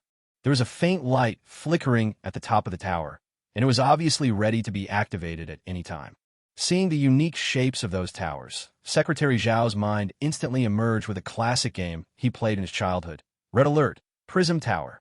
I can't say that the two are exactly the same, but at least they are 99% similar. The only difference is that these towers are the inverted version of the Prism Tower in the game, with the spires facing downwards and the tower bodies deeply integrated into the main structure of the city, with no idea where they lead to. This is the Light Prism Tower. Secretary Zhao spoke the term with certainty. Rather than saying it has no defenses, it's better to say that the Singularity Alliance is absolutely confident that the enemy's attack will not successfully land on the city. Zheng Yuan and Secretary Song were startled when they heard this, and subconsciously turned their attention to other cities around them. As expected, at the bottom of every city, there are inverted light prism towers of varying numbers and of the same model. I've heard of laser interception-related defense components in the secondary technology, but this offensive light prism tower... Zheng Yuan frowned. This doesn't seem like the second-level technology one know of. Secretary Zhao shook his head and analyzed. City Lord, the upper and lower limits of Level 2 technology are very different. Being able to produce refined oil is considered Level 2 technology, and being able to extract Earth's core energy is also Level 2 technology. Perhaps this light prism tower is a product of some kind of peak-level, second-level technology. Level 2 peak. Zheng Yuan's eyes revealed immense envy. In the system's official certification, Level 2 is Level 2, and there are no more detailed levels. However, in order to better judge the strength between cities, a set of conventional standards is naturally formed, namely the so-called early stage, middle stage, late stage, and peak stage. Take the Skynet area, for example. The so-called early stage refers to those newly promoted, empty-shell second-tier cities that have not yet installed any core components. The sign of midterm is that after the city has tried its best, it has the ability to destroy a newly established terminal-level Skynet city. This kind of Skynet city has just been established, so it has few resource reserves and weak war potential. Reaching this standard means obtaining an admission ticket to the third-level area. As for the latter stage, its strength is much stronger and can easily destroy any mature terminal-level Skynet city. The peak corresponds to the node-level Skynet city. Currently, there should not be any mobile city that can challenge a node-level city alone. However, if the entire Shepherd Alliance comes out in full force, it can be conquered. Therefore, looking at the entire Skynet area, only the behemoth Shepherd Alliance is qualified to be rated as Level 2 peak. According to this level classification, their north wind can only be considered as the middle stage of Level 2. What about this Singularity Alliance that suddenly appeared out of nowhere? What level are they at? Peak? Or beyond the peak? Zheng Yuan couldn't give an answer, nor did he dare to think about it. He just looked out the window. In the sky, at least dozens of helicopters were hovering at low altitude. On the ground, densely packed second-level tanks of various models were lined up in formation and shuttled between cities, and teams of soldiers wearing advanced exoskeletons were patrolling in formation. After seeing the convoy, they stopped where they were, staring at their inconspicuous little cars, until they left the current warning zone and were taken over by the next team of exoskeleton warriors, and then they continued to move forward. Just by looking at the military appearance before him, Zheng Yuan dared to conclude that this was something that the Pastor's Alliance could not achieve or even imagine even if they tried their best. Otherwise, the Shepherd's Alliance would never send a hunting team here to die. Chapter 103 Chapter 103 The Cowardly Zheng Yuan, City Lord. Soon, their 3 vehicles stopped under the singularity in the center of the Alliance and underwent a detailed inspection. After confirming that they were not carrying any weapons, they were allowed to pass through the lifting platform and enter the flagship city of the Alliance. The person responsible for welcoming them was Honglang. After he revealed his identity, the other side stood up alone. Deputy Qi, hello. Zheng Yuan took a step forward, a humble smile on his face, and held out his hands. I'm the mayor of the North Wind, Zheng Yuan. I apologize for interrupting you. When Honglang heard this, a hint of subtle surprise flashed in his eyes. He didn't expect that the other party was the city lord himself. He calmly shook Zheng Yuan's hand with just the right amount of force. City Lord Zheng, your words are too serious. Please come in. He led Zheng Yuan and the other 2 to a simple-style reception room. Please sit down, Honglang gestured. Our conditions are simple, and we only have some ordinary tea. I hope you will forgive us. Zheng Yuan subconsciously glanced at the tea in front of him, and a system panel popped up. Premium Pureté. Quality, Level 2. Features, clears away fatigue, refreshes the mind. Long-term drinking can strengthen the body and protect against all diseases. The panel was brief, but Zheng Yuan was shocked. Secondary life blueprints are not uncommon, but it is quite rare to find people willing to waste land space to grow such auxiliary secondary crops. Deputy Qi is too polite. Zheng Yuan suppressed his thoughts, waved his hand, and sat down, keeping a low profile. Being able to witness the majesty of your alliance firsthand is already the greatest reward of our trip. Your strength is truly earth-shattering and truly eye-opening. After a few polite words, the atmosphere quickly eased and became quite harmonious. At least on the surface, everyone seemed to be having a great time. But during this process, Zheng Yuan never mentioned the reward. He really has no confidence. Although judging from the other party's behavior, it is obvious that they're not short of these gold coins. But since they have not taken the initiative to ask for them, how dare you take the initiative to ask for them? Zheng Yuan knew very well that perhaps it was because the civilized society in the past had been suppressing people for too long. So many powerful people who rose from obscurity now had some quirks. For example, some unwritten rules. You can only take what I give you. If I don't give it to you, you can't ask for it. It sounds childish, right? But he has witnessed with his own eyes that cities were removed from the list overnight because they did not understand similar rules. Honglang saw through Zheng Yuan's little thoughts. He smiled and waved back. An attendant immediately handed him a silver briefcase. Honglang put the box on the table and pushed it in front of Zheng Yuan slowly. He pointed the opening of the suitcase towards Zheng Yuan, and then with a click, the buckle opened. The lid of the box was lifted up, revealing the neatly stacked and beautifully printed banknotes inside. No more, no less, exactly 200,000. On top of the banknotes were stacked several beautifully bound color instruction manuals. This is the official currency issued by our alliance, the energy-backed singularity coin, Honglang said with a smile. Here are 200,000 in total as a reward for the intelligence you provided. Please count them. The promised 7 million gold coins turned into 200,000 internal currency. Even though Zheng Yuan was mentally prepared to return empty-handed, he still couldn't hold back when this scene appeared. Who cares about internally issued currency? Even if you have anchor energy, when I really need it, do I still have to travel thousands of miles to come to you to exchange it? However, with the strength shown by the Singularity Alliance, let alone giving him a box of waste paper, even if he was given a pile of steaming excrement, he would have to take it with a smile on his face and praise its beautiful shape. Zheng Yuan quickly adjusted his mindset, reached out and pulled the box in front of him, and laughed. No need to count. Of course I believe in your sincerity. If someone even embezzles some of the money he printed himself, then he really doesn't know how to describe such a person. As he spoke, he quickly closed the lid of the box. Although he got the money for free with a box of waste paper, Zheng Yuan could only comfort himself in his heart. After all, it is an internal currency issued by such a powerful force. Maybe it has some collection value after all. Never mind. As long as they don't show any disgust now, we should be able to leave this place safely today. From Zheng Yuan's expression and actions, Honglang guessed what he was thinking. However, he did not explain any further. He stood up and prepared to send Zheng Yuan and others away. We, the Singularity Alliance, have to rush to our next destination, so we won't be keeping any more of you. It has a strong meaning of seeing off guests. However, Zheng Yuan was more than happy to do so. So he quickly stood up and said goodbye, carrying his suitcase and leaving with 2 clerks. Looking at the backs of Zheng Yuan and others as they left, Qi Honglang's smile quickly faded. City Lord, this north wind simply treated us like a scourge. They took the money and immediately ran off. In the City Lord's office, after Qi Honglang and Jiang Zhixu finished their truthful reports, he made a complaint with strong personal emotions. Jiang Zhixu laughed and said, "Who told you not to tell others how to use singularity coin in advance?" In their eyes, we were just liars who went back on our word and dismissed them with a pile of waste paper. Not only did we waste an entire night, but we also caused the loss of dozens of units of refined oil. Qi Honglang also had something to say. I deliberately put the instructions at the top, but they didn't even bother to read them and just closed them directly. Originally, he planned to wait for the other party to pick up the instruction manual and show a puzzled look on his face, and then he would explain it simultaneously with the voice. As a result of what the other party did, he naturally lost the mood. Since ancient times, people have feared power rather than virtue. They're acting this way because they're afraid we might harm them.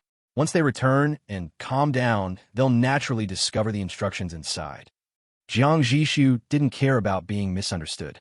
It is much better to be respected like a tiger or wolf than to be coveted like a fat sheep. Qi Honglang naturally knew this truth. However, he still complained, "This person is so different from others. Look at Tang Nianji and the others. When they found out that we are powerful and have no ill intentions, they wanted to spend more time with us, exchange information, and look for opportunities for cooperation. But this Zheng Yuan, I even wonder where such a coward like him got the courage to follow the hunting team and provide us with the coordinates." Qi Honglang didn't know that his casual complaint actually hit the nail on the head.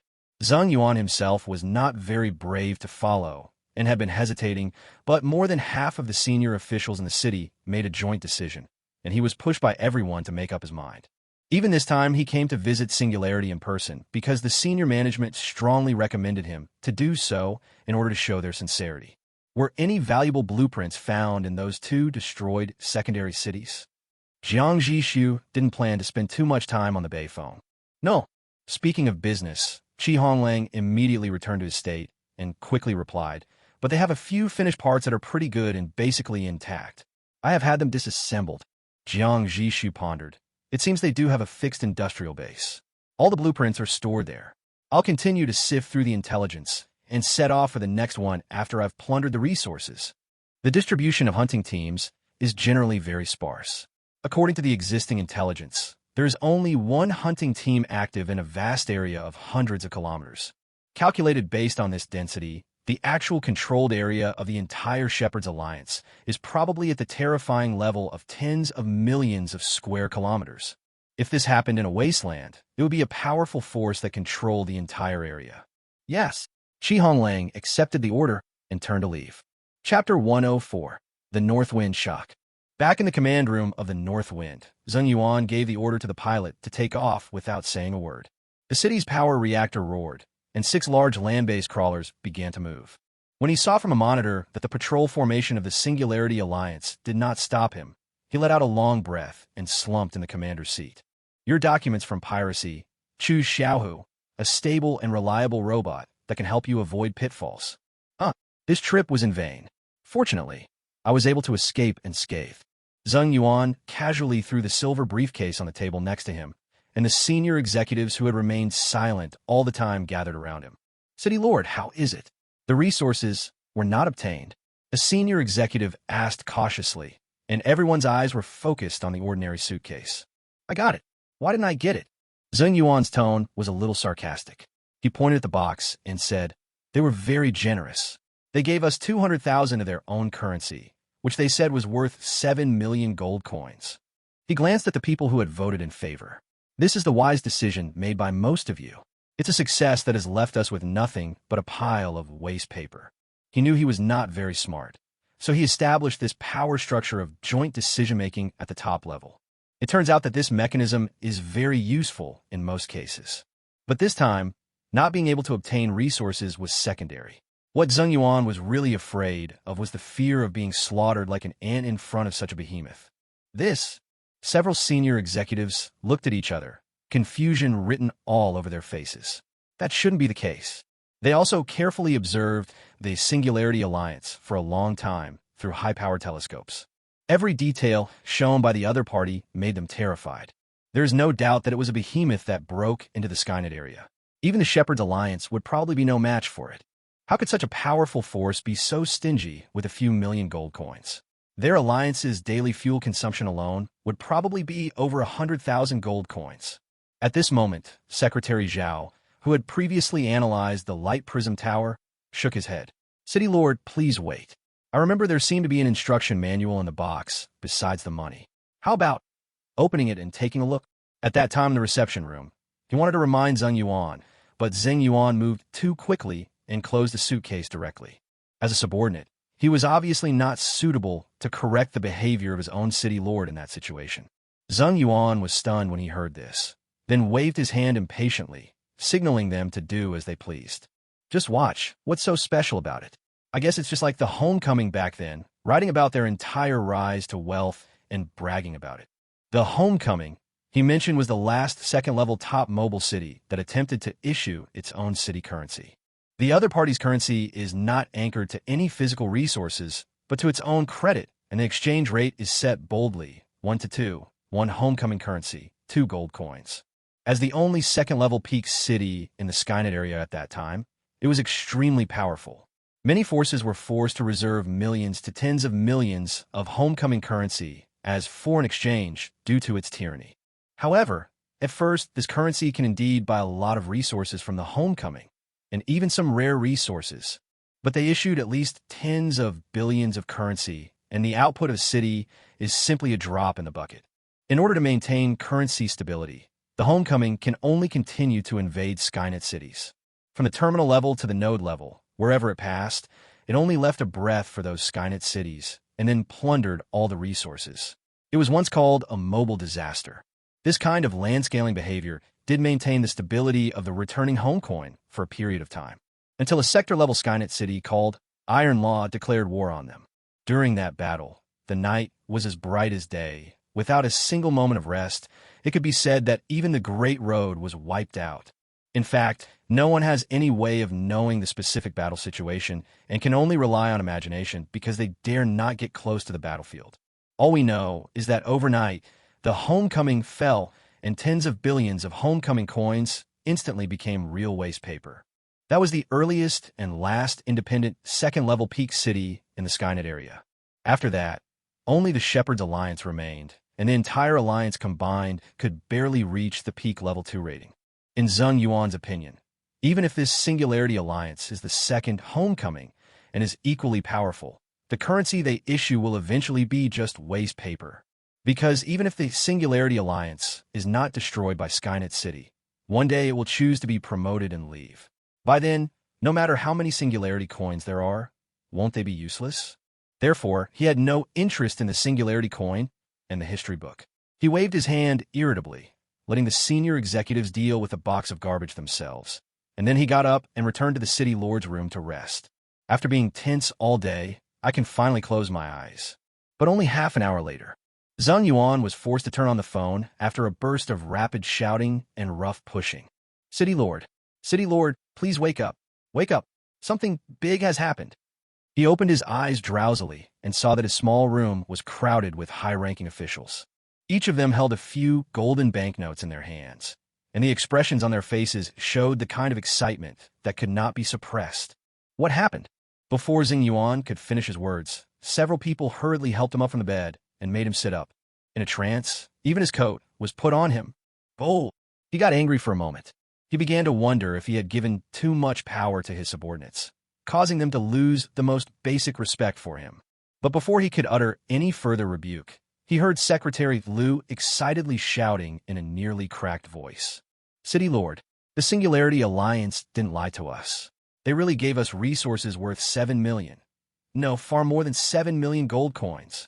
Xiaohubot protects files from piracy. When looking for books or robots, choose Xiaohu. It is stable and reliable, and you won't step into pitfalls. This made Zheng Yuan, whose mind was already not very clear, even more confused. What do you mean? Isn't what they gave us just a bunch of money they printed themselves? It's not money. Secretary Liu was so excited that he almost blurted out, No, it's more than just money. City Lord, these are high-level energy sources certified by the system. A single 100 yuan singularity coin can allow our north wind to sail at full speed for a whole day, equipped with stealth armor and radar. The mention of energy instantly sobered Zhang Yuan up, but he still suspected there was something wrong with his ears. What the hell are you talking about? The foundation of their north wind is the second-level peak stealth armor. When it is fully activated, it is not only perfect in optical stealth, but can also disappear directly from the enemy's radar. But at the same time, it consumes a lot of energy, so he is usually reluctant to turn it on. Secretary Liu excitedly held up a 100 yuan bill in front of him. The bill was printed extremely beautifully, and the bust on it was a majestic young man he had never seen before. But he guessed that this was the real leader of the Singularity Alliance. This is energy. Secretary Liu's spit was almost spraying on Zhang Yuan's face. We just did the unit conversion. 1 yuan of Singularity coin is equivalent to the standard energy unit that can be purchased with 36 gold coins. Most importantly, it can perfectly replace our refined oil as the city's main energy source. He grabbed Zhang Yuan's shoulders and shook him frantically.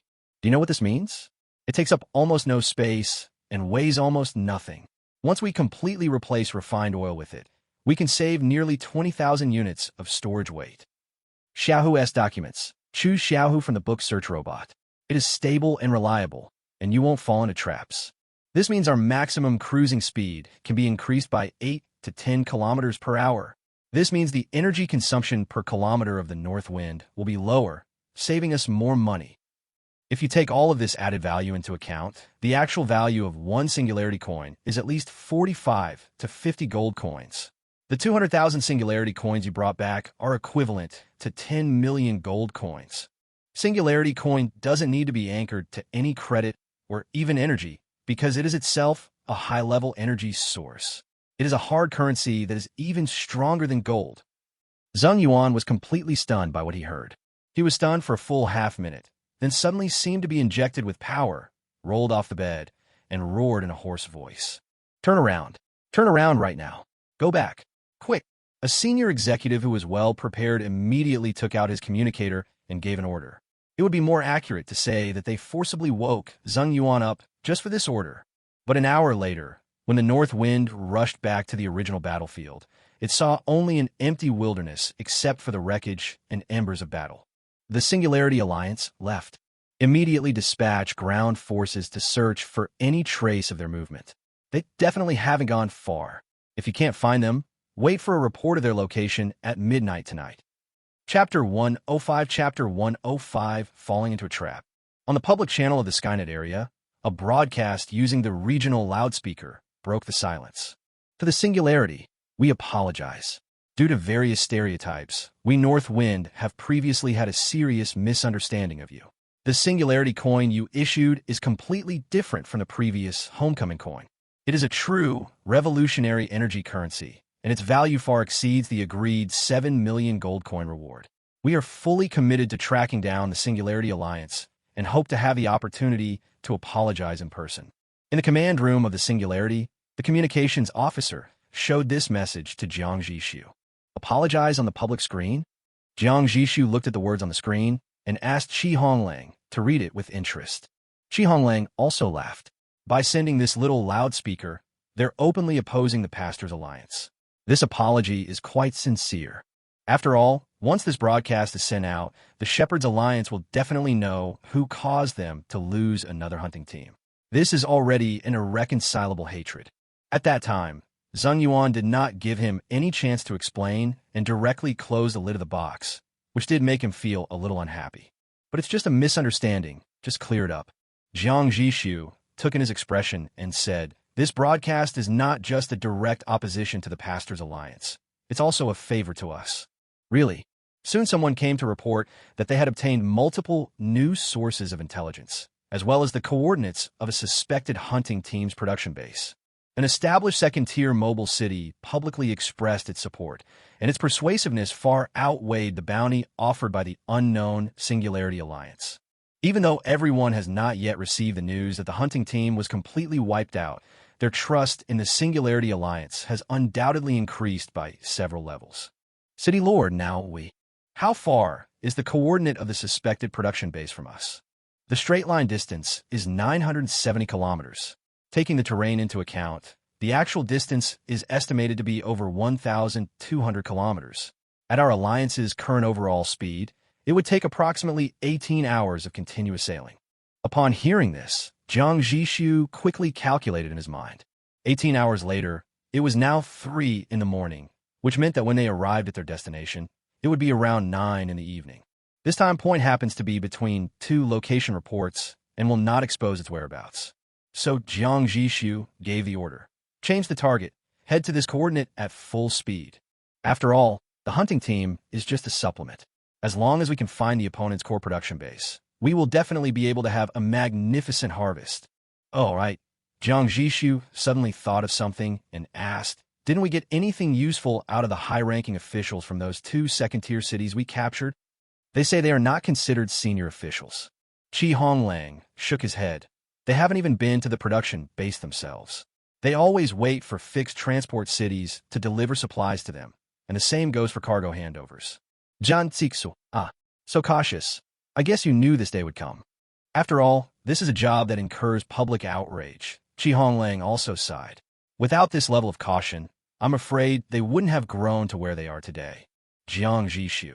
Since they are so cautious that even their own hunters don't know the location of the production base, why would these coordinates be exposed by an outsider now? His question made Honglang's pupils shrink. At the same time, deep in the distant Whitestone Mountains, there is a large, settled secondary city. There are no ordinary city residential areas here, let alone ordinary residents. There are only rows of neatly arranged giant factories and barracks, with thick black smoke billowing out of the chimneys. Processing and manufacturing are carried out nonstop around the clock, and the air is filled with the pungent smell of engine oil and metal dust. In a low square command center, 2 figures were talking in low voices. Have they agreed to come? A voice asked in a low voice. Agreed, Commander. Intelligence indicates they have changed course and are heading towards us at full speed. Very good. The man known as the commander, Peng Fei, slammed the table with a cruel smile on his face. He is the commander of this industrial base, and at the same time, he is in charge of 8 hunting teams. Just last week, a hunting team under his command suddenly lost contact. He hadn't figured out who was responsible yet, but just now, the signal of another hunting team disappeared, combined with the public broadcasts of the Singularity Alliance and Northwind that appeared one after another. Peng Fei immediately realized that his 2 lost hunting teams were definitely wiped out by this Singularity Alliance that suddenly appeared. In a rage, he decided to take the initiative. The leaked coordinates were indeed the real coordinates of this industrial base. He was afraid that the other party would not be fooled if he gave them fake ones. At this moment, he has urgently recalled all the remaining 6 hunting teams. This is a war that concerns the reputation of the Pastor's Alliance, and there is no need to worry about rules such as confidentiality of the base. There are a total of 12 second-level mobile cities, plus 64 first-level mobile cities. He just didn't believe that this Singularity Alliance that emerged from some unknown corner could have the foundation to match what they had accumulated through years of hard work here. If it were a normal alliance, just getting these hundreds of mobile cities moving would be an impossible task. Peng Fei showed a hint of sarcasm on his face, and then he licked his lips in anticipation. However, they were able to wipe out 2 of my hunting teams, so they must have a lot of advanced blueprints. If I can swallow it whole, I might be able to become the leader of the 5 great commanders of the Alliance. This is the fundamental reason why he is so eager to bring this Singularity Alliance here. If it is delayed for 2 more days, the headquarters will definitely send other commanders to cooperate in handling matter. Peng Fei does not want to have one more person to share this piece of fat meat that has already been delivered to his mouth. Are all the defensive measures ready? He asked his men with some concern. Don't let it turn over in the end. That would be hilarious. The subordinate stood at attention with confidence and replied, Don't worry, Commander. I've ordered all the roads we built into the mountains to be blown up. This is deep in the mountains, there are no roads, and their secondary mobile city will definitely not be able to get in.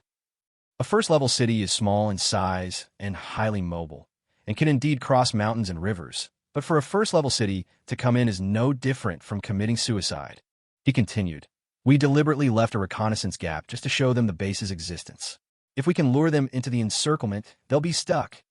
That was a stranglehold formed by more than a dozen second-tier cities. It had been a long time since the Pastors Alliance had staged such a grand encirclement and suppression. In addition, 20 heavy anti-aircraft batteries are ready on all commanding heights, and the radars are scanning the airspace at all times to ensure that not even a mosquito can fly in. And we can launch 64 armed helicopters at any time and easily seize air superiority. Good. Peng Fei was very satisfied. Their industrial base was like a dragnet. Then we just have to wait for the Singularity Alliance to fall into their trap. Chapter 106 Chapter 106 The defense is clearly visible. According to the original plan, after Jiang Zhixu arranged all the pre-war matters, he should have a good sleep to recharge his energy for the late-night battle. But he soon experienced firsthand how valuable Qi Honglang's promise, once the activated metal is produced, you will be the first to know, was. 6 o'clock in the morning. It was just dawn, and Jiang Zhixu had just lain down for an hour when Qi Honglang's exclusive communication ringtone pulled him out of his light sleep. He connected the communication with a low mood, but he didn't expect that the voice coming from the other end was not Qi Honglang's at all, but the leader of the Activated Metal Research Group, Tan Yu. You've been guarding the smelting furnace? Jiang Zhixu was so angry that he had no place to vent, so he couldn't help but ask in a muffled voice. That's right, City Lord. I believe you are well aware of its importance. We have a tough battle to fight tonight. The sooner we thoroughly study it, the better our chances of victory, said on the other end of the phone. Having said that, this is indeed the truth. But Jiang Zhixu seriously suspected that even if there was no war tonight, these technicians who were guarding the smelting furnace all night would still force him to wake up at this time. Okay, I understand. There is no point in sulking with a group of technicians who are working hard for the development of the city. Jiang Zhixu sighed, hung up the phone, got up, and got dressed. He rubbed his swollen temples and thought to himself, at least they still have me, the city lord, in their hearts. They didn't get so excited that they rushed into the room and dragged me out of bed. He quickly arrived at the New Sea City by transfer vehicle and performed a quantitative critical strike on a piece of activated metal in the smelting room. The next second, 100 identical pieces of activated metal appeared out of thin air and were neatly stacked into a small square pile on the laboratory table. Including the original piece, the total is 101 pieces. This is a considerable number. After all, according to previous research, a piece of activated metal can still effectively play its activation role, even if it is divided into multiple parts. Dr. Tan. Jiang Zhixu turned to the middle-aged man beside him who was wearing glasses and had an excited expression. As soon as possible, we need to test out the optimal effective dosage for each combat product and to determine the extent to which its death would cause fatal damage to the user's soul binding. The middle-aged man in front of him was named Tan Yu from the Cradle. Before crossing over, he was a doctoral student in materials and engineering, with his research direction being inorganic nonmetals. As a top talent in the relevant field, Tan Yu has already applied to set up a special research group focusing on activated metals and is just waiting for the raw materials to arrive. Tan Yu adjusted his glasses and issued a military order in an extremely firm tone. Don't worry, City Lord. Our research team has all the necessary plans ready. We will deliver the most comprehensive test report to your desk before noon today. Jiang Zhixu nodded, encouraged the team a few more words, then turned and left. He now urgently needs to return to the Singularity and make up for the sleep he was deprived of. At noon, Jiang Zhixu finished his lunch in the office and picked up the report that had just been delivered on the table with full energy. The report's first page contained a basic definition. A complete piece of activated metal is divided into 10 equal parts, each part being defined as 1 unit. A standard piece of activated metal is 10 units. The total available resources for this experiment are 1,010 units. The reason for this definition is also written below. This is because the effect of activated metal below 1 unit is extremely poor, almost equivalent to no effect, while a dose above 10 units has no additional effect. I thought it was just to save trouble. Jiang Zhixu thought to himself, turned to the next page, and began to read the core content. After repeated testing, I found that the soul binding effect of activated metal is unrelated to the physical size of the finished product. The depth of the binding is primarily positively correlated with the complexity of the item and the dosage of activated metal. At the same dosage, the more sophisticated, complex, and high-end the object structure, the higher its wisdom or spirituality. However, This effect has a limit. Even if a full 10 units of activated metal were added, the item would not develop its own consciousness. At most, it would be able to communicate with its owner. For the same finished product, the more activated metal you add, the deeper the soul binding effect will be. However, this will only worsen the user's injuries and will not improve their intelligence. Jiang Zhixu nodded, which was equivalent to denying some of the previous views on activated metals. Namely, the larger the size, the worse the effect. He continued reading. In terms of injury and death, the research is as follows. An undivided piece of living metal, i.e., 10 units, possesses a special soul wholeness. When the experimenter, death row prisoner, was directly bound to a whole piece of activated metal, and then the activated metal was placed into a smelting furnace and destroyed, the experimenter died on the spot, and we did not detect any obvious signs of pain. Furthermore, once the activated metal is divided and used in any way, this integrity is destroyed. Even if a test subject were to bind 0.99 pieces of activated metal, i.e., 9.9 units simultaneously, it would not cause fatal damage after its destruction. Instead, it would only cause severe but curable internal injuries to the test subject. This report is accompanied by extremely detailed data and densely packed charts, and is obviously rigorously argued. The conclusion is that in order to produce this report, Tan Yu's team consumed a total of 17.6 blocks, or 176 units of activated metal. 834 units left. Jiang Zhixu put down the report and picked up the communicator. Use all remaining activated metal to produce new exoskeletons and a new batch of vulture attack helicopters. He added, also, distribute the relevant blueprints and materials to several other cities so that they can collaborate on production and improve efficiency.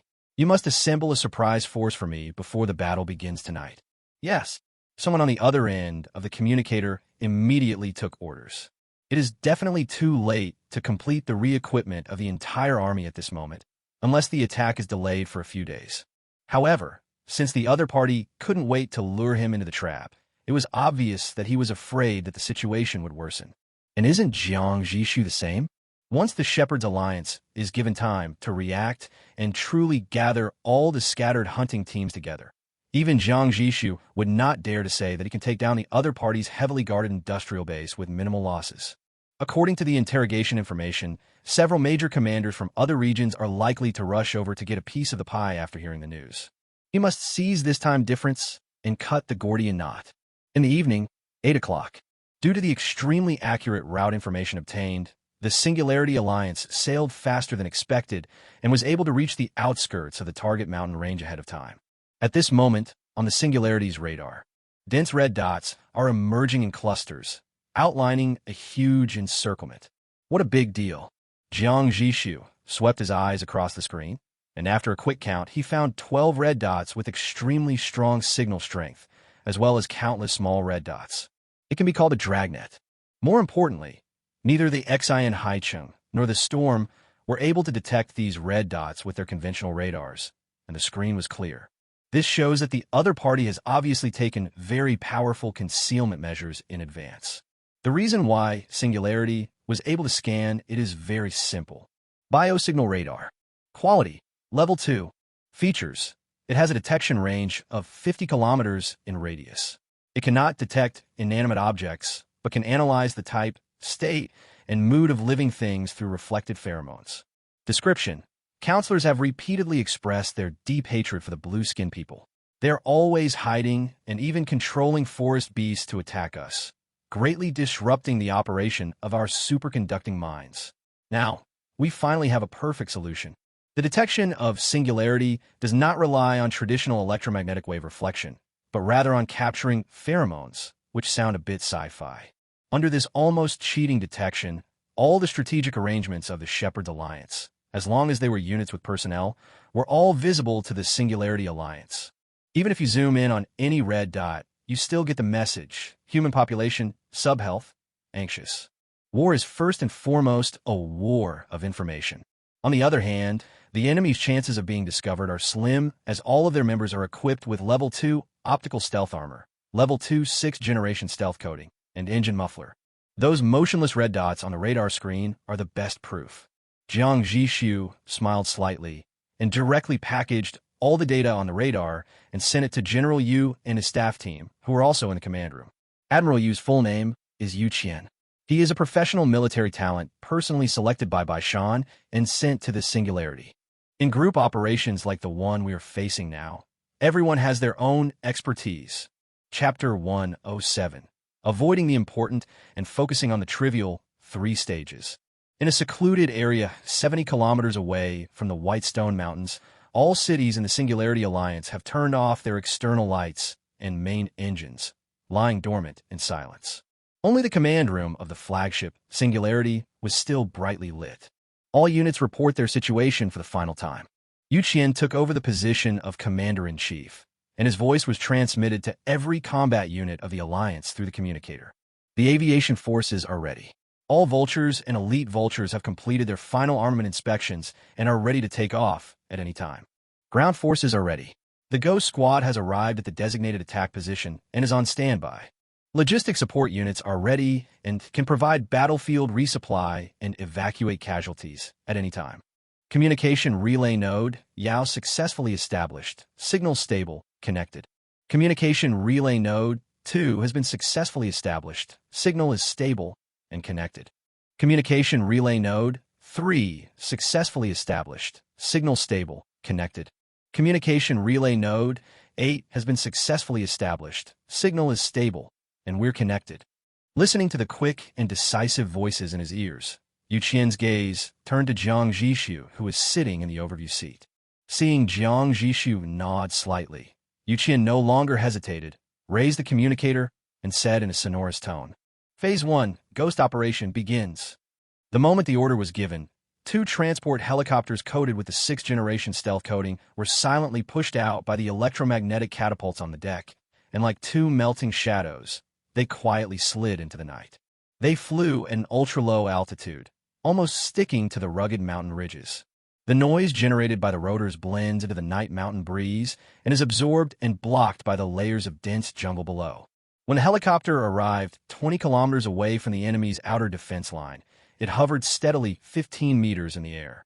The hatch slid open, and 6 black shadows jumped out of the cabin one after another. The exoskeletons on their bodies have all been activated. With superb, force-dissipating skills, they land almost silently and blend into the jungle easily. Team 1/2 has landed and is about to begin infiltration reconnaissance. The communication passed through 8 layers of relays and was transmitted to the Singularity 70 kilometers away.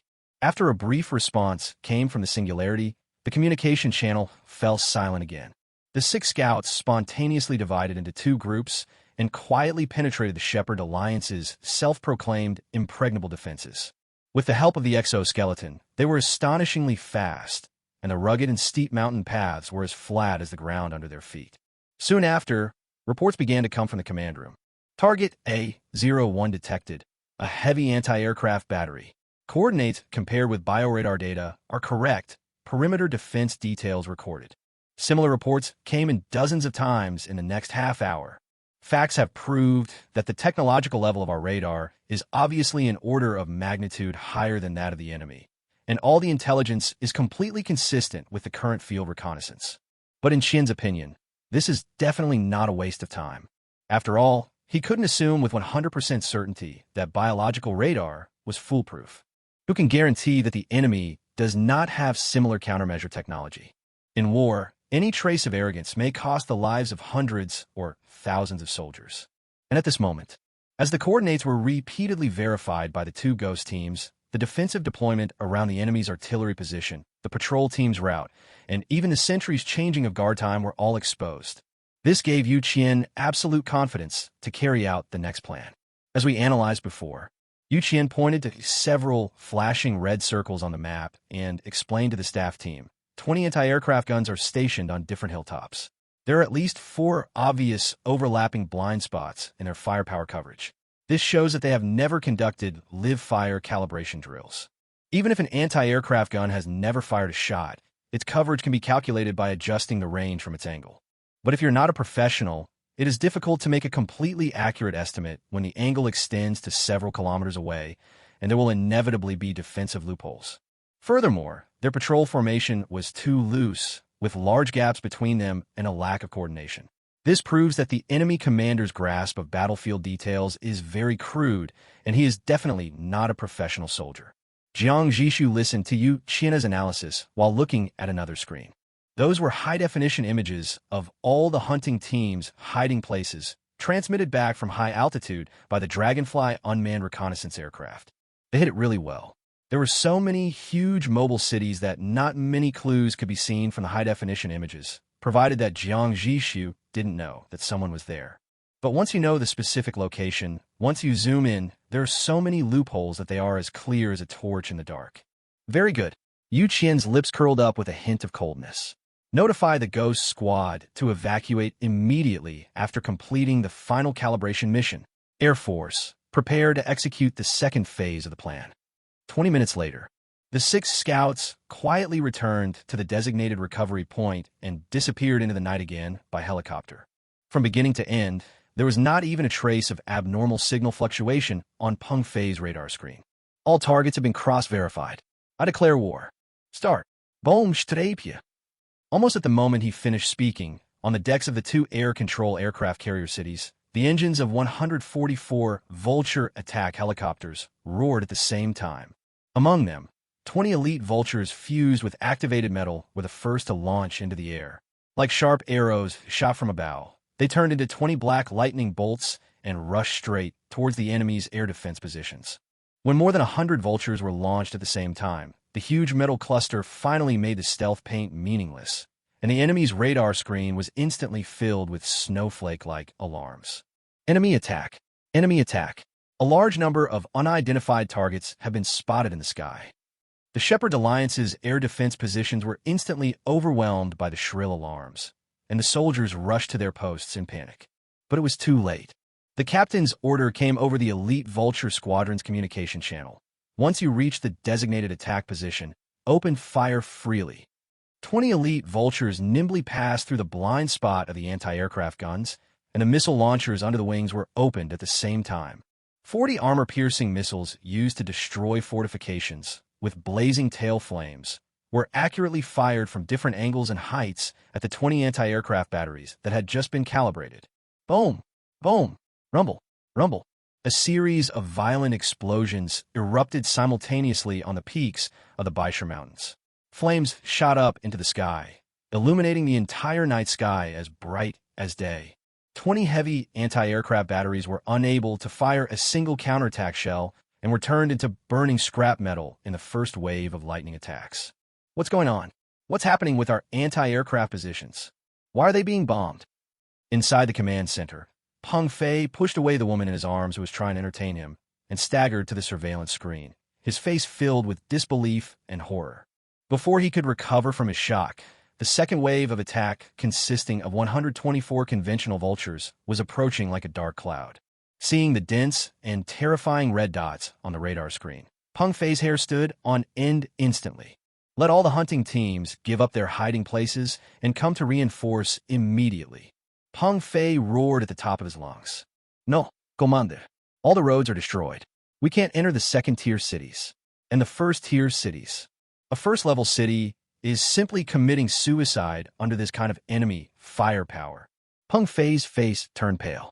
He couldn't understand why the enemy could destroy his air defense so quickly when his defense was so tight and the patrols were impenetrable. Yes, we still have air defense. Peng Fei calmed down instantly and shouted, "All helicopters, take off immediately. Meet the enemy." On the tarmac, 64 armed helicopters of the Shepherd Alliance took off urgently and formed a formation in a panic, trying to intercept this huge air force.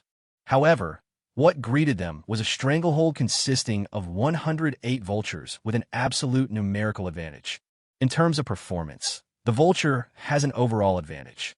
In terms of driving skills, the 20 elite Vultures are like natural kings of the sky, and they're like fish in water on the battlefield. Even if the pilot was flying an ordinary Vulture, he was not someone that a rabble like them could try to scam. In the pitch-black night, the searchlights swept weakly. Dense ammunition chains intertwined into a fire net, and the tail flames of the air-to-air missiles drew deadly arcs.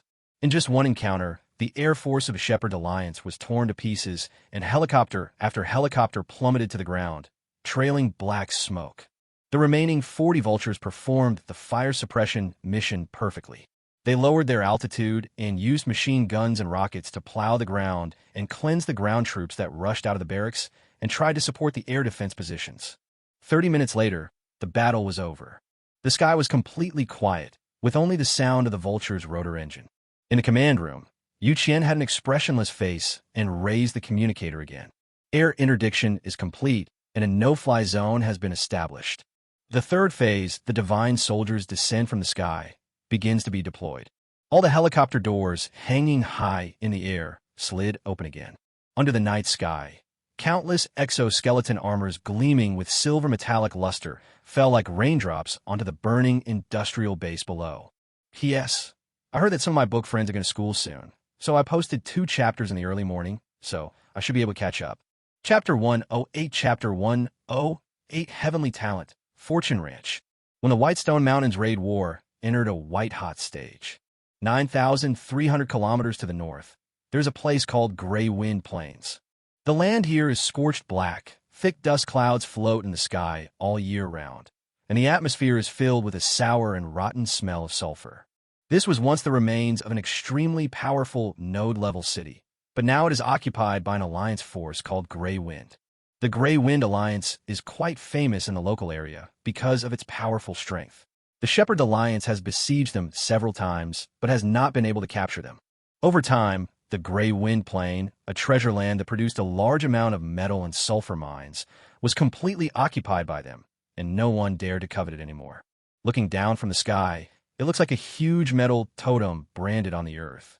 10 large-scale mobile cities were fully unfolded, with all production modules, residential units and defense facilities exposed and interlocked to form a huge circular fortress. Inside the ring fortress is a vast transportation network, a huge tank base, and several military airports.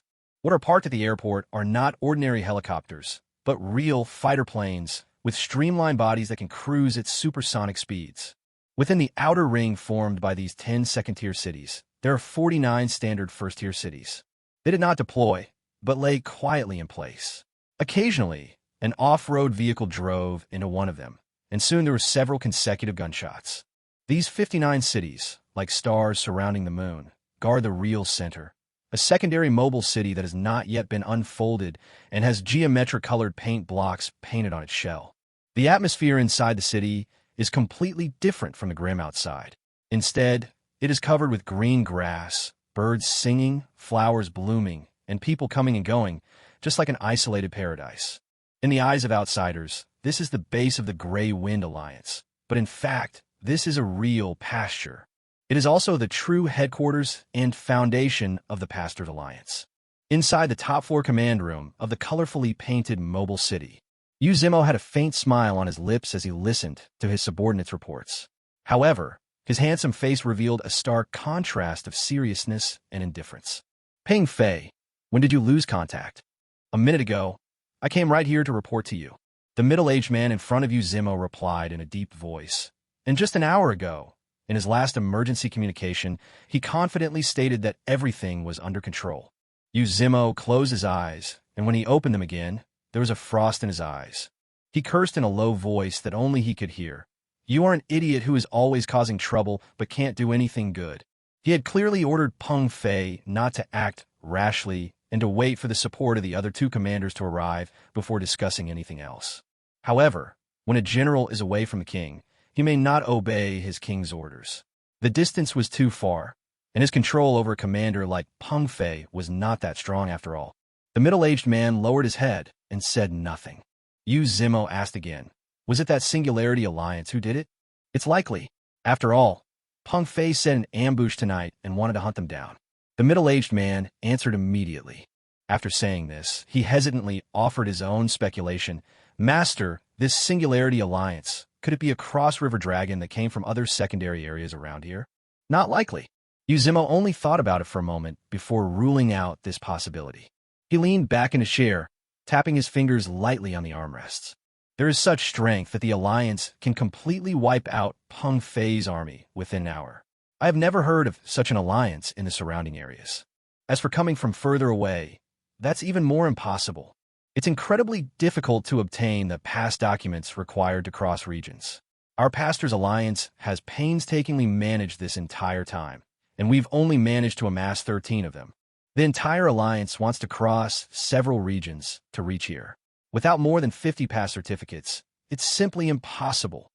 The middle-aged man reminded quietly, but they do look very rich. Being able to easily offer a reward of hundreds of millions of gold coins means that he is no longer an ordinary person. It is not impossible for him to buy enough pass documents. Zimo didn't say anything else. He waved his hand, signaling the other party to leave. When he was the only one left in the empty room, he slowly raised his hand. The air in front of him twisted, and two 20-sided dice emitting a light golden luster appeared out of thin air in his palm. This is his natural talent, Dice of Destiny. Destiny Dice Level 2. Quality, Heavenly Quality. Features, control the legendary Dice of Fate. When you attempt to generate an event, the talent will tell you how many points are needed to use the power of fate to forcibly interfere with the outcome of the event. After rolling the dice, if the total number of points is greater than or equal to the required number of points, the interference is successful. Current Destiny Dice 2. Maximum score 40. Description: Fate's gifts have already been secretly priced in. You can roll the dice endlessly, as long as you can bear the backlash of fate every time you fail. It can be said that this talent has played a vital role in Zimo's success today. For example, when he was still in the first level area, others had to work hard to explore for minerals, but he didn't. He only needed to casually say, generate an event so that Destiny encounters a large iron mine today. Then roll the dice, choose a direction, and move forward, and fate will guide him to find his goal. For events like this, the number of points required is usually not high. 3 or 4 points are enough. Of course, the occasional failure is still bearable, such as encountering a large-scale monster riot, which causes him to lose 2 or 3 times the resources he originally wanted to obtain. But if you want to get the blueprint, the difficulty of the event will soar, because this has changed from a simple encounter to an obtaining of locked results. The point requirement for a first-level blueprint is 5 to 8 points, while the point requirement for a second-level blueprint is further increased to 12 to 18 points. The higher the points, the more terrible the backlash of failure. It even caused the Destiny to experience several crises that almost led to its demise. But in general, relying on this almost cheating ability, Destiny has always been on the fast track of development. However, it was only after arriving at the second-level area that Zimo took the initiative to change his development direction and no longer relied on the Destiny dice as frequently as before. On the one hand, after the talent is upgraded, although there are 2 dice and the highest score reaches 40, the events that can be intervened are also more complicated. But the cost of failure has obviously risen, and some of the consequences are so severe that even he is afraid. On the other hand, he gained a glimpse of the deeper rules of this world from the third-level regional trading platform. This discovery made him dare not expose his talent easily anymore. Hunting those with advanced talents can plunder their luck and enhance your own luck. Although the main applicable scenario of this rule is the civilization war in the third-level area, such as hunting high-level talented people of the hostile civilization, it can enhance the fortune of both oneself and the civilization at the same time. But putting himself in their shoes, Zimo was convinced that even if hunting down gifted people of the same civilization would damage the overall fortune of that civilization, there would definitely be people who would take the risk in order to strengthen themselves. Because personal luck is the real good thing.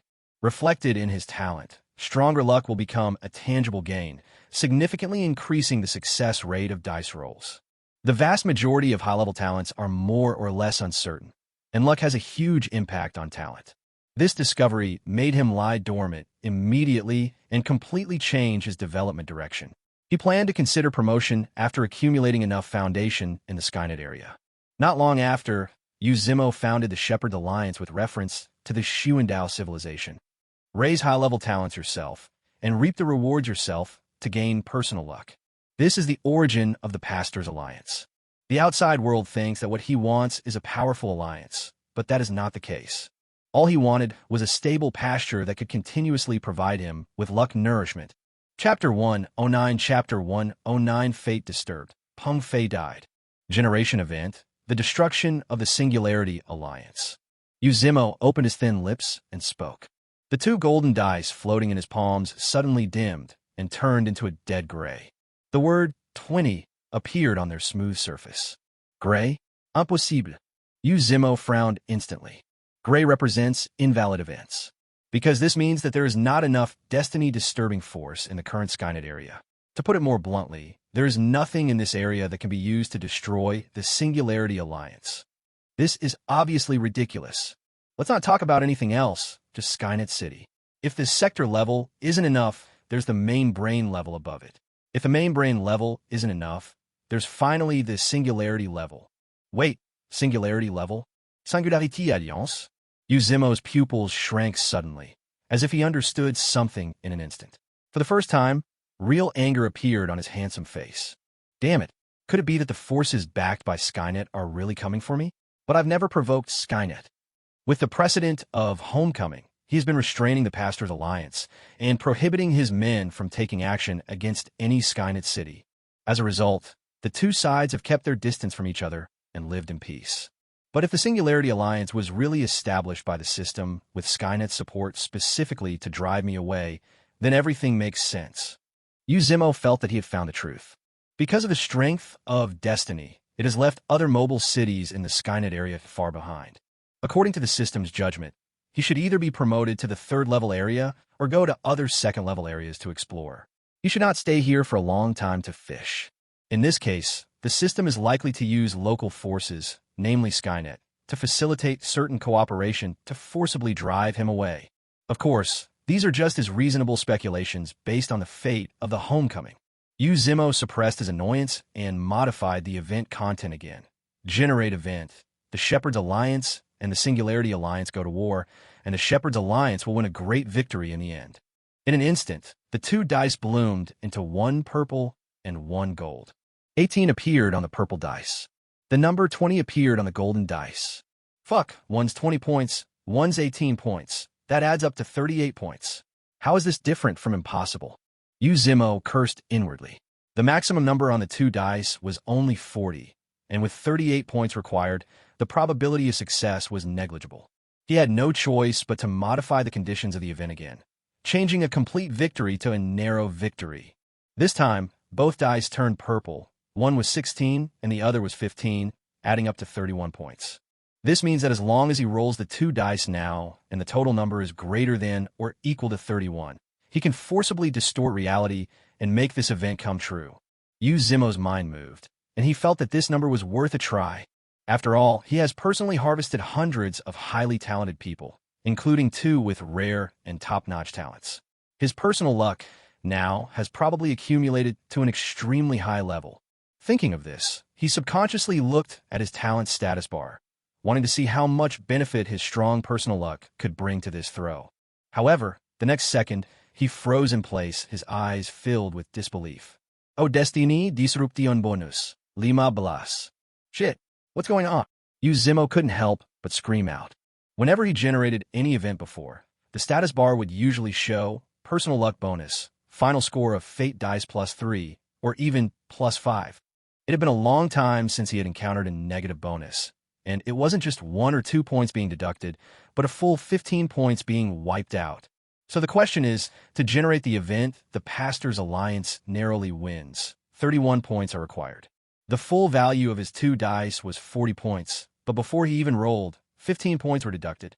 I've harvested so many people, and the luck I've accumulated is actually not as strong as the other party's alliance? Impossible. This is absolutely impossible. Yu Zimo simply couldn't accept this result. But immediately, an even more terrifying and tempting thought came to his mind. If I could destroy the Singularity Alliance, then my luck will be enhanced to an utterly terrifying degree. He is a person of extraordinary talent, and his natural luck far exceeds that of ordinary people.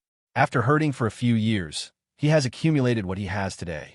The opponent's luck could actually suppress him, which meant that there must be a talented person of the same level or even higher level in the opponent's formation. The Singularity Alliance isn't as strong as me, but you can give it a try. Yu Zimo was extremely sure of this, because fate has already told him the answer in another way.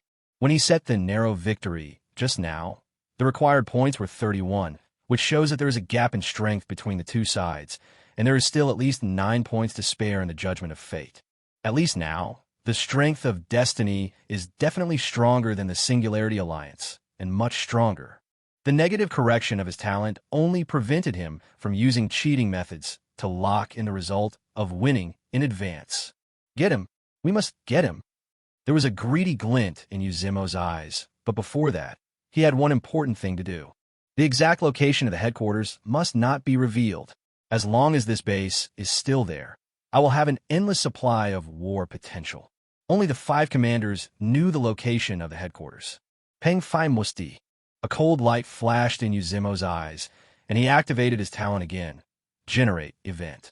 In the hail of bullets, Peng Fei was unfortunately hit in the head by a stray bullet and died. Requirement, 10 points. Environmental bonus, atiga, personal lot bonus. A5, fate disruption bonus, 4. The dice roll is successful. The points are 7 plus 3 plus 5-4, 11. Judgment successful, event generating. Seeing the words environmental bonus, Uzimo breathed a sigh of relief. Luckily, we're still in time. The Baisher base hasn't been completely captured yet. A favorable environment is also part of disturbing destiny. Seeing the prompt, event generated successfully appear, he quickly pushed the door open and began to gather people. White Rock Mountains. After 300 soldiers equipped with exoskeletons were airborne, the battlefield became a one-sided massacre. How could Peng Fei dare to stay in the command room and wait for death? He grabbed his adjutant and the frightened woman and fled hastily through a secret passage. As he ran in the darkness, he thought viciously, just take your time searching. As long as I don't show up, you won't be able to inherit this base. The inheritance rules of the mobile city are very clear.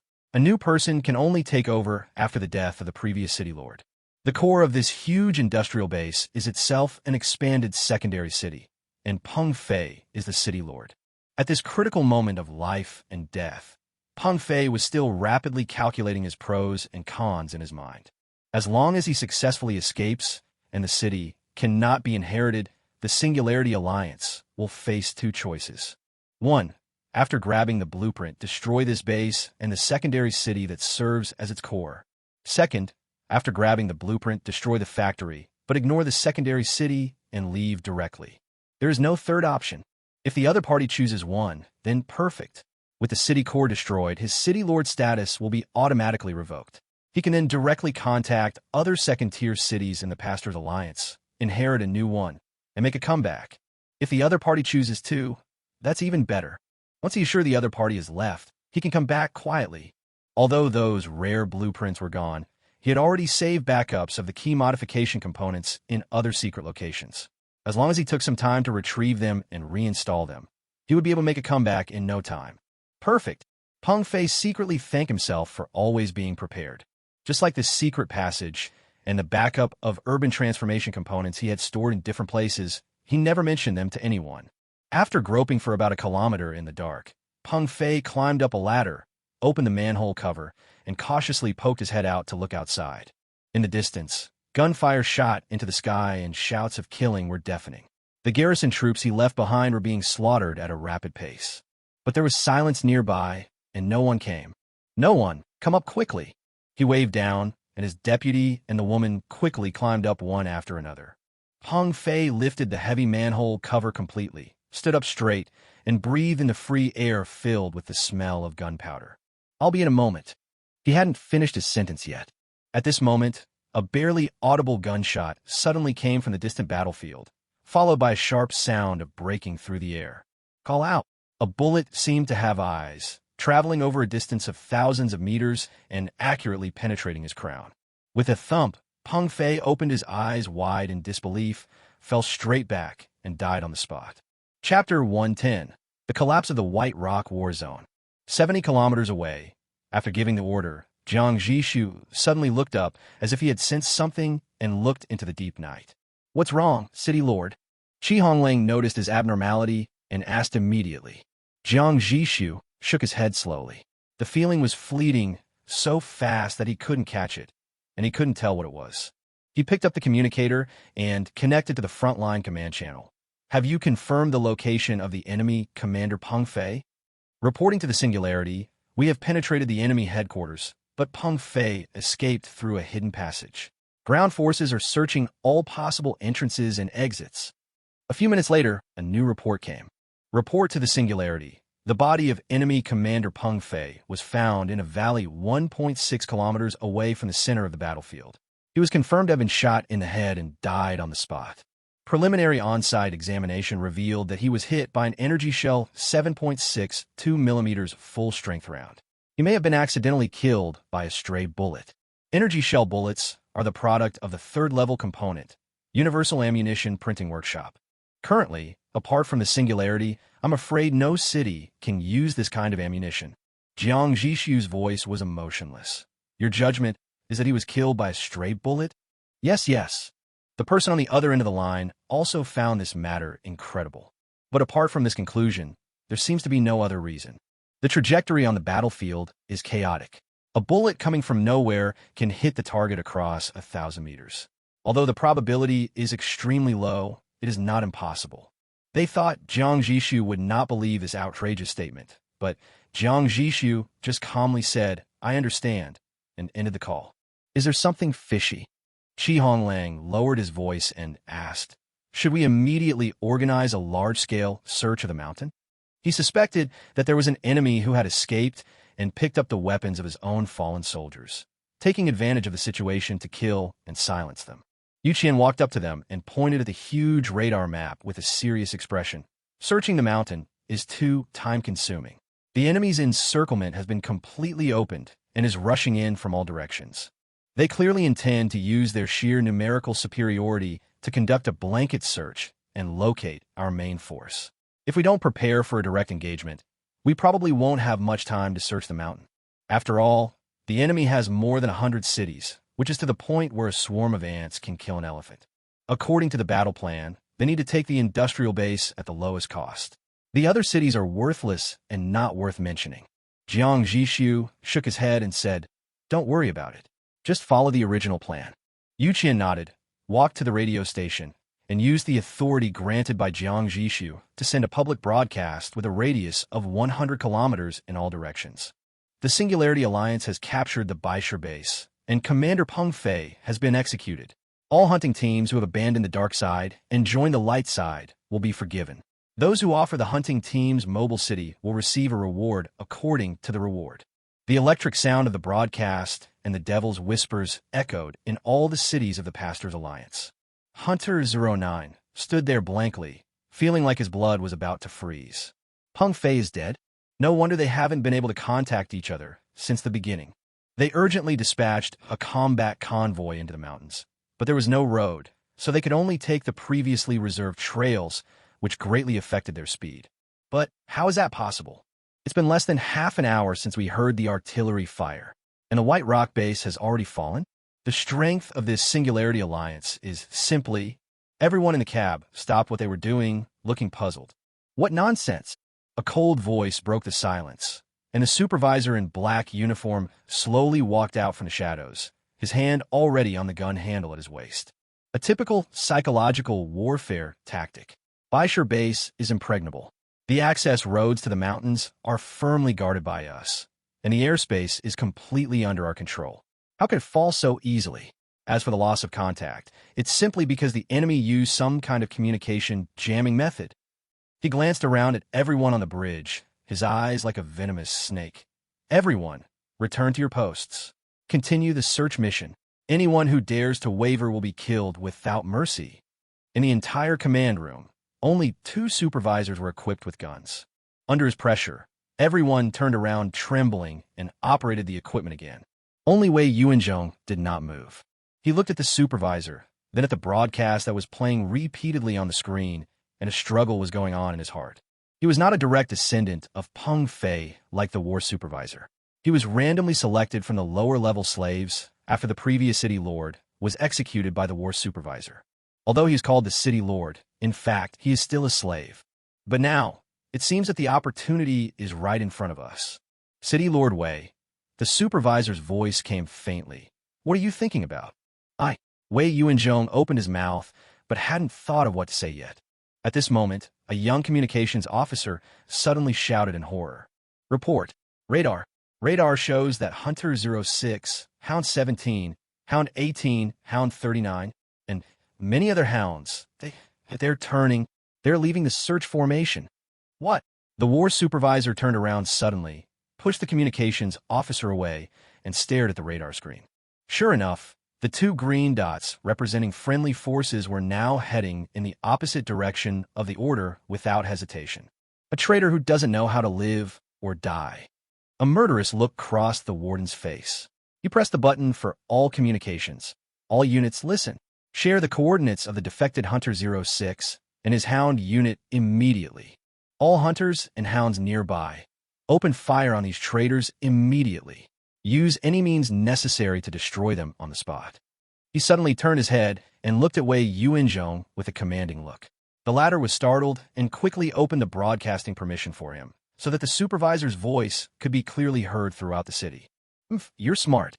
The supervisor glanced at him coldly, and when he saw friendly forces opening fire on the traitors outside the porthole, he thought to himself, strange, where is Lao Lin? In this situation, he alone might not be able to suppress so many rebellious people, so he must reunite as soon as possible. He thought to himself, walked quickly out of the command room, reached out and pushed open the heavy cabin door. Outside the door, there was deep darkness. In the darkness, a burst of muzzle flame suddenly burst out. Bang! The supervisor, who was about to step out, suddenly stiffened. A charred bullet hole appeared in the center of his forehead, and his body fell straight back. This sudden shot instantly ignited the already tense atmosphere on the bridge with fear. Everyone turned around immediately and looked towards the door in horror.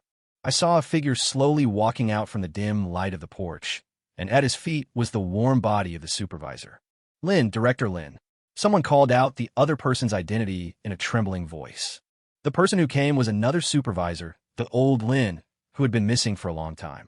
From now on, the entire city is under my control. Supervisor Lin still held the gun in his hand. Wei Yuanzhong forced himself to remain calm and couldn't help but ask, Supervisor Lin, what are you talking about? Bang!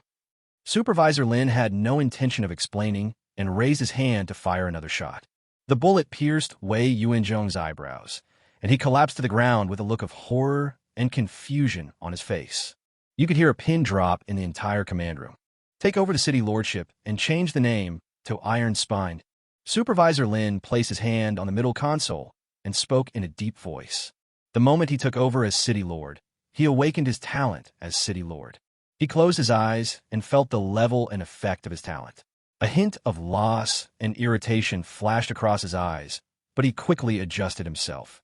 The power reactor has entered an overload state. Break away from the formation and head southwest. He paused, glanced at the stunned communications officer, and added, also, try to contact the Singularity Alliance.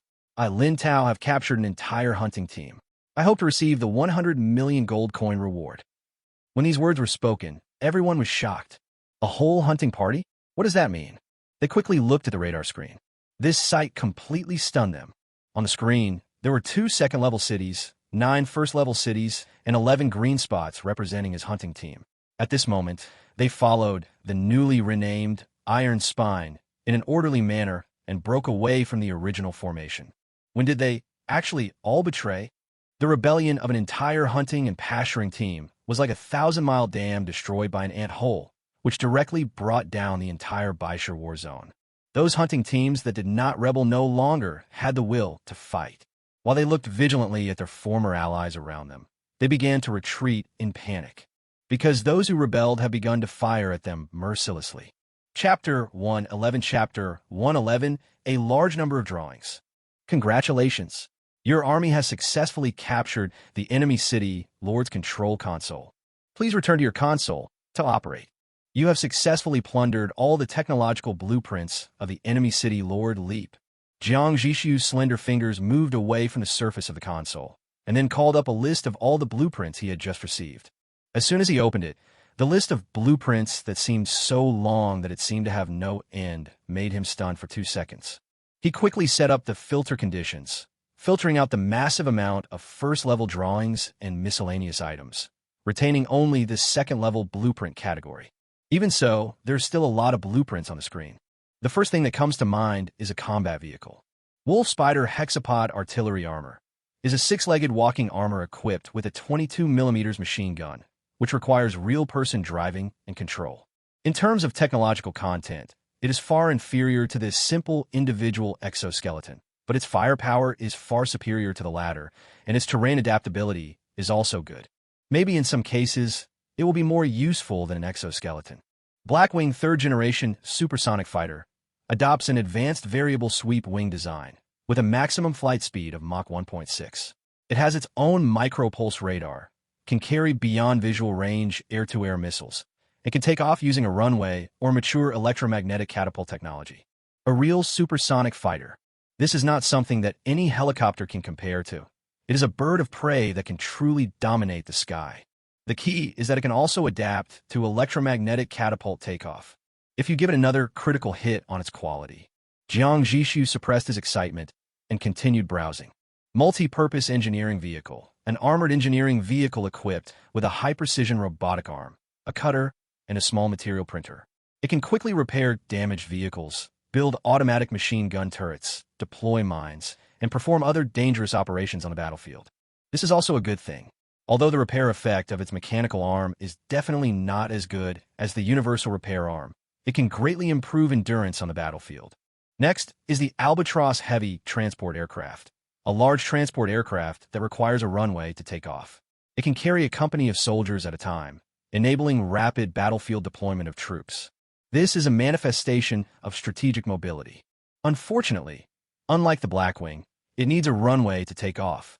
While Jiang Zhixu was thinking about whether to transform a mobile city, he scrolled down and saw another fighter plane. Warthog Air Support Platform, a fighter aircraft equipped with a large amount of firepower, equipped with a 32mm armor-piercing cannon on the nose and cluster bombs and heavy air-to-ground missiles under the wings. The consequence of its abundant martial virtue is low speed and endurance. When he saw it, Jiang Zhixu had already decided to give it a quality critical hit as soon as possible. Triple-mounted Mountain Crusher 308mm main gun, a giant naval gun designed to destroy city-level targets. Just by looking at the huge caliber of the gun in the blueprint, you can feel the pure destructive power. Jiang Zhixu quickly clicked on the details of the blueprint. The moment he saw the detailed parameters, he decided on the spot to completely replace the main guns of the Singularity Alliance. The main guns they used before were all second-level cannons. It is quite powerful and even has a tribute damage power, but its foundation is ultimately outdated technology similar to the Red Cannon, and even the initial velocity of the shells is not as fast as others. Although the description of this triple-mounted main gun also has 3 defects: slow firing rate, huge logistical pressure, and extremely high energy consumption. But no matter how slow the firing rate is still much faster than that of that kind of artillery shells. As for the last 2 defects, they're not a problem at all for the Singularity. Of course, the cannons with special abilities are no longer equipped on the Singularity itself, but the surrounding escort cities can still use them. In addition to the triple-mounted Mountain Crusher 308mm main gun, there are also drawings of 2 types of anti-aircraft guns: Sun Shooting Class 46mm anti-aircraft gun and Condor Shooting Class 24mm anti-aircraft gun, a perfect air defense system with both long-range and short-range capabilities. The former is responsible for clearing heavy targets, while the latter can weave an impenetrable closed defense barrage. Pengfei's Baisher base had many of these 2 types of anti-aircraft guns installed, but their coordinates were calibrated, so they were basically destroyed in the first round of bombing. This doesn't mean it's weak, it just means it was a waste for Pengfei to use it, as it didn't perform to its full potential. Immediately following, Taishan-class composite reactive armor is a heavy armor with a modular design. It has an adjustable special alloy thickness of 44 to 88 centimeters, which can effectively deflect and absorb huge damage. Finally, he looked at the moving parts. After eliminating the conventional blueprints that were no longer useful to the Singularity, only one remained.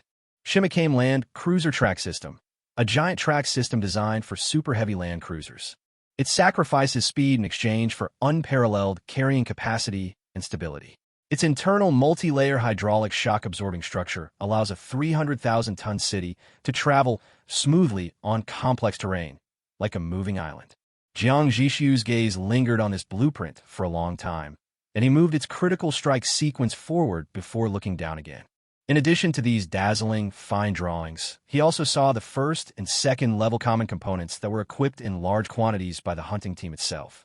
These components all have one thing in common. They are cheap, easy to maintain, and highly replaceable. They're designed entirely for large-scale wars of attrition. There are also many industrial and individual soldier drawings, which are not listed here one by one. In short, this industrial base is undoubtedly a very magnificent harvest. This battle not only allowed him to obtain all the high-tech blueprints of the entire Baisha War zone, but also seized a large amount of resources that the opponent had not yet handed over to the headquarters.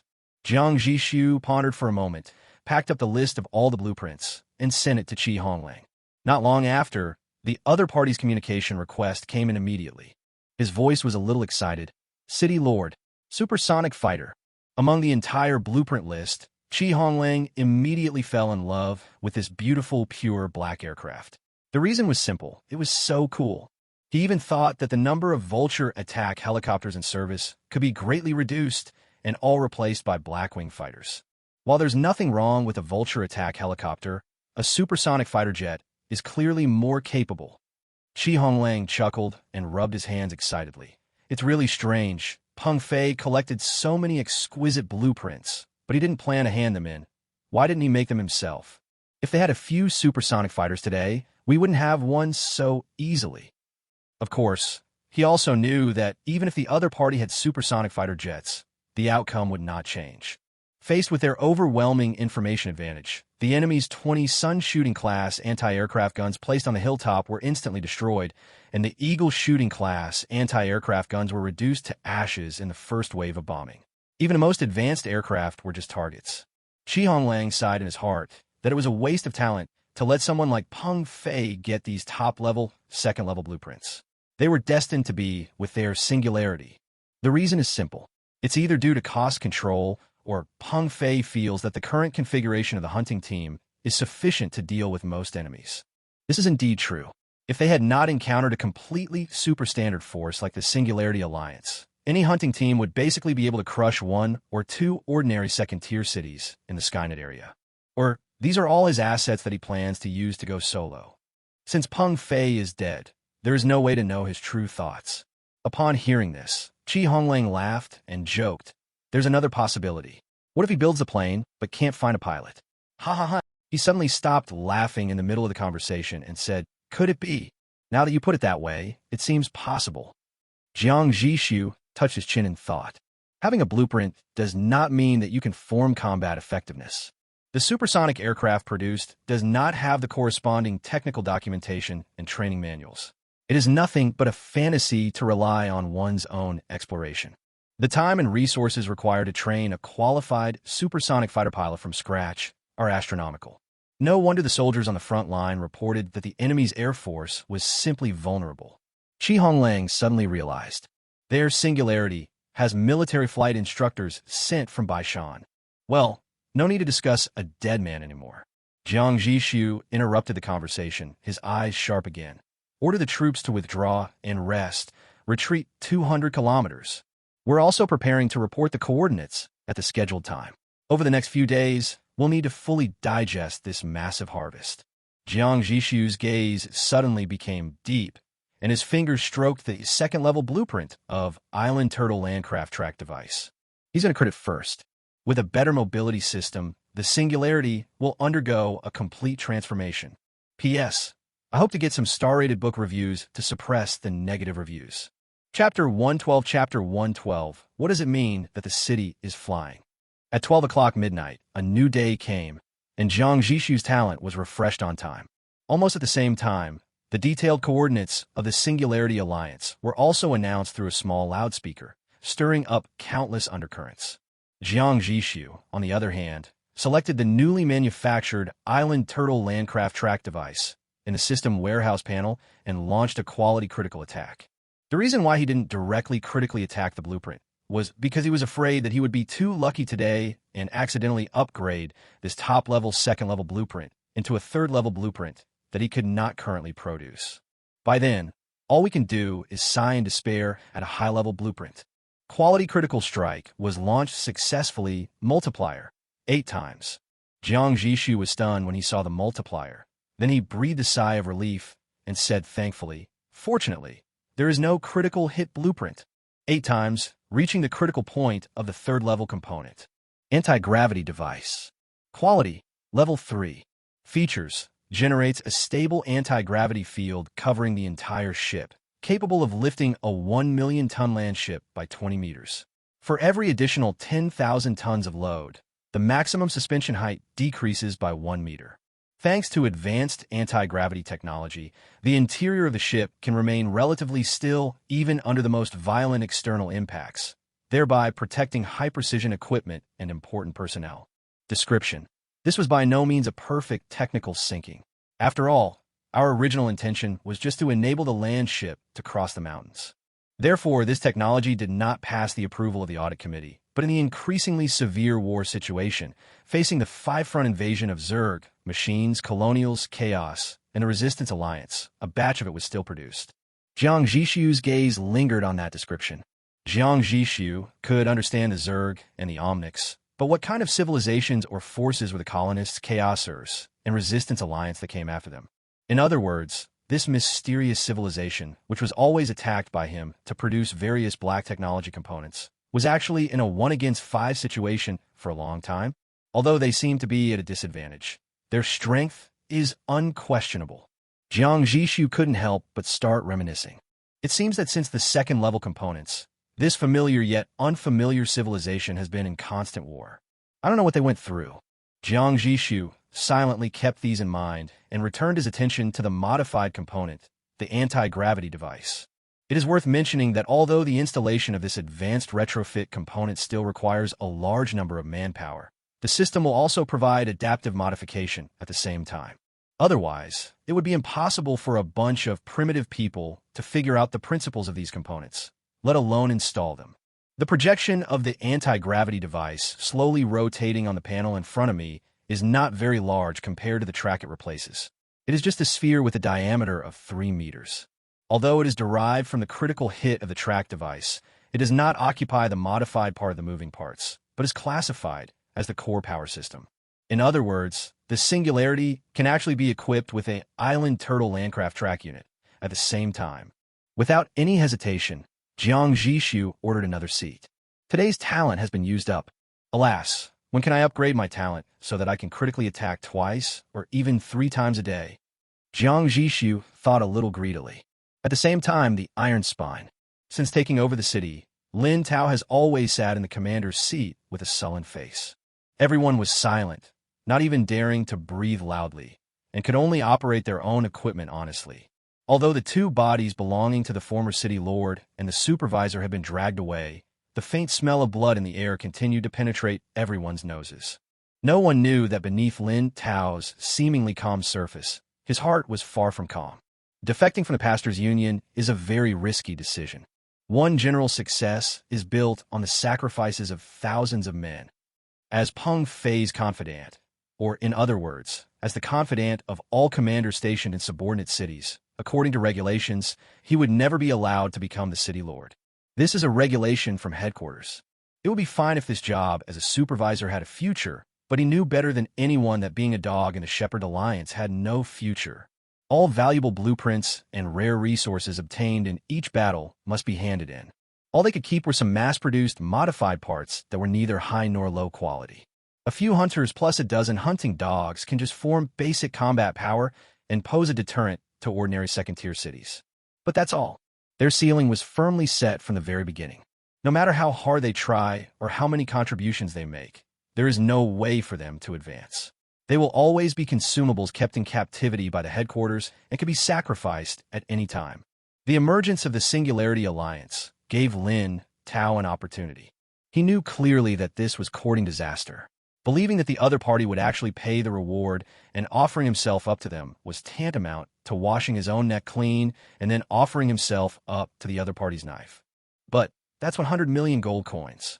With this 100 million gold coins as starting capital, their defected team will truly have the capital to break away from the Shepherd Alliance. They no longer need to be hunters or hunting dogs, but will become an independent force.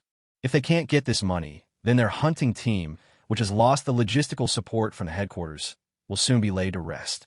Because they can't even make the most basic bullet. Beep, beep, beep, beep, beep. Just when Lin Tao was feeling uneasy, the communicator beside him rang urgently. The caller ID showed Li Dongdong. This was the supervisor in another second-tier city who had defected with him. Lao Lin, we're almost at the coordinates the Singularity Alliance provided. Should we send a few helicopters or ground troops over there to scout the situation? On the other end of the line, Li Dongdong's voice was filled with anxiety.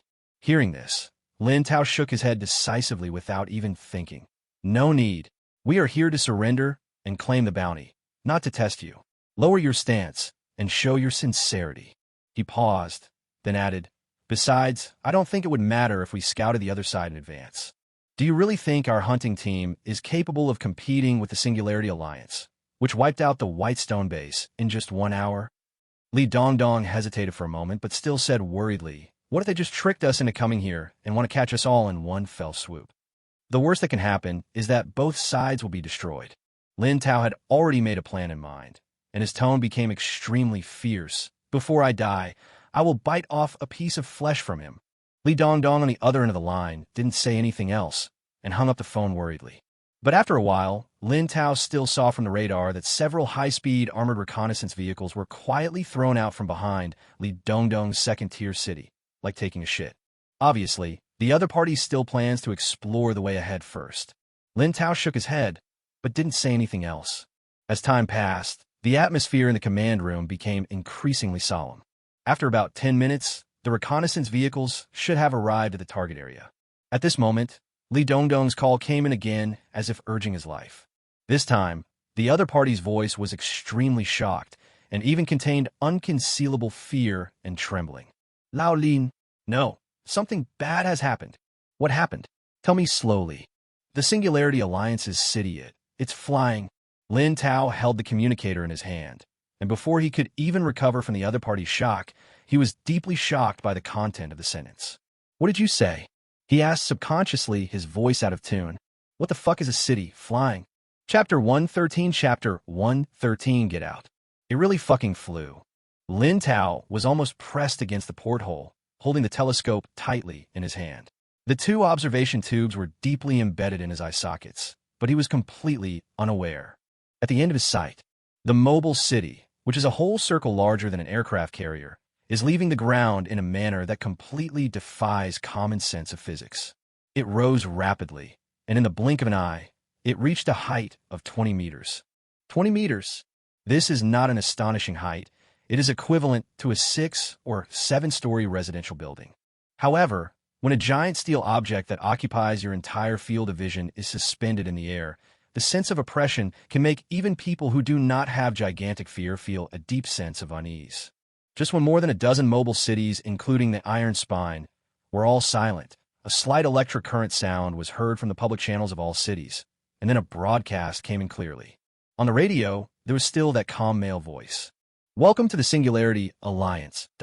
To avoid unnecessary misunderstandings, please shut down all weapon systems, anchor at the designated coordinates, and await guidance. Humanity, subhealth, anxiety/hope/fear. It seems they are here to collect the bounty. Jiang Zhixu looked at the emotional indicators on the radar and immediately understood the other party's intention. This is also the fundamental reason why the other party was able to come to the Singularity Alliance safely. If it were emotions like hatred/disgust, they would have turned into a pile of scrap metal long ago. City Lord, are you really going to give it to me? Honglang looked a little conflicted. Even though the City Lord had reminded him before that he didn't need to be stingy with those few Singularity coins, he really didn't care about the tens of thousands of Singularity coins now. But this time it's different. The other party is an entire hunting team. According to the bounty calculation, they need to pay 3 million Singularity coins. Our daily basic production capacity is only over 70 million Singularity coins. Honglang couldn't help but remind him. Also, it's foreseeable that we won't be able to print money for at least the next 2 weeks. Your talents need to be prioritized for various new blueprints and core components to quickly increase combat power. Of course I have to give it, and I have to give it in front of everyone, openly and ostentatiously. Jiang Zhixu said calmly. We currently have 900 million singularity coins in reserve, which is impossible to use up in a short period of time. Even the entire Skynet region may not have such a large market. These 3 million are not for a hunting team, but for reputation. They are a declaration to the entire Skynet region that those who believe in the Singularity Alliance will make a fortune. I see. Honglang had no choice but to agree. Jiang Zhixu nodded and asked, "Have you calculated the energy consumption of the anti-gravity device?" They conducted this test flight because everyone wanted to see the miracle, and on the other hand, it was also to conduct a comprehensive test of this new third-stage component. I figured it out. Honglang quickly pulled up the technical department's report. Its total energy consumption is calculated from 3 aspects: the one-time startup cost, the ongoing cost of maintaining the suspension, and the maneuvering cost that increases with speed. He turned directly to the conclusion at the end of the report and read it out. A complete startup requires 1.8 million kilowatt-hours of electricity. Based on the current total mass of the Singularity, maintaining suspension at an altitude of 20 meters requires a basic energy consumption of 625,000 kilowatt-hours per hour, which translates to 15 million kilowatt-hours per day. If we continue to maneuver on this basis, energy consumption will rise sharply.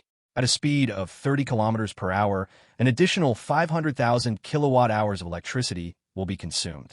At a speed of 60 kilometers per hour, an additional 2 million kilowatt-hours of electricity is consumed. At a speed of 90 kilometers per hour, an additional 4.5 million kilowatt-hours of electricity is consumed. At a speed of 120 kilometers per hour, an additional 8 million kilowatt-hours of electricity is consumed. With a top speed of 150 kilometers per hour, the extra power consumption per hour will reach a terrifying 12.5 million kilowatt-hours. But the report also specifically mentioned one point. Honglang's tone became serious. During the brief 150 kilometers per hour test just now, although the main body of the city continued to operate stably, a large number of cracks appeared on the glass, curtain walls in several areas, and even some non-load-bearing decorative exterior walls were peeling off. The technical department concluded that if the Singularity is to maintain this extreme speed on a regular basis, it would probably require a large-scale aerodynamic transformation of the entire city's shell. Otherwise, we'd better keep the speed below 90 kilometers. After Honglang finished explaining the general data, he handed the communicator to Jiang Zhixu and let him browse the content he wanted to see. Jiang Zhixu carefully read through it and muttered, "So, maintaining an altitude of 20 meters and flying at an extreme speed of 150 kilometers per hour, the total daily consumption is 316.8 million kilowatt-hours. What does it mean to consume more than 300 million kilowatt-hours of electricity every day?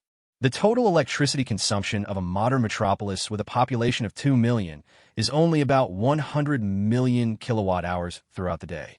The energy consumption of this anti-gravity device running at full power for one day is enough to power a large city like that for 3 whole days.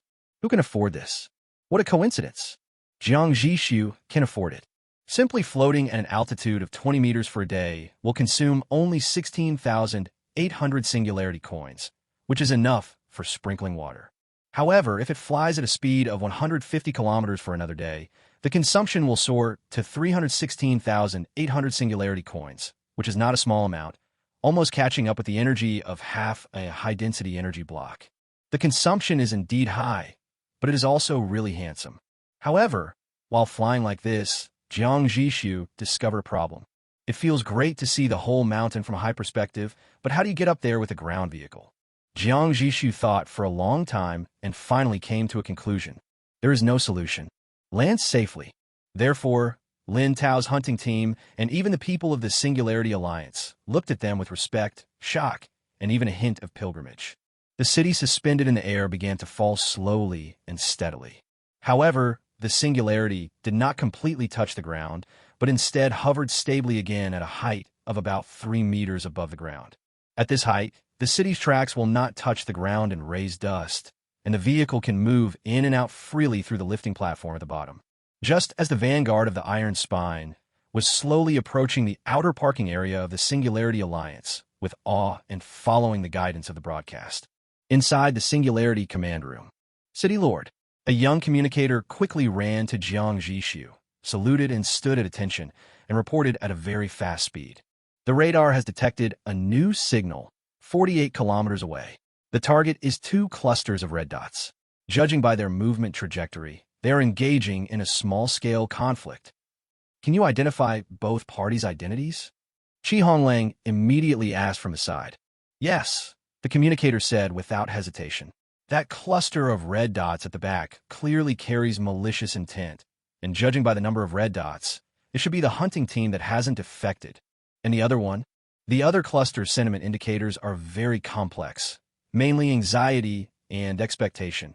Mixed with fear, they seem to be rushing towards us recklessly.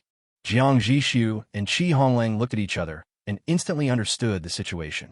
He sneered and said, "You don't dare to cause trouble for us, so you run to intercept our guests halfway?" After all, the Singularity had reported the coordinates and was mentally prepared for the Shepherd's Alliance to come and seek revenge. But the other party's move was indeed beyond their expectations. If they succeed, it will probably have some impact on everyone's enthusiasm. But obviously, they failed, and someone successfully broke through and came within 50 kilometers of the Singularity Alliance. As we all know, 50 kilometers is the scanning limit of the second-level radar. Honglang was eager to try. "City Lord, shall we go for a stroll?" "Why are you running away?" "Stay here." Jiang Zhixu glanced at him, walked to the radio, and adjusted the communication distance to the maximum 100 kilometers. Singularity Alliance, get lost. On the radar screen, the red light spot that was originally hesitant suddenly stopped, gave up the chase, and fled madly to the rear, disappearing from the radar detection range in the blink of an eye. Chapter 114. The Flag of the Singularity Alliance. The secondary mobile city that was being hunted down and intercepted was none other than the North Wind, which Honglang had previously described as cowardly as a mouse. The other city Lord Zheng Yuan, still in fear, broadcast a thank you message, saying that they had been chased for 60 kilometers by this hunting team, and that they had killed 3 of their hunting dogs and seriously injured a hunter before escaping into the radar range of the Singularity Alliance. From this perspective, the Lord of the North Wind is a bit timid, but he still has some strength, at least much stronger than the Waha. The temporary parking area planned by the Singularity Alliance is extremely large, 20 kilometers long and wide, enough to accommodate hundreds of cities. However, at this moment, the parking area still seemed a bit empty, with only the Iron Spine, Hunter 10, North Wind, and less than 10 first-level cities docked sparsely, and the distance between them was not too far. They had just stopped at the designated location, according to the instructions on the broadcast, when 2 young men in formal attire and wearing Singularity badges on their chests came up to them. The pattern of the Singularity emblem is the same as the flag of the entire Singularity Alliance, and its design is extremely simple. In the very center is a dazzling golden singularity, from which radiate several thin, sharp golden rays of varying lengths. The entire pattern exudes a vast and unfathomable temperament in its simplicity, allowing people to understand at a glance the core concept of infinite possibilities bursting out from a single point. Singularity Alliance Flag. Singularity Alliance Emblème. This pattern, in fact also including the design of the entire set of Singularity coin banknotes, was all created by Xia Siyuan, a master doctor. There is no way. When it comes to painting skills, although the Singularity Alliance is full of talents, no one can compare to Xia Siyuan, because the opponent has a system-granted skill. Painting medicine to treat diseases. Quality, intermediate.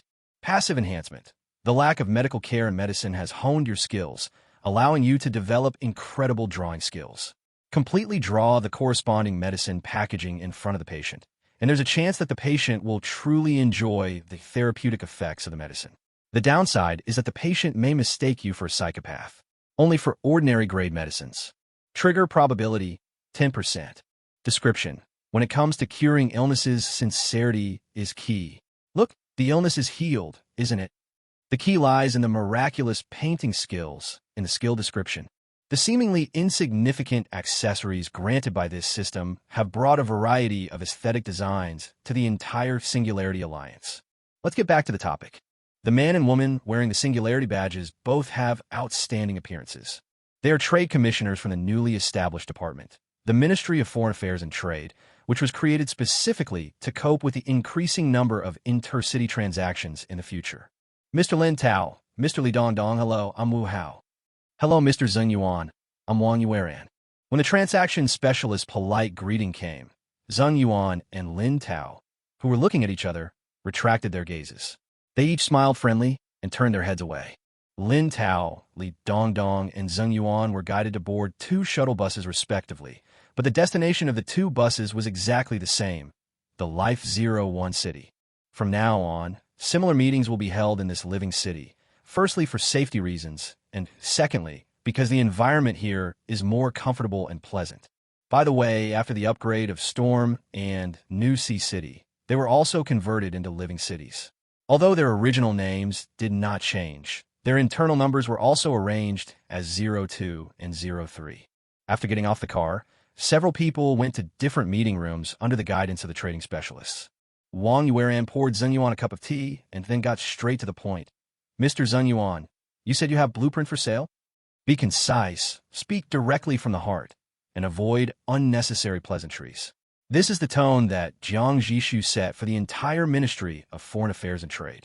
In short, efficiency comes first. Huh? Yes. Zheng Yuan was clearly not used to this fast pace, but he quickly adjusted himself, pulled out his communicator, and showed the other party one of the blueprints. Level 2 blueprint, Falcon long-range missile. Its maximum strike range can reach 150 kilometers, and its power, a single shot can blow a level 1 city to smithereens. A hint of surprise flashed through Wang Yueran's mind. Is the other party willing to sell a blueprint of this level? She took the communicator, quickly glanced at it, and asked, what is Mr. Zheng Yuan's target price? Zheng Yuan swallowed hard, trying to make his voice sound more confident. Long-range missiles are a very rare type among the second-level blueprints. They usually cost around 10 million gold coins on cross-regional trading platforms, and they're almost instantly sold out as soon as they're listed. He reported the number that had been agreed upon after repeated discussions among the senior management, 250,000 singularity coins. After saying this, he carefully raised his eyes to observe Wang Yueran's expression, not daring to look down on her just because he was the city lord and she was just a trading specialist. What do you think? Hold on. Wang Yueran pondered for 2 seconds, did some quick calculations in his mind, and then said calmly, Mr. Zheng Yuan, the core problem with this Falcon missile is that it is an unguided parabolic weapon. Zheng Yuan's heart skipped a beat when he heard this. Sure enough, the other party's next words completely dispelled his hope. Wang Yueran continued, this means 2 things. First, it can't receive the relay guidance from our radar. Of course, the secondary radar can't cover a distance of 150 kilometers. Secondly, for mobile targets 150 kilometers away, there is a minute-level delay from launch to landing, which is enough to easily allow any mobile city to escape the strike range. She concluded, so its 150-kilometer range is almost meaningless in actual combat. Its value to us is not as high as you suggest. Zheng Yuan knew what she said was true, but he couldn't help but argue. But it's a long-range missile after all. It might not be able to strike a moving city, but it's more than enough to attack fixed targets. Wang Yueran maintained a polite smile and responded calmly. You're right. But if we're targeting fixed targets, our Vulture attack helicopter fleet or the supersonic fighter jets that will soon be deployed are probably more effective options than this missile. Zheng Yuan was speechless for a moment and remained silent. Seeing Zheng Yuan's bewildered expression, Wang Yueran softened her tone again. Of course, it's not worthless. She smiled and pushed the communicator back to Zheng Yuan. You can keep it in your hand for now. It won't be long before more and more cities come to our singularity trading circle. After they trade with us, they may have enough singularity coins to purchase your blueprint. She acted as if she was completely concerned for Zheng Yuan, and finally said casually, if you still want to sell it to us immediately, I'm afraid we can only offer you 150,000 singularity coins. When Zheng Yuan heard this, an expression of obvious disappointment appeared on his face. 15,000 singularity coins, even if calculated at the highest ratio of 150, is only 7.5 million gold coins, which does not reach the psychological bottom line they agreed upon. Zheng Yuan suddenly felt depressed. He was not lying. On the cross-regional trading platform, this kind of blueprint was worth 10 million gold coins, and it was sold out within seconds of being put on the shelves. Unfortunately, they, the North Wind, were lucky enough to obtain this blueprint only after the trading platform was closed. At this time, Wang Yueran, who had been observing his expression, suddenly said, however, this is my first personal business. While I can't dictate the price, I can, within my authority, register you for a bronze membership in the Singularity Alliance. Bronze car member? Zheng Yuan perked up and asked quickly, "What's the use of this copper card? Does it come with any benefits?" Wang Yuan, "I'm sorry, but it currently has no function and no substantial benefits." Zheng Yuan. Wang Yuan looked at him and smiled without saying anything. After a while, Zheng Yuan gritted his teeth and stood up suddenly. "I'm willing to sell it. Please send someone to come with me to take over. For blueprint transactions, one needs to send someone to the other party city to touch the control console to complete the transfer." Wang Yuan also stood up and shook hands with him with a smile. Happy transaction. Chapter 115. The rapidly formed trading circle. As the night deepened, the wind on the wasteland grew colder. But outside the Singularity Alliance circle, the atmosphere gradually heated up due to the continuous visitors. In the second half of the night, the heavy roar of engines came again from afar. Two second-level mobile cities with majestic outlines slowly drove into the parking area under the guidance of searchlights. Their broadcasts revealed their identities, the Rock and the Expedition. When the mayors of these two cities expressed their willingness to trade with the Singularity Alliance through communication, the representatives they sent were led by the transaction specialist onto a shuttle bus and taken directly to the brightly lit and green city. Although it was the first time for the representatives of the two cities to come to the Singularity Alliance, they could still get a glimpse of the tip of the iceberg from this living city. There is no stain or garbage on the streets, which are so clean as if someone carefully cleans them every day. On both sides of the road, lush green plants thrive under the protection of the glass curtain walls. The faces of the residents passing by did not have the numb vigilance common among doomsday survivors. Instead, there was a kind of inner calm and full spirit. The air is filled not with the smell of machinery and engine oil, but with the fragrance of soil and flowers. This long-lost breath of hope and order gave those who were struggling to survive in the new world a dreamlike illusion. It's as if everyone has never traveled through time and has always lived in the stable and peaceful old world. With deep envy, the transaction process between the Giant Rock Expedition and the Singularity Alliance trading specialist was also very smooth. What surprised Jiang Zhixu was that the expedition actually took out a rare material for sale, a full 17 neural sensor chips. "City Lord, we have the main material for this simple exoskeleton." After receiving the report, Honglang rushed into Jiang Zhixu's room immediately, his voice filled with uncontrollable excitement. Before this, they had asked almost every secondary mobile city they encountered, but no one had this secondary material. As a result, this time, I unexpectedly got 17 at once. This means that he can immediately create 17 brand new exoskeletons, which is equivalent to 1,700. Jiang Zhixu has experienced many times how useful the exoskeleton warrior is. He immediately had the materials stored in the warehouse, and then personally placed an order in the workshop for the production of 15 simple exoskeletons incorporating activated metal, leaving 2 materials as backup critical strike materials. In this way, he only needs to critically attack 1 finished activated exoskeleton to get 100 identical activated exoskeletons, saving a lot of activated metal. However, it was obvious to the naked eye that more and more things required critical hits, and his talent, which could only be used once a day, was becoming increasingly insufficient. If only my talent could be upgraded instantly. Jiang Zhixu sighed again. Putting aside unrealistic fantasies, he began to plan the development blueprint for the next week or so. Let's build 9 Falcon long-range missiles first, 4 for each city of Escort 01 and Escort 02, and 1 for the Singularity. He plans to critically attack the blueprint quality of Falcon long-range missile tomorrow, in order to prevent accidentally getting more than 8 times the quality at random. In terms of blueprints, he really doesn't want to get high-quality products at random. He must first have enough finished products to use before trying to get a critical hit. The Singularity is indeed lacking a long-range deterrent weapon now. Moreover, Jiang Zhixu mainly wanted Liu Yin to try whether launching this kind of missile could trigger his miracle gunner talent. If it can, then this is no longer a deterrent weapon, but a real beyond visual range destructive weapon that can determine the direction of the battle.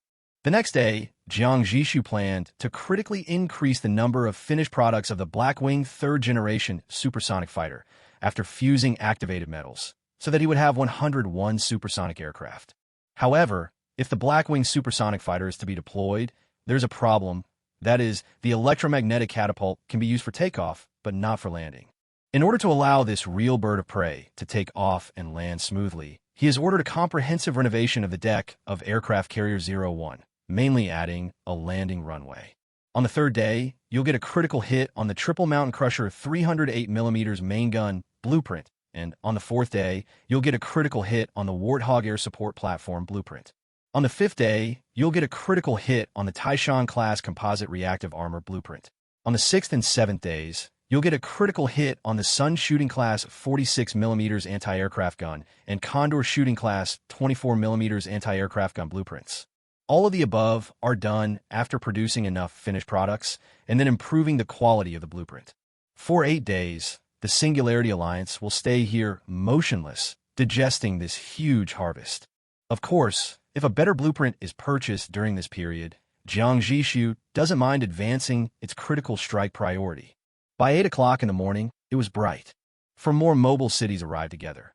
And this time, the ones who came were Jiang Zhixu's acquaintances, Tang Nianji of the Hua, and his 3 allies, the Black Steel, the Pathfinder, and the Gear. Ever since the Alliance's client was nearly intercepted by the remnants of the Shepherd Alliance in the early hours of the morning, the Dragonfly unmanned reconnaissance aircraft has been patrolling the airspace within a radius of 70 kilometers 24 hours a day, and no similar accidents have occurred since. At this time, the Singularity was suspended at an altitude of 20 meters. City Lord Jiang, your place is about to become a real city. As the first person Jiang Zhixu met after arriving in the Skynet area, Tang Nianji had some privileges and was able to board the Singularity again. He and Jiang Zhixu stood on the observation deck of the Singularity, looking at the steel jungle composed of more than a dozen mobile cities, and sighed sincerely. In just one night, this originally empty wasteland has turned into a mobile urban gathering point. Transport fleets of all sizes shuttle between cities, exchanging goods. However, the place where people visit most frequently is Life 01, a recognized forum. There is nothing that can be done about this. Even with the Singularity Alliance, overhead to ensure order, people still don't trust each other. Those who can preside over large-scale transactions are either city lords or high-level officials of both cities. It is always unsafe to go to the other party city. After much deliberation, everyone unanimously decided that it would be best to discuss the matter in the city of the Singularity Alliance. Jiang Zhixu smiled and said, "It's more lively when there are more people." In today's transaction, the one that gained the most was definitely the Singularity Alliance. After all, when everyone arrived, someone gave them the various rules and technical manuals of the Singularity Alliance, which included the function and use of Singularity Coin. So they immediately used materials or gold coins to exchange for a large amount of Singularity Coins. The price of materials is 3 times that of the trading platform, and the ratio of gold coins is 135. The Singularity Alliance welcomes everyone. In transactions between mobile cities, Singularity Coin naturally replaced the system gold coins. But don't be fooled by the fact that everyone seems to dislike gold coins now that they have Singularity Coins. However, cities in the secondary area have basically open bank accounts on the trading platform. Apart from normal transactions like this, it is impossible for you to obtain gold coins by plundering. According to the hidden rules of the trading platform, once the city is destroyed, all gold coins in the account will automatically belong to the trading platform. In short, at the end of the day, Singularity earned nearly 20 million gold coins. In the afternoon and evening, several more mobile cities arrived one after another. The Singularity Alliance, trading circle envisioned by Jiang Zhixu, is rapidly taking shape. P.S. During the digestion and harvest period, new technologies and new components will appear every day. It may be tiring to look at a large number of data panels. Please forgive me. I will try my best to compress the text for a quick transition. If you have any good suggestions or blueprints, please tell me in the comments. Maybe I can find some inspiration. Happy face. Chapter 116. A gift from the Singularity Alliance. The next morning, the dawn was dim. The first ray of light pierced the horizon, coating the wasteland with a layer of pale gold. Around the Singularity Alliance, the steel shells of more than a dozen second-level mobile cities reflected cold and hard light. In the wasteland farther away, there were nearly 21st-level mobile cities docked. In addition to the first-level cities that originally belonged to the hunting team, there were 7 more that arrived here one after another. Jiang Zhixu originally thought that these 7 first-level mobile cities were also vassals of someone. So he sent someone to inquire, but he found out that they all had independent sovereignty. The answer surprised him a little. Is there still room for survival for a first-tier city in a second-tier region? After all, in a war of this level between the Singularity Alliance and the Shepherd Alliance, first-level cities are cannon fodder that are not worthy of being mentioned at all. Any artillery shell could cause them to disintegrate on the spot. The mayors of those first-tier cities also seem to understand this. After respectfully submitting their docking declaration to the Singularity Alliance, they did not make any unnecessary attempts to gain any connections. Instead, they gathered around a table and began a lively discussion.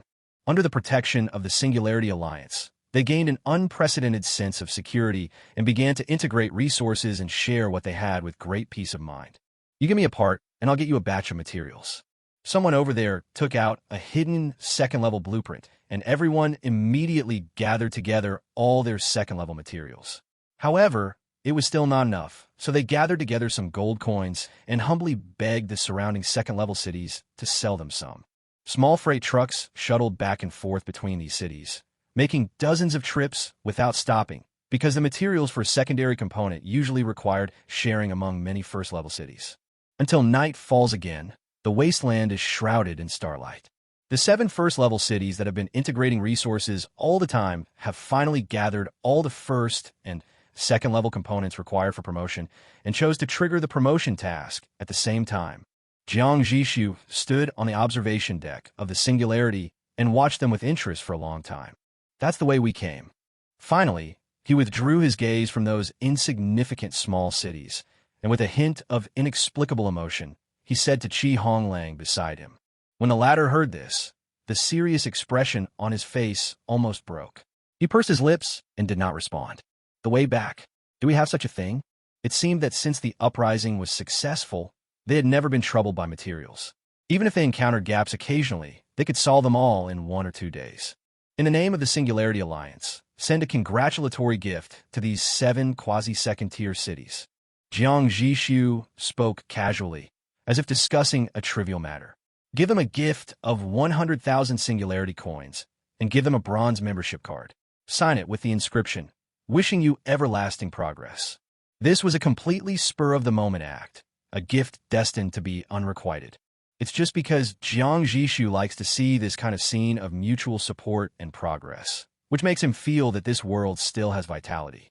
Yes, Honglang did not dare to spoil the city lord's interest at this time. He immediately accepted the order without asking any questions and turned around to make arrangements. Not long. A small convoy consisting of 3 Shrek armored vehicles dropped from the belly of the Singularity, which was suspended 10 meters in the air and landed smoothly on the ground with the cushioning of the airbags. Their vehicles were painted with the eye-catching Singularity Alliance flag and drove quickly towards the 7 first-tier cities that were immersed in joy. The city over there obviously also noticed this team. Seeing the flag of the Singularity Alliance heading straight towards them, the mayors of the 7 cities immediately brought their respective high-ranking officials and hurried down from the city to line up outside to greet them. They were a little uneasy because they didn't know why the other party suddenly sent someone to find them, but they didn't dare to be negligent in the slightest. When they learned the other party's intention, everyone was stunned. Congratulations, congratulatory gift. As everyone looked at each other in bewilderment, the leading envoy said nothing and simply opened one of the red brocade boxes. The brand new Singularity coins reflected a dazzling light under the searchlight and were neatly stacked in 10 stacks. On top of the banknotes, there was a bronze card lying quietly, and I didn't know what it was. But why would you send gifts to us, a few small first-tier cities? A square-faced city lord asked in confusion. They were jealous of the red brocade boxes in the envoy's hands, but they did not dare to reach out to take them. They certainly wouldn't think it was because they were about to become a second-tier city. There are so many secondary mobile cities present. Which one has won the favor of the Singularity Alliance? Not a single one. They were the only ones who received gifts. There's no other reason. It could be that our city lord is in a good mood, the leading envoy joked. Anyway, I wish you everlasting progress. The congratulatory team from the Singularity Alliance did not stay for long. After delivering the gifts, he said goodbye to the 7 city lords who wanted to keep them for dinner and drove back. Soon, the news that the 7 first-tier cities had received gifts from the Singularity Alliance spread like wildfire. The mayors of all the surrounding secondary mobile cities couldn't help but turn their eyes to them. Mainly, they want to know how these unknown little characters managed to gain the favor of the Singularity Alliance. They wanted to build connections, but they couldn't even meet a senior executive of Singularity. At most, a staff member from the Secretariat came down to receive them. They were somewhat hesitant to ask openly. The Singularity that blocked out the sun was still quietly floating in the sky, silently shocking everyone. But the city lord, who was quick-witted, immediately sent his own delegation to the 7 first-level cities. Whether they wanted to establish relationships or trade resources, their words were filled with unprecedented politeness. Those second-tier cities that had never even looked at them in the eye in the past now sent people to extend olive branches, and their attitude was so kind that they were flattered. Many secondary cities are now willing to trade some materials that were previously difficult to obtain at preferential prices. This directly helped the 7 cities fill the final material gap. Now, as long as they each complete their promotion tasks, they can immediately become true second-level mobile cities. In particular, the 2 second-level cities, Beifeng and Hua, expressed their willingness to help them manufacture a batch of second-level combat components at cost price, allowing them to directly skip the weak period in the early stage of the second level. You know, in today's world, equipment and weapon blueprints are the foundation for a mobile city to survive. Before a close relationship is established, no mobile city will be willing to give out its combat component blueprints to others for OEM, even if it is equipment that has been eliminated. Because no one can guarantee that the weapons they give out today will not be turned against themselves one day in the future. The 7 city lords held bronze cards in their hands. Feeling the huge change in attitudes around them, they naturally knew where the root of all this came from. They all raised their heads at the same time and looked at the huge city floating in the air, their eyes filled with indescribable gratitude. Chapter 117 Chapter 117 Outstanding Auditor of the Year. Critical Hit. Before midnight of the new day, Jiang Zhixu launched a critical attack on the blueprint of the Falcon long-range missile. Quality critical strike was launched successfully, multiplier, 5 times. The prompt flashed before my eyes. Then the time jumps to midnight, and the talent's cooldown is instantly reset. Jiang Zhixu launched another critical attack without any hesitation, this time targeting the Blackwing 3rd-generation supersonic fighter. Quality critical hit successfully launched, multiplier, 4x. It feels so good to use my talent twice in a row. Jiang Zhixu smiled with satisfaction and looked at the first blueprint with a 5-fold critical hit. Seizing the Intercontinental Ballistic Missile. Quality, Level 2. Features, range of 10,001 kilometers, maximum speed of Mach 20, inertial guidance system, passive guidance, autonomous flight by inputting coordinates, and terminal attack. It adopts multiple independently targetable re-entry vehicle, MIRV, technology, and can carry 20 conventional high-explosive warheads, each of which can attack different targets. Description. Rebellion. What a strange and distant word, yet it actually happened in our colony. The audit department rejected all plans requiring the dispatch of fleets and remotely transmitted a document titled Guidance for Regional Ecological Environment Optimization. After receiving the documents, an industrial vessel stationed in the area began collecting materials on site and produced a large number of intercontinental missiles. It was an unforgettable day for the people in the colony, as they didn't have a second day. Seeing the characteristics of this component, Jiang Zhixu's expression can be described as ecstatic. 10,000 kilometers. What does this mean? This means that as long as he knows the coordinates, his Singularity Alliance can accurately strike any fixed target at the other end of the Skynet area from one end. This is no longer a tactical weapon, but a real strategic deterrent. And the speed is 20 Mach, and it has passive guidance. These two characteristics combined mean that the missile will not emit any traceable electromagnetic signals during flight, and in the secondary area, there is no anti-missile system capable of intercepting it. Even the Sky Curtain laser intercept system, the secondary component currently equipped on the Singularity, has an upper limit of interception speed of only Mach 2, which is useless in front of this missile. I now have an indestructible spear, but I don't have an impenetrable shield. This thought made Jiang Zhixu want to move the Taishan-class composite reactive armor that was ready for the critical attack on the 5th day forward to tomorrow. But he immediately gave up this idea, because he knew very well that even the Taishan-class composite reactive armor could not withstand the saturation bombing of 20 high-explosive warheads. Relying on armor to withstand the attack will not work. Fortunately, no one else should have a secondary component of similar strength now, so there is no need to worry so much. Let's proceed step by step according to the plan. Jiang Zhixu suppressed his impatience and looked at the second part that was hit by the Blackwing 3rd generation supersonic fighter. Outstanding Auditor of the Year. Quality, Level 2. Features, it has a flight speed of 5.2 Mach, omnidirectional stealth capability, a situational awareness fusion system, can switch between laser or microwave-directed energy weapons according to battlefield conditions, and carries 4 beyond visual range air-to-air missiles, 2 hypersonic missiles, and a small hydrogen bomb with a yield of 10,000 tons. Description: the Audit Committee has repeatedly emphasized that the Auditor fighter is not designed for war. We only hold it in the hope of, well, efficiently handling every bad debt and ensuring that the account is permanently closed.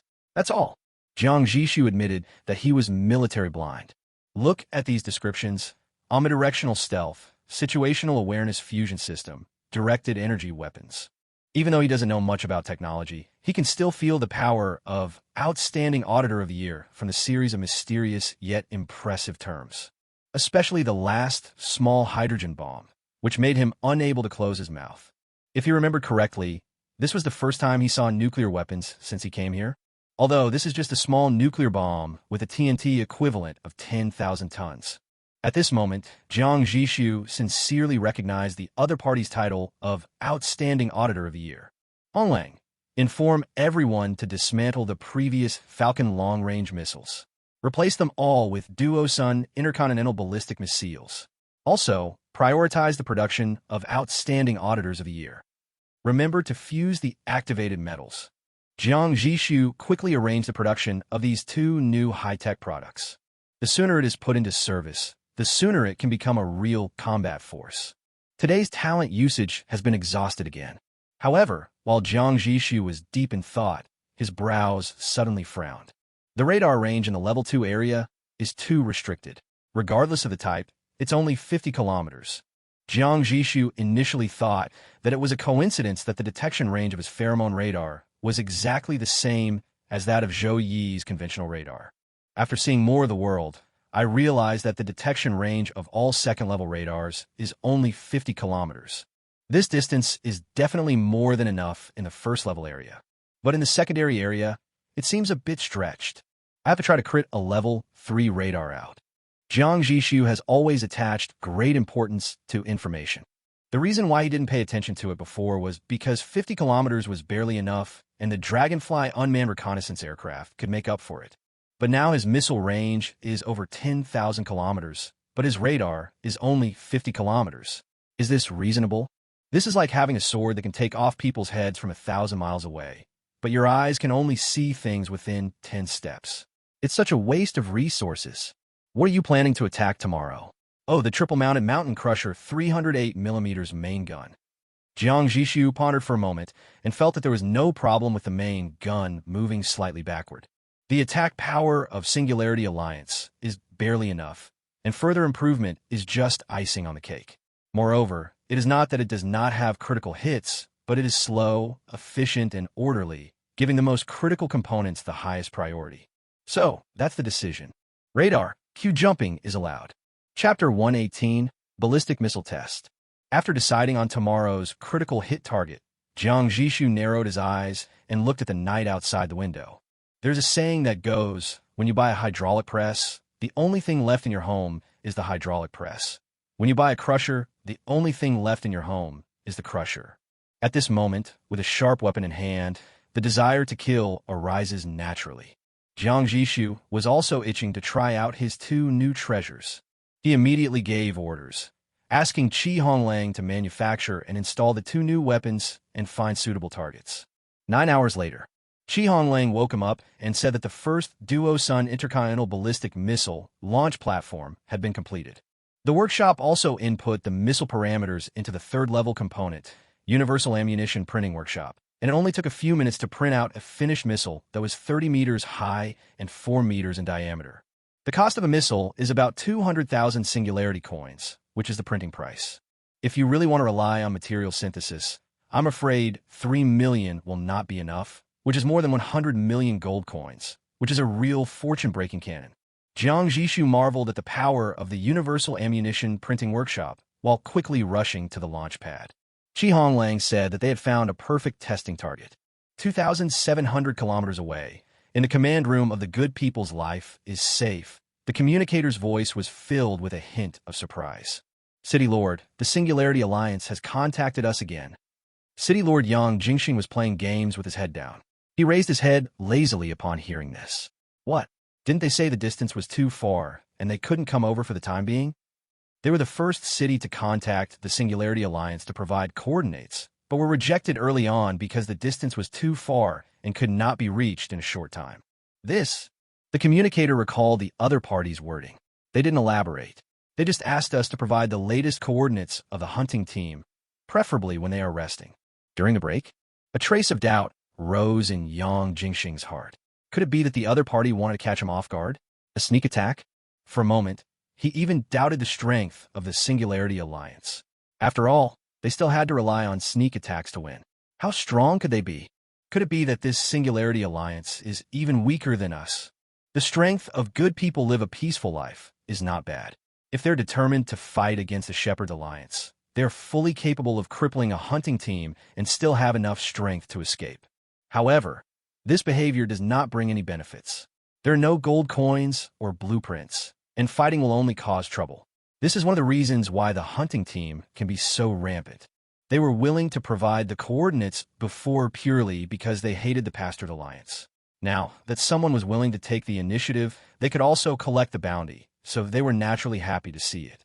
At this time, a senior executive analyzed, if we continue to provide coordinates, we will have to enter the hunting team's radar scanning range again.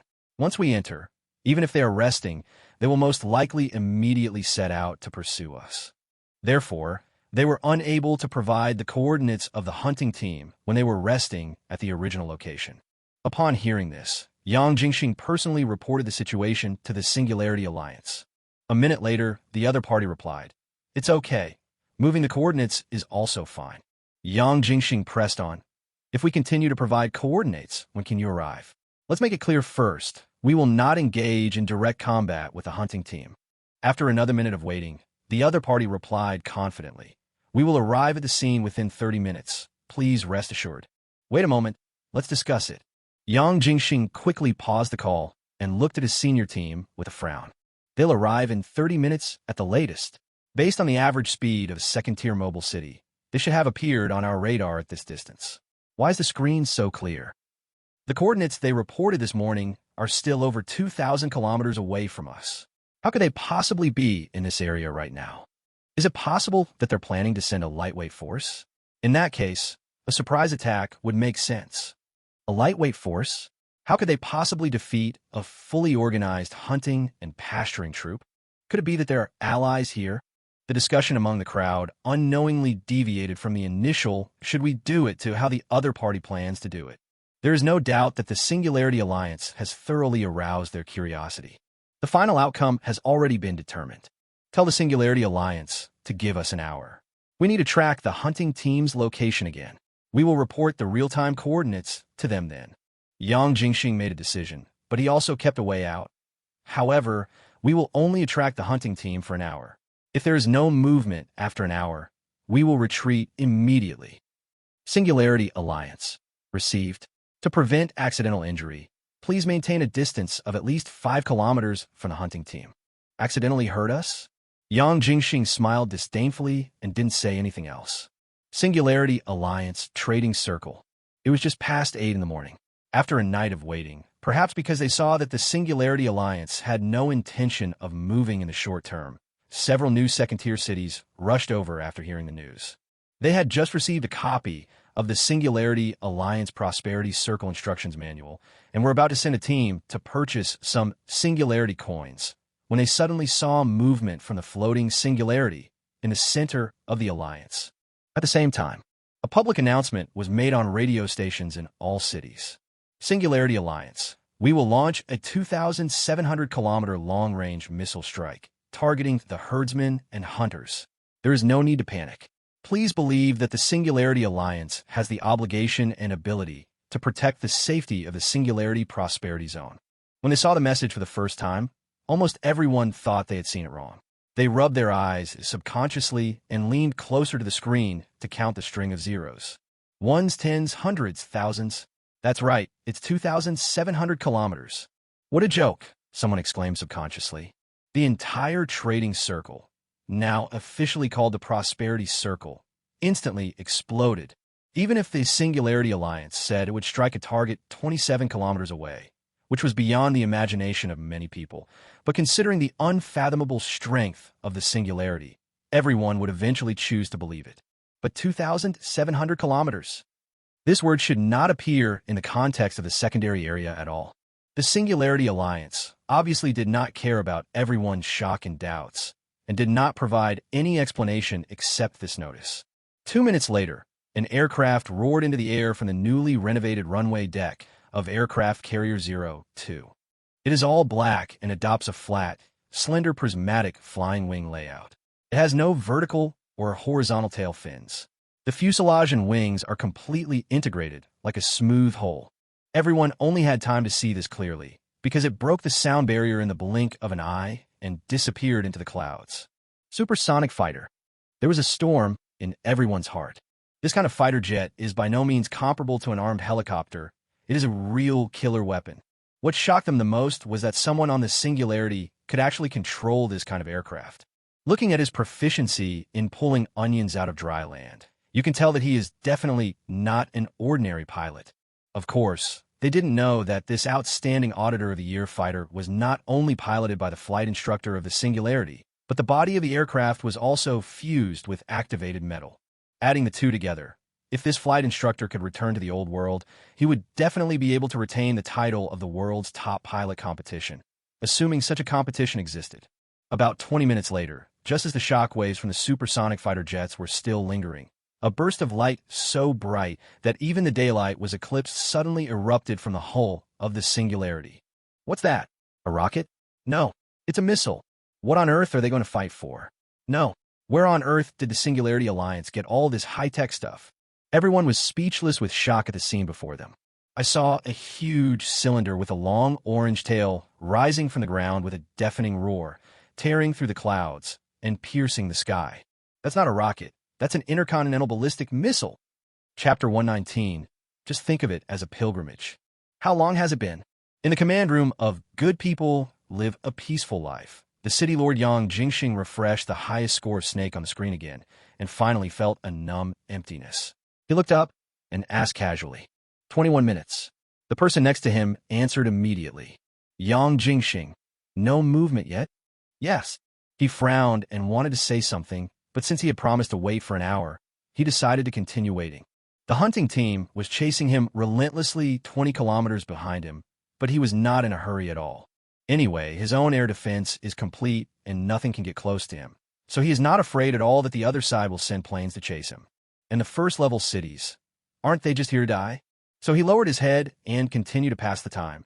This time he switched to Tetris. The communicator in Jiang Zhixu's hand is not the basic model provided by the system with a communication range of only 10 kilometers, but is produced by the second-level blueprint, the great spiritual communication obsolete by the times, with a communication range of 20 kilometers. Of course, there's not much difference, but the latter has many pre-installed mini-games, which are enough for him to entertain himself in such boring moments. After a while, Game Over popped up on the screen, and he looked up again. How long has it been? 22 minutes. Jiang Zhixu, who felt like he had been playing for a long time, closed Tetris in anger and said, "This is a rubbish game." He stood up suddenly and was about to go back to his room to rest for a while when the helmsman suddenly screamed, "Brother Jiang, there's a UFO."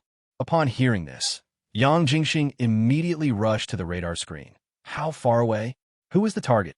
However, the screen was still blank except for the dense red dots of the hunting team 20 kilometers away.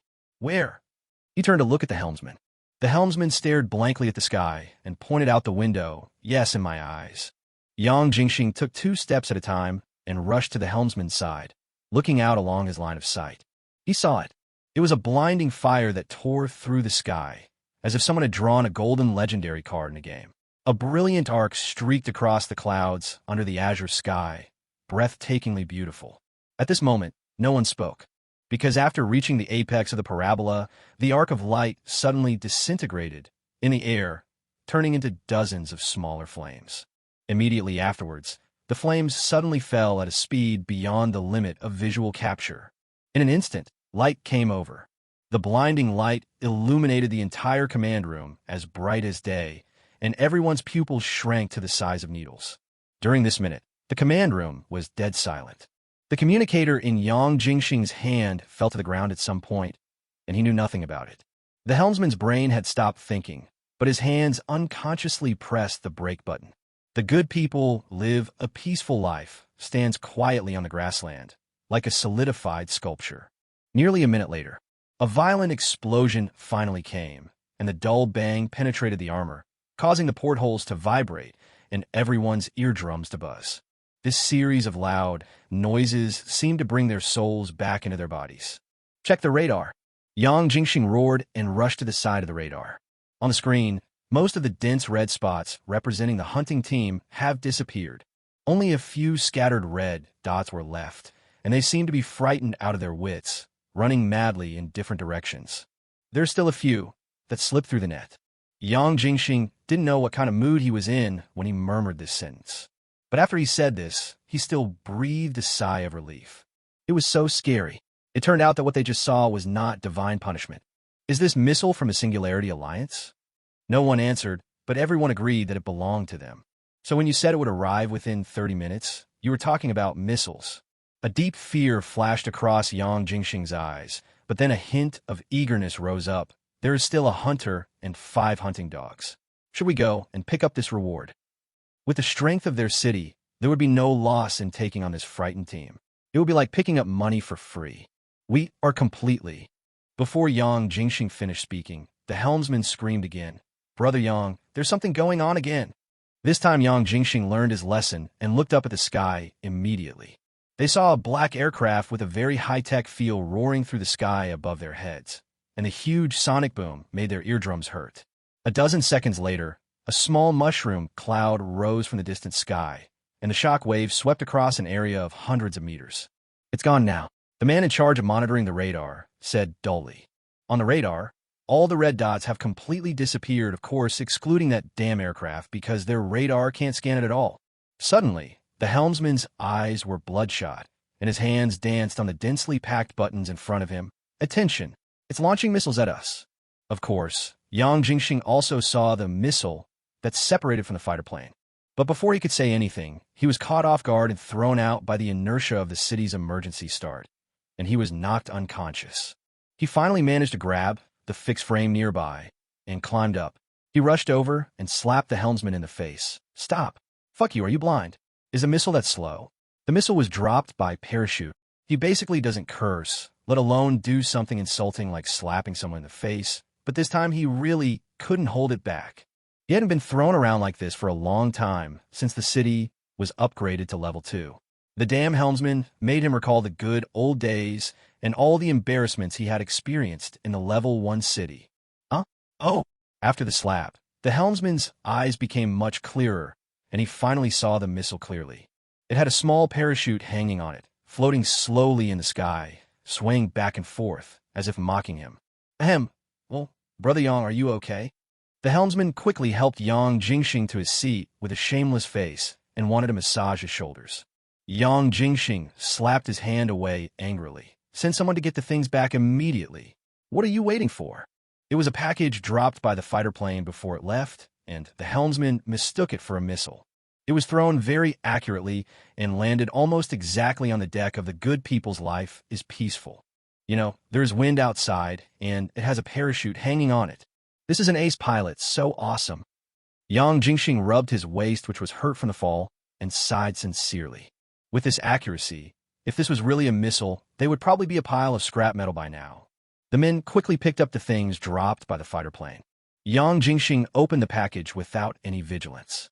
In his opinion, if the other party wanted to kill him, there was no need to play such roundabout ways. Reward settlement. Inside was a piece of paper with these 4 words written on it. He moved the note aside, and stacks of beautifully printed banknotes, neatly stacked in the box, appeared before his eyes. Jiang Zhixu stared at them without blinking, and others didn't dare to say anything when they saw this. After a long while, he finally exhaled and said, "Let's go to the coordinates of the Singularity Alliance last night." "Huh? This is more than 2,000 kilometers," said someone else. "Their good people's life of peace has several modified parts for mobility, so they can just walk the hunting team around like walking a dog. But even for them, they would have to run continuously for 40 hours, and this is the straight line distance. Taking into account the time spent on going around mountains and building bridges over rivers, it would probably take a week. The most important thing is to leave the area you are familiar with, otherwise the danger is hard to say." Set off. Jiang Zhixu had made up his mind and was determined to take a look at the Singularity Alliance that seemed not to belong to this area, to see how powerful they were. Just think of it as a pilgrimage. Chapter 120 energy blocks are the currency of a level 4 civilization. City Lord, the talent has been triggered once. Time goes back to the moment the intercontinental ballistic missile was launched. The one who actually pressed the button was not Jiang Zhixu. He never cared about this false reputation, but Honglang still prepared 2 buttons. One was a fake button that was pressed by Jiang Zhixu himself in full view of everyone, and the other was the real button in Liu Yan's hand that was actually connected to the launch program. After the audience's enthusiastic cheers, Jiang Zhixu returned to the backstage where Liu Yan was. Liu Yan had been waiting there for a long time. He couldn't wait to come forward and said this excitedly. Advanced talent, miracle gunner, passive amplification, God's shot, gambles everything and predicts the future. Triggering chance, 5% per shot. If 20 consecutive shots fail to trigger, the next shot will definitely trigger. Well done. Jiang Zhixu patted Liu Yan's shoulder approvingly. Maybe it's because he has eaten too much level 1 and level 2 food recently, and his nutrition has caught up, so this kid has grown a lot taller, almost catching up with him who is 1.8 meters tall with abdominal muscles. Honglang couldn't hide his joy. "So, your idea of fixing the bug was successful." "What card bug? If it can be used, it's a game mechanic. It's a feature." Jiang Zhixu glared at him, unhappily. The principle behind this so-called characteristic is not complicated. The key point is that the main warhead of the intercontinental ballistic missile carries 20 sub-warheads. Ideally, each sub-projectile should be considered a separate shot, as long as they disperse at the end. But before it disperses, it can only be considered a single shot. What Jiang Zhixu wanted to test was whether the system determined whether the talent should take effect based on the result or the initial state. If it is the former, then there is room for maneuver.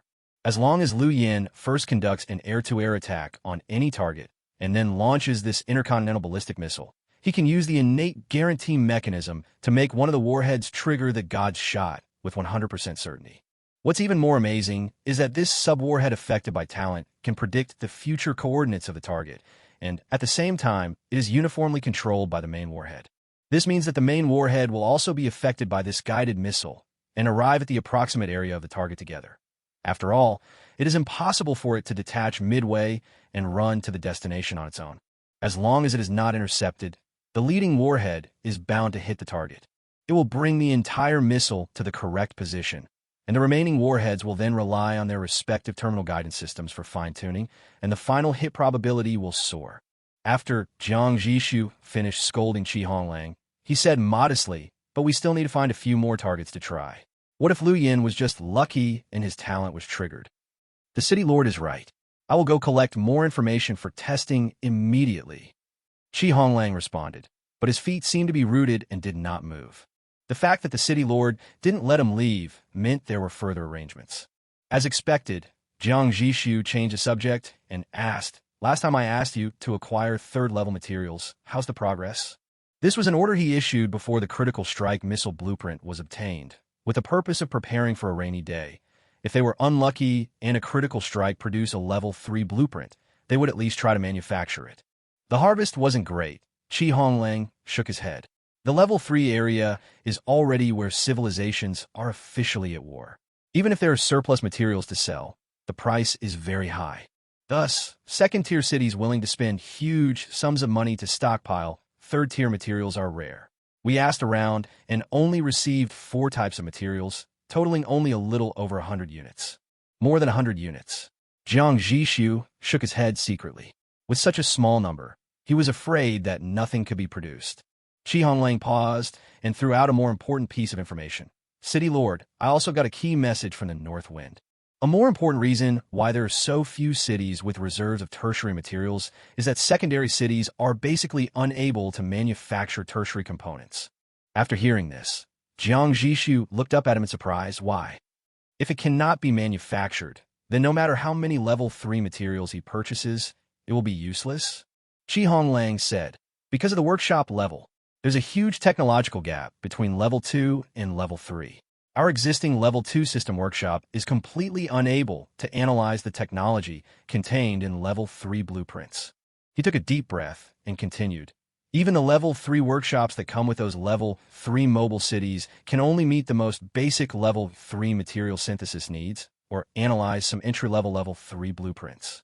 It is this kind of workshop barrier that has caused a large number of third-tier cities to still have most of their components at the second-tier level. These words made Jiang Zhixu's heart move, and his original impression of the third-level area as being unattainable was instantly pulled down from the altar. It seems like the strength of level 3 is just like that. Jiang Zhixu fell into deep thought, because he suddenly thought that his powerful impression of level 3 technology all came from the civilization from which he had critically obtained the component blueprint. The opponent is able to fight 5 at level 3, which is indeed very strong, but it does not mean that all level 3 civilizations are so strong. Then he connected this to another thing, high-density energy block. It was described as the pinnacle energy technology creation of the third-level civilization and the most stable hard currency. However, Tang Nianji made it clear that he had never seen anything like it on the third-level trading platform. How can something that does not exist in the market become hard currency? Is it possible that it is indeed the pinnacle creation of a third-level civilization, but its circulation area is not a third-level civilization, but level 4? A thunderclap exploded in Jiang Zhixu's mind, and in an instant, Jiang Zhixu seemed to understand everything. That's right. The so-called hard currency, as a currency, must be able to be produced on a large scale and circulated widely. For a level 3 civilization, the most advanced energy technology is likely to remain in the laboratory stage and can only be manufactured for small amounts of verification. This is like the controlled nuclear fusion of the old world. The theory and technology have been realized long ago, but it has been unable to enter the stable and commercial operation stage. So, the answer is already very clear. The technology used in high-density energy blocks does indeed fall within the scope of level 3 civilization. But if you want to truly use on a large scale as an energy source, you must have the technology and industrial strength that only a 4th-level civilization can possess. Chapter 121, Summary of the Phase. I've found a huge bargain. Jiang Zhixu knew in his heart that his daily output of 100 yuan might not be worth mentioning in the eyes of a true 4th-level civilization. But in the 2nd-level area, or even the 3rd-level area, is top-notch stuff. And with the talent of critical hit of everything, he can produce top-notch stuff like this in a steady and continuous manner, without any so-called workshop restrictions. I think I'm using too much a cheat. Jiang Zhixu felt a little guilty, but then he justified it again. My account was banned for 10 years before being released, which made me fall 10 years behind others in the game progress. So why can't I continue to play? This is just compensation for being blocked by mistake. Confident again, Jiang Zhixu caught the details in Honglang's words and asked, "You just said basically impossible to manufacture, so are there actually exceptions?" Yes, Honglang nodded. Zun Yuan mentioned that every time a cross-regional trading platform is launched, a third-tier city will put a workshop renovation blueprint on the shelves. It is said that this is to screen and support cities with potential in the secondary region, allowing them to develop tertiary technology in the secondary region in advance. Soon, Honglang revealed all the information he had obtained from Zun Yuan, the Lord of the North Wind. Workshop modification blueprints also have different levels and types, corresponding to the branches of the technology tree that they can analyze and produce. However, those that are put on the market for public sale are usually those with the lowest level and the most common technology branches. The purchasing method is simple and crude. Public auction, the highest bidder wins. The human civilization in the 3rd-level area is preoccupied with its own affairs and faces enormous pressure to survive. It simply has no time and energy to carefully identify the rising stars in the 2nd-level area, so it adopts this most efficient screening method. The logic is simple. Having money usually means being powerful. Has any city in that area of the Skynet ever been photographed? Jiang Zhixu immediately asked. If there is, he must get it no matter what the cost. Not even once. The Skynet area is not considered strong among the many secondary areas. Honglang thought that he and his city lord were in perfect sync because the questions Jiang Zhixu asked at this moment were all the questions he had asked Zhang Yuan. He added, a recent workshop renovation blueprint was bought by an anonymous city in the superflat zone for 2.71 billion gold coins. Jiang Zhixu's heart suddenly shook, and he had only one thought. Are there any experts? In the secondary area, there is actually someone who can spend 2.7 billion gold coins to buy a blueprint? This background is so terrifying. A thought subconsciously flashed through his mind. If he could take a picture of this workshop renovation blueprint, then use his talent to critique it into 100 copies and put them up for sale. This thought only lasted for less than a second before he extinguished it himself. He will definitely die soon. In the third level area, where all races compete for supremacy, the drawings of the workshop transformation type are extremely eye-catching in themselves. Not to mention that he sold 100 copies in one go. Even if there were only 2 or 3 more modification blueprints of exactly the same level and type on the market, it would be enough for someone with ulterior motives to follow the clues and guess the source of his talent. How could it be possible that there is no rape among humans? This is the bad nature of human beings. Jiang Zhixu did not doubt the probability of this matter being exposed at all. Once his talent is exposed too early, he will immediately become the target of public criticism. In order to eliminate this potential huge threat, other civilizations will definitely do everything they can, even unite. Garlic bird, he is not short of money. There is no need to take such a risk. Unless he first became invincible in the second level area, and then stepped into the third level area, grabbing all the races in the heavens and refining them in an instant. Tot. Good evening, fellow Skynet users. This is the evening broadcast from the Singularity Alliance. We're glad our signal has found you again. I'm tonight's announcer, Xiaolu. First, as usual, we'll announce our coordinates. Remember them. Today, the Singularity Alliance's location remains unchanged. We're still stationed at XXXX on this vast plain with a wide view. Everyone is always welcome to visit us. Next, it's time for the exciting battle report. Clang clang. Regarding our campaign to eradicate the Shepherd's Alliance, this massive cancer of humanity, we've achieved a glorious phased victory. As of today, we've completely wiped the entire White Stone base off the map, along with 13. You heard right, 13 fully staffed hunting teams. Wow, the air feels so much fresher without the hunting teams. Oh, by the way, special mention must be made of our achievements yesterday. In just one day, we launched a strike-on-command ultra-long-range strategic strike against 4 hunting and pasturing groups ranging from 1,500 to 3,300 kilometers away. Guess what the result was? Of course it was the much-loved total destruction. Unfortunately, aside from the Whitestone base, the remaining 4 industrial strongholds of the Pastoral Alliance are quite well hidden. So, let me reiterate our reward. Anyone with inside information is welcome to contact us. If there are insiders from other industrial bases fishing, we would also welcome them. Once the information is confirmed, we will immediately arrange the most friendly and warm Dongfeng Express. Mission guaranteed, free shipping, dear. Okay, that's the good news.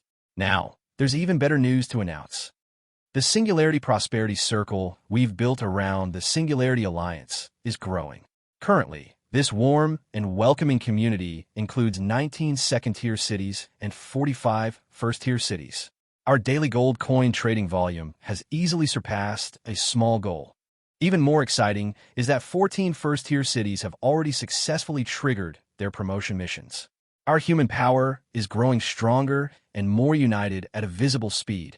The final broadcast is an important safety reminder. For all of you in the Skynet region, if you are unfortunate enough to encounter a hunting party, please immediately send us their coordinates and radar information. You don't need to ask how far we are from you or how long it will take for the missiles to arrive.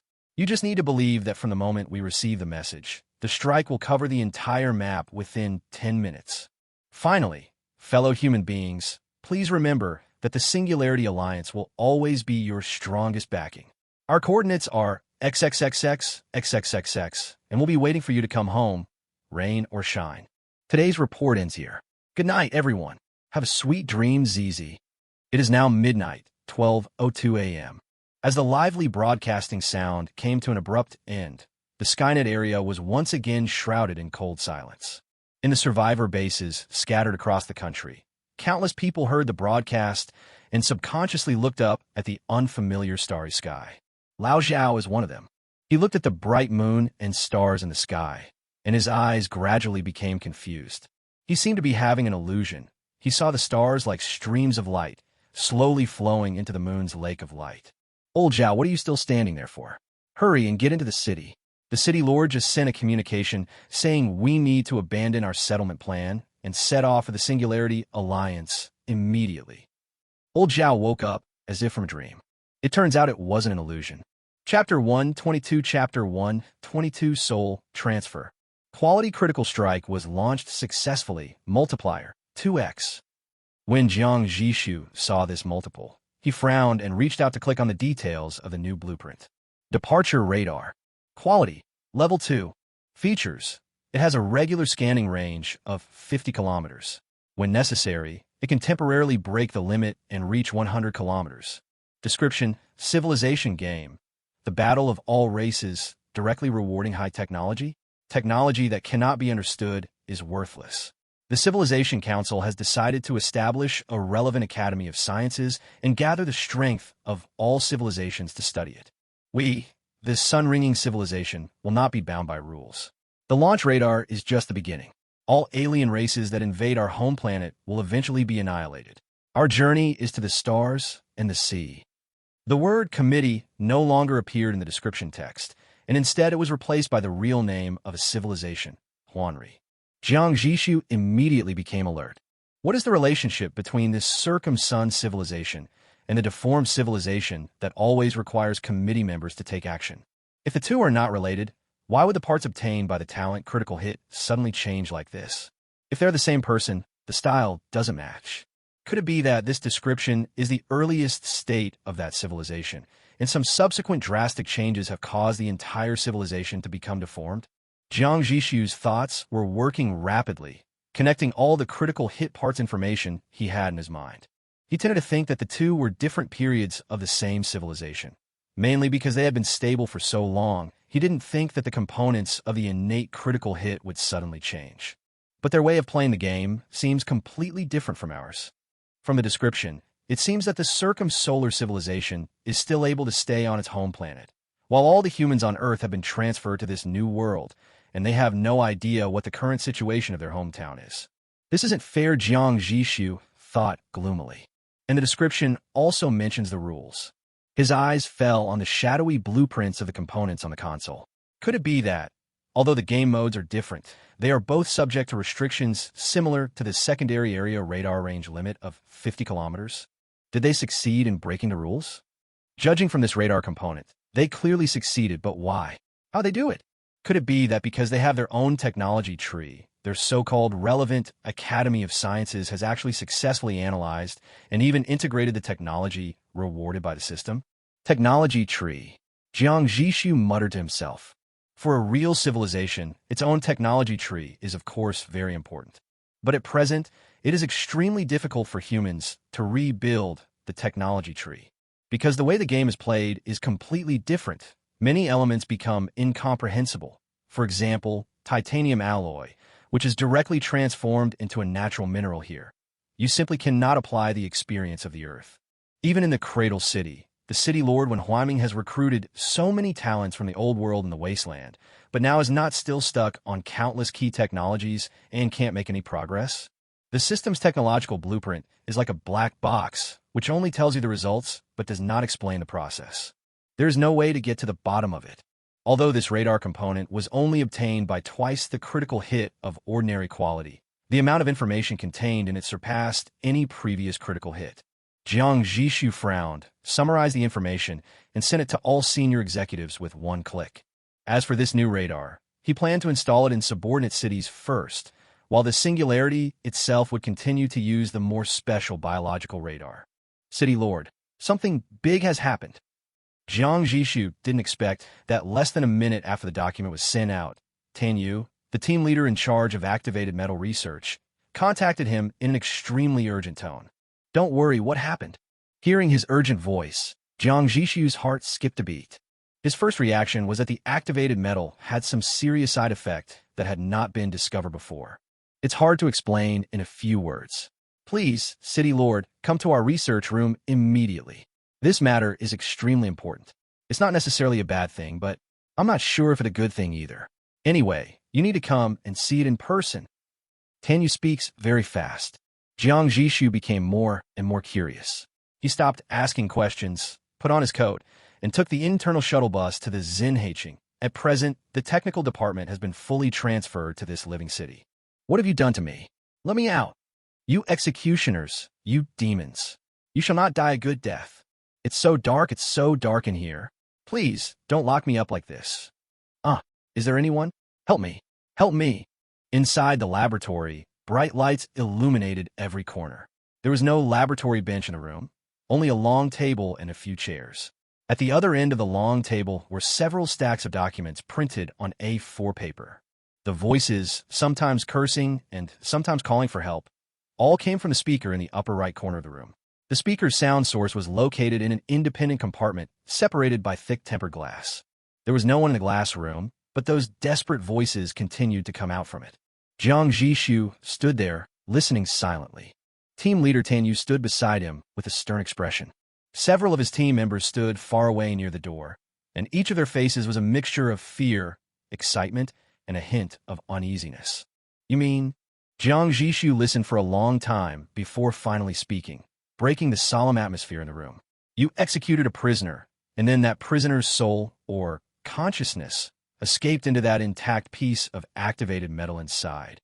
"Yes." Tan Yu nodded with difficulty. "Our experimental project was already in its final stages, and we had basically explored all the effects of the activated metal. It was only then that we remembered that there was a criminal used for comparison testing who hadn't yet been executed." He took a deep breath and continued to explain. "That's when it suddenly occurred to me. We already know that once a person fuses a complete piece of activated metal, once the metal is destroyed, the fuser will die. Then, conversely, what would happen to the intact piece of activated metal if the person died first? Since there was only one prisoner left to be executed, I had the team prepare experimental records and conducted this additional experiment. The result." Tan Yu gave a bitter laugh, his face filled with fear and self-blame. "I'm sorry, City Lord. There was an oversight in my previous experimental design, which resulted in such a major hidden danger not being discovered until now." Jiang Zhixu waved his hand and did not intend to hold anyone accountable, because at present, no one except the prisoners had ever fused the complete activated metal. He pondered for a moment and asked, "Are you sure his body is dead?" The moment he asked this question, Jiang Zhixu felt a little stupid. Tan Yu replied seriously, "From a physiological perspective, Subject 011's body has been confirmed to have stopped breathing, and has flat brain waves, completely meeting the criteria for death. But from the perspective of metaphysics, DE011 is obviously not completely dead." Jiang Zhixu nodded, walked to the glass wall, reached out to pick up the intercom microphone on the table, and pressed the switch. "D011, can you hear me?" The moment he finished speaking, all the hysterical begging and cursing in the loudspeaker came to an abrupt end. Chapter 123, Efficient Study Room. Jiang Zhixu questioned D011, who was possessed by activated metal in the isolation room, in detail through the microphone. The questions covered D011's personal information, memories before death, and even his way of thinking. His responses were sometimes frantic and sometimes lucid, but the information he revealed was completely consistent with the background information they had on D011. It can be said that the consciousness imprisoned in the activated metal is the original D011. As to whether this is his original soul, or just a fake with memories, that is probably a philosophical question, and Jiang Zhixu does not want to discuss it. Of course, during this period, D011 showed great non-cooperation several times and was very emotionally unstable. It was common for him to curse wildly and plead in a humble whisper. Jiang Zhixu was a little distracted. Emotions are based on the nervous system and hormone secretion. How could a piece of metal have such intense emotional fluctuations? He even had the leisure to think, if this strange thing were to be handled by the circumsolar civilization, would they be able to figure it out with their level of technology? He understood at this moment. Why is it that the Ethics Committee, which has always had a great say, not only failed to successfully block the research on it, but even cost the lives of several members, but in the end did not dare to say a word? Because of activated metal, it's worth it. Jiang Zhixu looked at Tan Yu beside him and made a decision in his heart. He picked up the phone one last time and made a promise to D011. Cooperate with our research, and I promise you a chance to regain your sight, hearing, and sense of touch. Your sins will be forgiven, and you can begin a new life. Before D011 could react, he changed the subject, his tone cold. Of course, you can choose not to cooperate. We won't destroy you. If you're happy to be trapped in metal forever, that's up to you. After saying that, Jiang Zhixu interrupted the communication and turned off the external speaker. Because the emotionally unstable D011 was too noisy. Tan Yu hesitated and spoke at this time. City Lord, if he really doesn't cooperate, will we really leave him hanging? Jiang Zhixu glanced at him sideways and asked, You were the one who submitted the application for human experimentation, and now you're the one who sympathizes with him. Do you have a dual personality? Well, Tan Yu explained awkwardly. Although we used them for experiments, they didn't suffer much pain during the whole process. Their deaths were relatively clean and neat, and they were well-fed and well-maintained during their lifetime. He really didn't expect that his last experiment, which was a sudden inspiration, would lead to such an outrageous accident. Jiang Zhixu did not continue to dwell on this matter. He'll cooperate. Make arrangements immediately. From now on, assign 12 people to work in shifts, chatting with him nonstop around the clock until he dies. Staff salaries will be calculated based on the standard for lab assistants and will be deducted directly from your group's own funds. Tan Yu didn't react to the first half of the sentence, and even secretly breathed a sigh of relief, but the last sentence made him wake up instantly. 12 people? City Lord, I feel that 4 people are enough. The rest of the time, our team members can handle it themselves, right? He quickly looked at his team members at the door. The men nodded immediately. The City Lord is worried that D011's mental health issues will worsen, but it's just a chat. We can handle it on our own. Singularity is not short of money. But rules are rules, and each research group has an independent funding budget. Staff salaries, experimental materials, and equipment wear and tear must all be paid from research funds. Anything that needs to be purchased from outside will be calculated based on the market price. If materials are used within the alliance, only the cost price will be calculated. Are you so frugal? Be careful that your funding will continue to be cut. Don't come to me and cry poor then. Jiang Zhixu reminded. Tan Yu's team receives a monthly research budget of 30,000 singularity coins. Last month's funding was originally 50,000, but they didn't spend it all, so this month the Ministry of Finance ruthlessly cut it by 20,000. You know, it's easy to reduce funding, but it's difficult to increase it again. Tan Yu scratched his head, looking grimace. Isn't this, we still have to prepare for new human experiments later? One death row prisoner costs 10,000 singularity coins. In this world, a person's life is certainly not worth 350,000 gold coins. Jiang Zhixu deliberately set a high price. The first reason is that death row inmates are a scarce resource.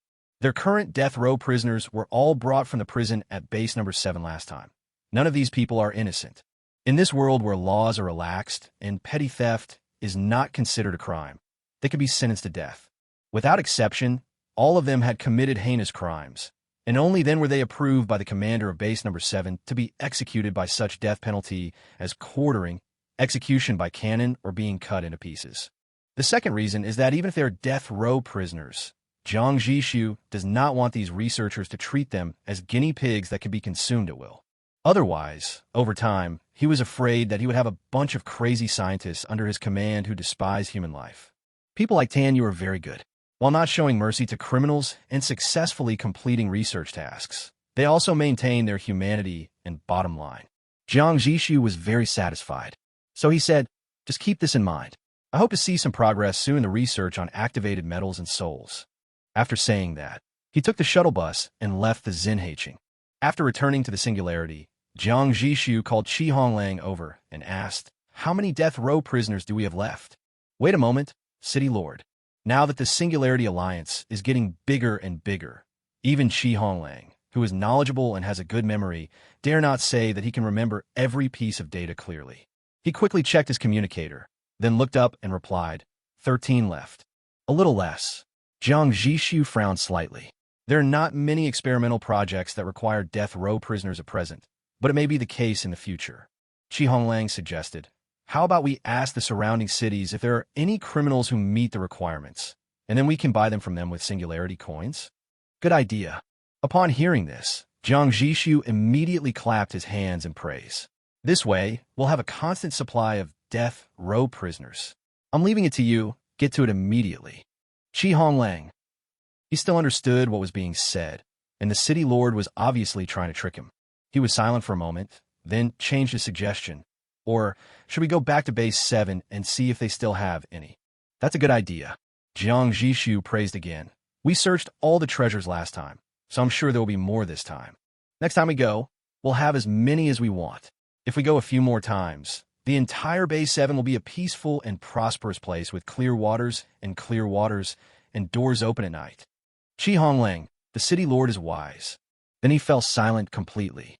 Come to think of it, after they asked for a death row prisoner once, base number 7 would definitely guess that they might need more in the future. In order to obtain more singularity coins as compensation, some prisoners whose crimes do not deserve the death penalty will most likely be stuffed in to make up the numbers.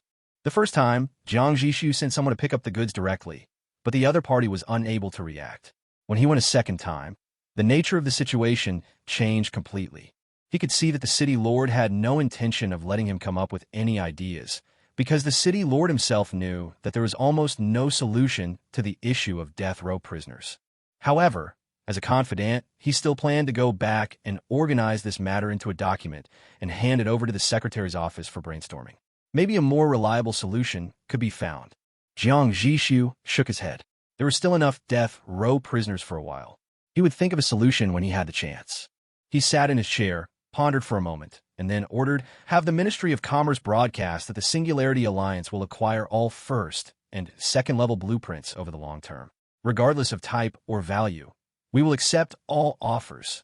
Level 1 blueprints have a base price of 1,000 singularity coins. Level 2 blueprints have a base price of 3,000 singularity coins. If the blueprint itself is very special, the purchase price can be increased at the discretion of the transaction specialist. He paused and added, and duplicate blueprints too. Ultimately, he was inspired by the description of the circumsolar civilization and decided to start organizing manpower and try to rebuild humanity's own technology tree. His idea is also very simple. The first level blueprint is the most basic blueprint in this world, and it must contain the most basic scientific principles. Start from the beginning, think slowly, and accumulate little by little. Maybe one day there will be a harvest. But this harvest came too quickly. 10 minutes later, a special first-level blueprint was placed in front of Jiang Zhixu. High-efficiency study room, level 1. Extremely quiet, free from distractions, greatly improving learning efficiency. Chapter 124 Chapter 124 The Pastor's Alliance is disbanded. Jiang Zhixu's original plan was to critically attack the triple-mounted Mountain Crusher 308mm main gun tomorrow, and then critically attack a radar the day after tomorrow. By alternating between the two, he would eventually obtain a level 3 radar. But after the appearance of the high-efficiency study room, Jiang Zhixu knew that the main gun's critical hit sequence would have to be postponed again. I just had the idea of rebuilding the technology tree, and this thing was delivered to my door. What else could this be but providence? To some extent, Jiang Zhixu is still a bit superstitious, especially when he learned that this blueprint was acquired from an unknown first-tier city. The feeling of destiny is in my hands instantly reached its peak. I'm going to use all my critical hits over the next few days in the efficient study room. Jiang Zhixu made a decision immediately. First crit it into a second-level blueprint, then use the second-level blueprint to create a finished product, and then crit it into a third-level component. With luck, 2 days will be enough. Greywind Plains. Ever since Uzimo decided to go to war with the Singularity Alliance, he has been preparing for war for several days. He did not plan to place the battlefield near the Grey Wind Plains, because the geographical conditions of this base camp were quite good, and there were many inexhaustible basic minerals refreshed. Therefore, he has ordered all hunting teams to return to their respective industrial bases, preparing to launch an offensive against the Singularity Alliance step by step with the remaining 4 industrial bases as the core and equipment and personnel support provided by the rear ranches. However, when the broadcast of the stage summary of the Singularity Alliance reached here, Yu Zimo fell into a long silence. Ultra-long-range strike. Is this human language? This is just a fucking level 2 zone. Where did that damn Singularity Alliance get all these high-tech blueprints? He finally realized why his commander had reported repeatedly that the hunters under his command were talking on the Alliance radio 1 second, and their names turned gray the next. This kind of attack, which was completely impossible to warn and defend against, was completely beyond their ability to bear. Ding! 2 pale golden 20-sided dice slowly emerged and rotated in Yu Zimo's palm. His baby face was now filled with gloom, and his lips moved several times, but he still couldn't utter the words he wanted to say. Last time, facing the event condition of narrow victory, the talent point requirement was 31. This time, he hasn't asked yet. He didn't dare to ask because he was afraid that he would be disheartened the moment he saw the result. How could it be? Why has the Singularity Alliance grown so fast? Yu Zimo simply couldn't understand. We all have natural talents, so why is it that you're growing so fast like you've been cheated? He was very sure that the resources of a mere white stone base would never be able to bring about such a huge leap in the strength of the Singularity Alliance. Isn't it just a few blueprints he secretly kept? What leader of an industrial base doesn't have his own slush fund? But if those commanders all have this kind of strength, the position of leader of the Shepherd Alliance should be given to them. Hold! Yu Zimo bit his back teeth lightly and squeezed out a word from between his teeth. He made sufficient mental preparations and finally made up his mind. He said, "Generate event. The Shepherd's Alliance and the Singularity Alliance go to war. In the end, the Shepherd's Alliance narrowly wins." The light of the golden dice floating in the palm of his hand dimmed instantly and turned into a dead gray, just like Yu Zimo's mood at the moment. 2020. 2 gray 20s represent that the success rate of this event has been reduced to 0, and it is impossible to succeed no matter how you throw. No, there is actually another way. That is to force yourself to try to get a double 20-point success judgment. As long as both dice can reach 20 points, the talent will ignore all negative states and force the event to occur. Yu Zimo had known about this use of his talent for a long time, but had never used it. Because every time the thought of giving it a try came into his mind, a terrifying premonition of impending disaster would grip his heart. This means that if the dice roll fails, what awaits him may be an end more horrific than death. Destiny. Yu Zimo looked at his talent status bar, which showed Fate Disruption Power Bonus, -17. In just a few days, the negative correction has become more severe than the last time. This means that the other party's personal luck has skyrocketed again in a very short period of time. This should have been a very bizarre thing. Yu Zimo had been working on it for a long time and had only accumulated 7 or 8 points of luck, but the other party had gained 2 points in just a few days. But now Yu Zimo has calmed down. Because there were so many incredible things, he became a little numb. Bang, bang, bang. There was a knock on the door. Yu Zimo took a deep breath and said loudly, "Come in." The door opened and a man in his 60s walked in. He had gray hair on his temples, but his expression was calm and his eyes were deep. When Yu Zimo saw the person coming, he quickly stood up. "Mr. Song, you're here." He walked forward quickly and made a gesture of support. Mr. Song waved his hand. He lives on the Destiny, and all 3 meals a day are grade 2 food. He is in extremely good health and can be said to be in the prime of his life. Looking at the city lord's expression, the situation doesn't seem optimistic. Mr. Song sat down on the sofa opposite Yu Zimo and asked. Yu Zimo smiled bitterly and told the other party the result of the talent assessment. Mr. Song paused for a moment, then asked, "Since fate has already determined that you cannot defeat the Singularity Alliance, what are your thoughts? Are you still unwilling to give up?" Yu Zimo pursed his lips tightly and said nothing, but his eyes were full of stubbornness. Mr. Song sighed softly, already knowing the answer. In fact, he did not recommend Yu Zimo to form this pastor's alliance from the beginning, and he had dissuaded him many times over the years. But the other party did not listen to him. He always greeted him with a smile and continued to do as he pleased. As a military advisor appointed by the other side, what else can he do? He simply stopped caring about it and let the other party do what he wanted. Anyway, his family had no worries about food and clothing on the Destiny, so it didn't matter. But since the other side still wants to continue the war, Mr. Song must play his own value. The atmosphere in the room grew colder, the tea in front of the two men was steaming, and Mr. Song closed his eyes in deep thought.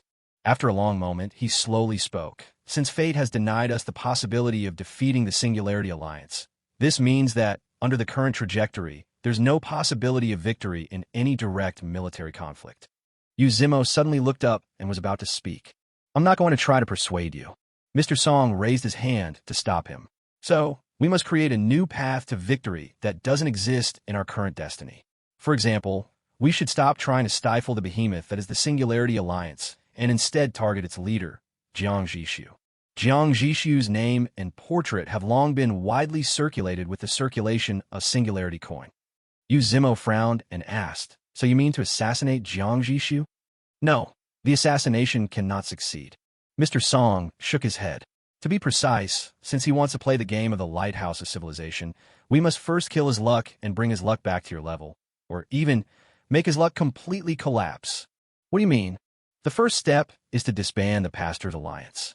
Yu Zimo widened his eyes and looked at Mr. Song in disbelief. From today on, the Pastor's Alliance is disbanded. In the afternoon, a district-wide broadcast spread throughout the Skynet area, causing a huge uproar.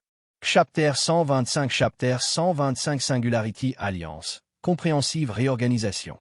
The Shepherd's Alliance is truly frightened. I knew they would be crushed, considering the Singularity Alliance even has intercontinental missiles. I just didn't expect it to happen so quickly. Similar discussions can be seen everywhere in the Singularity Prosperity Circle. Some people also question the authenticity of this news because they did not believe that such a large Pastor's Alliance would collapse so quickly.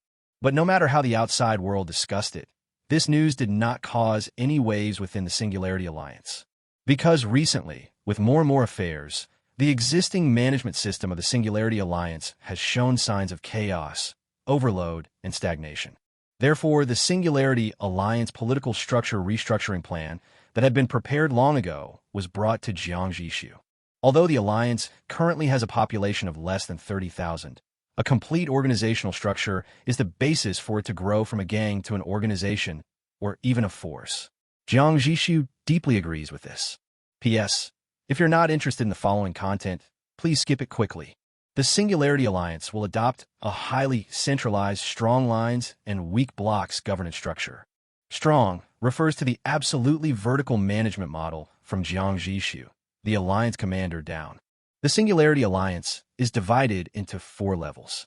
The first level is the highest decision-making body of the Alliance, consisting of the Alliance's Supreme Commander, Jiang Zhixu, Deputy Commander, temporarily vacant, and the Alliance's Supreme Committee. The members of the Supreme Council include the Supreme Commander, the Vice Commander, the Prime Minister of the State Council, the Commander-in-Chief of the Armed Forces, the President of the Academy of Sciences, the Minister of Strategic Intelligence, the Director of the Inspectorate General, and the Minister of Foreign Affairs and Trade, a total of 8 people. The second level is the Central Coordination Department, which is directly under the highest decision-making level. It has 4 subordinate departments: Alliance Command, Strategic Intelligence Department, Inspectorate General, and Ministry of Foreign Affairs and Trade. The role of the headquarters is to break down the resolutions of the highest level into detailed steps, distribute and coordinate them among various departments, and ensure that Jiang Zhixu's will is implemented accurately. The Strategic Intelligence Department is responsible for analyzing all external intelligence, while also taking into account the Alliance's internal security and anti-infiltration work. Because the Strategic Intelligence Department has great authority, it is subject to legal supervision by the Union Inspectorate General to prevent abuse of power. The Inspectorate General operates independently and is only responsible to Jiang Zhixu personally. It conducts financial audits and disciplinary inspections on all departments of the Alliance and investigates corruption and dereliction of duty. As for the Ministry of Foreign Affairs and Trade, its responsibilities are as the name suggests. The third level. The 3 pillars of the Alliance are the State Council, the Joint Armed Forces Department, and the Academy of Sciences to be established. The State Council is responsible for several departments including civil affairs, finance, and logistics, ensuring the administration, economy, and people's livelihood of the Alliance. The current Prime Minister of the State Council is temporarily held by Honglang, but in fact he is still Jiang Zhixu's chief secretary and manages the secretariat office that serves Jiang Zhixu's personal affairs.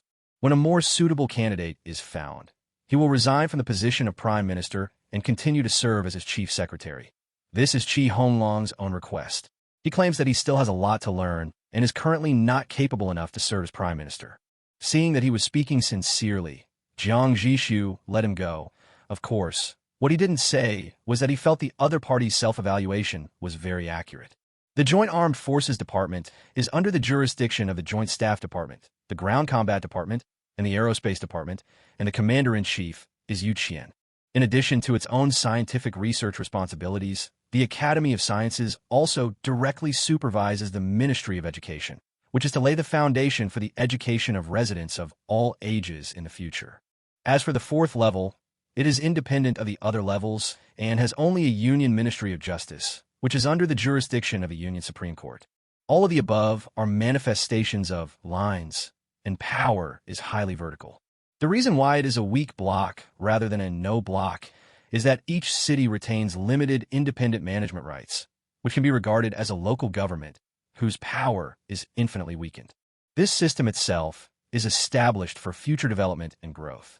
Perhaps in the near future, a real local power plate will be born. 4 days have passed since the Pastors Alliance announced its disbandment. The Skynet area seemed to have turned into a peace zone overnight. Although small groups of predator cities still exist, they can no longer form a major force. After all, second-tier cities are not as fragile as first-tier cities. If you dare to hit me, I can bite off a piece of your flesh even if I die. This results in many plundered cities not being able to be conquered even after paying a heavy price in casualties and resources, resulting in heavy losses. Therefore, large-scale predatory organizations like the Shepherd Alliance have indeed disappeared. During these 4 days, in addition to welcoming new members, acquiring resources in an orderly manner, and restructuring its organizational structure, the Singularity Alliance also received news that a Level 3 ordinary regional event had begun. The event involves a war between multiple large human settlements, non-Earthlings, and a terminal-level Skynet city called Integration. Those settlements were well prepared, destroying the city's arsenal and even temporarily cutting off power and internet access throughout the city. But the Integration is not a pushover. Even if the city is in chaos, the army has a strong sense of autonomy. As the two sides fight, the system will issue regional event tasks. Help Skynet or help humanity. The system gives the power of free choice. This news spread in the Singularity Prosperity Circle, and many cities participated. Everyone chose to help humanity without any prior agreement. Of course, the Singularity Alliance did not move, because this incident came at a too coincidental time and their organizational restructuring had not yet been completed. However, most of the spoils from this incident flowed into the warehouse of the Singularity Alliance.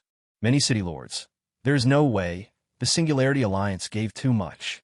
Unfortunately, since the Singularity has no event contribution, it cannot participate in the final treasure chest distribution. The good news is that the city assigned to the treasure chest issued a Level 2 pass certificate, which was later acquired by the Singularity Alliance at a high price of 1 million Singularity coins.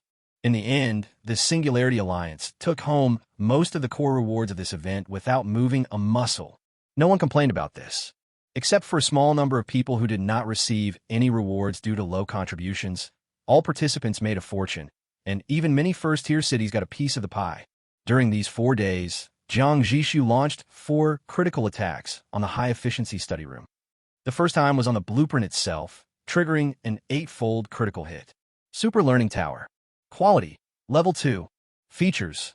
Once activated, the device generates and maintains a high-frequency resonant field that can non-invasively resonate with neurons in the hippocampus of the brain. By directly accelerating the strengthening process of synapses, the information conversion efficiency of users within the range is exponentially improved when learning, achieving the effect of never forgetting what they have seen. Description: the Civilization Development Commission has been on a tear, starting with cutting pensions and raising the retirement age. And now they're targeting young children. That's right. Young children are very inefficient at absorbing information. If we could complete university-level knowledge in elementary school, it would obviously greatly accelerate the development of our civilization. After the first day's critical hit was successful, Jiang Zhixu immediately distributed the second-level blueprint, allowing the industrial zone to produce a batch of finished super-learning towers as soon as possible. The next day, he randomly picked one of them and performed a quality critical strike. The result was not ideal. Only a 5-fold increase was achieved, which is still far from the standard of transforming into a third-level component. The luck on the third day was even worse, with the critical hit multiplier being only 4 times. Just when Jiang Zhixu began to consider whether to use other blueprints first, such as the triple-mounted Mountain Crusher 308mm main gun as a buffer on the 4th day, 10 times came out. Fortunately, the main gun was not used as a buffer.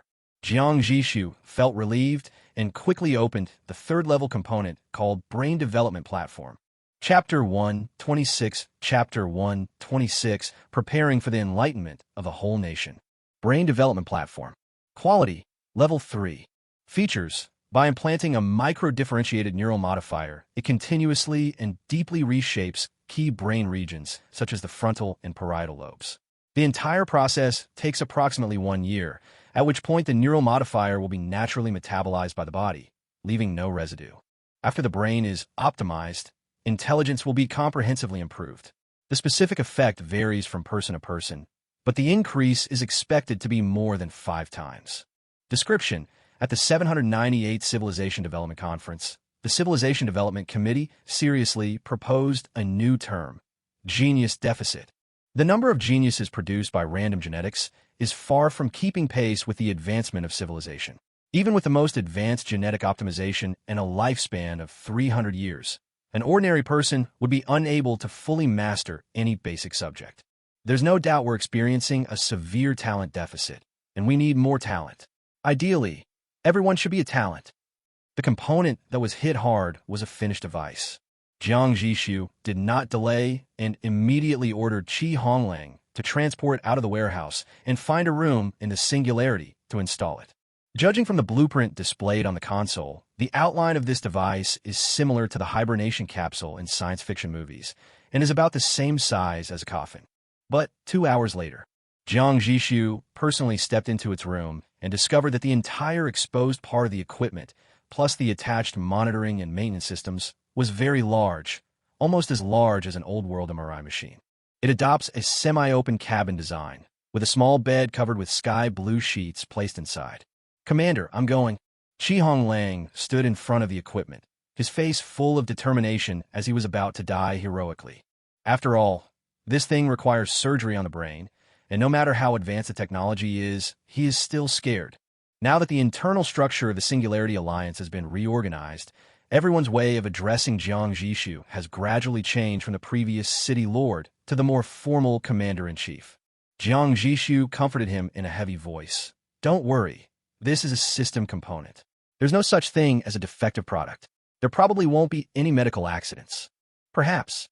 Honglang sniffed, took a few steps forward, pressed the hard-looking small bed with his hand, then climbed up, lay on his back, folded his hands on his chest, slowly closed his eyes, and looked peaceful. "Commander, I'm ready," he said. When Jiang Zhixu saw him like this, he curled the corners of his mouth. He turned to look at the Academy staff member who was still frowning as he studied the instruction manual. "Are there any difficulties in the operation?" No, absolutely not."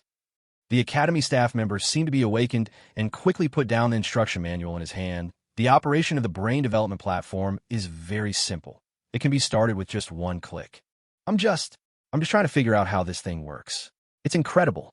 His face was full of amazement. Judging from the instruction manual alone, its technological content was at least 1,000 years ahead of Earth. He couldn't understand those few technical principles at all. After all, he was a master's degree in neurobiology before he traveled through time. From his expression, Jiang Zhixu knew that he hadn't gained much, so he didn't ask any more questions. "Then let's get started." The staff member quickly walked to the operating computer, carefully checked the startup code on the instruction manual, entered them one by one, and finally solemnly pressed the start button. The device emitted a faint hum and then fell silent. Jiang Zhixu thought it would take some time and was about to turn around to get the communicator to record the video, but the next second, a staff member's voice came from behind him with a hint of surprise. "Commander, the operation is completed." He stopped and looked back at the crib in surprise. I saw Honglang had already sat up and was rubbing his temples with a confused look on his face, as if he had not figured out the situation yet. Noticing Jiang Zhixu's gaze, Honglang quickly stood up and shook his head vigorously. "Commander, I feel like a mosquito bite on my temple." Before I could react, I heard the notification in my ear that the injection was complete. He then complained, "To be honest, I feel like I don't need to lie on this bed anymore." Jiang Zhixu ignored his complaints, took a few steps closer, and carefully observed his expression. "What other changes have you seen? Do you feel like you become smarter?" Upon hearing this, Honglang immediately and confidently set himself a complex floating-point arithmetic problem in his mind, silently calculated it for 3 seconds, and then decisively gave up. He replied somewhat awkwardly, "It seems nothing has changed. It's strange. How could he not even solve a problem like 0.12 times 0.21?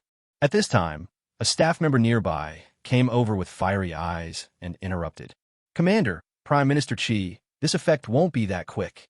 The operating instructions say that the modifier needs about a week to initially couple with the brain nerves, and only then will more obvious changes appear."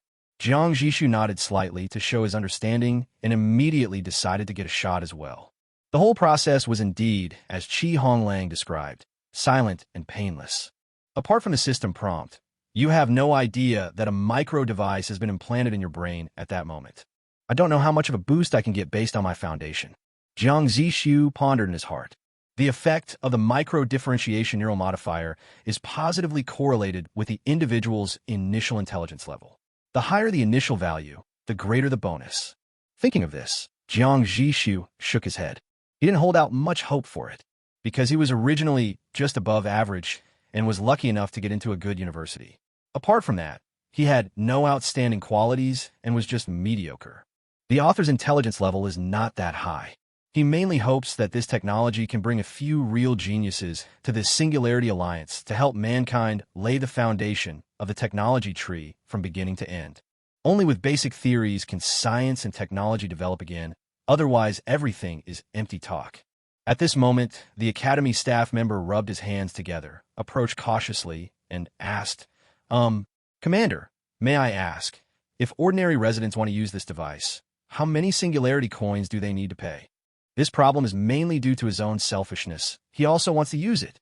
Let me ask you, which researcher has never complained that his brain is not enough when he was racking his brains? Especially in this world where there is no supercomputer assistance and all data depends on the abacus and the simple calculator on the communicator. When Jiang Zhixu heard this question, he answered without hesitation.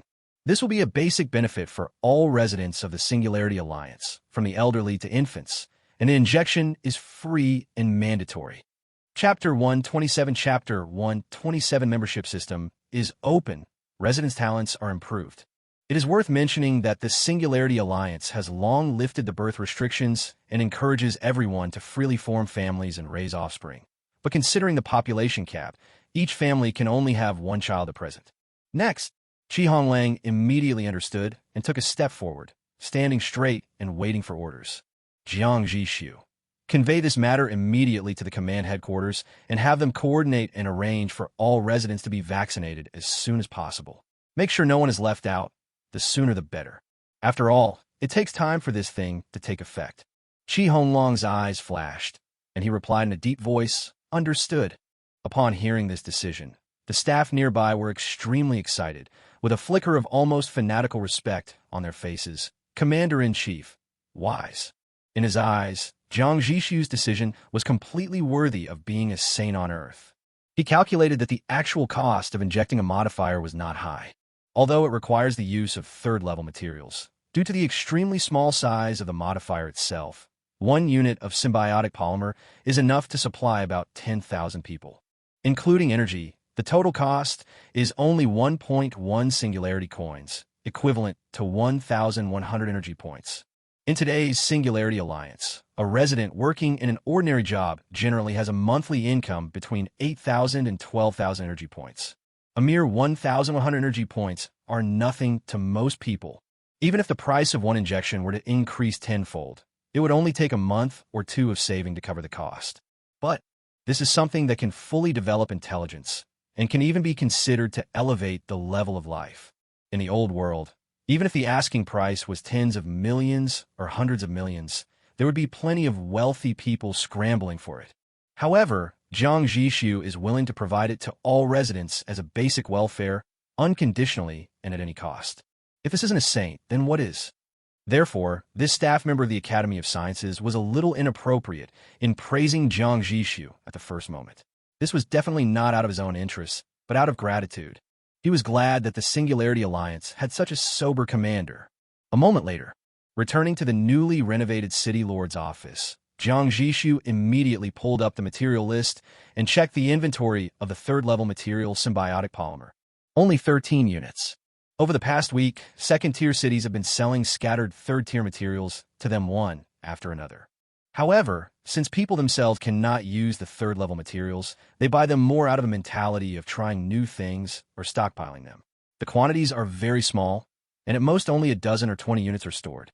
Among them, the price of symbiotic polymer is more expensive than other tertiary materials, and there are fewer cities willing to stockpile it. This results in the total number of third-level materials now exceeding 500 units, while the symbiotic polymer only has 13 units. The current inventory can only provide enlightenment for 130,000 people. Jiang Zhixu tapped his fingers lightly on the desk, lost in thought. It is more than enough for the residents of the Singularity Alliance to use only. What he is considering now is whether to release some of the kaiji quotas for use by cities outside the Singularity Alliance. To be honest, if it weren't for the lack of materials, Jiang Zhixu would not limit the number of places at all. At most, he would set a threshold to prevent others from getting it too easily and not knowing how to cherish it. After a long time, his eyes lit up. How about we include the Enlightenment quota in the Singularity Alliance's bronze membership benefits? It just so happens that the current bronze card does not have any substantial membership benefits, which seems a bit unworthy of its name. It seems very appropriate to award kaiji places as part of membership benefits. Speaking of members, it seems we don't have many members. Jiang Zhixu touched his chin and took inventory. Tang Nianji of the Waha is one, and Zheng Yuan of the Beifeng, who sold the Falcon long-range missile, is one. And then there are those 7 first-tier cities that are clustered together. Oh, now, there are also second-tier cities. Finally, there's the first-tier city, Tomato, that sold the blueprints for the efficient study room. There are 10 mobile cities in total, except for the North Wind and Tomato cards, which were issued by the trading specialist using his authority.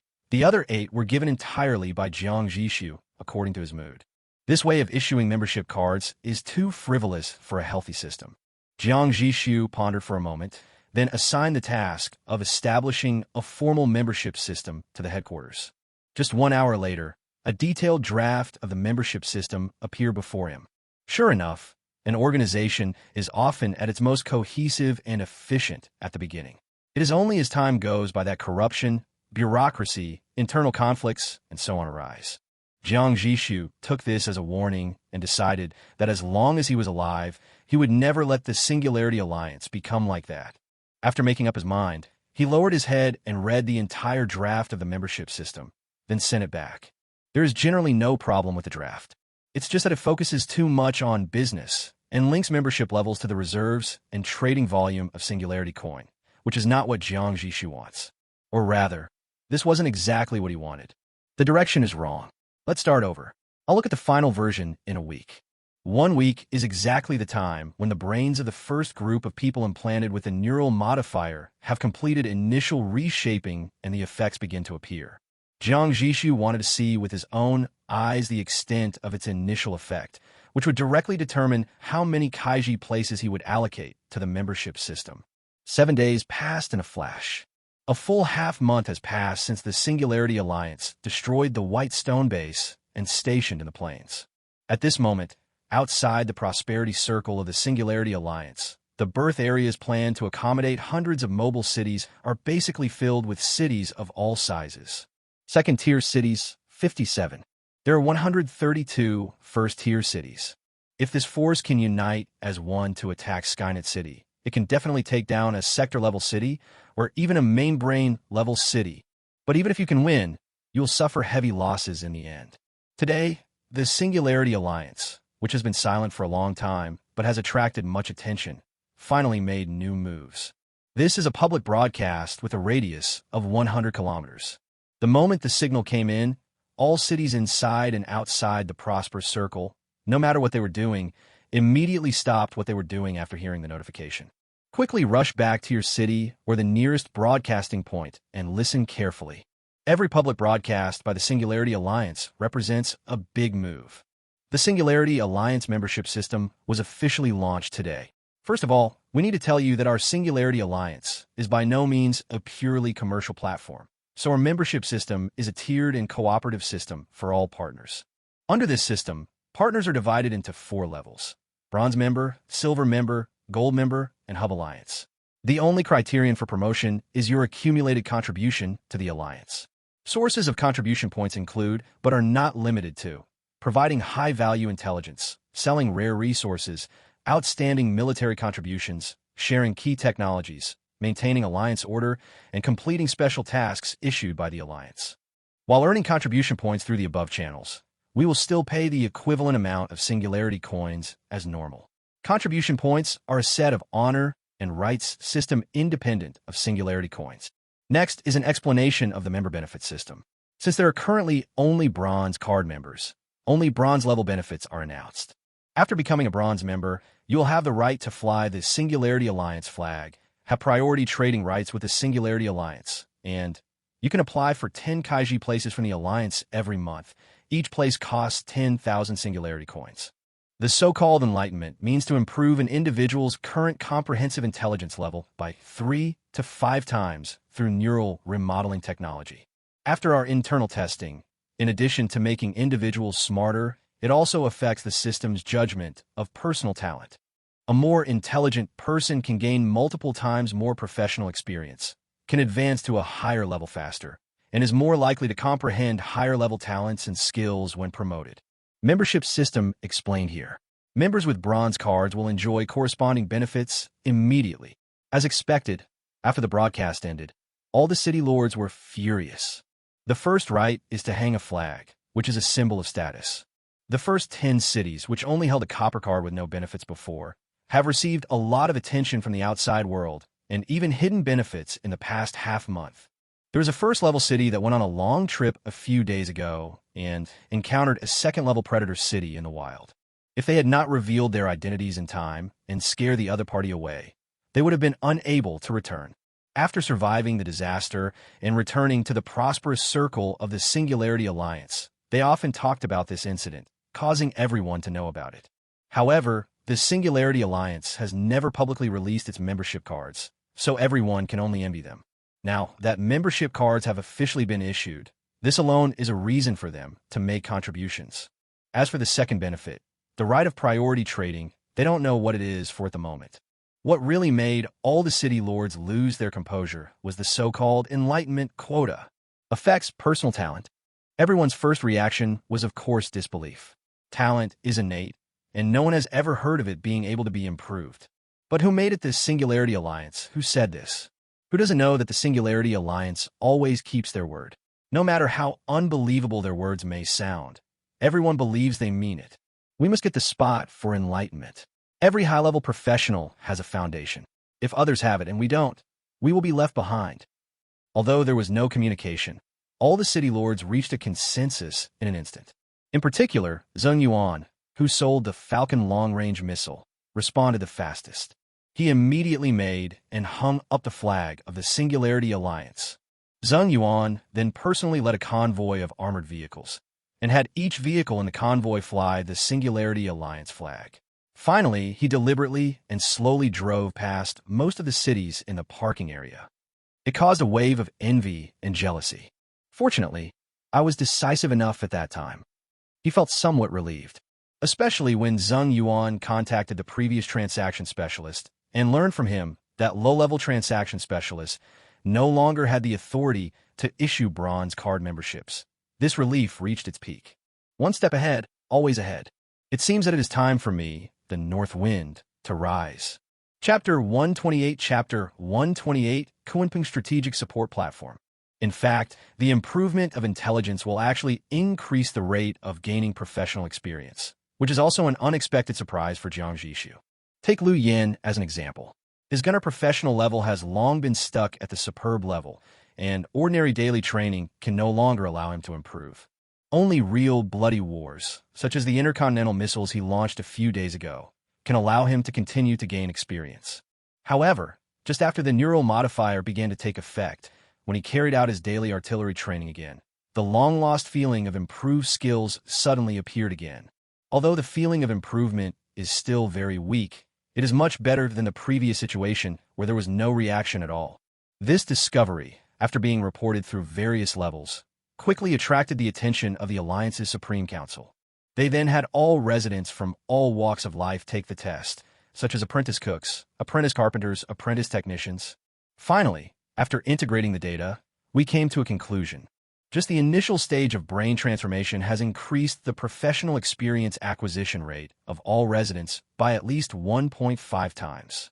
Not only that, because of the comprehensive enhancement of thinking ability, many people who were originally stuck at the upper limit of their career level due to their talents and could not make any further progress in their lives, now have the potential to continue to improve.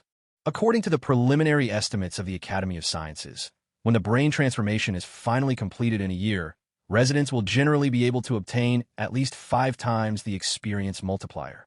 By then, the upper limit of everyone's career level will be greatly increased. Meng Wulong's talent is very poor, but after the transformation is completed, his career ceiling should be able to firmly reach the master level. As for Liu Yan, his ceiling should be the grandmaster. Residents' professional levels are divided into apprentice, skilled, superb, master, grandmaster, and returning to nature. If the master level is the backbone of a city, then the master is a strategic level talent. In any level of city, his status is no less than the national treasure of the old world. As for the grandmaster, no one knows what changes he will bring. Precisely because he realized the terrifying value behind enlightenment, Jiang Zhixu immediately revised the previously drafted bronze membership benefits after reading the report. Originally, it was 100 per month, but he adjusted it to 10. During the 7 days of waiting for the neural modifier to take effect. In the first 2 days, Jiang Zhixu did not use critical hits on parts or blueprints. Instead, he used the critical hits on the auditor fighter and simple individual exoskeleton after fusing activated metal. The 100 brand new exoskeletons that were created were delivered to their pre-selected masters. Almost every one of them could unleash the power of 1 against 5, easily reaching a height that only ace exoskeleton warriors could achieve. Certainly, the people who control them are elites selected from past aces, so the actual combat effectiveness they exert will only be stronger. The most eye-catching one is the Auditor Fighter activated metal version. Just as Jiang Zhixu expected, even an ordinary person who has no idea how to fly a supersonic fighter jet can instantly become a skilled pilot by relying on an instinct after completing a spiritual fusion with the fighter jet. However, technology can be acquired quickly, but the body cannot bear it. The Auditor Fighter's top speed exceeds Mach 5. Even the slightest maneuver in the air will generate enormous G-forces that ordinary people cannot withstand, and there is a high probability of causing coma. Therefore, physical confrontation training is still an indispensable part. Fortunately, there's an unlimited supply of various secondary foods that enhance physical fitness for reserve pilots, and the training time can be shortened to a great extent. It is estimated that they will have full combat capability in half a month. Day 3. Jiang Zhixu critically attacked the Warthog air support platform, which is also a fighter. Unlike the Auditor, it focuses on battlefield support rather than strategic bombing. Unmanned Kunpeng strategic support platform. Quality, Level 2. Features, unmanned, vertical takeoff and landing, dual optical and radar stealth capabilities, and terrifying strategic support capabilities. The maximum speed is 1.2 Mach, and the standard equipment is 120mm firenet, sweeping rockets, battlefield UAV, and 500 kilograms high-explosive bombs. Description: the loss of numerous frontline planets has forced us to further strengthen our ground forces. Through targeted research and development by scientists, this fighter jet, with exceptional support capabilities within the atmosphere, was born. Just give your squad a strategic watch, enter the support code consisting of the 4 keys, and then casually throw out the locator beacon. You can get powerful support from the sky within half a minute. Remember, when using 500 kilograms bomb, it is best to maintain a safe distance of more than 50 meters. The unmanned Kunpeng strategic support platform is 18.5 meters long, has a wingspan of 12.2 meters, is 5.5 meters high, and has a maximum takeoff weight of 188 tons. After testing, Kunpeng is far more powerful than described. The most useful thing about it is that the strategic support weapons it carries are completely customizable. For example, technicians incorporated a simple individual exoskeleton into its support sequence and set up a unique summoning code for it. The experimenters then input the code and threw out a positioning ball. This ball would not bounce around but would stick to the target point, and within 30 seconds, the Kunpeng independently completed the entire process of taking off, arriving, hovering, and delivering equipment. This simple individual exoskeleton landed safely under the protection of the airbag. Finally, after confirming that there were no other instructions, Kunpeng returned to its starting point on its own. During the entire process, aircraft carrier 02, which serves as the takeoff and landing platform, was always in motion, but the takeoff and landing of the Kunpeng remained stable. Its performance made Jiang Zhixu seriously suspect that it was actually a product developed by the circumsolar civilization in the third-level period. It was just because it used second-level technology throughout, so it was judged by the system as a second-level component. Circumsolar civilization is too calculating. Never waste level 3 technology on problems that can be solved with level 2 technology. However, Jiang Zhixu thought about the existence of various committees in their civilization and guessed that they were under the control of some committee, which was why they had such strict cost control. Day 4. Logically speaking, the critical hit chance should go to the Triple Mountain Crusher 308mm main gun blueprint. But after much deliberation, Jiang Zhixu decided to try to critically attack second-level ordinary radar again. 6 times. The breakthrough failed and the heart of Tao collapsed. Jiang Zhixu threw this radar with good performance to aircraft carrier 02 with an expressionless face, letting her install and use it herself. Day 5. After more careful consideration, Jiang Zhixu decided to continue to move the main gun's critical hit sequence to the back, and instead prioritized a critical hit on another defensive blueprint that he was very optimistic about, the Taishan-class composite reactive armor. 9 times. Then the blueprint was promoted to level 3. Chapter 129 Chapter 129 Skynet Romance Superliminal Communication Entry-level City Energy Shield Quality Level 3 Features By deploying several force field generators, a multi-layered, high-density plasma field confined by a strong magnetic field is constructed above the city.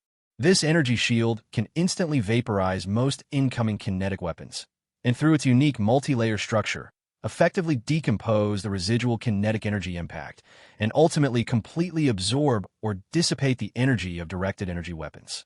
Since it is an entry-level model, it consumes a huge amount of energy after being turned on, and every time it is attacked, it will continue to consume a large amount of energy for replenishment. Description: Battle reports can be deceiving, but battle lines are not. When the combined fleet of the Rebel Alliance and the Omnics finally broke through the Third Starling defenses on a massive scale, the stubborn senators were forced to approve this emergency plan. Although opening the still imperfect city protection shield would consume a huge amount of energy and even plunge the city into darkness, at least the property in the darkness is still property, while a city reduced to ashes is nothing. Jiang Zhixu, it's broken. I should have held on a little longer to attack that radar. He looked at the blueprint with envy, but felt powerless inside because this thing could not be manufactured at all now. The long list of unknown materials, numbering in the thousands, made his scalp tingle. The most important thing is, once he clicks on this blueprint, a prompt will pop up on the console. The workshop's technology level is insufficient to parse the current blueprint. Please upgrade the workshop. Even if you gather all the materials, you still won't be able to make it due to workshop limitations. Actually, there's another way. Jiang Zhixu looked at the system prompt, and his eyes flashed slightly. The technological level of the workshop can hold others back, but in principle, it cannot hold him back, because he can critically attack the workshop itself. He has tried it before, and system buildings such as workshops, warehouses, water towers, etc. can also be selected.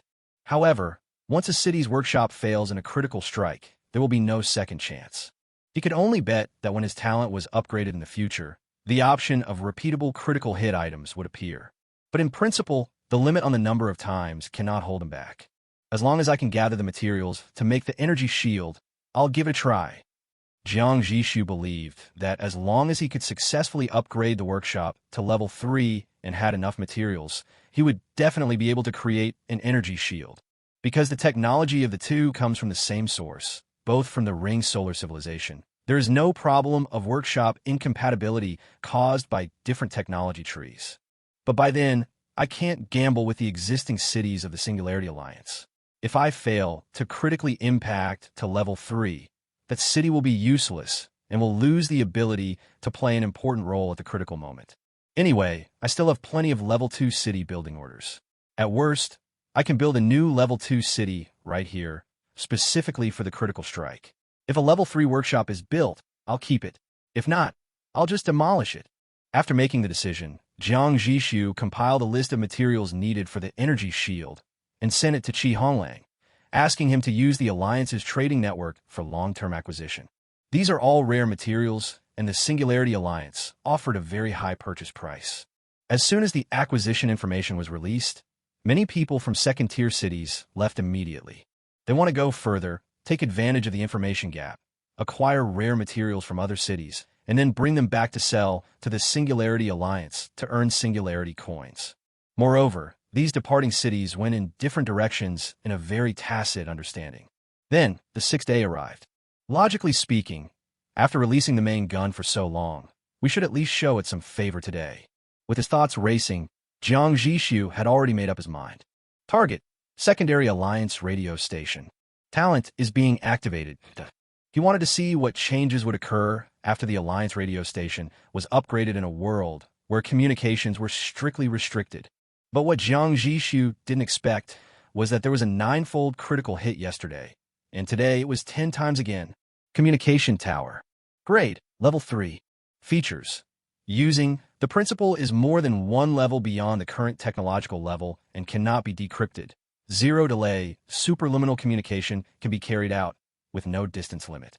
This is a technology that should not appear in a 3rd-level civilization or even a 4th-level civilization, but by chance, it was mastered and created by a top-level 3rd-level civilization. Description. I understand. I completely understand. It turns out that really exists. The 1st-level communication towers in the civilization game use this technology. No wonder we can communicate in real time, without delay, no matter how far apart we are. The so-called regional barriers that block communications are merely the system's reprogramming of information flows.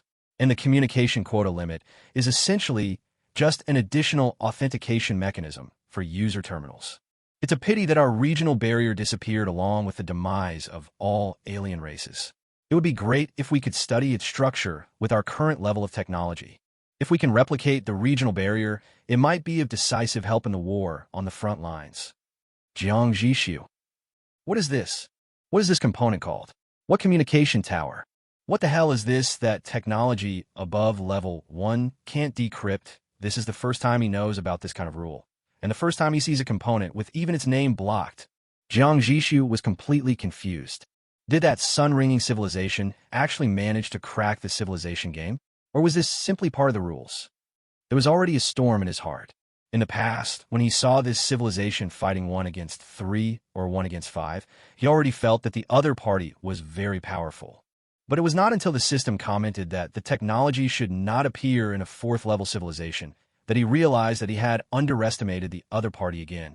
Although the system says that this was due to an accident, looking at the history of human science, there are many times when the great progress that has promoted the progress of civilization has its accidental factors behind it.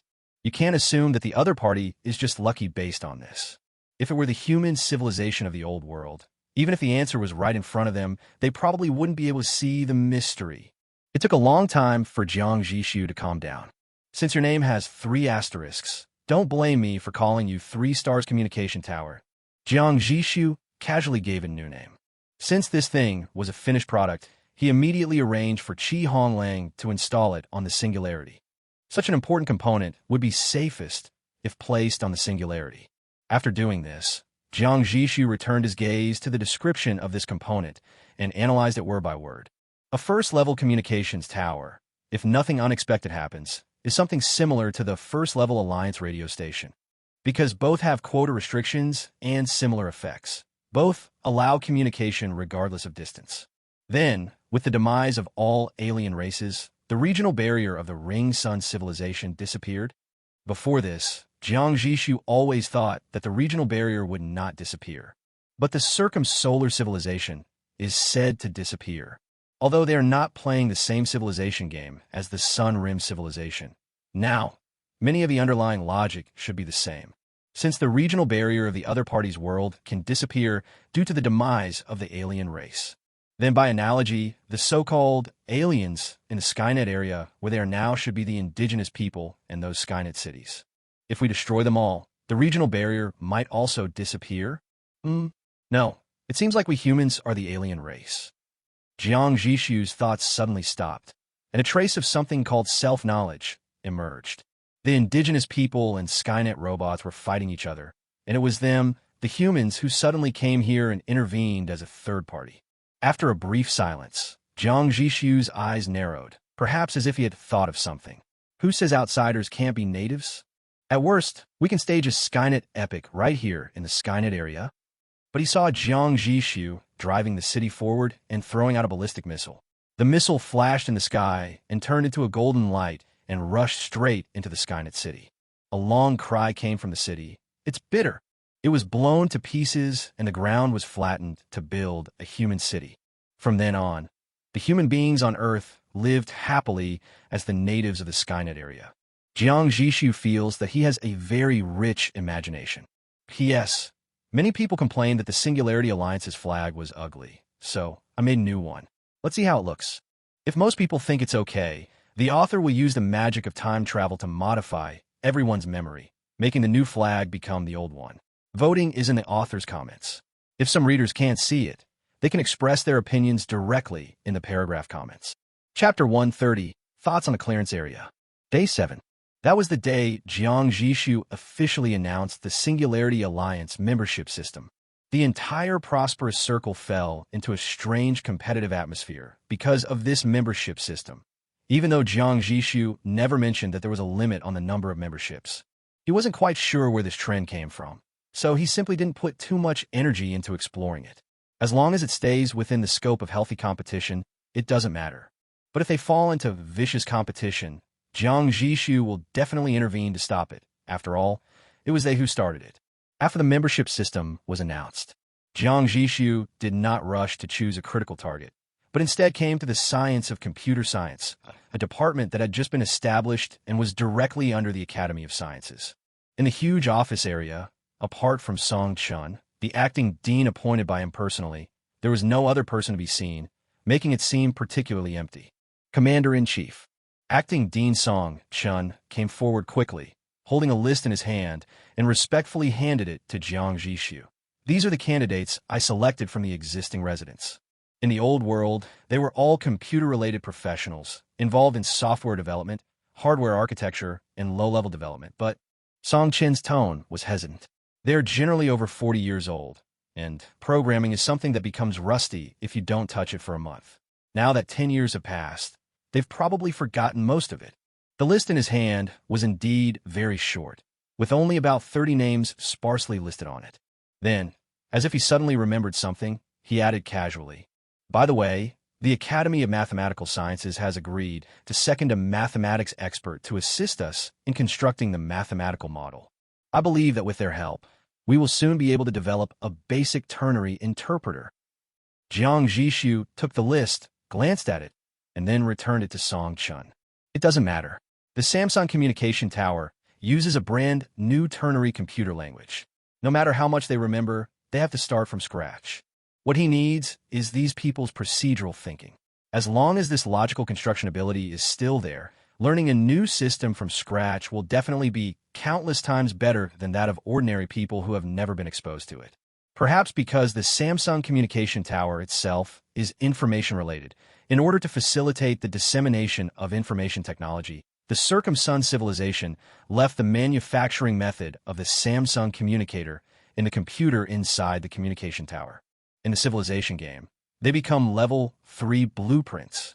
Fortunately, although the Samsung communicator cannot be manufactured at the current level of technology, the computer in the Samsung communication tower contains a complete ternary language, hardware structure, white paper, technical documentation, API, and instruction set manual.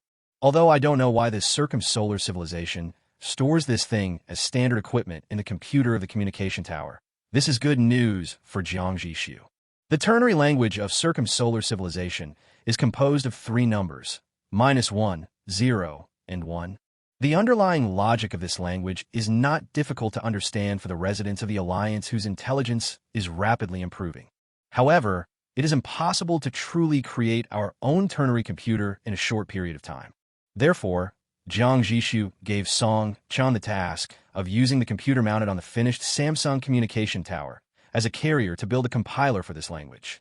The minimum goal of this compiler is to allow the program to run successfully on the computer, even if it is just a simple hello world. Considering that the average IQ of the residents of the Singularity Alliance is rising at a visible rate every day, it is entirely possible to achieve this goal. But with only one math expert, isn't that too tight a task? Jiang Zhixu pondered for a moment and said, I remember that we brought more than 20 mathematical talents from Cradle City. Go coordinate with the Academy of Mathematical Sciences and have them allocate half of their staff and transfer them all to support you. Besides that, if you have any other needs, you can report them at any time. He is very interested in this project. After all, it involves information technology. If he can follow the example of circumsolar civilization and cross the river, he can create a real ternary computer. That will definitely have a great promoting effect on the development of the Singularity Alliance. When Jiang Zhixu said this, Song Chun was secretly delighted and immediately said, I will go to the Academy of Mathematical Sciences to convey your instructions later. Hey. He couldn't help but raise the corners of his mouth. The Commander-in-Chief has spoken, which means that the entire Alliance's top talents and most valuable resources will be infinitely tilted towards this newly established department. We're just a few mathematical talents. He wants people from the Academy of Mathematical Sciences, and he also wants people from the Academy of Physics. He wants all talents in related industries. Although the Institute of Computer Science was just established and the Commander-in-Chief only gave him the task of researching compilers, as the acting dean, he must have considered the talent pool needed when he really started researching computers in the future. If you miss the opportunity to receive the order from the commander in person today, it will be difficult to coordinate talents in the future. After all, no one would want others to poach their precious talents. Song Chun didn't want to disappoint the Commander-in-Chief's trust, so he immediately issued a military order. Within a month, I promise to show you tangible and significant results. Jiang Zhixu nodded and very skillfully painted a bunch of big promises for the other party as a form of encouragement. Then, accompanied by the other party, he inspected the empty computer science department and left. Actually, if you want to use this Samsung communication tower, you don't have to go through so much trouble. It provides a very detailed control panel. Any complex operation can be completed. For example, one-click invitation of all city owners to the group management, setting up administrators and members with different permissions, real-time communication video. As long as there is a need, it can do it. From now on, the Singularity Alliance will no longer need to use the regional loudspeaker when it wants to issue a region-wide broadcast. The reason why Jiang Zhixu started new business was just to take this opportunity to expand humanity's own technology tree. After all, there are not many components like this that carry complete knowledge. So far, there's only this one. Even if there are others, they're just fragments and not systematic. When he returned to the lounge, the sky outside the window had begun to darken, and it was already afternoon. Jiang Zhixu paced around the room for a few steps, but couldn't think of any parts worth cutting in line for now, so he decided to start a critical strike according to the established plan and improve his strength as soon as possible. Because Skynet City has to be fought. It's not because the other boss is also called Singularity, but because he has a guess in his mind that must be verified. The so-called indigenous people, or foreigners, were just his random thoughts yesterday when he was bored. His real guess is, if he wants to completely break through the barriers in the current area, perhaps the method is to pass the script of the entire area. What is a script? Arctic Disaster, Ocean World, Zerg Storm, or Omnic Rebellion. These are dungeons, which are the theme gameplay of the area. Following this line of thought, the way to clear the Skynet area is, of course, to make things like intelligent machines disappear completely. Jiang Zhixu was not sure whether this idea was right, so he decided to verify it with action. Come to think of it, humans haven't cleared any of these areas yet, right? He muttered to himself, feeling more and more that this possibility was extremely high. Even he, who was a cheater, did not dare to awaken the swarm of insects under the skeleton of the giant beast when he was in the first-level Wasteland area. Otherwise, he would be crushed by billions of founders in minutes. Also, in this Skynet area, the promotion requirements for mobile cities are very low. As long as a city of the lowest level, terminal level, is destroyed, the system will allow the city to be promoted to the third level. However, above the terminal level, there are clearly node level, sector level, main brain level, and even the real base camp of intelligent machines, the singularity. Since even the system admits this is an impossible task, Jiang Zhixu suddenly felt a surge of pride in his heart. Then lets the Singularity Alliance be the first to break this convention. At this moment, he received a message from Honglang on his communicator. Commander-in-Chief, the Intelligence Department has received another set of coordinates. After verification, they have confirmed that they belong to the remnants of the Shepherd's Alliance. Do you allow the launch of ballistic missiles? Jiang Zhixu frowned, feeling strange. It had only been less than half a month. If the Pastor's Alliance wanted to remain anonymous, why would they reveal themselves so quickly? However, since the Intelligence Department said they had verified the authenticity of the information, he didn't think much about it and replied casually. Permitted to launch. Then open the console and check the blueprint list. Chapter 131. Chapter 131. The event failed and suffered backlash. Generate event. Jasmine encounters a node-level Skynet City event, gaining Skynet favorability. 2 pale golden dice spun in Uzimo's palm, and a number finally appeared on each of their smooth surfaces. 5 and 6. Hikiti Mainch, 11 o'clock. Environmental bonus, +2. Personal luck bonus, +4. The dice roll is successful. The points are 4 + 2 + 4, 10. Judgment failed. Hold. Uzimo's face instantly turned pale, and he felt as disgusted as a dog. A4. What luck do I have today? He had been making this dice roll every day since announcing the disbanding of the Pastors' Union in a public broadcast. This was the 11th time that he had generated a similar event for his team. In the previous 10 times, he had successfully helped those teams gain the initial favor of the Skynet Alliance. After getting connected, as long as the 10 teams continue to accept Skynet's missions, they will sooner or later be able to reach the sector level or even one of the 4 main brains. The difficulty of generating events that gain Skynet City favorability is actually not that high. Environmental bonus means that the event itself has a high probability of occurring, and there is no need to forcibly distort reality. This bonus value is usually 2 to 3 points. Personal luck bonus is a fixed 5-point bonus to his own luck. Adding the 2 together, the base is 7 points, while the required points for similar events usually hover between 8 and 14 points. It can be said that the conditions were already quite relaxed, which was why he was able to succeed 10 times in a row. He had never expected that he would have an accident today. Uzimo stood up from his seat with a gloomy face and walked to the communicator, as if waiting for something. 1 second, 2 seconds, 3 seconds, 60 seconds. Ding-ling. A sharp ringtone suddenly rang, and he reached out to answer the call. Master, this is bad. The coordinates of the Jasmine have been broadcast by a wanderer. Uzimo took a deep breath without getting angry and asked calmly, Where is that wanderer? We immediately gave chase, but we couldn't catch up. He was driving a Class A off-road vehicle at an incredibly fast speed, and he even fled directly into Skynet City. In order to wait for the generation of event tasks and to meet the conditions of environmental bonus, the Jasmine is docked not far from Skynet City. But that's more than 50 kilometers. At this distance, can a wanderer escape? Uzimo really didn't know what to say. He wanted to get angry, but there's no point in getting angry at a dying person. So he remained silent. The other party continued rapidly. We also saw a robot personally come out to welcome him into the city. He even put his arm around the robot, and the robot didn't even show any resistance. Hello? Hello? Master, are you listening? Snap. Uzimo was too lazy to listen anymore and just hung up the phone. He didn't have any hope for this team that was exposed to the sight of the Singularity Alliance.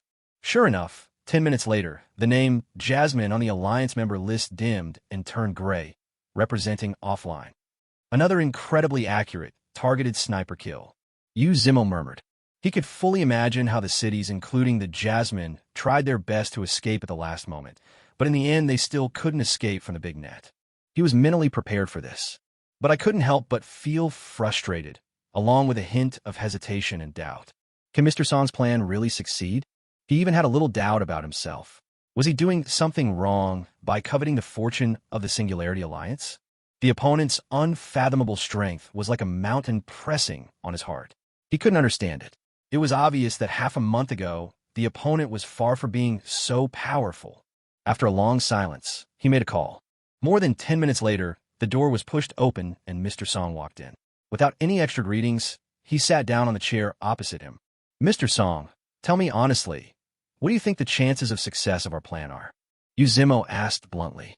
Mr. Song looked up at him in surprise, as if he understood something from his unconcealed irritability. He asked calmly, did a team get exposed and be attacked by the Singularity Alliance? Although he used a question, his tone was full of affirmation. Seeing Zhixu's silence, Mr. Song shook his head slightly and said frankly, the City Lord asked me to give you an exact success rate, but I can't. Because from the beginning, I told you that I have no confidence in winning. If the City Lord decides to give up now, it's not too late. We haven't actually launched any action against them yet. When saying this, Mr. Song secretly hoped that the other party would give up. In his opinion, the existence of the Pastor's Alliance is actually dispensable. The true core of destiny is Zhixu himself and the 9 secondary cities surrounding him. Almost all the resources that the Shepherd's Alliance had painstakingly collected and all their assets were invested in building this truly legitimate army. Any of these 9 cities has the terrifying combat power to wipe out any reorganized hunting team within 15 minutes. With such a foundation in hand, you can leave the Skynet area calmly. The civilization game is so big, which area is not accessible. But Zhixu just stared at him with an extremely serious expression. Mr. Song, do you think my City Lord talent is strong among all the heavenly talents? When Mr. Song heard this question, he nodded without hesitation. Of course it's powerful. Although I haven't personally seen other heavenly talents, your talent, City Lord, directly interferes with fate. I'm afraid that among all the civilizations, it is definitely one of the best. Zhixu said, but Jiang Zhixu's talent is definitely stronger than mine. More importantly, he has such a strong aura that I covet it. He couldn't suppress the desire in his voice. Once he can grab that huge fortune, his own personal fortune will increase several times. By that time, if he wants to use his talent again, the starting bonus will probably be 20 points. The meaning behind this is self-explanatory. He can generate any event requiring less than 20 points at will, without having to worry about the consequences of fate's backlash. You should know that the judgment points required for an ordinary second-level blueprint are usually less than 20 points. Even for those top-level second-level blueprints that require less than 30 points, relying on the huge increase in luck and the points on the 2 dice themselves, he is sure to succeed at least 8 times out of 10 rolls. Zhixu certainly knew that going against the Singularity Alliance was like walking on a tightrope, and one wrong move could lead to destruction. But he had to give up such an opportunity to rise to the top in one step. I can't do it. Zhixu spoke each word with a powerful voice. The worst that can happen if I fail is death. But if I give up this great opportunity to level up, I'm afraid I'll regret it every time I think about it. As long as he can obtain the luck of Jiang Zhixu, when he is promoted to the 3rd level area in the future, his Dice of Destiny talent will be the best of all talents. By then, he will be able to lead humanity to counterattack those alien civilizations. The civilization luck that is lost now can be easily taken back by then. As for the sins committed in the secondary areas, he could even imagine that when he became a pioneer of mankind in the future, he would say to history with confidence, "That is indeed the path we have come from." No one will ever investigate the right or wrong in the process. At this moment, Zhixu was talking to Mr. Song, but more importantly, he was talking to himself. Because as he said it, he completely strengthened his determination. In that case, it's time to move out those Trojan cities we prepared. Mr. Song sighed deeply. He knew that he could no longer persuade Zhixu. Time is still too short. If we could give a year or two, until everyone has truly forgotten the existence of the Shepherd's Alliance, that would be the best time to execute the plan. Unfortunately, the Singularity Alliance's development speed was too terrifying. Almost every day it became stronger than the day before, leaving them no time to make any plans. Let those Trojans find a way to climb up in the Singularity Alliance. As for Skynet City, 10 teams are more than enough. Have them immediately begin to work hard to gain Skynet's favorability. Both fronts need to be launched simultaneously. Mr. Song paused, then looked at you Zimo and added, to avoid any unnecessary accidents from now on, City Lord, please stop using your talent. Chapter 132 Chapter 132 Talent can be used to critically attack in large quantities. There are several newcomers in the prosperous circle of Singularity Alliance. Similar scenes happen every day, coming and going, gathering and dispersing at times. The total number of mobile cities has always remained stable at more than 100. After Jiang Zhixu returned from the School of Computer Science, he had already made up his mind to attack Skynet City and was about to launch a critical attack on the main gun that had been waiting in line for a long time. But it seemed that God didn't want him to be idle, because someone reported that Liu Yin wanted to meet him. Jiang Zhixu had to give up the critical attack temporarily and asked someone to bring Liu Yin in, while he was quickly guessing the other party's intentions in his mind. Could it be that you feel that intercontinental missiles lack the impact, and you want to go back to playing with cannons? The main reason was that he had only let Liu Yin do this recently. Apart from this, he really couldn't think of anything else that Liu Yin needed to see him about in person. Soon, Liu Yin was let in by the guards. Commander! When Liu Yin saw Jiang Zhixu, his eyes lit up. Jiang Zhixu motioned him to sit on the sofa opposite, and then asked in a rather intimate manner, Liu Yin, what do you want to talk to me about? Liu Yin is indeed his direct confidant, and he was the one who promoted him to this position. After Liu Yin sat down, he suddenly became a little restless. He didn't even know where to put his hands, and looked embarrassed, as if he wanted to say something but didn't dare. Seeing this, Jiang Zhixu smiled and speculated, why that expression? Did you find someone you like and want to bring them to me? And by the way, let me be your witness. It is normal for him to have such speculation. As a young man who is only 17 years old, he just celebrated his birthday last month, and who holds a high position and is trusted by the commander-in-chief. Liu Yin's future seems bright to everyone. It's so bright that you can't sleep at night. Many girls of the right age in the league have expressed their affection for him, either explicitly or implicitly, but unfortunately this guy seems completely uninterested. He brushed off all those who came to propose marriage with the words, right now, I just want to repay the commander-in-chief's kindness. There was nothing they could do. Liu Yin had already brought up the commander-in-chief. What else could they say? They could only disperse in disappointment. Honglang told him this as gossip, but what if Liu Yin suddenly falls in love with someone else? No, commander. Liu Yin's face flushed slightly after being teased by Jiang Zhixu, but he seemed to have made up his mind. He took a deep breath and finally asked, actually, I just wanted to ask if I want you to help me improve my talent. What kind of merit do I need to accumulate to be sufficient? After saying this, Liu Yin seemed to have unloaded a heavy burden, and he breathed a sigh of relief. Then, he waited anxiously for Jiang Zhixu's answer with a look of mixed anticipation and uneasiness. This problem has been weighing on his mind for almost 2 months. Uncle Meng suddenly developed a powerful talent not long ago. This fact could not be concealed among his colleagues who worked with him day and night, and it was exposed during daily training tasks. Others were not qualified to explore the reason, but he and Meng Wulong were at the same level of position, so he still asked for the answer indirectly in private. As expected, it was the commander who helped Uncle Meng improve his talent. In the first few days, he was just envious. He comforted himself by thinking that perhaps his achievements were not enough, so the commander did not help him get promoted. But now more than 2 months have passed. During this period, his contributions were definitely no less than Uncle Meng's, but he still had not received a private interview from the commander-in-chief. A few days ago, the commander-in-chief suddenly sent someone to call him over. He thought it was finally his turn and was happy for a long time, but it turned out that the mission was to launch an intercontinental missile. He was not jealous of Meng Wulong. He always believed that the commander-in-chief's decisions had profound meaning. But this matter has always been on his mind. Every night when he lies in bed, he would think about it all over again, repeatedly wondering if he had done something wrong or if he had angered the commander. He often had to toss and turn until late at night before he could barely fall asleep. This state was obviously abnormal, and Liu Yin himself noticed it. If he had been influenced by the old world, he would know that this was a fall into self-consumption. Unfortunately, he didn't. He was only 6 years old when he traveled to this world. He followed the adults to a mobile city in a daze. After the city was destroyed, he worked hard in the settlement to support himself. It was not until he was 15 years old that he was bought as a slave by the old city lord of Deep Blue. So in order to solve his worries once and for all, Liu Yin finally chose to use the most direct way and ask clearly in person. Whether he sticks his head out or hides it, he'll be cut in the same way. No matter what the answer is, at least he doesn't have to think about it anymore.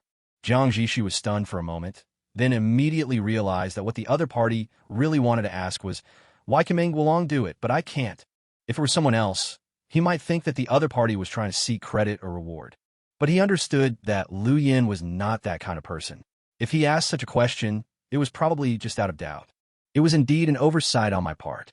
Jiang Zhixu pondered for a moment, organized his words, and said, although you're young, you've played a pivotal role in the development of our singularity. Based on your contributions alone, it's more than enough for me to optimize your talents once. When Liu Yin heard this, there was no surprise on his face. Instead, he was even more puzzled. Then why? Jiang Zhixu patiently explained, Meng Guolong's talent potential is very poor, and his accompanying skills are not outstanding. There is basically no room for improvement. So I can optimize it relatively casually. Of course, the price I pay is that the quality of the optimization depends entirely on luck. He looked into Liu Yan's eyes and said in an extremely serious tone, but you are different, Liu Yan.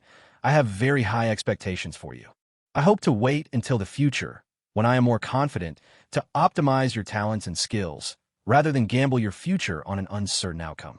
When the boy heard Jiang Zhixu's explanation, he believed it instantly. It was as if all the negative emotions were drained away from him. He breathed a long sigh of relief, and his brows regained their former high spirits and vigorous fighting spirit. Understand.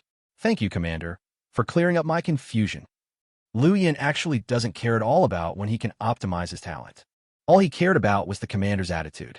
As long as he was sure that Jiang Zhixu did not feel disgusted or alienated towards him, that would be enough.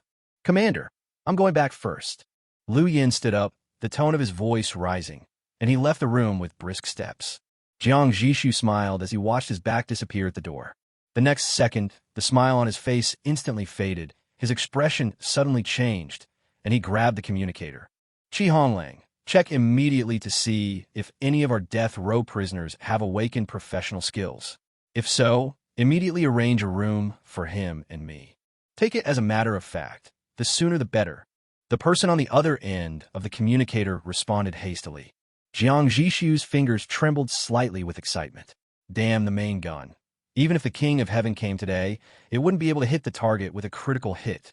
Because when he was talking just now, he inadvertently tried to select one of Liu Yan's talents as the target of his quantity critical hit. Successfully selected. Chapter 133 Chapter 133 Talented Crystal. In fact, ever since Jiang Zhixu successfully crit the quality of his talent, he had also wondered whether he could crit the quantity of his talent. At that time, I thought I would give it a try when I had the chance. But since that day, the singularity has been in a state of rapid development all the time, and there are important things that need to be attacked every day, so he soon forgot about this matter.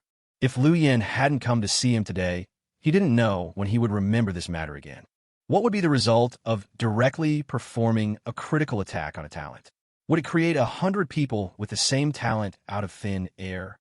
When Jiang Zhixu thought of that scene, he suddenly felt a little horrified. But when he thought about the recent shortage of death row prisoners, his thoughts immediately diverged. What if we directly perform a critical attack on the human unit? Jiang Zhixu's eyes flickered slightly. But he knew very well that if there really were 101 individuals with exactly the same appearance, memory, and thinking patterns, the impact on ethics and order would be devastating and unimaginable. Even if it was only used on death row prisoners, the consequences would be unacceptable to Jiang Zhixu. The easy exposure of talent is already the most insignificant consequence. What is more serious is the emergence of a large number of identical death row prisoners. They will soon no longer be regarded as human beings, but as pure consumables. Although they were expendable before, at least the researchers knew in their hearts that they were of the same kind. The Singularity Alliance is far from being short of people to this extent, so Jiang Zhixu can't use people as the target to launch a critical attack in numbers no matter what. Commander-in-Chief, the condemned prisoners and their rooms are ready. Only a few minutes had passed when Honglang knocked on the door and came in. His efficiency was astonishingly high. Jiang Zhixu stopped his wandering thoughts and got on the shuttle bus parked at the door with a serious expression. Honglang drove the car himself and took him to another mobile city at high speed. In a single-person cell of less than 5 square meters. Number D014 was wearing heavy handcuffs and shackles and huddled in the corner. His eyes were fixed on the food in the tray outside the metal bars of his cell, without blinking. Those foods were luxuries that he could hardly imagine even when he was at his most extravagant. Ordinary beast meat, vegetables, and rice were transformed into delicious dishes with the blessing of the first-level recipes. He knew that these were his final meals. He also knew that he was about to die, because so far, none of the death row prisoners taken away from the prison next door have returned alive. And before they left, without exception, they were able to enjoy such a sumptuous meal. Hypocritical, he stared at the food greedily, thinking disdainfully in his heart.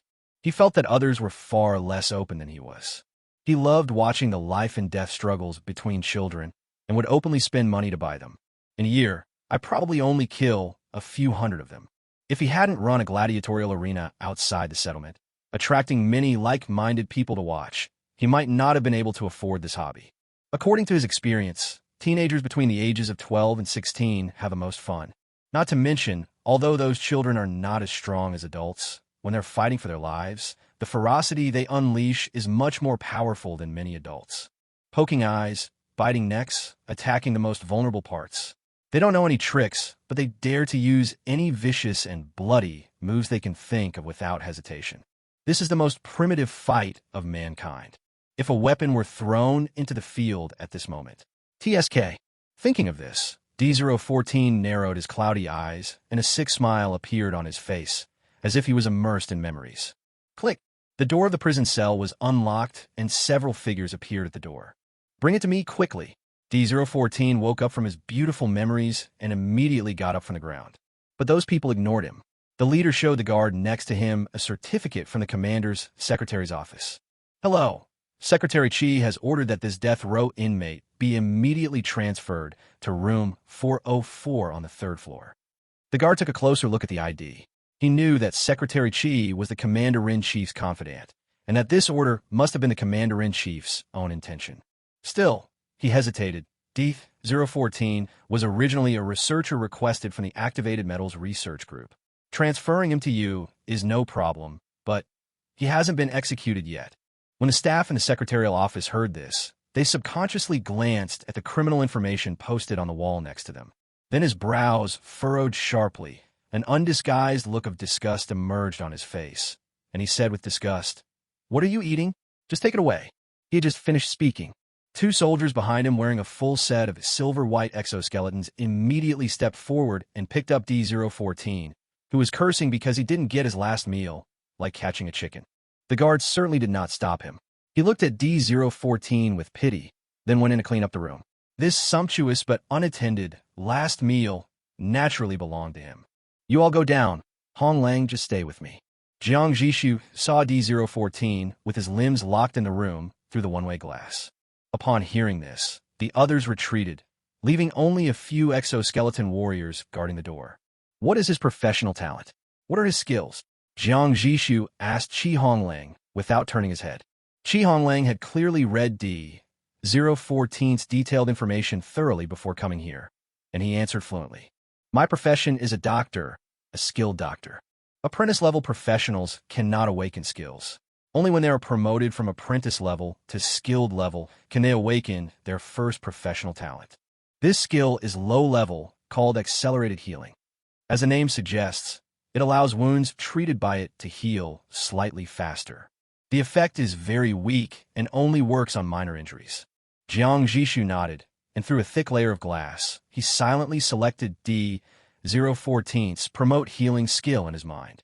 As expected, he was chosen. The feeling he had with Liu Yin before was not his illusion. Critical hit. Quantity critical hit successfully launched. Multiplier, 100x. Crash. In the room, piles of translucent purple crystals appeared out of thin air on D014's body, like solidified amber, rolling down his body to the ground, making a series of crisp collision sounds. D014's cursing stopped abruptly, and his face was filled with dullness and confusion. He looked down at the crystals, wondering what they were. The next second, Honglang pushed the door open and swept all the crystals on the ground into his pockets as quickly as possible. Each purple crystal is about the size of a little finger, and 100 of them only fill a small bag. After he picked up the items, he immediately turned around and left, walked quickly to Jiang Zhixu, and handed the bag in his hand to him. Then, Honglang turned around and pressed a red button on the wall. A female voice reported from the speaker above. Biocide procedures are being initiated. Level 1 components, sterile laboratory. The next second, the nozzle at the top of the room silently released a transparent gas. D014's body stiffened instantly, and a few gurgling sounds came from his throat. Then his head tilted, and he died. Biocide complete, lab safe. Jiang Zhixu didn't even glance at the corpse on the other side of the glass. At this moment, all his attention was focused on the purple crystal in his hand, and his pupils trembled slightly with excitement. Promote healing talent crystal. Quality low. Features: it has a good ability to promote the healing of minor injuries, but it is probably powerless against more serious injuries. Describe. 1. Using this crystal, you can directly switch to the trainee doctor profession and comprehend this skill. 2. Using this crystal will clear existing professions and talents, and all knowledge granted by the system will be cleared simultaneously. 3. When using this crystal, you will not gain any more skills when you advance to the skilled level. Chapter 134. Distribution of Talented Crystals. The appearance of the talent crystal prompted the Alliance Supreme Council to hold a meeting specifically for this purpose. Participants included Supreme Commander Jiang Zhixu, Premier Honglang, Commander-in-Chief of the Armed Forces Yu Qian, President of the Academy of Sciences Chao Juanxi, Minister of Strategic Intelligence Gao Yuan, Director of the Inspectorate General He Rue, and Minister of Foreign Affairs and Trade Xinyan. Among them, Chao Juanxi was personally selected by Jiang Zhixu from the talents of Cradle City because he was regarded as the most capable administrator among scientific researchers and the most scientifically literate among administrative workers. Among all the people present, only Yu Qian and Chao Juanxi are official cadres, while the others still have the word acting in front of their current positions. Once someone with higher talent and is more suitable for the position appears, they will have no choice but to give way and become a deputy. Otherwise, they will be automatically promoted to the full-time position after 1 year. Let's get back to the topic. At the beginning of the meeting, Jiang Zhixu asked Honglang to give each person a promote healing talent crystal. When everyone held the crystal in their hands and saw the panel that appeared in front of them, everyone had a look of surprise on their faces. Everyone. He looked around and broke the silence first. Everyone, tell me what you think about this thing. How can we use it to maximize the interests of the Alliance? No one spoke immediately. Their minds were racing with thoughts. After a while, Chao Juanxi, the president of the Academy of Sciences, pushed up his glasses and said, "The best way to maximize the benefits of the Alliance is to not use it." As soon as these words were spoken, everyone's attention was focused on Chao Juanxi. Jiang Zhixu gestured, "Go on." Chao Juanxi twisted the purple gifted crystal in his hand. From the effect point of view, it can bypass the long learning and training process and mass-produce people with specific skills for us. But he changed the subject, his tone becoming serious. Once this is used, the user will be forever bound to the low-level skill promote healing. My first precious skill slot is locked at the lowest level. Even if I want to use other higher-level talent crystals to change my job in the future, all the professional experience I've painstakingly accumulated over several years, or even over a decade, will be wiped out. Chao Juanxi looked at everyone, and when his gaze finally landed on Jiang Zhixu, a trace of sincere respect appeared in his eyes. Everyone, don't forget, the commander has significantly boosted the intelligence of all residents. No matter what profession they choose to pursue in the future, their basic talent will not be too low. The first skill they acquire will definitely not be a low-level one. This made sense, and everyone nodded. Normally, if an ordinary person wants to become a doctor, he or she needs to first learn to the trainee level and then be promoted to the skilled level before he or she can acquire his or her first skill. This process is usually calculated in years. But for the current Singularity Alliance, it doesn't take that long for any ordinary resident to reach this step. Since the injection of the neural modifier, the resident's intelligence level has been improving at a speed visible to the naked eye every day. At this rate, they could reach skilled level in any profession in 2 months, or even 1 month at the latest. From this, it seems that Chao Juanxi is right.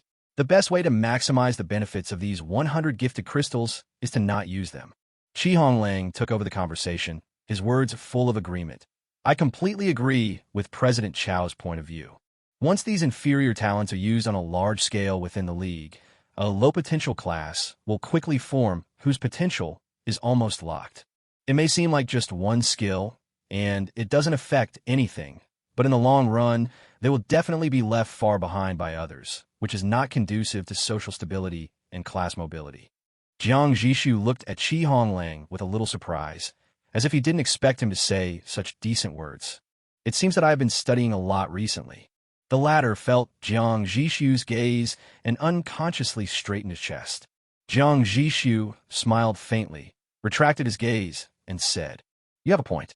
However, these 100 gifted crystals are just experimental pieces. We will soon have higher-level crystals, which we can use on our own residents."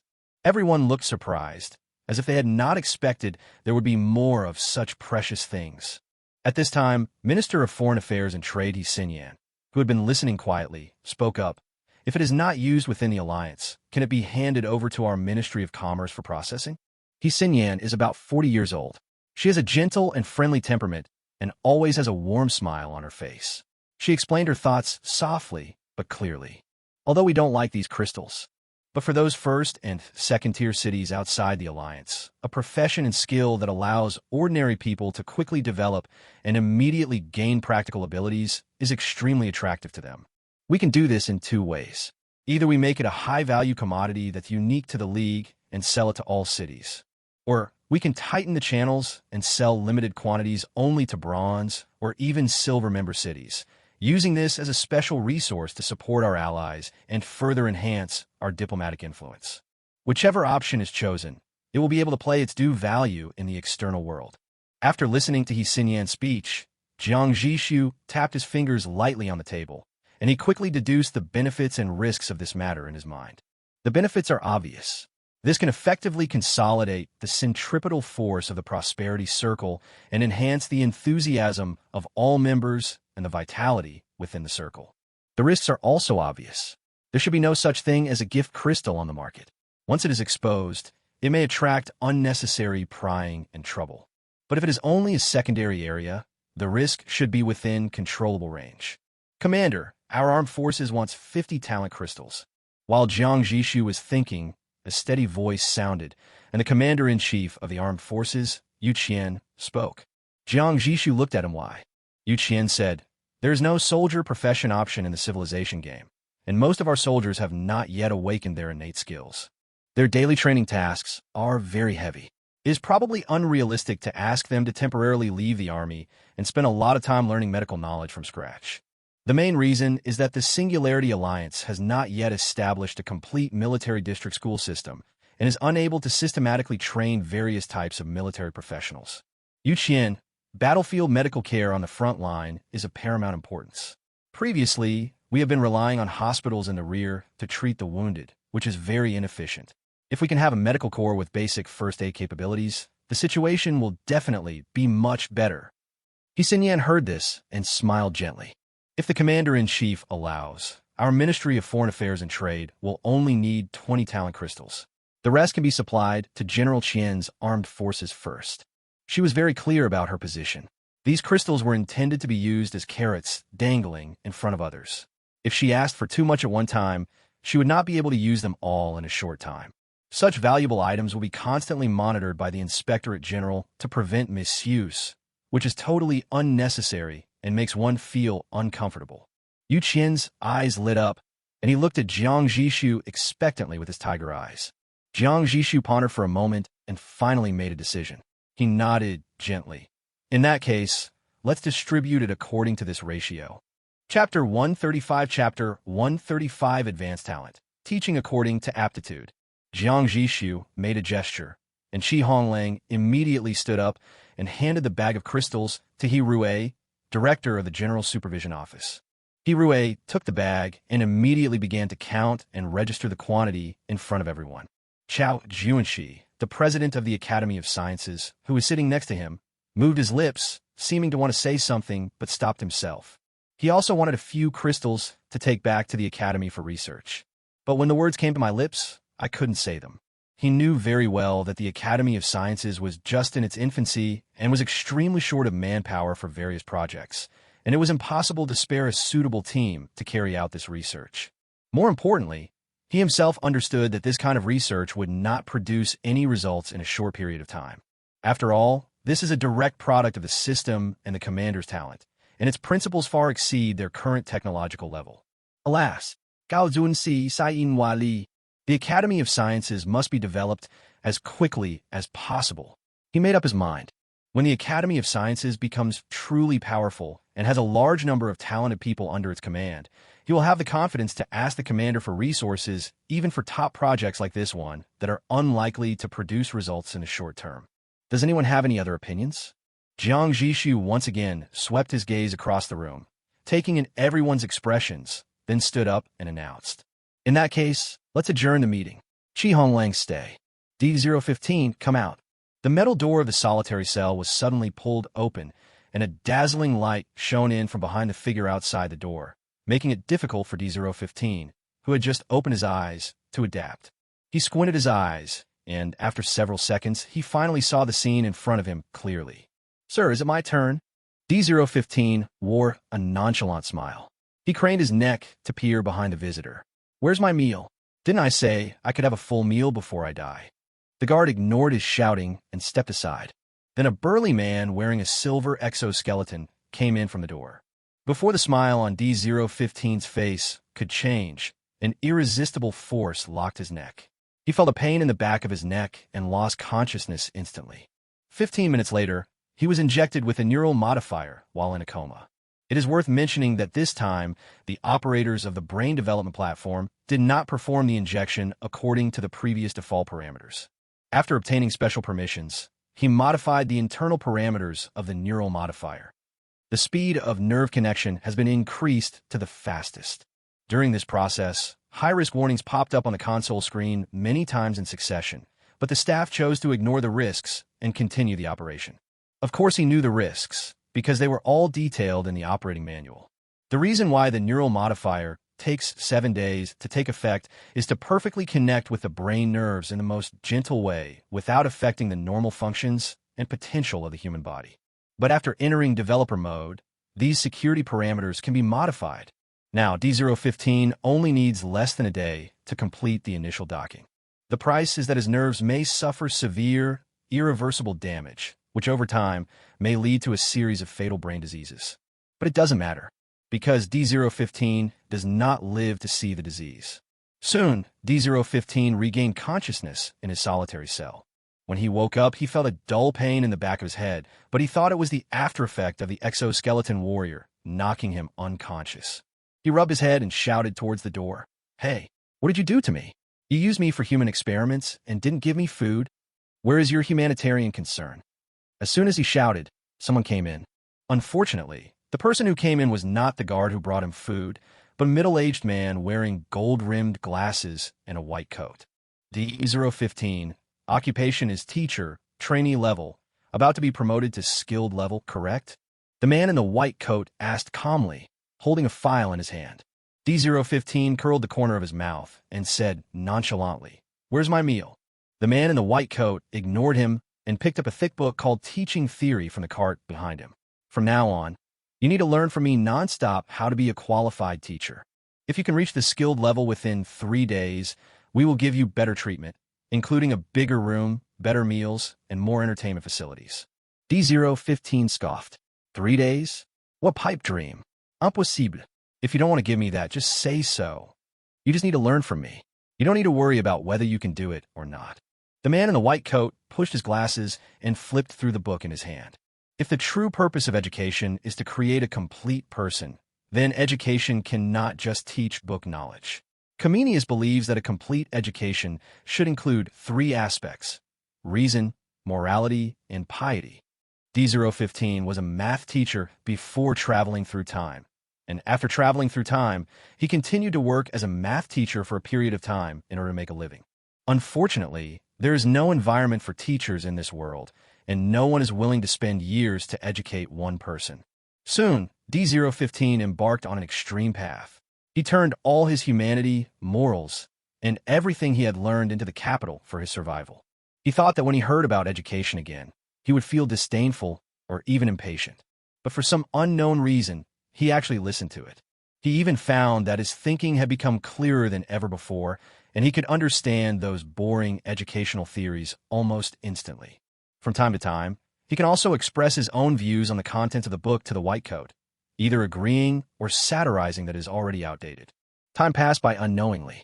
It was not until a clear ding sound came from his mind that he suddenly broke away from that wonderful state of immersion. Congratulations! You have been promoted to the skilled level in the teacher profession and have awakened the advanced skill teaching students in accordance with their aptitude. The man in the white coat licked his dry lips and said, "Share the panel with me." From D015's suddenly out-of-control expression, he judged that the other party had been promoted. D015 curled his lips, but still shared the panel.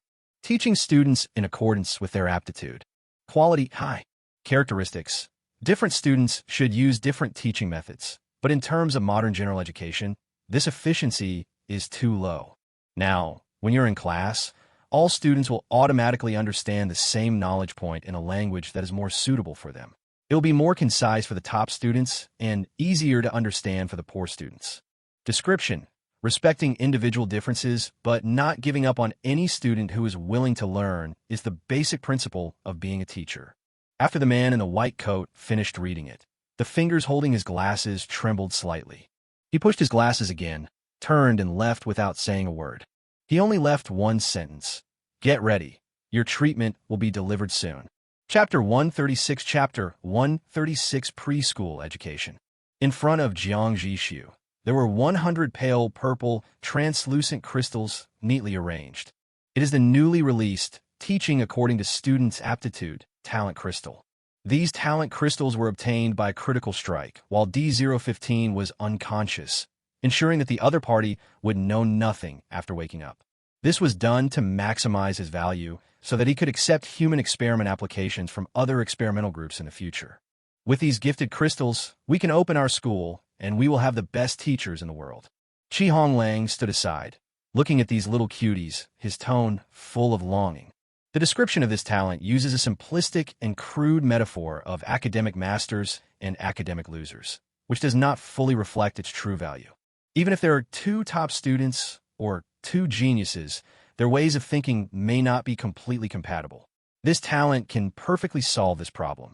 The same teacher, the same class, the same sentence, in the ears of two geniuses may inspire their own unique insights, allowing creativity to break free from the shackles of rigid education. This is the true magic of advanced talent. Honglang knew that the commander had always wanted to establish an alliance school, but he had never found the right time. Because the illiteracy rate within the Singularity Alliance is quite high. The existing talent pool mainly comes from the Cradle and Guard. Thanks to Wen Huaiming and Baishan's emphasis on basic education, the worst among this group of people have a junior high school level education. However, although those recruited from the settlements each had their own skills, most of them had not received formal education, especially those who were younger. Jiang Zhixu couldn't help but smile and said, "Please connect me to Chao Juanxi from the Academy of Sciences." The Singularity Alliance has a position in the Ministry of Education and is affiliated with the Academy of Sciences. Originally, it should have been under the State Council, but for the purity of education, Jiang Zhixu finally decided to have it directly led by the Academy of Sciences. Of course, necessary political education courses still exist. The call was quickly connected, and Chao Juanxi's voice was filled with excitement. "Commander, is there any result on the school matter? If there is anyone other than Jiang Zhixu who cares most about the education of the Singularity Alliance, it must be him. After all, the Academy of Sciences is really short of people." Jiang Zhixu did have a detailed draft of the school system on his right hand, but he didn't talk about it directly. Instead, he asked, "According to your Academy's estimates, how long would it take an average person, whose intelligence had been fully developed by a neural modifier, to complete the entire curriculum of elementary, middle, and university in the old world?" Upon hearing this, Chao Juanxi pondered for a moment, then made an orderly calculation. An illiterate genius only needs to spend 1 month on the 4 major subjects of Chinese, mathematics, science, and history. During this month, only the first week was spent on learning. The rest of the time was spent digesting, consolidating, and applying what I had learned to other situations. Chao Juanxi paused for a moment and continued.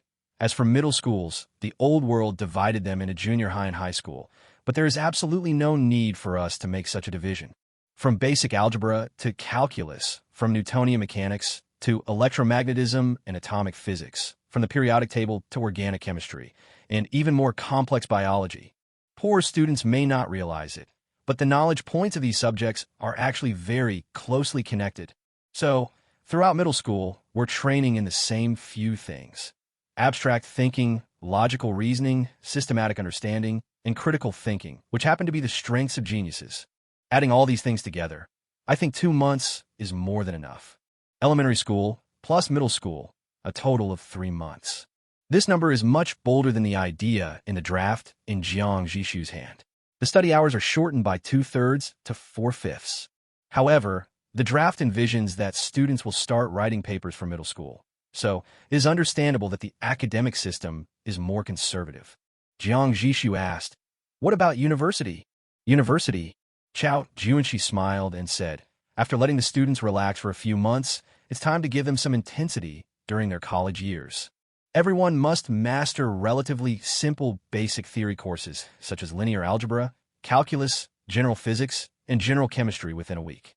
No matter how dumb you are, it's impossible that you can't learn calculus in a week, right? Then on this basis, we will implement a 3-major system, requiring every student to study 3 or more majors at the same time. From building my own knowledge system to being able to independently complete a practical research project, this process takes about 6 months to a year. Although some physical laws of this world are very different from those of the old world, teaching still has to start from the knowledge system of the old world. Maybe those things are no longer applicable to this world, but science is a kind of thinking. Only by learning these ways of thinking can students explore this new world independently." After listening to Chao Juanxi's words, Jiang Zhixu felt that the plan discussed by the State Council was indeed a bit poor. He lightly pressed the draft with his right hand and said, "Since time is so short, let's not divide it into primary and secondary stages. It's better to just integrate it into 2 stages." Chao Juanxi immediately responded. "You say?" Jiang Zhixu said, "The 3-month curriculum of primary and secondary schools will be unified into the preschool stage. The undergraduate level is designated as a bachelor's degree. As for further studies at the master's and doctoral levels, your Academy of Sciences can discuss this on its own. Submit a new draft to me within 3 days. After I review it, I will take it to the Supreme Committee and seek the opinions of other members. If there are no problems, we will implement it. When the time comes, these 100 teaching students in accordance with their aptitude talent crystals will be handed over to you to distribute and use. What do you think?" "No problem." Chao Juanxi agreed immediately. "I promise to submit a complete draft to you within 3 days. The one who understands administration best among scientific researchers. This evaluation is no joke to him. In fact, he only needs 1 day to complete the first draft, and the remaining 2 days are used to check for omissions and strive for perfection." Jiang Zhixu nodded, and just as he was about to hang up the call, he remembered something. Our discussion just now was based on the ideal state of the residents after a year of renovation. But at this stage, their intelligence is far from reaching that level. You must take this into consideration. Don't be too strict with the first batch of students." Chao Juanxi chuckled upon hearing this and said, "Commander, have you forgotten the secondary component, the super learning tower?" Jiang Zhixu was slightly stunned. The effect of the super learning tower does not conflict with the neural modifier at all. Although their intelligence may not be at the top level for now, they can still keep up with the course progress with the help of the super learning tower. As for later, when they reach the bachelor's level, their intelligence has already been developed to more than half. Through extensive practical research, they will naturally be able to thoroughly integrate the knowledge they learned during their preschool years. Chao Juanxi is indeed thoughtful. Unlike Jiang Zhixu, he forgets the low-level components once he gets the high-level components, which is commonly known as getting bored with the old and liking the new. Fortunately, he is not fighting alone now.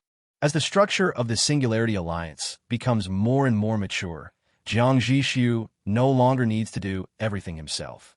It is enough for him to grasp the general direction. After the communication ends, a smile appeared on Jiang Zhixu's lips. History tells us that force can only determine the lower limit of a civilization's survival. Education, on the other hand, determines the upper limit of civilization's reach. These are the original words of Principal Wen Huaiming.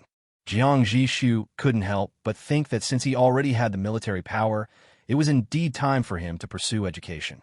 He then thought that there were still tens of thousands of high-quality people on the Cradle. Should he send someone to take them to the Skynet area? After struggling for a while, I gave up. Wait until I completely take over the Skynet area, then I'll consider bringing people over. Jiang Zhixu still holds out hope for eliminating the regional barriers. Chapter 137 Chapter 137 People's Livelihood. Singularity. As the only flagship of the Singularity Alliance, it has a population of just over 4,000. However, for the residents of the entire Singularity Alliance, being able to live on the Singularity is certainly a cause for pride, but it is far from the level of creating regional barriers. Currently, travel between the 10 second-tier cities under the Alliance is extremely convenient. On weekdays, many people like to wander around various cities when they have free time, especially the famous living city, Storm. Ion, what are you looking at? As soon as Wang Hao arrived at the station, he saw his good brother, Zhou Junyong, standing in front of the porthole with his back to him. There was an inexplicable sense of vicissitudes in his back. Zhou Junyong didn't look back, but pointed at the rolling mountain-like mobile city cluster outside the window and said slowly, "It's only been a little over 3 months, but it feels like a century. Otherwise, how could the development of our singularity be so dreamlike?" He turned around, pointed at Wang Hao and said, "For example, yesterday you were a slave who only dared to hide in the utility room and dare not come out during the uprising." Wang Hao's tanned face flushed instantly. He quickly reached out to cover Zhou Junyong's mouth, looking around with a guilty conscience. "We agreed not to mention this. I'm a captain of the Ace exoskeleton team now. If my subordinates heard about this, how would I save my face?" The Ace exoskeleton team is equipped with a new type of exoskeleton that integrates activated metals. As the captain, Wang Hao commanded 10 such teams, each with 6 people, totaling 60 elite soldiers. Zhou Junyong grinned, easily brushed off Wang Hao's hand, and said, "I was a slave yesterday, but today I'm a major in the Air Force and the commander of a flight squadron. That's because the commander-in-chief cherishes our friendship. Otherwise, we wouldn't be here today." Wang Hao watched as a bus bearing the Singularity Alliance flag pulled into the station and quickly said, all right, the bus is here. Get on board." He didn't want to discuss it further because he didn't think their current achievements were that great. Although their military ranks were earned through their own fighting spirit, the commander treated these earliest followers very well. The supply of first-level diet was never interrupted, which made their physical fitness naturally much stronger than others. In an army where strength is paramount, it goes without saying how great an advantage this is. If they did not have such a good foundation, they would have been left behind by the elites coming from the Guard long ago, and there was no way they could compete with them for military merits on equal terms like they do now. Seeing this, Zhou Junyong didn't say anything more. The two boarded the bus, which already had dozens of passengers, all apparently heading for the storm. They found a place to sit down and were no longer surprised by this kind of scene. After all, Singularity is a bit boring, and all entertainment activities are basically in the Life City. As the Singularity Alliance acquired hundreds of first-level blueprints and hundreds of second-level blueprints from various cities, the Alliance's people's livelihood standards were almost pushed to the peak. Those secondary blueprints, such as movie theaters, not only take up a lot of space, but also consume a lot of resources to generate movies. In addition, there are KTV, arcade, opera house. These first and second level blueprints, which are used purely to improve the quality of life and happiness, but do not have any special bonus effects, are like useless things in the eyes of other cities. In the end, they can only be sold to the Singularity Alliance as garbage. But what the Singularity Alliance is least afraid of is wasting resources, and they will use all they can. Jiang Zhixu has only one requirement for living in the city: to pile up materials. The ultimate stacking. Before the emergence of Living City, the Alliance residents earned 3,000 to 5,000 energy points a month, and most of them could be saved by the end of the month. Everyone happily thought about saving money to buy a bigger room in the future. After the emergence of Living City, the residents of the Alliance received a monthly salary of 8,000 to 12,000 yuan, with 4 days of vacation each month. If they lacked a little self-control, they would spend all the monthly salary in these 4 days. You should know that within the Singularity Alliance, ordinary 3 meals, daily transportation, and basic medical care are all free. One can imagine what a money-devouring monster Life City is. Dad, look! The Storm Life City and the delicious restaurant are noisy and crowded. On the dining table by the window, Tang Zhilan saw a familiar person in the queue at the ordering window, and she excitedly pushed Tang Nianji next to her. It is worth mentioning that due to the popularity of the Singularity Alliance Life City, it is currently closed to the public. In addition to the Alliance residents, only the city lords who are preparing to trade with the Alliance, or those led by a city lord holding a bronze card membership, are allowed to enter. Many non-member city lords were brought in by member friends to experience it once, and they were more motivated when they returned to complete the Alliance contribution tasks. Tang Nianji followed his daughter's gaze and saw 2 young men in casual clothes. The members of the Singularity Alliance are very easy to identify. Their clothes are embroidered with the Alliance's emblem in gold thread. Do you know them? Tang Nianji didn't notice anything unusual, but he thought the 2 people stood particularly upright when they were queuing for their meals. I don't know him, but I've seen one of them. Tang Zhilan blushed a little and said, last time he was wearing a military uniform and an exoskeleton with 2 bars and a star on his shoulders, and he was patrolling with dozens of exoskeleton soldiers behind him. He looked so handsome. Tang Nianji. He looked at his daughter's shy and embarrassed look, and suddenly an ominous premonition arose in his heart. 2 bars and 1 star? That's a major. Good job. Tang Nianji immediately advised earnestly, my dear daughter, just pretend you didn't see them. Our family is not worthy of them. Tang Zhilan's thoughts were exposed at once, and she was a little embarrassed at first, but after hearing the second half of the sentence, she no longer cared to hide it and hurriedly said, how could that be? I'm a city lord's daughter, after all. We're a good match, right? At worst, you can give me 100,000 singularity coins as a dowry. Tang Nianji. 100,000 singularity coins, converted into energy points within the Singularity Alliance, would be 100 million. It's not about the money, daughter. Tang Nianji was about to explain when Wang Hao and Zhou Junyong in the distance seemed to sense something. They suddenly looked back together, and their eyes met Tang Nianji's. At that moment, Tang Nianji was shocked by the coldness that flashed across the other person's eyes. Fortunately, the other party immediately restrained his sharpness, showed a decent smile, and nodded slightly at him. Immediately following, Wang Hao and Zhou Junyong's lunch was also ready. They each carried a few plates of delicious dishes and walked straight to Tang Nianji and his table. City Lord Tang, what a coincidence.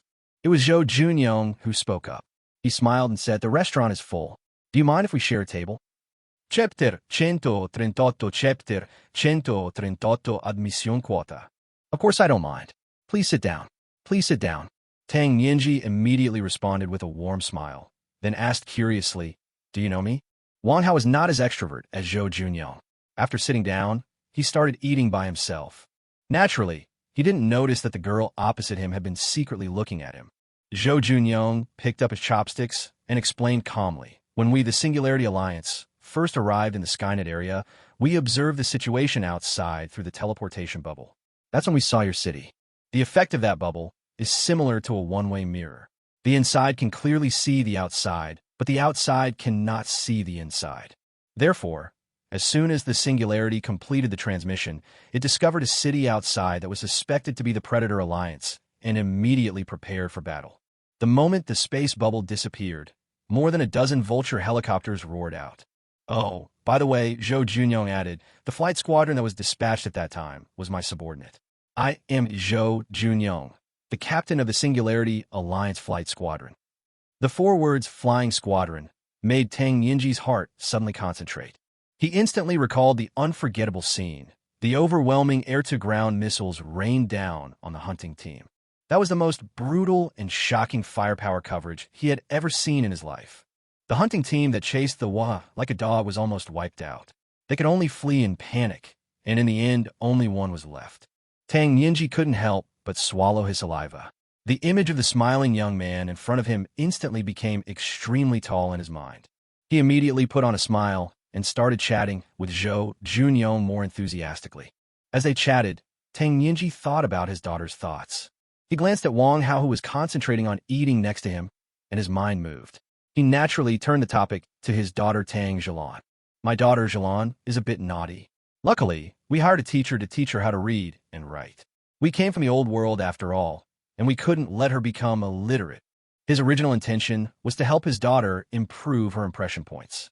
After all, in a big force like the Singularity Alliance, no one would like an illiterate person. But when Zhou Junyong heard this, he immediately looked up at Tang Zhilan. City Lord Tang, has your daughter been injected with a neural modifier? In fact, Zhou Junyong had long noticed that Tang Zhilan was interested in his good brother. In fact, he brought Wang Hao over with the intention of bringing them together. Unexpectedly, my good brother had no interest in this and was only interested in eating. Wang Hao ordered 3 dishes, 1 dish of braised pork trotters, 1 dish of beef with green peppers, and 1 dish of spicy chicken. Each dish was very filling, and in just a short while they were almost finished. Of course I got the injection, but it was just the day before yesterday, so it doesn't seem to have taken effect yet. They had just returned from the Waha trip, and when they heard about this good stuff, they immediately took their daughter to get the injection. Zhou Junyong nodded. Our Singularity Alliance is about to build a new secondary city specifically for use as a school. All of the Alliance's teaching staff will be concentrated there. It's a very powerful force. He changed the subject and casually said, I heard that the school will open up some admission places to members with bronze cards and above. If you're interested, you can go and find out for yourself later. These words immediately stirred up a storm in Tang Ninji's heart. Using a second-tier city specifically as a school, he immediately realized how much of a shock this news would cause in the prosperous circle once it was released. He even stuttered as he asked, You, Singularity Alliance, do you want to rebuild human civilization? Zhou Junyong smiled upon hearing this and said, The Commander-in-Chief has a far-sighted vision. I can't think that far ahead. But maybe. After he finished speaking, he lowered his head and ate seriously without saying anything more. Tang Ninji fell into a long silence. His reason told him that this was absolutely a fantasy. But for some reason, he searched frantically in his mind, but could not find any reason to prove that the Singularity Alliance could not succeed. Yes, other forces cannot succeed because they are weak, poor, and lack resources. But the Singularity Alliance has everything you want. Maybe it really can work. Tang Ninji hoped that Zhou Junyong could reveal more information, but it was obvious that the other party did not intend to say more. Honglang turned his back to the room and retreated step by step. Male listening.